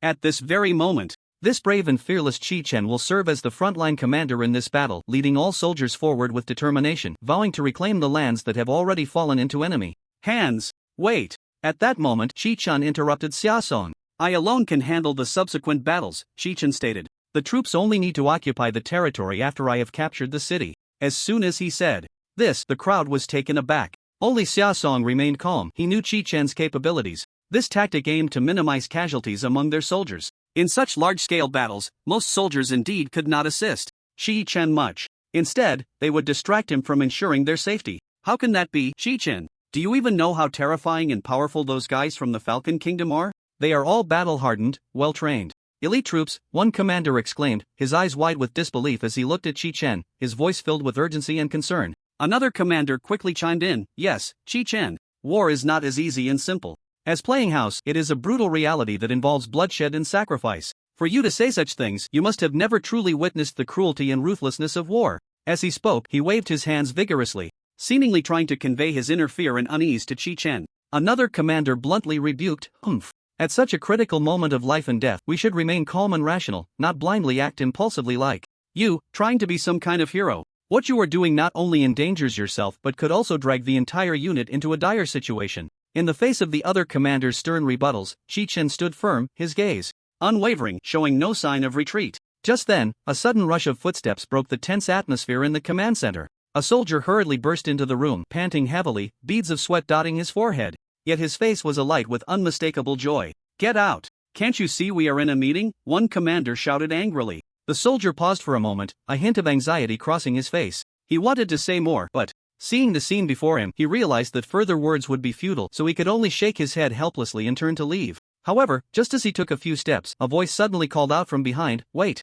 It was Xiaosong's shout. The soldier stopped in his tracks at the sound, quickly turning around to see Xiaosong looking at him with a serious expression. A surge of joy filled his heart as he thought there might still be a chance to clarify the situation. "Sure enough," Xiaosong immediately said, "from your expression and actions, it seems you've brought good news from the front lines. Since you're already here, don't rush off. First, briefly tell us what's going on." Once given permission, the soldier immediately felt as if he had been freed from restraints and eagerly spoke up. "Report to the commanders. I just received the latest intelligence. All the soldiers from the Falcon Nation in the southern war zone have completely withdrawn." Before he finished speaking, the room fell into a dead silence, everyone staring wide-eyed in shock and disbelief. After several seconds, a general finally came to his senses and exclaimed, "What? How is that possible?" Others began to whisper among themselves, discussing this sudden and astonishing news. In an instant, the once quiet command room became noisy and chaotic, with everyone filled with confusion and shock. Upon hearing this news, Qi Chen showed no sign of surprise on his face. In fact, he had already sensed something unusual on his way here. He hadn't seen a single enemy soldier along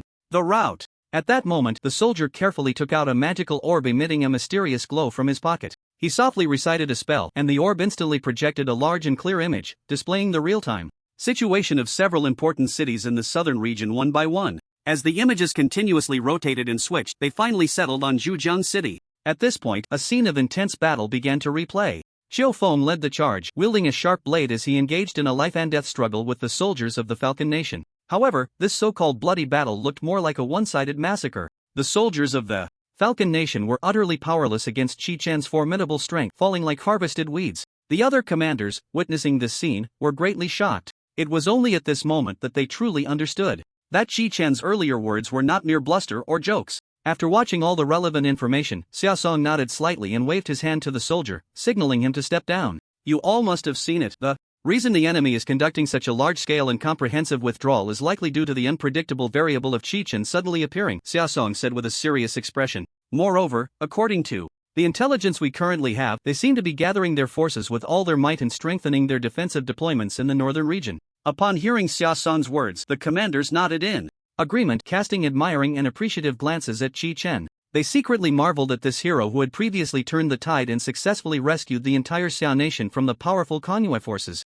Truly, deserving of his reputation, he indeed possessed extraordinary talent and means. However, in the face of the numerous commanders' praise, Chi-Chen merely snorted coldly, revealing a hint of disdain on his face. He was deeply concerned about the capabilities of these commanders, recalling the words they had just spoken, and he couldn't help but shake his head. It was clear that these individuals had never truly experienced the brutal baptism of war, and lacked practical combat experience. Otherwise, how could they utter such naive and ridiculous statements? He found it hard to imagine how such unqualified individuals could hold such important positions as commanders. At that moment, Xiaosong noticed the atmosphere was somewhat awkward and tense, quickly raising both hands to signal everyone to remain calm. Then he spoke, "Everyone, I believe you have now witnessed Chi-Chen's abilities." Firsthand, looking around, observing everyone's expressions, he continued, "So, regarding the decision just made, I assume no one will hold a different opinion now?" For a moment, the large conference room seemed to be enveloped by an invisible weight, the air growing heavy, sinking into a suffocating silence. The commanders present exchanged glances, complex emotions surging like tides between them. Some furrowed their brows, deep in thought, others pressed their lips together, as if harboring unspoken concerns, still others slightly lowered their heads, avoiding the gazes of others. However, despite the myriad thoughts swirling in their minds, no one was willing to speak a word. This silence lasted for a long time, until finally, the one seated at the head, Xiaosong, slowly raised his head. He took a deep breath, as if having made a certain resolution, cleared his throat, and solemnly announced in a deep and firm voice, "In that case, let us proceed according to the established plan." As soon as he finished speaking, everyone was taken aback. Immediately, Chi-Chen, who had been quietly sitting to the side, slightly raised the corners of his mouth, revealing a faint smile. He stood up with composure, glanced around at the people, and said in a relaxed tone, "All right, then let's go all out. Starting tomorrow, we will reclaim the entirety of the Xia kingdom that belongs to us." With that, he turned and left without hesitation, his steps steady and powerful, as if he could hardly wait to plunge into the impending battle. The fight was set to officially commence the next day, and at this moment, Chi-Chen was intently gazing at the detailed map before him. He was currently in Mountain City, a city that stood like a solid fortress on the earth. After thorough investigation and analysis, Chi-Chen discovered that the soldiers of the Falcon Kingdom were primarily concentrated on the northern defense line. They were on high alert, seemingly well prepared for the impending conflict. Every second counted. They must drive these invaders out as quickly as possible. As he spoke, Chi-Chen clenched his fists tightly, the veins on his forehead slightly bulging with anxiety. If they were allowed to continue enhancing their weaponry, this battle would undoubtedly become increasingly difficult and perilous. With this thought, Chi-Chen's brow furrowed even tighter, his heart filled with worry and urgency. Time passed swiftly, and soon it was the next morning. The dawn light spread across the land, illuminating the entire battlefield. The frontline troops were already fully equipped and ready, each soldier looking valiant and high-spirited, waiting for a command to follow Chi-Chen's lead and bravely advance against the arrogant soldiers of the Falcon Kingdom. Meanwhile, on the other side, the front line occupied by the Falcon Kingdom was equally bustling. Large numbers of troops were continuously gathering, building an unassailable defense line. The reason for such a mobilization was that news of the Xia Kingdom's impending full-scale assault had spread like wildfire. In fact, the Falcon Kingdom was well aware of every move made by the Xia Kingdom. This was all thanks to the cutting-edge listening technology granted to them by the mechanical pioneer. This miraculous listening system seemed to possess all-seeing eyes and ears, capable of easily capturing and monitoring every subtle movement, no matter where the target was, even if thousands of miles away. Therefore, during the high-level commander meeting held in the Xia Kingdom yesterday, to those far away in the Falcon Kingdom, the scene appeared as if a group of people were conspiring loudly without any concealment. Just then, on the front line of the Falcon Kingdom, a striking figure suddenly emerged, a robot exuding a strong sense of futuristic technology. It shone with a cold metallic luster, its lines smooth and its shape sharp, as if it had stepped straight out of a science fiction movie. At this moment, the soldiers surrounding him had already changed into their gear, equipped with finely crafted equipment that had undergone multiple improvements and upgrades. However, even so, when these advanced weapons were compared to the mysterious robot before them, they still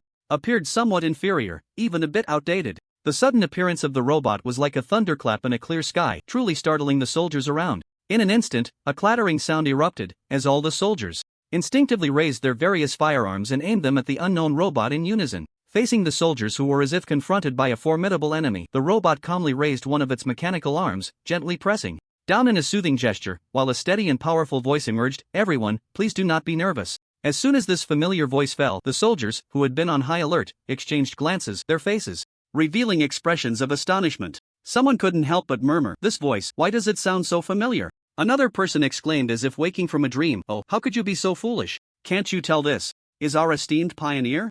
As soon as these words were spoken, it was like a stone thrown into a pond, instantly stirring up a wave of excitement. The soldiers were first taken aback, but then they quickly reacted, their eyes widening as they looked at the robot before them, filled with disbelief and deep admiration. The frontline commander, Mike, walked steadily and firmly towards the tall metal figure standing silently ahead. When he was close enough, Mike stopped, then slowly knelt on one knee, leaning forward to bow deeply to the towering metallic figure. This bow not only represented his personal respect for the robot but also the entire army's profound tribute to this mysterious being. It was known that this was Mike's first time witnessing the true form of the mechanical pioneer up close. Before this, all the legends and stories about the mechanical pioneer had only circulated through word of mouth. Now, being able to see its true face was enough to stir one's emotions. At that moment, the robot moved slightly, its metal head turning slightly as it spoke in a magnetic and somewhat authoritative voice. "Please rise, Mike." Upon hearing this, Mike obediently stood up, but his gaze never left the robot. The robot then continued, "I need to clarify that what stands before you is not my true form, but merely one of the robots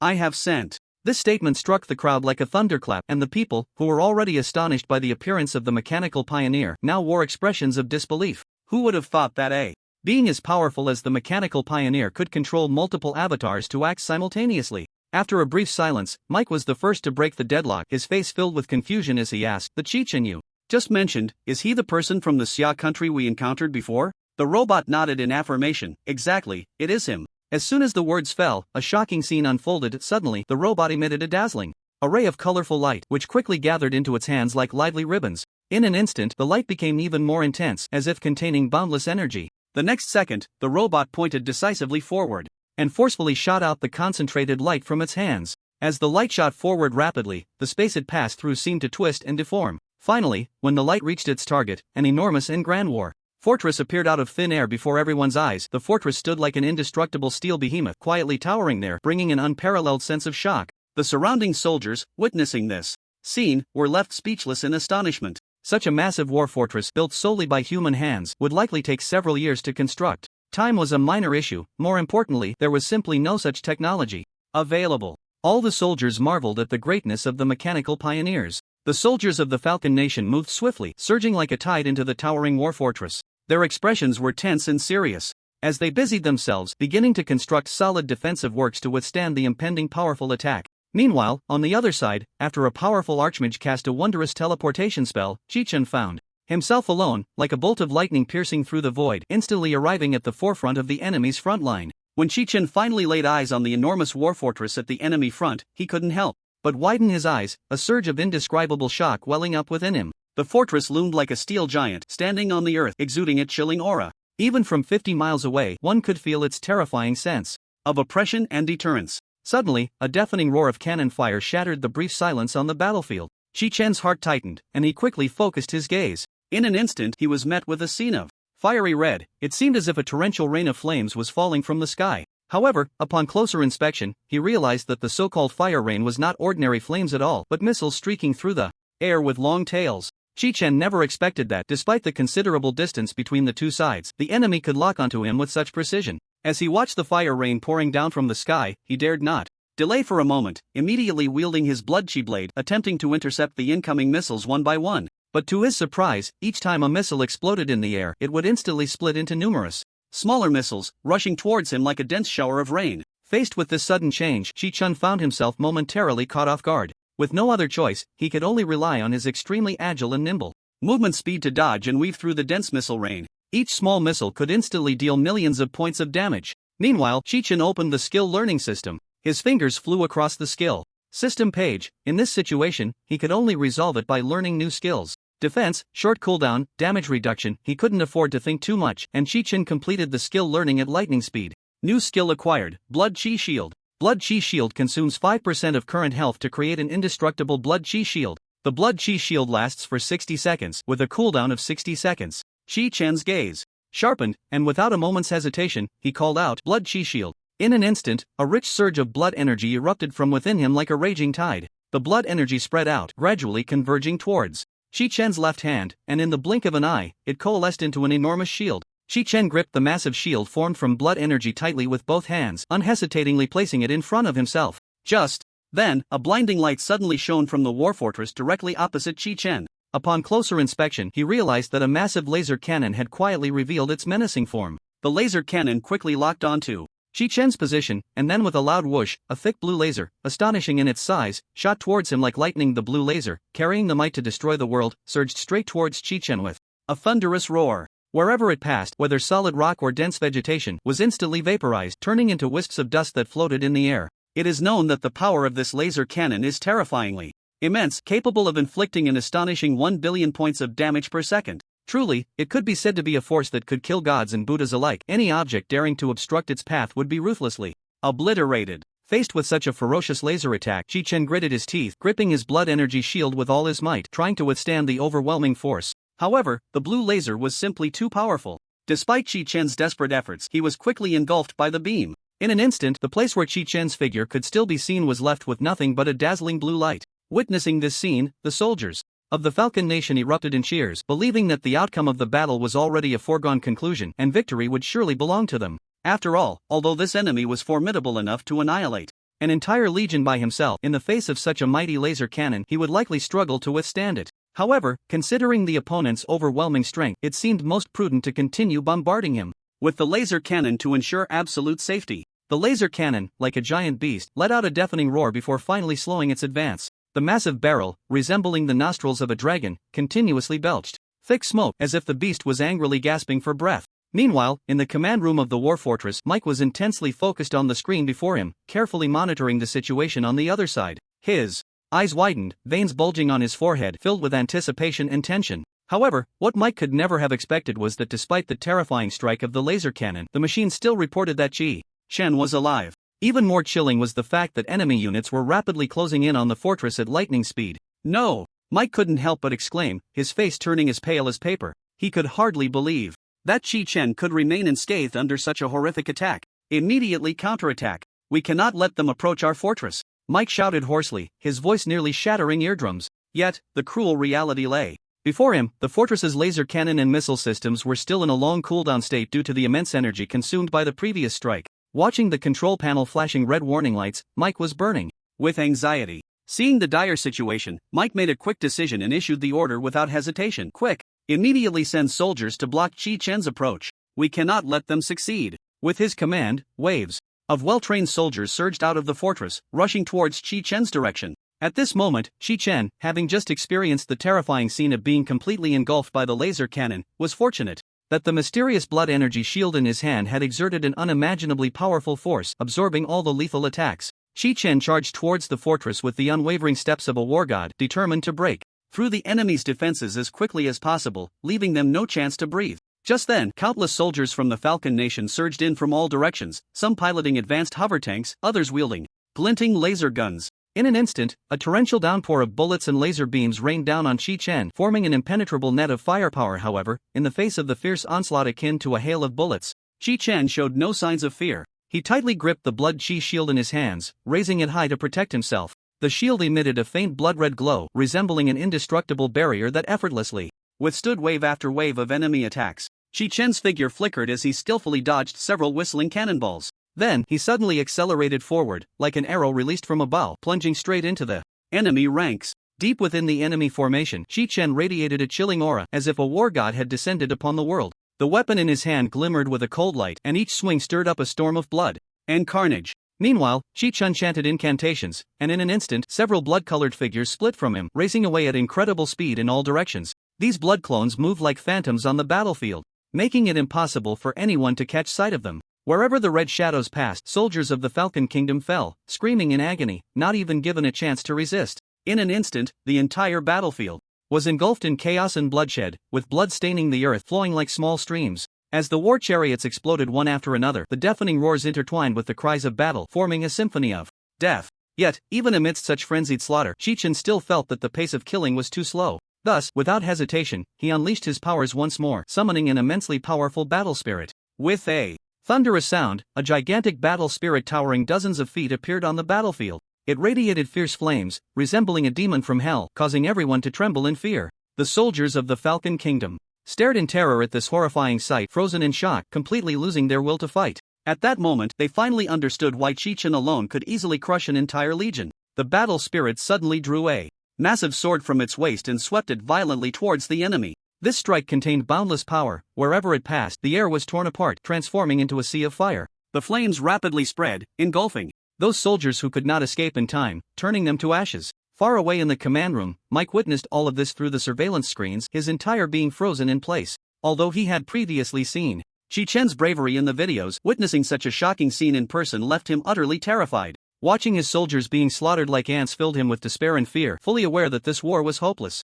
"Commander, the laser cannon has completed charging and is ready to fire." Just at that critical moment, a sergeant who had been closely monitoring the control panel suddenly turned to Mike and shouted. Upon hearing this, Mike's previously serious expression brightened with a glimmer of hope, as if he had seen the dawn in the darkness. Without hesitation, he commanded the sergeant, "Quick, fire immediately. We cannot let that giant wreak havoc any longer." At that moment, Mike was like a drowning man who had suddenly grasped a lifeline, shouting hoarsely as if pouring all his strength into this command. With Mike's order, the massive and powerful laser cannon began to slowly raise its barrel, like a long dormant beast gradually awakening. It precisely aimed at the head of the giant battle spirit controlled by Chi-Chen, the cold metal barrel flashing with a chilling light. With a loud whoosh, a dazzlingly bright and intense laser shot out from the cannon, racing towards the battle spirit's head with lightning speed. In the blink of an eye, the laser accurately struck its target, however, unexpectedly. Despite the tremendous power of the strike, the head of the battle spirit did not fly off as everyone had anticipated. Instead, after enduring the impact of the laser, its head merely revealed a network of fine cracks, spreading like a spider's web. Faced with such a tenacious enemy, Chi-Chen naturally would not sit idly by. He quickly reacted, maneuvering the battle spirit to move agilely. In an instant, the massive body of the battle spirit resembled a moving mountain, each step causing the ground to tremble violently. The soldiers of the Falcon Nation, who had gathered beneath the battle spirit, had no time to dodge and were ruthlessly crushed, turning into pools of bloody mush. Meanwhile, the laser cannon did not cease its attack. It locked onto the constantly moving battle spirit, continuously unleashing powerful laser beams in an attempt to inflict greater damage. Shou Feng, who had been closely monitoring the battlefield situation, made a decisive decision upon witnessing this scene. He too focused intently on controlling his battle spirit and suddenly unleashed a fierce and unmatched sword energy towards the direction of the laser cannon. This sword energy sliced through the air like lightning, breaking through the dense laser beams with unparalleled momentum and speed, directly cleaving towards the cannon that was still firing wildly. Then came a resounding bang as the incredibly sturdy laser cannon was split in half by this earth-shattering sword energy. The severed cannon body emitted thick smoke and sparks as it crashed to the ground. The enormous, indestructible war fortress trembled violently under the impact of this terrifying sword energy, as if it had experienced a cataclysmic earthquake. The interior of the fortress plunged into chaos, with various instruments blaring piercing alarms and flashing terrifying lights. At this moment, Mike was already pale with fear, utterly terrified. After all, this war fortress was their most powerful reliance, and the so-called indestructible ultimate weapon mounted on it had been effortlessly destroyed by Chi-Chen. This was simply an unimaginable nightmare. "Quick, go find the pioneer." Mike could no longer care about his image or demeanor, screaming hysterically at the officer beside him. His voice, strained and harsh from extreme fear, sounded like a wounded beast roaring in despair. The officer, receiving the order, dared not delay for a moment and immediately turned to sprint towards the location of the robot. All the while, his heart was in his throat, praying that it was not too late. However, when he finally found the robot, the sight before him left him momentarily stunned. The robot stood silently in place, its head bowed, resembling a lifeless statue, completely motionless. The officer rushed forward in desperation, pleading, "Please, Pioneer, we urgently need your help, please act quickly." But no matter how much the officer shouted and begged, the robot remained unresponsive, standing there in silence. Time ticked away, and with each passing second, danger drew closer. Just as the officer was on the verge of collapse, the robot finally slowly raised its head and painfully uttered two words, "Retreat." Receiving the command from the mechanical pioneer, the officer immediately turned and ran towards the war fortress. At that moment, a horrifying scene unfolded. A massive blade cleaved the war fortress in half. Chi-Chen, controlling the battle spirit, had already breached the defenses of the Falcon Nation. The soldiers of the Falcon Nation were in a panic, scrambling to escape. In an instant, everyone was thrown into chaos. Seeing this scene, the officer felt a surge of despair. The next second, he looked up, and the giant's blade was descending from the sky. Chi-Chen's gaze was icy as he stared ahead. The colossal battle spirit he controlled surged forward like a mountain, charging into the defenses of the Falcon Nation with unparalleled momentum. The once solid defenses crumbled before the battle spirit as if made of paper, collapsing in an instant. The soldiers of the Falcon Nation were filled with terror. They had never witnessed such overwhelming power. In a moment of panic, they discarded their helmets and armor, scattering in all directions to flee. However, how could Chi-Chen let these enemies escape so easily? To show mercy to the enemy was the greatest cruelty to oneself. In the next second, Chi-Chen unhesitatingly unleashed the chaos storm. A roar echoed through the skies, and a massive red storm erupted from where Chi-Chen stood. The storm seemed to possess an endless pull, drawing in all the fleeing soldiers of the Falcon Nation. In an instant, the battlefield was drenched in a bloody tempest. The howling winds, the soldiers' screams, and the clashing of metal intertwined, creating a terrifying symphony. Blood and shattered steel rained down like a torrential downpour, staining the earth red. Shi-Chen stood at the center of the storm, a cold smile on his face.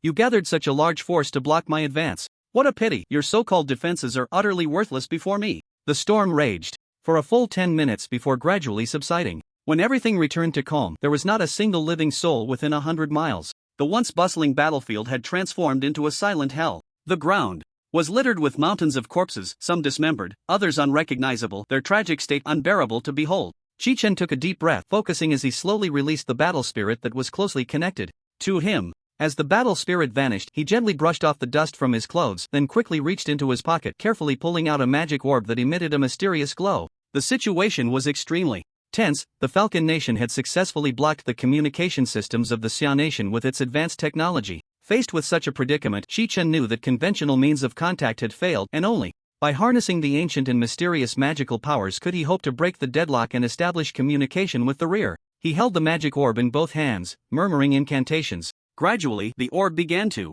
emit a soft light, projecting a clear image in the air. There stood Captain Xiaosong, 1,000 miles away. Captain Xia, good news. The frontline defenses of the Falcon Nation have been successfully breached by me. Shi-Chen couldn't hide his excitement as he reported loudly to the image of Xiaosong. Well done, Shi-Chen, Xiaosong replied with a pleased smile, then asked, so, what is the situation with the enemy? Don't worry, Captain. All the soldiers of the Falcon Nation here have been completely eliminated, not a single one escaped. Shi-Chen stood tall, answering confidently. Upon hearing this news, Xiaosong nodded in satisfaction and said, very good, Shi-Chen. But we must not let our guard down. The advanced troops will immediately follow in your footsteps and assist you in reclaiming the lost territory. Shi-Chen nodded heavily, acknowledging the daunting and urgent nature of the task. He then decisively cut off communication with Xiaosong, turning and striding forward with determination towards the next target area. Meanwhile, on the other side of the battlefield, the command center of the Falcon Nation was shrouded in gloom. The commanders present were intently watching the real-time battlefield footage transmitted via satellite on the large screen, each face darkened as if it could drip water. When they witnessed Shi-Chen breaking through the defenses and annihilating the enemy, they couldn't help but gasp in shock, especially Vice Commander Jack. At this moment, his face was pale, his body involuntarily slumped in the chair, his brows tightly knitted and his lips pressed together, unable to utter a word. Faced with such a powerful opponent and an unfavorable battlefield situation, these usually arrogant commanders were momentarily flustered, whispering among themselves, yet they could not come up with an effective counter-strategy. What are we going to do? Even though the Pioneer has equipped us with excellent gear, we still can't compete with the immensely powerful Qi Chen, one commander said with a worried expression. Yes, we were able to defeat the Xia Kingdom Legion before solely because of the advanced equipment provided by the Pioneer. Who would have thought that such a formidable Qi Chen would emerge now? Our high-tech weapons seem like child's play in front of him, completely ineffective, another commander chimed in, complaining. Where has the Pioneer gone? How can he disappear without a trace at such a critical moment, just like always? Is he really going to watch us get beaten by Qi Chen without any means to fight back? Another commander questioned indignantly. In an instant, many commanders present began to speak ill of the mechanical pioneer, expressing their dissatisfaction. Their once blind admiration for the mechanical pioneer had completely shattered with the disastrous defeat in this battle. Just as everyone was arguing incessantly, a furious shout rang out, "Enough! Stop the noise!" It was Jack who stood up. He shouted with a serious expression, Qi Chen is about to reach our next battle zone. If you continue to argue endlessly, we will never come up with a countermeasure. We will only suffer a worse defeat. Jack's words were like a bucket of cold water poured over everyone, instantly silencing the previously noisy scene. They all realized that Jack was right. Given Qi Chen's astonishing speed of movement, they had little time left to prepare for the next battle. The serious-looking officer beside Jack quickly operated the complex equipment in front of him, his fingers flying over the keyboard, and soon successfully retrieved the satellite images. The screen clearly displayed Qi Chen, like a ghost, rapidly approaching the next battle zone. Jack stared at the screen, his brows tightly furrowed, his eyes revealing a hint of anxiety and tension. He knew very well that Qi Chen's strength should not be underestimated. If they did not take effective measures to stop his advance in time, the consequences would be unimaginable. Immediately notify the 65th Group Army in that battle zone to be on high alert and fight to the death at all costs. We must hold the defense line and absolutely cannot let Qi Chen break through. Jack decisively issued the first command, his voice carrying an undeniable authority. Then, after a moment of thought, he added, tell them to find ways to delay time, every second counts. At the same time, immediately notify the nearby 5th and 6th Group Armies to converge at full speed on Chi Chen's location and launch a siege operation. We must trap him here and not let him escape. With this series of commands issued, a tense and grave atmosphere immediately filled the entire operations command room. Everyone understood that at this moment, all the pressure was on Jack alone. However, just then, Jack seemed to suddenly think of something important. He abruptly raised his head and said loudly to the officer, "Right, allow them to use large-scale lethal weapons." After saying this, Jack took a deep breath, his gaze once again fixed on the satellite images, silently praying that they could successfully stop Chi Chen's advance. This time. At this moment, Chi Chen was already within close proximity to the next battle zone. As expected, in the distant front he could see the massive war fortress standing before the defense line, like a colossal beast. Due to his previous encounters with the war fortress, Chi Chen appeared composed and confident in the face of the scene before him. Even before the enemy's war fortress launched an attack, Chi Chen did not hesitate to unleash his unique skill, Blood Chi Shield. He tightly gripped the shield with both hands, raising it high above his head, adopting a stance of readiness, clearly prepared to withstand the impending storm of artillery fire. Sure enough, in the next moment, accompanied by a deafening roar, countless shells came raining down on Chi Chen like a torrential downpour. Following that, another wave of dense missiles surged forth, as if they were going to tear the very sky apart. However, amidst this hail of bullets, Chi Chen showed no signs of panic. He firmly held the shield in front of him, his figure darting forward like a wraith. In an instant, the missiles exploded around him, with thunderous blasts, sending up thick smoke and raging flames. Yet astonishingly, these powerful explosions seemed to have no effect on Chi Chen. He was like a solitary boat in a storm, steadfastly advancing towards his goal, despite the raging waves. Seeing that conventional weapons could not halt Chi Chen's advance, the soldiers of the Falcon Nation quickly made a decision, swiftly operating a powerful laser cannon, attempting to use this high-tech weapon to slow down Chi Chen's offensive pace. Although they knew that the laser cannon would likely have little effect on the formidable Chi Chen, at this critical moment even a brief delay was extremely valuable. At this moment, Chi Chen's eyes were fixed solely on the war fortress that lay just ahead. Ignoring the laser beams that continued to strike from behind, he accelerated, his speed increasing as he raced towards his destination like an arrow released from a bow. With only 20 miles left to the war fortress, victory was in sight. Just then, a massive missile, resembling a mountain, suddenly streaked across the sky, descending with a heart-stopping whistle.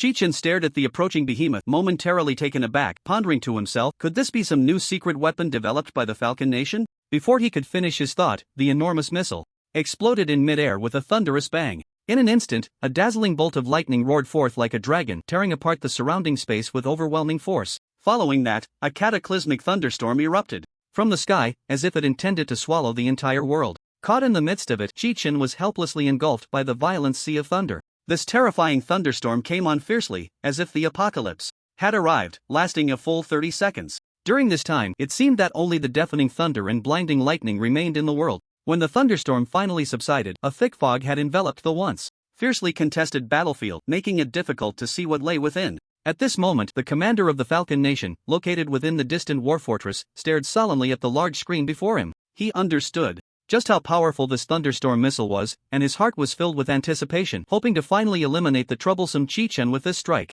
However, as the dense smoke gradually cleared, everyone was astonished to find a figure still resolutely racing towards the war fortress. Without a doubt, that person was Chi Chen. He radiated an invisible pressure, a disdainful smile on his face. This little trick may seem quite frightening, but in reality, its power is nothing remarkable. It turned out that the heart-stopping thunderstorm just now had caused quite a bit of damage to Chi Chen, directly stripping him of a full 500 billion health points. However, for someone like Chi Chen, who possessed a staggering 100 trillion health points, such an attack clearly posed no fatal threat to him. Everyone, attack with all your might, and take down the enemy target. The commander in the control room stared grimly at the screen, and when he saw Chi Chen approaching like a ghost, he issued the order without hesitation. In an instant, the soldiers of the Falcon Nation surged out from various strongholds like a tide, armed and resolute, each harboring a determination to die and a belief to put Chi Chen to death.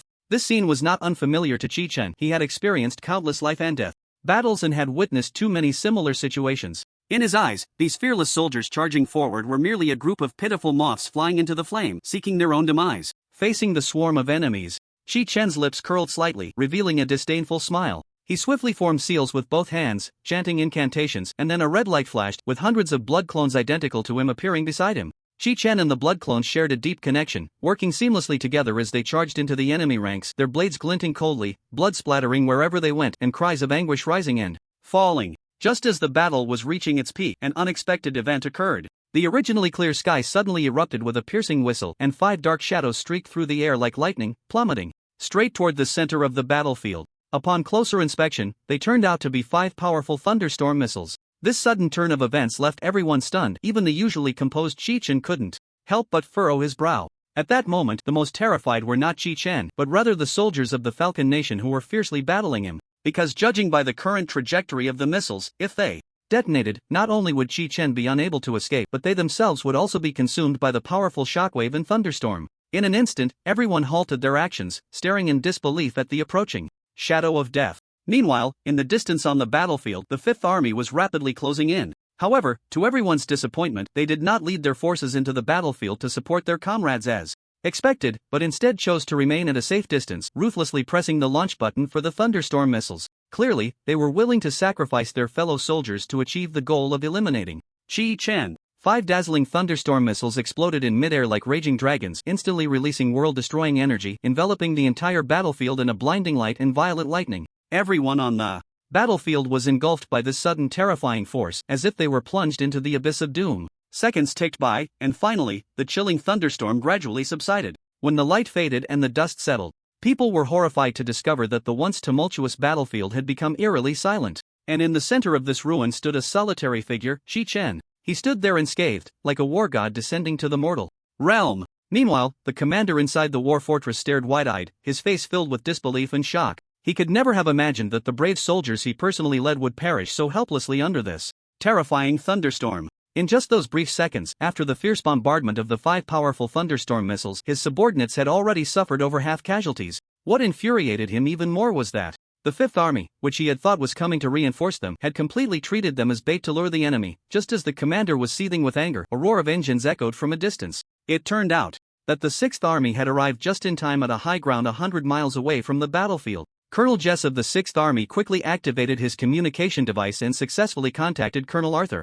of the Fifth Army. "Arthur, you really are something." Jess's voice came through the communicator, tinged with admiration. "I can't believe you came up with such a brilliant strategy." Arthur laughed heartily at this. "Jess, how about that? Now you know how formidable I am. Don't hesitate any longer, hurry and join my operation. We can't just sit back and watch Chi-Chen continue to be arrogant. Moreover, with our current ample firepower, we can definitely eliminate him completely." The corners of Jess's mouth lifted slightly, revealing a confident yet somewhat cunning smile as he softly said, "All right, then let's go all out and make a big push." With that, he decisively turned off the communicator in his hand. Immediately, he waved his arm lightly, signaling to the sergeant standing not far away. The sergeant understood and quickly stepped forward. Jess's gaze was piercing as he looked directly at the sergeant, issuing orders in a calm and firm tone. "Go notify everyone immediately to prepare for the launch of the thunderstorm missiles." However, just then, a series of urgent beep beep beep sounds suddenly came from the communicator at Jess's waist. He frowned slightly and quickly reached for the communicator to check. The screen displayed a call from the colonel of the 65th Army. Jess stared at the communicator expressionlessly for a few seconds, then without a word, he decisively pressed the hang-up button. It seemed he had anticipated this call and had no desire to engage in conversation, because in this fierce battle, the 65th Army was already destined to become the most tragic sacrifice. Meanwhile, far away in the command center of the Falcon Nation, a group of high-ranking commanders were intently watching the live broadcast of the battlefield. On the big screen, one sergeant, with a serious expression, approached Jack and cautiously asked, "Sir, do we need to intervene to stop Jess and Arthur's reckless actions?" After all, before the sergeant could finish his sentence, Jack abruptly raised his hand to interrupt him. Jack's gaze was sharp as he replied decisively, "Don't worry about them. The most important objective right now is singular, successfully kill Chi-Chen. For that, we are willing to pay any price. Moreover, given the current situation, Jess and their approach may already be the best strategy we can adopt." At this moment, within the Fortress of War, the colonel of the 65th Army slammed his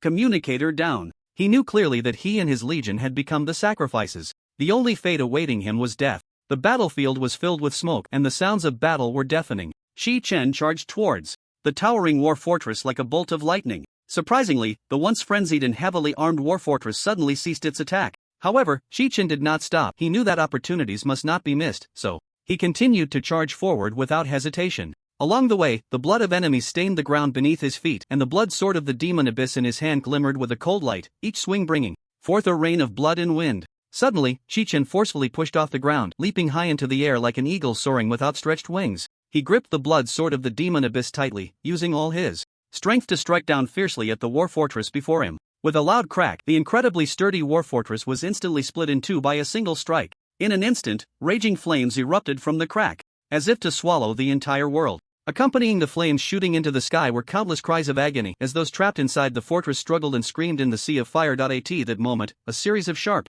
piercing explosions suddenly echoed through the sky. Shi Chen's heart tightened and he immediately realized that the situation was dire. He abruptly looked up. Hundreds of thunderstorm missiles trailing long tails of fire descended from the sky like shooting stars, heading straight for him. Although it was clear that these missiles were aimed at him, the spectacular scene still left Shi Chen feeling a twinge of shock. To kill me, they are willing to sacrifice an entire legion as bait? What a grand scheme! Shi Chen thought to himself with a cold snort. Yet, there was no fear on his face. Instead, he revealed a disdainful sneer. But to think that such tactics could take my life is rather naive. In that instant, it felt as if time had frozen. Hundreds of thunderstorm missiles streaked across the sky like meteors, exploding with a force that seemed to annihilate everything. In an instant, the entire sky was enveloped in a dazzling light that made it nearly impossible to open one's eyes. This light was like a blazing sun suddenly rising, illuminating the previously dim world as bright as day. Accompanied by a deafening roar, the powerful thunderstorm spread outwards from the explosion point, causing the ground to tremble violently as if it were about to be torn into countless fragments.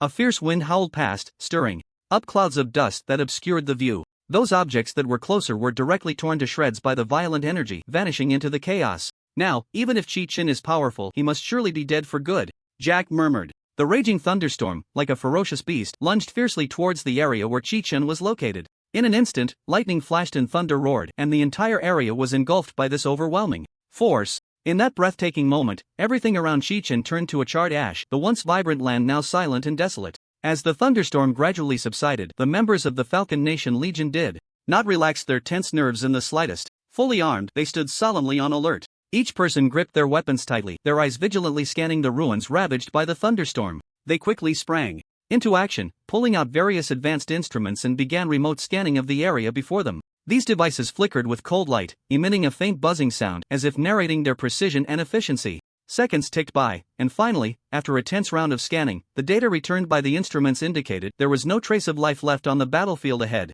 At that moment, the entire Falcon Nation Legion erupted into a frenzy of joy. Arthur, standing at the front of the line, was unable to contain his excitement. He raised his arm and shouted, his face beaming with a victorious smile. He knew that the ambush he had meticulously planned had finally succeeded. This is the official report from Arthur, the commander of the 5th Army Corps. Arthur shouted in a loud and firm voice, our target, Shi Chen, has been completely eliminated. This news spread like lightning through the command center of the Falcon Nation Legion. In an instant, the entire headquarters erupted with deafening cheers and applause. People excitedly tossed their documents into the air, which fluttered around as if this war had already drawn to a perfect close, their joy evident. Arthur looked at the bustling scene before him, a slight smile curling at the corners of his mouth as he secretly pondered, now that Shi Chen is eliminated, I have undoubtedly become the #1 contributor to this operation. When it comes time for rewards, with this remarkable achievement, my position will surely be greatly elevated. At the very least, I might even sit in the Commander-in-Chief's seat of the Falcon Nation Legion.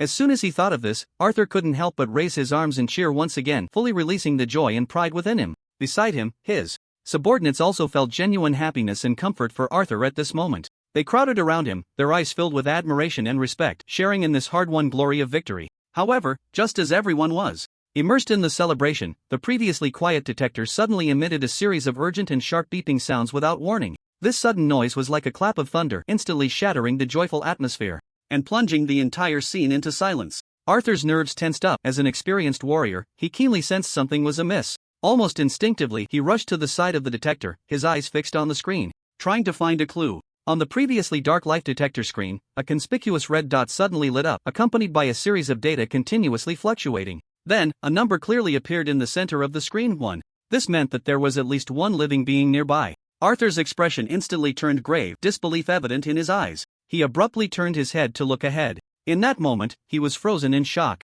At the edge of his vision, an enormous figure stood majestically on the vast land. That figure resembled a towering mountain, exuding a chilling aura. Upon closer inspection, it turned out to be a massive battle spirit. It radiated a mysterious glow, as if a war god from ancient times had descended upon the world. Inside this battle spirit, Shi Chen sat firmly like a mountain, his gaze coldly sweeping over the 5th and 6th armies of the Falcon Nation, which were over 100 kilometers away. These enemies thought that by laying a trap, they could eliminate Shi Chen, but they had no idea that he possessed unimaginable abilities. Just before the thrilling storm had struck, Shi Chen decisively unleashed his powerful arcane teleportation skill, vanishing from his original spot in the blink of an eye, and was instantly transported over 1,000 kilometers away to Zhujiang City. After the storm subsided, Chi-Chen quietly returned like a ghost. Now, facing this arrogant and reckless group of enemies, it was the perfect opportunity for him to deliver a heavy blow and teach them a lesson. These despicable guys are willing to use an entire legion as bait just to kill me. How utterly foolish. Chi-Chen gritted his teeth and whispered, his anger burning fiercely within. With a cold gaze, Chi-Chen controlled the powerful battle spirit, channeling all his strength into his hands and then swung them fiercely. A massive blade of blood energy, surging and exuding a chilling, bloody aura, whistled out, racing straight towards the 5th and 6th armies. The members of the 5th Army were originally executing their tasks in an orderly manner, but suddenly, they saw a dazzling red wave of light shooting towards them at an astonishing speed. Where the red wave passed, the air seemed to be torn apart, producing a sharp, piercing sound. Everyone's faces changed instantly, alarm bells ringing in their hearts, and they immediately realized that something was terribly wrong. They had no time to react further and could only instinctively turn and run, panic-stricken, completely losing the disciplined demeanor of trained soldiers. In the chaotic crowd of fleeing people, Arthur, as the Legion commander, should have been commanding with confidence, but at this moment he was also caught up in the chaos. He was swept along by the surging crowd, unable to control his movements as he was jostled left and right. Suddenly, a panicked soldier collided with him from the side, knocking Arthur to the ground. Poor Arthur fell awkwardly onto the hard ground, struggling to get up and continue his escape, but the soldiers of the Falcon Nation, equally terrified, had no time to pay attention to their high-ranking commander at that moment. They were desperately running for their lives. Thus, Arthur lay there all alone on the ground, watching countless large feet trample over him. Before long, he could no longer bear the heavy treading and ultimately perished in this chaotic land, becoming yet another victim of the rout. Meanwhile, the 6th Army was facing the same fate. Confronted with Chi-Chen's terrifying strike, they too were powerless to retaliate, fleeing like headless flies in all directions. The entire unit was instantly thrown into chaos, with all soldiers frantically escaping without regard for military discipline or tactics. Far away in the command center of the Falcon Nation's army, the officers had just moments ago been reveling in the joy of imminent victory, raising their glasses in celebration. However, the sudden upheaval before them caught everyone off guard, and their smiles froze in an instant. Watching the horrific scenes from the front line displayed on the big screen, every face turned as pale as death. They stood there wide-eyed, mouths agape, unable to utter a single word. Who could have imagined that the tide of battle would turn so dramatically in an instant? At this moment, a single question arose in the minds of all. Could it be that this person named Chi-Chen had truly become so powerful that no one could rival him? Chi-Chen stood quietly atop the ruins, his gaze coldly fixed on the battlefield that he had just shattered in an instant. The once formidable 5th and 6th armies of the Falcon Nation had now been reduced to ruins and billowing smoke. Seeing the enemy in such a pitiful state, a slight smirk appeared at the corner of Chi-Chen's mouth, a cold and triumphant smile gradually emerging on his handsome yet bloodthirsty face. This is how you should teach these invaders an unforgettable lesson. Chi-Chen sneered to himself. Just then, a deafening roar suddenly erupted from above. Chi-Chen looked up sharply, only to see that the previously clear sky had inexplicably turned overcast, accompanied by low rumbles of thunder, as if some terrible force was about to descend. Meanwhile, far away in the command room of the Falcon Nation, the generals exchanged bewildered glances, their faces filled with shock and confusion. What is happening? Someone stammered. The scene fell into a dead silence, and no one could answer that question. Deputy Commander Jack furrowed his brow tightly, pondering. Could it be that a certain army disobeyed orders, attempting to defeat Chi-Chen first to seize military merit, and thus recklessly launched an attack? Just as everyone was speculating, the next scene unfolded completely beyond their expectations. The heavy, ink-like clouds seemed to be torn apart by invisible giant hands, and golden sunlight instantly pierced through the clouds, showering down on the earth. Under the dazzling light, a colossal mechanical cube descended like a mountain from the sky, slowly emerging from the clouds before everyone. This mysterious mechanical cube shimmered with a cold metallic luster, its surface covered in intricate and precise patterns and runes, making it impossible to guess its purpose or origin. In an instant, both Chi-Chen and the soldiers of the Falcon Nation stood dumbfounded, staring at this sudden behemoth, their hearts filled with confusion and shock. Seeing this situation, Chi-Chen decisively commanded the battle spirit beside him to unleash a fierce and unmatched bloodblade towards the cube. In an instant, a blood-red sword energy sliced through the air, charging towards the mechanical cube with the force to destroy the heavens and the earth. However, something unexpected happened. Just as the blood-chi blade was about to strike its target, a layer of transparent energy shield suddenly appeared out of thin air, effortlessly blocking Chi-Chen's full-force attack. Not good. This is actually the enemy's new type of technological weapon. Chi-Chen's heart sank, and his expression instantly turned grave. He knew all too well that this unprecedented defensive measure was not something ordinary weapons could breach. If he couldn't come up with a countermeasure quickly, the consequences would be unimaginable. In the blink of an eye, the enormous mechanical cube plummeted like a meteor, crashing down right in front of Chi-Chen's battle spirit. Shockingly, the size of this mechanical cube was comparable to that of Chi-Chen's battle spirit, as if two towering mountains were standing face to face. It's the pioneer, it must be the pioneer. At that moment, Jack, who was in the command room, witnessed the scene and became instantly excited, unable to help but shout loudly. His voice echoed throughout the command center, tightening everyone's nerves to the utmost. As the mechanical cube slammed heavily into the ground, a violent shockwave erupted in an instant. This shockwave surged forth like a roaring sea, carrying earth-shattering power as it swept outward. Its force was so strong that it forcibly pushed Chi Chen's battle spirit back several hundred meters. However, the situation did not end there. Just as everyone was in shock, the previously motionless mechanical cube suddenly began to undergo astonishing changes. A series of crisp metallic scraping sounds rang out as the mechanical cube twisted, folded, and restructured at a visible speed. In just a few seconds, a towering giant robot appeared before everyone. This robot gleamed with a cold metallic luster, every joint and part exquisitely precise, showcasing the allure of high technology. In stark contrast to Chi Chen's battle spirit, it was entirely composed of complex and intricate mechanical structures, devoid of any life force, whereas Chi Chen's battle spirit was purely condensed from his own spiritual energy, agile and mysterious. At this moment, on this vast battlefield, two giant-like entities stood proudly facing each other.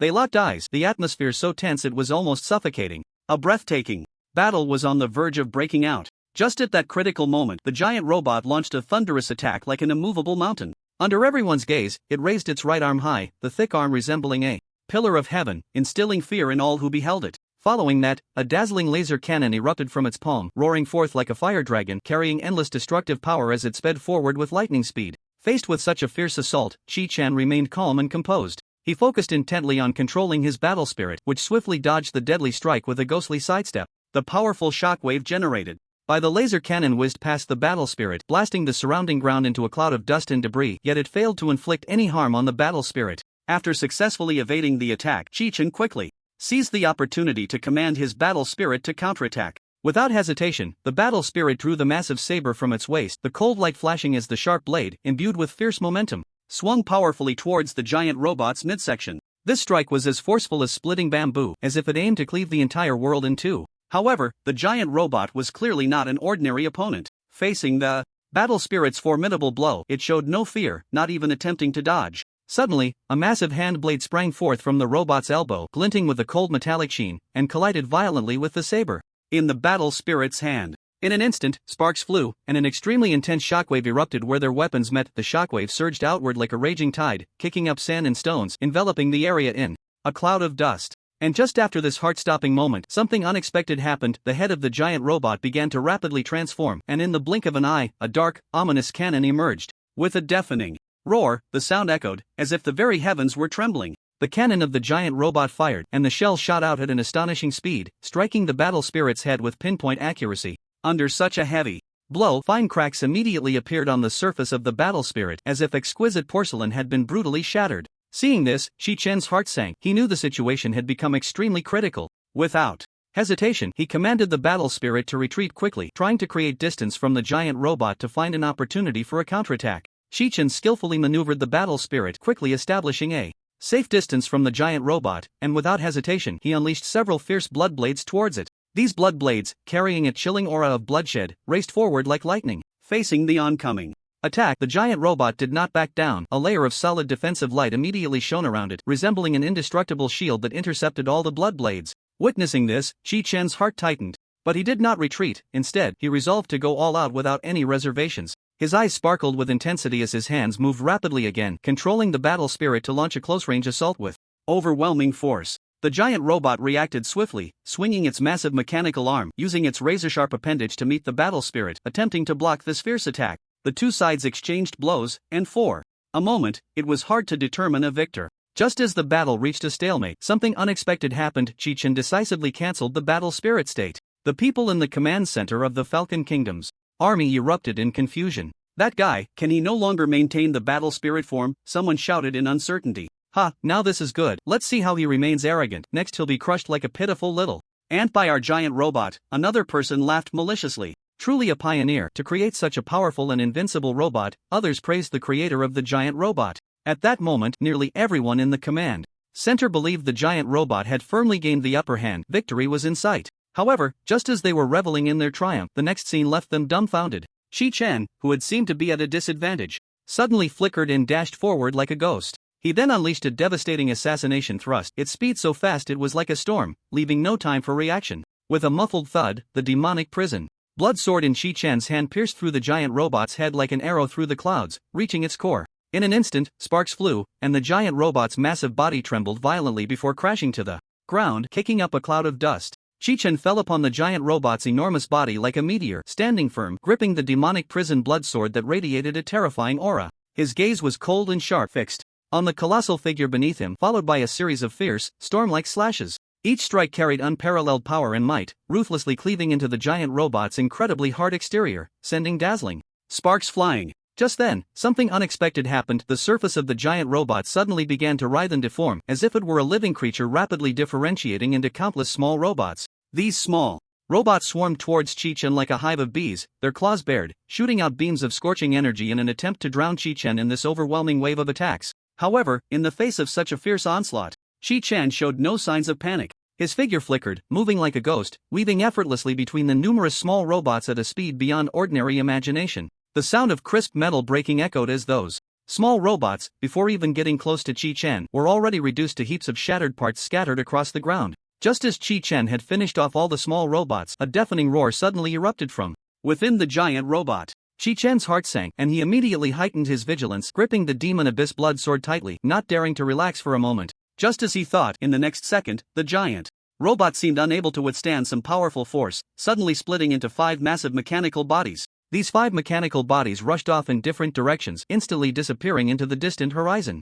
Chi Chen happened to be standing on one of the mechanical bodies. Without hesitation, he raised the demon abyss blood sword and struck down fiercely on the mechanical body beneath him again and again. Each blow contained immense power, causing the entire mechanical body to tremble violently. Finally, under Chi Chen's relentless assault, a crisp crack sounded, and the massive mechanical body was forcibly cleaved in two. The wreckage of the mechanical body, propelled by tremendous inertia, crashed heavily to the ground, kicking up clouds of dust and smoke. For a moment, everything around was shrouded in haze, visibility completely obscured. But Chi Chen did not stop his movements. He continued to wield the demon abyss blood sword, ready to face any danger that might arise next. Chi Chen landed steadily on the ground, raising his head to gaze solemnly at the scene before him. As the thick smoke gradually dissipated, Chi Chen was astonished to find himself surrounded by 4 enormous mechanical bodies. These giant mechanical bodies stood there like steel beasts, exuding a chilling aura. Each mechanical body gleamed with cold metallic light, revealing various uniquely shaped and powerful weapons, all aimed squarely at Chi Chen. At the same time, several small, agile robots descended from the sky, landing precisely around Chi Chen and quickly forming an invisible barrier. This barrier evidently possessed some special function, effectively preventing Chi Chen from using his teleportation ability. Faced with such a situation, Chi Chen almost instantly discerned the enemy's intentions. Without hesitation, he reached for the blood chi shield, then swung it forcefully. The shield arced through the air, accurately positioning itself in front of him. In an instant, a faint blood-red glow emanated from the surface of the shield, as if it contained boundless power. At this moment, the 4 massive mechanical bodies had tightly encircled Chi Chen in the center. Without any hesitation or pause, dazzling laser beams shot towards Chi Chen from all directions like a dense rain of bullets. These laser beams intertwined, forming an impenetrable net of death that instantly engulfed Chi Chen's figure. Witnessing this scene, Jack, standing in the distant command room, couldn't help but murmur, "Now, Chi Chen should be dead, right?" His voice, though not loud, clearly echoed throughout the command room. However, just when everyone thought Chi Chen would be severely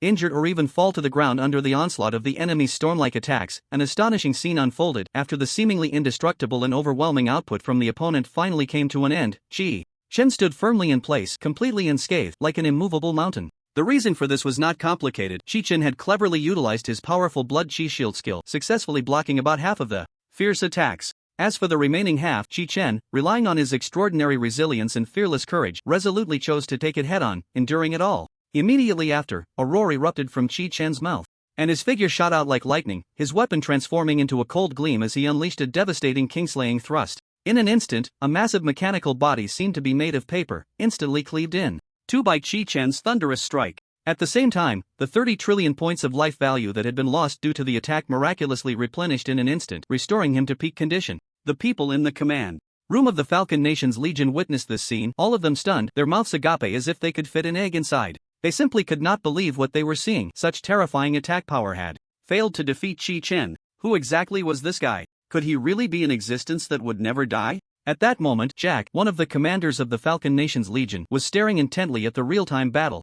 Footage on the big screen, his hands trembling uncontrollably, beads of sweat rolling down his forehead and soaking his collar. In just a few days, the situation in this war had undergone a dramatic change. The side that had originally held the advantage was now in a passive position, suffering blows. The culprit behind this situation was none other than the infuriating and fearsome Chi-Chen. How on earth can we completely eliminate this detestable Chi-Chen? Jack muttered to himself, filled with anxiety and helplessness. On the other side of the battlefield, Chi-Chen did not show any signs of complacency after his recent glorious victory. His gaze was cold, like a beast locking onto its prey, as he swiftly turned to pounce on the remaining mechanical bodies. In an instant, the clash of blades and the sounds of battle echoed deafeningly. Chi-Chen, with his own strength, stirred up a storm of blood and carnage on this vast battlefield. As the last mechanical body crashed down under Chi-Chen's fierce assault, the entire battlefield fell silent once more. This thrilling and intense battle had lasted from noon until sunset, the dying sun casting a blood-red hue over the debris and ruins, as if silently narrating the tragic story of this brutal slaughter. Chi-Chen carefully took out the magical orb, emitting a mysterious glow from his pocket, gently stroking its smooth surface, then focused his mind to channel his magic, attempting once more to contact Xiaosong. With a slight magical fluctuation, the magical orb flickered with dazzling light, successfully establishing a connection. Chi-Chen excitedly conveyed the good news of his recent thrilling battle victory to Xiaosong, detailing every exciting moment in the enemy's disarray when defeated. After sharing his joy, he activated arcane teleportation, instantly transporting back to the safety of the base. Upon returning to the base, Chi-Chen collapsed onto the bed, feeling a sense of relief wash over him, as if all the strength had been drained from his muscles. After a whole day of intense and brutal fighting, he felt an unprecedented level of exhaustion. Just as he was about to close his eyes for a good rest to recover his strength, a gentle knock on the door suddenly broke the silence of the room. Chi-Chen's eyes shot open, a look of confusion on his face. Who could possibly be looking for him at such a late hour? With a heart full of questions, he, who had just lain down, forced himself to gather his spirits, slowly sitting up and dragging his heavy footsteps toward the door. The moment he reached out to grasp the doorknob, gently turning it and pushing the door open, he was instantly stunned. The person standing at the door was both unfamiliar and incredibly familiar. That beautiful, captivating face was still clearly recognizable, yet her eyes revealed a determination that had never been there before. Indeed, it was Xia Kiki. Although they had been apart for 5 long years, in Chi-Chen's eyes, she still seemed to be that lively and adorable girl from back then. Long time no see, silly, Xia Kiki said softly, a slight smile curling at the corners of her mouth. At that moment, Chi-Chen scratched his head in a somewhat flustered manner, responding awkwardly, Xia Kiki, you say long time no see, but for me, it's only been a little over 10 days. After saying this, the two exchanged smiles, and the deep bond they once shared seemed to surge back to the surface at that moment. Xia Kiki looked at Chi-Chen gently, extending her hand to give him a heavy bag. Chi-Chen took the bag and curiously asked, what's inside? Xia Kiki smiled and explained, these are all battle supplies I carefully prepared for you, hoping they can help you. Don't forget to use them when you encounter danger. Chi-Chen nodded gratefully, a warm current rising in his heart. Meanwhile, outside the base of the Falcon Nation's pioneer organization, a massive demonstration was fervently underway. Countless people surged toward the base's entrance like a tide, their emotions running high as they shouted slogans, vehemently condemning the mechanical pioneers. Undoubtedly, it was the shocking news from the battlefield of the Summer Nation that had swiftly returned to the homeland of the Falcon Nation like a whirlwind. These angry citizens were emotionally charged, some blaming the mechanical pioneers for their incompetence on the battlefield, leading to the defeat, others loudly calling for an end to the brutal war so that their loved ones could return safely. The entire base was surrounded, with layers of people inside and out, making it impossible to pass through. The soldiers tasked with blocking the crowd were under immense pressure, struggling to maintain their positions. Just at that chaotic moment, a figure slowly appeared at the entrance of the base. As the crowd focused their gaze, they were astonished to see a woman with a graceful figure. To their shock, she was completely unclothed, yet a layer of mysterious liquid metal seemed to wrap around her body as if it were clothing. The liquid metal shimmered with strange light, flowing and changing with her movements, as if it were alive. Even more striking were her eyes, which glowed with a pale, cold light, exuding an indescribable divinity that inspired awe. She scanned the restless crowd before her with an expressionless face, then gently raised her right hand. In an instant, a portion of the liquid metal enveloping her body began to slowly separate, as if drawn by some invisible force. Under the watchful eyes of the crowd, the mysterious liquid metal danced joyfully at the tips of the woman's delicate fingers, as if it possessed life. It transformed continuously, changing shapes and structures, leaving onlookers breathless. Finally, after a series of complex and exquisite transformations, the liquid metal miraculously coalesced into an extremely precise instrument. This instrument emitted a cold, sharp light, its internal structure intricate and complex, with various tiny parts tightly interlocking, showcasing unparalleled technological sophistication. The next moment, before the crowd could react, the newly formed precision instrument shot out like lightning, directly aimed at the protesting crowd. In an instant, a piercing noise erupted, like a sword slicing through the air, striking deep into the hearts of everyone present. The noise was piercingly sharp, deafening, causing all the citizens to instinctively cover their ears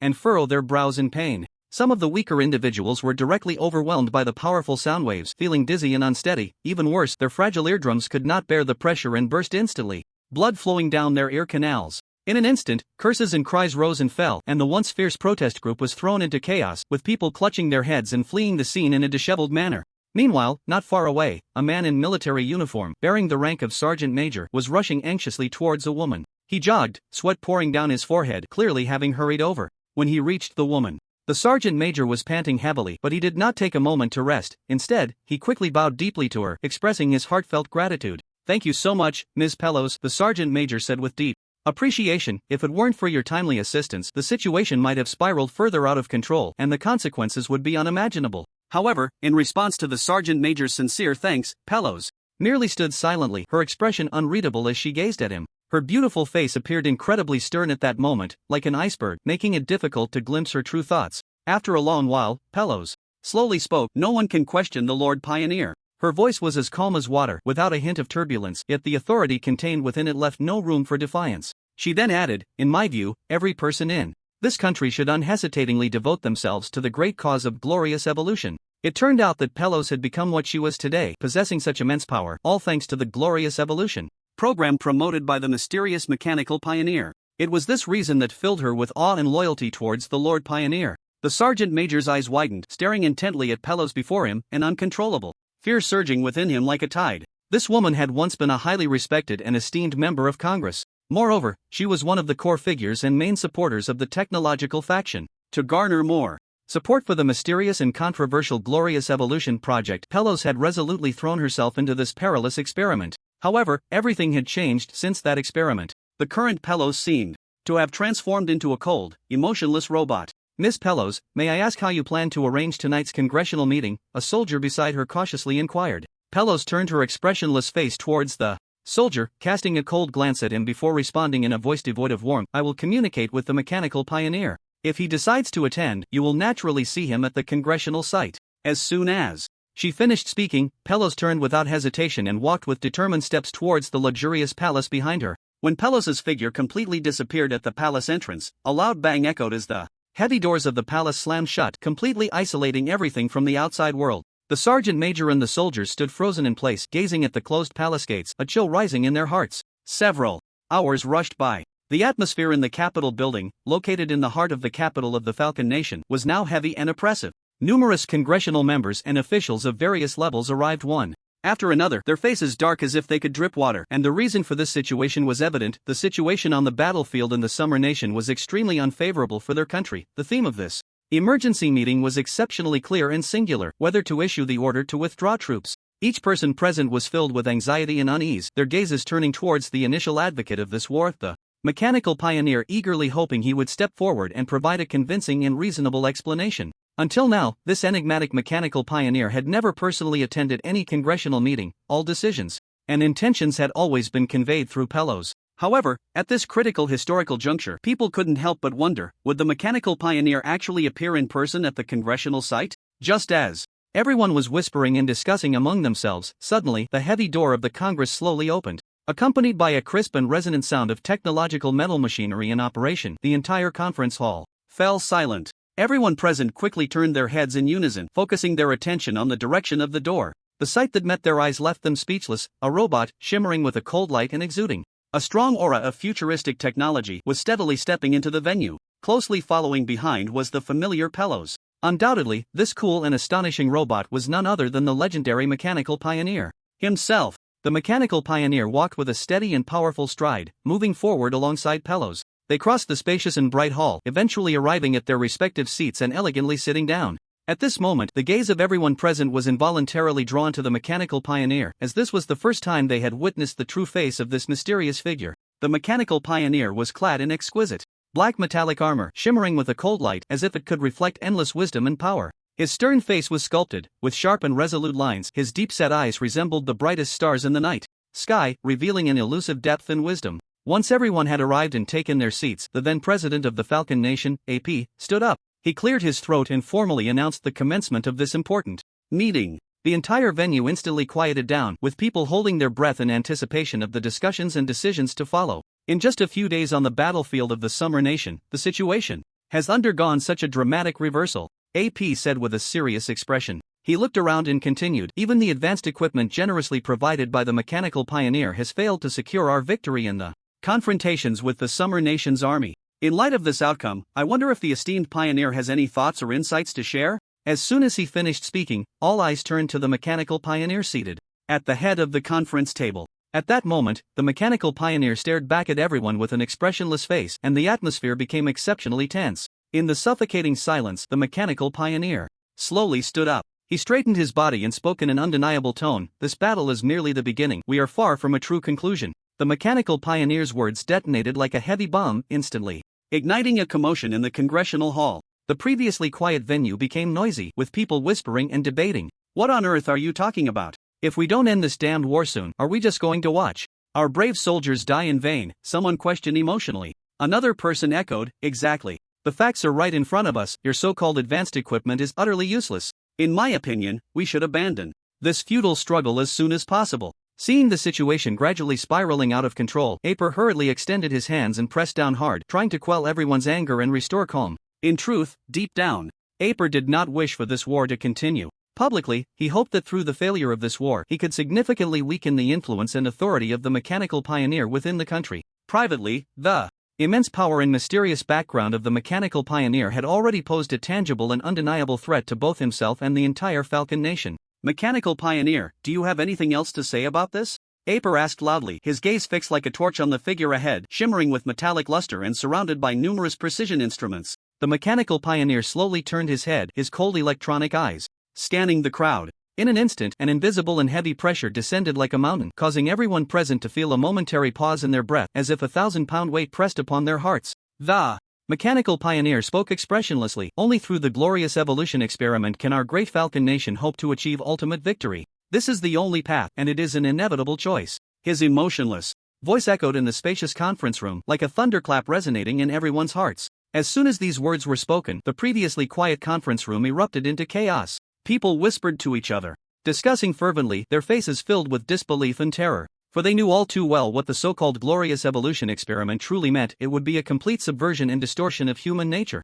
Perlaz, sitting beside the mechanical pioneer, was a living example. Once, he was a flesh-and-blood person full of emotions, but since participating in this terrifying experiment, he had become cold and ruthless, like a machine that only knew how to execute orders. No one wanted to follow in his footsteps, becoming a being that had lost its humanity, reduced to a mere cold shell. "Impossible, absolutely impossible. This insane experiment is simply inhumane," someone exclaimed, standing up in agitation and waving their arms in protest. "That's right. Such an experiment is the act of a demon. It will only lead us into an abyss from which we cannot return," another person echoed, shouting. "In my opinion, we should immediately bring the mechanical pioneer to justice. We cannot allow him to continue his reckless actions," yet another person roared in anger. For a moment, voices of opposition surged, and the entire conference room fell into chaos. The mechanical pioneer stood there like a cold, unfeeling steel sculpture, his lifeless face seemingly frozen, and no matter how hard the people tried to observe, they could hardly capture even the slightest fluctuation of expression on his face.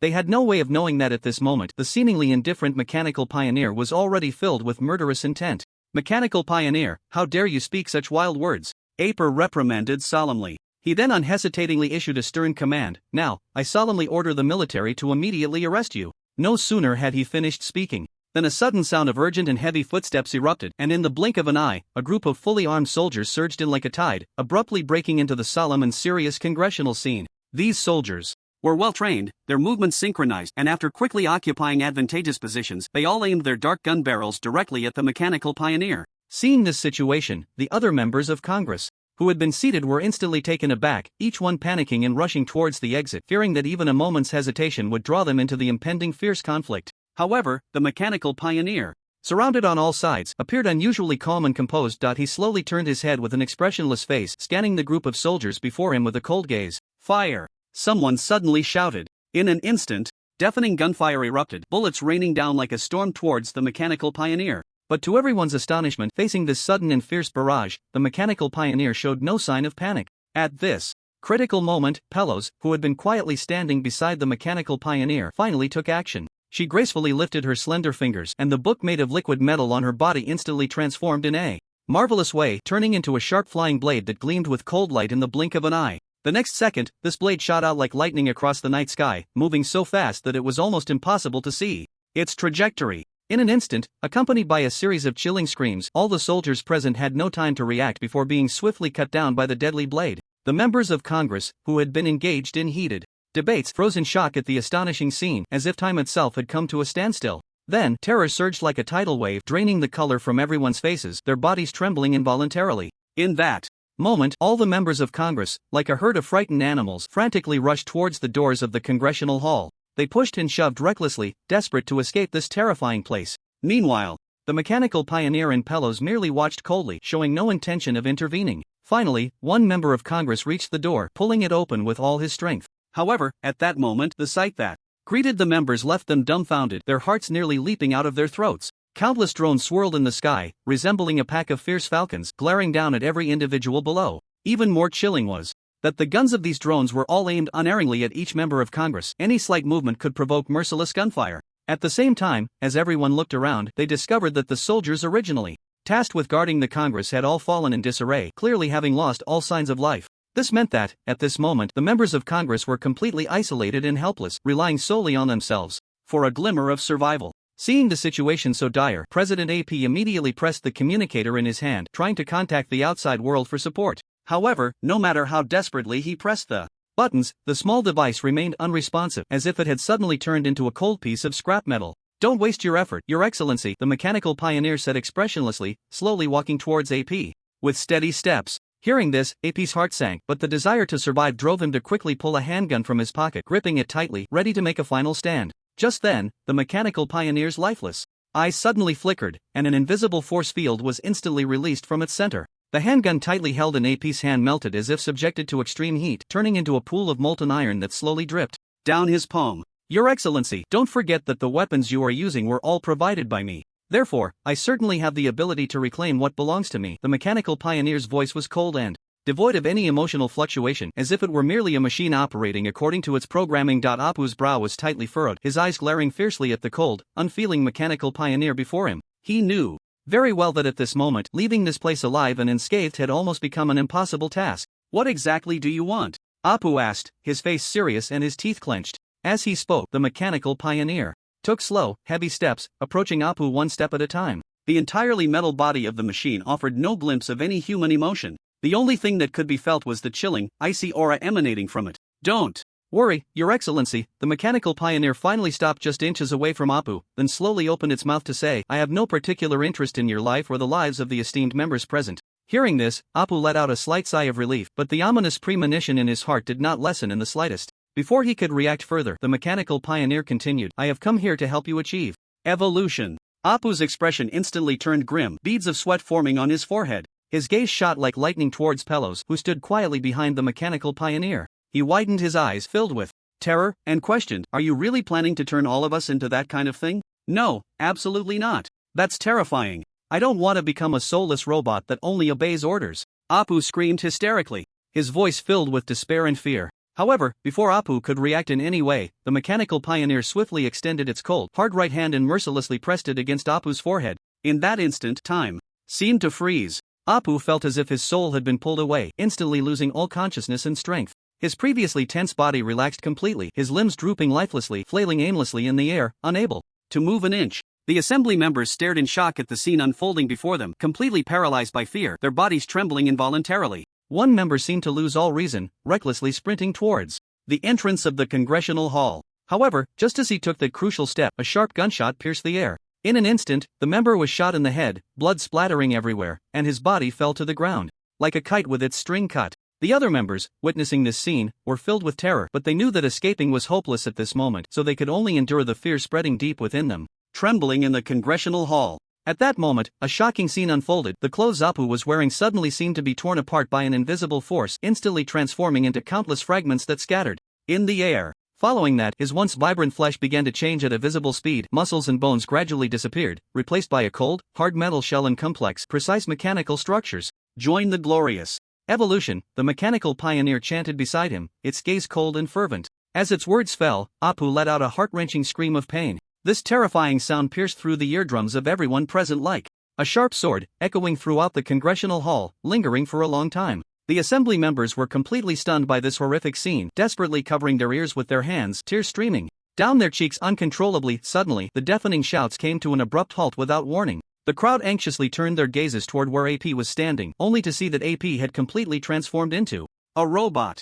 Although there was not much difference in appearance compared to before, a closer look revealed the chilling aura emanating from his cold, mechanical body. AP slowly opened his mouth, and his first words as a robot emerged. Is this evolution? It feels quite good. This eerie and unfathomable scene unfolded before the eyes of the gathered lawmakers without missing a beat. They widened their eyes, staring in terror at what was happening before them. AP took slow, steady steps, approaching them one by one. Strangely, even though his body was entirely constructed of heavy metal, each step he took seemed so light, as if he were walking on cotton, making not a sound. Ladies and gentlemen, AP continued to walk forward, speaking in a deep, slightly mysterious voice to the trembling lawmakers before him. After the evolution of the pioneer, I have now fully comprehended the essence of all things in the world. As soon as AP finished speaking, the already restless lawmakers erupted into a flurry of whispers and murmurs. It's over, it's all over. Our president must have been brainwashed by that pioneer, one lawmaker muttered, his face pale and voice trembling. Yeah, I don't want to become a cold, metallic monster like him.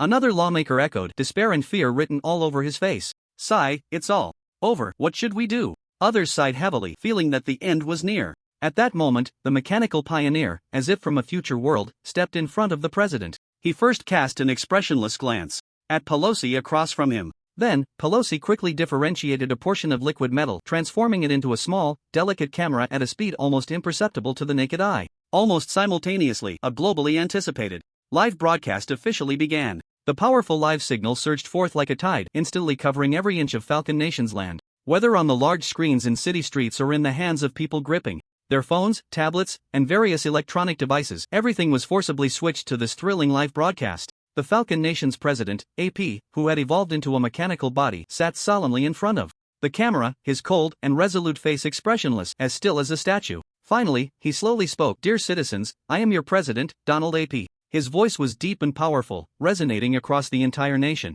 through the airwaves. Today, here, I want to announce an important decision. To defeat the powerful Xiao Nation, we must adopt an unprecedented means, the glorious evolution plan of the mechanical pioneer. At this point, AP paused slightly, scanning the faces of everyone outside the camera. As you can see, I have been the first to complete this great evolution. With that, AP stood up, slowly turning his body to showcase his brand new mechanical form from all angles. The metallic shell gleamed with a cold light, and the complex circuits and precise components were clearly visible. Now, I will no longer be eroded by disease, nor will I be swayed by emotions. This feeling is truly unparalleled. A hint of undeniable excitement was evident in AP's tone. The mechanical pioneer, who had been quietly standing behind AP, nodded slightly, indicating his approval of AP's words, but from that completely metallic face, no one could perceive any fluctuation of emotion. Immediately, AP turned his tone and loudly announced, in order to fully support the glorious evolution plan, all members of parliament will unhesitatingly devote themselves to it. As soon as he finished speaking, the previously quiet conference room erupted in chaos, with the attending members of parliament displaying looks of astonishment. However, before these members could react, the mechanical pioneer suddenly extended his robust right arm, and a dazzling beam of light instantly shot out from his palm. All the members of parliament widened their eyes, fixated on the sudden mysterious light, momentarily losing their ability to think, as if they had been struck by a paralysis spell. In the next second, something astonishing happened. These members seemed to have their souls suddenly extracted, collapsing to the ground without any strength, unable even to struggle. Just a few seconds later, a series of cracking sounds echoed, and the once neatly pressed clothes of all the members instantly tore apart, scattering in tatters around them. Even more terrifying was that their exposed flesh began to visibly transform at an alarming rate, gradually turning into cold, hard metallic machinery. This shocking scene was broadcast live nationwide, unreservedly displayed before every citizen and soldier of the Falcon Nation. People gaped in disbelief, some even collapsing in their chairs, unable to believe what they were witnessing. As the light gradually faded, those former human members of parliament had completely transformed into mechanical life forms. They incredulously looked down at their new bodies, feeling the powerful energy continuously surging from within their mechanical shells. This power was both unfamiliar and terrifying, yet it also carried an indescribable allure. At this moment, the camera lens slowly turned to focus on President AP, who stood nearby. He wore a solemn expression, his gaze firmly fixed on the camera, then took a deep breath and issued a final passionate call. Dear citizens, please trust our pioneers, bravely take this step, and join this great and glorious evolution. As soon as he finished speaking, the image abruptly cut off and the live broadcast signal was suddenly interrupted. In an instant, the entire Falcon Nation was plunged into chaos and panic. Crowds filled the streets, buzzing with discussions, and many citizens, upon learning the shocking news, hurriedly returned home to pack their bags, preparing to flee the country and escape this terrifying transformation. However, just as people were frantically trying to escape, they discovered that the sky no longer belonged to humanity. Countless advanced drones filled the sky like a swarm of locusts, buzzing as they hovered above, closely monitoring every move of the people below. Faced with such a dire situation, those attempting to flee felt an overwhelming sense of despair. The mechanical pioneer slowly walked out of the congressional building. Now, the entire Falcon Nation was completely under his control. These despicable rulers of the Falcon Nation actually underestimate me so much, the mechanical pioneer muttered to himself. Have they all forgotten? The reason the Falcon Nation enjoys such prosperity today is due to whose hard work. Meanwhile, within the magnificent mechanical pioneer palace, a thrilling ambush was unfolding. An assassination team organized by AP and the forces behind him stealthily infiltrated the palace, but unfortunately, their actions had long been anticipated by the mechanical pioneer. Before the assassination team could approach their target, they were completely annihilated by the mechanical pioneer's formidable forces. Apu's sudden coup was clearly a meticulously planned and well-prepared move. He understood that this moment was crucial. If he could successfully eliminate the mechanical pioneer, the series of capital forces he represented would gain immense benefits. Therefore, he firmly believed that the figure appearing at the congressional site was certainly not the mechanical pioneer himself, but that his true form must be hidden deep within the palace. Unfortunately, Apu and the capital forces he relied on ultimately underestimated the strength of the mechanical pioneer. A fully trained assassination squad was swiftly and effortlessly defeated by one of the mechanical pioneer's capable subordinates, resulting in total annihilation. Soon after, the mechanical pioneer leisurely strolled out of the Capitol building. The capital of the Falcon Nation, Washington City, was now engulfed in chaos and panic under the cover of night. The streets echoed with piercing screams, rising and falling without end. Countless innocent civilians were being ruthlessly transformed into cold, unfeeling robots by the mechanical pioneer's cruel methods. Faced with the mechanical pioneer's atrocities, the three defense armies within the Falcon Nation could no longer tolerate the situation and resolutely decided to launch a large-scale punitive operation against him. The leader of this defense army anxiously tried to contact the heads of other legions to discuss strategies to eliminate the mechanical pioneer as soon as possible and save the nation from its dire straits. However, at this critical moment, a chilling laser suddenly descended like divine punishment, instantly leveling the entire base with overwhelming force. Undoubtedly, this terrifying laser was unleashed by the mysterious and ruthless mechanical pioneer. At this moment, the mechanical pioneer sat majestically on the throne in the Grand Hall, a symbol of supreme power and authority, overlooking everything that had submitted to him. As the saying goes, to repel external threats, one must first secure internal stability. Now the entire Falcon Nation had completely fallen under his control. Moreover, the once peaceful and prosperous citizens of the Falcon Nation had undergone a terrifying transformation under his manipulation. They had lost their emotions and reason, becoming cold machines that knew only how to kill. Meanwhile, on the distant side of the Summer Nation, a different scene unfolded. After a full night of rest, Chi-Chen woke up, full of energy and vigor, brimming with strength, eager to dive into the next fierce battle. However, he never expected that the usually passive Falcon Nation army would this time take the initiative to attack them. Just after getting out of bed and hastily eating a few bites of food, he keenly sensed an unusual commotion outside. His heart tightened, and he immediately set down his bowl and chopsticks, darting out the door like lightning to check the situation. When he looked up at the sky, the sight before him made him gasp in shock. The once blue sky was now shrouded in a vast, dark shadow. Upon closer inspection, the figures swirling in the air were all robots. Seeing this, Chi-Chen furrowed his brow tightly, his fierce eyes fixed on the enemies above, while instinctively gripping the demon prison blood sword in his hand, radiating endless malevolence, fully prepared to face this fierce battle. Has the Falcon Nation completely lost its mind? How dare they take the initiative to attack like this? Xiao Feng roared in fury, propelling himself into the air with a powerful leap, fearlessly confronting the tide of robots surging towards him. Just a few days ago, Xiao Feng had dealt them a heavy blow, thinking they would retreat in the face of difficulty, but to his surprise, they not only did not back down but became even more arrogant.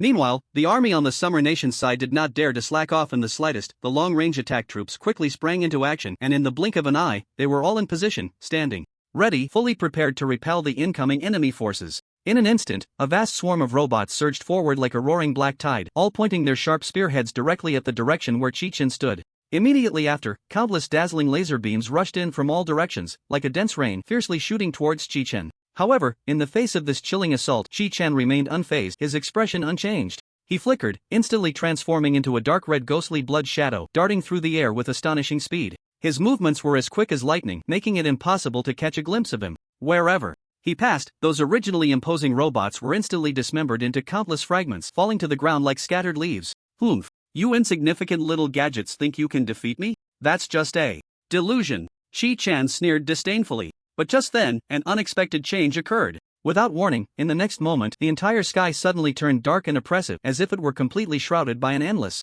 massive black curtain. Looking up, one could see an enormous, heavy dark cloud rapidly gathering above the mountain city, creating a suffocating sense of pressure akin to a mountain crushing an egg. In this vast expanse, no one had ever witnessed such a sky-blocking, towering dark cloud that loomed like a mountain. The layers of black clouds piled up as if they were dark messengers from the underworld, carrying endless pressure and a terrifying aura that sent shivers down one's spine. At that heart-stopping moment, suddenly, a fierce hurricane, like a raging dragon emerging from the sea, rose ominously from the bottom of the dark clouds. This hurricane roared like a giant dragon, rampaging in all directions with claws bared. Wherever it went, sand and stones flew, trees were uprooted, and buildings were instantly reduced to ruins. The howling wind roared past, producing a deafening, thunderous sound, as if it aimed to swallow the entire world into its bottomless black hole. What is this? Chi-chan's eyes widened in shock as he stared at the apocalyptic hurricane before him. Until now, he had traveled far and wide, facing countless hardships, but he had never encountered such a terrifyingly intense hurricane. Chi-chan's heart sank. Drawing on years of experience in the martial world, he immediately sensed that this hurricane was not a natural phenomenon but was being manipulated from behind the scenes. Sure enough, as expected, within the territory controlled by the Falcon Nation, a massive and bizarre building stood tall atop the iceberg. This building had a peculiar shape and exuded an air of mysteriousness, as if it came from another world. After some investigation, Chi-chan learned that this building was crafted by the renowned mechanical pioneer. It had a resounding name, Weather Control Center. As its name suggested, this building possessed the magical ability to control weather changes. At this moment, the dense thunderstorms and rampaging hurricane above the mountain city were all thanks to this building. Faced with such a dire situation, all the powerful mages in the mountain city stepped forward, gathering together. They joined forces, using all their skills to construct an incredibly strong barrier, attempting to withstand the fierce onslaught of the thunderstorms. However, despite everyone giving their all, the barrier they built was utterly shattered by a single strike from the terrifying lightning. As time passed, the ferocious hurricane, like a wild horse breaking free, gradually approached the frontline troops of the Summer Nation. Wherever it passed, the howling winds and flying sand and stones made it impossible for the soldiers of the Summer Kingdom to resist this powerful suction. One by one, they were helplessly drawn in. Xiaofeng stood at a distance, watching the scene unfold with anxious urgency. He knew all too well that the situation was critical. If effective measures were not taken soon, the consequences would be unimaginable. Xiaofeng quickly opened the skill learning system, consuming 500 million life points to learn a new skill. Barrier, Ultra, Wide Range, High Defense. Xiaofeng swiftly selected 3 keywords. Congratulations! You have acquired the skill Blood City Wall. Blood City Wall consumes 50% of current life points to generate an extremely wide-ranging wall. The wall can withstand external damage and block invaders. The wall lasts for 1 day. With a determined gaze, Xiaofeng unhesitatingly unleashed his stunning ultimate skill Blood City Wall. In an instant, an incredibly powerful surge of blood energy erupted from Chi-chan's body like a raging torrent. This blood energy seemed to possess a life of its own, racing outward at an astonishing speed, and in the blink of an eye, it coalesced into an indestructible, Mapu-like blood-red wall around the entire perimeter of the mountain city. However, something unexpected happened the very next second. With a loud bang, the fierce hurricane that had been charging forward was suddenly blocked as if it had crashed into a solid wall, unable to advance even a fraction further. At the same time, a transparent and mysterious invisible barrier suddenly appeared in the sky, firmly holding back the rolling thunder, preventing it from touching even an inch of the mountain city's land. The soldiers of the Summer Kingdom and the mountain city witnessed this scene, and the tension in their hearts finally eased a bit, each letting out a long sigh of relief. That was close. Just now, I almost got struck dead by those terrifying lightning bolts, one soldier said, still shaken. Yeah, I thought we were going to die here this time. But speaking of which, what on earth is this miraculous thing? It has such powerful protective capabilities, it's simply unbelievable, another soldier said, looking at the towering blood-red wall with a face full of confusion and amazement. Although the soldiers were filled with curiosity and surprise at the sight before them, they did not forget their important mission to repel the invading enemy forces. Outside the city, the dense swarm of robots was ruthlessly blocked by the Blood City Wall, although they continuously launched fierce attacks against the wall, trying to break through the defense line and invade the mountain city. No matter how hard they tried and struggled, all their efforts seemed to be nothing more than an illusory bubble, utterly meaningless. Chi-chan walked heavily to the very edge of the wall, his gaze solemnly fixed on the tide of robots surging in from outside, thick as a flood.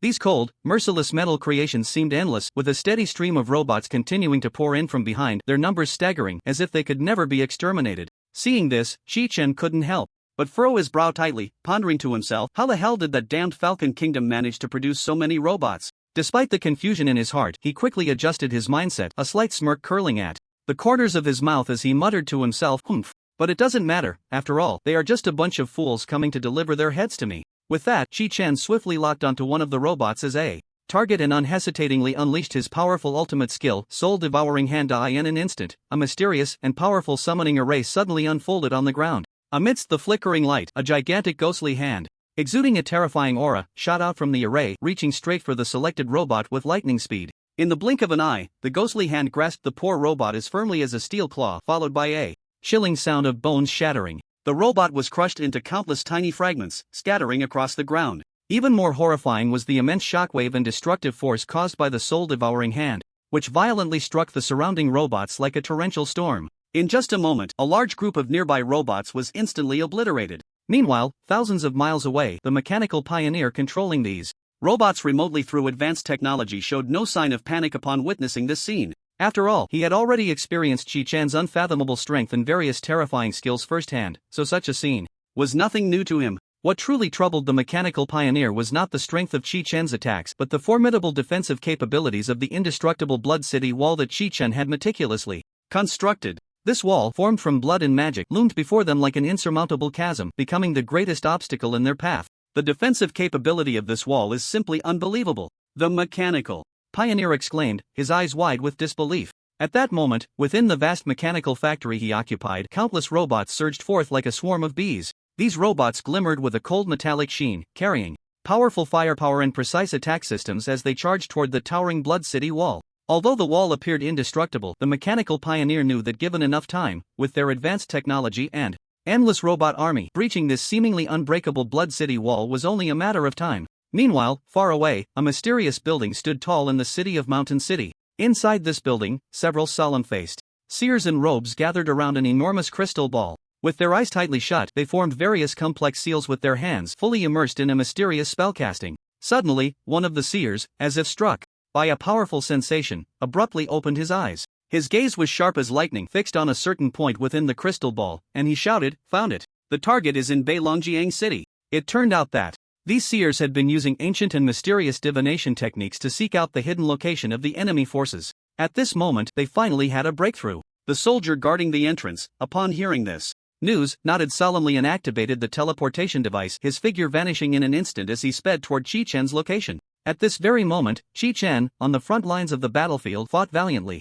Like a fierce tiger, he wielded a long sword that gleamed coldly, each swing sending forth a spray of blood as enemies fell before him. However, just as he was caught up in the thrill of battle, a flash of light appeared, and the soldier who had come to deliver the message suddenly appeared beside him. Xiaofeng, who had been assisting Chi-Chen in combat, quickly stepped forward and anxiously asked the soldier, "What's the situation? Have you successfully located the enemy's base?" The soldier nodded heavily and replied, "We have fulfilled our mission. We have confirmed that the enemy is hiding in Beilongjiang City." As soon as he finished speaking, before anyone else could react, he activated the teleportation device again, and together with Chi-Chen, they transformed into two streaks of light, disappearing in the blink of an eye, heading straight for the location of the diviners. The two rushed along the way and finally arrived at the gathering place of the diviners. At this moment, all the diviners were on high alert, standing solemnly in their respective positions, tightly gripping their mysterious magical tools and talismans, as if ready to unleash powerful spells at any moment. The teleportation array, about to be activated, emitted a faint yet heart-pounding glow, quietly waiting for its opener, Chi-Chen, like a portal to an unknown world. Without a doubt, what Chi-Chen had in mind was to single-handedly strike at the heart of the enemy and break into their stronghold. At this moment, the teleportation array began to slowly unfold, gradually revealing its complex and mysterious rune patterns like a blooming flower. Faced with this unknown journey, Chi-Chen showed no hesitation and resolutely stepped onto the area in the center of the teleportation array that shimmered with strange light. Just as Chi-Chen steadied himself, the diviners collectively chanted in a low voice, continuously channeling their magical power into the teleportation array. In an instant, the entire space seemed to be stirred by an invisible force, and the previously calm air became restless. Then, a dazzling blue light streaked across the sky like lightning, instantly engulfing Chi-Chen's figure. When Chi-Chen opened his eyes again, he found himself in a completely unfamiliar environment. All around was a vast expanse of white, and a biting cold wind howled past, making it almost impossible to open his eyes. Indeed, after this thrilling teleportation journey, he had successfully arrived in a remote suburb of Beilongjiang City.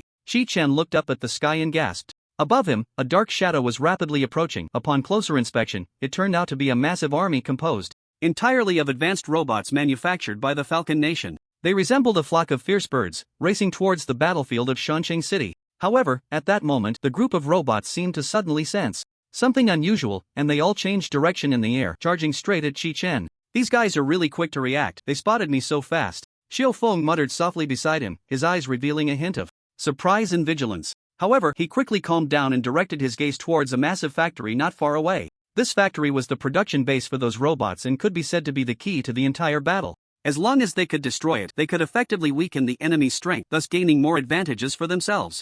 Chi-Chen slowly stood up, his resolute gaze fixed firmly on the robot factory not far ahead. Then, he flashed forward like a bolt of lightning, racing straight towards his target. Along the way, those robots attempting to intercept him surged forth, but they appeared so weak and powerless in the face of Chi-Chen's formidable strength. Each attack, each move, easily shattered these robots, as if they were nothing more than a pile of worthless scrap metal.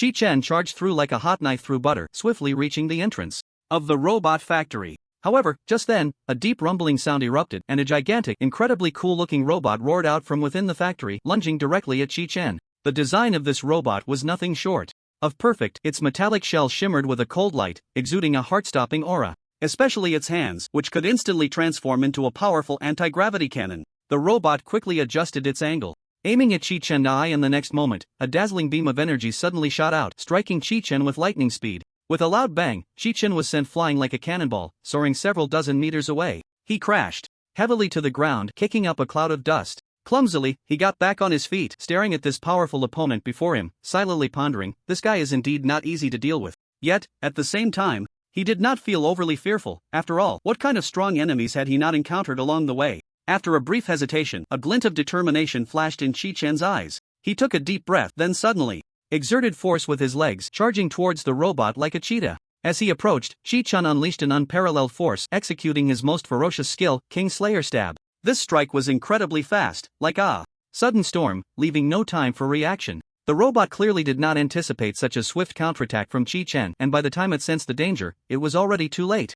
Chi-Chen's tightly gripped demon domain blood sword transformed into a blood-red flash, instantly piercing through the robot's hard body. Accompanied by a piercing sound of metal tearing, the core of the robot shattered. In an instant, flames shot up into the sky, and the entire robot exploded, scattering countless parts everywhere. After dealing with this batch of powerful enhanced robots, Chi-Chen slowly raised his head, his gaze like a torch, aiming at the grand mechanical factory ahead, filled with a cold metallic texture. At this moment, from the open doors and various passages, a continuous stream of robots was madly rushing towards him. The sky instantly darkened, as if the entire world was shrouded in shadow. Countless bullets and shells poured down like a dense rain, overwhelming Chi-Chen. However, in the face of such a fierce hail of gunfire, Chi-Chen didn't even furrow his brow. The corners of his mouth even curled up slightly, revealing a dismissive smile. Chi-Chen suddenly stepped forward, gripping the hilt of his sword tightly, then swung it forcefully. A blood-red light suddenly appeared, transforming into a massive and sharp blade of blood energy, striking down towards the mechanical factory with unparalleled might.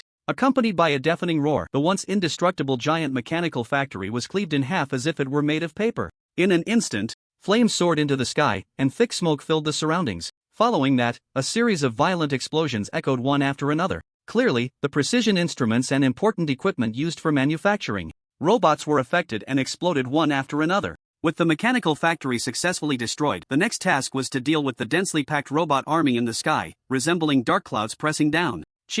Chen chanted incantations, swiftly forming seals with his hands, and suddenly a powerful wave of energy radiated outward from him. In the blink of an eye, a battle spirit radiating dazzling light appeared out of thin air. Without hesitation, Chi-Chen leaped into the battle spirit's body. Instantly, he merged with the battle spirit, exuding a chilling aura. Then, he rode the battle spirit like a bolt of lightning into the robot ranks, his weapon flying up and down, each swing creating a dazzling arc of light, mercilessly reaping the lives of the surrounding robots. Seconds turned into minutes, and after what felt like a long half-hour, the battlefield finally fell silent. Looking around, the ground was littered with shattered robot remains, blood staining the earth. At this point, all the robots had been completely slaughtered by Chi-Chen, leaving no existence that could threaten him. That moment, the surroundings fell into silence, as if time itself had frozen. Suddenly, a mysterious and dazzling light flickered from a corner of Chi-Chen's body. Someone was trying to contact him through a magic orb.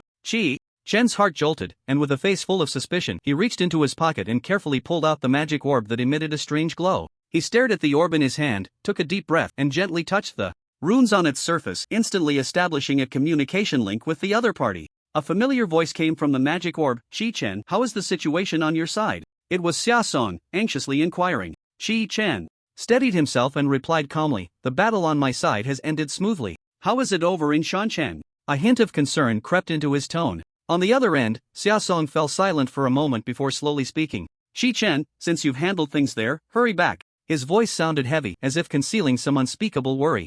Upon hearing this, an ominous premonition surged in Shi-chen's heart, and he quickly pressed, what exactly happened? Tell me. His brows furrowed tightly, his eyes filled with urgency. However, Xia Song hesitated, and after much deliberation, he said, it's hard to explain. You'll understand better when you come back and see for yourself. Before he could finish, the communication abruptly cut off, leaving Shi-chen standing there in confusion. Without a moment's hesitation, Shi-chen focused his mind and cast a powerful arcane teleportation spell. A brilliant light enveloped him, and in an instant he vanished from his spot, teleporting at an astonishing speed towards Shancheng. When Shi-chen reappeared in Shancheng, the scene before him left him utterly astonished. A group of officers and soldiers in the uniforms of the Falcon Nation were orderly unloading their military weapons and raising their hands in surrender to the Summer Nation. This sudden turn of events left Shi-chen completely bewildered. He stared wide-eyed, unable to believe what he was seeing. Just a moment ago, the battlefield had been filled with smoke and the deafening sounds of gunfire, with both sides fiercely exchanging fire. Yet, unexpectedly, in the next second, the situation had completely reversed.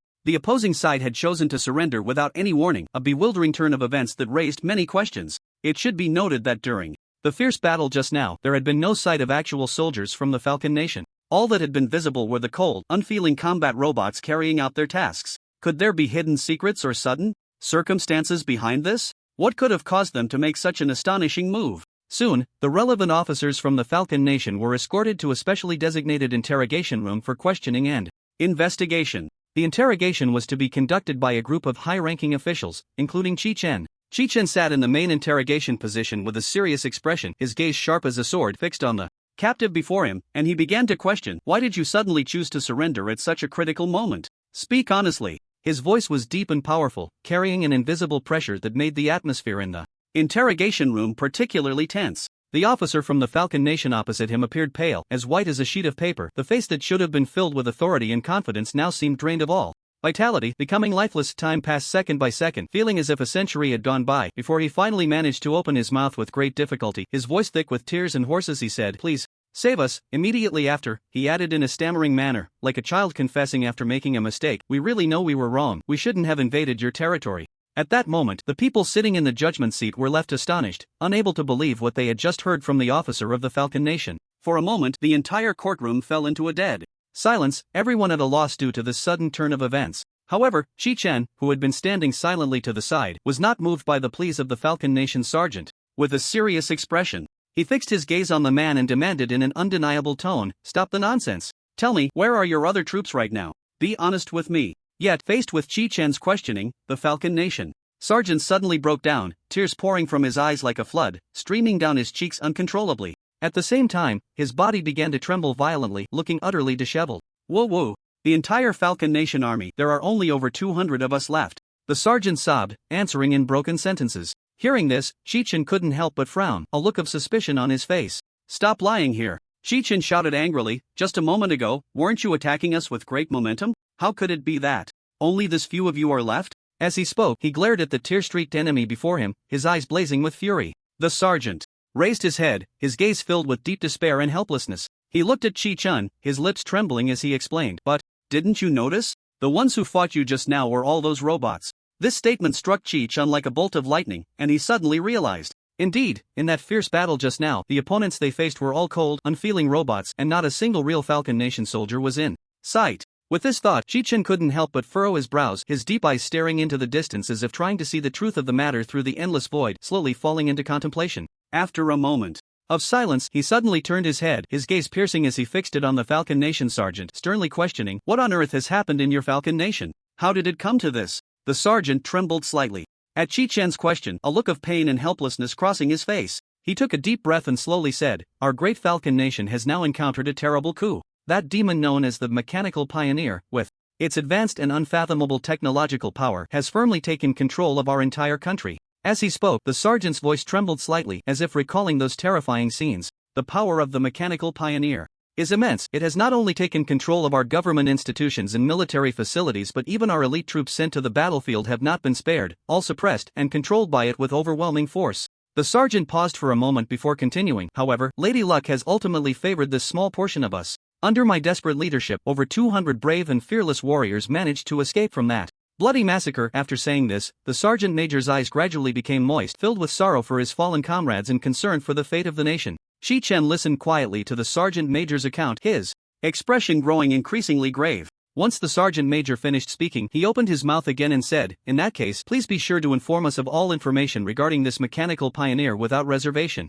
Only then can we weigh the pros and cons and decide whether to accept your surrender request." Upon hearing this, the sergeant major gently shook his head and said with a bitter smile, "To be honest, the information I have about this mysterious mechanical pioneer is quite limited. All I know is that the homeland of the Falcon Nation has completely fallen, becoming his territory. Moreover, he has dispatched a large number of powerful robotic forces to launch relentless attacks on our army. Those cold, unfeeling steel behemoths rampage across the battlefield as if it were their own territory. Although our soldiers fought bravely, they ultimately could not withstand their fierce onslaught, helplessly watching their comrades fall one by one into pools of blood." Upon hearing this, a hint of disdain appeared on Shi-Chen's face as he coldly scoffed, "Humph. I never expected that your Falcon Nation, which has always claimed to possess the world's top military strength, would end up unable to deal with a bunch of robots. It's simply a huge joke." A deep look of difficulty surfaced on the sergeant major's face as he slowly spoke. "Our equipment is all supplied by the mechanical pioneer." He then paused slightly, as if recalling some painful experience, before continuing, "And now, he has actually sealed off our crucial military supplies. In this way, we have become like a beast that has lost its fangs and claws, naturally rendered powerless." After saying this, the sergeant major raised his head and looked directly at Shi-Chen. At this moment, Shi-Chen sat quietly in his chair, listening to the sergeant major's account, then slowly stood up and walked steadily towards the sergeant major. Once he stood still, Shi-Chen looked at the sergeant major with a blank expression and coldly replied, "I'm very sorry, but I cannot accept your surrender request." He then emphasized, "To be precise, it is not just that I personally cannot accept this fact, but those countless souls who bravely sacrificed themselves on this brutal battlefield will absolutely not tolerate such behavior." Upon hearing Shi-Chen's words, the sergeant major of the Falcon Nation, who had still harbored a glimmer of hope, turned pale, beads of sweat rolling down his forehead like rain. He hurriedly waved his hands and tried to explain, "No, please let me explain. It's not as you think." However, before he could finish his words, Shi-Chen swung his arm, a flash of cold light appearing in his hand, and the razor-sharp blade swiftly cut across the sergeant major's neck. In an instant, blood splattered, and the sergeant major's head rolled to the ground. This sudden scene left everyone in the courtroom stunned, and the entire place fell into a deathly silence. After a long while, people finally snapped back to reality. At this moment, Shi-Chen slowly turned around, facing the group behind him who were equally astonished, and issued an order in a cold and undeniable tone, "The remaining 200 enemies, not a single one left, take them all out." At this moment, it was officially declared that Shi-Chen had become the true leader of the entire Xia nation. The people on the judgment seat immediately nodded in acknowledgement. Shi-Chen slowly walked out of the interrogation room, his heavy footsteps seeming to carry the weight of the entire world. The moment he stepped into the sunlight, the blinding rays made him squint, but he still made an effort to open his eyes wide, gazing at the mountain city that had just endured the ravages of war. The smoke had yet to dissipate, and the ruins and broken walls spoke of the cruelty and ruthlessness of conflict. A deep sense of worry surged within Shi-Chen. He knew all too well that this war was merely a beginning, and even graver challenges lurked in the shadows, waiting for them. The name Mechanical Pioneer flashed through his mind, that mysterious figure with extraordinary commanding abilities, who would undoubtedly become their greatest obstacle on the path ahead. With this thought, Shi-Chen's brow furrowed tightly, and his gaze grew increasingly resolute. He understood that the enemies they were about to face were no ordinary foes. A moment's carelessness could lead to unimaginable consequences. Every minute and second felt particularly precious at this moment, and everyone had to remain highly vigilant, ready for battle. Meanwhile, in the northern border of Xia country, a shocking scene was unfolding. Massive mechanical factories were springing up like mushrooms after rain, their metallic structures glinting with a cold light, and enormous chimneys continuously belching thick smoke. Undoubtedly, these mechanical factories were rapidly constructed under the command of the mechanical pioneer and his subordinates. Incredibly, such large-scale factories were completed in just a matter of minutes by countless robots. These robots worked tirelessly, efficiently, and precisely executing various tasks. Before long, these mechanical factories were fully engaged in intense production. Inside one of the factories, robots were intently operating various complex machines, and the production line was running smoothly. What was being produced here was a deadly weapon known as the atomic bomb. This bomb contained astonishing power, and once detonated, it would cause devastating damage. It was not only the trump card in the mechanical pioneer's hands but also one of the tools he intended to use to conquer the world. More and more evolvers were arriving at the border of Xia country, and a great battle was inevitable. At the same time, on the other side of the battlefield, Xiaofeng, after careful consideration, decided not to sit idly by but to adopt a proactive strategy to address the current situation. If they merely focused on defense, they would always be in a passive position, unable to seize the initiative in battle. Therefore, Xiaofeng resolved to take the offensive and completely drive off the invaders who dared to encroach on their territory. Meanwhile, Xichen quickly picked up his renowned demon prison blood sword. The sword shimmered with a strange dark red light, as if containing endless magic and murderous intent. He then hurriedly sought out a group of mysterious diviners. These diviners possessed magical abilities capable of transporting individuals to designated locations through special rituals and spells. Qi Chen explained his intentions to the diviners, hoping they could send him to the northern border, a place said to be filled with danger and the unknown. The diviners sat around an ancient magic circle, began to chant incantations in low voices, and waved their staffs continuously. Gradually, the magic circle emitted a dazzling light and a powerful wave of energy spread out. Finally, when the light reached its peak, Qi Chen stepped into the teleportation array. Without hesitation, in the blink of an eye, he vanished from his original spot, leaving only a slight ripple in the space. Due to the incredibly sturdy Blood City wall serving as a barrier, Qi Chen was not particularly worried about a potential ambush from the enemy. On the contrary, he felt more excitement and anticipation for the challenges he was about to face. Moments later, accompanied by a dazzling flash of light, Qi Chen successfully arrived at his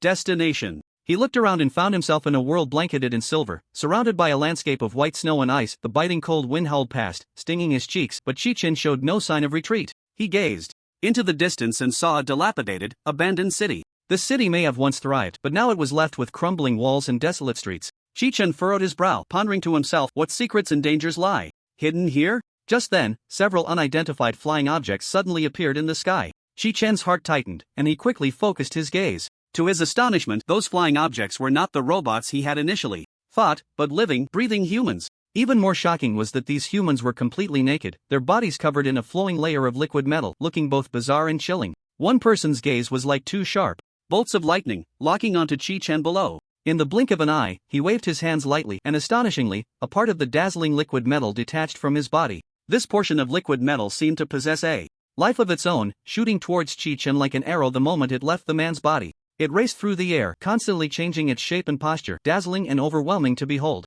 In the blink of an eye, this mass of liquid metal transformed into an incredibly sharp blade. Faced with the oncoming blade, Qi Chen hesitated not for a moment. With a swift motion, he raised his weapon, and a flash of cold light passed as he forcefully blocked the blade. A loud clang echoed, sparks flying, as the blade was violently deflected by Qi Chen. However, an unexpected turn of events occurred. The deflected blade did not relent. Instead, it rapidly split in midair, transforming into countless tiny steel balls. These steel balls, like a dense rain, charged towards Qi Chen with a fierce momentum, moving with lightning speed. Seeing the dire situation, Qi Chen dared not delay for an instant and immediately unleashed his unique skill, Blood Qi Shield. In an instant, a massive and sturdy blood-red shield appeared out of thin air, firmly blocking in front of Qi Chen, attempting to withstand the onslaught of the steel balls. However, these steel balls seemed to possess intelligence, exceptionally cunning. Just as they were about to collide head-on with the shield, all the steel balls suddenly made a sharp turn, as if well-trained soldiers responding to their commanders' orders, swiftly bypassing the shield and striking Qi Chen from behind.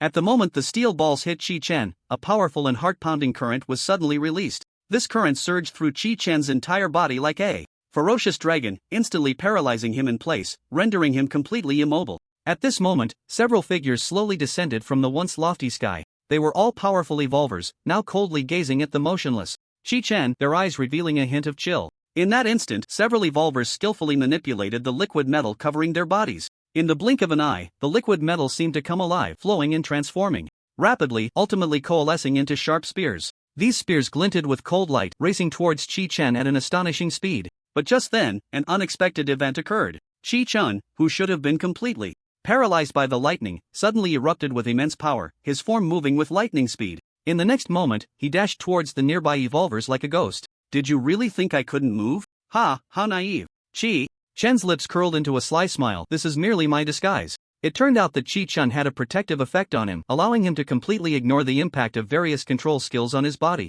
At this moment, the few evolvers finally realized what was happening, but it was too late. Their faces changed drastically and they inwardly cursed their misfortune, hurriedly trying to retreat. However, Shi-Chen's speed of movement far exceeded their imagination. Suddenly, Shi-Chan unleashed a powerful assassination thrust, and in an instant, sparks flew. The three evolvers didn't even have time to react before Shi-Chen's strike pierced through them, stringing them together like candied hawthorns. The remaining evolvers, witnessing this, remained unfazed. They manipulated the liquid metal, causing it to change form once again. In the blink of an eye, the liquid metal combined into a peculiar device filled with unknown energy. Immediately, a low rumbling sound erupted, and the device began to spew forth thick smoke wildly. In an instant, Shi-Chen's vision was completely obscured by the dense fog. Shi-Chen frowned slightly, showing no signs of panic. He stood firmly in place, gripping the demon abyss blood sword tightly in his hands, and then swung it fiercely. With his movement, a strong cyclone suddenly formed and rapidly spread outwards. Soon, the cyclone violently collided with the surrounding thick smoke.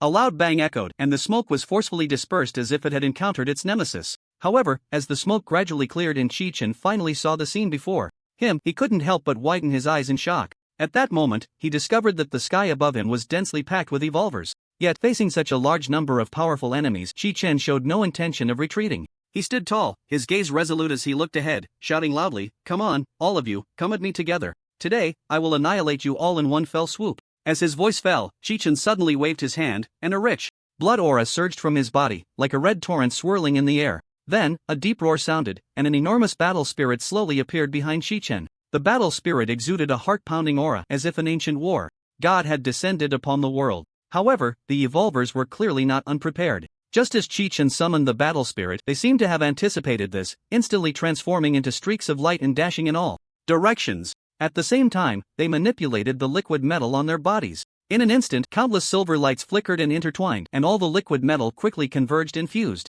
In the blink of an eye, 3 war machines, comparable in size to Shi-Chen's battle spirit, stood towering before him. These 3 war machines were imposing in appearance, resembling steel behemoths, wielding massive cleavers with sharp blades glinting coldly, glaring fiercely at Shi-Chen's battle spirit, ready to pounce at any moment. Facing these 3 aggressive war machines, Shi-Chen remained unperturbed, standing calmly in place. He squinted slightly, quickly forming hand seals, murmuring incantations. The enormous battle spirit, under his control, suddenly swung its massive blade, and a blood-red light blade whistled out, shooting straight towards one of the war machines like lightning. With a loud boom, the blood aura blade accurately struck its target, cleaving the war machine in half from head to toe. However, unexpectedly, the war machine that seemed to have suffered a heavy blow did not fall. Instead, it began to self-repair.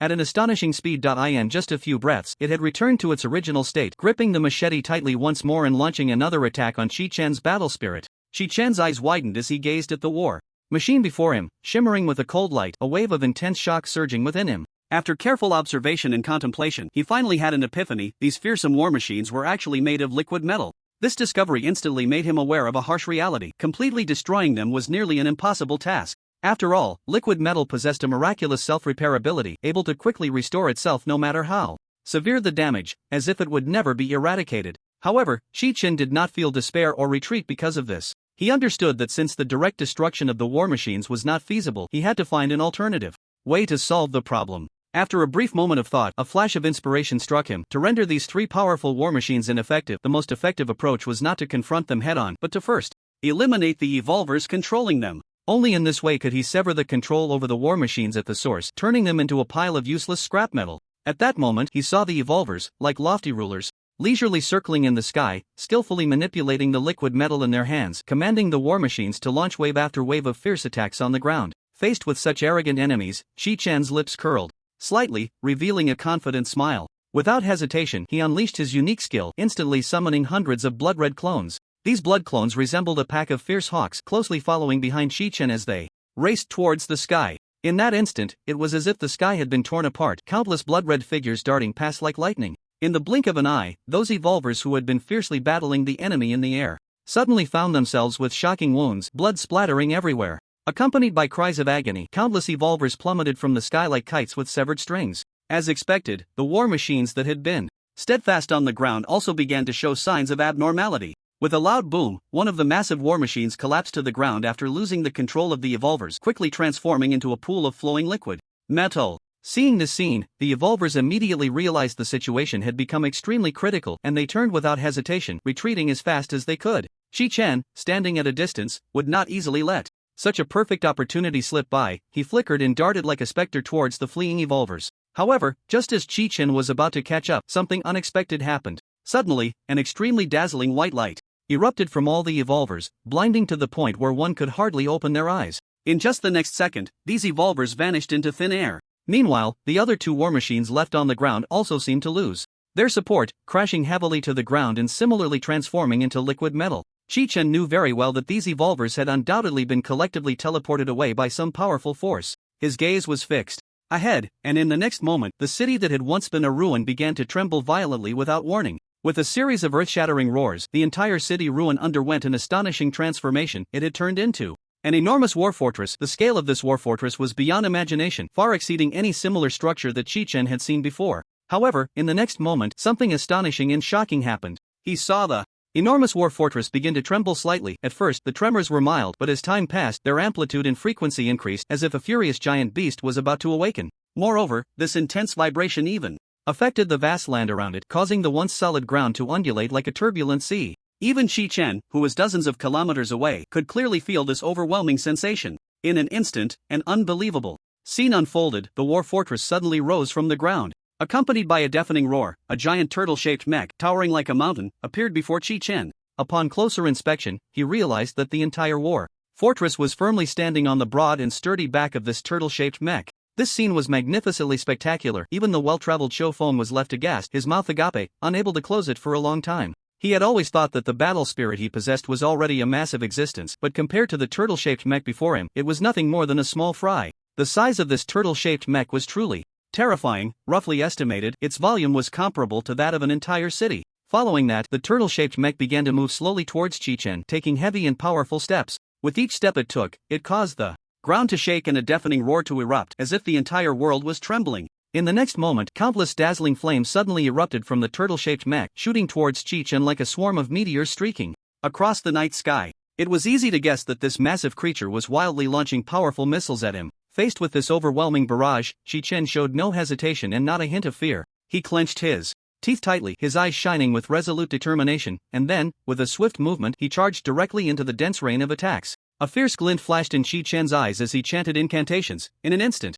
500 blood-red figures surged out from his body, like a raging sea of blood, sweeping towards the massive and formidable turtle-shaped mech. These 500 blood clones all activated their blood chi blades, moving in perfect unison as they swung towards the turtle-shaped mech with all their might. In an instant, countless blood-colored lights rushed towards the turtle-shaped mech like a torrential storm. Boom, boom, boom. A series of deafening explosions erupted, flames soared into the sky, and smoke filled the air. The head of the turtle-shaped mech bore the brunt of this fierce attack, its hard shell pockmarked and sparking from the blasts. However, shockingly, despite suffering such heavy damage, the turtle-shaped mech did not halt its advance, continuing to march forward with its heavy mechanical legs steadily closing in on Chi-Chen. Seeing this, Chi-Chen leaped into the air, soaring like a bird. At that moment, several missiles, trailing long tails of fire, rushed towards him at lightning speed.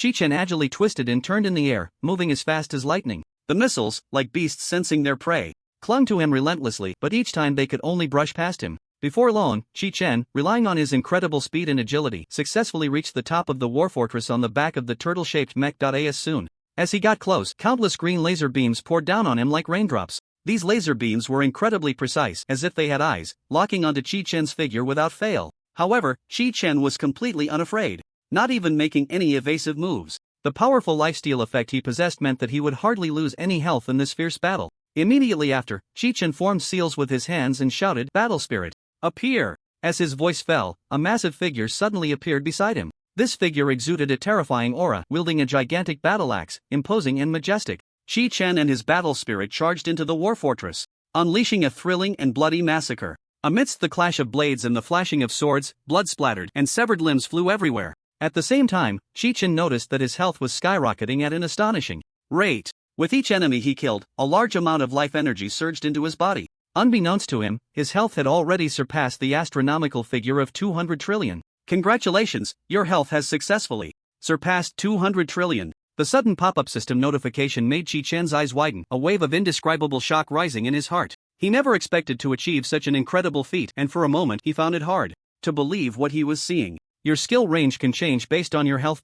Another system message followed closely, and as Chi-Chen read the line, a glimmer of determination flashed in his eyes. Since that was the case, why not give it a try? With that thought, Chi-Chen's figure flickered and shot into the air like lightning. At that moment, Chi-Chin radiated an unparalleled aura, as if he were the sole ruler of the universe. His gaze was unwavering, fixed firmly ahead, as his hands began to gather immense power. With a soft shout, super destruction impact, a dazzling light suddenly erupted from his hands, rising like a blazing sun in the sky. Immediately after, an extremely powerful shockwave surged outward with the force of a landslide. Wherever the shockwave passed, the air was torn apart, and the ground trembled. Boom! Accompanied by a deafening roar, the entire space seemed to be shattered by this terrifying force. The powerful shockwave instantly flattened everything around it, and the massive war fortress that had stood there was reduced to ashes in the blink of an eye, as if it were made of paper. The turtle-shaped mech located beneath the war fortress, despite its enormous size resembling a moving city, appeared fragile in the face of this world-destroying shockwave. It first shook violently, then its parts began to fall off, gradually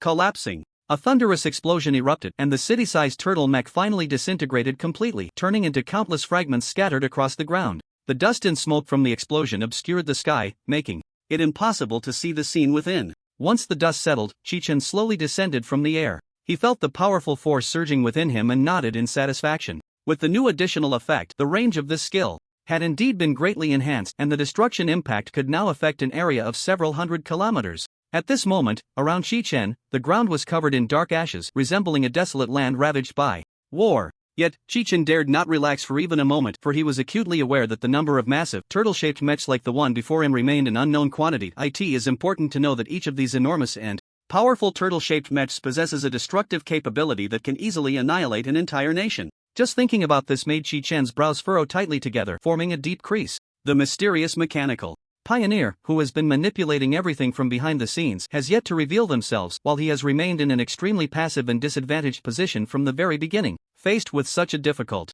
situation, Chi-Chen did not hesitate to quickly open the skill learning system, hoping to find a way and strength to break through his current predicament. He consumed 500 million life points and began learning new skills. The three keywords enemy detection, support, and precision were locked in, and Chi-Chen consumed 500 million life points to proceed with the learning. Congratulations, you have acquired a new skill, blood tracking. Blood tracking consumes 10% of current life points to continuously mark and track the target you wish to pursue. After acquiring the new skill, Chi-Chen couldn't wait and immediately activated blood tracking. Target set, mechanical pioneer. In Chi-Chen's broad and sharp field of vision, a striking blood-red arrow suddenly appeared. This arrow was as bright and eye-catching as a burning flame, exuding a heart-pounding aura. It was like a beacon, illuminating the path ahead for Chi-Chen. Without hesitation, Chi-Chen stepped forward, sprinting closely behind the mysterious blood-red arrow. His figure darted like lightning, swiftly weaving through the complex terrain, raising clouds of dust in his wake. Meanwhile, far away, the mechanical pioneer suddenly felt an intense killing intent. This killing intent was like a cold blade piercing straight toward his heart. He couldn't help but shudder, an unprecedented sense of foreboding flooding his mind. What is going on? The mechanical pioneer furrowed his brow, filled with confusion and unease. However, just a moment later, this unease slightly eased. After all, he was currently deep within the territory of the Falcon Nation, separated from the distant Xia country by more than 100,000 miles. Moreover, the entire homeland of the Falcon Nation was heavily guarded with troops, making it as solid as a fortress. Logically, it should be impossible for anyone to breach the multiple defenses and pose a threat to him. With this thought, the mechanical pioneer steadied himself and slowly stepped out of the temple's grand doors. The moment he stepped out, what he saw left him in shock. The entire city outside the temple had completely transformed into a magnificent steel jungle. Towering skyscrapers, intricate traffic routes, and various advanced mechanical devices shone together, creating a scene rich in futuristic vibes. Throughout the Falcon Nation, countless powerful evolvers floated freely in the air. They resembled vigilant sentinels, constantly monitoring every movement around them. The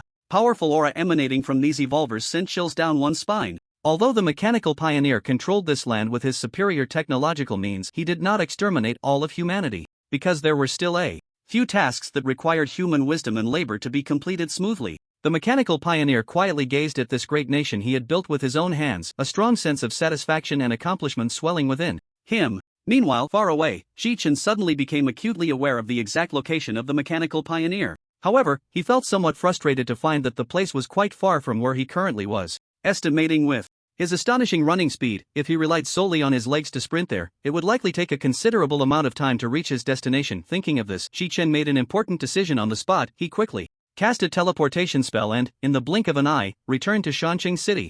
As soon as he landed, he hurriedly made his way to where everyone was gathered, pondering to himself, such a significant matter should be discussed with everyone before making a cautious final decision. After all, facing the powerful and mysterious mechanical pioneer, any rash action could lead to unexpected and serious consequences. Chi-Chen, how did you come back so quickly? Xiaosong looked at Chi-Chen in the crowd with a face full of surprise, quickly stepping forward in a few strides, anxiously asking. Chi-Chen wore a serious expression. Not having time for further explanations, he hurriedly replied, Captain Xia, there's no time to waste, the situation is urgent and I have something crucial to discuss with everyone. With that, he did not linger and strode towards the strategy room. Seeing this, Xiaosong did not dare to delay and quickly followed Chi-Chen to the strategy room. Before long, Chi-Chen arrived at the strategy room and swiftly gathered the senior personnel together. Once everyone was assembled, Chi-Chen took a deep breath and began to detail the various experiences he had encountered during this expedition. He spoke of the enemies he faced, the traps he encountered, all the way to the astonishing tactical layouts and the unfathomable technological means. The senior officials listened intently, their expressions growing increasingly grim. When Chi-Chen mentioned that the mechanical pioneer possessed such powerful and bizarre methods, they could not help but gasp in shock, secretly marveling at it. After a moment of silence, someone finally broke the deadlock. One of the senior officials furrowed his brow and asked, Chi-Chen, in your opinion, how should we respond to the current situation? Chi-Chen's gaze was firm as he looked around at everyone present, then he answered without hesitation, I have decided to go alone to the Falcon Nation and directly launch an attack on the mechanical pioneer. As soon as these words were spoken, it was like a stone stirring up 1,000 waves, and the senior officials present immediately showed expressions of astonishment. Chi-Chen, are you really going to do this? One senior official questioned in shock. Now the entire Xia Nation relies on you for protection. If you leave like this, what if they take advantage of the situation and launch a surprise attack on our country? What will we do then? Chi-Chen's lips curled slightly, revealing a confident and mysterious smile as he softly said, in warfare, deception is key. This is the essence of military strategy. His gaze was resolutely fixed on the distance, as if he could already see the dawn of victory. By going alone to launch a surprise attack on the Falcon Nation, I will surely catch them off guard and strike when they are unprepared, giving that self-proclaimed mechanical pioneer a harsh lesson. Let them know that we, the people of Xia Nation, are not to be trifled with. Chi-Chen's words were powerful and inspiring. Upon hearing this, the people present initially nodded in agreement, but soon deep concern appeared on their faces. Indeed, Chi-Chen's strength was astonishing, but now he was going to venture deep into enemy territory without any intelligence support, directly striking at the heart of danger, which was exceedingly perilous. However, upon careful consideration, it seemed there was no other way. If decisive action was not taken and the Falcon Nation continued to pressure the Xia Nation, the consequences would be unimaginable. After much deliberation, the senior officials ultimately nodded in agreement with Chi-Chen's plan, albeit reluctantly. In fact, for Chi-Chen, whether these people agreed or not, he would resolutely embark on this perilous journey, because he knew that as the most powerful existence in the entire Xia Nation, he should bear this heaviest responsibility and mission. As the meeting concluded, the mage in the conference room slowly raised his hands, chanting incantations. A faint light blossomed from his hands, quickly spreading throughout the room, forming a transparent shielding barrier. Then, the barrier gradually dissipated like smoke blown away by the wind, vanishing into the air. Once everything was prepared, Chi-Chen's expression grew serious as he began to implement the crucial step of the plan, summoning all the top archmages of the Xia Kingdom. After careful organization and arrangement, these renowned and powerful archmages responded to the call and quickly arrived at the mysterious and hidden base. This base was located in a little-known area within the Xia Kingdom, surrounded by dense forests and steep mountains, forming a natural barrier. When all the archmages gathered together, the scene was spectacular. Each of them radiated powerful magical fluctuations, clearly standing out as exceptional beings in the realm of magic. The mission of summoning these archmages was of utmost importance, to use their collective power to successfully transport Chi-Chen to the distant Falcon Kingdom. Considering the vast distance between the two countries, only by combining the magic of numerous powerful archmages could this daunting task be accomplished. At that moment, over 1,000 mages joined forces, beginning to gather their magical energy. They chanted incantations, their hands moving continuously as brilliant and colorful beams of light shot from their hands, gradually intertwining to form an incredibly large and complex magic circle. As time passed, the magic circle became increasingly clear, its grand scale astonishing. Standing aside, Chi-Chen took a deep breath and then walked steadily towards the center of the magic circle. The moment he stepped onto the magic circle, he turned and waved to the crowd, indicating that he was ready. However, every person present was filled with worry and unease, as this teleportation journey was fraught with unknown risks. Just as everyone watched nervously, the magic circle suddenly began to spin at an astonishing speed. In an instant, the entire space was enveloped in dazzling light. Then, in the next second, Chi-Chen, who had been standing in the magic circle, vanished without a trace, as if he had never existed. A wave of intense dizziness hit him, and Chi-Chen felt as if he had been swept into a violent vortex. As the world spun around him, he could not discern direction or position. Just as the discomfort began to ease slightly, a deafening roar of cannon fire reached his ears. In an instant, flames shot into the sky, and smoke filled the air. Chi-Chun found himself on the eastern coast of the Falcon Kingdom, under heavy artillery fire from the enemy. With a cold glint in his eyes, Chi-Chun wasted no time. He clenched his right hand tightly around the terrifying demon prison blood sword. With a swing of his arm, a sharp beam of sword light flashed by, accompanied by a roar, "Kill!" In that moment, the surrounding air seemed to freeze. Meanwhile, far away in the Falcon Kingdom, the mechanical pioneer detected Chi-Chun's arrival through advanced surveillance systems. Good. This kid actually dares to come to me. The mechanical pioneer gritted his teeth, his eyes flashing with a fierce light. Without hesitation, he waved his hand and issued orders to the troops still within the Xia Kingdom. Deploy immediately, launch a full-scale attack on Mountain City. I want to see just how capable this Chi-Chun really is. However, what the mechanical pioneer never expected was that in less than 5 minutes after giving the order, Chi-Chun, like a descending demon, wielded the demon prison blood sword and utterly destroyed the area before him with overwhelming force. Watching the shocking scenes transmitted on the screen, the mechanical pioneer couldn't help but tremble, finally realizing the seriousness of the situation. No, this can't go on any longer. We must gather all our forces and concentrate our strength to deal with this Chi-Chun first. The mechanical pioneer decisively issued orders to various military bases within the Falcon Nation. In an instant, the entire army of the Falcon Nation began to mobilize urgently, with countless warplanes, tanks, and armored vehicles racing towards the direction where Chi-Chun was located. Meanwhile, Chi-Chun, who had just teleported to the Falcon Nation, was relentlessly under attack from all sides.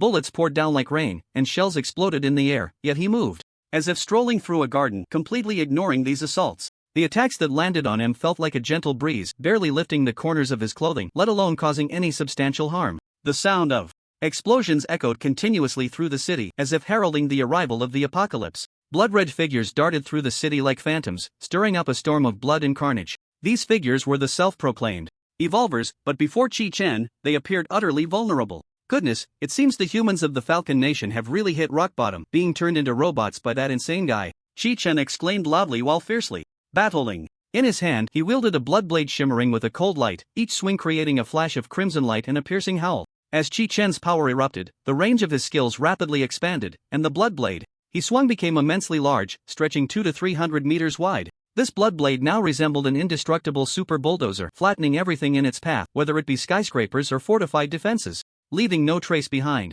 Faced with such a dire situation, the evolvers finally realized the gravity of the matter. However, they did not panic. Instead, they began to act methodically. Soon, one massive and terrifying war machine after another was produced, converging from all directions towards Chi-Chun. In front of these steel behemoths, Chi-Chun's figure appeared incredibly small, like an insignificant ant. Yet, Chi-Chun was unfazed by the imminent danger.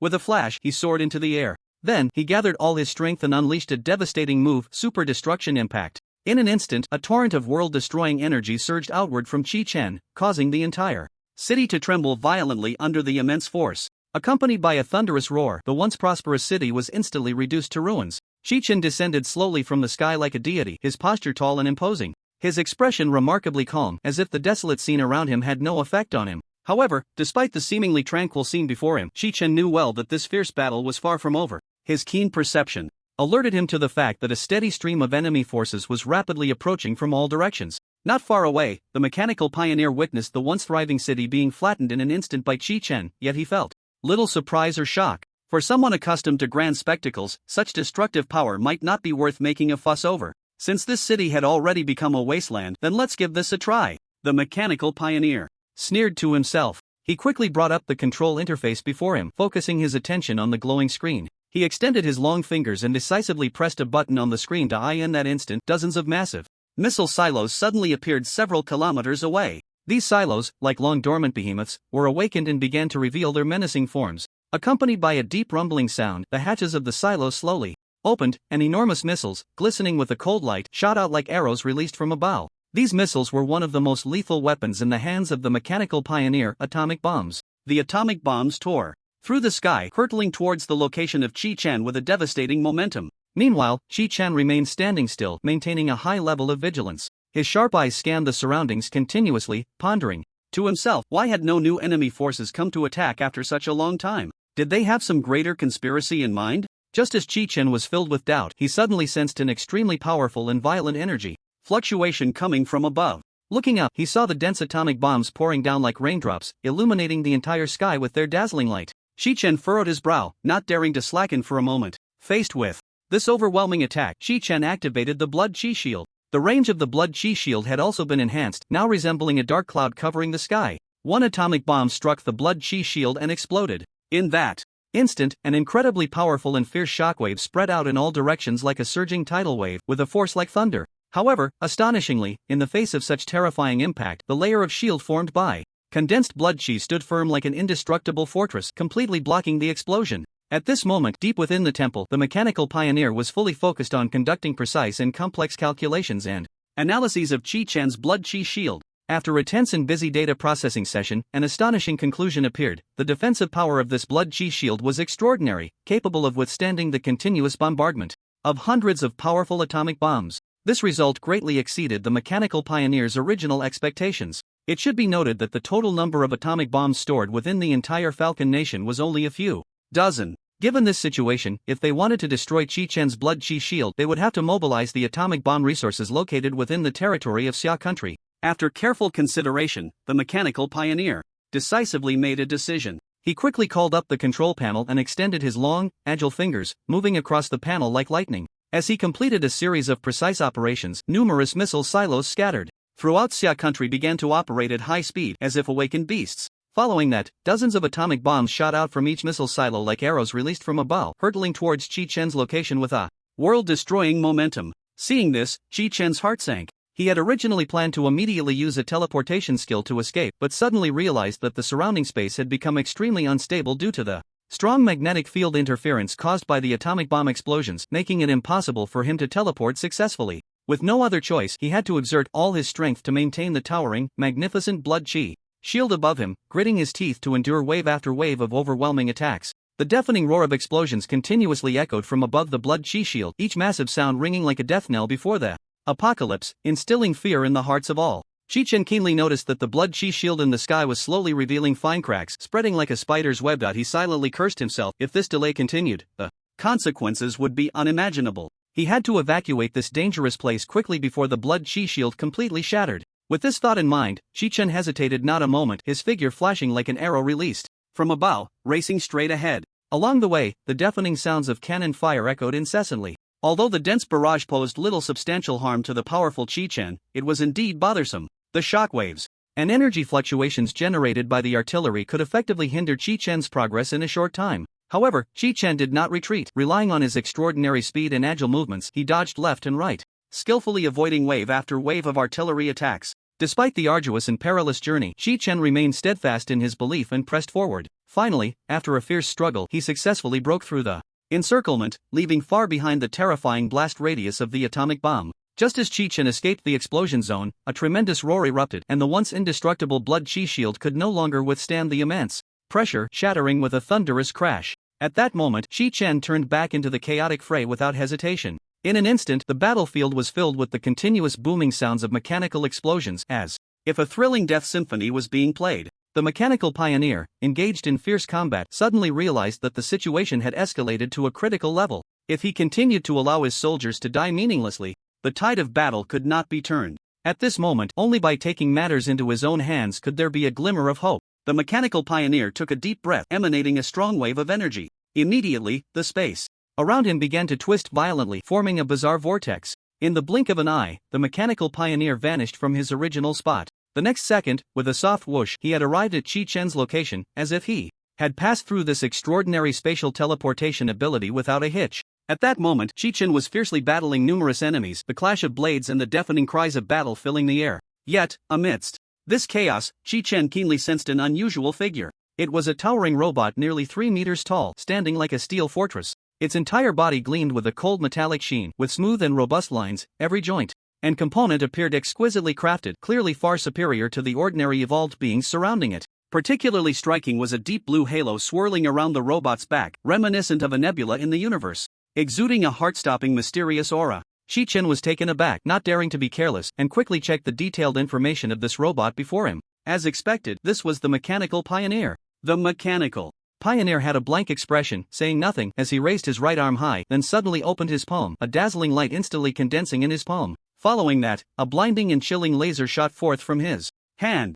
In the blink of an eye, Chi-Chen reacted swiftly, his figure flashing like lightning across the night sky, easily dodging this lethal strike. The terrifying laser shot straight into the distance, vaporizing everything in its path, boulders, trees, and buildings, into fine dust that scattered in the air. Seeing the opponent's ruthless attack, Chi-Chen knew he was facing a formidable enemy, and without hesitation, he shouted lowly, quickly forming seals with his hands. In an instant, a massive blade formed from dense blood chi appeared before him, and with a swing of his arm, it sliced fiercely towards the mechanical pioneer with a sharp whistling sound. Faced with this fierce strike, the mechanical pioneer merely raised his left hand slightly, seemingly casually blocking it forward. In an instant, an invisible force spread out from him, forming a thick and solid gravitational field. When the blood chi blade collided with this field, it was as if it had fallen into a quagmire, its speed drastically reduced, ultimately being forcefully rebounded. Chi-Chen exerted all his strength to quickly distance himself from the mechanical pioneer, and, in that moment, the situation on the battlefield underwent a dramatic change. At this time, the mechanical pioneer was leading numerous evolvers to gather to one side, forming a powerful force.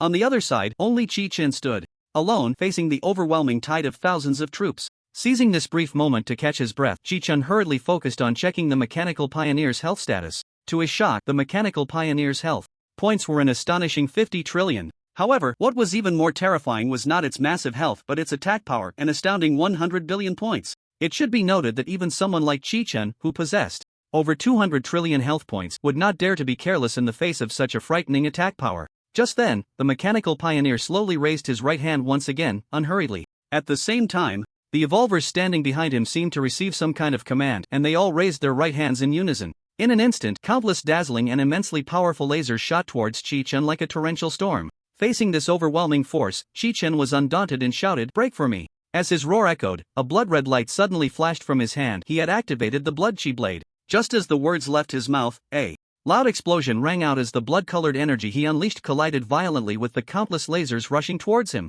For a moment, the two extremely intense energies intertwined and clashed, erupting in a deafening roar. Immediately after, a powerful shockwave spread wildly from the point of their clash. Wherever this shockwave passed, both the ground and surrounding buildings were flattened. Those caught in the midst, including Chi-Chen and the evolvers, were unable to escape, all being thrown into a state of rigidity by this immense force. However, Chi-Chen was, after all, a battle-hardened master, and he quickly regained his composure. Seizing this fleeting opportunity, he flashed forward like a ghost, instantly closing in on the mechanical pioneer, then unleashed a devastating assassination thrust aimed directly at the mechanical pioneer's vital points. However, at this critical moment, countless brave and fearless evolvers stepped forward, unhesitatingly forming an indestructible shield with their solid bodies, firmly blocking the massive and cold machine of the mechanical pioneer. Chi-Chen's assassination thrust was as swift as lightning, but it failed to penetrate the iron wall built by the evolvers, ultimately brushing past the mechanical pioneer. Seeing this, the mechanical pioneer quickly retaliated. In an instant, a strange device, glowing with mysterious light, suddenly appeared on his metallic left arm.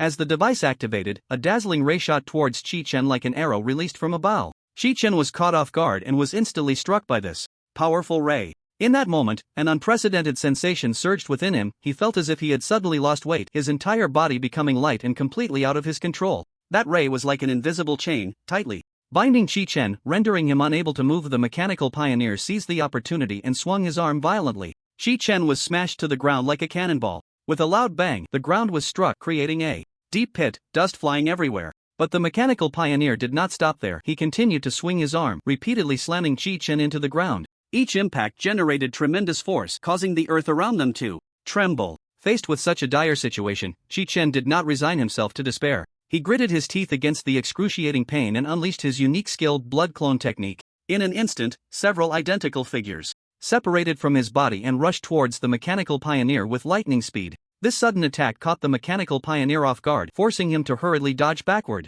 It was precisely because of this evasion that the beam connecting to Chi-Chen finally broke.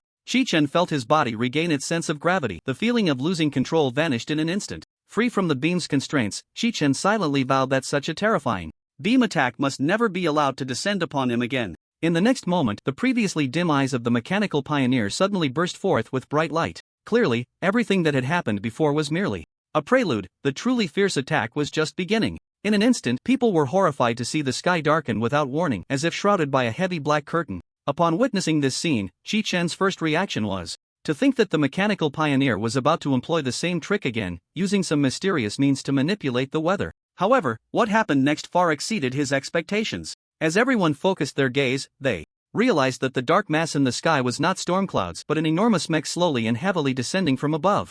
Chi-Chen stared at this colossal machine, completely stunned, for compared to this giant mech, his own battle spirit seemed like an insignificant little character. Meanwhile, the mechanical pioneer vanished like lightning, and in the blink of an eye, he stood firmly atop the giant mech. From his elevated position, he mockingly taunted. Chi-Chen, did you think your battle spirit was a truly massive existence? Ha, let me tell you, in front of my mech named Skyslayer, your battle spirit is nothing but a tiny ant. Hearing this, Chi-Chen involuntarily turned his gaze toward the direction of the Skyslayer mech. He was taken aback. Surrounding the Skyslayer mech were countless robots that looked exactly like the mechanical pioneer. Each of these robots was fully armed, exuding a chilling aura. At that moment, the Skyslayer mech suddenly swung its enormous fist, striking down towards Chi-Chen with the force of thunder. Chi-Chen felt the pressure from the punch's wind and sensed as if a massive meteor was plummeting from the sky, hurtling directly towards him. The terrifying might was simply overwhelming. Realizing the urgency of the situation, Chi-Chen steeled himself, deciding to no longer hold back his strength, and directly summoned his battle spirit, preparing for a life and death struggle with the enemy. However, at that moment, something completely unexpected happened. The already large battle spirit astonishingly grew even larger. At this moment, the size of the battle spirit was even a full circle bigger than the imposing Skyslayer mech across from him. Everyone was stunned by this scene, speechless as they watched the battle spirit unhesitatingly extend its strong, powerful arm to block the devastating punch thrown by the slaying heaven mecha.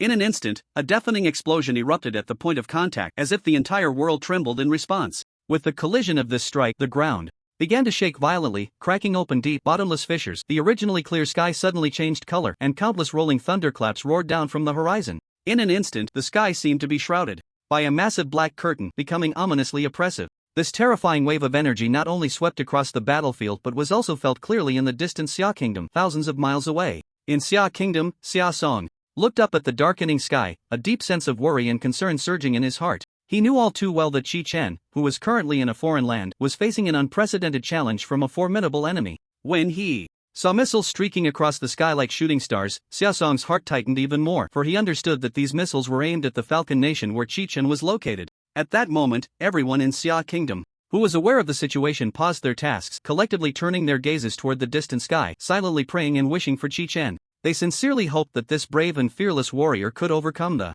powerful enemy and return safely. Meanwhile, on the battlefield, Chi-Chen was fully focused on controlling the massive battle spirit. He gripped a gleaming giant sword tightly in both hands and swung it fiercely, striking down toward the slaying heaven mecha with the force of thunder. As the blade flashed, it seemed as if it would tear the very fabric of space apart. This astonishing strike sliced through the sky like lightning, accurately hitting the impenetrable chest of the slaying heaven mecha. In an instant, a loud crack echoed, and a horrifyingly large gash appeared on the chest of the slaying heaven mecha, resembling a grotesque wound torn from the earth. From that gash, fierce flames erupted like a terrifying beast, baring its fangs and claws, opening its massive maw capable of devouring the heavens and the earth, and crazily spewing forth scorching and dazzling flames. The intensity of the fire seemed as if it would burn everything around to ashes. Yet, within the slaying heaven mecha, the mechanical pioneer faced this terrifying scene without changing expression, showing no sign of fear. The reason was simple: this once human being had now evolved into a cold, unfeeling robot. All human emotions long since departed from him. At this moment, the only thought in his mind was to concentrate fully on controlling this immensely powerful slaying heaven mecha, engaging in a life and death struggle with the formidable enemy, Chi-Chen. It must be said that this slaying heaven mecha was indeed powerful beyond imagination. Its sturdiness was unparalleled, even after sustaining such severe damage. A massive gash cut into it, it was merely akin to a mosquito bite for it. This was because it possessed a jaw-dropping magical ability, the capacity for rapid self-repair. No matter how heavy the blows and injuries it suffered, as long as it was given a little time, it could quickly restore itself to a pristine state, as if it had never been harmed at all. Therefore, merely receiving such a strike was indeed not a significant matter for the mechanical pioneer. However, no one anticipated that at this seemingly calm moment, a shocking turn of events would suddenly occur. The slaying heaven mecha, which should have quickly activated its self-repair program, remained completely still, the terrifying gash still gaping wide, showing no signs of healing. The mechanical pioneer felt a sudden jolt in his heart, as if struck by a bolt of lightning. Utterly incredulous, he widened his eyes, as if witnessing the apocalypse. The once confident expression now vanished without a trace. Time was of the essence, leaving no room for even a moment's hesitation or delay. The mechanical pioneer sprang into action, fully focused on conducting a thorough and detailed inspection of the Sky Slayer mech. Every part, every wire was scrutinized. He needed to uncover the deeply hidden source of the malfunction and understand what had caused this once invincible mech to suddenly lose its normal self-repair capabilities. Just as the mechanical pioneer was busy and tense, Chi-Chen, standing opposite him, slightly curled the corners of his mouth, a barely perceptible smile quietly emerging. A cunning glint flickered in his deep-set eyes, as if everything was under his control. It turned out that Chi-Chen had long since discerned the weakness of the Sky Slayer mech and had meticulously planned a deadly attack targeting that very weakness. Recalling the heart-stopping moment just now, the fierce strike wielded by the battle spirit seemed ordinary, but in reality, it contained an extremely mysterious and powerful force, the Eternal Flame. This special energy possessed astonishing destructive and suppressive power, effectively curbing the self-repair function of the Sky Slayer mech. It was with the aid of this magical force that Chi-Chen successfully disrupted the opponent's rhythm, forcing the mechanical pioneer into a passive position. As time ticked away, the mechanical pioneer, drawing on years of accumulated experience and superb skills, finally identified the crux of the problem. However, when he clearly saw this key factor, his expression grew increasingly grave. He understood that the upcoming battle would be fraught with unprecedented difficulties and dangers, and a slight misstep could lead to irretrievable disaster. Yet even so, the mechanical pioneer would never easily give up. Faced with such a tricky situation, he had to muster all his spirit and adopt a more cautious attitude to counter every attack from the enemy. For a moment's carelessness could bring catastrophic consequences to his side. Surrounding the Sky Slayer mech, the pioneer robots were like a pack of sharks sensing blood, ferociously lunging towards Chi-Chen's controlled battle spirit. In an instant, countless dazzling lasers shot towards Chi-Chen's battle spirit like a torrential rain. Faced with this overwhelming assault, Chi-Chen remained unafraid. He swiftly formed seals with his hands, chanting incantations, and then a flash of bloodlight appeared, with hundreds of blood clones identical to his main body suddenly manifesting on the battlefield. These blood clones darted through the air like red lightning, racing towards the numerous and densely packed pioneer robots. Like arrows released from a bow, they moved with extraordinary agility, weaving rapidly through the air, creating fierce gusts of wind. In an instant, the blood clones flashed into the enemy ranks like phantoms. Their movements were swift and nimble, leaving spectators breathless. In contrast, while the pioneer robots looked almost identical to the powerful mechanical pioneer, their actual combat capabilities were worlds apart. When the pioneer robots launched their attacks, the laser beams and shells they fired merely splattered a few drops of blood on the blood clones, failing to inflict any substantial damage. Such attacks were nothing more than a tickle to the blood clones, completely unable to halt their relentless charge. In the blink of an eye, the blood clones had already broken through the meticulously constructed defenses of the pioneer robots. Wielding blood-red blades, they left a trail of blood and severed limbs in their wake. The seemingly indestructible defense line crumbled in an instant. The pioneer robots were forced to retreat in disarray, losing their helmets and armor, utterly defeated. Meanwhile, on the other side, the mechanical pioneer was fully focused on controlling the Sky Slayer mech, struggling to withstand the fierce onslaught of Chi-Chen's battle spirit. Despite the mechanical pioneer giving its all, its operational level was clearly lacking. Chi-Chen's battle spirit moved with the agility of the wind, each strike carrying the force of thunder. After successfully blocking several powerful attacks from the battle spirit, the Sky Slayer mecha finally revealed a flaw, and the battle spirit seized the opportunity to deliver a heavy blow. With a loud crash, a blazing fire blade struck the chest of the Sky Slayer mecha with lightning speed. In an instant, sparks flew, and the sound of metal tearing echoed through the sky. At this moment, a massive X-shaped gash appeared on the chest of the Sky Slayer mecha, shocking to behold. Inside the control room of the mechanical pioneer, the previously calm atmosphere was shattered by the sudden blaring of alarms. The sharp, piercing sound of the alarm resonated throughout the space as if it were about to burst people's eardrums, causing heart palpitations. However, amidst this chaos, the mechanical pioneer showed no signs of panic or retreat. He sat steadily at the control console, his hands moving rapidly across the control panel like agile butterflies, methodically maneuvering the Sky Slayer mecha to launch a counterattack.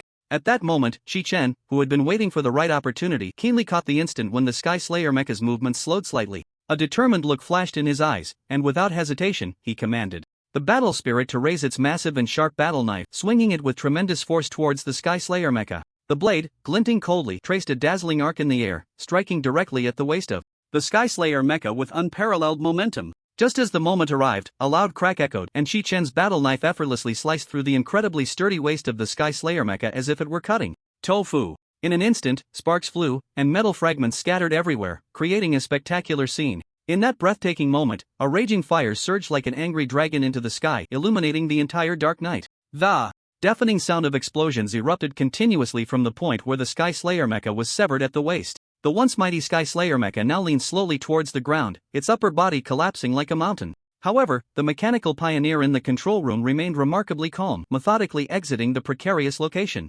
Even in the face of such apocalyptic scenes, there was no trace of panic on his face. On the other side, Chi-Chun, wielding the immensely powerful battle spirit, relentlessly continued to launch wave after wave of fierce slashes at the Sky Slayer mecha, which was about to crash to the ground. Numerous flashes of cold light streaked past, like lightning slicing through the sky. In an instant, the once invincible Sky Slayer mecha was completely shattered under this fierce assault, turning into countless fragments scattered across the ground. Meanwhile, even more intense explosions rapidly spread with overwhelming force. From a distance, it seemed as if a mysterious pillar of light stood tall in the center of the battlefield, emanating a terrifying aura that sent shivers down the spine. This strange and shocking scene could be clearly witnessed even by those far away in the Summer Kingdom. Everyone was left speechless, staring blankly at this unbelievable sight. Such a brutal and unprecedented battle scene was something they had never heard of or seen before. Time passed second by second, and a few minutes later, the earth-shattering explosion finally began to subside. Looking around, the entire Falcon Kingdom had been utterly transformed by this catastrophe, with almost everything reduced to rubble, becoming a wasteland.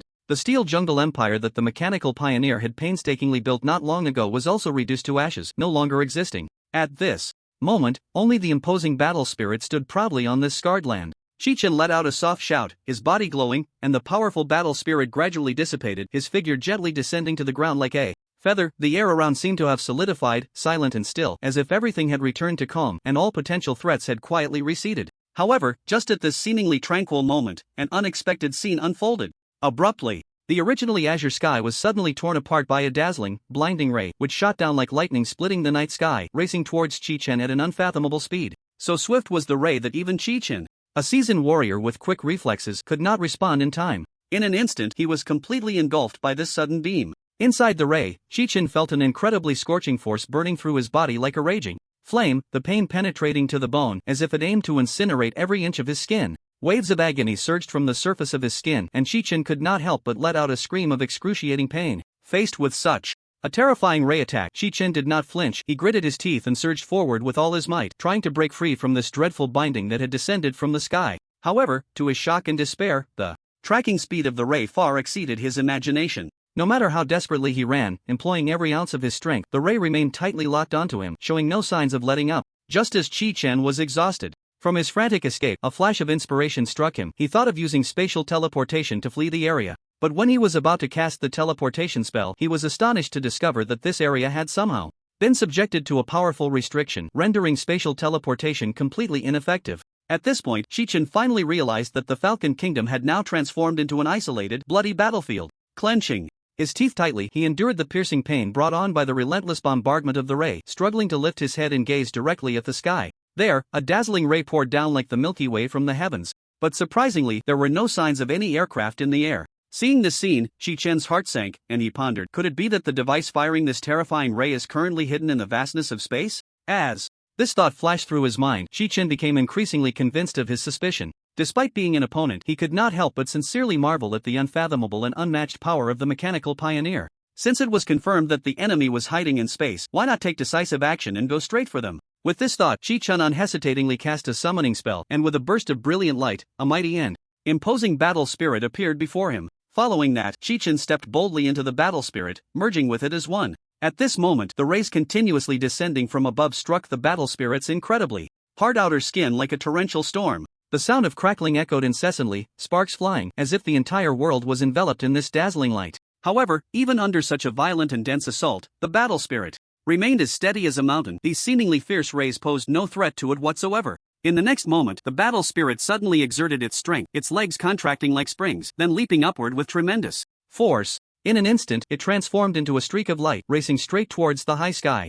Chi-Chun's destination was singular, that mysterious and unfathomable vastness of space beyond Earth. At this moment, in the boundless expanse of space, silence and darkness intertwined. And within this vast cosmic space, the mechanical pioneer sat steadily at the control panel of a massive warship, skillfully maneuvering its controls, precisely directing this colossal machine. The battleship continuously emitted powerful atomic rays, which struck towards Chi-Chun in relentless waves, like dense raindrops, through the screens on the control panel, flashing with various colors and complex data displays. The mechanical pioneer keenly sensed that Chi-Chun was skillfully maneuvering his formidable battle spirit, charging straight towards him at lightning speed. Meanwhile, numerous precision instruments on the control panel began to operate frantically, conducting various complex calculations and analyses at high speed. The core content of their calculations was the probability of victory in this confrontation with Chi-Chun. However, no matter How hard these advanced instruments tried to compute, simulate, and predict, the final conclusion remained the same: an utterly despairing 0% chance of victory. Faced with such a cold and ruthless number, the mechanical pioneer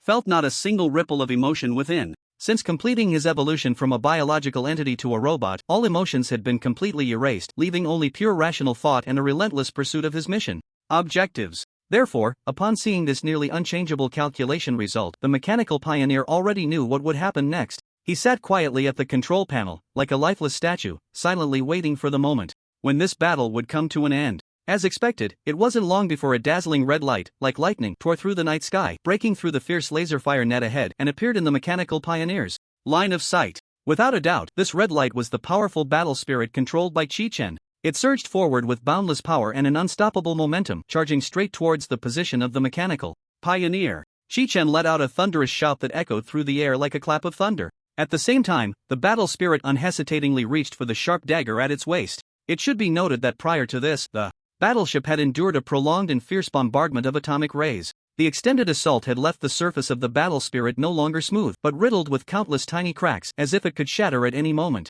But these cracks meant nothing to the battle spirit, for it knew that the great moment of ending everything was about to arrive. In an instant, Chi-Chen had already rushed in like lightning, arriving before the massive battleship. In the blink of an eye, after coming to a stop, Chi-Chen looked up at the imposing battleship before him, and a wave of emotions surged within him. Goodness! Chi-Chen marveled to himself. I didn't expect this mechanical pioneer to have such grand ambitions, even formulating a magnificent plan to conquer space. Surely, after successfully conquering the Earth beneath our feet, the next step would be to march into the vastness of space. Unfortunately, as the saying goes, plans can never keep up with changes. Before the mechanical pioneer could achieve its goal of conquering Earth, it was about to be completely annihilated by the powerful Chi-Chen. At this moment, Chi-Chen skillfully controlled the battle spirit and once again drew the gleaming dagger from his waist. The battle spirit gripped the hilt tightly and raised the dagger high. In an instant, a dazzling red blood shadow streaked across the massive body of the battleship like a flash of lightning. The next second, a deafening explosion erupted. The enormous battleship was cleaved in two.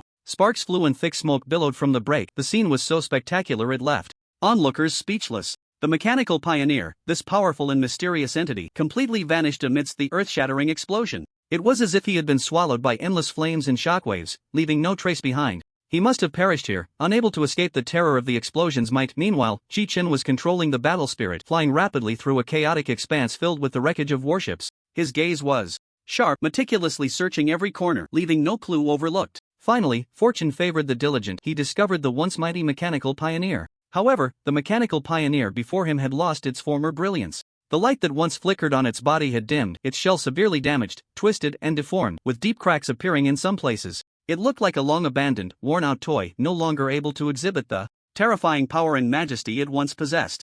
Chi-Chen swiftly reached the shattered remains of the mechanical pioneer, which was emitting wisps of black smoke. He crouched down, his eyes sharp as a hawk, carefully examining this once imposing giant now reduced to ruins. At that moment, something unexpected happened. The mechanical pioneer's once dull eyes suddenly flickered with a faint light. However, Chi-Chen was not startled by this sudden change. After all, the mechanical pioneer had already lost its former might. Its broken body and feeble state posed no threat to him whatsoever. Chi-Chen, the future is entrusted to you, the mechanical pioneer said with a hoarse and weak voice, as if each word drained its last ounce of strength. It then added, "You are stronger than I am." Chi-Chen listened quietly to the mechanical pioneer's words, but his heart was filled with confusion, completely at a loss as to what this meant. How can you still say such things? Chi-Chen's lips curled slightly, revealing a trace of undisguised disdain and contempt. You forcibly transformed countless innocent humans into emotionless, cold machines. Can this really be considered thinking of the future? Faced with Chi-Chen's righteous questioning, the mechanical pioneer fell silent, slowly raising its scarred arm, trembling as it reached toward its chest. Accompanied by a faint sound of metal scraping, the mechanical pioneer unhesitatingly extracted the core hidden within its body. In the next moment, the core, emitting a soft blue light, began to change in the mechanical pioneer's hand at a visible speed. It twisted and morphed as if it had a life of its own, ultimately transforming into a small, exquisite USB drive. The mechanical pioneer used its last bit of strength to gently place this crucial USB drive into Chi-Chen's palm. Chi-Chen looked down at the inconspicuous USB drive in his hand, his brows tightly knitted together, forming a deep furrow. Just as he was deep in thought, an even more astonishing scene unfolded. The remaining body of the mechanical pioneer suddenly seemed to be crushed by an invisible force, instantly turning into swirling silver dust, gradually dissipating in the gentle breeze. At that breathtaking moment, as the last trace of the mechanical pioneer's Power vanished into the air. The entire world seemed to breathe a sigh of relief, officially declaring that this once dreaded mechanical pioneer had been utterly destroyed. Seeing the crisis finally resolved, Chi-Chen's tense heartstrings finally relaxed. He gently exhaled a breath of stale air, then steadily controlled the powerful battle spirit, swiftly returning to the ground like a flash of lightning. Although the immediate crisis had been averted, a lingering mystery remained in the depths of Chi-Chen's heart. What unknown secrets were recorded in the mysterious USB drive entrusted to him by the mechanical pioneer? With this doubt and curiosity, Chi-Chen hurried back to his beloved homeland, Xia country. The moment he stepped onto the territory of the Summer Kingdom, the entire nation erupted in excitement. All the people of the Summer Kingdom, regardless of age or gender, spontaneously flooded the streets, welcoming the return of this great hero with the most fervent and passionate cheers. It is worth noting that 5 years ago, it was Chi-Chen who bravely stood up, using his fearless courage and extraordinary strength to rescue everyone from the dark abyss. And now, after 5 years, he fought valiantly once again, reclaiming the peace and dignity that belonged to the Summer Kingdom from the hands of ruthless invaders.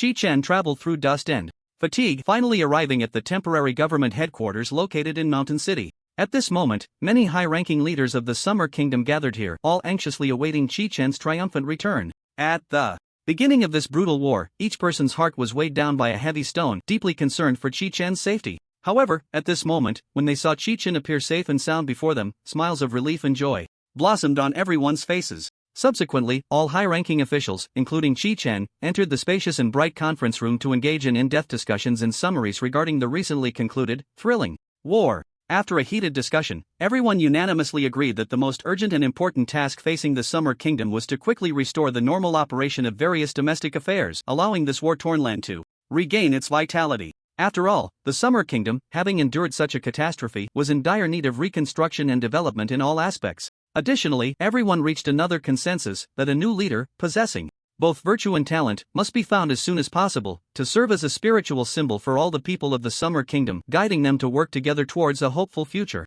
Undoubtedly, Chi-Chen was the most qualified person to become the new leader of the Summer Kingdom. Everyone immediately made the decision for Chi-Chen to become the new leader of the Summer Kingdom. Of course, even though the high-ranking officials made this decision, it still needed to be approved through a popular election. Across the vast land of the Summer Kingdom, a thrilling and far-reaching leader election was in full swing, resembling a grand political feast that attracted the attention and focus of countless people. This election was not only about the future direction of the country but also a significant test of each candidate's abilities and charisma. Among the many candidates, the most eye-catching were Chi-Chen and several esteemed military officers. These officers all had extraordinary experiences and remarkable military achievements. They had stepped forward and led brave and fearless troops to resist the invasion of foreign enemies when Chi-Chen had not yet returned. Their names had long spread through the streets and alleys, becoming symbols of heroism in the hearts of the people. However, despite the high prestige of these officers, they appeared somewhat overshadowed when standing before Chi-Chen. For Chi-Chen not only had extraordinary accomplishments but also possessed an innate charisma that was irresistible.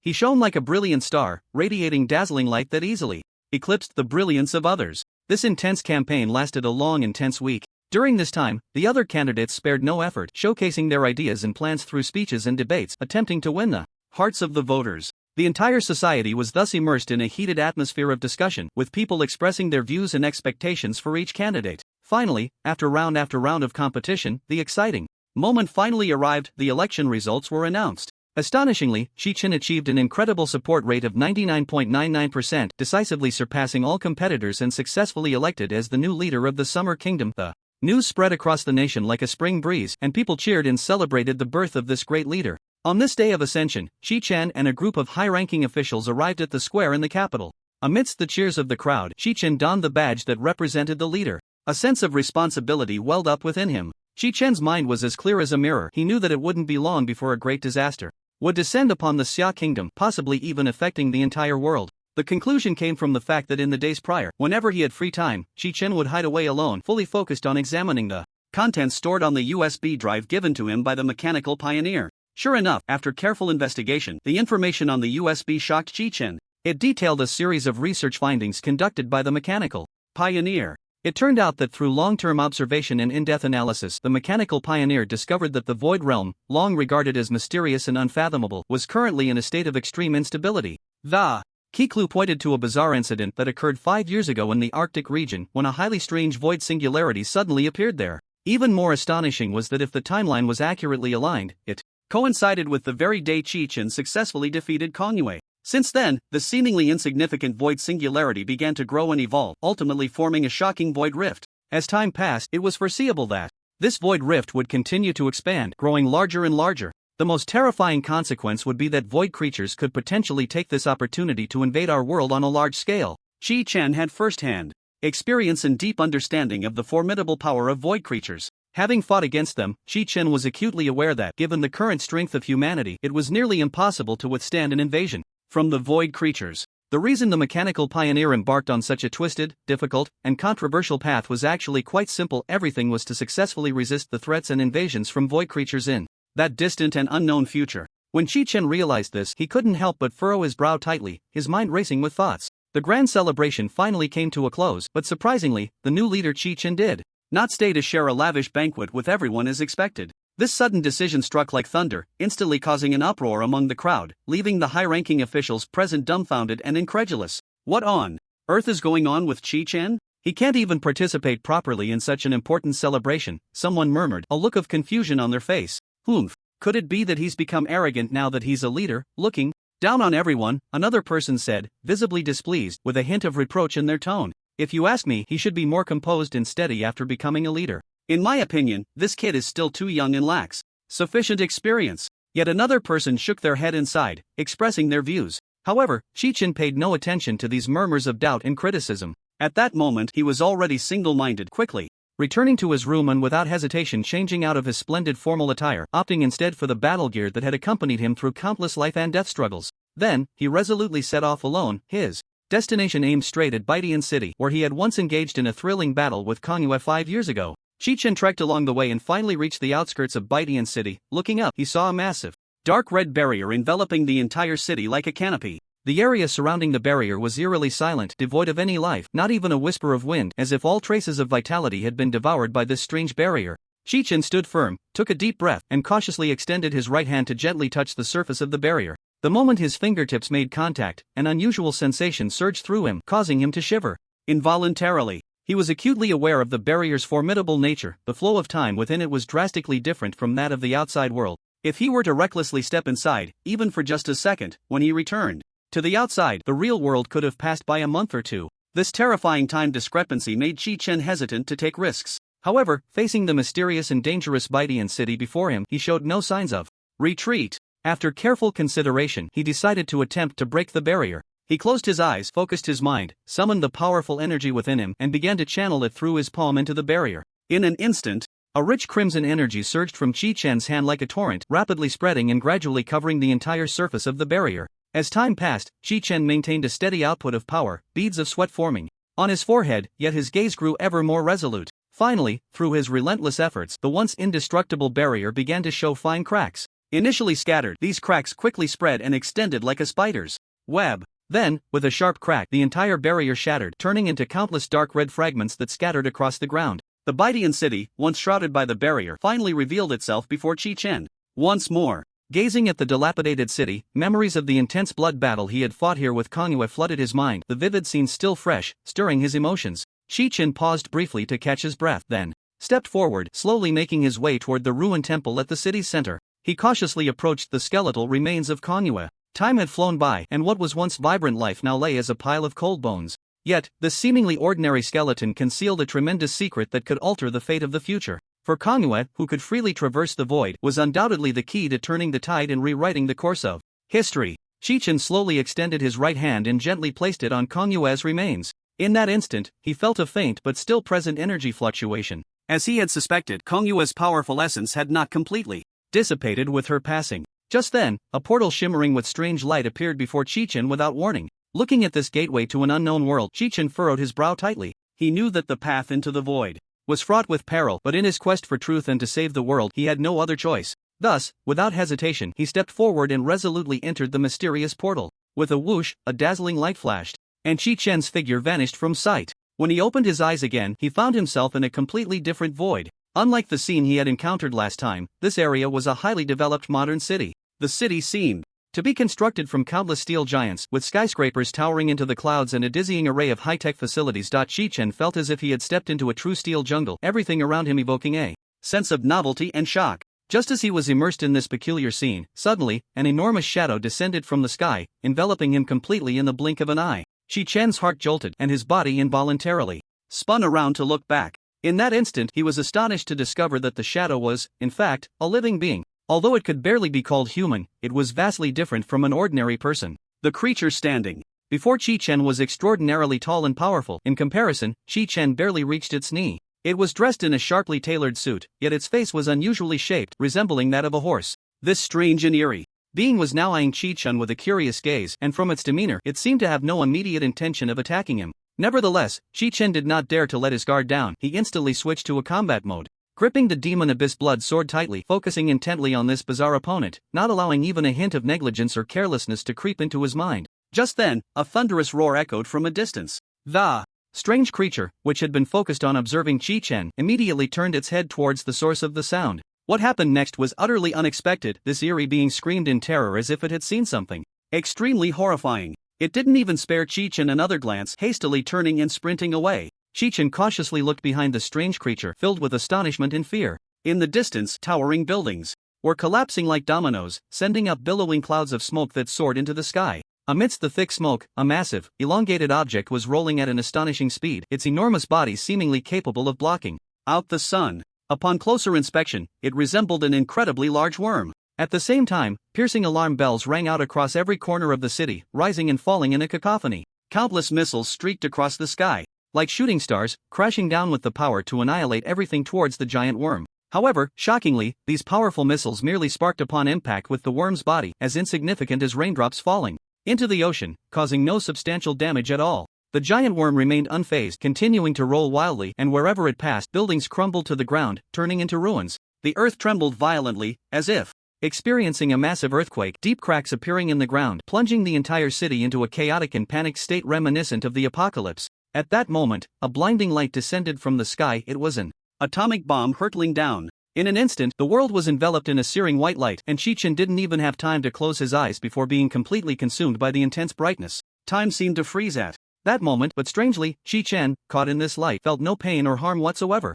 As the light gradually dimmed and finally extinguished, the surroundings returned to calm. Shi-Chen steadied himself and looked closely, discovering that the once mighty giant worm now lay heavily on the ground, motionless, devoid of its former grandeur, clearly lifeless. In the next second, countless massive flying vehicles swept across the sky like a dark cloud, their enormous and imposing bodies creating a strong sense of oppression. At this moment, the entire city had already turned into a wasteland. After the heart-stopping atomic bomb strike, there was hardly any sign of life left here. The scene was one of devastation, with the air thick with the scent of death and despair among the ruins and broken walls. The aircraft gradually approached the gigantic corpse of the colossal worm, beginning a meticulous scanning process. Mysterious beams of light shot out from the aircraft, weaving into a tight web of light that enveloped the giant worm. However, no one anticipated that in the next instant, an even more terrifying scene would unfold. A deep, dark rift in the void appeared suddenly in mid-air, resembling the gaping maw of a monstrous beast. This rift expanded at an astonishing speed, as if it intended to swallow the entire world. Following that, countless chilling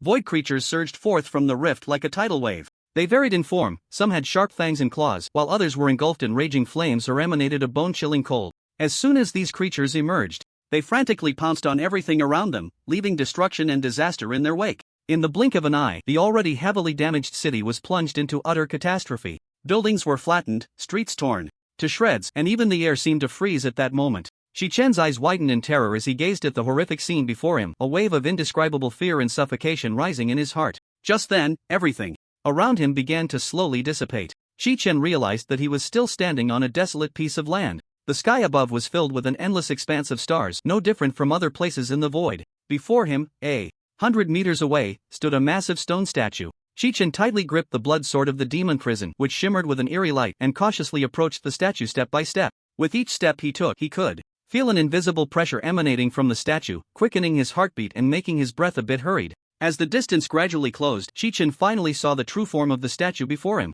It turned out that it was not just an ordinary statue, but a figure of a horse-faced man dressed in tattered robes, with his head bowed low. The expression on this horse-faced man was one of profound sorrow, as if he bore a heavy past and unspeakable pain. Recalling the eerily vivid illusions he had just experienced, Shi-Chen's heart sank. Could it be that all of this was projected by the mysterious horse-faced man before him? With this thought, he couldn't help but quicken his pace to stand before the statue, wanting to feel the powerful energy that lingered on it up close. Just as Chi-Chen was intently observing the statue, a low and hoarse voice suddenly emanated from within it. Finally, I see you.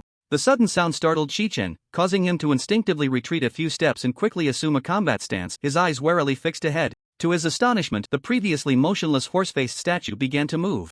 Slowly, it lifted its head, and its eyes, filled with sorrow and despair, locked onto Chi-Chen. Time seemed to have etched deep marks on its wrinkled face, allowing one to sense the myriad of sufferings and misfortunes it had endured. The horse-faced statue let out a long sigh, a sound that seemed to carry endless grief and helplessness. Seeing this, Chi-Chen pondered inwardly, this guy doesn't seem to show any obvious hostility. So, with a hint of curiosity, he slightly relaxed his tense nerves and cautiously approached the horse-faced statue once more. The horse-faced stone statue maintained a sorrowful expression, quietly watching as Chi-Chen slowly approached, as if it had been waiting for this moment for a long, long time. What was that strange illusion I just saw? Chi-Chen asked the lifelike horse-faced stone statue in front of him, his face full of doubt. The horse-faced statue seemed almost alive, turning its gaze towards Chi-Chen, then slowly opening its mouth to emit a deep, hoarse voice. What you just witnessed was the tragic scene of my homeland's destruction. At that time, I did everything I could, but ultimately I was unable to stop those extremely brutal monsters from rampaging. As it spoke, the voice of the horse-faced statue unconsciously trembled slightly, revealing a deep sense of helplessness and despair. Your homeland? Chi-Chen couldn't help but show a puzzled expression upon hearing this. Indeed. The horse-faced statue nodded gently, murmuring, I recall hundreds of years ago, when the void creatures suddenly descended upon my homeland without warning.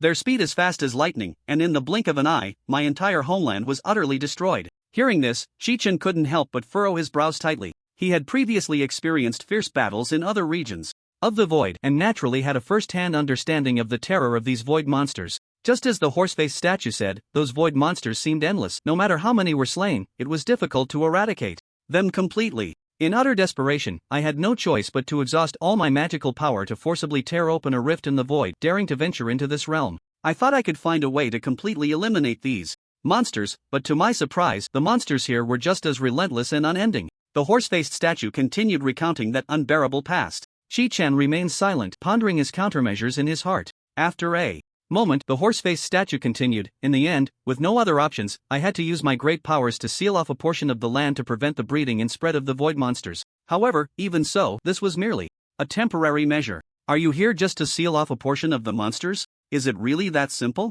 Chi-Chen's eyes widened, questioning with a face full of doubt. He found it hard to believe that this mysterious place concealed such significant secrets. The horse-faced statue shook its head slightly and slowly spoke, not at all. I have been waiting here, not only to seal these monsters but also to patiently await the arrival of a fated person. As soon as the words left its mouth, it extended a stone hand and handed a worn, yellowed map to Chi-Chen. Chi-Chen took the map with a heart full of confusion, and when he focused on it, an expression of disbelief instantly appeared on his face. The void was vast and boundless, seemingly endless. However, shockingly, this horse-faced statue was able to accurately depict the entire map of the void. This was nothing short of a miracle.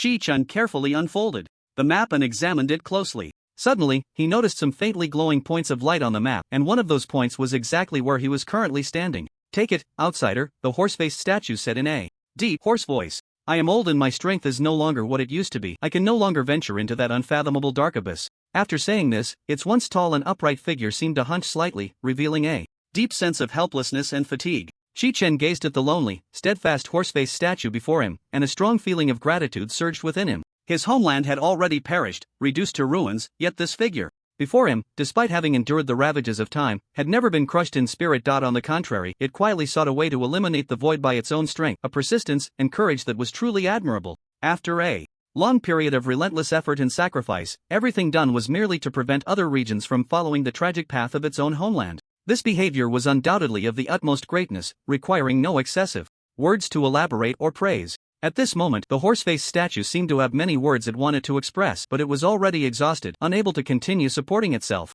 One could see that the eyes, which once shone with bright light, were gradually dimming, as if the fire of life was about to extinguish. Filled with immense reverence, Chi-Chen slowly bowed deeply to the tall and solemn horse-faced statue before him, expressing his profound respect and gratitude. At the same time, he tightly gripped the demonic blood sword in his hand, which exuded a terrifying aura, his muscles tense and ready for an intense battle. Just as the horse-faced statue completely lost its vitality and collapsed with a thunderous sound, the powerful seal that had been imposed on this area was also lifted. As expected, in the very next second, a heart-pounding dark blue light suddenly flickered around. Following that, countless void monsters surged forth like a tide from all directions, surrounding Chi-Chen in the center. These void monsters varied in form, some had sharp fangs, while others were clad in hard scales, each looking so fierce and terrifying. However, in the face of such a perilous situation, Shi-Chin showed no fear, but instead, a fierce fighting spirit ignited in his eyes. Despite the grotesque and horrifying appearance of the void monsters, as if they had emerged from the deepest nightmares, to Chi-Chen they were merely gifts of attributes sent to him. He saw a gigantic void monster open its massive mouth and let out a deafening roar, charging towards Chi-Chen like an out-of-control train. In the face of this aggressive attack, Chi-Chen appeared calm and unflustered. He slightly squinted his eyes, a hint of a disdainful smile curling at the corners of his mouth, then raised his right hand and unleashed a powerful, soul-devouring hand at the oncoming monster. In an instant, a powerful energy surged from Chi-Chen's palm, striking directly at the monster. Almost simultaneously, the other surrounding void monsters seemed to respond to some kind of summons, all clawing and pouncing towards Chi-Chen. In a moment, countless shadows surged like a tide, and in less than a second, Chi-Chen was completely engulfed by this overwhelming beast wave. However, something unexpected happened. In the next second, the soul-devouring hand accurately struck the first monster that attacked, instantly achieving a kill. Even more terrifying was that due to the overwhelming power of this strike, the overflowed damage splattered like raindrops, hitting the surrounding other monsters. In the blink of an eye, the previously advantageous battle situation was instantly reversed. The monsters affected by the overflowed damage from the soul-devouring hands suddenly exploded one after another, as if ignited like firecrackers. Accompanied by earth-shattering booms, the area within a radius of several kilometers was instantly turned into a sea of fire, with all the monsters meeting their end in this terrifying explosion. Although the scene before him was spectacular, Chi-Chen did not let his guard down in the slightest, because he knew very well that it wouldn't be long before new void monsters would continuously emerge in this void. They were like spawn points in a game, seemingly impossible to completely eradicate no matter how many were slain. Just as Chi-Chen furrowed his brows, contemplating a countermeasure, a scene suddenly flashed through his mind, the mysterious horseface statue from earlier. At that moment, it was the sealing technique he had relied on that successfully locked down the surrounding area, preventing the void monsters from spawning. Thinking of this, Chi-Chen's eyes suddenly brightened, and he already had an idea in mind. Chi-Chen quickly opened the skill system and began to learn a new skill. He rapidly selected 3 keywords: sealing, large area, duration. Congratulations, you have learned a new skill, blood sealing. The blood sealing consumes 20% of current health and, after a preparation time of 10 minutes, generates a sealing array with a radius of 100 kilometers beneath his feet. The sealing array will exist permanently. Chi-Chen's gaze sharpened, and without hesitation, he unleashed the skill he had just learned, blood sealing. In an instant, a blood-red talisman, exuding a strong bloody aura, appeared before Chi-Chen like a ghost, without any warning. The talisman was entirely blood-red, as if formed from coagulated blood, with strange runes faintly flickering upon it. As time ticked away, the blood-red color of the talisman became increasingly vibrant and dazzling, burning like a fierce flame. It was important to note that this powerful skill required a full 10 minutes of preparation time, during which he could not be disturbed or interrupted. Otherwise, all efforts would be in vain. To ensure everything went smoothly, Chi-Chen quickly cast a spell, summoning several blood clones that looked exactly like him. These blood clones moved in perfect unison, instantly forming a circle, like an indestructible barrier, firmly guarding the crucial sealing talisman behind them. Just then, as expected, the surrounding space suddenly rippled, and one by one, hideous void monsters, exuding an evil aura, continuously emerged from the void. Facing the oncoming enemies, Chi-Chen remained unperturbed, tightly gripping the cold, gleaming demon prison blood sword in his hand, his eyes revealing an unwavering killing intent. He took a deep breath and then swung the blood sword fiercely, executing a powerful soul-devouring hand. With a loud bang, an unmatched force swept outward from Chi-Chen's body. This force surged like a tidal wave, and wherever it passed, the void monsters screamed and disintegrated into ashes. In the blink of an eye, the monsters within a 100-kilometer radius had been completely cleared. It had to be admitted that since the skill's range had been greatly expanded, the soul-devouring hand was indeed highly efficient for clearing out these low-level monsters. Time passed second by second, and finally, the long intense 10 minutes were over. At this moment, the sealing talisman that had been quietly floating in the air seemed to sense some signal and suddenly erupted with an extremely dazzling light. This light was so brilliant that it was almost impossible to look at directly. Immediately afterward, the sealing talisman transformed into a bolt of lightning, rapidly diving toward the ground. When it touched the ground, the entire earth trembled. Subsequently, an enormous sealing array slowly emerged, covering a vast area. As soon as the sealing array was formed, the place that had been continuously generating void monsters fell silent, and no new monsters appeared. Clearly, this sealing array had successfully prevented the continued spawning of void monsters. Chi-Chen felt a surge of joy in his heart. This method had actually worked. However, before the joy could dissipate, a new problem followed closely. This void was vast and boundless. How much time and energy would he need to completely seal it? Chi-Chen furrowed his brows, lost in thought.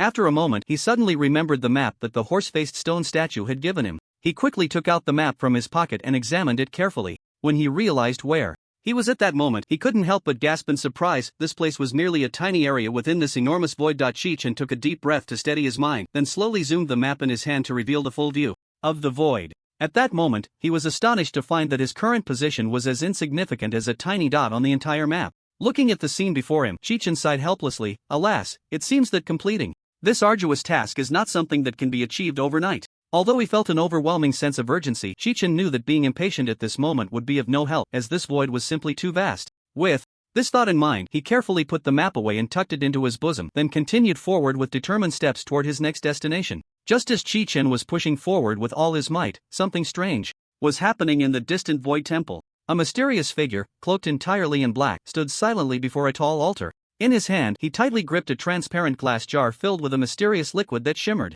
with an unusual glow. This liquid seemed to possess life, constantly flowing and changing shape, exuding a heart-stopping aura. In a dim, profound space filled with a mysterious atmosphere, the mysterious figure walked steadily and lightly toward the throne that radiated a chilling pressure. On the throne sat a tall and powerful man. He wore a mask that concealed his face, revealing only a pair of deep, abyss-like eyes that emanated a chilling authority. Without a doubt, this man was the formidable Lord of the Void. The body of the Lord of the Void was not physical but entirely composed of pure energy. Surrounding his form was a layer of armor adorned with flickering runes, tightly wrapping the flowing energy and skillfully outlining the contours of a human shape. Master, the soul of Manhwa, I have successfully brought it, the mysterious figure said respectfully, then without hesitation, knelt on both knees and carefully raised the glass jar high above his head. The Lord of the Void on the throne slightly lifted one arm, his movements slow yet imbued with boundless power. At that moment, a miracle occurred. The glass jar, which had been firmly held in the mysterious figure's hand, seemed to lose gravity and began to float upward, slowly ascending into the air.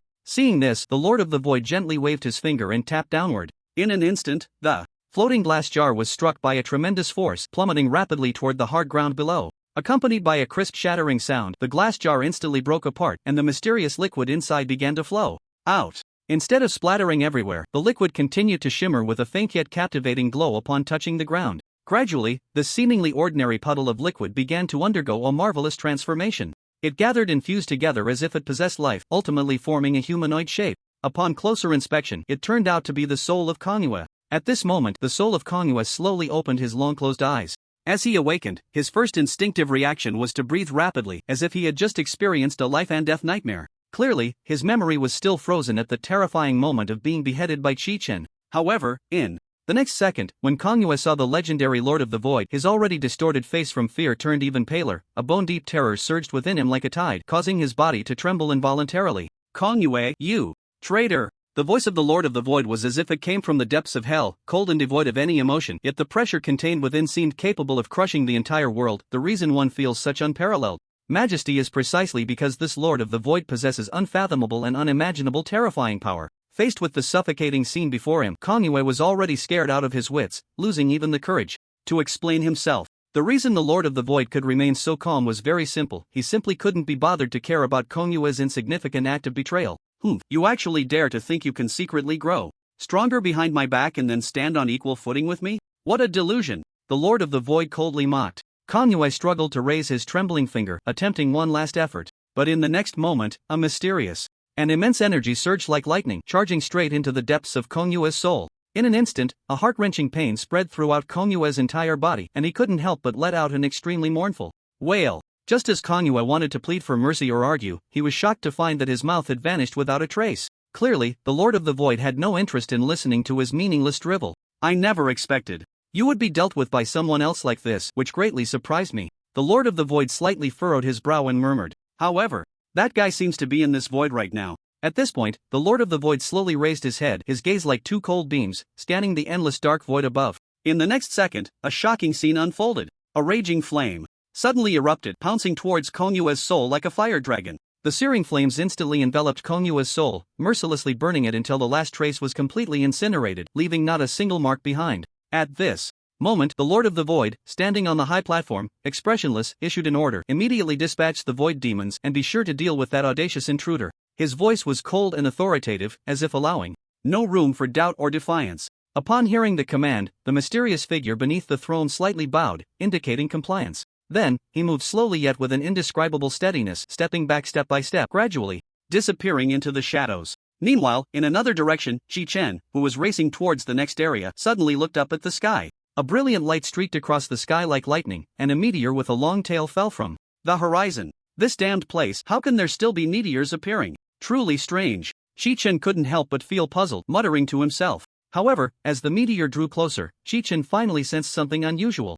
He widened his eyes to observe closely, discovering that this meteor did not seem to be an ordinary celestial body, but rather a massive sphere emitting a faint blue light. As the distance continued to shorten, Chi-Chen finally saw the true nature of this blue sphere. It shimmered with mysterious light, and its surface appeared to have complex patterns and designs. Chi-Chen's heart sank, a sense of foreboding rising within him. He dared not be the slightest bit negligent, and immediately unleashed his powerful blood energy, instantly forming an incredibly solid shield in front of him, ready to face the impending impact. In the next moment, the sphere radiating mysterious blue light slammed towards Chi-Chen's blood energy shield at an astonishing speed. In an instant, the two collided with a thunderous crash, as if two stars were violently colliding in the void. At the moment they touched, an extremely powerful pressure suddenly spread. Like surging waves of the sea, wherever this pressure passed, the earth trembled violently, the originally solid ground instantly cracked, and deep, bottomless fissures rapidly spread outwards for several kilometers. The position where Chi-Chen stood suffered the most severe impact, directly smashed into a massive deep pit, with dust swirling and debris flying everywhere. Fortunately, Chi-Chen, relying on his own powerful strength and the solid defense of the blood chi shield, did not sustain any substantial injuries. He stood firmly in the pit, his body slightly leaning forward, hands tightly gripping the blood chi shield, his eyes fixed ahead. At this moment, the blue sphere rebounded after colliding with the blood chi shield, tracing a graceful arc in the air before finally coming to a stop not far away. As it gradually stabilized, its true form finally revealed itself to everyone. To their astonishment, this blue sphere was not a solid object, but a massive liquid emitting a strange glow. This liquid constantly changed shape, sometimes flowing like water, sometimes solidifying like ice, and eventually it gradually transformed into a nearly 4-meter-tall demon figure. This demon was tall and robust, with clearly defined muscles, exuding an explosive sense of power. It radiated a chilling and terrifying aura, making anyone who merely glanced at it feel a shiver down their spine. Seeing this, Chi-Chen dared not be the slightest bit careless. He slowly moved the blood chi shield slightly aside while cautiously scanning the sudden formidable enemy before him. Void Demon Level 200 Health 5 trillion Attack Power 1 trillion Defense Power A50 billion Action Speed 7.0. Chi-Chen's expression grew serious as he examined the attributes of the Void Demon before him, a sense of vigilance rising in his heart. He took a deep breath and then charged forward like an arrow released from a bow. At the same time, he tightly gripped the terrifyingly powerful demon prison blood sword in his hand, his arm muscles tensed, exerting all his strength to deliver a deadly strike at the Void Demon. In an instant, the Void Demon's palm underwent a shocking transformation, rapidly hardening at a speed visible to the naked eye, as if it had turned into an indestructible steel shield. Just as Chi-Chen's blade was about to strike it, the Void Demon accurately blocked this fierce attack with its hand. The sound of metal clashing echoed around, sparks flying. However, the battle did not end there. In the very next second, the Void Demon unhesitatingly swung its left fist, gathering a powerful force in its fist. Then, like a cannonball, it charged towards Chi-Chen with a devastating momentum. Chi-Chen's reaction was extremely quick. Sensing the imminent danger, he immediately stepped back, trying to create a safe distance from the Void Demon. But what he never expected was that the Void Demon's fist possessed a bizarre stretching ability, continuously extending its attack range. Unaware of this beforehand, when Chi-Chen saw the Void Demon's fist suddenly elongate and strike his abdomen, it was already too late. With a loud bang, Chi-Chen was hit as if by a speeding heavy truck, his body flying backward like a kite with a broken string. After flying several hundred meters, Chi-Chen crashed heavily to the ground, kicking up a cloud of dust. Despite suffering such a severe blow, Chi-Chen did not easily give up. Gritting his teeth, he endured the excruciating pain, struggling to prop himself up with his hands, and forcefully drove the heavy sword into the ground as a support point, barely stabilizing his form to avoid further retreat. At this moment, Chi-Chen felt as if all the bones in his body were about to fall apart, every inch of skin and every nerve transmitting unbearable agony, as if he were engulfed in a sea of hellfire. Meanwhile, the Void Demon looked down from above at Chi-Chen's disheveled appearance, letting out a burst of unrestrained laughter. Laughter echoed in the air, sending chills down one's spine. In the next moment, the Void Demon stopped laughing and began to gather energy in place, preparing to launch a new round of attacks. Its body rapidly shrank and transformed, and in the blink of an eye, it reverted back to a round, plump sphere. Then, with a powerful burst of energy, it leaped up suddenly, like a meteor burning with fierce flames, hurtling straight towards Chi-Chen with a violent crash. Chi-Chen's brows furrowed tightly together, resembling two intertwined black lines, his sharp, eagle-like gaze fixed intently on the Void Demon, which was once again launching an attack in the void ahead.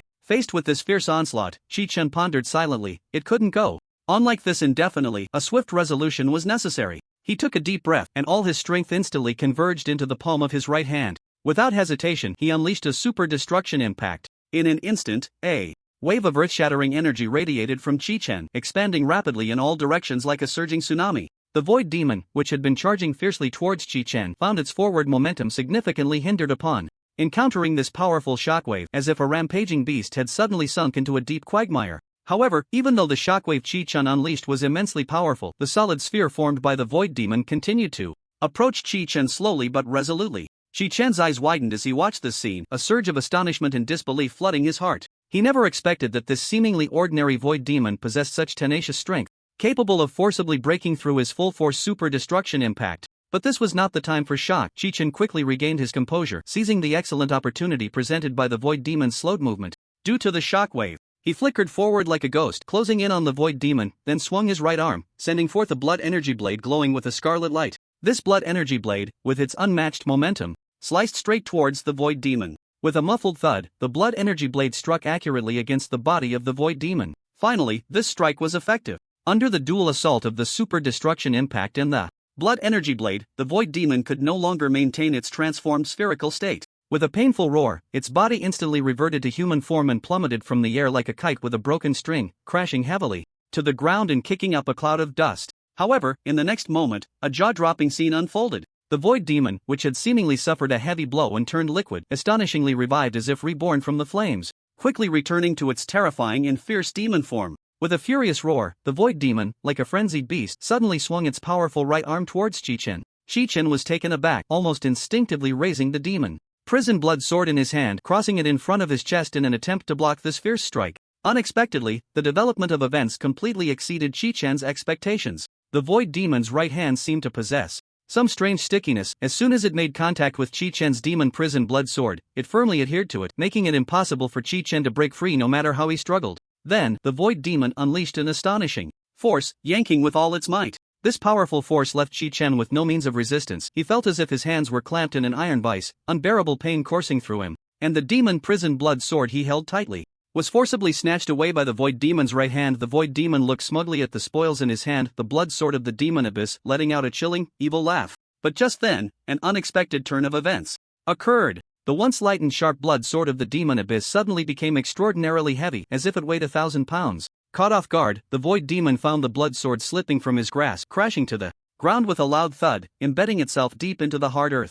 No matter how hard the Void Demon tried to pull the sword out, it remained stubbornly stuck, as if it had taken root. Seeing this scene, Chi-Chen suddenly realized what was happening. It turned out that the blood sword of the demon abyss was no ordinary weapon. It possessed a consciousness to recognize its master. At this moment, witnessing the Void Demon trapped by the blood sword, a glint of cunning and excitement flashed in Chi-Chen's eyes. Without hesitation, he sprang forward like an arrow shot from a bow, lunging at the Void Demon. Faced with Chi-Chen, who was now unarmed, the Void Demon wore a look of disdain and contempt. In his eyes, how could Chi-Chen, now defenseless, pose any threat to him? Who could have predicted that in the next instant, Chi-Chen would appear before the Void Demon like a ghost? At the same time, the blood sword of the demon abyss, which had been lying quietly on the ground, seemed to be drawn by some mysterious force, soaring up and landing steadily in Chi-Chen's outstretched hand. Chi-Chen gripped the blood sword tightly, his arm muscles bulging as he unleashed an unparalleled surge of power. With a furious shout, he swung the blood sword down at the Void Demon with tremendous force. This strike was as powerful as a thunderclap, swift and fierce. The Void Demon had no time to dodge and was struck directly by the sharp blade. With a muffled thud, the Void Demon let out a scream, his body exploding into countless splashes of blue liquid that flew in all directions. After successfully dispersing the Void Demon, Chi-Chen quickly scanned his surroundings. He saw the blue liquid scattered on the ground, writhing as if it had a life of its own, seemingly trying to gather back together. Chi-Chen's heart sank. He knew that if these liquids reassembled, the Void Demon would be revived immediately. Realizing this, Chi-Chen wasted no time and decisively summoned his blood clone. In the blink of an eye, several identical figures of Chi-Chen appeared out of thin air, each wielding a blazing fire blade, rushing in different directions to launch a fierce attack on the writhing blue liquid. As the flames continued to scorch the liquid, the once spreading blue gradually diminished. However, despite this, the Void Demon ultimately managed to reassemble stubbornly. But due to the large portions that had been eliminated earlier, his form had shrunk significantly, now standing at less than half a meter tall. Chi-Chen fixed his gaze on the Void Demon, his eyes sharp as he quickly checked the displayed value of its life points. The number kept fluctuating before finally settling at an impressive 500 billion points. Although this number was enormous, it had decreased significantly compared to before, and a sense of joy at the prospect of victory surged within Chi-Chen. He decided to press on and completely defeat this powerful enemy before him. Without a moment's hesitation, Chi-Chen decisively summoned his battle spirit. He knew that he could not give the Void Demon any chance to catch its breath. He had to deliver a fatal blow with overwhelming force. With a dazzling flash of light, a massive and imposing battle spirit appeared before everyone. Compared to the Void Demon, who stood less than half a meter tall, the battle spirit loomed like a towering mountain, exuding an unshakable might. The diminutive Void Demon beneath the battle spirit's feet seemed even more insignificant than an ant. However, unexpectedly, even in the face of such a vast disparity in strength and overwhelming intimidation, the Void Demon showed no fear at all. Instead, it threw its head back and let out an extremely arrogant laugh. This piercing laughter echoed in Chi-Chen's ears like a demonic sound, leaving him feeling disturbed. Laugh, laugh, laugh, that's all you know how to do. What's so funny?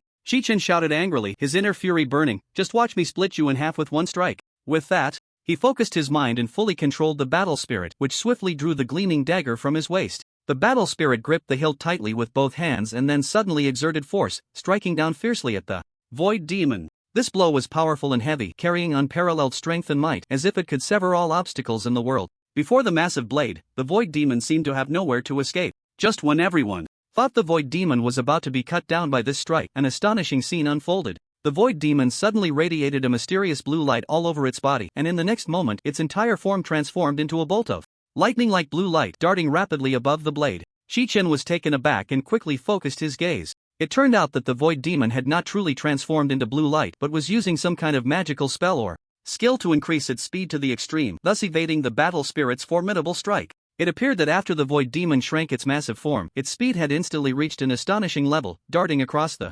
battlefield like lightning. The originally imposing and powerful battle spirit now seemed to have lost its advantage in front of this quick-moving and diminutive Void Demon, unable to gain any upper hand no matter how it attacked. At that moment, the Void Demon suddenly displayed a strange transformation ability, its entire body morphing into a highly elastic bouncing ball. Then, like a cannonball, it began to bounce wildly on the battle spirit's body at an incredible speed. Each bounce produced a crisp impact sound and left fine cracks on the battle spirit's hard exterior. Seeing this, Chi-Chen couldn't help but be taken aback. Wow, this Void Demon may have shrunk in size, but its attack power hasn't diminished at all. Witnessing that the series of attacks launched by the battle spirit against the Void Demon had been ineffective, Chi-Chen decisively made a decision. He simply dispelled the battle spirit form. Immediately, a confident smile appeared on Chi-Chen's face, for he knew that in the next strike the Void Demon would definitely have no chance to evade. He took a deep breath, gathering all his strength into his palm, and shouted, "Chaotic Storm." In an instant, an incredibly powerful wave of energy erupted from his hand. The next second, a massive blood-red hurricane materialized out of thin air, sweeping towards the Void Demon with a destructive force. Faced with such a terrifying attack, the Void Demon dared not be the slightest bit negligent. It hurriedly plunged its hands and feet deep into the ground, trying to stabilize its form to avoid being swept away by the raging hurricane. Sure enough, in the next moment, the ground that had originally supported the Void Demon seemed to be tightly grasped by an invisible giant hand, suddenly uprooted. Accompanied by a chilling, maniacal laugh, the Void Demon was thus swept into the extremely violent hurricane without any power to resist. Meanwhile, Chi-Chen, at the center of the hurricane, stood quietly like a stable mountain, his sharp eyes fixed intently on everything happening before him, missing not a single detail. In an instant, the Void Demon was swept into the hurricane, as fragile as paper meeting sharp scissors, effortlessly torn into countless tiny fragments. These fragments transformed once again into splashes of blue liquid, spraying in all directions. However, before the liquid could travel far, the terrifyingly powerful hurricane, like a long hungry beast, mercilessly devoured them in one gulp. Finally, after a fierce rampage, the hurricane gradually calmed down, as if it had completed its mission. As the sound of the wind diminished, the surrounding air began to slowly return to tranquility. At this point, the once dreaded Void Demon had been completely annihilated. Chi-Chen, who had been on edge, finally let out a long sigh of relief. This battle had been so arduous and perilous that he had nearly exhausted all his trump cards to barely defeat this terrifying enemy. But who could have imagined that in the very next second, a scene that left Chi-Chen dumbfounded and incredulous suddenly unfolded before him. He saw that in the now calm sky, countless blue meteors had reappeared, and they were hurtling towards him at an astonishing speed. Chi-Chen's brows furrowed tightly, his face filled with disbelief. Could it be that the Void Demon he had just defeated with great effort was merely a small part of its body? At that moment, Chi-Chen's heart felt as if it would leap out of his throat, pounding violently, filled with an indescribable tension. The Void Demon's maniacal laughter still echoed in his ears, but now Chi-Chen understood that this laughter was far from baseless. It turned out that the Void Demon had only used a small portion of its own power, and had effortlessly probed out all of Chi-Chen's hidden tricks. Chi-Chen furrowed his brows tightly, beads of sweat even forming on his forehead. To make matters worse, several of his powerful area attack skills were still on cooldown, unable to be used immediately. Before him, a multitude of void demons surged like a tide, instantly overwhelming Chi-Chen with immense pressure. In an instant, dozens of eerie blue spheres crashed down like meteorites, accompanied by deafening roars and earth-shaking tremors. For a moment, the entire ground seemed to be violently shaken by an invisible giant hand, with dust and debris flying everywhere. However, Chi-Chen, who was in a perilous situation, did not sit idly. He decisively unleashed his unique skill, transforming into a pool of blood-red water. This miraculous change allowed the ferociously incoming blue spheres to sweep past him without inflicting any substantial harm. At that moment, all the void demons, seeing their attack fail, ceased their assault and quickly reverted to human form. They stared hungrily at the blood pool Chi-Chen had transformed into, quietly waiting for the moment the blood pool form would dissipate, ready to launch a fatal strike to completely eliminate Chi-Chen. Just as Chi-Chen entered the blood pool state, he unhesitatingly cast a summoning spell, attempting to call forth a battle spirit to protect himself. At this moment, facing the surrounding enemies with their predatory gazes, this was undoubtedly the best means of survival he could think of. In an instant, a massive and formidable battle spirit appeared on the ground, its towering figure leaving onlookers in awe. However, surrounding the battle spirit were dozens of vicious and cunning void demons, launching wave after wave of fierce attacks against it. The onslaught of the void demons was as fierce as a torrential storm. Although the battle spirit fought valiantly, under such dense and continuous attacks, its rock-solid body gradually began to succumb to the pressure, revealing shocking cracks across its surface. Chi-Chen was burning with anxiety. He knew that if the current situation continued to develop, he would not be able to last until the next round of skill cooldowns. The battle had already fallen into an extremely tense stalemate, where a slight misstep could lead to total defeat. Just at this critical moment, Chi-Chen suddenly felt something in his pocket flashing with light. His heart tightened, and he quickly reached into his pocket to pull out the mysterious map. Upon closer inspection, he saw that the previously calm and unremarkable map was now emitting a dazzling blue light, as if conveying some important information or instruction. In the next second, a brilliant blue light suddenly erupted from the map. As the mysterious and dazzling blue light gradually dimmed until it completely disappeared, Chi-Chen slowly opened his eyes, surprised to find himself outside the void. What is this? He looked around, puzzled, taking in his surroundings. Everything here was all too familiar to him. Ruined walls, debris everywhere. It was precisely the ruins of Baitian City where he had just been. Just a moment ago, he had been engaged in a thrilling and intense battle with those terrifying void demons. Yet, in the blink of an eye, he had inexplicably been transported here. Chi-Chen instinctively glanced at the map he was tightly holding, pondering to himself, surely this magical map possessed some special power that allowed one to freely enter and exit this unknown and dangerous void. As expected, when he focused his gaze, he saw a countdown timer appearing at the top of the map, continuously decreasing. The countdown was precise to every minute and second, currently displaying 47 hours, 58 minutes, and 46 seconds. Chi-Chen stared at the ever-changing numbers, and a flash of insight struck him. He instantly understood what it represented. It turned out that the map's teleportation function was not without limits, but rather had strict time constraints. In other words, since he activated this teleportation and successfully escaped the void, he would have to wait a full 48 hours before he could use the map's magic again to teleport back into that perilous void. Thinking of this, Chi-Chen couldn't help but let out a long sigh of relief. The previous situation had been extremely dangerous. If it weren't for the timely activation of the map's teleportation mechanism, it was hard to imagine what kind of bloody and brutal battle awaited him next. Just thinking about it sent chills down his spine, leaving him with lingering fears. The thrilling battle against the void demons had deeply impressed upon Chi-Chen the terrifying power of those monsters from the void. Even though his own attributes were already considered extraordinary, when faced with the numerous powerful monsters in the void, he realized that they were nearly evenly matched. After this fierce battle, Chi-Chen understood that if he wanted to step into the mysterious and dangerous realm of the void again, he had to be fully prepared. With this thought, an indescribable sense of tension surged within him. He decisively cast the arcane leap spell, and his figure instantly vanished from the spot, being accurately transported to his own residence. Since Chi-Chen had been appointed as the new leader of the Xia Kingdom, his residence had naturally moved to the grand and heavily guarded leader's mansion. This place not only had layers of elite soldiers guarding it but also featured countless exquisite traps and mechanisms, making it as solid as a fortress. However, for Chi-Chen, these so-called heavy defenses held little practical significance. More often than not, they were merely symbolic. After all, looking across the entire Xia Kingdom, it was unlikely that anyone could inflict any harm upon him. Just as Chi-Chen was lost in thought, his gaze suddenly fell upon a guard soldier. He stepped forward and asked, "Hello, may I ask where my secretary is at this moment?" The soldier, who had been fully focused on his guard duty, instinctively turned towards the voice. Upon hearing the question, when he realized that it was Chi-Chen himself, his expression immediately stiffened and an overwhelming sense of reverence appeared on his face. He quickly straightened up and respectfully replied, "Leader, please wait a moment. I will go fetch your secretary right away." With that, the soldier dared not delay for a second and hurriedly turned to rush into the residence. After saying this, the soldier turned around and walked away with steady steps. While waiting, Chi-Chen took the opportunity to curiously examine the layout of the leader's residence. The courtyard was intricately designed and unique, pleasing to the eye and refreshing to the spirit. Before long, the soldier returned, leading a young woman. As she approached, Chi-Chen could finally see her clearly. She was a young girl wearing black-framed glasses. Although she was not particularly tall, her every move exuded a decisive and capable aura. "Leader, I am your secretary, Peeling. How may I assist you?"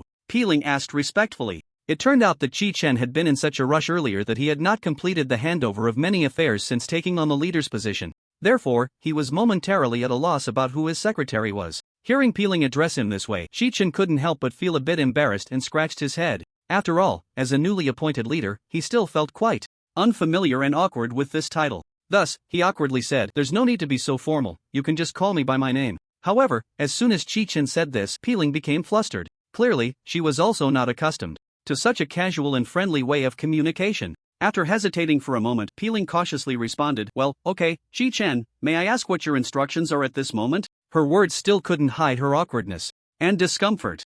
Actually, there's really no need to add Lord to my name," Chi-Chen said, scratching his head awkwardly and mumbling softly. Before he could finish, he suddenly straightened up, cleared his throat, and became serious. "Listen up. Immediately disband all the soldiers in the residence." The soldier standing next to Peeling was struck dumb, as if hit by a bolt from the blue. My God, this unemployment came too suddenly, right? He had only just been in office for less than a day. At this moment, he felt a wave of darkness before his eyes, as if the apocalypse had arrived. Chi-Chen keenly noticed the embarrassment and helplessness on the soldier's face, and a twinge of guilt surged in his heart. Just a few minutes ago, this soldier had been diligently handling various affairs for him. Thinking of this, Chi-Chen stepped forward, gently patted the soldier's shoulder, and comforted him. "Don't worry, brother. I still have plenty of work suitable for you in my enterprises." However, the soldier looked at Chi-Chen with a face full of doubt, his eyes filled with confusion and skepticism. It was then that Chi-Chen suddenly realized his days of being wealthy and well-off were long gone. The current Xia kingdom had gone through a series of reorganizations and wars, and his once vast family business had long since vanished. Peeling nodded. "Understood, I will take care of it right away." "Wait." At that moment, Chi-Chen interrupted Peeling, who was about to carry out her task. "Add another task. Find new jobs for these soldiers," Chi-Chen said. Peeling adjusted her black-framed glasses and nodded. Her gaze was incredibly resolute, making her seem very reliable. Peeling's efficiency in handling matters was indeed impressive, leaving one in awe. That very morning, Chi-Chen assigned her an important task, and unexpectedly, within just one afternoon, all the soldiers in the residence had successfully completed their resignation procedures. In an instant, the once noisy and bustling residence became much quieter, as if it had suddenly become empty. At this moment, Chi-Chen was leisurely sitting in his spacious and bright office, a satisfied smile beaming on his face. He praised Peeling for her outstanding work performance. "Peeling, you've really done a great job this time. I've decided to give you a raise this month." Hearing this, Peeling couldn't help but widen her eyes, her face filled with disbelief. She had never expected a raise to come so suddenly and swiftly. After a while, she finally regained her composure and said excitedly, "Huh? Really? Is it true? Thank you so much, Lord Chi-Chen." Her words couldn't hide the joy in her heart. However, Chi-Chen gently shook his head, smiling wryly as he said, "I've told you many times, don't call me Lord Chi-Chen anymore, just call me Chi-Chen." After saying this, he sighed helplessly. Peeling nodded shyly, indicating that she would remember. Then, the two exchanged contact information for more convenient communication. In the future, once everything was arranged, Chi-Chen stretched widely, preparing to take a day off to relax and unwind. However, as soon as he voiced this thought, he was immediately interrupted mercilessly by Peeling. She quickly walked into the next room and soon rushed out again, holding a thick stack of documents in her hands. Chi-Chen stared in disbelief, his heart silently crying out in despair. What are these?" Chi-Chen's eyes widened as he looked at the mountain of documents and materials piled before him, his voice trembling involuntarily. Standing beside him, Peeling slightly bowed, her tone respectful yet urgent as she said, "These are all the matters that need to be handled during your absence." She raised her head, her gaze firmly fixed on Chi-Chen, and continued, "I kindly ask you to take care of these matters first." Peeling took a deep breath, as if she had made a tremendous decision to say this. Chi-Chen felt a wave of darkness wash over him, his body swaying slightly, nearly losing his balance. He silently lamented, thinking that he would be carefree after becoming a leader, but he never expected so many complicated affairs awaited his attention. Time passed, second by second, and 8 hours flew by in an instant. Chi-Chen buried himself in paperwork, writing furiously, beads of sweat already dotting his forehead. Fortunately, he had the powerful assistance of his blood clone, which handled many tasks that required his personal presence. For instance, visits and television. Interviews were all excellently completed by the blood clone. Finally, after a long battle, Chi-Chin managed to handle all the accumulated affairs. He leaned back in his chair, feeling a sense of relief wash over him, rubbed his aching temples, and then slowly stood up, dragging his exhausted body toward the bed. Chen collapsed onto the bed with a heavy sigh. At that moment, all he wanted was to close his eyes and enjoy a good sleep. Reflecting on the busy scenes just moments ago, Chi-Chin couldn't help but smile wryly and shake his head, thinking that the position of a leader was indeed not so easy to maintain. The days ahead for Chi-Chen were almost predictable. He would face such heavy work tasks every 2 days, and after handling them, he would have to delve into the void for expeditions. Although this life seemed somewhat monotonous and tedious, it was still manageable. Chi-Chen turned over, pulled the blanket over his head, and soon fell into a deep sleep. The next morning, as the sunlight just began to spill onto the earth, Chi-Chen started to take action. He quickly summoned a group of powerful mages through special means. These mages came from different places but all possessed exceptional magical abilities. They gathered together for an important task, to transport Chi-Chen to the distant Arctic. Chi-Chen was filled with anticipation and curiosity. He wanted to personally venture to the Arctic to see how the mysterious void singularity had developed. To this end, he woke up early and, along with a group of esteemed and experienced old mages, arrived at a secret base hidden deep in the mountains. This base was heavily guarded, surrounded by various defensive magical arrays and barriers to ensure safety. Given the long distance to the Arctic, it was difficult to achieve long-distance teleportation with just a few mages. Therefore, Chi-Chen specifically summoned a large number of mages to participate in this operation. Once everyone was ready, the mages began to cast their signature magical skills, collectively constructing a massive and complex teleportation array. Accompanied by dazzling flashes of colorful light and intense energy fluctuations, Chi-Chen and several selected old mages stepped into the center of the teleportation array. In an instant, they felt their bodies being pulled by an invisible force, and the scenery before them changed rapidly. In the blink of an eye, they traversed the long spatial distance and successfully arrived at the bone-chilling Arctic. The cold wind howled like a knife, cutting across everyone's faces. However, Chi-Chen showed no signs of fear. His gaze was firm and sharp, fixed intently ahead. In contrast, the old mages following him appeared somewhat disheveled, shivering and trembling in the biting cold. Youth is indeed a blessing, not afraid of the cold at all. One of the old mages couldn't help but exclaim, glancing enviously at the calm Chi-Chen walking in front. Despite being in such harsh conditions, everyone continued to press forward, trudging toward the direction of the void singularity. After a grueling trek, Chi-Chen and the mages finally reached their destination. Before them lay a strange sight, a void singularity radiating an eerie glow, suspended in the air, with the surrounding space seemingly distorted by its presence. Everyone couldn't help but gasp, shocked by this magical yet dangerous scene. The void singularity was spreading a tiny crack. Chi-Chen stepped forward, feeling the terrifying power surrounding the void singularity. He activated the blood seal, attempting to seal the void singularity. A red light burst forth from Chi-Chen's body, transforming into a blood-red talisman. The other Grand Mages following Chi-Chen also raised their staffs, preparing to cast the sealing spell. The light flickering on the sealing talisman was like the dawn at daybreak, initially weakly pulsing, but as time passed, it grew increasingly bright and dazzling, resembling a star on the verge of exploding. Chi-Chen slowly turned his head, his gaze sweeping over the solemn-faced mages behind him. He nodded slightly, indicating that everything was ready. The mages understood and raised their staffs in unison. In an instant, brilliant beams of magical light erupted from the tips of their staffs, gathering like a swarm of dancing sprites. They closed their eyes, chanting incantations, fully concentrating on continuously channeling their magical power into the staffs. At this moment, the sealing talisman had been melted by Chi-Chen's profound spell into a blazing blood-red energy sphere. The energy sphere radiated a scorching aura and a heart-pounding pressure, like a blazing sun hanging high in the sky. Chi-Chen took a deep breath, and with a powerful wave of his hands, the energy containing endless power shot toward the void singularity like an arrow released from a bow. Almost simultaneously, the staffs in the mage's hands also unleashed mighty beams of energy, intertwining and merging with the blood-red energy released by Chi-Chen. For a moment, it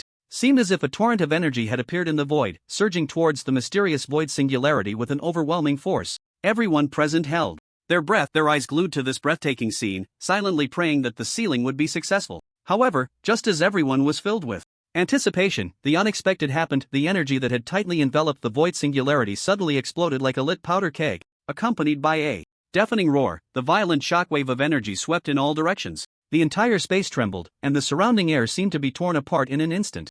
Chi-Chen's expression turned exceptionally serious. His eyes widened as he stared fixedly at the now uncontrollable void singularity, filled with shock and unwillingness. The mages standing behind him were equally dumbfounded, their faces displaying disbelief. They never imagined that the sealing technique they had exerted all their effort on would end in failure like this. It seems that sealing this void singularity is simply impossible, Shi Chen thought to himself, a deep sense of defeat washing over him. At this moment there was only one feasible course of action before him. That was to do everything possible to eliminate all the monsters lurking in the void before the singularity fully developed into a void rift. Since the void singularity could no longer be successfully sealed, everyone decisively decided to construct an incredibly strong defensive barrier around it, while dispatching a large number of elite troops to guard it closely, resolutely preventing anyone else from approaching the area. Once all matters were properly handled, the team finally set off from the Arctic region, embarking on their journey back to the territory of the Summer Kingdom. Shi Chen entered his office alone, quietly gazing at the enormous map hanging on the whiteboard. Previously, he had specifically instructed others to meticulously create such a grand map for his convenience and reviewing at any time. From the information presented on this map, it was clear that his previous location was precisely in the area marked as Zone I. The vast and boundless void space had been divided into as many as 328 different zones by the enigmatic horse-faced stone statue. Each zone's area was almost comparable to that of an entire country. Shi Chen stared intently at the expansive map before him, unable to suppress a deep sigh within. To conquer such a vast void domain by relying solely on his own strength would undoubtedly be an exceptionally arduous task filled with numerous difficulties and obstacles. Moreover, the monsters in the void were all extraordinarily mysterious and unfathomable, their power astonishingly formidable. Even Shi Chen, who was usually full of confidence, felt a lack of assurance at this moment. He truly could not guarantee that he could defeat all the monsters encountered in the abyss. However, at this point, there was no turning back. Because if Shi Chen could not successfully eliminate this void, what awaited him and all of humanity would be the ruthless invasion of those void monsters. At that time, humanity would surely suffer a catastrophic disaster akin to that inflicted by the horse-faced beings. Shi Chen fixed his gaze on the countdown to entering the void displayed on the map, his expression growing increasingly resolute. Time passed swiftly, and in the blink of an eye, another day had gone by. Shi Chen was already prepared to delve into the void once more. This time, he had done his homework thoroughly, bringing along various auxiliary medicines for emergencies, and had formulated detailed response strategies for possible situations, ensuring that he was well prepared. Shi Chen gently unfolded the map, and with a dazzling burst of light, his figure instantly vanished from the spot, officially stepping into the unknown and dangerous void world. When Shi Chen reappeared at the place he had previously lingered, he found that the void demons that had been wandering here were already nowhere to be seen. Nevertheless, Shi Chen did not dare to let his guard down for a moment. He carefully surveyed every inch of the land around him, not missing any sign of movement. Fortunately, this was a vast and open plain, with an extremely wide field of vision and almost no cover to hide behind. After a thorough reconnaissance, Shi Chen finally confirmed that there were no ambushes set by enemies nearby. Thus, he took a deep breath, fixed his gaze on the distance with determination, and stepped forward with steady strides towards his next destination. Along the way, he traversed dense forests, crossed rushing rivers, and climbed steep peaks, enduring countless hardships. Finally, as Shi Chen gradually approached his destination, he suddenly sensed an unusual sound coming from above. Looking up, he saw several spheres glowing, with a ghostly blue light rapidly descending from the sky. "Oh, my old friends are here," Shi Chen murmured softly. Just a glance was enough for him to immediately recognize that the newcomers were the detestable void demons. Recalling the intense confrontation he had with them last time, a surge of anger welled up in Shi Chen's heart, but at the same time, he felt a greater sense of composure and calm. After all, he had already had one experience of confrontation, and this time he would not be easily suppressed by them again. Just as those blue spheres were about to strike Shi Chen with overwhelming force, he did not hesitate to unleash his ultimate skill, Super Destruction Impact. In an instant, an incredibly powerful shockwave erupted from him, like a surging torrent, directly meeting the rapidly descending blue spheres. With a loud bang, the shockwave collided violently with the blue spheres, bursting forth with dazzling brilliance. The tremendous impact seemed to freeze the surrounding air instantly, and the ground began to tremble violently. The once menacing blue spheres, after suffering such a fierce shockwave attack, immediately lost their previous power and fell to the ground. Upon landing, the blue spheres quickly melted into a thick blue liquid. Following that, these liquids began to writhe as if they had a life of their own, gradually coalescing into human forms, ultimately revealing the grotesque appearances of the void demons. These demons stared at Shi Chen with blood-red eyes, their mouths emitting bursts of arrogant laughter, as if mocking Shi Chen for overestimating himself and attempting to confront them again. However, facing this group of arrogant enemies, Shi Chen showed no fear. He tightly gripped his weapon, ready to engage in a life-and-death struggle. Shi Chen's hands formed seals at a dazzling speed, while he chanted incantations, as if reciting some mysterious and ancient spell. In an instant, an extremely powerful and violent energy wave erupted from his body like a volcanic eruption. The shockwave brought by that energy made the surrounding air tremble and distort. Suddenly, brilliant blood-red light flashed forth. These blood-red lights, like lightning, splitting the night sky, instantly illuminated the entire open plain. Each beam of light, upon landing, magically transformed into a blood clone identical to Chi Chun. In the blink of an eye, the previously empty plain was densely filled with Chi Chen's figures. From a distance, the sea of countless blood clones resembled a turbulent, boundless red ocean. Kill! With Chi Chen's loud shout, the voice thundered like a clap of thunder, echoing through the clouds, deafening. His roar seemed to contain endless killing intent and fury, sending chills down one's spine. After receiving the command, the blood clones surged forward like a pack of wolves driven by hunger. Their movements were swift and fierce, carrying an unstoppable momentum as they pounced viciously towards the few void demons ahead. However, the void demons showed no signs of panic upon seeing such a multitude of aggressive enemies. Instead, they continued to laugh maniacally, a sight that was truly shocking. Hundreds of powerful opponents sweeping in like a tidal wave would instill fear in anyone. Yet, these void demons were not to be underestimated. They remained calm and composed, ready to face the overwhelming assault. However, the disparity in numbers was simply too great. With only a handful of void demons facing hundreds of Chi Chen's blood clones, it was clear that the void demons were at an absolute disadvantage. It seemed that even before the battle had begun, the outcome was already becoming apparent. Nevertheless, the reason Chi Chen adopted such a seemingly unfair tactic was not merely to bully the weak with numerical superiority. He had deeper and more significant considerations in mind. He wanted to take this opportunity to probe into the true nature of these void demons and see what hidden powers they possessed. Sure enough, just as Chi Chen had anticipated, when the blood clones were about to close in on the void demons like a surging tide, dozens of dazzling blue lights suddenly flashed across the previously calm sky. Everyone quickly focused their gaze, only to see dozens of spheres radiating a ghostly blue light hurtling down from the heavens like shooting stars, charging straight towards the blood clones with tremendous force. Faced with this sudden and fierce assault, all the blood clones surprisingly remained calm and collected, showing no signs of panic. They erupted in a deafening roar, simultaneously unleashing a blood chi shield. In an instant, enormous blood chi shields, glowing with a crimson light, appeared out of thin air like mushrooms after rain. These blood chi shields were tightly connected and stacked upon one another, rapidly forming an impenetrable wall that soared into the clouds. Immediately after, the blue spheres crashed into the solid defense made of blood chi shields like wild horses breaking free, resulting in a series of thunderous booms. However, astonishingly, even under such a fierce and violent impact, the defense constructed from countless blood chi shields remained as steady as a mountain, not budging an inch. It was as if it were the most solid and reliable fortress in this realm, impervious to any attempts to shake it. Seeing this, a glimmer of brilliance flashed in Chi Chen's eyes. He decisively commanded several blood clones to hoist the blood chi shields and steadily advance forward, resembling a moving fortress. The other blood clones closely followed behind, wielding blood chi blades and launching relentless attacks against the void demons. In an instant, the clash of blades and the sounds of battle echoed through the skies. Although the void demons fought back with all their might, they were helpless against the impeccable coordination and overwhelming numbers of the blood clones. Their attacks could not breach the tightly constructed defense. Gradually, the once imposing and invincible void demons began to retreat step by step. The situation on the battlefield had become increasingly unfavorable for them. At that moment, a blood chi blade shot through the air like lightning, striking one of the void demons with precision. In an instant, accompanied by a deafening explosion, that void demon erupted like a barrel of gunpowder ignited. Its body split into several pools of strangely colored liquid, which seemed to possess life as they swiftly flowed towards each other, as if wanting to reassemble. Chi Chen's gaze was sharp, and he immediately saw the key to the situation. He knew well that if these liquids successfully merged, the recently defeated void demon would be resurrected, posing an even greater threat to his side. Therefore, without hesitation, he seized the moment and decisively unleashed the soul-devouring hand towards one of the surging pools of liquid. With a loud boom, a massive summoning array suddenly unfolded on the ground, with mysterious and powerful runes shining with dazzling light. In the next moment, an enormous ghostly hand, astonishing in size, shot out from the summoning array. This ghostly hand was pitch black, entwined with rolling black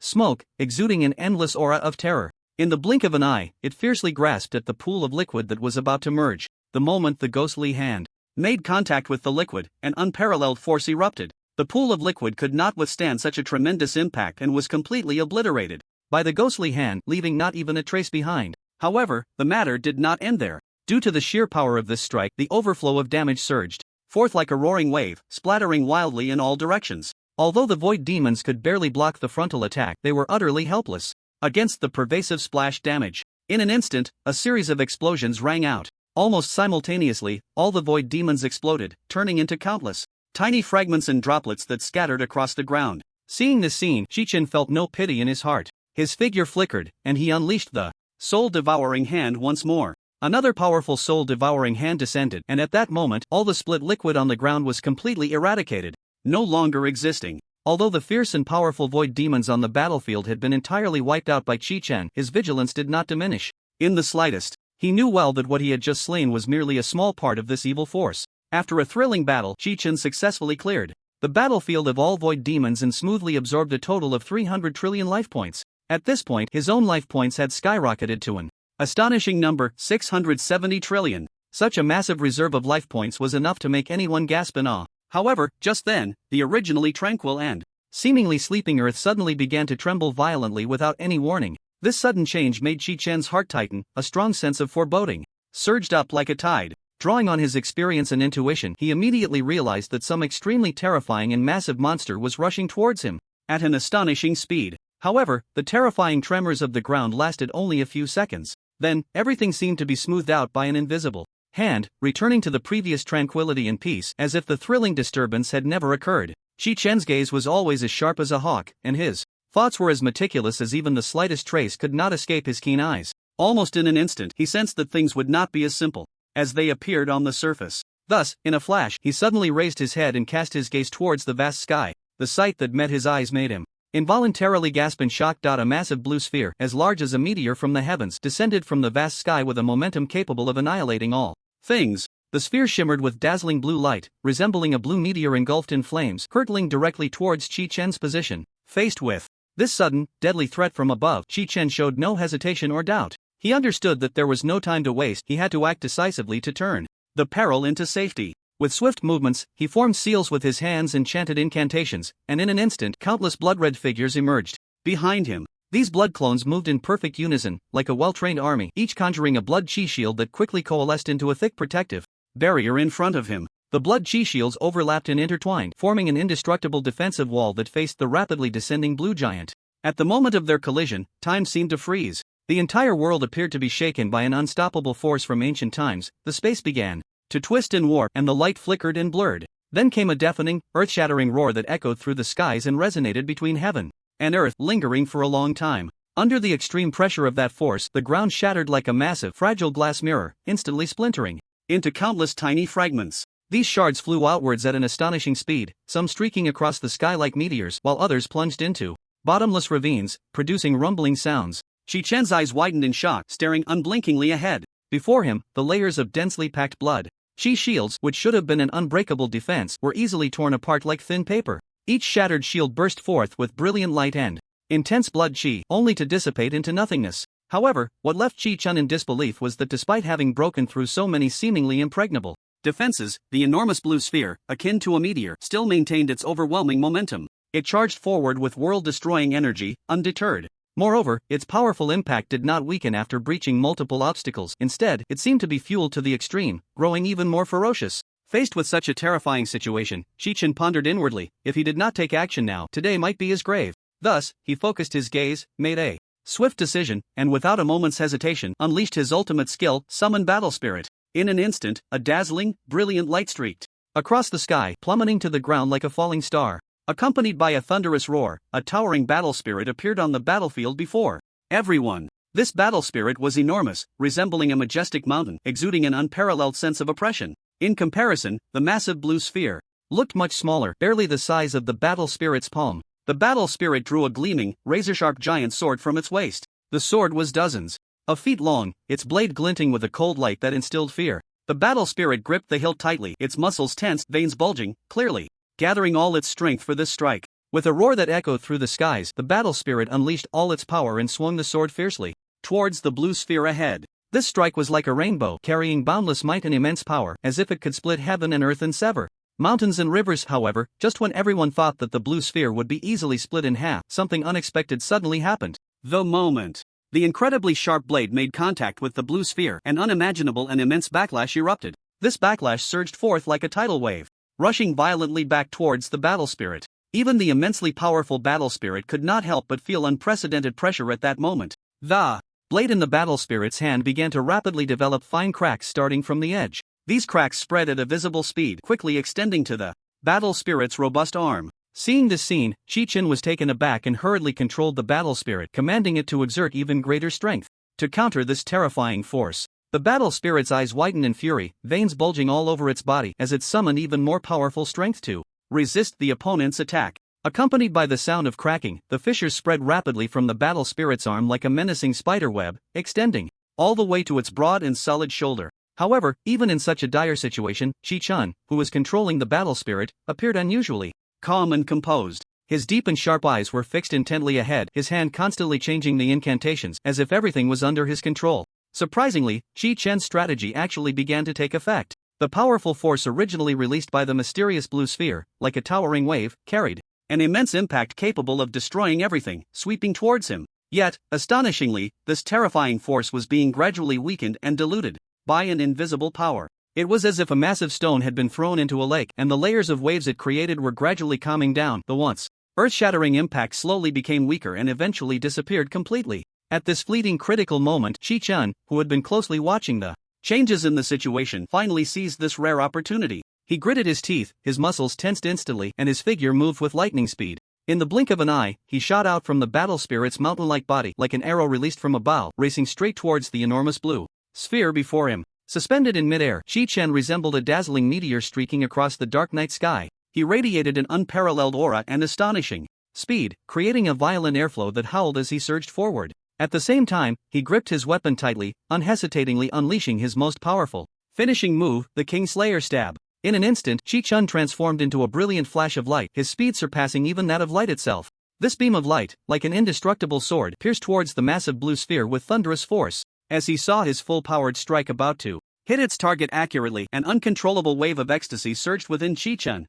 This time I will definitely succeed. However, what Chi-Chen never anticipated happened at this critical moment. Just as he was filled with joy, believing he was about to succeed, a strange glow suddenly appeared on the surface of the seemingly defenseless blue sphere. Immediately after, a similarly powerful and inexplicably strange force erupted from within the sphere, meeting Chi-Chen's unstoppable attack head-on. The once seemingly indestructible massive blue sphere suddenly split into dozens of fragments of varying sizes, as if it had received some magical command. Immediately, dozens of void demons, exuding a strange aura, surged out from the fragments and landed steadily on the ground. These void demons had grotesque faces, their mouths erupting with fits of maniacal laughter, and then they charged at Chi-Chen like hungry wolves. Chi-Chen stood there, his expression calm as water, as if the chaos and danger surrounding him had nothing to do with him. His deep-set eyes revealed an extraordinary composure and tranquility, making it hard to imagine he was in the midst of a fierce battle. Just at that critical moment, countless figures suddenly emerged behind him. These figures were densely packed, surging like a tide, and it was impossible to count their exact number at a glance.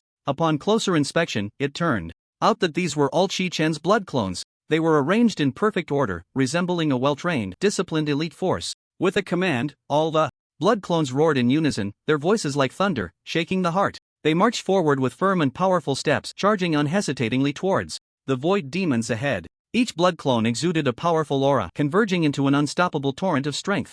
Meanwhile, the void demons were not to be outdone. Faced with the fierce Chi-Chen and his blood clones, they knew that this battle was a matter of life and death, so they unleashed their ultimate techniques without reservation, pouring all their power into the fray. In an instant, a dazzling array of magical lights intertwined and flickered in the air, dazzling the eyes. However, despite the void demons exerting their utmost effort, when they truly faced the unfathomable strength of Chi-Chen, an irresistible fear and sense of helplessness rose within them. Chi-Chen's hands moved swiftly, his fingers deftly changing complex hand seals, while he chanted incantations, as if reciting some ancient, mysterious spell. In an instant, a brilliant light burst forth from Chi-Chen's hands. This light was as dazzling as the rising sun, instantly illuminating the entire battlefield. As the light continued to spread, a thunderous roar erupted, shaking the eardrums. Following that, an extremely terrifying chaotic storm formed around Chi-Chen and rapidly swept outward at an astonishing speed. Wherever this chaotic storm passed, the space twisted and shattered, and the air surged violently. It was like a ferocious beast, opening its gaping maw to indiscriminately devour everything that dared to obstruct its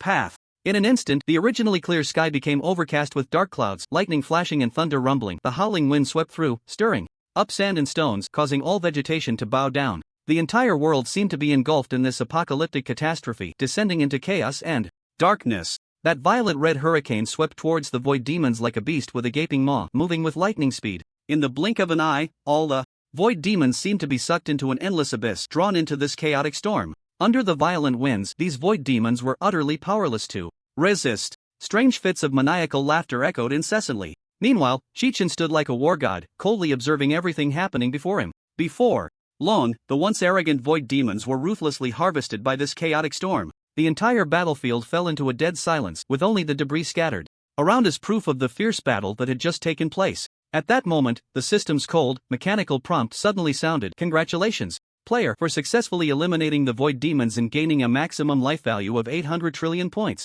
Upon hearing this news, a slight smile curved Chi Chen's lips, sketching a faint smile. Then, with a thought, he gently waved his hand to open his attribute panel and began to check his data. To his astonishment, the panel displayed that his life value had suddenly soared to an incredible 147 trillion points at that moment. His attack power had reached a jaw-dropping 14.7 trillion. Seeing such data, a surge of indescribable joy welled up in Chi Chen's heart. At this moment, he knew that even in the perilous and unknown void world, most monsters would likely struggle to withstand a full-force strike from him. Thinking of this, Chi Chen couldn't help but secretly rejoice at encountering the void demon, a perfect health pack which had significantly boosted his strength. Just then, the mysterious map that had been quietly lying in Chi Chen's pocket suddenly began to flicker with a faint yet captivating light, as if infused with a strange energy. Chi Chen's heart tightened. He keenly sensed that this sudden change must signify something important. Without hesitation, he reached into his pocket and quickly pulled out the glowing map. Upon closer inspection, he saw that the area marked 1 region clearly displayed several prominent characters. Lord cleared. Realizing this, Chi Chen suddenly understood and thought to himself, so that's it, each region actually hides such a powerful lord. Just as Chi Chen was deep in thought, a crisp and pleasant system notification rang in his ears. Congratulations on achieving the milestone, life value has surpassed 100 trillion. Immediately after, another notification followed. Achievement reward, blood clones fully unleashed. Your blood clones now possess the ability to summon battle spirits. Hearing this exhilarating news, Chi Chen couldn't help but widen his eyes, his face displaying a mix of surprise and ecstatic joy. He could hardly believe that his blood clones could summon battle spirits at this moment. It was known to be a terrifying power capable of turning the tide of battle and wreaking havoc. At this moment, an incredibly shocking image involuntarily surfaced in Chi Chen's mind. Countless blood-red figures scattered around, all shouting in unison, accompanied by dazzling lights, as imposing and majestic battle spirits appeared out of thin air. These battle spirits wielded massive swords, exuding a powerful aura that seemed capable of tearing through the void, sending chills down one's spine. At this thought, Chi Chen's heart raced with excitement, and his breathing quickened. This ability, which could be described as monstrous, would not only allow him to walk unchallenged across this continent but could also be said to have reached a level capable of destroying stars, which was no exaggeration. Chi Chen felt a powerful force surging within him, as if it were about to break free from his body's constraints.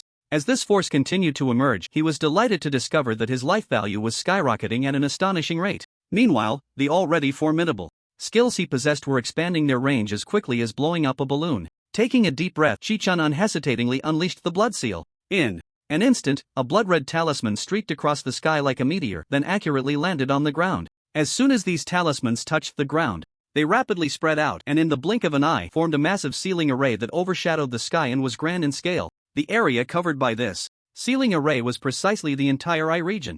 After successfully sealing the entire I region, Chi Chen showed no signs of slackening or pausing. His figure flashed, darting like a bolt of lightning towards the 2 region. However, at this moment, Chi Chen was completely unaware that while he had just engaged in a fierce battle with his enemies, a pair of eyes had been silently watching his every move from the shadows. This person was the Voidwalker. As Chi Chen was about to encounter a formidable opponent in the next area, the Voidwalker had always maintained a high level of vigilance towards various challengers. When he saw Chi Chen's fierce offensive and that astonishing blood seal, he couldn't help but feel a chill in his heart. It seems that this person daring to invade the abyss is definitely not an ordinary character. At this moment, the Voidwalker stood quietly atop a towering peak, his deep and mysterious eyes fixed on the direction Chi Chen had departed, lost in thought. Suddenly, his body trembled slightly and then he flickered like a ghost. In the blink of an eye, the Voidwalker completely vanished from his spot as if he had never been there at all. Before long, Chi Chen arrived at the next area in a flash. Before him lay countless small mountains, overlapping and undulating, and compared to the previous area the terrain here was evidently much more complex. The number of void monsters hidden in the numerous mountain caves was vast, and if one rashly charged into the caves to seek and kill these monsters one by one, even spending a full 20 years might not be enough to complete this arduous task. However, fortunately, after training, Chi Chen's soul-devouring hand had significantly increased its effective range. Now, Chi Chen only needed to successfully find one void monster, and with the powerful splash effect of the soul-devouring hand, he could easily eliminate all monsters within a 100-mile radius in one fell swoop. Just like that, in less than half an hour, Chi-Chen had already slain countless monsters. Just as Chi-Chen was enjoying the thrill of the hunt, suddenly a dazzling light shone brightly before him. Following that, a mysterious man wearing a mask appeared before Chi-Chen without warning. The moment this man appeared abruptly, Chi-Chen immediately felt an unprecedented wave of intense killing intent, surging towards him like a tide. In the blink of an eye, the man swiftly drew a sharp lightsaber emitting a faint blue glow from his waist and thrust it fiercely towards Chi-Chen without hesitation. Just as the situation became critical, Chi-Chen displayed an extraordinary reaction speed. He swiftly dodged the sudden attack with a remarkably agile sidestep. At that moment, Chi-Chen was not the least bit flustered. He tightly gripped the ominous magic prison blood sword in his hand, his eyes fixed ahead, exuding a powerful aura as if he could unleash astonishing strength to counterattack at any moment. However, just as Chi-Chen was about to swing his sword in retaliation, something unexpected happened. Suddenly, a brilliant light erupted, instantly engulfing the figure of the mysterious man before him. When the light dissipated, Chi-Chen was astonished to find that the enemy, who had been so close, had vanished without a trace in the blink of an eye. Chi-Chen quickly steadied his mind, widening his eyes to carefully search the surroundings. Soon, he discovered that the man had appeared a full 50 meters away from him. How can this guy's movement and reaction be so fast? He was able to move to such a distant position in an instant? Chi-Chen pondered to himself. Faced with such a formidable foe, Chi-Chen dared not be the slightest bit careless. Since that's the case, let me show you my strength. Chi-Chen shouted angrily, and then he charged forward like an arrow released from a bow. At the same time, the magic prison blood sword in his hand erupted with a chilling blood-red glow, transforming into a fierce sword light as Chi-Chen surged forward, piercing straight towards the direction of the man. Chi-Chen's speed was as fast as lightning. With such a short distance, a swift attack like this should have left the opponent with no chance to evade. However, what happened next left Chi-Chen dumbfounded. The man's body once again shimmered with a strange blue light, and in the blink of an eye, his figure vanished from sight once more. In the next second, the man had already appeared several dozen meters away in another direction. Seeing this, Chi-Chen couldn't help but be taken aback. He had never encountered a situation like this before. What kind of miraculous ability did this mysterious man possess? How could he so easily dodge Chi-Chen's relentless, powerful attacks? At this moment, Chi-Chen was engulfed in deep confusion and shock. However, in the next second, the blue lightsaber pierced through Chi-Chen from behind. Chi-Chen gritted his teeth tightly, the intense pain in his abdomen crashing over him like waves, but he forced himself to endure it with sheer willpower. Suddenly, he spun around, his long knife slicing through the air like lightning towards his back. Yet, just as the blade was about to strike, the man who had been standing behind Chi-Chen vanished into thin air like a ghost. At the same time, the lightsaber that had just pierced Chi-Chen's abdomen, glowing with a faint blue light, also disappeared without a trace. It was only at this moment that Chi-Chen suddenly realized that this enemy not only moved incredibly fast but also possessed the bizarre ability to teleport. With this thought in mind, Chi-Chen did not hesitate to swing his long knife again, immediately following up with a super destruction impact. He knew all too well that with the man's elusive skills and cunning tactics, he would undoubtedly reappear behind him for another sneak attack in the next second. Just as Chi-Chen had anticipated, at the moment he activated the super destruction impact, the man indeed appeared behind him like a phantom, raising his weapon high to launch a fatal strike. But at that moment, an unparalleled powerful shockwave erupted from within Chi-Chen, sweeping outward with a devastating force. The man clearly did not expect Chi-Chen to counterattack so swiftly, and caught off guard, he was struck head-on by this violent force. His body was sent flying away like a kite with its string cut. In the instant he was hit by the shockwave, the man reacted quickly, continuously using his teleportation skill, desperately trying to escape the range of the shockwave. As the powerful shockwave rampaged, the ground around them began to tremble violently, and shocking cracks spread like spider webs. The once towering hills crumbled under this terrifying impact, turning into ruins. When the power of the super destruction impact finally began to dissipate, Chi-Chen did not dare to let his guard down for a moment. He took a deep breath, quickly formed seals with his hands, and chanted incantations. In the blink of an eye, a blood-red figure identical to Chi-Chen suddenly appeared beside him, the blood clone he had summoned. Chi-Chen's mind was as clear as a mirror. He knew that this man before him was no ordinary foe and could not be easily eliminated. Therefore, he remained highly alert, his sharp gaze scanning every corner around him. At this moment, Chi-Chen stood back to back with his blood clones, working seamlessly together to leave the enemy with no visual blind spots to exploit. In this tense atmosphere, suddenly, the enigmatic man teleported to a distance of a full 100 meters away from Chi-Chen. Until this moment, Chi-Chen finally gained a brief respite, allowing him to investigate the details of the man across from him. After careful observation, Chi-Chen was astonished to discover that this person was named Voidwalker. Shockingly, although his health points were merely a paltry 100 trillion, his attack power was outrageously high, reaching a terrifying 200 trillion. No wonder that sudden stab he had unleashed earlier was so powerful, easily piercing through Chi-Chen's body. As Chi-Chen took in the opponent's attributes, he couldn't help but furrow his brow tightly. It was clear that this enemy was far more troublesome than the void demons he had faced before. Chi-Chen focused intently, bracing himself, always on guard against the potential blink attack from his opponent. However, contrary to Chi-Chen's expectations, the Voidwalker did not adopt the blink attack strategy he had anticipated. Instead, he swung his arm, and the dazzling lightsaber in his hand traced a sharp arc through the air, followed by an incredibly powerful sword energy that hurled forth. The range of this sword energy was vast, surging towards Chi-Chen like a tidal wave. Upon seeing the situation before him, Chi-Chen felt no panic. His gaze was sharp, fixed firmly ahead, as his right hand gripped the terrifyingly ominous blood sword of the demon prison. He felt his arm muscles swell, powerful energy coursing into the sword, and then he swung it forward without hesitation. In an instant, a blood-red blade, infused with endless killing intent, howled out like a roaring blood-colored dragon, charging straight towards the fierce sword energy that the Voidwalker had unleashed. Just as the two sword energies were about to collide, time seemed to freeze. Then, with a thunderous boom, an extremely intense wave of energy erupted from the point of impact, rapidly spreading outwards. The strength of this energy even caused the surrounding space to tremble slightly, and the ground was lifted, creating a thick cloud of dust that obscured the sky. However, before the smoke could fully dissipate, the Voidwalker's keen perception detected numerous strong and violent energy fluctuations coming from ahead. His heart tightened as he instantly understood the reason, not daring to slack off for a moment, and immediately focused his mind to face the impending crisis. As expected, in the next second, countless blood blades identical to the previous ones surged towards him like a bloody storm. Faced with such a dense and fierce attack, the Voidwalker's figure flickered as he executed his unique blink skill, leaving behind a series of blurred afterimages in mid-air, skillfully dodging the sword energy that fell like raindrops. Undoubtedly, these blood blades were summoned by Chi-Chen, simultaneously wielded by numerous blood clones. At this moment, the Voidwalker was fully concentrated on evading, each movement precise, as if he were dancing on the edge of a blade, thrilling and perilous. Just when the Voidwalker thought he had temporarily escaped disaster, suddenly, a massive figure descended from the sky, like a towering mountain blocking his path. The Voidwalker focused his gaze and couldn't help but gasp. It was the battle spirit summoned by Chi-Chen.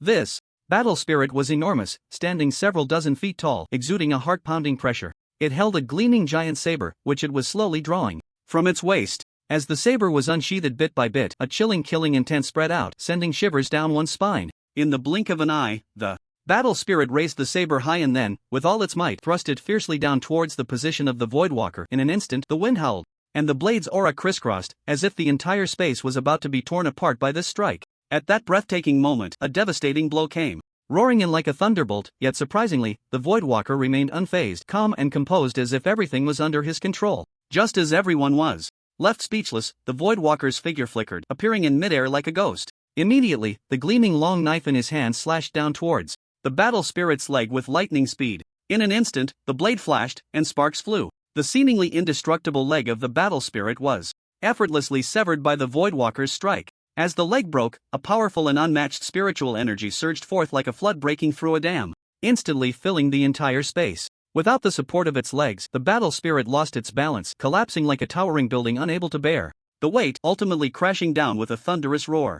Chi-Chen, who was watching from the side, felt a jolt in his heart at this scene. He had thought he had a certain understanding of the Voidwalker's strength, but at this moment, the intensity of the attack displayed was far beyond his imagination. In that instant, even the incredibly powerful battle spirit could not withstand the immense pressure and fell with a loud crash. The previously tense and fierce battle situation tilted instantly, becoming extremely unfavorable for Chi-Chen. Meanwhile, the Voidwalker, who had been observing the battle from the shadows, couldn't help but feel a sense of secret delight. He never expected to so easily eliminate the battle spirit that Chi-Chen relied on. However, only Chi-Chen himself knew that this thrilling battle had only just begun. Although he had indeed succeeded in eliminating one battle spirit, there were still hundreds of equally formidable battle spirits waiting eagerly for their chance to strike. In an instant, Chi-Chen's blood clones unleashed their unique skills and spells, chanting incantations in unison, summoning one imposing and powerful battle spirit after another from the void. In the blink of an eye, over 100 battle spirits appeared simultaneously on the smoke-filled battlefield, their massive bodies blocking out the sun, exuding a chilling aura.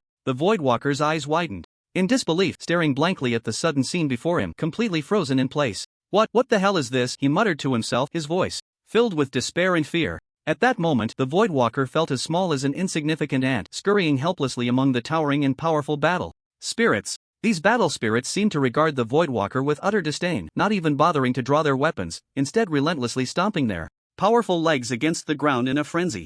In an instant, the entire earth trembled violently as if it were experiencing an unprecedented earthquake. The sight utterly terrifying. The Voidwalker exerted all his strength to use his proud teleportation technique, trying to escape this terrifying battlefield.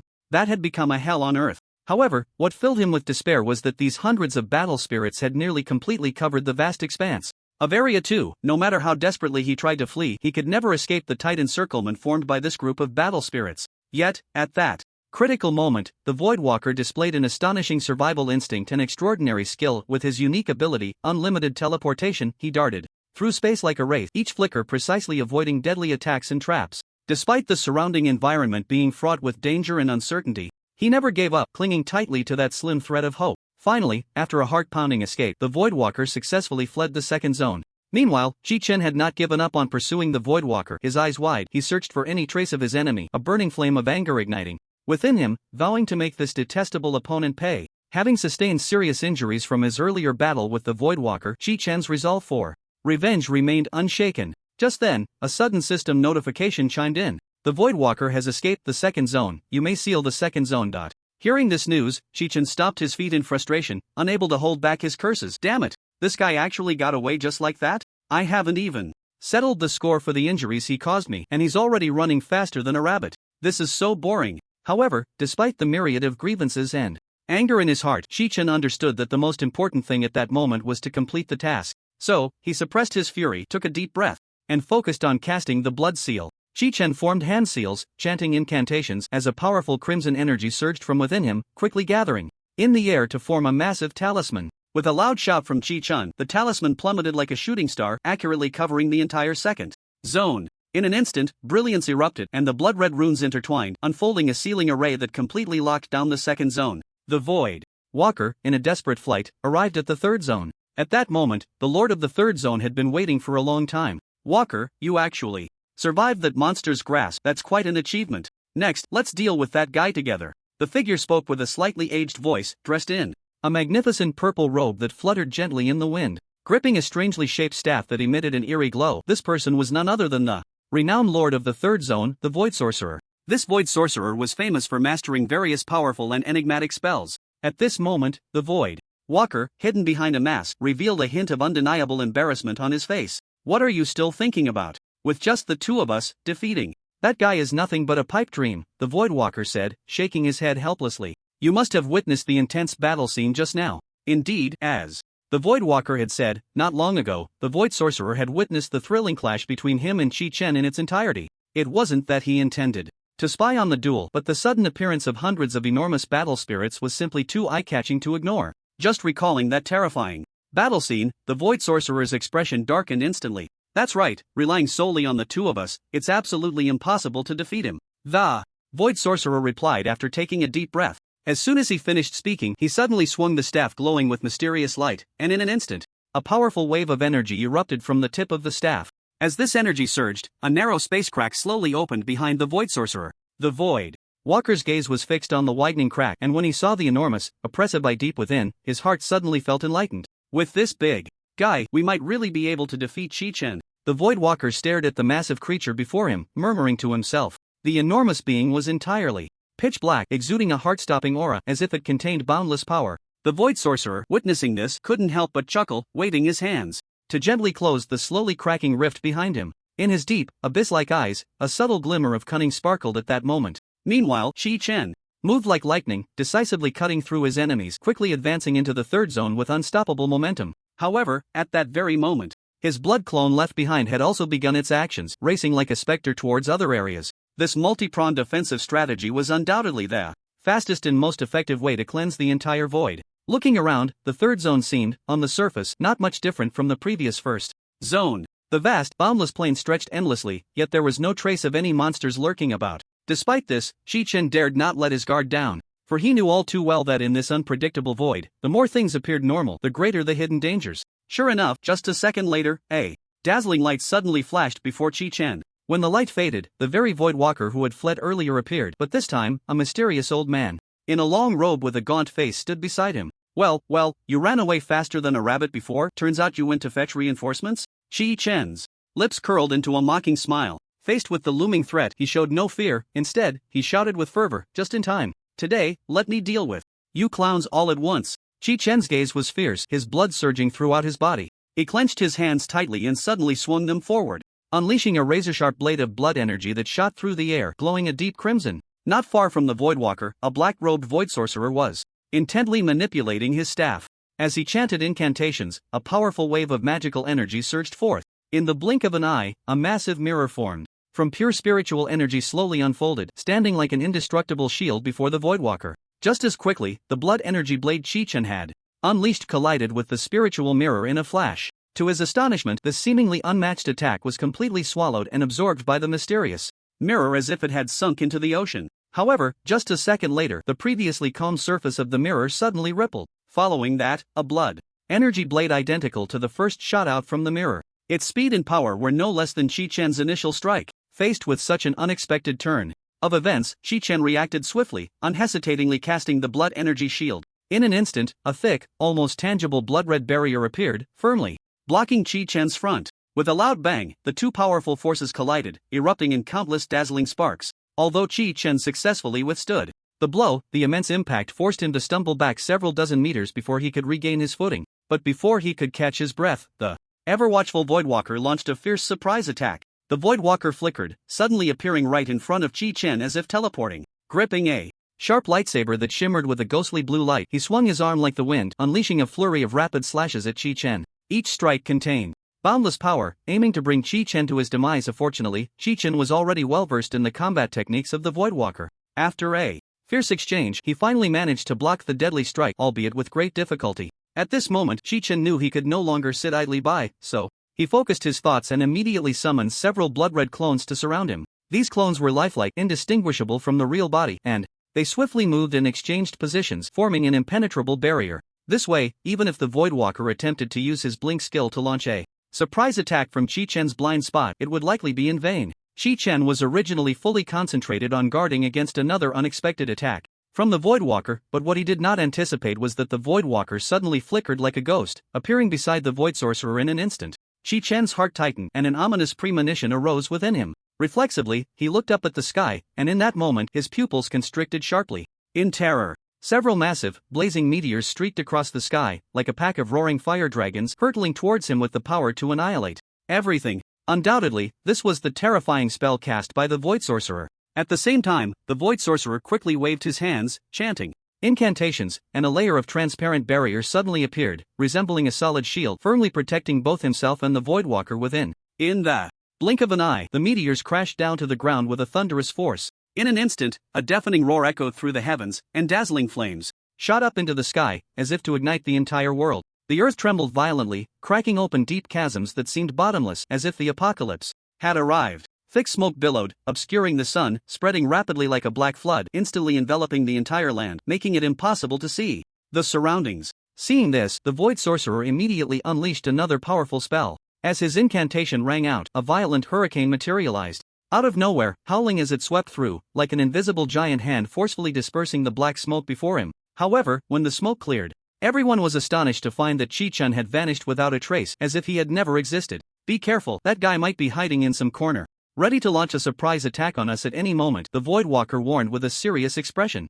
I know what I'm doing. That kid is not so easily dealt with, the Void Sorcerer snorted coldly, his gaze scanning the surroundings warily, not missing any slightest movement. The two stood back to back, cautiously moving their steps, meticulously searching every possible hiding place for Chi Chen. They were acutely aware that a moment's carelessness could plunge them into a deadly crisis. Suddenly, both felt a tightening in their chests, a strong sense of danger surged within them. They keenly sensed the thick killing intent coming from the sky. This killing intent was palpable, sending chills down their spines. Without a moment's hesitation, they simultaneously looked up at the sky as if they were connected by a shared intuition. There, in the sky, Chi Chen was commanding an enormous battle spirit with an imposing presence. The battle spirit was colossal, like a mountain, exuding a heart-stopping aura. It wielded a gleaming long knife, seemingly carrying the power to destroy heaven and earth, descending from the sky with thunderous force, its target unmistakably the ground below. At this moment, time was as fleeting as a shooting star, vanishing in an instant. The Void Sorcerer had no time to cast his protective spell to withstand this terrifying blow.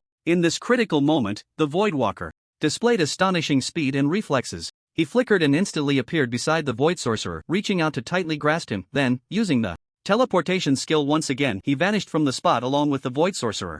However, just a second later, the long knife in the battle spirit's hand had already struck down like lightning, plunging straight into the ground. In an instant, the entire world trembled, the sky collapsed, and the earth shook. The destructive power was astonishing, far surpassing the fiery meteor summoned by the Void Sorcerer moments ago. The once solid ground now resembled torn paper, shattered and broken, with not a single inch of land spared from disaster. After overcoming numerous hardships, the Voidwalker finally succeeded in rescuing the Void Sorcerer and teleported him to a distant high ground. Once they stood firm, both gazed at the massive battle spirit of Chi-Chen, their faces filled with gloom. Such a powerful creature, and judging by its stance, it seemed capable of summoning many more. The Voidwalker murmured to himself, his tone filled with shock and apprehension. After a moment of silence, the Voidwalker turned to the Void Sorcerer. It seemed that now was the time to unleash that powerful being you found, otherwise, it would be difficult to cope with the current situation. The Void Sorcerer nodded slightly in response and immediately began to cast the astonishingly powerful spell.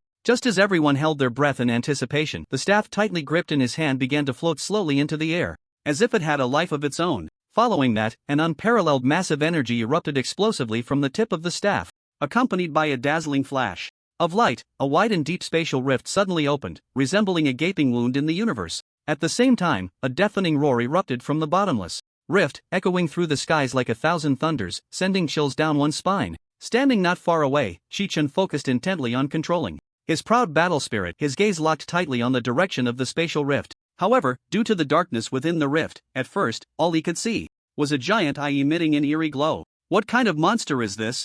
Chi-Chen gasped inwardly, a sense of foreboding washing over him. It should be noted that the battle spirit he controlled was already a colossal entity, its size beyond imagination. Just 1 foot of the battle spirit was comparable to the scale of a bustling city. Yet, the mysterious creature hidden within the spatial rift, with just one eye revealed, was already of a size that could rival the battle spirit. If its full form were to be seen, this monster would likely be at least twice the size of the battle spirit. As time passed, the spatial rift continued to expand, and the enormous creature slowly began to poke its massive head out. In an instant, another earth-shattering roar reverberated throughout the vast void world. Under the impact of this terrifying roar, even Chi-Chen's indestructible battle spirit struggled to withstand it, as fine cracks began to appear on its surface, as if it could shatter at any moment. Chi-Chen widened his eyes, finally seeing the true form of this colossal creature. The monster's body resembled a gigantic beetle, its hard shell glinting with a chilling cold light. Its forelimbs were 2 incredibly sharp spikes, seemingly capable of piercing through any object with ease.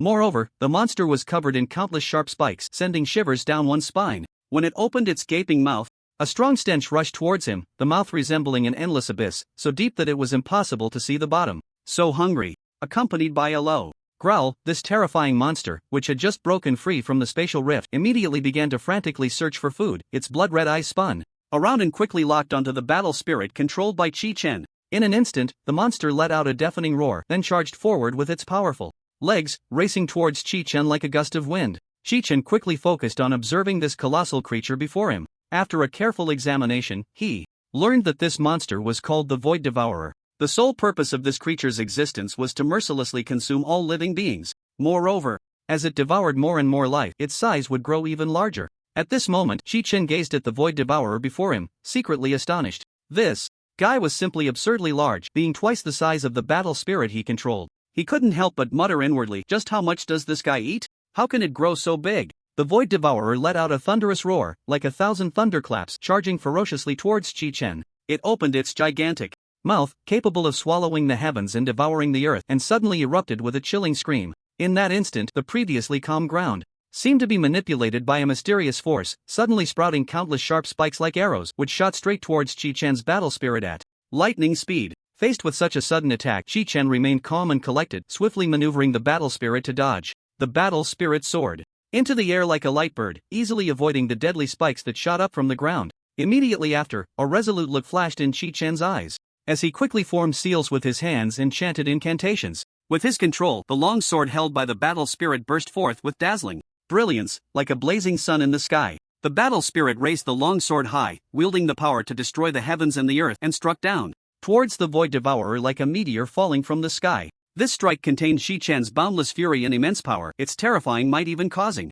the surrounding space to distort under such immense pressure. However, unexpectedly, this seemingly indestructible and unstoppable powerful blow was actually blocked by the Void Devourer with its incredibly hard forelimbs. Seeing this, the Void Devourer became even more arrogant. It suddenly opened its massive mouth, revealing rows of sharp, serrated fangs, and without hesitation, bit down fiercely at Chi-Chen's battle spirit. With a crisp crack, the battle spirit's right arm was torn apart beneath the Void Devourer's sharp teeth, dissipating into pure spiritual energy in the air. When the Void Devourer realized that what it had just bitten off was merely a mass of insubstantial spiritual energy, it became furious and increasingly restless. Its terrifying gaze turned viciously towards Chi-Chen, who was within the battle spirit, and it lunged forward again with claws bared. However, in the face of such a perilous situation, Chi-Chen remained unfazed, showing no signs of panic. He smiled slightly, standing still, and in the next moment, several enormous battle spirits, wielding long swords, fell from the sky. This sudden strike was like a bolt of lightning slicing through the air, instantly hitting its target.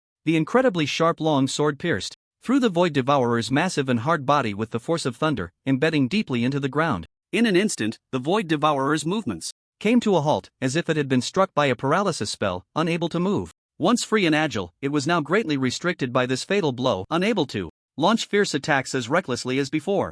A deafening, piercing roar erupted from the Void Devourer's massive mouth. The roar echoed through the skies, as if it were about to break through the heavens. The intense pain drove the Void Devourer into a state of extreme madness. Its massive body began to tremble violently, emanating a chilling aura of terror. So hungry, so hungry. The Void Devourer roared frantically, struggling with clawed hands to break free from its restraints, but to no avail. At that moment, the Void Walker and the Void Sorcerer, who were quietly observing from a dark corner, felt a wave of ominous premonition rise within them. They knew all too well that if they did not take action soon, even the immensely powerful Void Devourer would likely meet its end at the hands of Chi-Chen. However, if they rashly intervened, they would face tremendous risks as well. The Void Devourer had completely lost its sanity. Caught in a frenzied state, unable to distinguish between friend and foe, its only thought was to madly devour all living things around it to satisfy its insatiable hunger. Despite this, the Void Walker and the Void Sorcerer exchanged a determined glance, nodded slightly at each other, and ultimately resolved to take the risk to help the Void Devourer fight against its formidable enemy. Just then, the Void Walker's figure flickered, swiftly teleporting above the Void Devourer like a specter. Immediately, he gripped the blue lightsaber tightly, channeling all his strength to swing it downwards with great force. As a dazzling blade of light flashed, a long sword that had been deeply embedded in the Void Devourer's body and pinning it down suddenly broke with a resounding crack. Chen's gaze was sharp, fixated ahead, and when he saw shadows suddenly emerging from the void, he realized it must be the hidden Void Walker and the Void Devourer who could no longer hold back. At that moment, a series of thunderous roars echoed through the sky, and 5 powerful auras streaked across the horizon, like meteors, crashing down. It turned out that 5 imposing and murderous battle spirits had descended from the heavens, wielding sharp blades, charging towards the Void Walker with overwhelming force. Faced with this fierce attack, the Void Walker dared not be the slightest bit negligent. His figure flickered like a ghost, leaving a series of afterimages before vanishing swiftly. In the blink of an eye, he had appeared dozens of meters away, but those battle spirits did not give up the chase, relentlessly pursuing him. The Void Walker had no choice but to continuously use his teleportation technique, dodging left and right,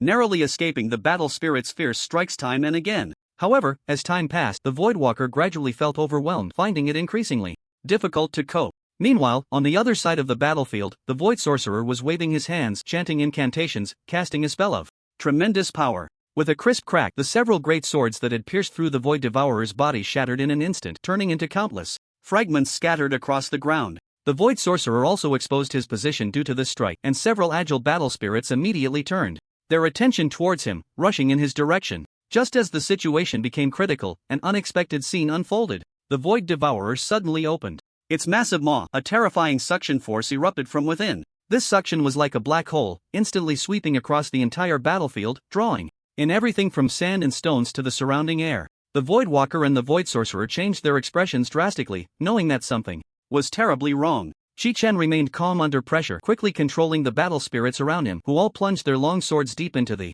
ground to stabilize their forms. Under Chi-Chen's skillful control, these battle spirits successfully resisted the powerful suction. However, the Void Walker and the Void Sorcerer were not so fortunate. Despite their desperate attempts to break free, they ultimately could not withstand this terrifying force. In the blink of an eye, the two were swallowed whole by the Void Devourer, disappearing without a trace. What? This guy actually ate his own teammates?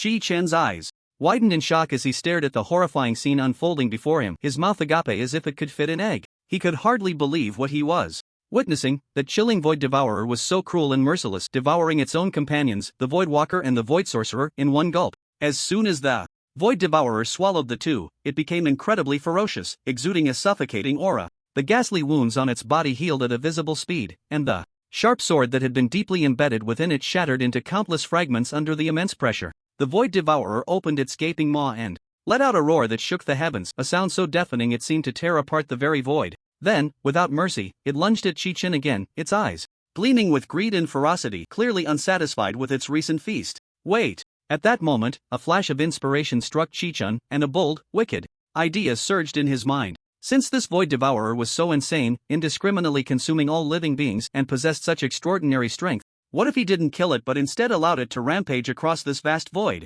At the rate it was devouring, it wouldn't be long before it consumed the entire void, would it? With that thought, a sly and wicked smile crept onto Chi-Chen's lips. In an instant, he focused his mind and exerted full control over his battle spirit. However, in this tense and fierce moment, he unexpectedly changed his tactics. Instead of commanding the battle spirit to unleash a torrential assault on the Void Devourer, he issued a completely different order. The battle spirit leaped gracefully into the air like a dancing fairy, soaring as if it were a nimble bird taking flight. It soared freely in the sky, its form agile and elegant, while deliberately making a series of provocative gestures, as if declaring war on the Void Devourer below. Meanwhile, Chi-Chin shot through the sky like a bolt of lightning, racing towards the horizon. The flight path he chose pointed directly to the next mysterious realm he was about to conquer. Not far behind him, the Void Devourer was thoroughly enraged. It let out a series of deafening roars that echoed through the clouds, the sound like rolling thunder, chilling to the bone. Accompanied by its furious howls, the Void Devourer opened its gaping maw, revealing rows of sharp, blade-like fangs that glimmered with a chilling light.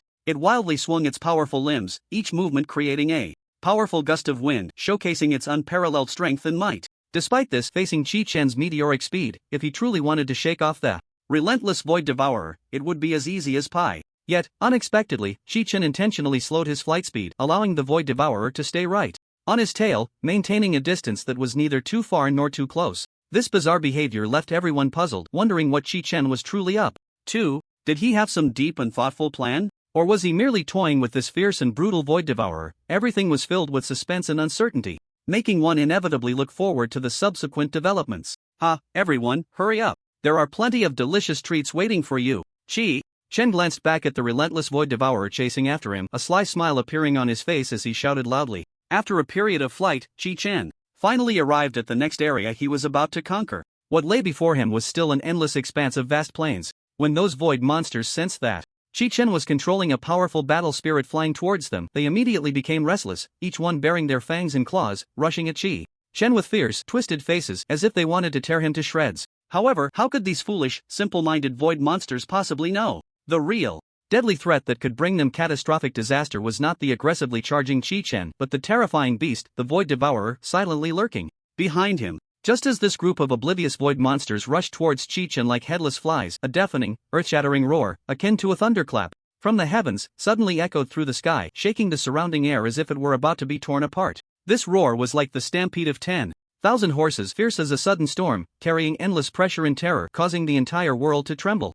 Following this roar, the once solid ground began to shake uncontrollably, the earth swaying like a tumultuous sea, as if a catastrophic earthquake was erupting. The void monsters turned pale with fear, panic-stricken as they looked towards the direction of the roar. There, a massive shadow, towering like a mountain, was racing towards them with lightning speed. The shadow moved as fast as lightning, stirring up fierce winds, flying sand, and rolling dust in its wake. As it closed the distance to the void monsters, the shadow gradually revealed its true form. It was indeed the ferocious and terrifying Void Devourer. "I'm so hungry," the Void Devourer exclaimed, as it ran, exhaling a wave of scorching breath that instilled fear in all the void monsters. In the next moment, a jaw-dropping scene unfolded. The Void Devourer suddenly lunged forward like a bolt of lightning, its speed beyond imagination. In the blink of an eye, it pounced on a void monster and devoured it whole.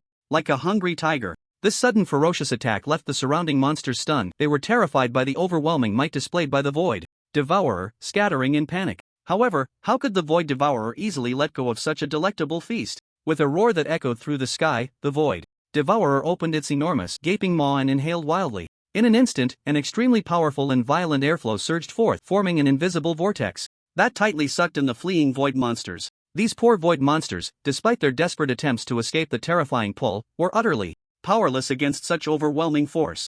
they could only be dragged back helplessly, inch by inch. Before long, all the originally fleeing void monsters were drawn towards the void devourer's gaping maw like iron nails attracted by a magnet, ultimately falling into its belly. As a large number of void monsters were devoured, the size of the void devourer began to expand at an exaggerated speed. Shi Chen, standing not far away and witnessing all of this, couldn't help but widen his eyes, murmuring in astonishment, "My goodness, this guy can actually get even bigger?" It should be noted that the original size of the void devourer was already considered monstrous, but who would have thought that after a hearty meal it could continue to grow? This ability was truly terrifying. At the same time, not only was the void devourer's size rapidly increasing, but its health points were also skyrocketing like a rocket. At this moment, its health points were approaching the astonishing figure of 50 trillion. Well done. Shi Chen was overjoyed to see the void devourer instantly eliminate a large group of void monsters. Next, he just had to wait for the lord of this area to appear. Let's see if the lord of this area can defeat the void devourer. Sure enough, just as expected, in the next instant, the originally clear sky suddenly underwent a transformation. A strange space twisted like a vortex appeared in the air, as if connecting to another unknown world, instilling both fear and curiosity. In the blink of an eye, a figure clad in shining armor, radiating powerful energy waves, slowly emerged from that distorted space without any warning. The moment this mysterious being appeared, Shi Chen instantly felt an overwhelming invisible pressure descending upon him like a mountain. The pressure felt as heavy as an enormous mountain pressing down on Shi Chen, making even normal breathing extraordinarily difficult.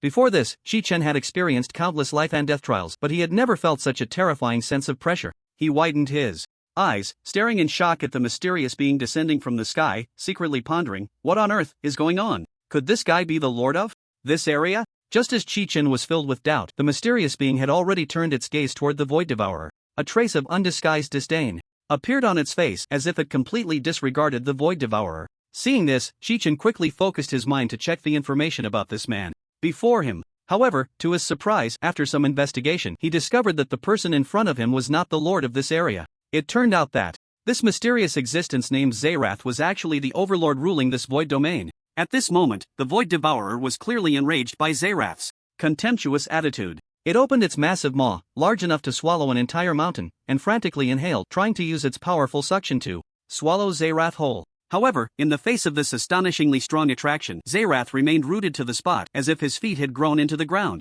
Seeing this scene, Shi Chen couldn't help but furrow his brows tightly. From his experience, he judged that Zerath had definitely come with ill intentions. At that moment, the mysterious and powerful Void Lord slowly raised his right hand, his movements seemingly slow yet containing endless pressure. In an instant, chains of energy shimmering with dazzling light surged forth like phantoms, rushing straight toward the distant void devourer with a fierce momentum. Just as the words were spoken, in the next second, these energy chains had already tightly wrapped around the massive body of the void devourer like a constricting python. The void devourer was trapped by this sudden binding. It struggled desperately, but the chains seemed to possess infinite strength, rendering it completely immobile in an instant. Shockingly, the once imposing and invincible void devourer now appeared to have lost all its strength, its body slumping down weakly, and its once fierce eyes slowly closed, as if entering a state of slumber or death. After successfully dealing with the void devourer, the void lord slowly turned his head expressionlessly, casting a cold gaze towards Shi Chen on the other side. However, before the void lord could take any action, a blood-red sword energy, like lightning, tore through the air, rushing towards the void lord at an astonishing speed. Undoubtedly, this terrifying sword energy was a lethal attack unleashed by Shi Chen. As a seasoned warrior who had faced countless battles and was both clever and decisive, Shi Chen understood that every moment in combat was crucial, and he would never let slip any opportunity to deal a heavy blow to his enemy. In the face of such a swift and sudden strike, the Void Lord remained remarkably calm, as if the surface of a tranquil lake had not stirred a single ripple. Just as Shi Chen's blood energy blade was about to strike the Void Lord fiercely, at that critical moment, a transparent, colorless, invisible barrier suddenly appeared in front of the Void Lord. This barrier seemed fragile, but when Shi Chen's blood energy blade collided with it, a strong light and a loud bang erupted. Then, an astonishing scene unfolded. Shi Chen's powerful blood energy blade was effortlessly blocked by this invisible barrier, shattering into countless tiny fragments that scattered across the ground. Yet, Shi Chen did not retreat in the face of this setback. Instead, he quickly adjusted his strategy and unleashed an even more powerful technique. He chanted incantations, swiftly forming hand seals, and then summoned his battle spirit. The battle spirit radiated a chilling aura, wielding a gleaming long knife, which, under Shi Chen's mental control, plunged from the sky like a meteor towards the Void Lord. With a crisp clang, the long knife in the battle spirit's hand struck fiercely against the invisible barrier. However, the result once again surprised everyone. Despite the strike condensing all the power of the battle spirit, the moment It made contact with the invisible barrier, the long knife shattered like glass, turning into countless sharp fragments that flew everywhere. What?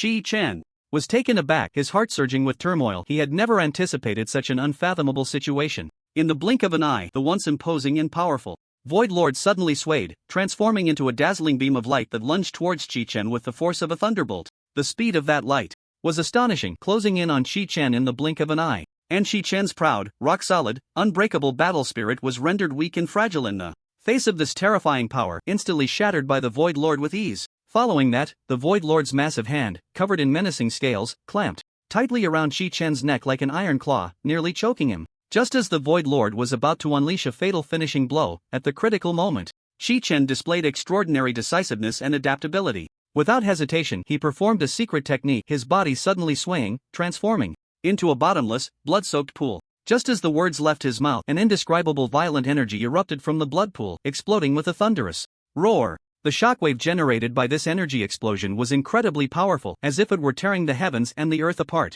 The intense energy fluctuations spread wildly in all directions, obliterating everything in their path. Mountains, lakes, forests, and even the hardest rocks were flattened in an instant, turning into scorched earth. In just a few seconds, everything within a radius of 10,000 kilometers was reduced to ashes, disappearing without a trace. Fortunately, Chi Chen timely transformed into the blood pool, successfully avoiding this earth-shattering, world-destroying fatal blow. The reaction is quite fast. The Void Lord squinted slightly, whispering softly. At this moment, Chi Chen had already returned to his human form, standing steadily on the ground. His eyes were fixed intently on the Void Lord not far away, revealing an unprecedented determination and resolve. At the same time, he tightly gripped the blood-red magic prison sword in his hand, which exuded a chilling magical aura. His fingers were turning pale from the exertion. After the thrilling confrontation just now, Chi Chen deeply realized that the strength of the Void Lord before him far exceeded his imagination. The seemingly casual strike from the opponent contained terrifying power capable of devastating the world. In contrast, his current strength was clearly insufficient to confront it head-on. Originally, Chi Chen had been full of confidence, believing that as long as he could slay the Void Lord on the spot, he could quickly end this protracted battle in the void. However, after personally experiencing the true strength of the Void Lord, he realized that his previous thoughts were far too naive and hasty. The Void Lord's gaze was cold, showing no mercy for Chi Chen's resistance. Instead, he intensified his attacks. He slowly extended his right hand, and in an instant, a massive energy surged from his palm, sweeping toward Chi Chen like a raging torrent. Faced with such a terrifying offensive, Chi Chen dared not be the slightest bit negligent. He chanted incantations, quickly forming seals with his hands, and in an instant summoned over 100 blood-red clones. These blood clones roared in unison, each casting a blood chi shield, layers of crimson shields standing like city walls in front of Chi Chen. However, the Void Lord's power was simply too overwhelming. His seemingly casual strike contained boundless might. With a loud bang, the stacked blood chi shields were pierced through as if they were made of paper. Immediately after, this unmatched energy struck Chi Chen fiercely. He let out a muffled groan, violently spitting out a mouthful of blood, his body flying backward like a kite with a broken string, soaring hundreds of meters away. Finally, he crashed heavily to the ground, kicking up a cloud of dust. After landing, Chi Chen was gravely injured, his face pale as paper and his breath extremely weak. Seeing Chi Chen heavily wounded on the ground, the Void Lord's killing intent intensified. This child is exceptionally gifted. If I do not eliminate him now, he will surely become a great threat in the future. With this thought, he unhesitatingly raised his right hand again, and an even stronger wave of energy surged forth. As this energy erupted, an extremely dazzling light suddenly shone, blinding to the point where one could hardly open their eyes. When the light dissipated, the place was already empty, with neither Chi Chen nor the powerful energy impact in sight. The Void Lord confirmed that the threat was eliminated, a slight smile of satisfaction appearing at the corner of his mouth. Then, he flickered and transformed into a streak of light, disappearing into the horizon. Meanwhile, on a distant stretch of vast land, Chi Chen lay exhausted. Just at that critical moment, he had decisively activated the mysterious teleportation function of the map, successfully extricating himself from the perilous void realm. At this moment, Chi Chen's life value was a pitiful 26 points, but fortunately, this remaining vitality was slowly beginning to recover. Damn, that was really enough to scare someone to death. Chi Chen exhaled a long breath of relief. Recalling the thrilling encounter with the Void Lord, he still felt a lingering fear. What kind of terrifying monster is that damned Void Lord? Chi Chen furrowed his brow, muttering to himself, just a single ordinary attack and it was able to easily knock off over 100 trillion points of my life value. The gap in strength is simply too vast. At this thought, Chi Chen couldn't help but feel a chill run down his spine. He struggled to sit up from the cold, hard ground, his face covered in dirt and looking utterly disheveled. With a serious and anxious gaze, he stared into the distance, his mind racing to devise strategies and methods to cope with the predicament before him. After all, he had already attracted the attention of that immensely powerful Void Lord, and it was certain that the other party would not let him off easily, especially since he had dared to provoke such an imposing figure. Thus, the days ahead were bound to be fraught with danger and hardship, and every step would require double the caution and care. Chichen slowly climbed up from the dusty ground, vigorously brushing off the dirt and grime from his clothes, as if trying to shake off all his embarrassment. However, even though the dust on his body had been cleared, the gloom in his heart did not dissipate in the slightest. He let out a long sigh, the heavy breath seemingly carrying endless worries and unease. His eyes, once filled with confidence, now revealed deep anxiety as they gazed far into the distance, as if the answers he had long sought were hidden there. All along, Chi-chan had considered himself invincible, but today's encounter had awakened him from his dream. It turned out that in this vast world he was merely a drop in the ocean, and the road ahead remained long and thorny. How strange! How could that guy possess such terrifying power? Could it really be as I suspected? Chi-chan furrowed his brows, pondering silently in his heart. Suddenly, a shocking thought flashed through his mind. Could it be that this guy frequently invades other worlds to devour them, thereby absorbing their power for his own use? If that's the case, it's truly terrifying. Recalling the horrific scene he had witnessed when the horse-faced beings were exterminated, a chill ran through Chi-chan's heart. The bloody images were still vivid in his mind, and the key to the problem might just lie within them. At this moment, Chi-chen knew well that he had just escaped from that unfathomable void, and according to the rules, he would have to wait 2 days before he could step into this abyss again. Since that was the case, it would be better to take advantage of this rare free time to rest and recuperate, gathering his strength to face the even more severe challenges that might lie ahead. After all, the fierce battle with the Void Lord had truly put him through the ringer. Even now, the pain from his injuries still occasionally throbbed, reminding him of the brutality of that fight. With this thought, Chi-chan no longer hesitated. He took a deep breath, quickly forming several complex hand seals with his hands, murmuring incantations. In an instant, a dazzling light burst forth from his body, and then, his figure vanished within that radiance. He had successfully cast the arcane teleportation spell, beginning a long-distance transfer. In the blink of an eye, Chi-chen reappeared, and the place he emerged was none other than the magnificent leader's mansion. Without a moment's pause, Chi-chen dashed straight towards his room like an arrow released from a bow. Along the way, he paid no heed to greeting others. His only thought was to lie down on the comfortable, soft bed as soon as possible, allowing his exhausted body to rest fully. He had no need to worry about any other trivial matters interfering with him. This was because Chi-chen had left behind a blood clone which took full responsibility for handling various affairs while he plunged into the unfathomable void. Time flew by, and before long, Chi-chen felt as if his eyelids were weighed down by a 1,000-pound burden, growing heavier and heavier until they finally closed slowly, leading him into a sweet dream. Ha, it turns out you are still alive. A voice full of mockery and sarcasm suddenly rang in Chi-chen's ear, and what I didn't expect was that your hiding place would actually be such a small, broken place as Blue Star. Upon hearing this, Chi-chen instantly woke up, his eyes wide open in disbelief. He had no way of knowing when this Void Lord had quietly followed him. Just as Chi-chen was still in extreme shock, he saw the Void Lord suddenly swing that enormous hand, and a force that could destroy the heavens and the earth erupted violently. In the blink of an eye, everything in front of him turned to ashes, swirling in the air under this terrifying power. No! Chi-chen screamed hoarsely, his entire body shaking violently as if electrocuted. However, after a wave of dizziness, Chi-chen suddenly opened his eyes wide, realizing that everything he had just experienced was merely a nightmare. Although it was just a dream, it was so vivid that it sent chills down his spine. As Chi-chen gasped for breath and wiped the beads of sweat from his forehead, he pondered to himself, this dream was too bizarre, too real, it must hide some unknown mystery. Suddenly, Chi-chen felt as if he had been struck by lightning, and the strange dream flashed back in his mind. At that moment, a faint pain came from his chest, initially mild but gradually becoming more pronounced over time. He was startled and quickly lifted his shirt to look down. To his shock, a mysterious mark had appeared on his once smooth chest. This mark was dark red, as if drawn with blood, exuding a heart-pounding aura. Chi-chen's eyes widened as he stared intently at the mark, trying hard to recall when it had appeared. Could it be the result of the attack from the Void Lord earlier? He murmured, a wave of indescribable fear and shock rising in his heart. The more he thought about it, the more he felt this possibility was great.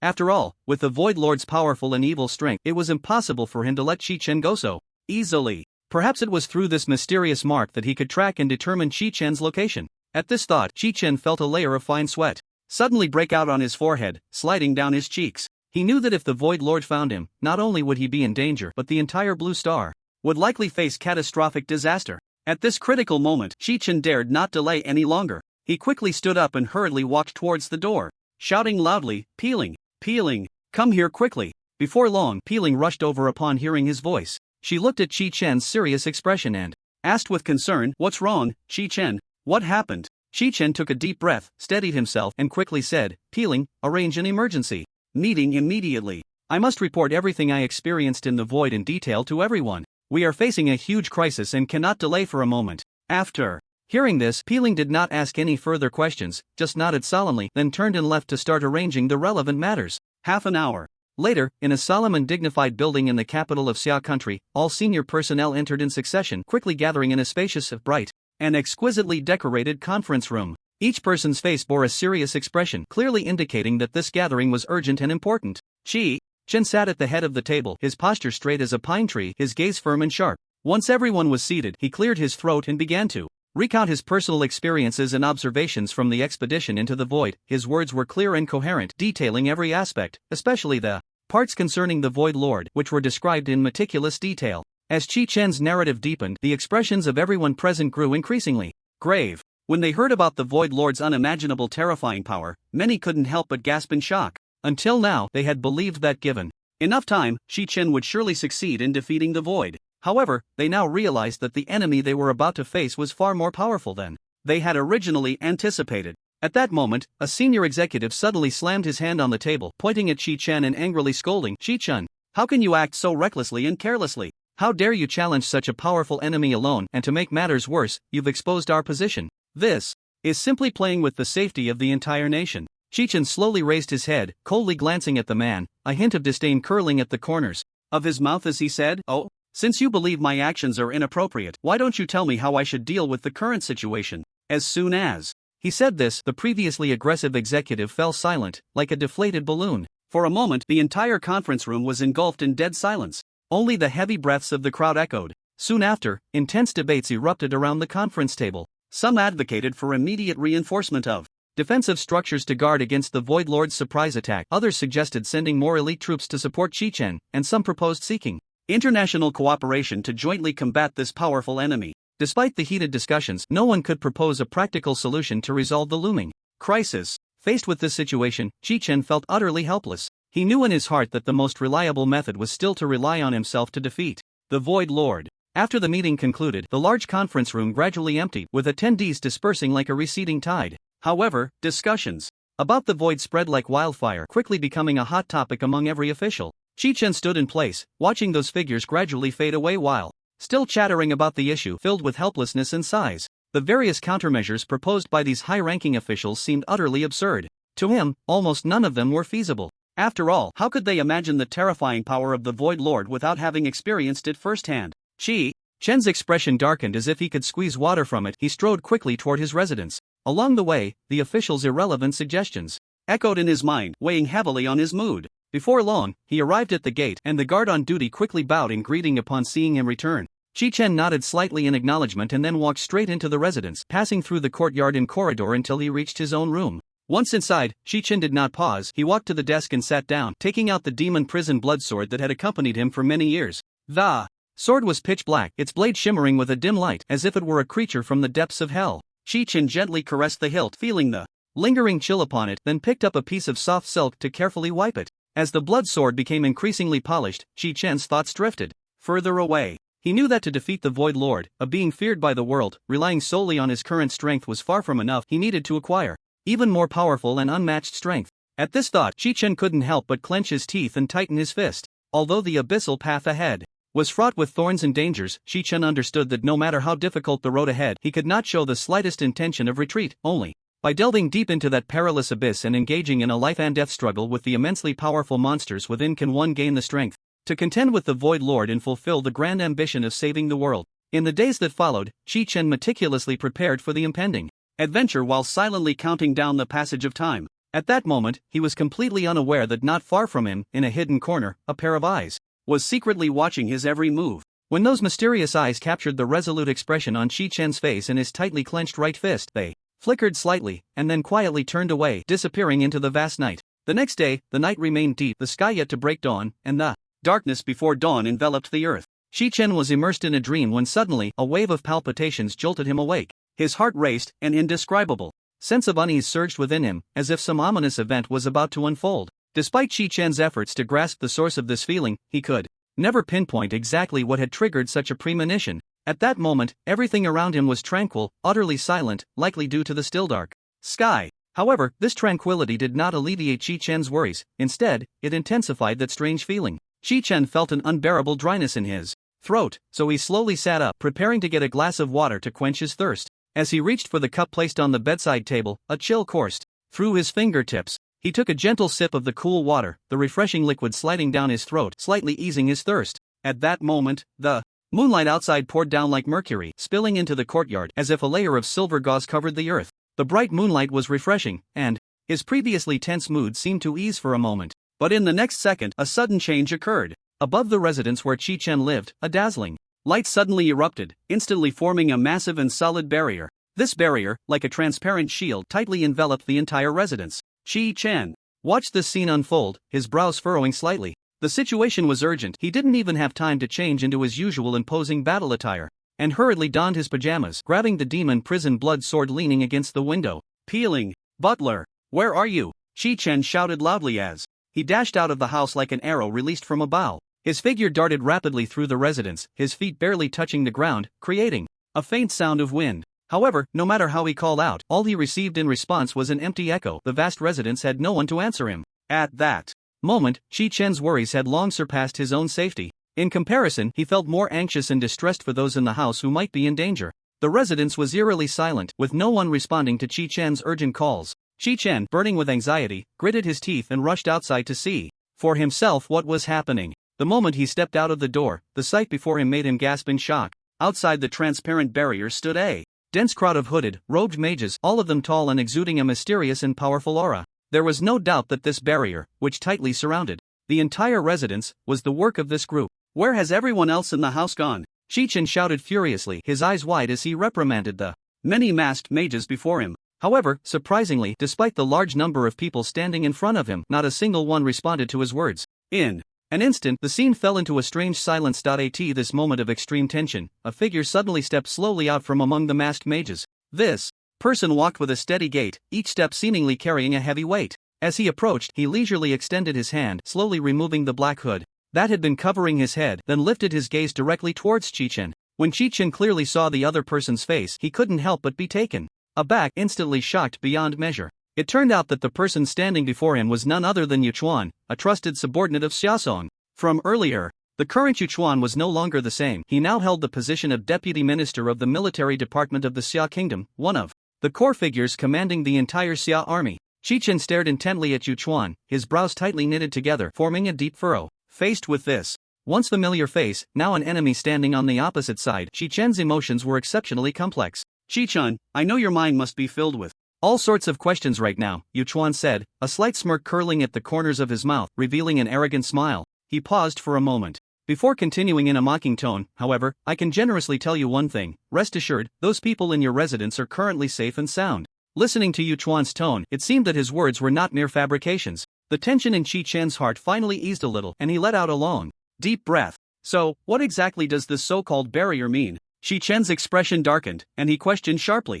Yuchuan's lips curled slightly, revealing a faint smile. Then he took a step forward and slowly spoke. Qi Chen, I must admit, your strength is indeed quite remarkable, and you have made great contributions to the Xia Kingdom in the past. However, at this point, Yuchuan deliberately paused, locking his gaze tightly on Qi Chen, then continued. You are still too young. Such immense power is like a heavy sword in the hands of a child, completely beyond your control and mastery. Now, the Xia Kingdom was at a critical juncture of life and death, the situation precarious. Qi Chen, your ability should be taken over by someone more mature and wiser like me. Only I can use this power to save the entire Xia Kingdom from peril. As his words fell, the expression on Yuchuan's face grew increasingly arrogant, as if he had already regarded Qi Chen's abilities as his own possession. In the face of Yuchuan's brazen words, Qi Chen merely stood silently in place, like a silent mountain. His deep-set eyes were calm as water, staring directly at the self-absorbed Yuchuan, secretly pondering, this guy really doesn't know the heights of heaven or the depths of the earth, just relying on his mouth to boast here.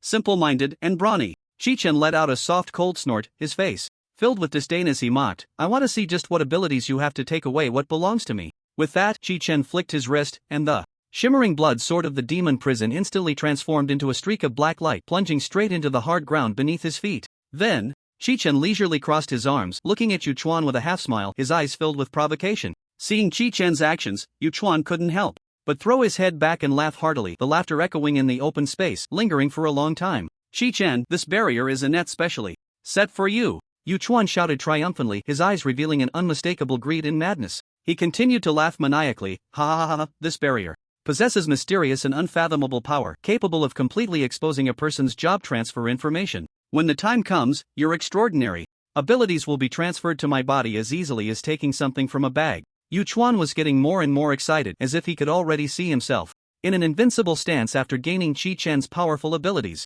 However, in the face of such a threat, Chi Chen merely cast a faint glance at the seemingly indestructible barrier surrounding them, the corners of his mouth curling up slightly, revealing an unmistakable look of disdain. Humph, you think you can trap me here with the petty tricks you've set up? That's just a delusion. Chi Chen snorted coldly, his words filled with confidence and contempt. He suddenly reached out and grasped the demon domain blood sword embedded in the ground, and in an instant the sword glimmered with dazzling light, as if it sensed its master's anger and determination. With a swift motion of his arm, an extremely sharp sword aura burst forth, striking fiercely at the barrier before him with a destructive force. With a crisp crack, the once impenetrable barrier instantly cracked open with a deep fissure, spreading rapidly like a spider's web. In that moment, a shocking crack appeared before their eyes, and Yu Chuan's face turned pale, a wave of indescribable shock surging in his heart. He widened his eyes, staring incredulously at the crack, and trembled as he shouted to the mages beside him, "You all need to put in more effort. We absolutely cannot let Chi Chen break through this barrier. Otherwise, the consequences will be unimaginable." However, in response to Yu Chuan's shout, one of the mages, already drenched in sweat and gasping for breath, replied, "Lord Yu Chuan, we have already done our utmost. This is truly the limit of what we can do. We can't possibly strengthen the barrier any further." At that moment, Chi Chen was leisurely gazing at the barrier before him, the corners of his mouth slightly raised, revealing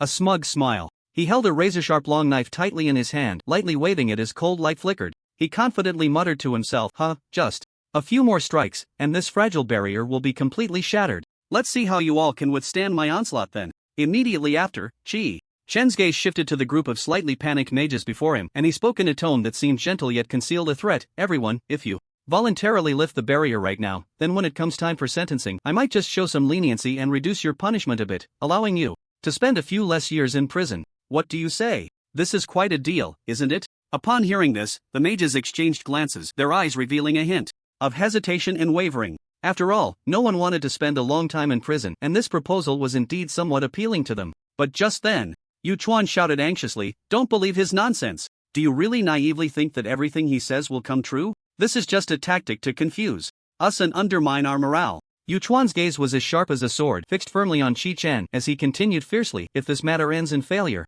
none of us here will have a good outcome. So everyone must not be swayed by his sweet words. We must complete the plan."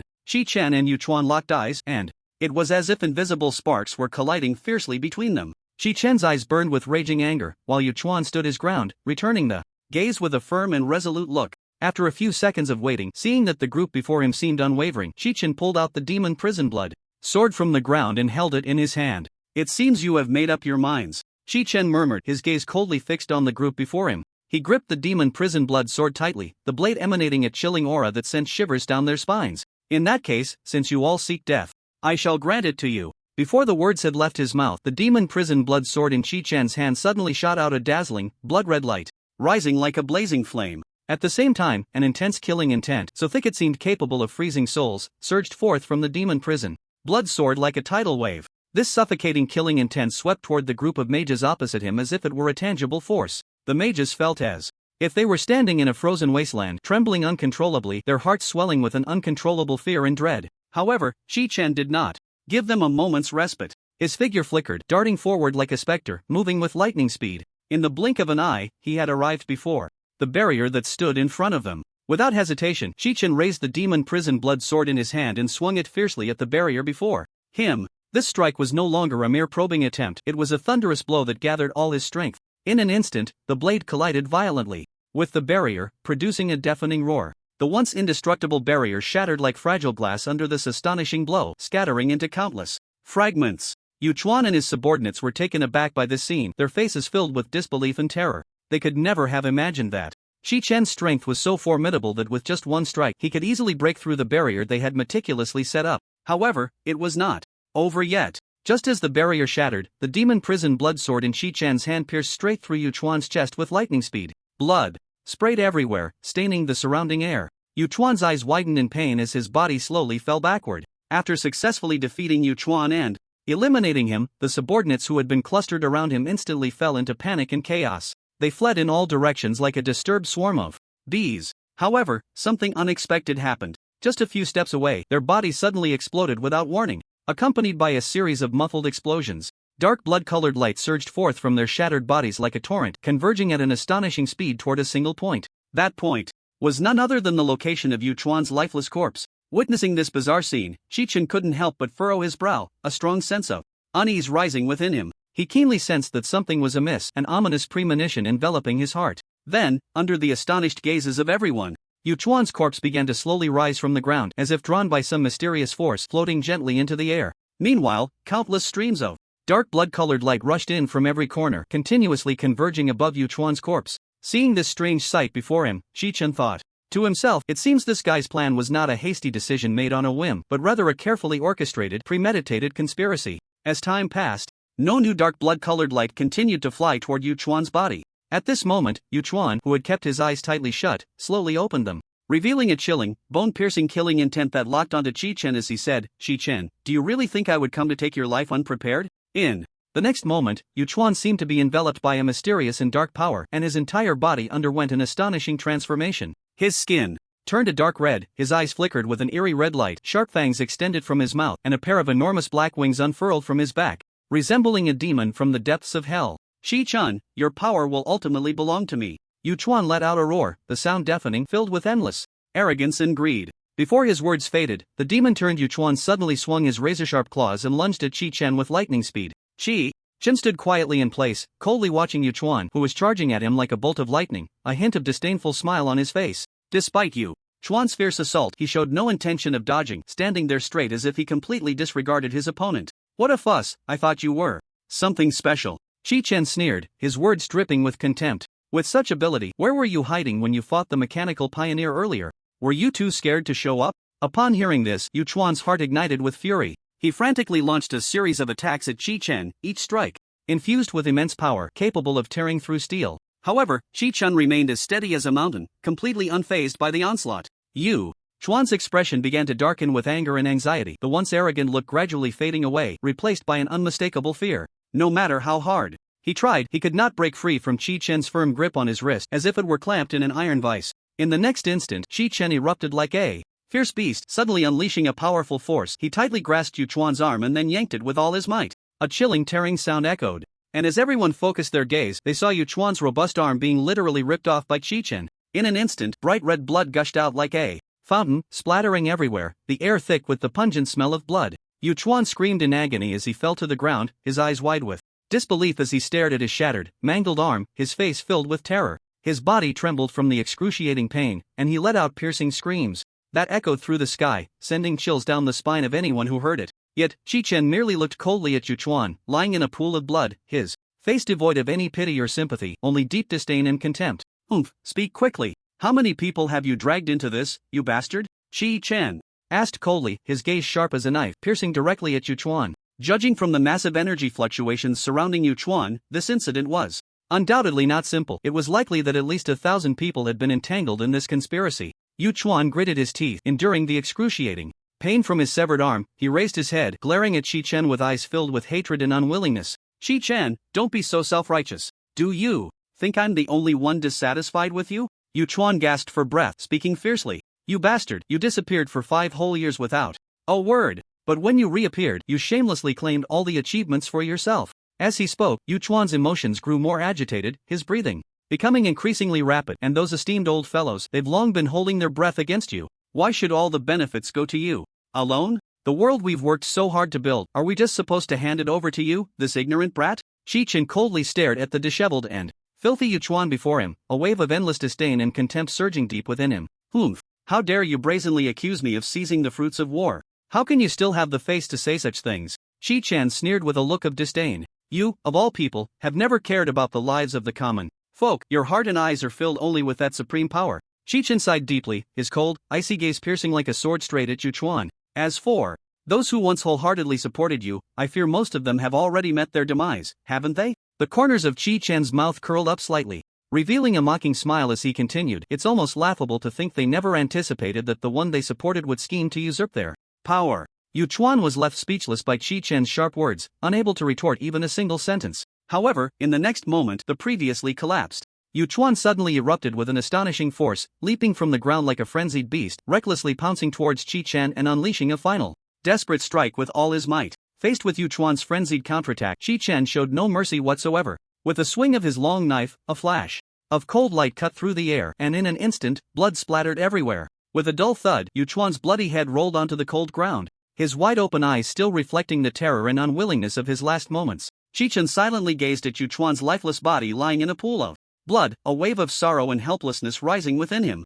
He let out a long sigh, as if trying to expel the heavy burden that had weighed on his heart for so long. As a person of high status and power, despite possessing endless glory and authority, it is precisely because of this that some cruel realities and difficult choices always shadow him, impossible to escape. Time quietly passed, and by dawn the next day, the chaos triggered by that harrowing night gradually subsided. The remnants of those who supported Yu Chuan were all captured without exception after a fierce manhunt. However, although this turmoil came to an end, Chi Chen's heart remained unsettled for a long time. After this incident, Chi Chen appeared particularly despondent, his mood sinking to the lowest point. He felt like a lost boat in a stormy sea, unable to find any solace. When all the noise and turmoil settled, Chi Chen decided to leave the crowd alone, seeking a place of tranquility that belonged to him. Thus, he embarked on a journey to a desolate, uninhabited peak. This peak towered into the clouds, surrounded by swirling mists, resembling a fairyland. Here, there was no earthly clamor, nor any interference from others. Upon reaching the summit, Chi Chen gazed out, taking in the rolling mountains, lush trees, and the cheerful songs of birds. The beauty of nature gradually relaxed his tense heartstrings, and the emotions he had suppressed for so long were finally released. At this moment, Chi Chen forgot the world's disturbances, immersing himself in this fleeting peace. The other trivial matters were left to his doppelganger to handle. After all, having endured a long period of bloodshed and warfare, he finally welcomed such a rare opportunity to catch his breath, and he just wanted to fully enjoy this hard-won leisure and comfort. Chi Chen stood quietly atop the mountain, gazing at the dreamlike scenery in the distance, unknowingly lost in thought. The sunlight fell upon him, outlining a golden silhouette, making him appear as if he were an otherworldly being descended from the heavens. A gentle breeze brushed against his face, bringing a hint of coolness and blowing away the last trace of gloom in his heart. Finally liberated, Chi Chen felt a surge of strength and courage coursing through him. After careful consideration, he resolutely made an important decision to plunge once more into the mysterious and dangerous void world. The next morning, sunlight streamed through the window and bathed Chi Chen's face, as if bidding him farewell. At that moment, the cooldown time for entering the void had just ended. Chi Chen tightly gripped the cold glowing blood sword of the demon prison in his hand, feeling the endless power it contained. He was well aware that a grueling battle awaited him ahead, yet he felt no fear in his heart. The Void Lord was simply too powerful. If he was not defeated, the entire world would likely fall into an abyss of despair. Chi Chen deeply understood the heavy responsibility on his shoulders, and he carefully took out the precious map from his pocket. Gently unfolding it, the densely packed marks and routes on the map were clearly visible. Then, without hesitation, Chi Chen activated the teleportation function. In an instant, the map shone with dazzling light, forming a strange portal. Chi Chen took a deep breath and stepped inside. In a flash, he was transported into the void. Surrounding him was pitch darkness, with only the occasional flicker of eerie light in the distance reminding him that this was not the human realm. As soon as he entered the void, Chi Chen immediately began to act according to the strategy he had devised. He coordinated seamlessly with his blood clone, splitting into multiple teams to launch fierce attacks in various directions. Fortunately, this time Chi Chen did not encounter the Void Lord. Perhaps it was divine favor, or maybe just luck. In any case, this situation provided Chi Chen with ample time to develop. He and his blood clones charged forward like a raging tide, continuously slaying the clawing and gnashing void monsters. Each swing of his sword carried a sharp sword aura, instantly tearing enemies to shreds. As the battle continued, Chi Chen's life value skyrocketed like a rocket. At the same time, his state of mind became increasingly calm and steady. Faced with the surging enemies, his strikes became more decisive and resolute, showing no signs of hesitation. Time flew by like a fleeting shadow, and astonishingly, in just 12 hours, Chi Chen, as if possessed by a war god, had cut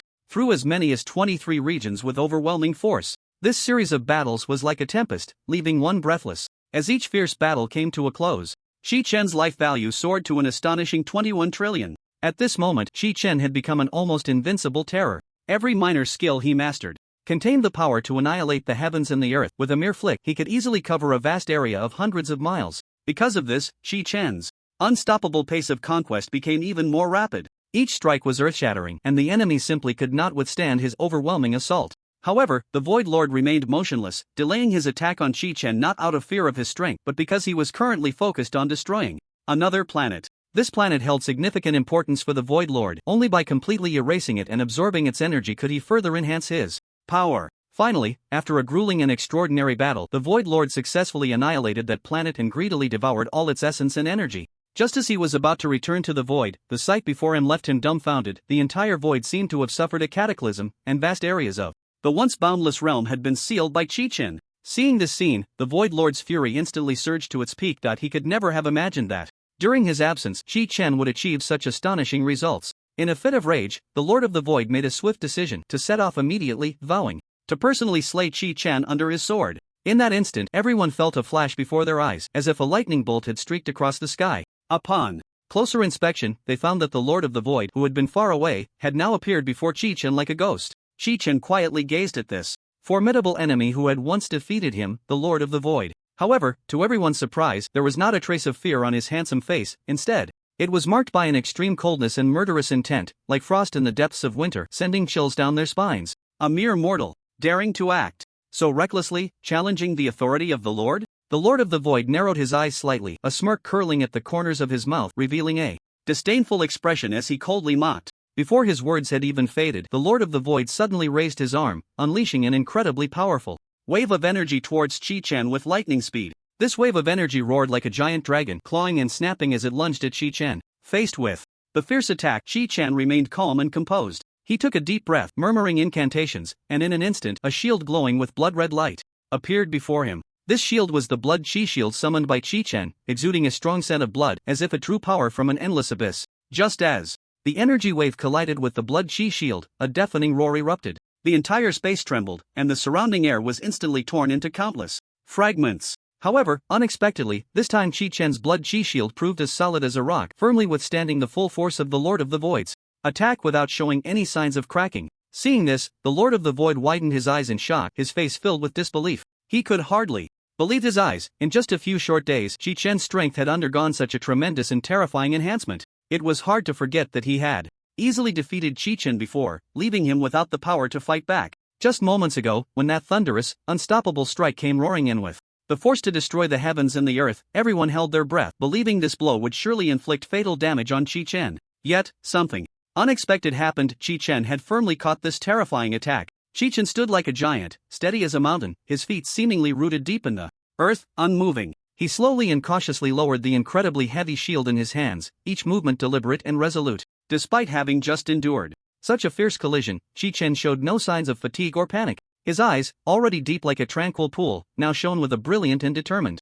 light. That light seemed capable of piercing through all fog and obstacles, shooting straight towards the formidable Lord of the Void, who instilled fear in countless hearts. At the same time, the Lord of the Void was also fixated on Qi Chen. His gaze was sharp as a sword, attempting to discern Qi Chen's inner thoughts through his cold and resolute eyes. However, in that moment of eye contact, the Lord of the Void suddenly felt a chill rising from his spine, for he clearly sensed an unprecedented threat in Qi Chen's eyes, a threat that made him realize that if he allowed this young man to continue growing, he would inevitably become a significant threat in the future. With this thought, a strong murderous intent surged within the Lord of the Void. He secretly made up his mind. This child absolutely cannot be left alive. He must be eliminated as soon as possible to prevent future troubles. At that moment, the mysterious and powerful core within the Void Master suddenly shone with an extremely dazzling light, like a supernova about to explode, blindingly bright and impossible to look at directly. The entire space seemed to be illuminated by this light, and the surrounding air became scorching hot, as if it could ignite at any moment.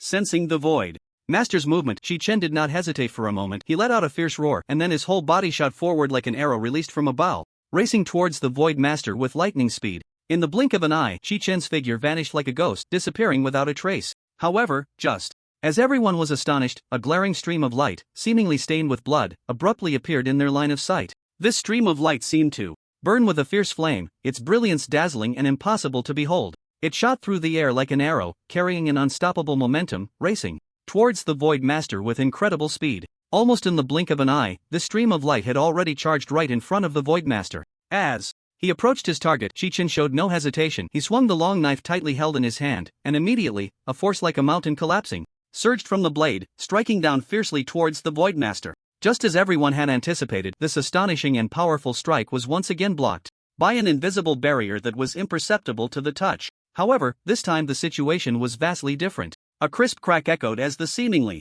rock-solid, unbreakable invisible barrier suddenly appeared covered in countless tiny cracks. Moreover, these cracks spread rapidly at a jaw-dropping speed, like a massive spider web continuously expanding. Seeing this, the Void Master inwardly cursed. He knew that the situation had become extremely critical. If he was not careful, he might lose his life. Thus, he decisively swayed his body, transforming into an afterimage, and swiftly retreated at lightning speed. Thanks to his quick reflexes and agility, he barely avoided Chi-Chen's earth-shattering, heart-stirring strike. At the same time, the core energy of the Void Master had finally accumulated. In the next moment, a powerful and intense laser suddenly erupted from the core, roaring like a giant dragon, claws bared, lunging towards Chi-Chen. No one had anticipated that Chi-Chen would evade this thunderous blow in such a bizarre and astonishing manner. Just as everyone was stunned, Chi-Chen instantly transformed into a massive pool of blood, the thick liquid rolling and surging, dyeing the surrounding space a deep crimson. When the blood pool dissipated, Chi-Chen's figure reappeared, but then an astonishing scene unfolded. Without hesitation, he unleashed a mysterious spell, instantly summoning a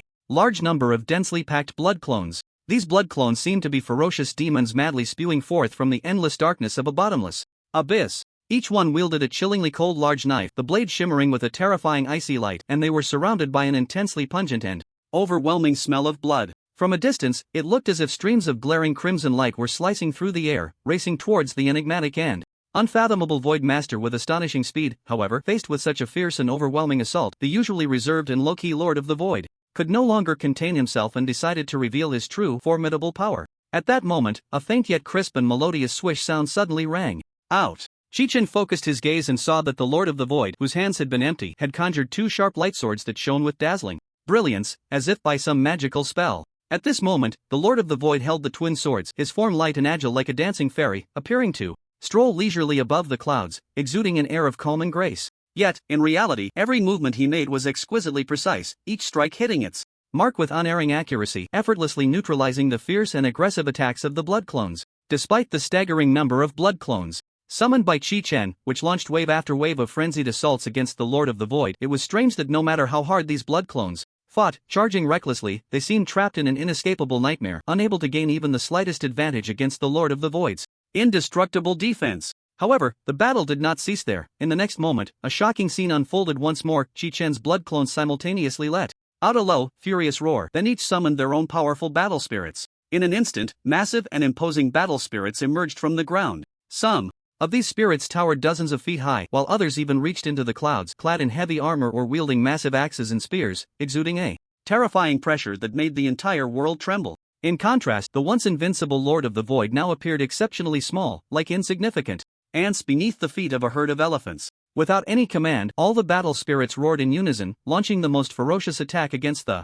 Lord of the Void. In an instant, the heavens shook and the earth quaked, mountains crumbled, and tsunamis surged, with explosions deafeningly echoing in succession. The entire void was enveloped by this world-destroying energy shock, as if the apocalypse had arrived. Endless clouds of dust spread out, obscuring the battlefield. However, in the next moment, a thunderous roar erupted, followed by an extremely violent wave of energy that spread outwards at an astonishing speed.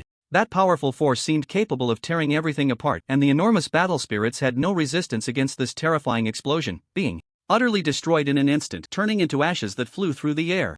Chi-Chen, standing at a distance, witnessed this scene unfold before him, and he couldn't help but feel a shock in his heart. Although he had long known that the Lord of the Void's strength was unfathomable, seeing the numerous powerful battle spirits he had painstakingly summoned being so easily annihilated still left him in disbelief. However, Chi-Chen did not feel discouraged or panic. He knew very well that a peerless powerhouse like the Lord of the Void was not so easily defeated. As the thick smoke gradually dissipated, the mysterious and majestic figure of the Lord of the Void reappeared in mid-air. Compared to before, the Lord of the Void seemed to be unharmed, still quietly floating in the air. But Chi-Chen, with his keen insight, noticed that the core area of the Lord of the Void had faintly begun to show some dull colors. This subtle change, though not obvious, was an extremely important clue for Chi-Chen. It seemed you were already tired. Chi-Chen's lips curled slightly, revealing a faint smile as he spoke to the Lord of the Void. Humph. Ridiculous. This level is merely a small test for me. The real battle has just begun. The Lord of the Void snorted coldly, his tone filled with disdain and arrogance. Unfazed by the Lord of the Void's provocation, Chi-Chen swiftly formed hand seals, chanting incantations. In an instant, countless crimson lights erupted from his body, coalescing into a large group of blood clones that looked exactly like him. These blood clones wielded various weapons, exuding a chilling aura of bloodlust, surging towards the Lord of the Void like a torrential wave. Seeing the situation turn dire, the Lord of the Void vanished without a trace in an instant. Chi-Chen understood immediately that the Lord of the Void had chosen to flee upon realizing the unfavorable circumstances. However, he was not particularly worried about it. After all, through the intense confrontation just now, he had roughly grasped the Lord of the Void's strength and background. Now, as long as he continued to seek opportunities, killing him was merely a matter of time. At this critical moment, Chi-Chen's astonishingly numerous blood clones, like a group of fearless and tireless warriors, relentlessly launched wave after wave of fierce attacks and grand offensives towards every corner of the boundless void. Time flowed silently, like a quietly flowing river. Yet, unbeknownst to anyone, nearly half of the vast, endless void world had been successfully conquered and occupied under Chi-Chen's overwhelming assault. Meanwhile, Chi-Chen's own life force value skyrocketed as if riding a rocket, soaring to an astonishing and unfathomable height, an incredible 1.56 trillion. Such shocking data was truly breathtaking, far beyond what an ordinary person could imagine. Shifting the focus to the other side, within the majestic and solemn Void Temple, the Lord of the Void was now deeply entrenched in extreme panic and profound unease. He could vividly feel the unmatched, earth-shattering terror emanating from Chi-Chen, surging towards him like an unstoppable tide. Even more terrifying was that this power was growing at an almost perverse speed, expanding rapidly like a superbomb on the verge of explosion. Even in such dire straits, the Lord of the Void refused to easily give up resistance, still exerting all his strength to continuously inject energy into his core, attempting a final desperate struggle. It should be noted that the previous fierce confrontation with Chi-Chen had instantly consumed a large amount of his precious energy. Therefore, only when the energy in his core was fully replenished would he have the chance to return to peak condition and possess the strength to compete with Chi-Chen. However, facing Chi-Chen, who was as powerful as a descending demon, he couldn't help but doubt, was it truly possible for him to defeat this nearly invincible being? And so, time passed silently for a full 12 hours. At this moment, Chi-Chen resembled a war god descending to the mortal realm, exuding an unparalleled might, his unstoppable momentum seeming capable of breaking through the heavens. Armed with divine weapons, each step he took resonated with earth-shaking sounds, causing enemies to flee in terror wherever he went as he charged forward directly towards the magnificent and solemn Void Temple standing in the Void.at. This moment, the life force contained within Chi-Chen had reached an astonishing level, an entire 3 trillion points of life value. This immense and boundless life energy made him radiate a dazzling brilliance, as if he had become the only existence in this world, with no power able to hinder his resolute steps toward victory. However, just at that moment, the previously silent Void Temple suddenly erupted with an extremely powerful wave of energy without any warning. This force surged like a torrential flood, akin to a thunderclap that shattered the surrounding tranquility in an instant. Following that, a shadow shot out like lightning tearing through the night sky. The Lord of the Void was enveloped in a chilling aura that sent shivers down the spine, a bone-chilling coldness piercing the very soul. In his deep, dark eyes flickered an endless killing intent and a ruthless light, as if a mere glance from him could plunge someone into an abyss of despair. The moment the Lord of the Void appeared, he showed no hesitation and without a moment's pause unleashed a thunderous force, launching a fierce assault on Chi-Chen like a tempest. In the blink of an eye, he flickered and appeared before Chi-Chen with an unimaginable speed, like a ghostly apparition. At the same time, his right hand transformed into an indestructible steel claw, gripping Chi-Chen's fragile throat with overwhelming force. Immediately after, the Lord of the Void pressed his left hand against the core of his chest, and a torrent of energy surged forth like a flood breaking through a dam, rushing straight toward Chi-Chen. This energy contained the power to annihilate the heavens and the earth, warping the space it passed through. Everyone believed that facing such a terrifying blow, Chi-Chen was undoubtedly doomed.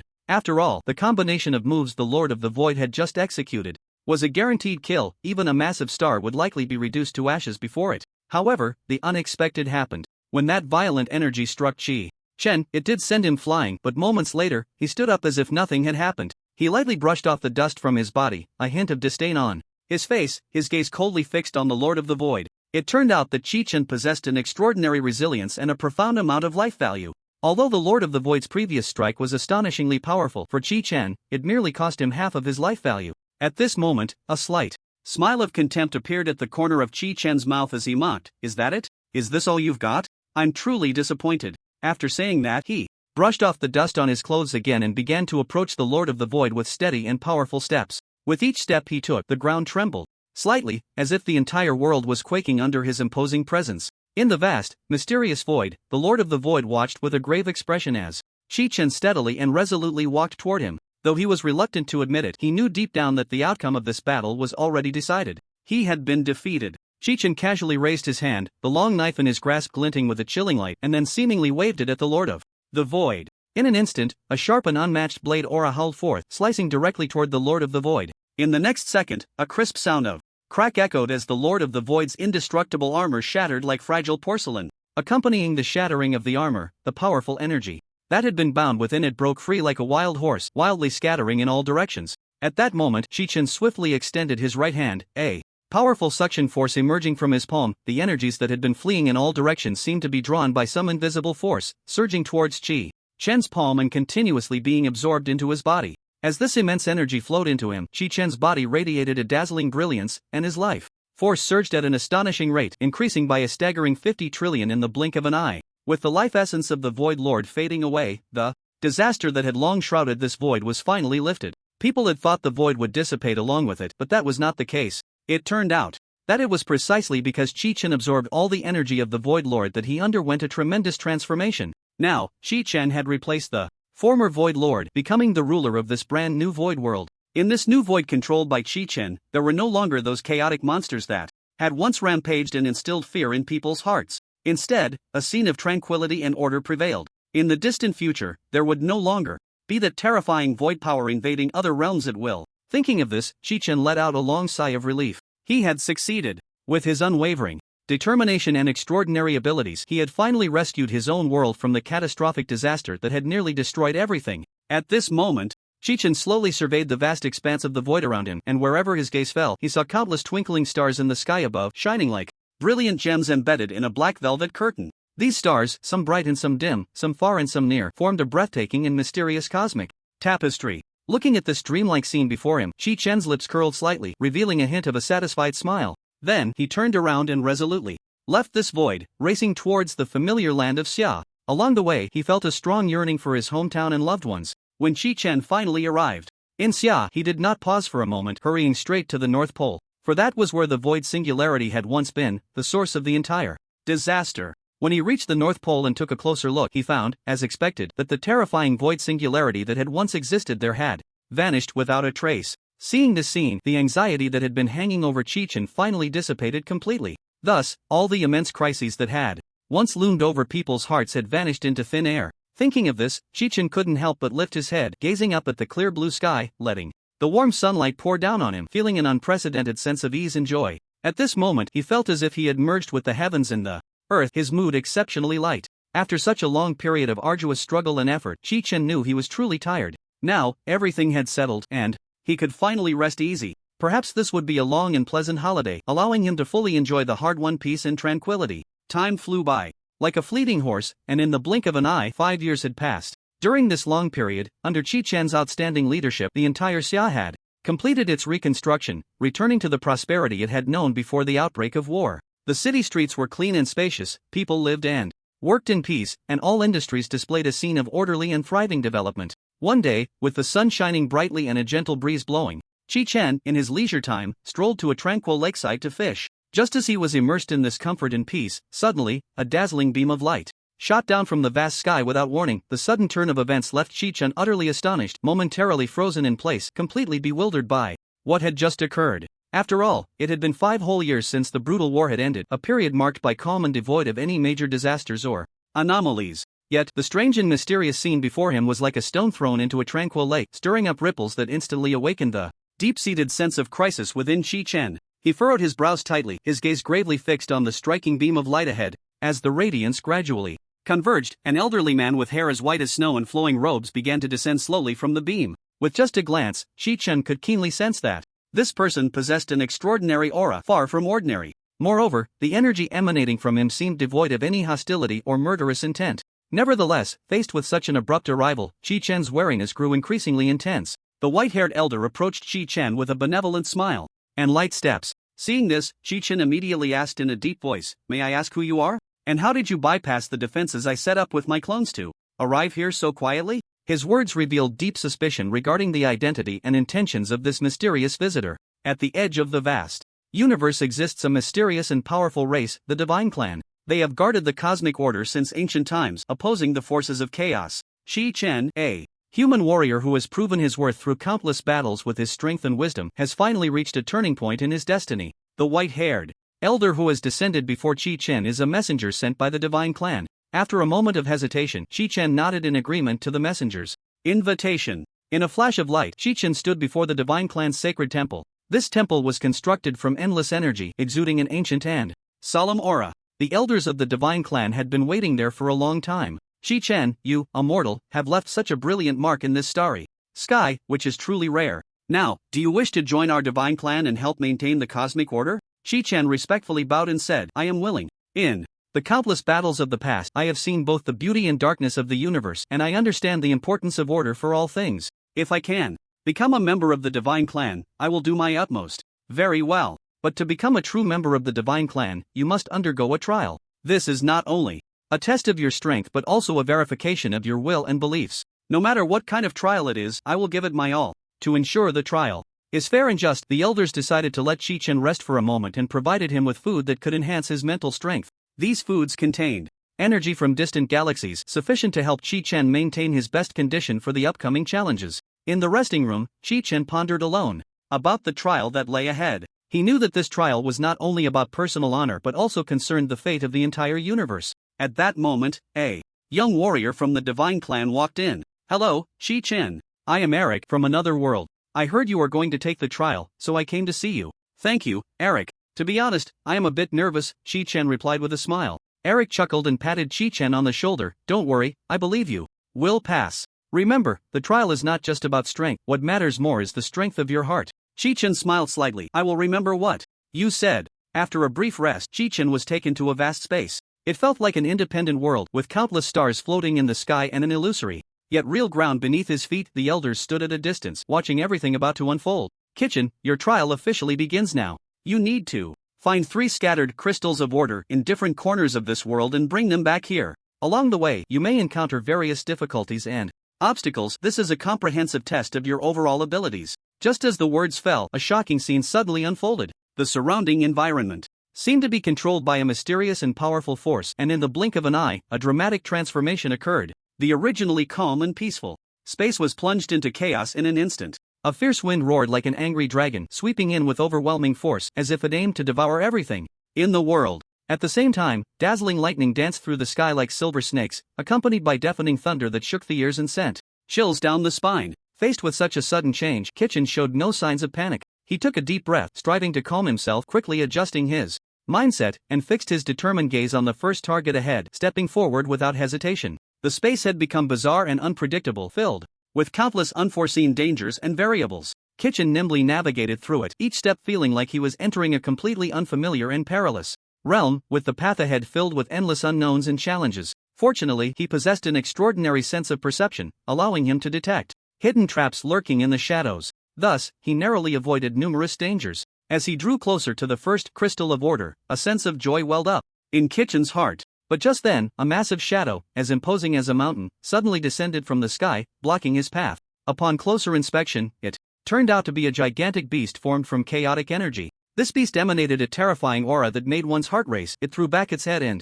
let out a deafening roar, a sound like 1,000 thunders crashing together, echoing through the clouds. Immediately after, it opened its gaping maw, large enough to swallow an entire mountain, and lunged at Chi-Chen with overwhelming force. Faced with this fierce enemy, Chi-Chen remained calm and displayed remarkable composure. He swiftly dodged the beast's lethal strike and summoned his blood clone, engaging in a thrilling life-and-death struggle with the beast. The intense battle raged on for a long time, and Chi-Chen gradually realized that relying solely on brute force would be insufficient to defeat this powerful opponent. Thus, he began to think rapidly in his mind for a strategy. Suddenly, a flash of inspiration struck him. He recalled some knowledge about chaotic energy that he had obtained from the divine clan earlier. Armed with this valuable information, Chi-Chen finally found the key to restraining the beast. Without delay, he seized the opportunity, channeling all his strength into his palm, and struck fiercely at the beast's vital point. With a loud bang, the beast's massive body trembled violently and then crashed to the ground, unable to move an inch. At this point, after enduring countless hardships, Chi-Chen had finally succeeded in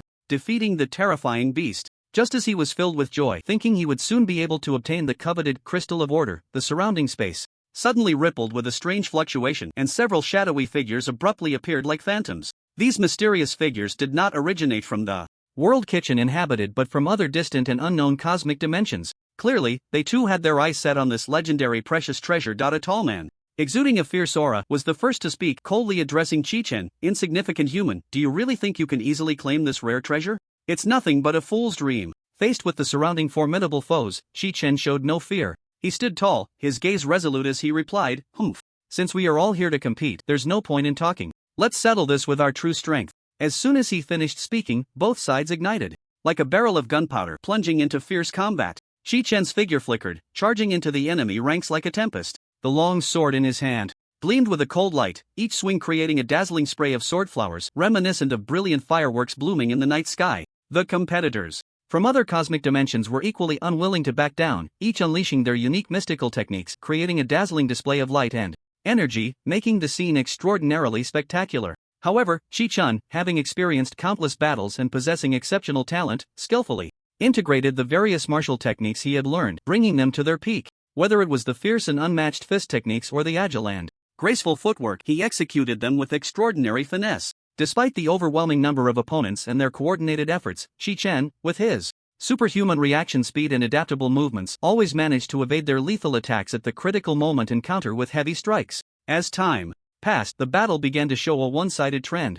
Chi-Chen grew bolder with each fight, his momentum becoming increasingly formidable, like an invincible war god. Finally, at a crucial moment, Chi-Chen seized the opportunity, letting out a mighty roar as he gathered all his internal energy into the sword, then summoned the battle spirit. In an instant, a massive sword light shot into the sky, striking down towards the enemies with devastating force. A series of screams erupted as those once arrogant competitors fell to the ground, completely losing their ability to resist. Thus, this thrilling battle came to an end, with Chi-Chen defeating all his foes with unmatched strength, successfully obtaining the first precious crystal of order. Filled with the joy of victory, Chi-Chen continued his journey to find the remaining 2 crystals of order. With each new challenge he faced, he learned valuable lessons and grew stronger. Throughout this process, Chi-Chen deeply understood the importance of unity and cooperation, as well as the power of maintaining an optimistic mindset in the face of adversity. When he finally gathered all 3 crystals of order and returned to the starting point, the entire space returned to calm. The elders wore smiles of satisfaction.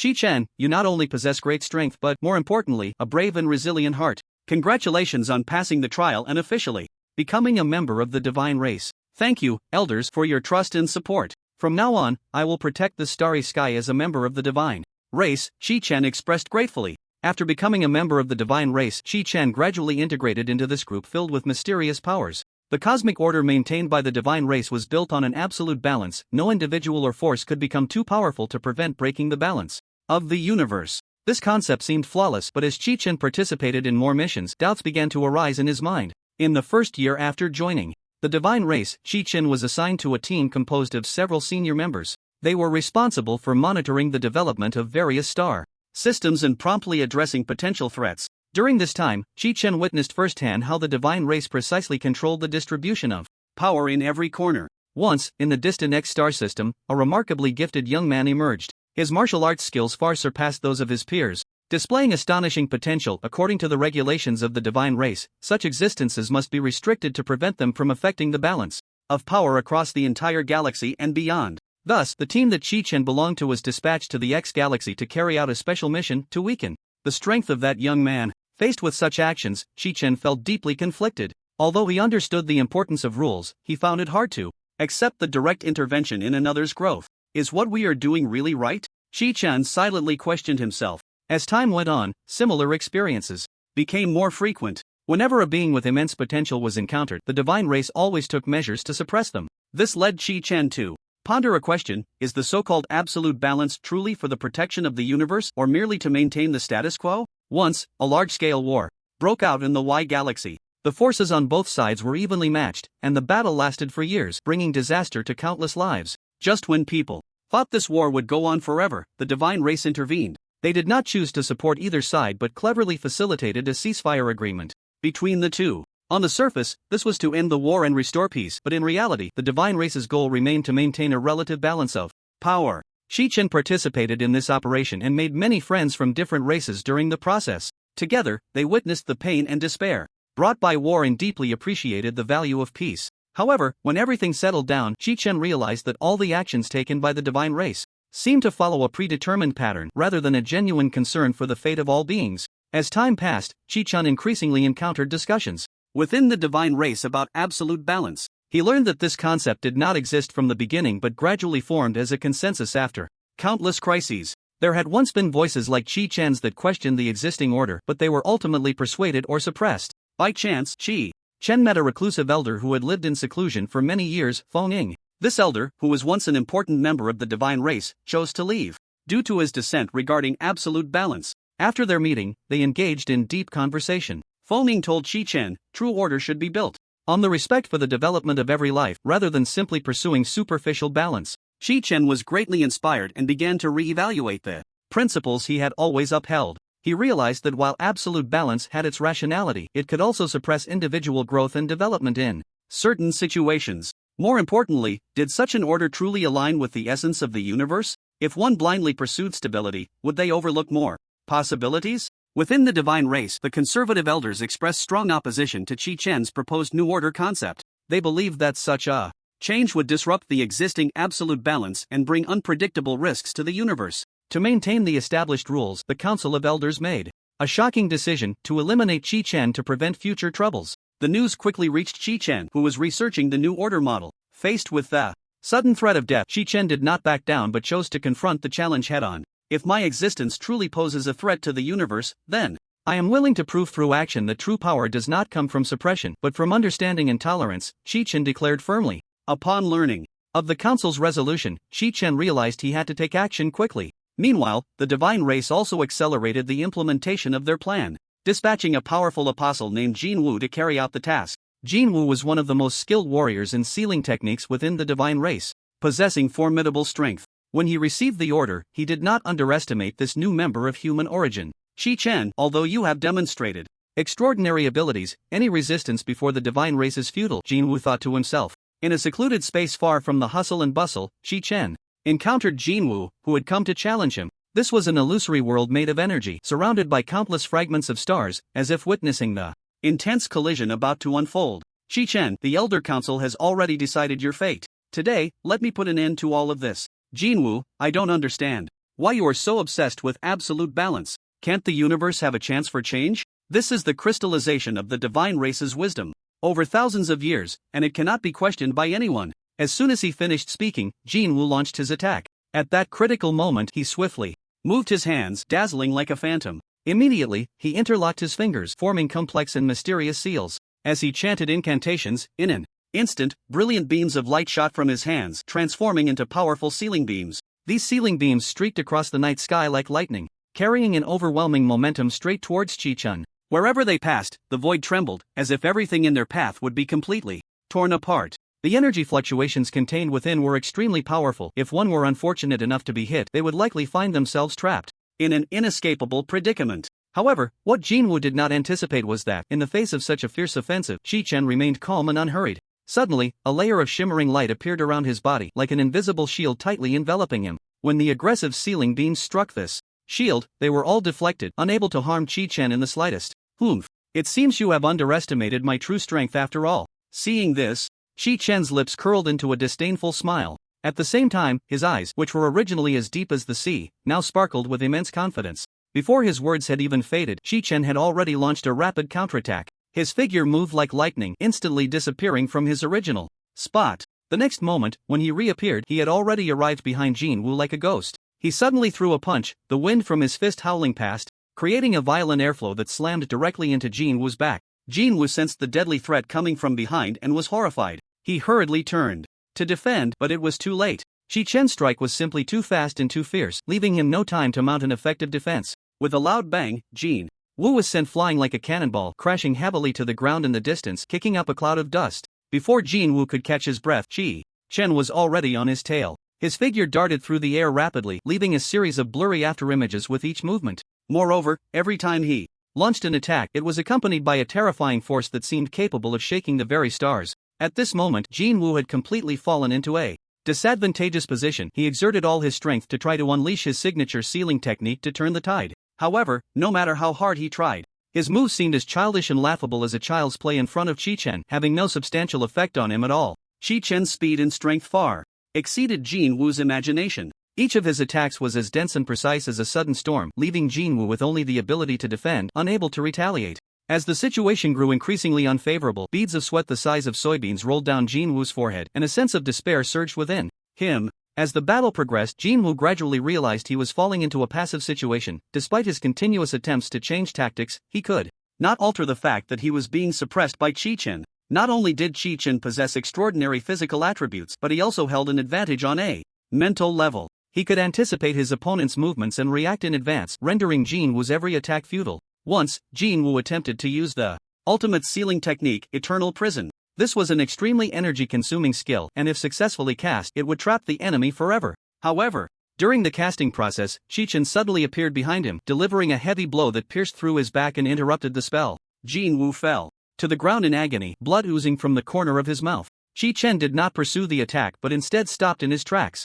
Jinwoo, I do not wish to harm you. The root of our conflict lies in our differing ideologies. I hope you can reconsider what kind of order is truly suitable for the development of the universe. Jinwoo lifted his head, gazing at this powerful and forgiving opponent before him, his heart a tumult of emotions. He knew he was no longer able to continue fighting. At the same time, Chi-Chen's words plunged him into deep thought. Perhaps he is right, Jinwoo silently pondered. In the next moment, Jinwoo collapsed, never to draw breath again.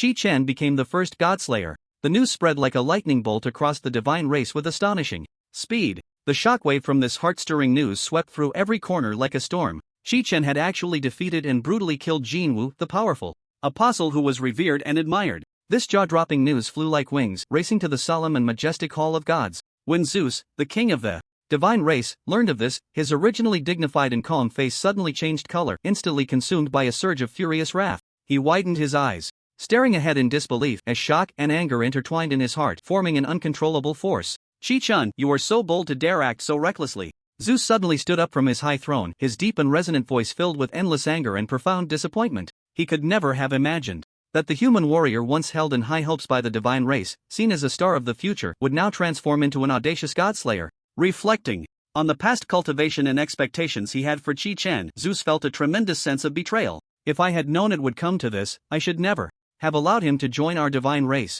This great being, who had always protected the cosmic order, felt an unprecedented sense of defeat at this moment. It was as if a razor-sharp sword had ruthlessly pierced his proud heart. However, facing the grim situation, Zeus knew he could not sit idly by. To defend the dignity and glory of the divine race, decisive and powerful action must be taken immediately. At that moment, the war god Ares, clad in armor and exuding a heroic presence, stepped forward. Father, please allow me to handle this matter. Ares' eyes sparkled with the light of battle. I believe that with my strength, I can bring this rebel to justice. Zeus looked at his son, filled with confidence in his abilities. Very well, Ares, this important task is entrusted to you. Be sure to act cautiously and do not underestimate your opponent. After receiving his father's approval, Ares took up the demon-slaying battle axe and set off on his journey to find Chi-Chen. This battle axe was one of the most famous artifacts of the divine race, containing boundless power and capable of unleashing great might on the battlefield. Leaving the solemn and grand Hall of Gods behind, Ares hurriedly embarked on his quest to find Jinwoo. He rushed to the last place where Jinwoo had appeared, and although the area had returned to calm, the air was still thick with the intense atmosphere of battle, as if the thrilling fight had just ended. Ares furrowed his brow, his sharp gaze sweeping over every inch of land and every corner like a flash of lightning. He missed no detail, meticulously examining everything at the scene. Hard work pays off. After a thorough and painstaking investigation, he finally made a discovery. Faint traces of energy fluctuations lingered on the ground.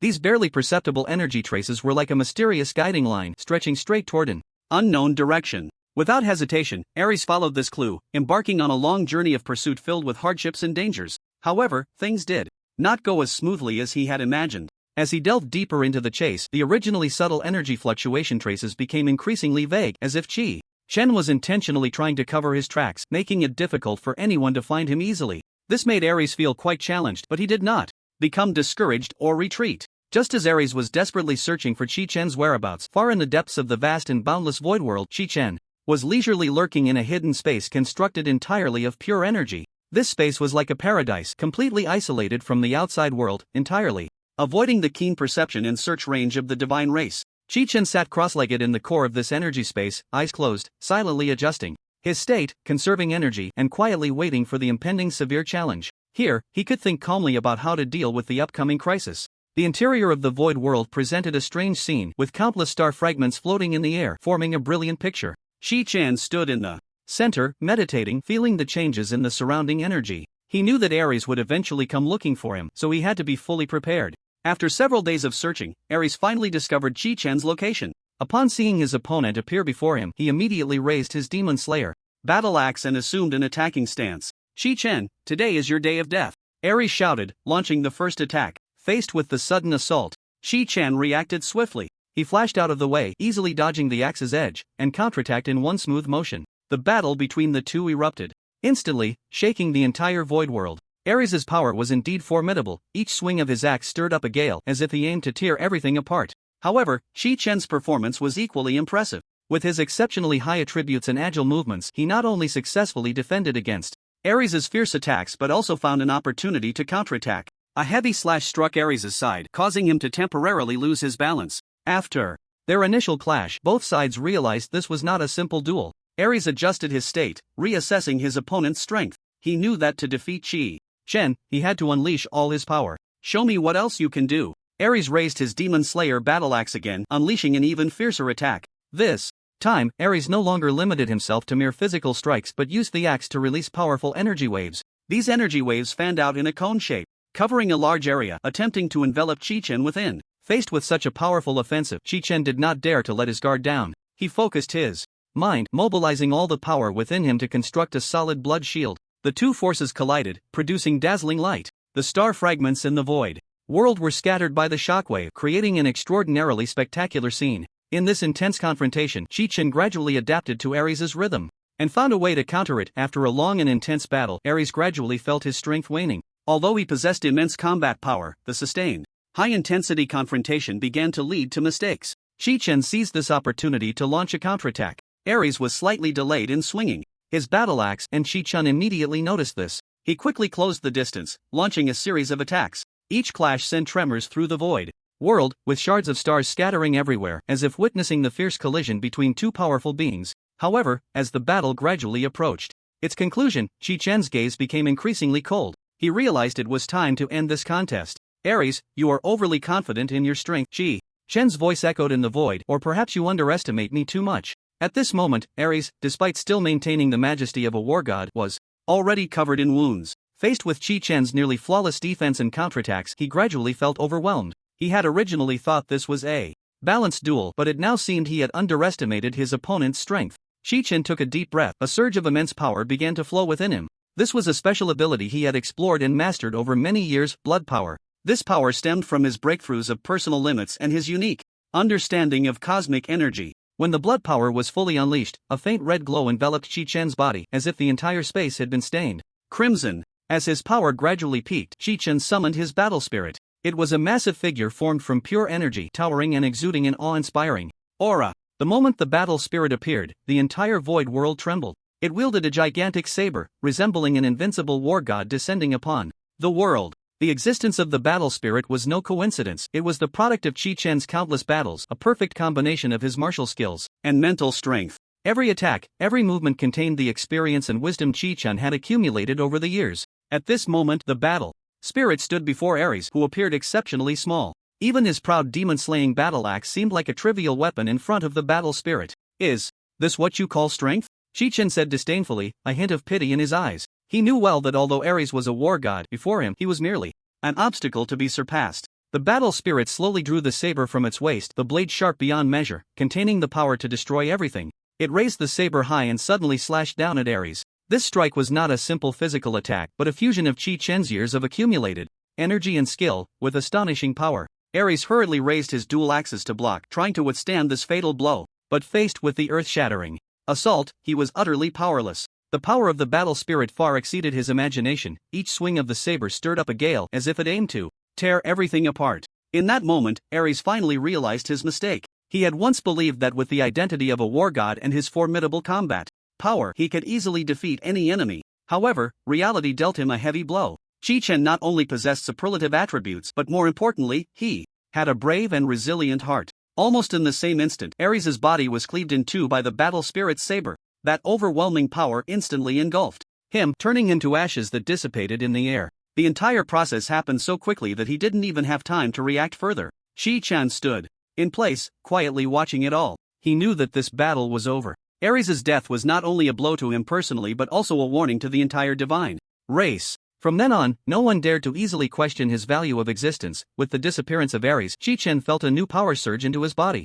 This was the life force from the god of war, representing the energy and experience accumulated over his lifetime. This power quickly integrated into Chi-Chen's body, enhancing all his attributes to an unprecedented level. At that moment, Zeus, sitting upright on the central throne of the pantheon, suddenly felt a tightness in his chest, an indescribable sensation washing over him. He widened his eyes, staring into the distance as if he could see through layers of obstacles to witness what was happening. Immediately, a strong sense of unease enveloped him. No, this is impossible. Zeus's face was filled with shock, his mouth agape in disbelief. He shook his head vigorously as if trying to dispel the thought from his mind. However, that ominous premonition only grew stronger. The other gods standing beside and below Zeus, witnessing their supreme king displaying such a loss of composure, exchanged glances filled with confusion and concern. What could possibly shock the usually dignified Zeus so profoundly? Time ticked by, and the entire pantheon fell into a dead silence. Finally, after a long while, Zeus slowly regained his composure, his lips trembling slightly as he murmured in a deep, hoarse voice, "Ares is dead." This statement struck like thunder, echoing through the previously quiet pantheon. The gods erupted into a clamor, whispering and debating among themselves. How could this be? How could Ares have so easily fallen to that human's hands? Who exactly is this Chi-Chen, possessing such formidable power? No, we absolutely cannot sit idly by and allow this person to continue challenging our dignity as gods.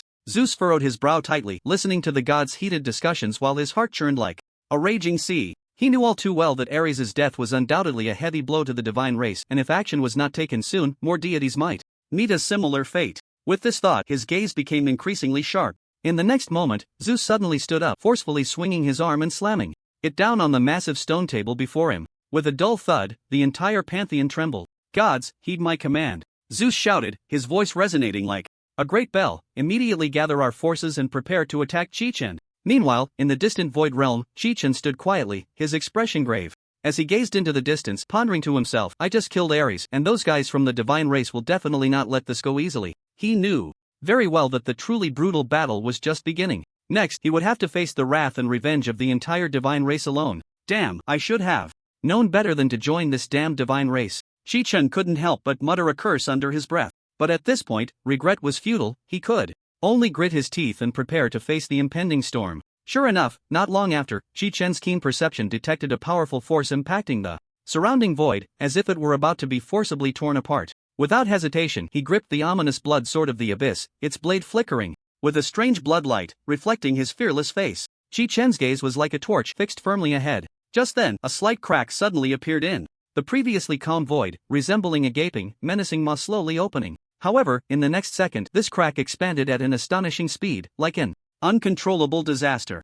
Chi-Chen took a deep breath, his eyes not showing the slightest fear, but rather filled with anticipation and excitement, because he knew that a new round of intense slaughter was imminent. Haha, let me see which ignorant deity dares to come and deliver themselves to death this time. As his wild laughter echoed, the crack before him grew larger, almost filling his entire field of vision. Immediately, countless towering, fierce-looking divine warriors surged out from the crack, roaring madly as they clawed and lunged toward Chi-Chen. These divine warriors bared their teeth, their faces twisted into extremely ferocious expressions. Despite being of the divine race, they looked no different from vicious demons at this moment. Faced with such a multitude of aggressive enemies, Chi-Chen not only showed no signs of retreat but instead laughed wildly again. Are you sending these insignificant little characters as cannon fodder to die? You underestimate me too much. Divine race, you hypocritical, sanctimonious bunch. With a furious shout, Chi-Chen instantly transformed into a blood-red streak of light, charging into the dense crowd of enemies with overwhelming force. His figure flickered like a ghost, his long knife swirling in a dense storm, each slash bringing forth a wave of blood and carnage. He charged through as if entering a no-man's land. Wherever he passed, blood splattered, severed limbs flew, and the ground was stained a shocking crimson, resembling a river flowing with blood. Many divine warriors didn't even have time to see Chi-Chen's face before they were decapitated, tragically dying under his razor-sharp blade. Meanwhile, on a distant high platform, the leaders of the divine race were gathered together, closely observing everything happening on the battlefield through a huge crystal ball. Seeing Chi-Chen's ferocity, they couldn't help but be secretly astonished, but soon regained their composure and quickly devised a counter-strategy, using a sea of people to exhaust Chi-Chen's strength. Thus, more divine soldiers continuously surged toward Chi-Chen, launching attacks one after another. Although they knew this would lead to a large number of unnecessary casualties, these selfish leaders didn't care at all. For them, as long as they could wear Chi-Chen down, leaving him exhausted, they could then step in at the right moment to reap the rewards. By then, not only could they easily eliminate this powerful enemy, but they could also leave a significant mark on their record of achievements, killing 2 birds with 1 stone. However, what they never expected was that as time passed, Chi-Chen not only did not become overwhelmed by the prolonged battle but instead grew more and more courageous, killing enemies at an increasing speed. His figure moved freely among the crowd, each knife swing filled with endless killing intent and fury, as if he would never know fatigue. On the vast battlefield, the sounds of shouting, clashing weapons, and the tragic cries of divine warriors intertwined, echoing through the skies. The once high-spirited divine warriors were now like arrows at the end of their flight, their morale plummeting, each face etched with fear and despair. Many pondered in their hearts, is this the glory they sought by joining the divine race? Looking back, before becoming part of the divine race, they were all outstanding figures in their respective worlds, highly respected. Yet at this moment, they could only become insignificant cannon fodder on the battlefield, facing death at any moment. This enormous disparity was hard for them to accept. And how could they willingly march to their deaths? Finally, under the threat of death, a divine warrior could no longer bear the pressure within and turned to flee. This action seemed to break some kind of taboo, and soon the second, third, more and more divine soldiers began to follow suit, fleeing from this bloody hellscape. And not far away, Chi-Chen quietly watched the chaotic scene before him, not issuing any orders to pursue. To him, these fleeing divine soldiers were nothing more than a group of worthless cannon fodder. Even if he were to slay them all, it would hardly affect the overall situation of the battle. Rather than waste energy chasing these small fry, it would be better to watch and see how the lofty rulers of the divine race would respond to this sudden defeat. Meanwhile, within the magnificent and grand hall of the gods, the atmosphere was exceptionally tense.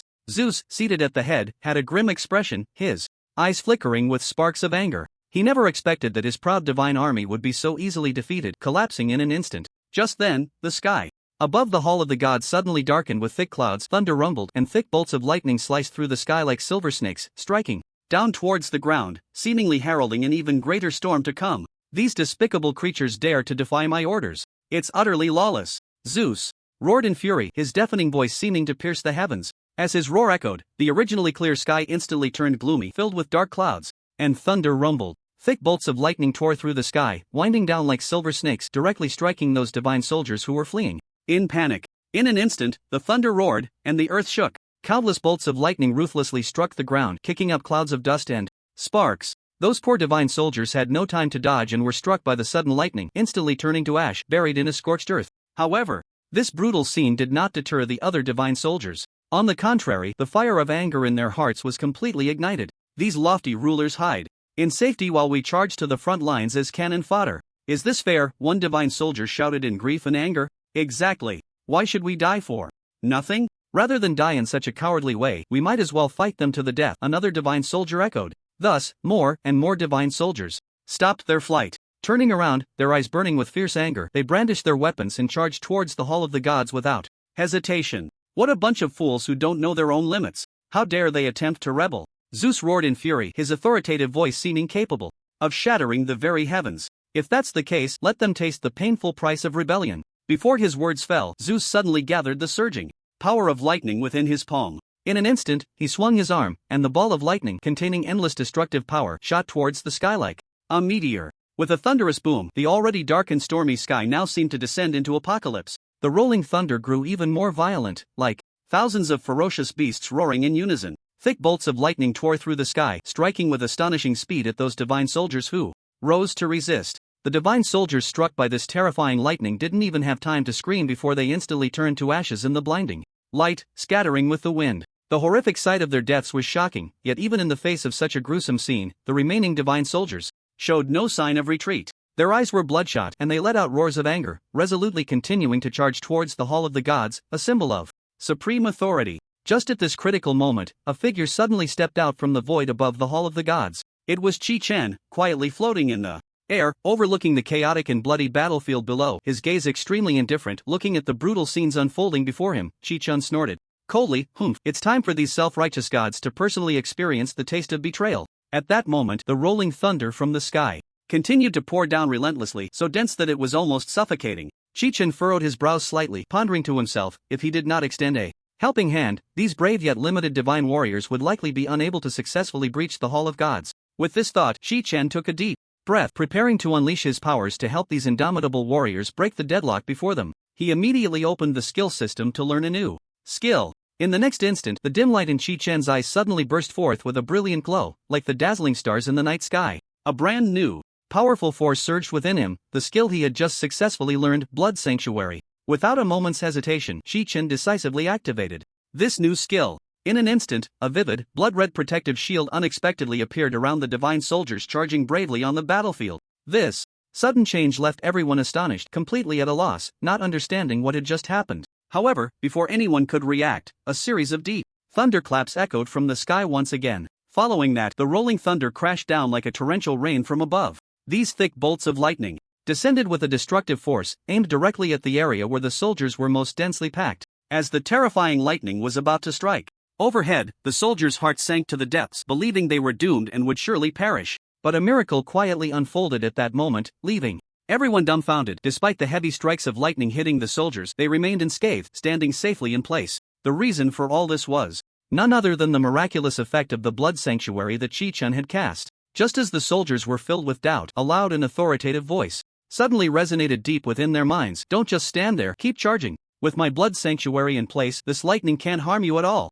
This voice acted like a shot of adrenaline, instantly reviving the spirits of the soldiers who were still somewhat shaken, their morale soaring as they gripped their weapons tightly and fearlessly charged at the enemy once more. Inside the Hall of Gods, the atmosphere was so tense it felt like it could drip with water. The once lofty and invincible gods now wore expressions of panic, watching helplessly as the situation grew increasingly unfavorable, their anxiety growing like wild grass. That despicable Chi-Chin dared to openly assist those rebellious traitors. The sea god Poseidon could no longer contain his inner fury. He widened his eyes and roared into the void, his voice crashing like thunder within the hall. Beside him, Zeus was equally furious, trembling with rage, his dignified face twisted in anger. He suddenly raised his hand and slammed it heavily on the stone table before him, producing a loud bang as the entire table shattered into pieces, debris flying everywhere. We absolutely cannot let this reckless fool off easily. He must be made to suffer, to wish he were dead. Zeus growled through clenched teeth, his eyes glinting with a cold light. Now is the critical moment of life and death, and it is time for us to re-establish the dignity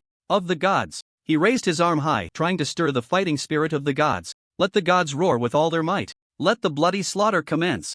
Let us wash away the shame we have suffered with the blood of our enemies. Zeus's words were filled with incitement, igniting a fervor in everyone. However, after this impassioned declaration came to an end, the Hall of the Gods fell into a dead silence. The gods exchanged glances, none of them moving to carry out Zeus's command. Each pair of eyes revealed a hint of hesitation and fear. Seeing no one respond, Zeus felt a wave of embarrassment wash over him. He cast a dark look over the assembled gods, hoping someone would step forward to break this suffocating stalemate. The gods looked at each other, exchanging complex glances, yet remained silent. Just then, Zeus's gaze suddenly fell upon Poseidon. Sensing Zeus's stare, Poseidon felt a tightening in his chest. He quickly turned his head away, afraid to meet Zeus's eyes, fearing that his inner cowardice would be exposed. Poseidon, from what you just said, it seems you harbor great resentment towards Chi-Chin. Zeus spoke coldly, his tone laced with obvious sarcasm. If that's the case, then you should take the lead and be the first to attack Chi-Chin. How about it? Zeus pressed on, giving Poseidon no chance to back down.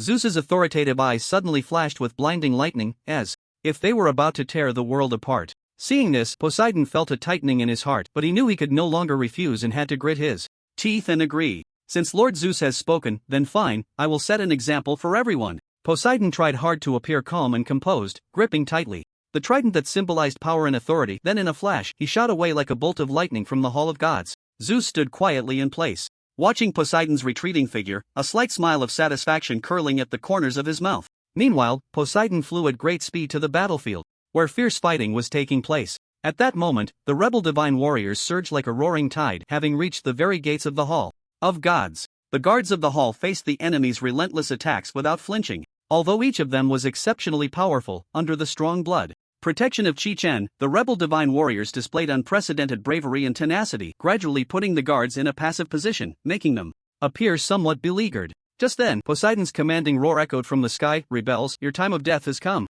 The voice was like rolling thunder, deafening, and in an instant, a chill rose from the hearts of the rebel divine warriors on the battlefield, causing their bodies to tremble involuntarily. Everyone looked up to see Poseidon surrounded by an unending surge of seawater, which seemed to have a life of its own, churning and swirling with his movements. He appeared like a deity rising from the deep sea, descending slowly from the sky with boundless pressure and fury. Chi-Chin stood quietly at a distance, his sharp eyes fixed intently on everything happening before him. He pondered to himself, they've already reached the Hall of Gods, and only one high-ranking god has come out. Do these self-important beings truly underestimate us so much? At that moment, Poseidon majestically swung his gleaming trident. In an instant, the previously calm sea surface erupted into monstrous waves, the surging waters crashing forward like a ferocious beast. The rebel warriors barely had time to react before they were mercilessly swept away by the boundless ocean. Meanwhile, the sky echoed with the sound of thunder. It turned out that Zeus was unleashing his powerful divine might, summoning bolts of lightning with astonishing force. These bolts fell like raindrops, densely striking the sea below, with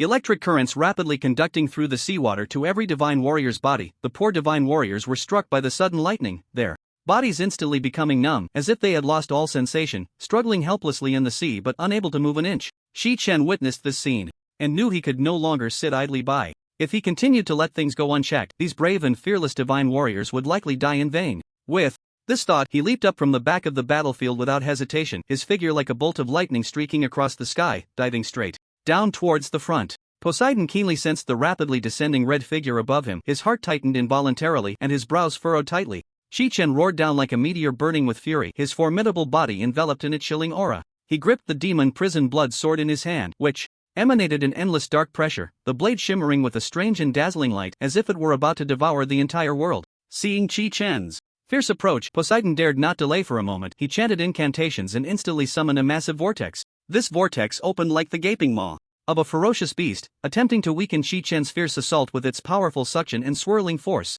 However, what Poseidon never expected was that Shi Chen faced this terrifying vortex without fear, charging straight into it like a bolt of lightning. Despite the violent forces within the vortex, Shi Chen's speed did not diminish in the slightest. Instead, he surged even more rapidly towards Poseidon. Did he think such a trivial trick could block my path?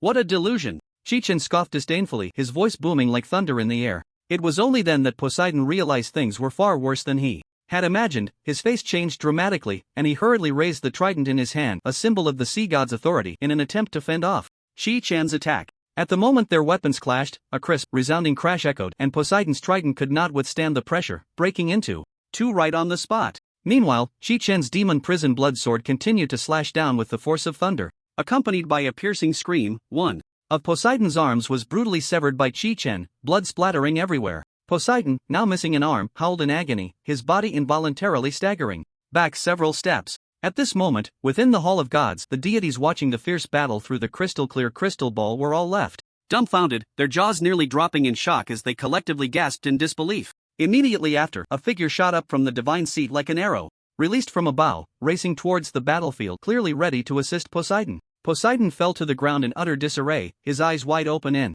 disbelief as he stared at his mutilated arm, filled with an unprecedented fear. So-called gods, it turns out, are nothing more than this. Shi Chen stood not far away, looking down at the fallen Poseidon, and once again let out a contemptuous laugh. Before his words had faded, he swung the demon prison blood sword and charged at Poseidon like a hungry tiger pouncing on its prey. At that moment, an arrow shot in like lightning from the side, aimed directly at Shi Chen. Although Shi Chen reacted quickly, the suddenness of the attack meant he could not completely evade it, and the arrow struck him accurately. In an instant, a deafening explosion rang out as if the entire world trembled. Following that, an extremely violent explosion erupted around Shi Chen, spreading outward like surging waves. Shi Chen was blasted away like a stone hit by a cannonball, his body traced a long arc through the air, flying several thousand meters before finally managing to stabilize himself. The power of that strike was indeed astonishing. However, surprisingly, it had not inflicted any substantial damage on Shi Chen. Slowly, Shi Chen raised his head, his gaze directed towards the vast sky. There, a man was driving a magnificent chariot engulfed in flames, racing across the heavens like a burning meteor. This man was none other than the legendary sun god, Apollo. Humph, riding a chariot, how flashy! Shi Chen scoffed. Upon hearing this, a look of disdain appeared on Apollo's face as he once again drew the golden glowing great bow in his hand into a full moon shape, knocking a blazing arrow, ready to deliver a fatal blow to Shi Chen. However, before he could aim at Shi Chen, the latter seemed to evaporate into thin air, disappearing without a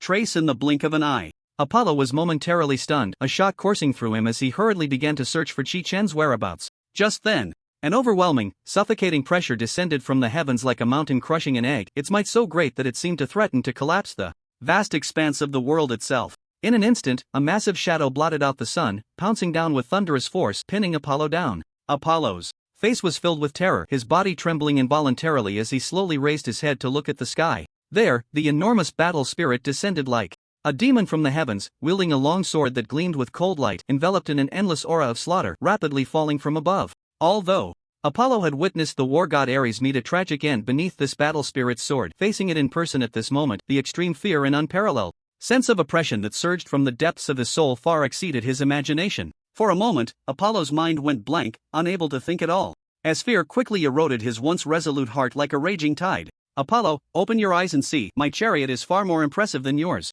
A voice filled with mockery and derision echoed from within the battle spirit. Hearing this, Apollo painfully closed his eyes, filled with despair, already resigned to the arrival of his tragic fate. However, just at this critical moment, a miracle occurred. Countless thick water columns shot up into the sky like dragons emerging from the sea, forcefully holding back the battle spirit that was about to crush Apollo completely. It turned out to be Poseidon, the sea god, who had been lying on the ground, gravely injured. Even though his wounds made it nearly impossible for him to move, he still chose not to give up the fight.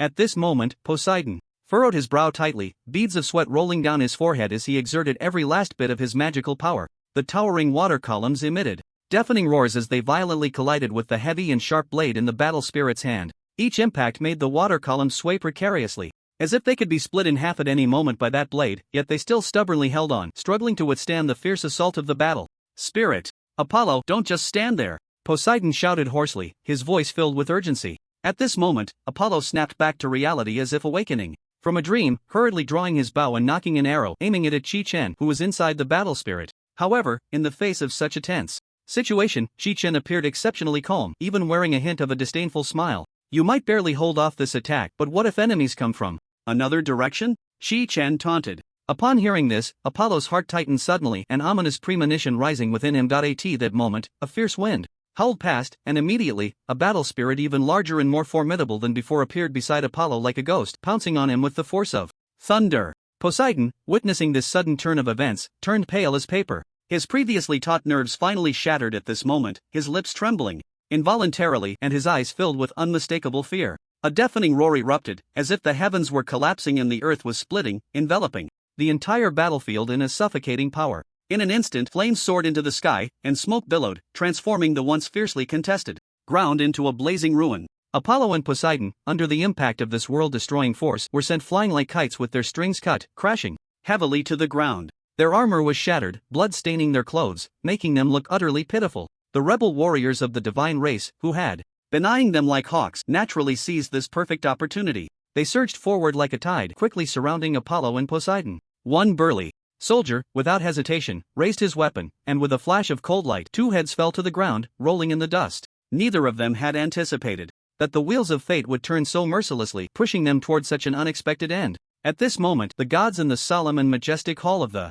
gods finally awoke from their stupor, realizing that the situation had plunged into extreme peril. Could this truly be the arrival of the legendary twilight of the gods? Fear and confusion intertwined in the hearts of the gods, and someone trembled as they murmured, "Lord Zeus, how should we respond to such a dire situation?" A deity asked anxiously, looking up at the lofty Zeus. However, Zeus merely shot him a fierce glare, his piercing gaze seeming to penetrate the soul. Then, in an undeniable tone, he roared, "At this point, we have no choice but to rise up and resist." Everyone obeyed the order, immediately preparing their arms for battle. Zeus's voice thundered like lightning in the hall of the gods. "Anyone who dares to defy my command will face my personal wrath." With that, Zeus's eyes suddenly lit up, dazzling lightning flickering and dancing within them, as if to tear apart the void. In the next moment, he flashed forward like a bolt of lightning, leading the charge out of the hall of the gods. The other deities, understanding that this battle was a matter of life and death, did not dare to delay, quickly adjusting their states and following Zeus's lead, surging out like a tide. Just as they stepped out of the hall of the gods, they were met head-on by a large number of fierce, rebellious divine warriors. These traitors had fierce expressions, wielding various sharp weapons, exuding a strong aura of killing intent. Although the rebel divine warriors were exceptionally brave and ferocious when faced with the supreme high gods, their courage alone proved to be quite limited. These divine warriors were unafraid of death, filled with rage and determination, charging recklessly toward the high gods. However, in the face of the unparalleled power of the high gods, these brave divine warriors were like fragile ants, unable to withstand the fierce onslaught. The noble and majestic Athena lightly waved her shimmering spear, sweeping it forward, and in an instant, countless divine warriors fell to the ground like wheat blown down by a storm. But this was just the beginning. The truly suffocating sense of oppression was just beginning to surge forth. As far as the eye could see, countless colossal battle spirits were marching forward with heavy steps, slowly closing in on the hall of gods. With each step they took, the ground trembled violently, as if the entire world was shaking in response. Standing on the high ground behind the battlefield, Chi-Chen wore a calm and composed expression. With his arms crossed, he watched everything unfold before him with great interest, secretly pondering, "I want to see how these high-ranking gods, who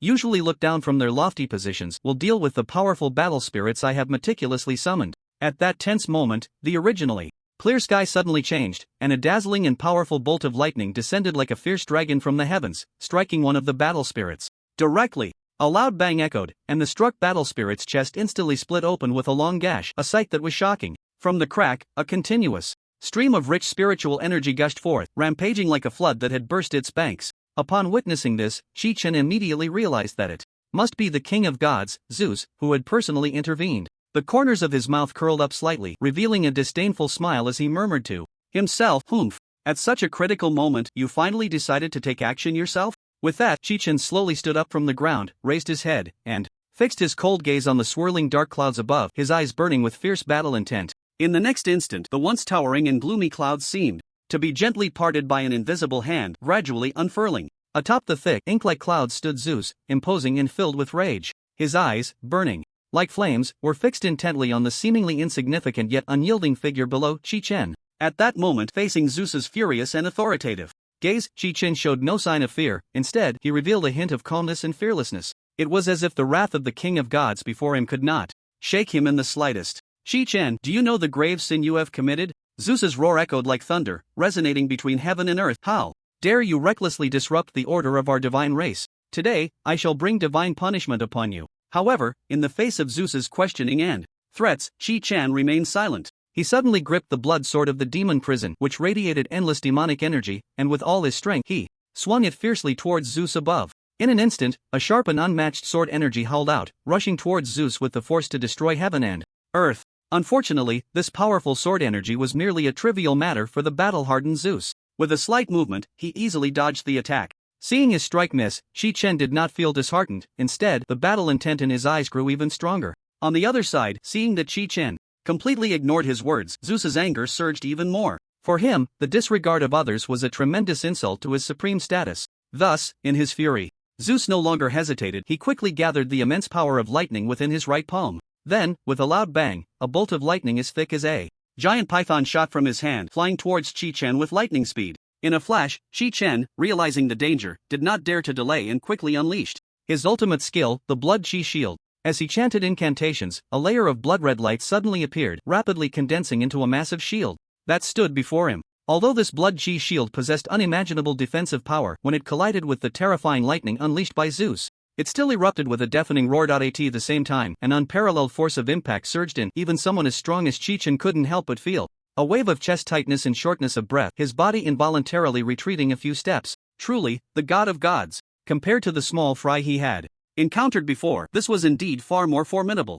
Chi-Chen murmured softly. However, his gaze showed no sign of retreat. Instead, it sparkled with a hint of excitement. "But if this is all you've got, then the victory in this battle will still belong to me." As soon as he finished speaking, Chi-Chen's eyes suddenly lit up, his hands swiftly forming seals as he chanted incantations. In an instant, several massive battle spirits, exuding a terrifying aura, materialized out of thin air. These battle spirits were clad in heavy armor and wielded various divine weapons, charging towards Zeus from all directions. Faced with such a fierce assault, Zeus remained unfazed, not even furrowing his brow. A cold glint flashed in his deep-set eyes, followed by a thunderous roar that echoed through the heavens and earth. Thunderous fury. As his roar rang out, the originally clear sky suddenly darkened with thick clouds, and thick bolts of lightning danced wildly like silver serpents. These lightning bolts converged, forming a cataclysmic storm of thunder that swept outward with overwhelming force. A deafening crash resounded, and the battle spirits that had just charged at Zeus with great momentum were utterly crushed by the powerful storm, disintegrating into specks of starlight that vanished into the air. However, at that moment, Zeus's figure shot out like a bolt of lightning, charging straight at Chi-Chen. His speed was astonishing, leaving one speechless. Fortunately, Chi-Chen's reaction was equally swift. He almost immediately responded as Zeus made his move. He swung his long knife horizontally, firmly blocking Zeus's powerful strike. In an instant, a dazzling spark erupted where their weapons met, the sound of metal clashing ringing deafeningly. The two were locked in a stalemate, gazing into each other's eyes, both filled with intense hostility and murderous intent. Zeus coldly regarded Chi-Chen before him, filled with disdain. In his eyes, Chi-Chen was merely an arrogant ant, foolish enough to challenge the god of gods himself. He was convinced that it wouldn't be long before Chi-Chen would pay a painful price for his arrogant ignorance. Meanwhile, Chi-Chen gripped his long knife tightly, fearlessly glaring back at Zeus. Although the latter was the god of gods, Chi-Chen felt no fear. On the contrary, after their brief exchange, Chi-Chen realized that while Zeus was indeed powerful, his own close combat abilities seemed to be nearly on par. As long as he could seize an opportunity to deliver a fatal blow, the outcome of this battle was still uncertain. Thus, a thrilling close-quarters fight began. The two exchanged blows, neither yielding, each move packed with immense power, making it a fierce contest. The troubling issue for Zeus was that Chi-Chun exhibited an astonishing, unconventional attribute that was simply remarkable. Even when Zeus unleashed his full strength and successfully struck Chi-Chun, it was unbelievable that Chi-Chun seemed completely unaffected, continuing to launch a fierce counterattack with vigor. Faced with such a tenacious and unyielding opponent, it was easy to understand why the valiant war god, Ares, had fallen to Chi-Chun's hands. At this moment, Chi-Chun keenly sensed that both sides were in a stalemate, evenly matched and unable to determine a victor.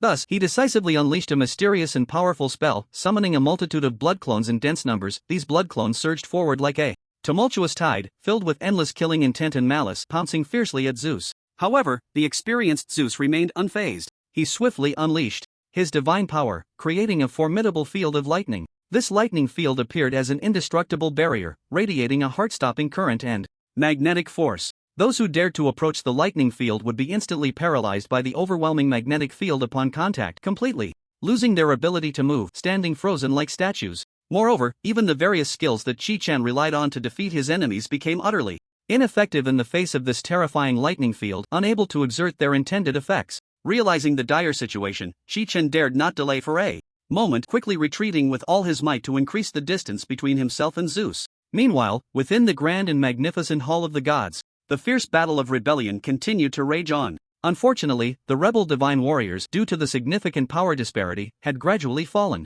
into a desperate situation, nearly slaughtered by the other gods. After dealing with the rebellious divine warriors, the remaining gods rushed away like lightning, hurrying to support Zeus. In the next moment, a large group of deities suddenly appeared beside Zeus as if by magic. Their gazes were like sharp arrows, piercing directly at Chi-Chan, filled with disdain and contempt. However, faced with such a tense situation, Chi-Chan appeared calm and composed, showing no signs of panic.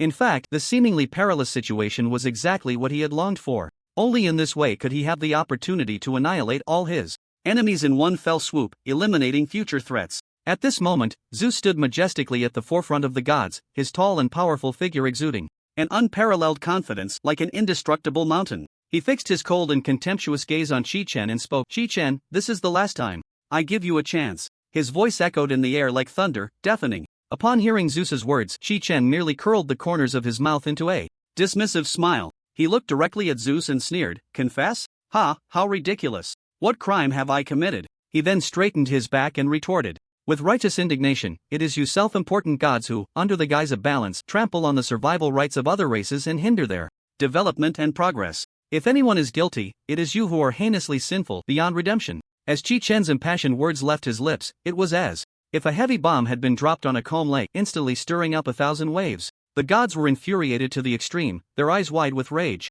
gritting their teeth, wishing they could immediately tear Chi-Chan to shreds. The situation grew increasingly tense, reaching the brink of explosion.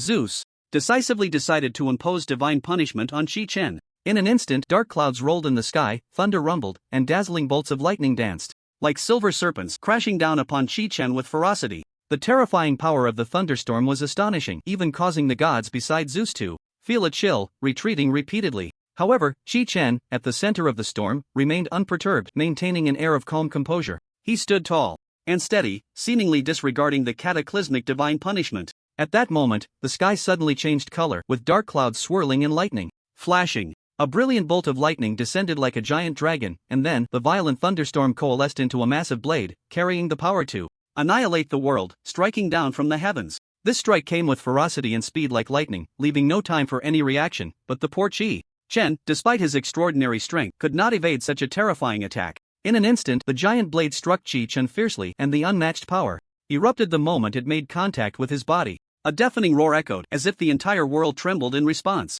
Accompanying this sound, an incredibly intense thunderstorm raged wildly around Chi-Chan. The once solid ground seemed to be torn apart, shaking violently, with bottomless cracks spreading rapidly, like a spider's web. In the blink of an eye, a massive pit appeared on the ground, filled with swirling dust, making it difficult to see what lay within. As the smoke gradually cleared, everyone finally saw the situation in the pit. There lay Chi-Chan, quietly positioned in the center of the deep pit, already unconscious. His clothes were tattered, and his body was covered in wounds, clearly suffering from extremely severe injuries. Seeing Chi-Chan lying there without the strength to fight back. The gods finally relaxed their tense hearts a little. That despicable guy actually killed so many of our companions. He absolutely cannot be let off easily. I must think of a way to torment him thoroughly, making him wish for life and death, one deity said fiercely. No matter how powerful he is, what can he do? In front of the great Lord Zeus, this Chi-chan is nothing but a trivial ant, another deity scoffed in agreement. Hearing his subordinates' discussions, Zeus smiled slightly and waved his hand slowly to signal them to be quiet. He then ordered his subordinates to carry the unconscious Chi-chan away. Thus, Chi-chan was dragged into a heavily guarded dungeon by Zeus's subordinates like a dead dog. Once inside the dungeon, those men roughly tied Chi-chan to a massive cross and then left. However, just when everyone thought Chi-chan had completely lost consciousness, no one noticed that the fallen Chi-chan had a barely perceptible sly smile curling at the corner of his mouth. In that dark, terrifying dungeon, Chi-chan was imprisoned, enduring chilling, inhumane torment day after day. Every night, when the bone-chilling cold wind howled through the gaps in the iron bars, the jailers would drag Chi-chan from the filthy straw pile, merciless whips raining down on his frail body, leaving behind shocking bloodstains. During the day, the scorching sun mercilessly shone into the cell, turning the already hot and humid air into a steamer, making Chi-chan suffer even more. But no matter how inhumane the torture he endured, Chi-chan remained unfazed, as if the pain had nothing to do with him. Almost every imaginable cruel punishment had been inflicted upon Chi-chan. Whipping, branding, roasting. Even the legendary torment of 1,000 ants devouring his flesh, yet none could truly inflict substantial harm on Chi-chan. This bizarre situation left the once lofty gods, who controlled life and death, deeply confused and enraged. Finally, one day, the god of gods Zeus, unable to contain his anger, decided to personally punish this oblivious fellow. Clad in golden armor and wielding the thunderous staff, he appeared majestically before Chi-chan. Zeus raised his staff high, chanting incantations, and in an instant the sky darkened with clouds, thunder, and lightning clashing. Countless thick bolts of lightning descended, like giant dragons, piercing through Chi-chan's entire body. Chi-chan let out a heart-wrenching scream of pain, the sound echoing through the heavens, shaking the entire dungeon. However, just moments later, Chi-chan regained his composure, his face still devoid of any expression, as if the harrowing lightning punishment he had just experienced was merely an insignificant dream. It turned out that the reason Chi-chan could face various tortures with such composure was not because he possessed an indestructible body, but due to his extraordinarily powerful vitality and astonishing healing speed. No matter how severe the injuries to his body, as long as he was given a little time, the wounds would heal rapidly, returning to their original state. Chi-chan had long anticipated the gods' helplessness in this situation. Although he was currently in a perilous position, suffering torment, all of this was merely part of his meticulously crafted plan. Behind this seemingly desperate scene lay Chi-chan's profound and thoughtful strategies, along with a series of astonishing secrets unknown to the world. When Zeus witnessed Chi-chan calmly enduring the punishment of lightning, standing there as if he were an unshakable mountain, it infuriated him to the point of rage. He huffed angrily, turned, and swept away, hastily leaving the heavily guarded prison, heading straight for the Hall of Gods. Upon returning to the solemn Hall of Gods, Zeus anxiously summoned the other deities to discuss strategies for dealing with Chi-chan. At this moment, the gods sat together, each wearing a frown, appearing helpless in the face of such a tricky situation. Just as everyone fell into silence, struggling to comprehend the dilemma, suddenly, one deity broke the silence, shouting, "In my opinion, we might as well throw Chi-chan directly into hell." As soon as these words were spoken, it was like a stone stirring up 1,000 waves, causing a stir among the gods. Another deity echoed, "Exactly. We are powerless against him, but those monsters in hell have various means and will surely find a way to deal with him." Before the words had even settled, the gods nodded in agreement, believing this idea to be quite feasible. However, at the same time, some deities showed concern and voiced their worries. Although the monsters in hell are formidable, what if they are not a match for Chi-chan? Just as the debate grew heated, the deity who had suggested throwing Chi-chan into hell confidently said, "You need not worry too much. You must know that that guy exists in hell." At this point, he deliberately lowered his voice, seemingly filled with reverence for that guy. Upon hearing the words "that guy," the faces of the gods instantly turned serious, and a tense, oppressive atmosphere filled the hall. For them, that guy was a taboo existence, and even mentioning his name sent shivers down their spines. The gods exchanged glances, none daring to speak lightly about that guy. After quietly listening, Zeus nodded slightly, indicating his deep agreement with what he had heard. His eyes, like a deep starry sky, sparkled with wisdom and authority. After a brief moment of contemplation, he made a decisive and resolute decision to punish Chi-chan by casting him into the endless darkness of the terrifying abyss of hell. Once the order was given, actions swiftly unfolded. Before long, the unfortunate Chi-chan was ruthlessly escorted to the grand central area of the Hall of Gods, like a leaf caught in the wind. At this moment, although he was trapped, he still held his head high, fearlessly staring at the lofty Zeus.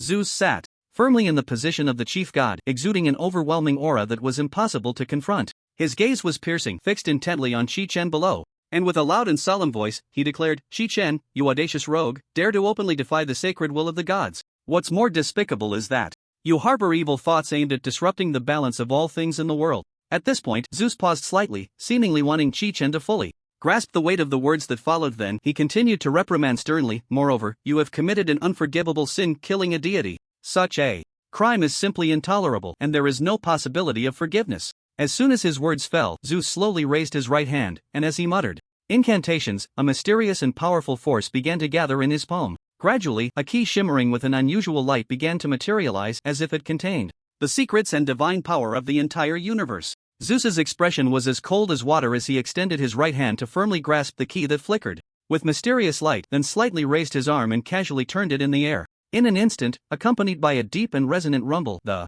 previously empty space ahead suddenly rippled with waves. Following that, a massive door, constructed of black boulders and exuding a chilling aura, appeared slowly, yet resolutely before everyone, like a giant beast that had just awakened from a long slumber. At this moment, the gods standing nearby cast their gazes, but what shone in their eyes was not curiosity or awe, but a deep-seated disgust and hatred. It was as if something extremely repulsive and terrifying was hidden behind that door. Indeed, this door was the legendary Gate of Hell, the passage connecting to the abyss of hell. Just as this gate of hell began to open slowly, a figure appeared before the watchful eyes of all. This person was Chi-Chen, his hands shackled with heavy chains, yet his face showed no sign of fear. Instead, it bore an unmistakable expression of disdain as he coldly stared at the hellish door that was gradually opening before him. "Chi-Chen, I, in the name of the supreme authority and glory of the gods, hereby solemnly declare that you shall be cast into the eternal abyss of hell, never to be reborn." Zeus's majestic voice echoed across the sky, booming like thunder in everyone's ears. As his words fell, two burly, fully armed guards stepped beside Chi-Chen, each gripping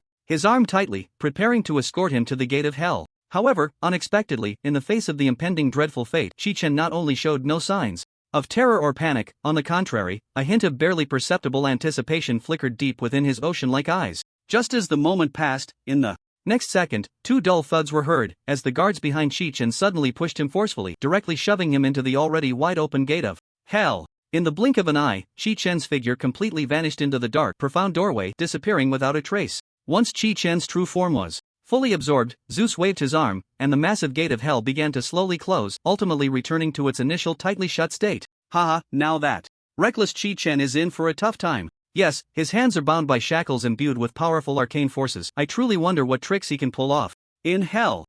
In my view, with those vicious demons in hell, it won't be long before they devour him alive, leaving not even a bone behind. The gods gathered together, eagerly discussing, their words filled with schadenfreude. On the other side, Chi-Chen plummeted into the bottomless abyss of hell like a meteor, burning with fierce flames, descending at an astonishing speed. As he fell, the surrounding scenery changed continuously like a kaleidoscope, sometimes dark and eerie, sometimes flickering with strange lights. Ultimately, everything froze in a chilling scene of purgatory. The ground was covered with scorching molten lava, flowing in torrents, occasionally bubbling up with enormous bubbles and acrid smoke. Yet Chi-Chen's gaze showed no fear. Instead, he grew increasingly excited. This journey to hell was precisely the plan he had meticulously crafted for a long time. To step into this forbidden land, he had invested countless efforts and hard work. And at this moment, he finally got his wish. At this time, the monsters in hell also sensed the strange light falling from the sky. They all raised their heads and looked towards the figure that was rapidly approaching like a shooting star. These monsters were all despised by the gods, deemed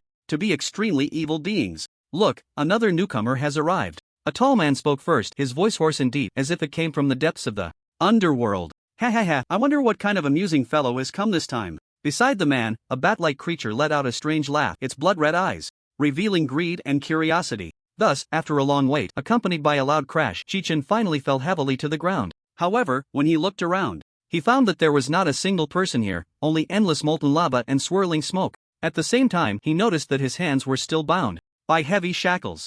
Chi-Chen took a deep breath and then suddenly exerted all his strength to break free from the heavy and incredibly sturdy shackles. With a crisp crack, the shackles broke apart, but things were far from as simple as Chi-Chen had imagined. After the shackles were removed, Chi-Chen was shocked to find that there remained a mysterious and eerie rune on his wrists. This rune flickered with a faint light, as if it had a life of its own, tightly adhering to Chi-Chen's wrist. Chi-Chen tried to summon the power within him to cast a skill, but was astonished to discover that his abilities were greatly restricted, as if an invisible force was firmly suppressing him. Chi-Chen stared at the rune on his wrist, his brows furrowing tightly, cursing inwardly, these cunning gods really have calculated everything. They even left this trick to deal with me. Just then, a sudden chill crept up from behind him, causing Chi-Chen's heart to tighten, and he instinctively turned to look. Not knowing what to expect, he was startled upon seeing a massive shadow, as large as a mountain, silently appear behind him, quickly enveloping him entirely. Chi-Chen focused his gaze and couldn't help but gasp. Before him stood a terrifying monster that blotted out the sky.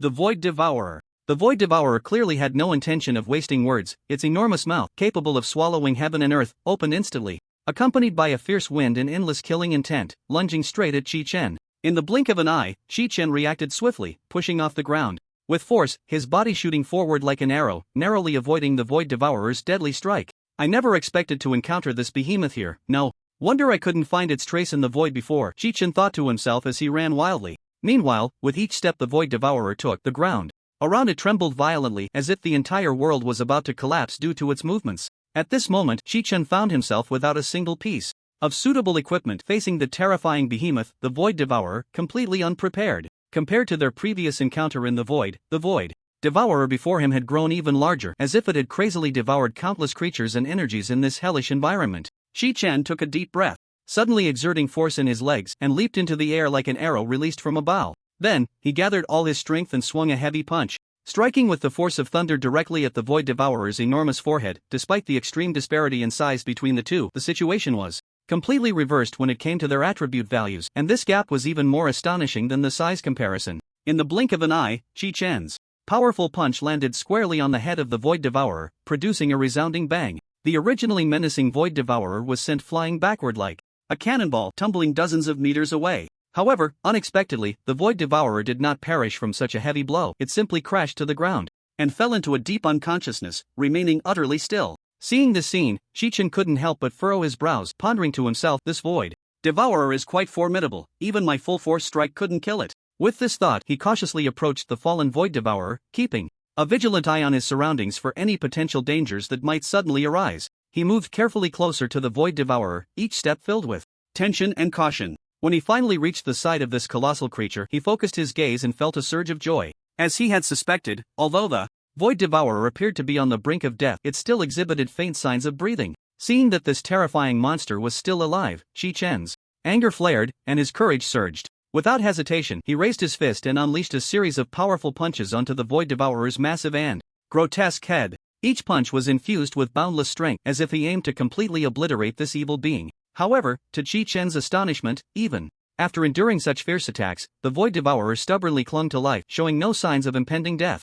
Chi-Chen was filled with doubt, thinking to himself, by all logic, given the injuries it had sustained and the amount of blood it had lost, it should have long since perished. But why was it still hanging on? Just as Chi-Chen was deep in thought, a strange man's voice suddenly drifted over from not far away. Don't bother, that guy can't be killed. Startled by the words, Chi-Chen's muscles tensed up instantly, and he spun around like a startled cheetah, his gaze alertly directed toward the source of the voice. Not far behind him stood a man, tall and upright, with skin that exhibited a bizarre dark purple hue, resembling a shadow in the night. Chi-Chen recognized at a glance that this unique skin color was one of the distinctive features of the legendary dark race. The dark-skinned man approached Chi-Chen with steady steps and said, once this guy is defeated, he will immediately fall into a sleep state until one day he awakens again. After saying this, he stopped and looked directly into Chi-Chen's eyes, introducing himself. Hello, new friend, my name is Otto. Welcome to hell. Chi-Chen stared intently at the dark-skinned man before him, pondering to himself as he observed the man standing there, exuding an indescribable aura. Although the man appeared to show no malice on the surface,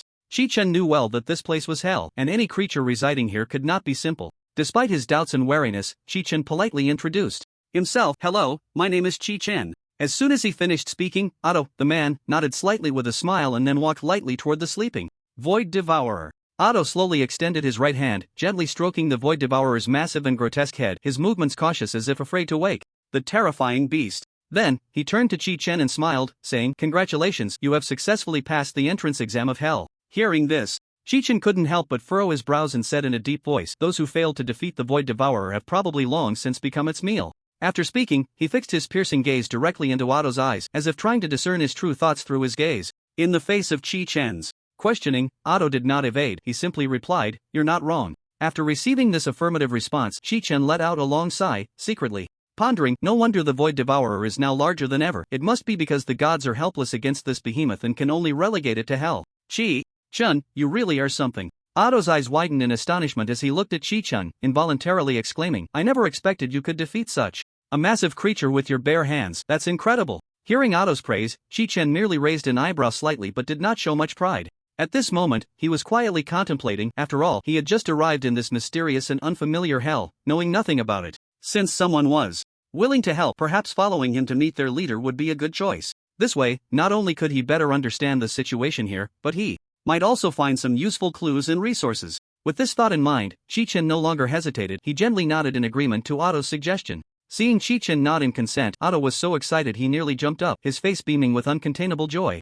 Alright, let's set off right away. With that, Otto immediately turned around and strode forward. As he walked, he looked back to remind Chi-chun, hurry up and keep up. This place isn't safe. If you accidentally get lost and those bad guys set their sights on you, I won't be able to save you. After saying this, Otto playfully winked at Chi-chun and then quickened his pace ahead. Seeing this, Chi-chun didn't dare to lag behind and hurriedly followed closely behind Otto. Just then, he suddenly noticed a fleeting, barely perceptible sly smile on Otto's face, which vanished in an instant, but Chi-chun caught it keenly. However, at this moment, Chi-chun didn't think much of it. He simply quickened his pace and continued to follow Otto. Before long, the two of them stepped into a bustling and lively town. Chi-chun curiously looked around, filled with surprise and disbelief. He had originally thought that hell would be a desolate, eerie, and terrifying place, but he never expected to find such a prosperous and noisy city here. Noticing the astonished expression on Chi-chun's face, Otto couldn't help but smile and turn to him, saying, I bet you're very surprised right now. After all, this is hell. How could there be such an orderly city? After saying this, he chuckled softly. That's right, this is indeed hell. But even in hell, those living here need to survive. Otto continued to explain with great interest. However, Chi-chun did not respond to Otto's words. He remained silent, quietly observing the various beings coming and going around him. He saw that these residents of hell came from different races. Some were tall and mighty, while others were small and delicate. Some had terrifyingly fierce faces, while others looked no different from ordinary people. However, what surprised Chi-chun was that despite their varied appearances, their actions and demeanor seemed very normal and natural, completely unlike the viciousness described in rumors. As they walked along, Otto eventually brought Chi-chun to a stop in front of a luxurious and grand villa. Chi-chun stood there, gazing at the magnificent building before him, hesitating for a moment. At that moment, Otto, who was walking ahead, noticed that Chi-chun had not kept up, so he quickly turned around and urged, Mr. Chi-chun, please hurry, our esteemed leader is waiting for you inside. Without hesitation, Chi-chun nodded and swiftly followed Otto's steady and hurried footsteps. Otto led Chi-chun through the garden path like a skilled guide, heading straight towards the grand villa. Finally, they arrived at the villa's entrance. Otto gently pushed the door open and stepped inside first, with Chi-chun closely following. As soon as he entered the spacious and bright hall, Chi-chun couldn't help but furrow his brow. He was astonished to find that this place, which should have been bustling with activity and filled with voices, was now completely empty. The surroundings were silent, with only the sound of their footsteps echoing in the vast hall. However, at that moment, without any warning, Chi-chun felt a sudden heaviness beneath his feet, as if an invisible force was pulling him down. Looking down, he was horrified to discover that his feet had unknowingly sunk into a mysterious magic circle. At the same time, the friendly and warm Otto suddenly seemed to transform into a different person. The smile on his face vanished, replaced by a twisted and malicious expression. He glared at Chi-chun with a fierce look in his eyes, radiating a chilling menace. Faced with this sudden turn of events and Otto's betrayal, Chi-chun appeared remarkably calm and composed. He merely cast a dismissive glance at the magic circle beneath him and the menacing Otto, a smirk playing at the corners of his mouth, as if he were utterly unconcerned by what was happening. Chi-chun, remember the first lesson of hell, never easily trust strangers. Otto sneered triumphantly. Before he could finish speaking, the magic circle beneath Chi-chun began to slowly activate, emitting a faint, sinister glow. Chi-chun immediately felt a powerful suction coming from beneath his feet, as if the energy within him was flowing out uncontrollably like a burst dam. It turned out to be the infamous spell of the dark race, the plundering array. Chi-chun murmured softly, his tone as calm as if he were discussing the most ordinary matter. This array could forcibly seize the opponent's magical energy and claim it as its own. Hearing Chi-chun casually mention the origin and effect of the array, Otto was taken aback, secretly pondering, I didn't expect this guy to know so much about our dark race's spells. It seems I've encountered a tough opponent today. So what if you know? Otto feigned calmness and continued to mock. Do you really think you can escape my grasp just because of this little knowledge? Chi-chun's lips curled slightly, revealing a faint smile as he fixed his piercing gaze on Otto and said softly, do you really think your frail body can withstand such immense power? The moment Chi-chun's words fell, Otto suddenly felt an unusual sensation surge within him. It was as if countless tiny insects were crawling inside his body, gnawing at his flesh and bones. Just a second later, this indescribable pain became unbearable for Otto, and he collapsed to his knees heavily. At the same time, his breathing became extremely labored, each breath feeling like it was draining all his strength. As Otto fell, the mysterious magic circle that had enveloped the surroundings began to flicker with faint light, which gradually dimmed until it completely vanished. Meanwhile, Chi-Chen leisurely stepped out of the magic circle, his steps light and steady, as if he were taking a casual stroll.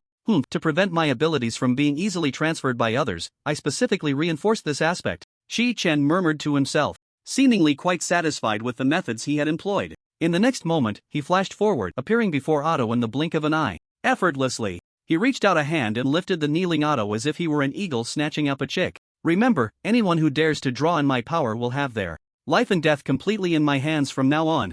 Chi-Chen looked down at Otto, whose face was contorted in pain, and warned him in a cold tone. At this moment, Otto had already been tortured into a near unrecognizable state by fear and pain. He looked up at Chi-Chen with pleading eyes and trembled as he said, "Please, I beg you, show mercy and let me live. I am willing to serve you like a beast from now on, and I will never dare to have any second thoughts." Hearing Otto's desperate pleas, Chi-Chen hesitated for a moment, then slowly released his grip on Otto's collar. Freed, Otto quickly covered his throat with both hands, gasping for air, secretly relieved to have escaped a calamity. However, no one expected that just when everyone thought the matter had settled, Otto, who had just been begging for mercy, suddenly revealed his true colors. He abruptly pulled a sharp dagger from his bosom and, with lightning speed, thrust it fiercely toward Chi-Chen's heart. "Ah, die. I told you before, never trust the sweet words of others," Otto shouted madly, pushing the dagger forward with all his might. In that instant, time seemed to freeze. However, in the blink of an eye, Chi-Chen swiftly extended his right hand and unhesitatingly grasped the blade of the dagger that Otto had lunged at him. In an instant, blood gushed from Chi-Chen's palm, dripping onto the ground and forming shocking splatters of crimson. Yet, astonishingly, despite the excruciating pain and blood loss, Chi-Chen didn't even furrow his brow, let alone show any sign of fear. His resolute and indifferent gaze fixed directly on Otto, like an immovable mountain. Meanwhile, Otto frowned at the sight, pondering how to respond next. As the situation began to spiral out of control, he was just about to unleash his berserk ability to try to turn the tide. But at that critical moment, Chi-Chen suddenly struck. A crisp sound echoed as Chi-Chen delivered a powerful slap to Otto's face. The force of the blow was tremendous. Otto didn't even have time to react before he was sent reeling, instantly losing consciousness. When he finally regained his senses, he was horrified to find himself gravely injured, his life force nearly depleted, with only a faint breath left to cling to. At that moment, Otto lay helplessly on the cold ground, his body trembling slightly, looking as if he were on the brink of death. Chi-Chen quickly seized the dagger from Otto's hand and examined it closely. This dagger is quite nice. From now on, it will be mine," Chi-Chen said with a slight smirk. Hearing this, Otto, lying on the ground, struggled to lift his head and weakly replied, "Big brother, if you like this dagger, please take it. I only ask that you show mercy and let me live. As long as you spare me, I will do anything you ask." Upon hearing this, Chi-Chen turned his head with interest, his sharp gaze fixed on Otto as he said with a hint of a smile, "You've fallen to this state, and you still dare to negotiate with me? You should know that your life and death are entirely in my hands at this moment." Otto looked at Chi-Chen with a face full of panic, his eyes filled with despair and fear. He stammered and continued to plead, Chi-Chen, I beg you, have mercy and spare my life. I promise I will never dare to deceive you again, truly. Even if I have to serve you like a beast for the rest of my life, I would do so willingly." The corners of Chi-Chen's mouth lifted slightly, revealing a barely perceptible smile. Facing Otto, he had already devised a different plan in his heart. He slowly spoke, "I can spare your life." Chi-Chen's voice was calm and steady, as if everything was under his control. Upon hearing this, Otto felt as if he had been granted a reprieve, his gratitude overflowing. Without a second thought, he immediately knelt on both knees, repeatedly bowing to Chi-Chen while continuously muttering, "Thank you, my lord, for sparing my life. Thank you, my lord, for sparing my life. Whatever you ask, I will go through fire and water without hesitation." Seeing Otto so fearful and trembling, Chi-Chen merely smiled lightly and continued, "Well, then I will tell you what I need your help to find, Nibelungen." As soon as the words left his mouth, the once obsequious Otto was instantly frozen in shock, his smile seemingly petrified as if under a spell. It turned out that the Nibelungen Chi-Chen mentioned was not an ordinary item, but rather an evil god that had long since fallen into hell. This evil god possessed an extremely powerful and mysterious authority, said to be the only force capable of bringing the invincible Zeus to his knees. Previously, Chi-Chen had engaged in a breathtaking battle with Zeus. At that time, Chi-Chen was filled with ambition, completely disbelieving that there was anyone in the world he could not kill. However, reality dealt him a heavy blow. Although Zeus was clearly at a disadvantage during the fight. No matter how Chi-Chun unleashed all his skills, he could never truly slay the king of the gods. At this moment, Otto was inwardly lamenting, secretly pondering how he could escape from this terrifying Chi-Chun. This is bad, I've run into such a crazy guy. While Otto silently lamented, he racked his brain for an escape plan. Alright, Lord Chi-Chun, I will do my utmost to help you find it. Although Otto said this, his obviously perfunctory tone and expression completely betrayed his true thoughts. Chi-Chun's mouth curled slightly, revealing a barely noticeable smile, and then he slowly placed his right hand on Otto's shoulder.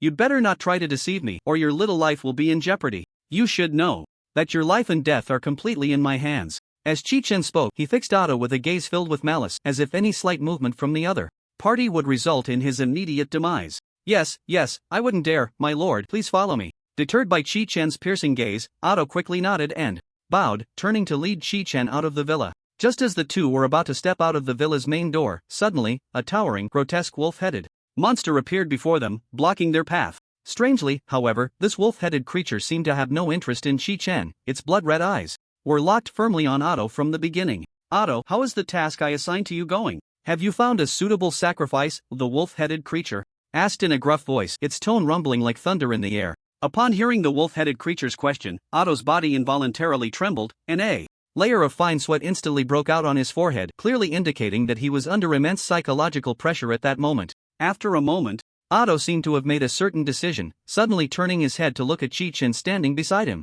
The sacrifice is right here. Otto stammered, mumbling as he pointed in the direction where Chi-Chun was. Upon hearing Otto's words, the wolf-headed man immediately shifted his gaze from Otto to Chi-Chun, beginning to scrutinize the person before him from head to toe. At that moment, Chi-Chun met the wolf-headed man's gaze without fear, his eyes revealing an inexplicable confidence and calmness. The sacrificial offerings sent in the past have all turned into invaluable elixirs. I wonder how useful this guy you brought will be? The wolf-headed man muttered to himself while examining Chi-Chun. I'll take that person away. Well done, Otto, he said with a sinister expression. The wolf-headed man, tall and imposing, exuded a fierce aura as he unceremoniously reached out with his furry hand, aiming to grab Chi-Chun and pull him effortlessly to his side. Just at that critical moment, a glint of cold light flashed in Chi-Chun's eyes, and with lightning speed, he struck out, accurately seizing the wolf-headed man's wrist. Despite the wolf-headed man's much larger size, it was astonishing that no matter how hard he struggled, he could not break free from Chi-Chun's grip, which was as firm as a vice. Kid, I advise you to be sensible. Don't refuse a toast only to drink a forfeit. My superior is?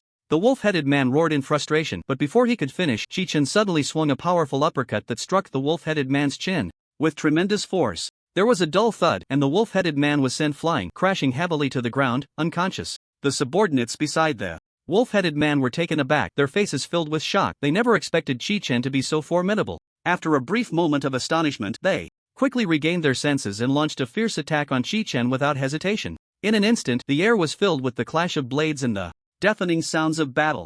Amidst the chaos, Otto remained unusually calm. He swiftly pulled out a small smoke bomb from his pocket and threw it forcefully to the ground. In an instant, a thick, acrid smoke billowed up, rapidly enveloping the entire area. In this dense smoke, Chi-Chun moved like a ghost among the crowd. With his keen perception and agile movements, he dealt fierce blows to any enemy he encountered. Each punch and kick contained immense power, causing the subordinates to cry out in pain. As the smoke gradually dissipated, the once noisy scene fell into a deathly silence. Upon closer inspection, the wolf-headed man and his subordinates were sprawled on the ground in disarray, some unconscious, others groaning in agony. Meanwhile, Otto seemed to have evaporated into thin air, disappearing without a trace.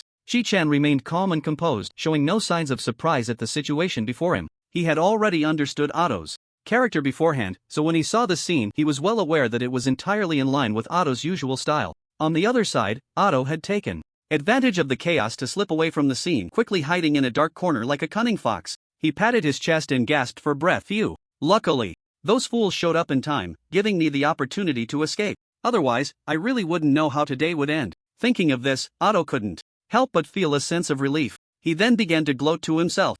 That Chi-Chun actually dared to try to control me? What a delusion. He should weigh himself and see how much he really is worth. However, just as Otto was lost in self-indulgence, suddenly, a familiar voice rang in his ear without warning. Oh, is that so? The voice struck like thunder, instantly pulling Otto back from his fantasies into reality. He was startled, his body trembling involuntarily. And then he turned sharply to look. There stood Chi-Chun, having silently appeared behind him at some point, gazing at him with a cold and scrutinizing look. At that moment, Otto's face turned pale, cold sweat pouring from his forehead, and his legs shook like chaff. Faced with Chi-chan's overwhelming aura, the once arrogant Otto suddenly became stammering, Master Chi-chan, I was just saying that casually, please don't take it to heart. Chi-chan's lips curled slightly, revealing a faint smile as his gaze fell on the terrified Otto before him. Not long ago, Otto had foolishly absorbed some of Chi-chan's power, completely unaware, which allowed Chi-chan to easily track him down. However, at this moment, Otto remained oblivious to this fact. What exactly is the background of those guys who came looking for you just now? Chi-chan did not waste words on Otto's escape but quickly shifted the topic to the group of mysterious figures that had come to find Otto. He then pressed on, and what about that so-called sacrifice they mentioned? Faced with Chi-chan's rapid-fire questioning, Otto hesitated for a moment before finally slowly opening his mouth to explain the situation. He sighed deeply, his tone revealing a hint of helplessness and bitterness. Alas, to be honest, I've ended up in this situation out of sheer necessity, Otto murmured softly. Then, raising his voice slightly, he continued, the people who came looking for me just now are from the most powerful gang in hell, the Godslayer gang. This gang is ruthless and cruel, instilling fear in all who hear their name. They forced me to refine other innocent people into elixirs for them, and as for the specific uses of these elixirs, to be honest, I'm not particularly clear on that either. Chi-chan listened quietly to Otto's account, his brows gradually knitting together. Although there were doubts about the truth of Otto's words, it was undeniable that what he said sounded quite unbelievable. Godslayer gang. Chi-chan murmured the name, a hint of interest appearing on his face. Just hearing the name, it sounds quite intriguing. His gaze flickered, seemingly filled with curiosity and anticipation for this mysterious gang. Then, with a wave of his hand, Chi-chan instructed Otto beside him, let's go, take me to meet their gang leader. His tone was firm and brooked no argument. However, upon hearing this, Otto looked at Chi-chan with a face full of terror. The reason was simple. Just a short while ago, Chi-chan had personally killed quite a few members of the Godslayer gang. Thinking of this, Otto's body trembled involuntarily and his voice became shaky. Master Chi-chan, are you really sure you want to do this? In response to Otto's doubt, Chi-chan frowned and impatiently snapped, stop the nonsense. Hurry up and lead the way. With no other choice, Otto had to brace himself and lead Chi-chan toward the location of the Godslayer gang's leader. After what had happened earlier, he dared not entertain any thoughts of escape this time. After all, Chi-chan's strength was simply too formidable. If he dared to run, he would likely meet his end in an instant. However, as they walked, a thought suddenly popped into Otto's mind. With Chi-chan's extraordinary skills and unfathomable depth, perhaps the leader of the Godslayer gang wouldn't even be his match? At this thought, Otto couldn't help but let out a long sigh filled with a sense of desolation. Sigh, today has truly been a stroke of bad luck. With a heart full of trepidation, Otto led Chi-chan forward until they finally arrived at a magnificent and grand castle. Surrounding the castle were fully armed guards, each with a serious expression and an imposing demeanor. As soon as they spotted Otto and Chi-chan, they immediately raised their crossbows, aiming their arrows directly at the two. No, don't shoot. Please don't fire. Otto shouted hoarsely at the guards, his voice echoing in the vastness before the castle. While shouting, he waved his arms frantically, trying to make the nervous guards see his appearance clearly. From high atop the castle, the head guard looked down at Otto with a disdainful and contemptuous gaze. He coldly snorted and mocked, oh, it's you, Otto? What brings you here today, daring to come and deliver yourself to death? Although Otto felt quite displeased upon hearing this, he did not show it on his face. His eyes darted around, and a plan formed in his mind. He quickly shouted, wait, don't be so hasty. I bring important news and a person. Haven't you been searching for the murderer who killed your gang brother? Let me tell you, it's this person behind me who did it. As he spoke, he deliberately put on an indignant expression and pointed at Chi-chan, who was standing not far behind him. Chi-chan, who had been quietly observing the situation, was suddenly pulled into the spotlight as a shield, leaving him speechless. However, he suppressed his anger and turned back with a helpless expression, giving Otto a faint glance. Seizing the opportunity, Otto lowered his voice and whispered to Chi-chan, I'm sorry, Lord Chi-chan. The situation forces me to trouble you to cooperate with me for a moment. The head guard hesitated upon witnessing this scene. Just then, a mysterious figure slowly emerged from behind the head guard, dressed in a long black robe. The figure was shrouded in shadows from head to toe, making it impossible to discern their true appearance. The figure gracefully approached the head guard and leaned down, whispering a few words in his ear. It was unclear what the man in the black robe said to the head guard, but the guard first appeared slightly taken aback, then his expression grew serious. After a moment of contemplation, he finally waved his hand, signaling the guards to slowly open the castle's main gate. Seeing the gate finally open, Otto jumped up in excitement, turning to Chi-chan with a triumphant smile.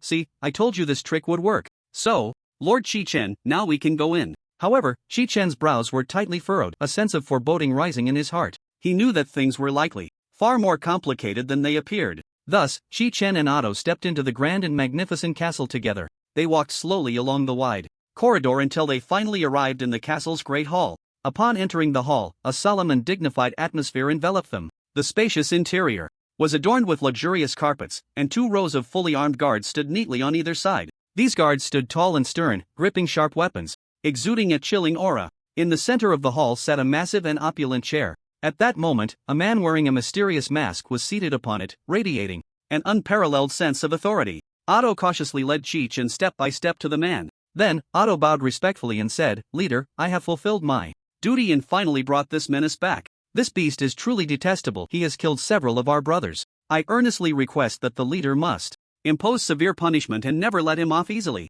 However, the man on the throne merely gazed silently at Otto, not uttering a word from beginning to end. Time seemed to freeze, and the entire hall fell into a dead silence. After a long while, the man finally slowly parted his lips and said softly, "Otto, do you think I am a fool beyond measure?" His voice, though not loud, was filled with endless authority, striking the heart like a thunderbolt. This sudden remark made Otto tremble all over, involuntarily taking 2 steps back. Immediately after, a series of orderly footsteps sounded, and the previously motionless guards sprang into action, quickly surrounding Chi-Chen and Otto in the center. Faced with such a tense situation, Otto was instantly frightened pale, and without hesitation, he turned to hide behind Chi-Chen, his body trembling uncontrollably. In contrast, Chi-Chen appeared completely indifferent. He cast a disdainful glance at the surrounding guards, the corners of his mouth slightly curling up, revealing an unmistakable look of contempt. There was no need to send more men to their deaths, Chi-Chen said coldly, slowly drawing out a razor-sharp dagger from his waist, gripping it tightly in his hand, exuding a chilling aura, fully prepared for a life-and-death battle. The guards surrounding Chi-Chen, however, exchanged glances, none daring to take the first step to challenge this figure,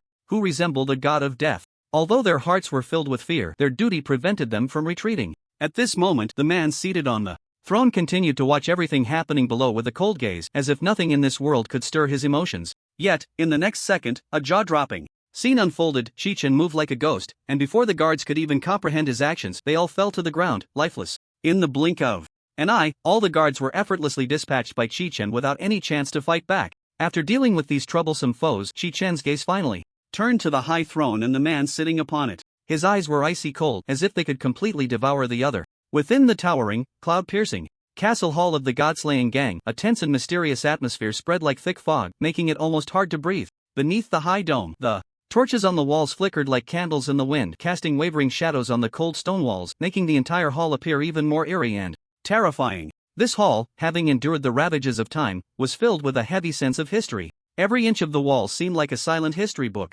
quietly recounting past glories and bloodshed. On the mottled stone walls, traces of fierce battles could still be faintly seen. The ancient stone slabs on the ground had become incredibly smooth from countless footsteps. On the throne, the leader of the god-slaying gang sat upright, dressed in a black luxurious robe. His garments billowed in the wind like a ghost in the night. The leader's face was as cold as frost, and his gaze revealed an unfathomable authority, as if he could see through all things in the world. The slight upward curve of his lips held an imperceptible cold smile, sending chills down one's spine. Not long ago, this leader of the god-slaying gang had witnessed how the newcomer, Chi-Chen, easily dispatched several guards attempting to block him with lightning speed and overwhelming power. Those guards, usually rigorously trained and battle-hardened, appeared utterly vulnerable before Chi-Chen. Before the weapons in their hands could even touch Chi-Chen's clothing, they were already shattered by his fierce onslaught, their bodies torn apart as if made of paper, blood splattering and staining the stone slabs beneath them. Everything that transpired fell without exception into the eyes of the god-slaying gang's leader, who sat high upon the throne. He narrowed his eyes slightly, an involuntary smile curling at the corners of his mouth, a strong interest arising within him for this sudden intruder. "You truly are a person worthy of praise." The leader of the god-slaying gang finally spoke slowly, his voice deep and steady, resonating like a great bell, carrying an indescribable magnetism that echoed throughout the grand hall. "To dare to provoke my people so boldly, such fearless courage is indeed admirable." As he spoke, his sharp, eagle-like gaze swept lightly over Chi-Chen, as if to thoroughly examine him inside and out, to gauge what true strength this uninvited guest possessed. At this moment, Chi-Chen stood firmly in the center of the hall, facing this legendary superpower in the martial world without a trace of fear. He straightened his back, his bright and spirited eyes unwaveringly fixed on the leader of the god-slaying gang, and responded in a resolute tone, "I have come here only to seek the evil god Nibelungen." As soon as his words fell, the previously noisy discussions in the hall fell silent as if a spell had been cast, so quiet that even the sound of a needle dropping could be clearly heard. The leader of the god-slaying gang clearly did not expect such an answer. his face first displaying an expression of disbelief, followed quickly by a flash of shock in his eyes. After a moment, he regained his composure and continued to ask, "Why seek Nibelungen? What secret lies behind this?" Shi Chen's lips curled slightly, revealing a cold and disdainful smile, and then he explained in a tone laced with mockery and contempt, "I want to personally slay that arrogant Zeus, because I know well that only by harnessing the immense power of Nibelungen can I achieve this grand goal. I firmly believe that only the endless energy it contains can grant me the strength to contend with that self-important, self-proclaimed god." His words were delivered with unwavering determination, as if they were a shout erupting from the depths of his soul, without a hint of hesitation or doubt, making it impossible to question their authenticity. At that moment, Shi Chen, who had been staring ahead, suddenly shifted his gaze to the mysterious figure cloaked in black behind the throne. This figure had long remained hidden in the shadows, rarely drawing attention, but at this moment, it could not escape Shi Chen's sharp gaze. Shi Chen fixed his eyes on the cloaked figure and spoke softly, "However, I know very well that you are not the so-called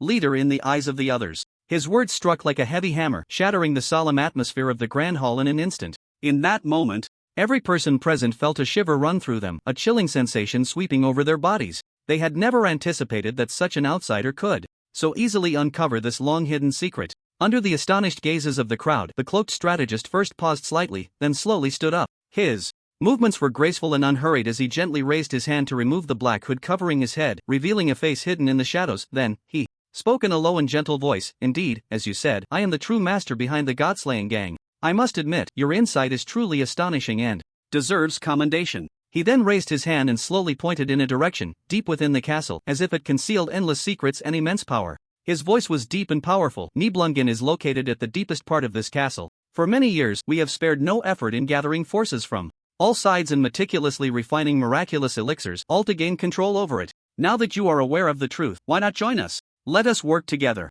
to accomplish this earth-shattering endeavor." Upon hearing this, Shi Chen let out a cold snort in his heart, secretly pondering, "If it weren't for my current poor physical condition, how could this ragtag group from hell possibly be my adversary?" However, despite his disdain, he had to acknowledge that after this understanding, he had a new recognition of the true strength of the God-slaying gang. He deeply realized that on this path of pursuing great power, he was not alone in his struggles. In that distant unknown, there were many mysterious and astonishing forces quietly waiting for him to explore and uncover.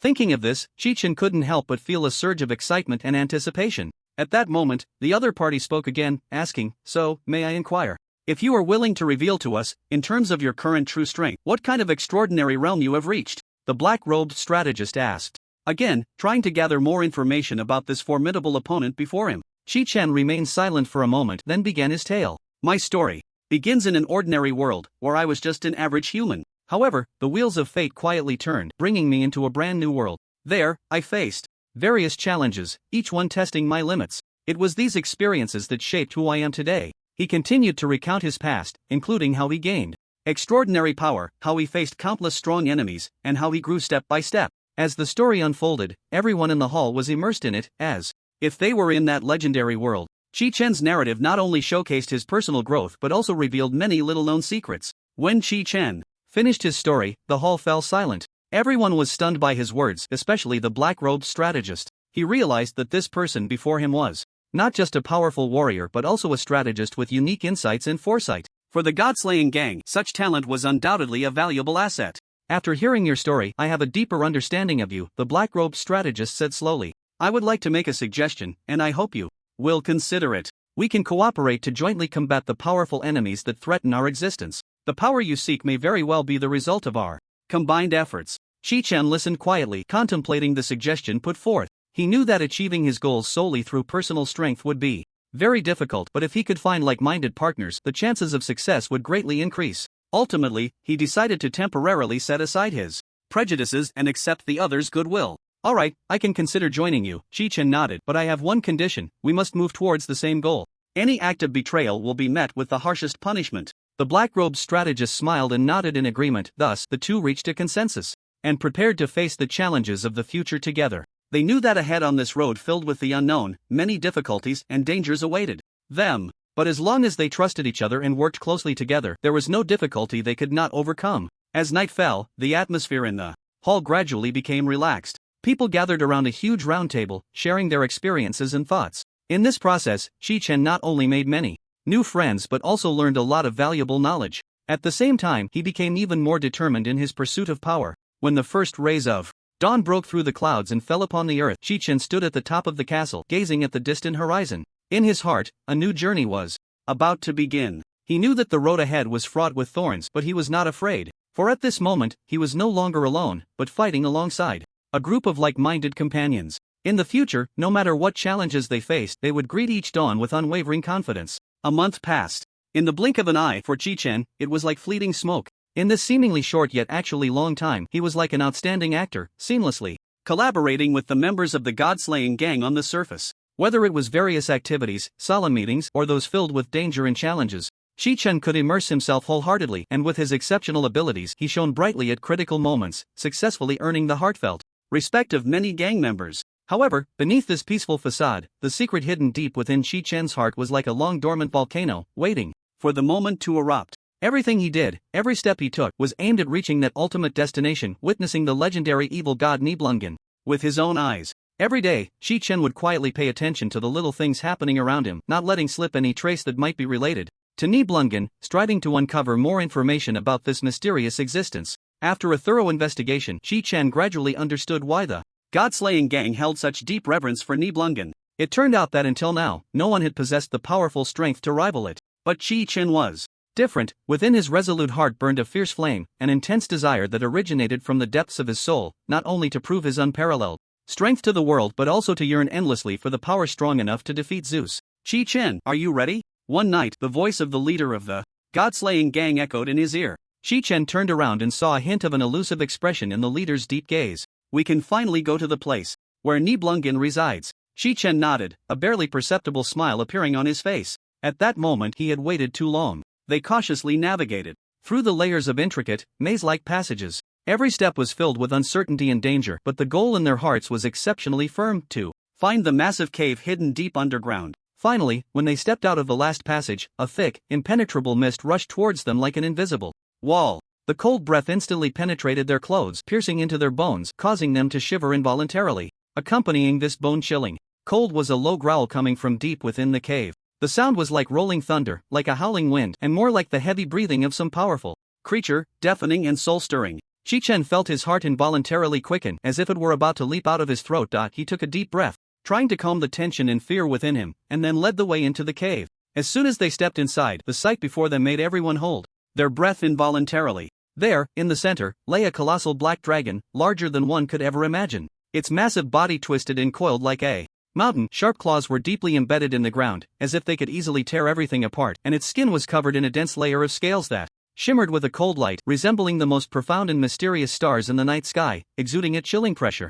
Undoubtedly, this black dragon was the legendary evil god, Nibelungen. Just gazing at it from a distance, everyone could feel its unparalleled power and majesty. The overwhelming sensation left everyone present frozen in place, not daring to breathe. This is the place, the leader of the god-slaying gang said in a low voice, a hint of awe and helplessness in his tone. Since ancient times, no one has dared to awaken it, because with our current strength, we are simply not qualified to confront it head on. Chi-Chen's gaze was fixed on Nibelungen, a glimmer of excitement flashing in his eyes. He slowly stepped forward, each step appearing exceptionally resolute. Suddenly, he stopped and turned to the leader of the god-slaying gang. I am willing to try to awaken it. At this declaration, everyone was taken aback. The leader of the god-slaying gang furrowed his brow, clearly not wanting Chi-Chen to take such a risk. Do you know what this means? Once awakened, the consequences are unimaginable. Chi-Chen smiled slightly, his eyes filled with confidence. Precisely because of that, I must give it a try. Only by facing true challenges can one know where their limits lie.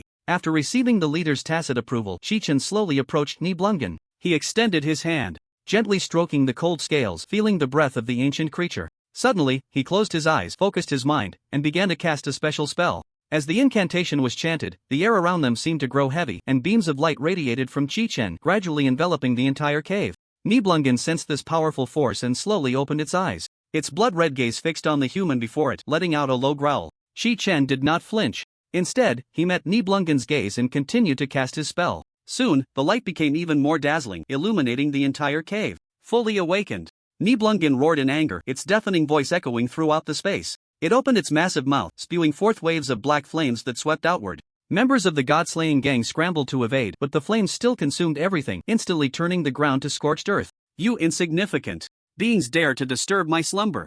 Nibelungen roared, its voice filled with endless murderous intent. Shi-chan stood his ground, unafraid, looking at the colossal creature before him. "I did not come to disturb you, but to seek power," he said calmly. "As long as you are willing, I can become your partner, fighting together against those powerful enemies that threaten our existence." Nibelungen paused for a moment, clearly taken aback by such words. It lowered its head, scrutinizing Shi-chan with sharp eyes, as if assessing whether this human was trustworthy. "What kind of power do you seek?"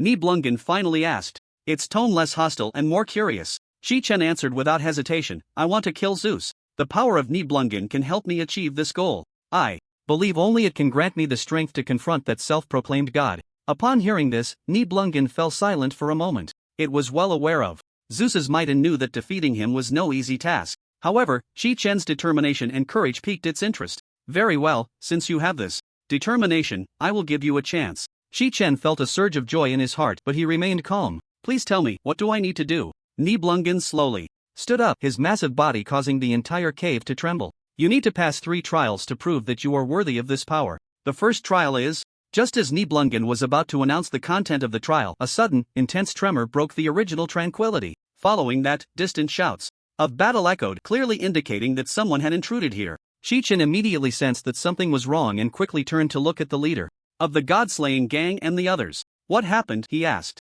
The leader of the god-slaying gang's expression was grave as he explained, "We are under attack. It seems another force has discovered this place. We must resolve this crisis as soon as possible." Shi-chan nodded, understanding that now was not the time to continue the discussion. He turned to face Nibelungen. "Let's continue our conversation after we deal with the situation outside." Nibelungen nodded, in agreement. Then, it transformed into a black light and vanished beside Shi-chan. Shi-chan, along with the members of the god-slaying gang, rushed toward the front lines of the battle. When Shi-chan and the members of the god-slaying gang arrived at the battlefield, they found the situation extremely dire.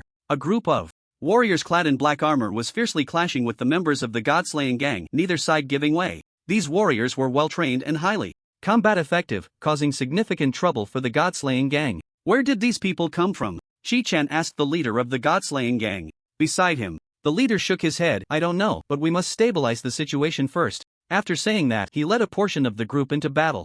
Shi-chan was not to be outdone. Wielding his weapon, he joined the fray. With his superb martial skills and agile movements, he quickly dispatched several enemies on the battlefield. However, the enemies' numbers seemed endless, with new reinforcements continuously arriving. Just as everyone began to feel overwhelmed, Shi-chan noticed a general in golden armor commanding the enemy forces. This general exuded an extraordinary presence, clearly not an ordinary character. "Who is that one in the golden armor?" Shi-chan asked the leader beside him. "I don't know, but he looks troublesome," the leader replied. Shi-chan had an idea and decided to take action. He quietly left the battlefield and circled around to the back of the enemy forces. Using the terrain to his advantage, he successfully approached the general. Just as the enemy was caught off guard, Shi-chan struck suddenly, subduing him in the blink of an eye. The enemy forces, now leaderless, fell into chaos, their morale plummeting. Seizing the opportunity, Shi-chan launched a fierce counterattack, leading the god-slaying gang to turn the tide of battle. After a fierce struggle, they ultimately succeeded in repelling the enemy. After the battle ended, Shi-chan returned to the place where he had previously encountered Nibelungen. At this moment, the cave had returned to calm, with only Nibelungen still quietly coiled there. It seemed to be waiting for Shi-chan's arrival. "It seems you have proven your strength," Nibelungen said, "so, are you ready to accept the next trial?" Shi-chan took a deep breath and nodded. "Yes, I am ready." As soon as Shi-chan's words fell, the scene before him underwent a startling transformation. The originally calm Nibelungen suddenly seemed to be under a spell, completely changing its form. Its massive body soared into the air, creating a whirlwind that howled past. It was a giant dragon, entirely black as ink, its enormous body twisting and coiling in the sky, blocking out the sun. An invisible pressure emanated from the dragon, as if the entire hell was shrouded in this terrifying aura. Shi-chan looked up at Nibelungen in the sky, his brow tightly furrowed, his eyes revealing a hint of seriousness and vigilance. At that moment, a deep and authoritative voice echoed through the heavens and the earth. "Shi-chan, the test awaiting you next is to completely defeat me." As the words fell, Nibelungen opened its massive maw, and a surging wave of black flames erupted forth like a volcanic explosion towards Shi-chan. The black flames surged like towering waves, sweeping across the land and instantly engulfing the entire area. The intense heat distorted the surrounding air, and the malevolent spirits on the ground let out piercing wails in the terrifying sea of black flames, vanishing without a trace in an instant. Faced with such a ferocious attack, Shi-chan dared not delay for a moment. His figure flickered as he dashed away at incredible speed in the opposite direction, while his eyes searched for a high place to evade the flames. Finally, he spotted a mountain peak not far away and rushed towards it without hesitation. When Chi-chan reached the summit, he looked up again at Nibelungen in the sky. The evil black dragon still circled above, continuously spewing black flames, seemingly determined to turn Chi-chan to ashes.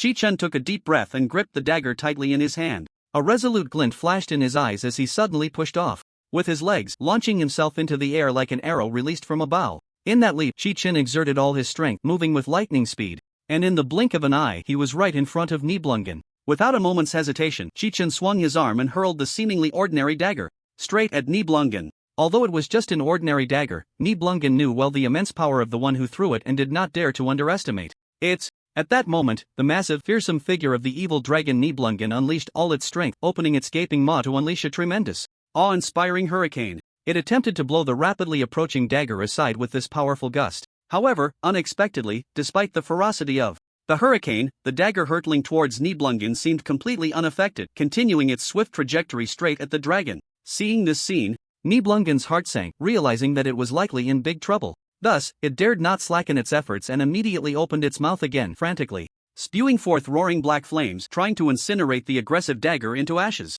Truly a name that lives up to its reputation. To have consecutively slain Poseidon, the god of the sea, and Apollo, the sun god, and even to effectively suppress Zeus, the king of the gods, such terrifying power is indeed awe-inspiring. Watching the dagger that, despite facing numerous obstacles, still unwaveringly charged towards it, Nibelungen could not help but express genuine admiration while exerting all its strength to resist. However, at that moment, Nibelungen was so focused on dealing with the incoming dagger that it completely failed to notice a figure above its head, plummeting down like a meteor, rapidly closing in on it. That figure was none other than Chi-chan. With wide eyes, Chi-chan radiated an indomitable aura, his fists clenched, muscles taut, as he suddenly gathered all his strength, like a nuclear bomb on the verge of exploding. Immediately, he swung his right arm without hesitation, delivering a powerful punch capable of destroying the heavens and the earth, striking fiercely at the back of Nibelungen with a force that seemed to sweep everything away. A thunderous roar echoed, and Nibelungen's massive body was hit as if it had collided with a towering mountain, instantly losing its balance and crashing to the ground from mid-air under the weight of this irresistible force.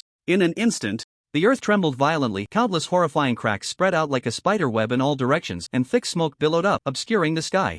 Nibelungen, suffering such a heavy blow, writhed in agony, spewing forth a torrent of bright red blood that splattered everywhere, creating a scene of extreme carnage. Before the enormous, grotesque dragon Nibelungen could rise from the ground, Chi-chan rushed forward like a gale, following up with another heavy punch that struck it hard. This astonishing punch fell suddenly, like a meteor crashing into the earth, creating a bottomless pit in the ground, dust flying and stones scattering. Nibelungen, struck so hard, let out a heart-wrenching wail that echoed throughout the heavens and the earth, as if even the surrounding air trembled. In response, however, facing the nearly breathless Nibelungen, Chi-chan showed no mercy. He stared coldly at it and shouted, "So, have I passed this trial?" At that moment, Nibelungen was gasping for breath, each inhalation appearing extremely laborious. After a long while, it barely managed to open its mouth, but instead of immediately answering Chi-chan's question, it unexpectedly burst into loud laughter. Ha ha ha ha ha ha. The laughter echoed across the desolate wilderness, sending chills down one's spine. Seeing this, Chi-chan frowned slightly, filled with confusion, and asked, "What are you laughing at? What's so funny?" Hearing Chi-chan's question, Nibelungen gradually stopped laughing, then spoke in a weak yet expectant voice, "Finally, I have found someone worthy of entrusting this task to." It paused for a moment before continuing, "Zeus, oh Zeus, your time of death is approaching." As soon as the words left its mouth, Nibelungen's already shaky form began to blur and gradually dissipate, ultimately transforming into a pitch-black, mysterious aura. "For a long time, I have been searching for someone capable of bearing this heavy responsibility, a reliable person to whom I could entrust the powerful authority capable of killing Zeus. And now, that person has finally appeared. It's you, Chi-chan." As these words were spoken, the black aura, as if alive, shot towards Chi-chan and gradually merged with him at an imperceptible speed. Chi-chan stood quietly in place, eyes closed, feeling this strange yet powerful force slowly integrating into his body. At first, he felt a chilling coldness flowing through his veins, but soon this sensation was replaced by an incredibly intense heat. The two completely different forces intertwined and collided, stirring up a fierce conflict within Chi-chan. In the next moment, a jaw-dropping scene unfolded. On Chi-chan's wrist, the mysterious and powerful rune seal vanished as if gently brushed away by an invisible hand, disappearing without a trace. This change signified an important fact: Chi-chan had regained the ability to use his skills. The heart-stopping battle had finally come to an end, and the evil spirits that had miraculously survived in hell began to gradually awaken from their stupor. As their consciousness became clearer, all the evil spirits turned their gaze toward Chi-chan in unison. The expressions On their faces were filled with disbelief and shock, for who could have anticipated that the legendary power of the evil god would be so easily absorbed by Chi Chen? However, these evil spirits were unaware that something even more terrifying was yet to come.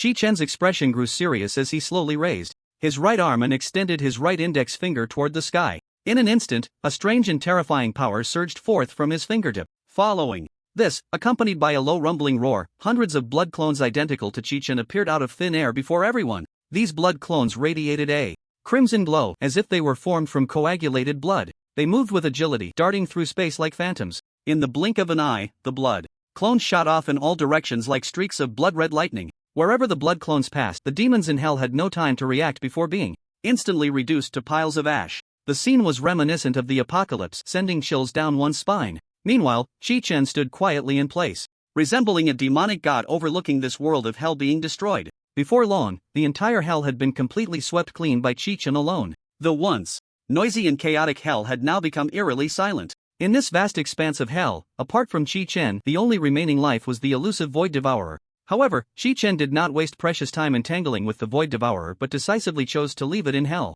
He then calmed himself and began to slowly mobilize the power within him. In a moment, strands of ethereal and graceful spiritual energy intertwined and gradually coalesced into a key that shimmered with mysterious light, settling firmly in Chi Chen's palm. Since acquiring the power of the evil god, Chi Chen had successfully unlocked a special ability to access the divine realm. In fact, the evil god Nibelungen had possessed this astonishing ability long ago. However, he was always acutely aware that if he rashly returned to the divine realm to seek revenge, the outcome would inevitably be another suppression, casting him back into the depths of hell. Accompanied by a low rumbling sound, a massive and ancient door slowly opened, and the dazzling light seeping through the crack illuminated the surrounding dark space.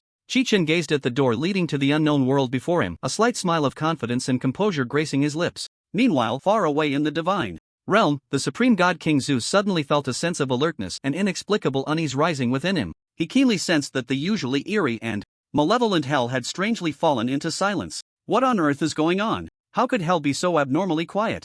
A wave of intense unease surged through Zeus. His expression grew grave as he hurriedly activated his unique ability, True Eye, attempting to discern what had transpired within hell. As the light of the True Eye pierced through layers of darkness, the scene that unfolded before Zeus left him astounded. The hell that should have been filled with countless malevolent spirits was now eerily empty. Those once fearsome evil spirits seemingly evaporated without a trace. Even more astonishing to him was the absence of the extremely evil and powerful evil god Nibelungen. Zeus furrowed his brow tightly, anxiously beginning a thorough search in every corner of hell. He did not overlook any dark corners or hidden passages, yet no matter how hard he searched, he could not find the slightest trace of Nibelungen. At that moment, Zeus felt an unprecedented panic. Before he could calm himself from this anxiety, another earth-shattering news struck like thunder. A guard rushed into the solemn hall of the gods, his expression frantic and his steps unsteady. The gods glared at him in anger, collectively rebuking the guard for his recklessness and rudeness. But the guard seemed oblivious to their accusations, for the news he brought was far too urgent to allow for even a moment's delay.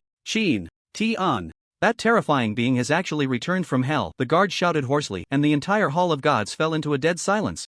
How is that possible? How could Chi Chen possess the power to open the divine realm? This is simply a fantasy, one deity exclaimed, eyes wide in disbelief. This is bad. If Chi Chen really has released that terrifying creature from hell, we are in grave danger, another deity said, fear evident on his face, his voice trembling. In an instant, the gods were engulfed in panic, chattering among themselves. However, amidst this chaos, only Zeus, the king of the gods, was filled with deep concern. For he alone knew a secret that no one else did. The evil god Nibelungen possessed the power strong enough to kill him. If Nibelungen teamed up with Chi Chen, even he might struggle to withstand their combined assault. At this thought, a chill crept up Zeus's spine, and a cold sweat involuntarily beaded on his forehead. Meanwhile, the keen-eyed gods quickly noticed the unusual change in Zeus's expression. Zeus suddenly slammed his hand on the massive divine table before him, producing a deep thud, and then decisively shouted, "We must eliminate Chi Chen. This matter cannot be delayed. We cannot allow him any opportunity to stir up trouble. Gods, heed my command. No one is allowed to show any signs of cowardice in this battle. Otherwise, severe punishment awaits." Zeus's roar echoed throughout the hall of gods, causing every deity present to shudder. Following this, the gods quickly adjusted their states, rolling up their sleeves and preparing for battle, ready to engage at any moment. After all, they had accumulated some combat experience from their previous encounter with Chi Chen. So compared to before, their mindset was noticeably steadier this time, no longer in a state of panic as they had been during their first confrontation. Armed To the teeth, the gods solemnly carried their divine weapons and swiftly gathered outside the Hall of Gods. At the forefront of this grand procession, Zeus led the way, like a brilliant star guiding the gods forward. When they arrived at their destination, they were met with a chaotic battlefield filled with smoke and disorder. Notably, amidst the clamor and chaos, only Qin Shen stood alone, proudly amidst it all.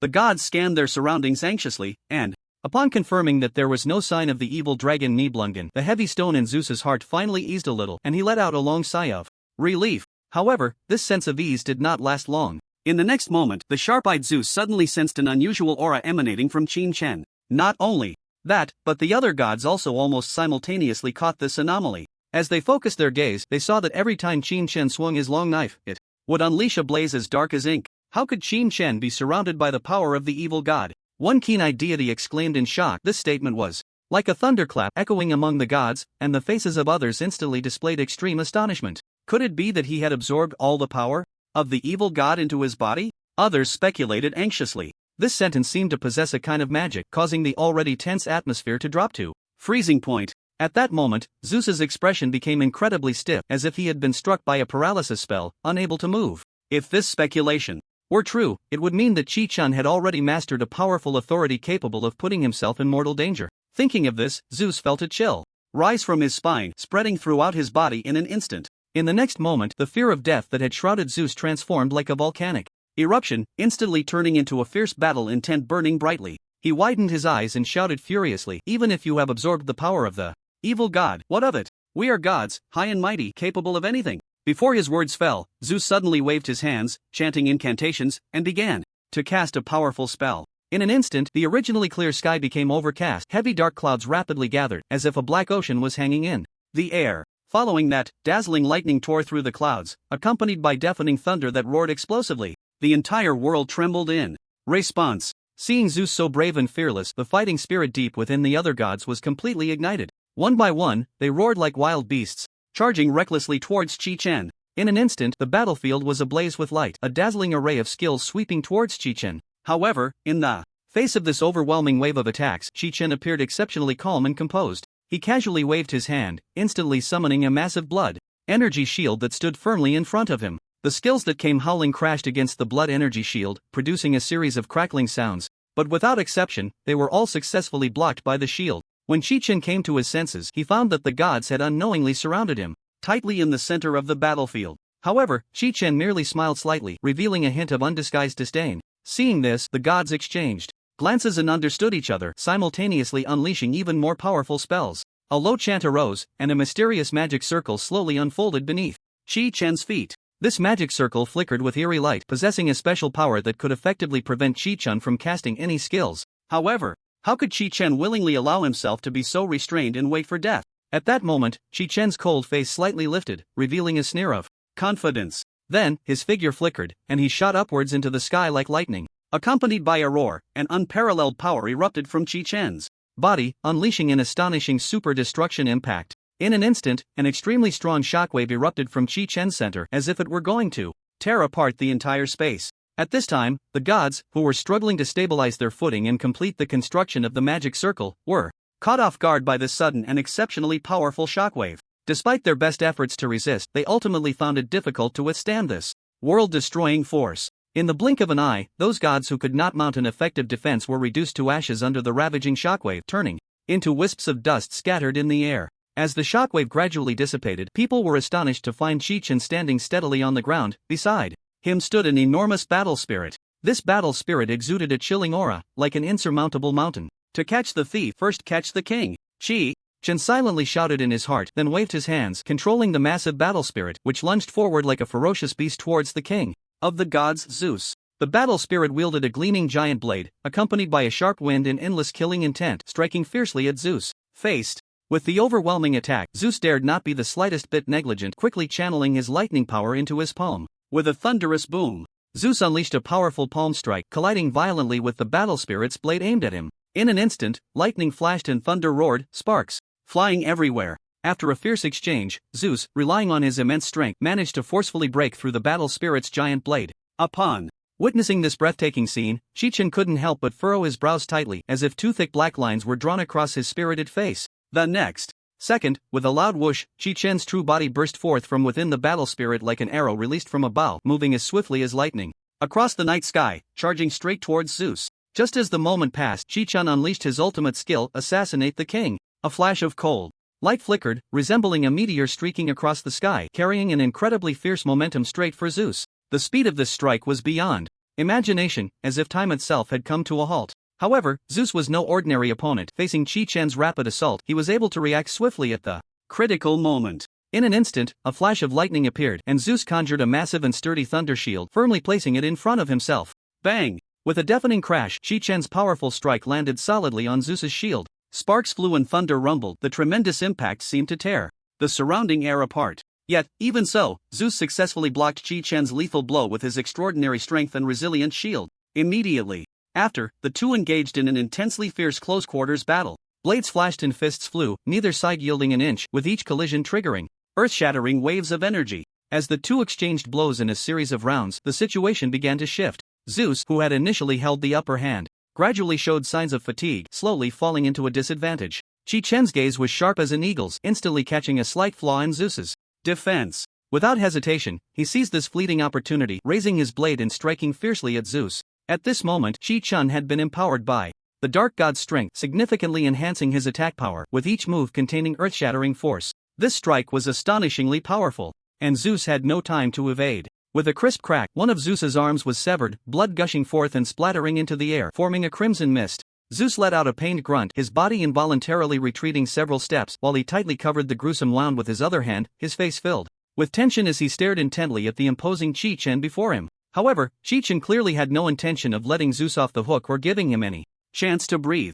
Chi-Chen's feet seemed to catch the wind, his figure transforming into a streak of light, continuing to pounce towards Zeus with lightning speed. At that moment, the originally clear sky suddenly darkened with thick clouds, lightning flashing and thunder rumbling, waves of storm surging like a tumultuous sea, spreading uncontrollably from Zeus's location. Chi-Chen felt an overwhelming force rushing towards him, causing him to involuntarily retreat. Repeatedly.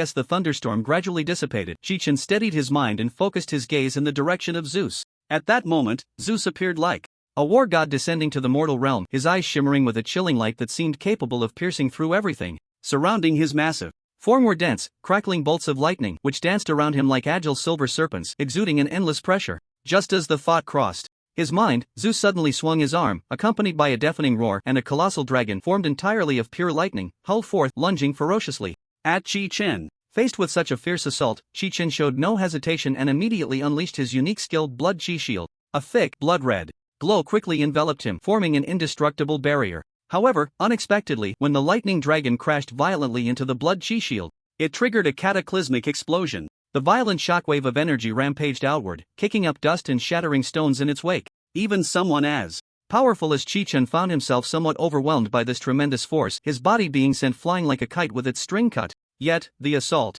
on Chi-Chen did not cease. Seizing the advantage, Zeus continued to unleash his formidable spells. The sky rumbled with thunder, and thick bolts of lightning descended like silver pythons from the heavens, relentlessly striking down upon Chi-Chen with devastating force. In an instant, Chi-Chen found himself in an extremely passive position. He could only grit his teeth, exert all his strength to stabilize his stance, and nimbly dodge left and right, attempting to evade the successive deadly strikes. But due to the sheer intensity and swiftness of Zeus's attacks, Chi-Chen was still occasionally struck by the falling lightning, each impact sending waves of excruciating pain throughout his body, yet he persevered stubbornly. Fortunately, I have thick blood, otherwise, I would definitely be turned to dust by Zeus's lightning, Chi-Chen thought to himself with a sense of relief. In the next moment, he began to chant incantations, his hands swiftly forming seals, and after a flash of light, a powerful battle spirit appeared before him. However, this summoned battle spirit was distinctly different from the previous one. A layer of mysterious and malevolent dark god power swirled around the battle spirit's tall and mighty form, making its already strong body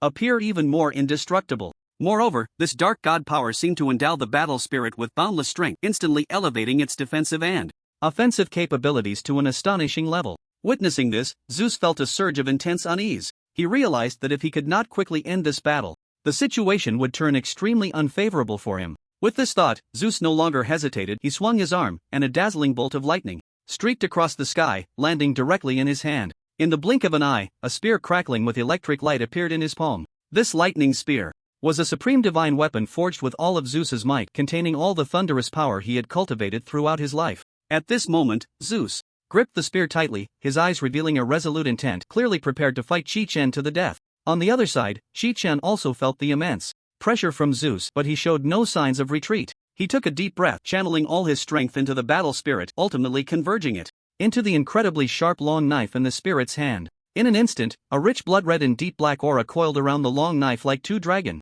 serpents, emanating a terrifying pressure that instilled fear. With a roar of anger from Zeus, he hurled the lightning spear in his hand towards Chi-Chen. The spear transformed into a bolt of lightning in mid-air, racing towards him with a speed that was almost deafening, tearing the air apart and producing a series of piercing shrieks. Faced with this deadly strike, Chi-Chen's expression grew serious, his brows tightly knitted together. Yet, his movements did not falter for a moment. He focused intently on controlling the battle spirit, swinging the long knife in his hand, which shimmered with a blood-black dual glow, fiercely cleaving towards the oncoming lightning spear. In an instant, the earth-shattering attacks from both sides collided with a thunderous roar that reverberated through the heavens and the earth, as if the universe itself trembled. Endless energy surged forth like a roaring tidal wave, instantly spreading out and obliterating everything in its path. The strength of this energy was truly cataclysmic. Its power was astonishing, leaving onlookers dumbfounded. Except for the lofty and unfathomable Zeus, the other gods could not withstand such a terrifying impact, vanishing into thin air in the blink of an eye, leaving not a trace behind. As this energy rampaged, the entire space of the divine realm began to twist and contort violently, as if being kneaded by invisible giant hands. Deep, dark fissures appeared out of nowhere, continuously spreading and expanding, as if to tear this space into fragments. Following that, an extremely dazzling and blinding white light suddenly flashed, like lightning slicing through the night sky. When the light faded, the once magnificent divine realm had ceased to exist, leaving only an empty void. After a long while, Chi-Chen finally regained his senses from the shock. He looked at the battle spirit, only to see its body was battered and bruised, covered in countless horrific gashes. Threads of spiritual energy were continuously leaking out from these wounds, like a deflating balloon. Looking across, the once imposing Zeus was now sprawled on the ground, weak and gasping for breath. Clearly, after this thrilling life and death struggle, it was Chi-Chen who emerged victorious.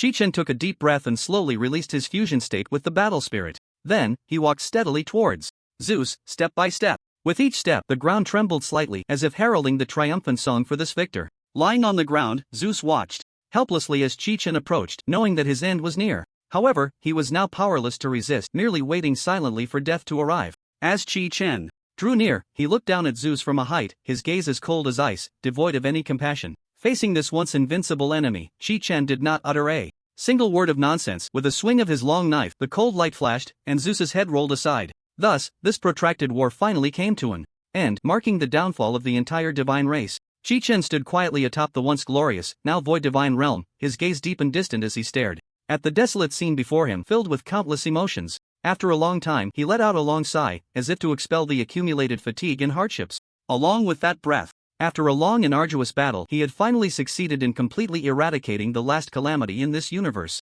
At this moment, Chi-Chen stood at the pinnacle of power, becoming the most powerful being in the entire universe. He slowly turned and walked with steady, powerful steps towards the Hall of the Gods. As he stepped into this hall, symbolizing supreme authority, his gaze involuntarily fell upon the throne belonging to Zeus. That throne, which once represented supreme authority and glory, now appeared to him as nothing more than an ordinary object. Chi-Chen silently gazed at Zeus's throne, his thoughts drifting away as memories of the past surged forth like a tide in his heart. Unbeknownst to how much time had passed, he suddenly focused his gaze, and with a fierce swing of his long knife, he struck down towards the throne with unmatched ferocity. With a crisp crack, the incredibly sturdy throne was instantly shattered into countless fragments, scattering across the ground. Chi-Chen did not yearn to become the so-called god of gods. To him, those empty titles and powers held no meaning. What he truly cared about was the homeland that nurtured him, Xia country. In his heart, no matter where he was or how powerful he became, his hometown would always be his deepest concern. At that moment, a dazzling light suddenly erupted, enveloping Chi-Chen entirely. In the blink of an eye, the light vanished and Chi-Chen disappeared without a trace. The next moment, he found himself within the distant borders of Xia country. It turned out that during Chi-Chen's absence from Xia country, it had been his carefully nurtured blood clone managing all affairs of the nation. Although the blood clone was diligent and responsible, it was not the true body, so no one could truly understand the thrilling adventures and life and death trials Chi-Chen had experienced in just a few short months. One morning, Chi-Chen arrived at the highest peak in the world, Sanling Peak. Looking down at the earth beneath him, he felt a surge of emotion. He vowed in his heart that for the dawn of all living beings he would serve as a guardian, protecting everything in Xia country.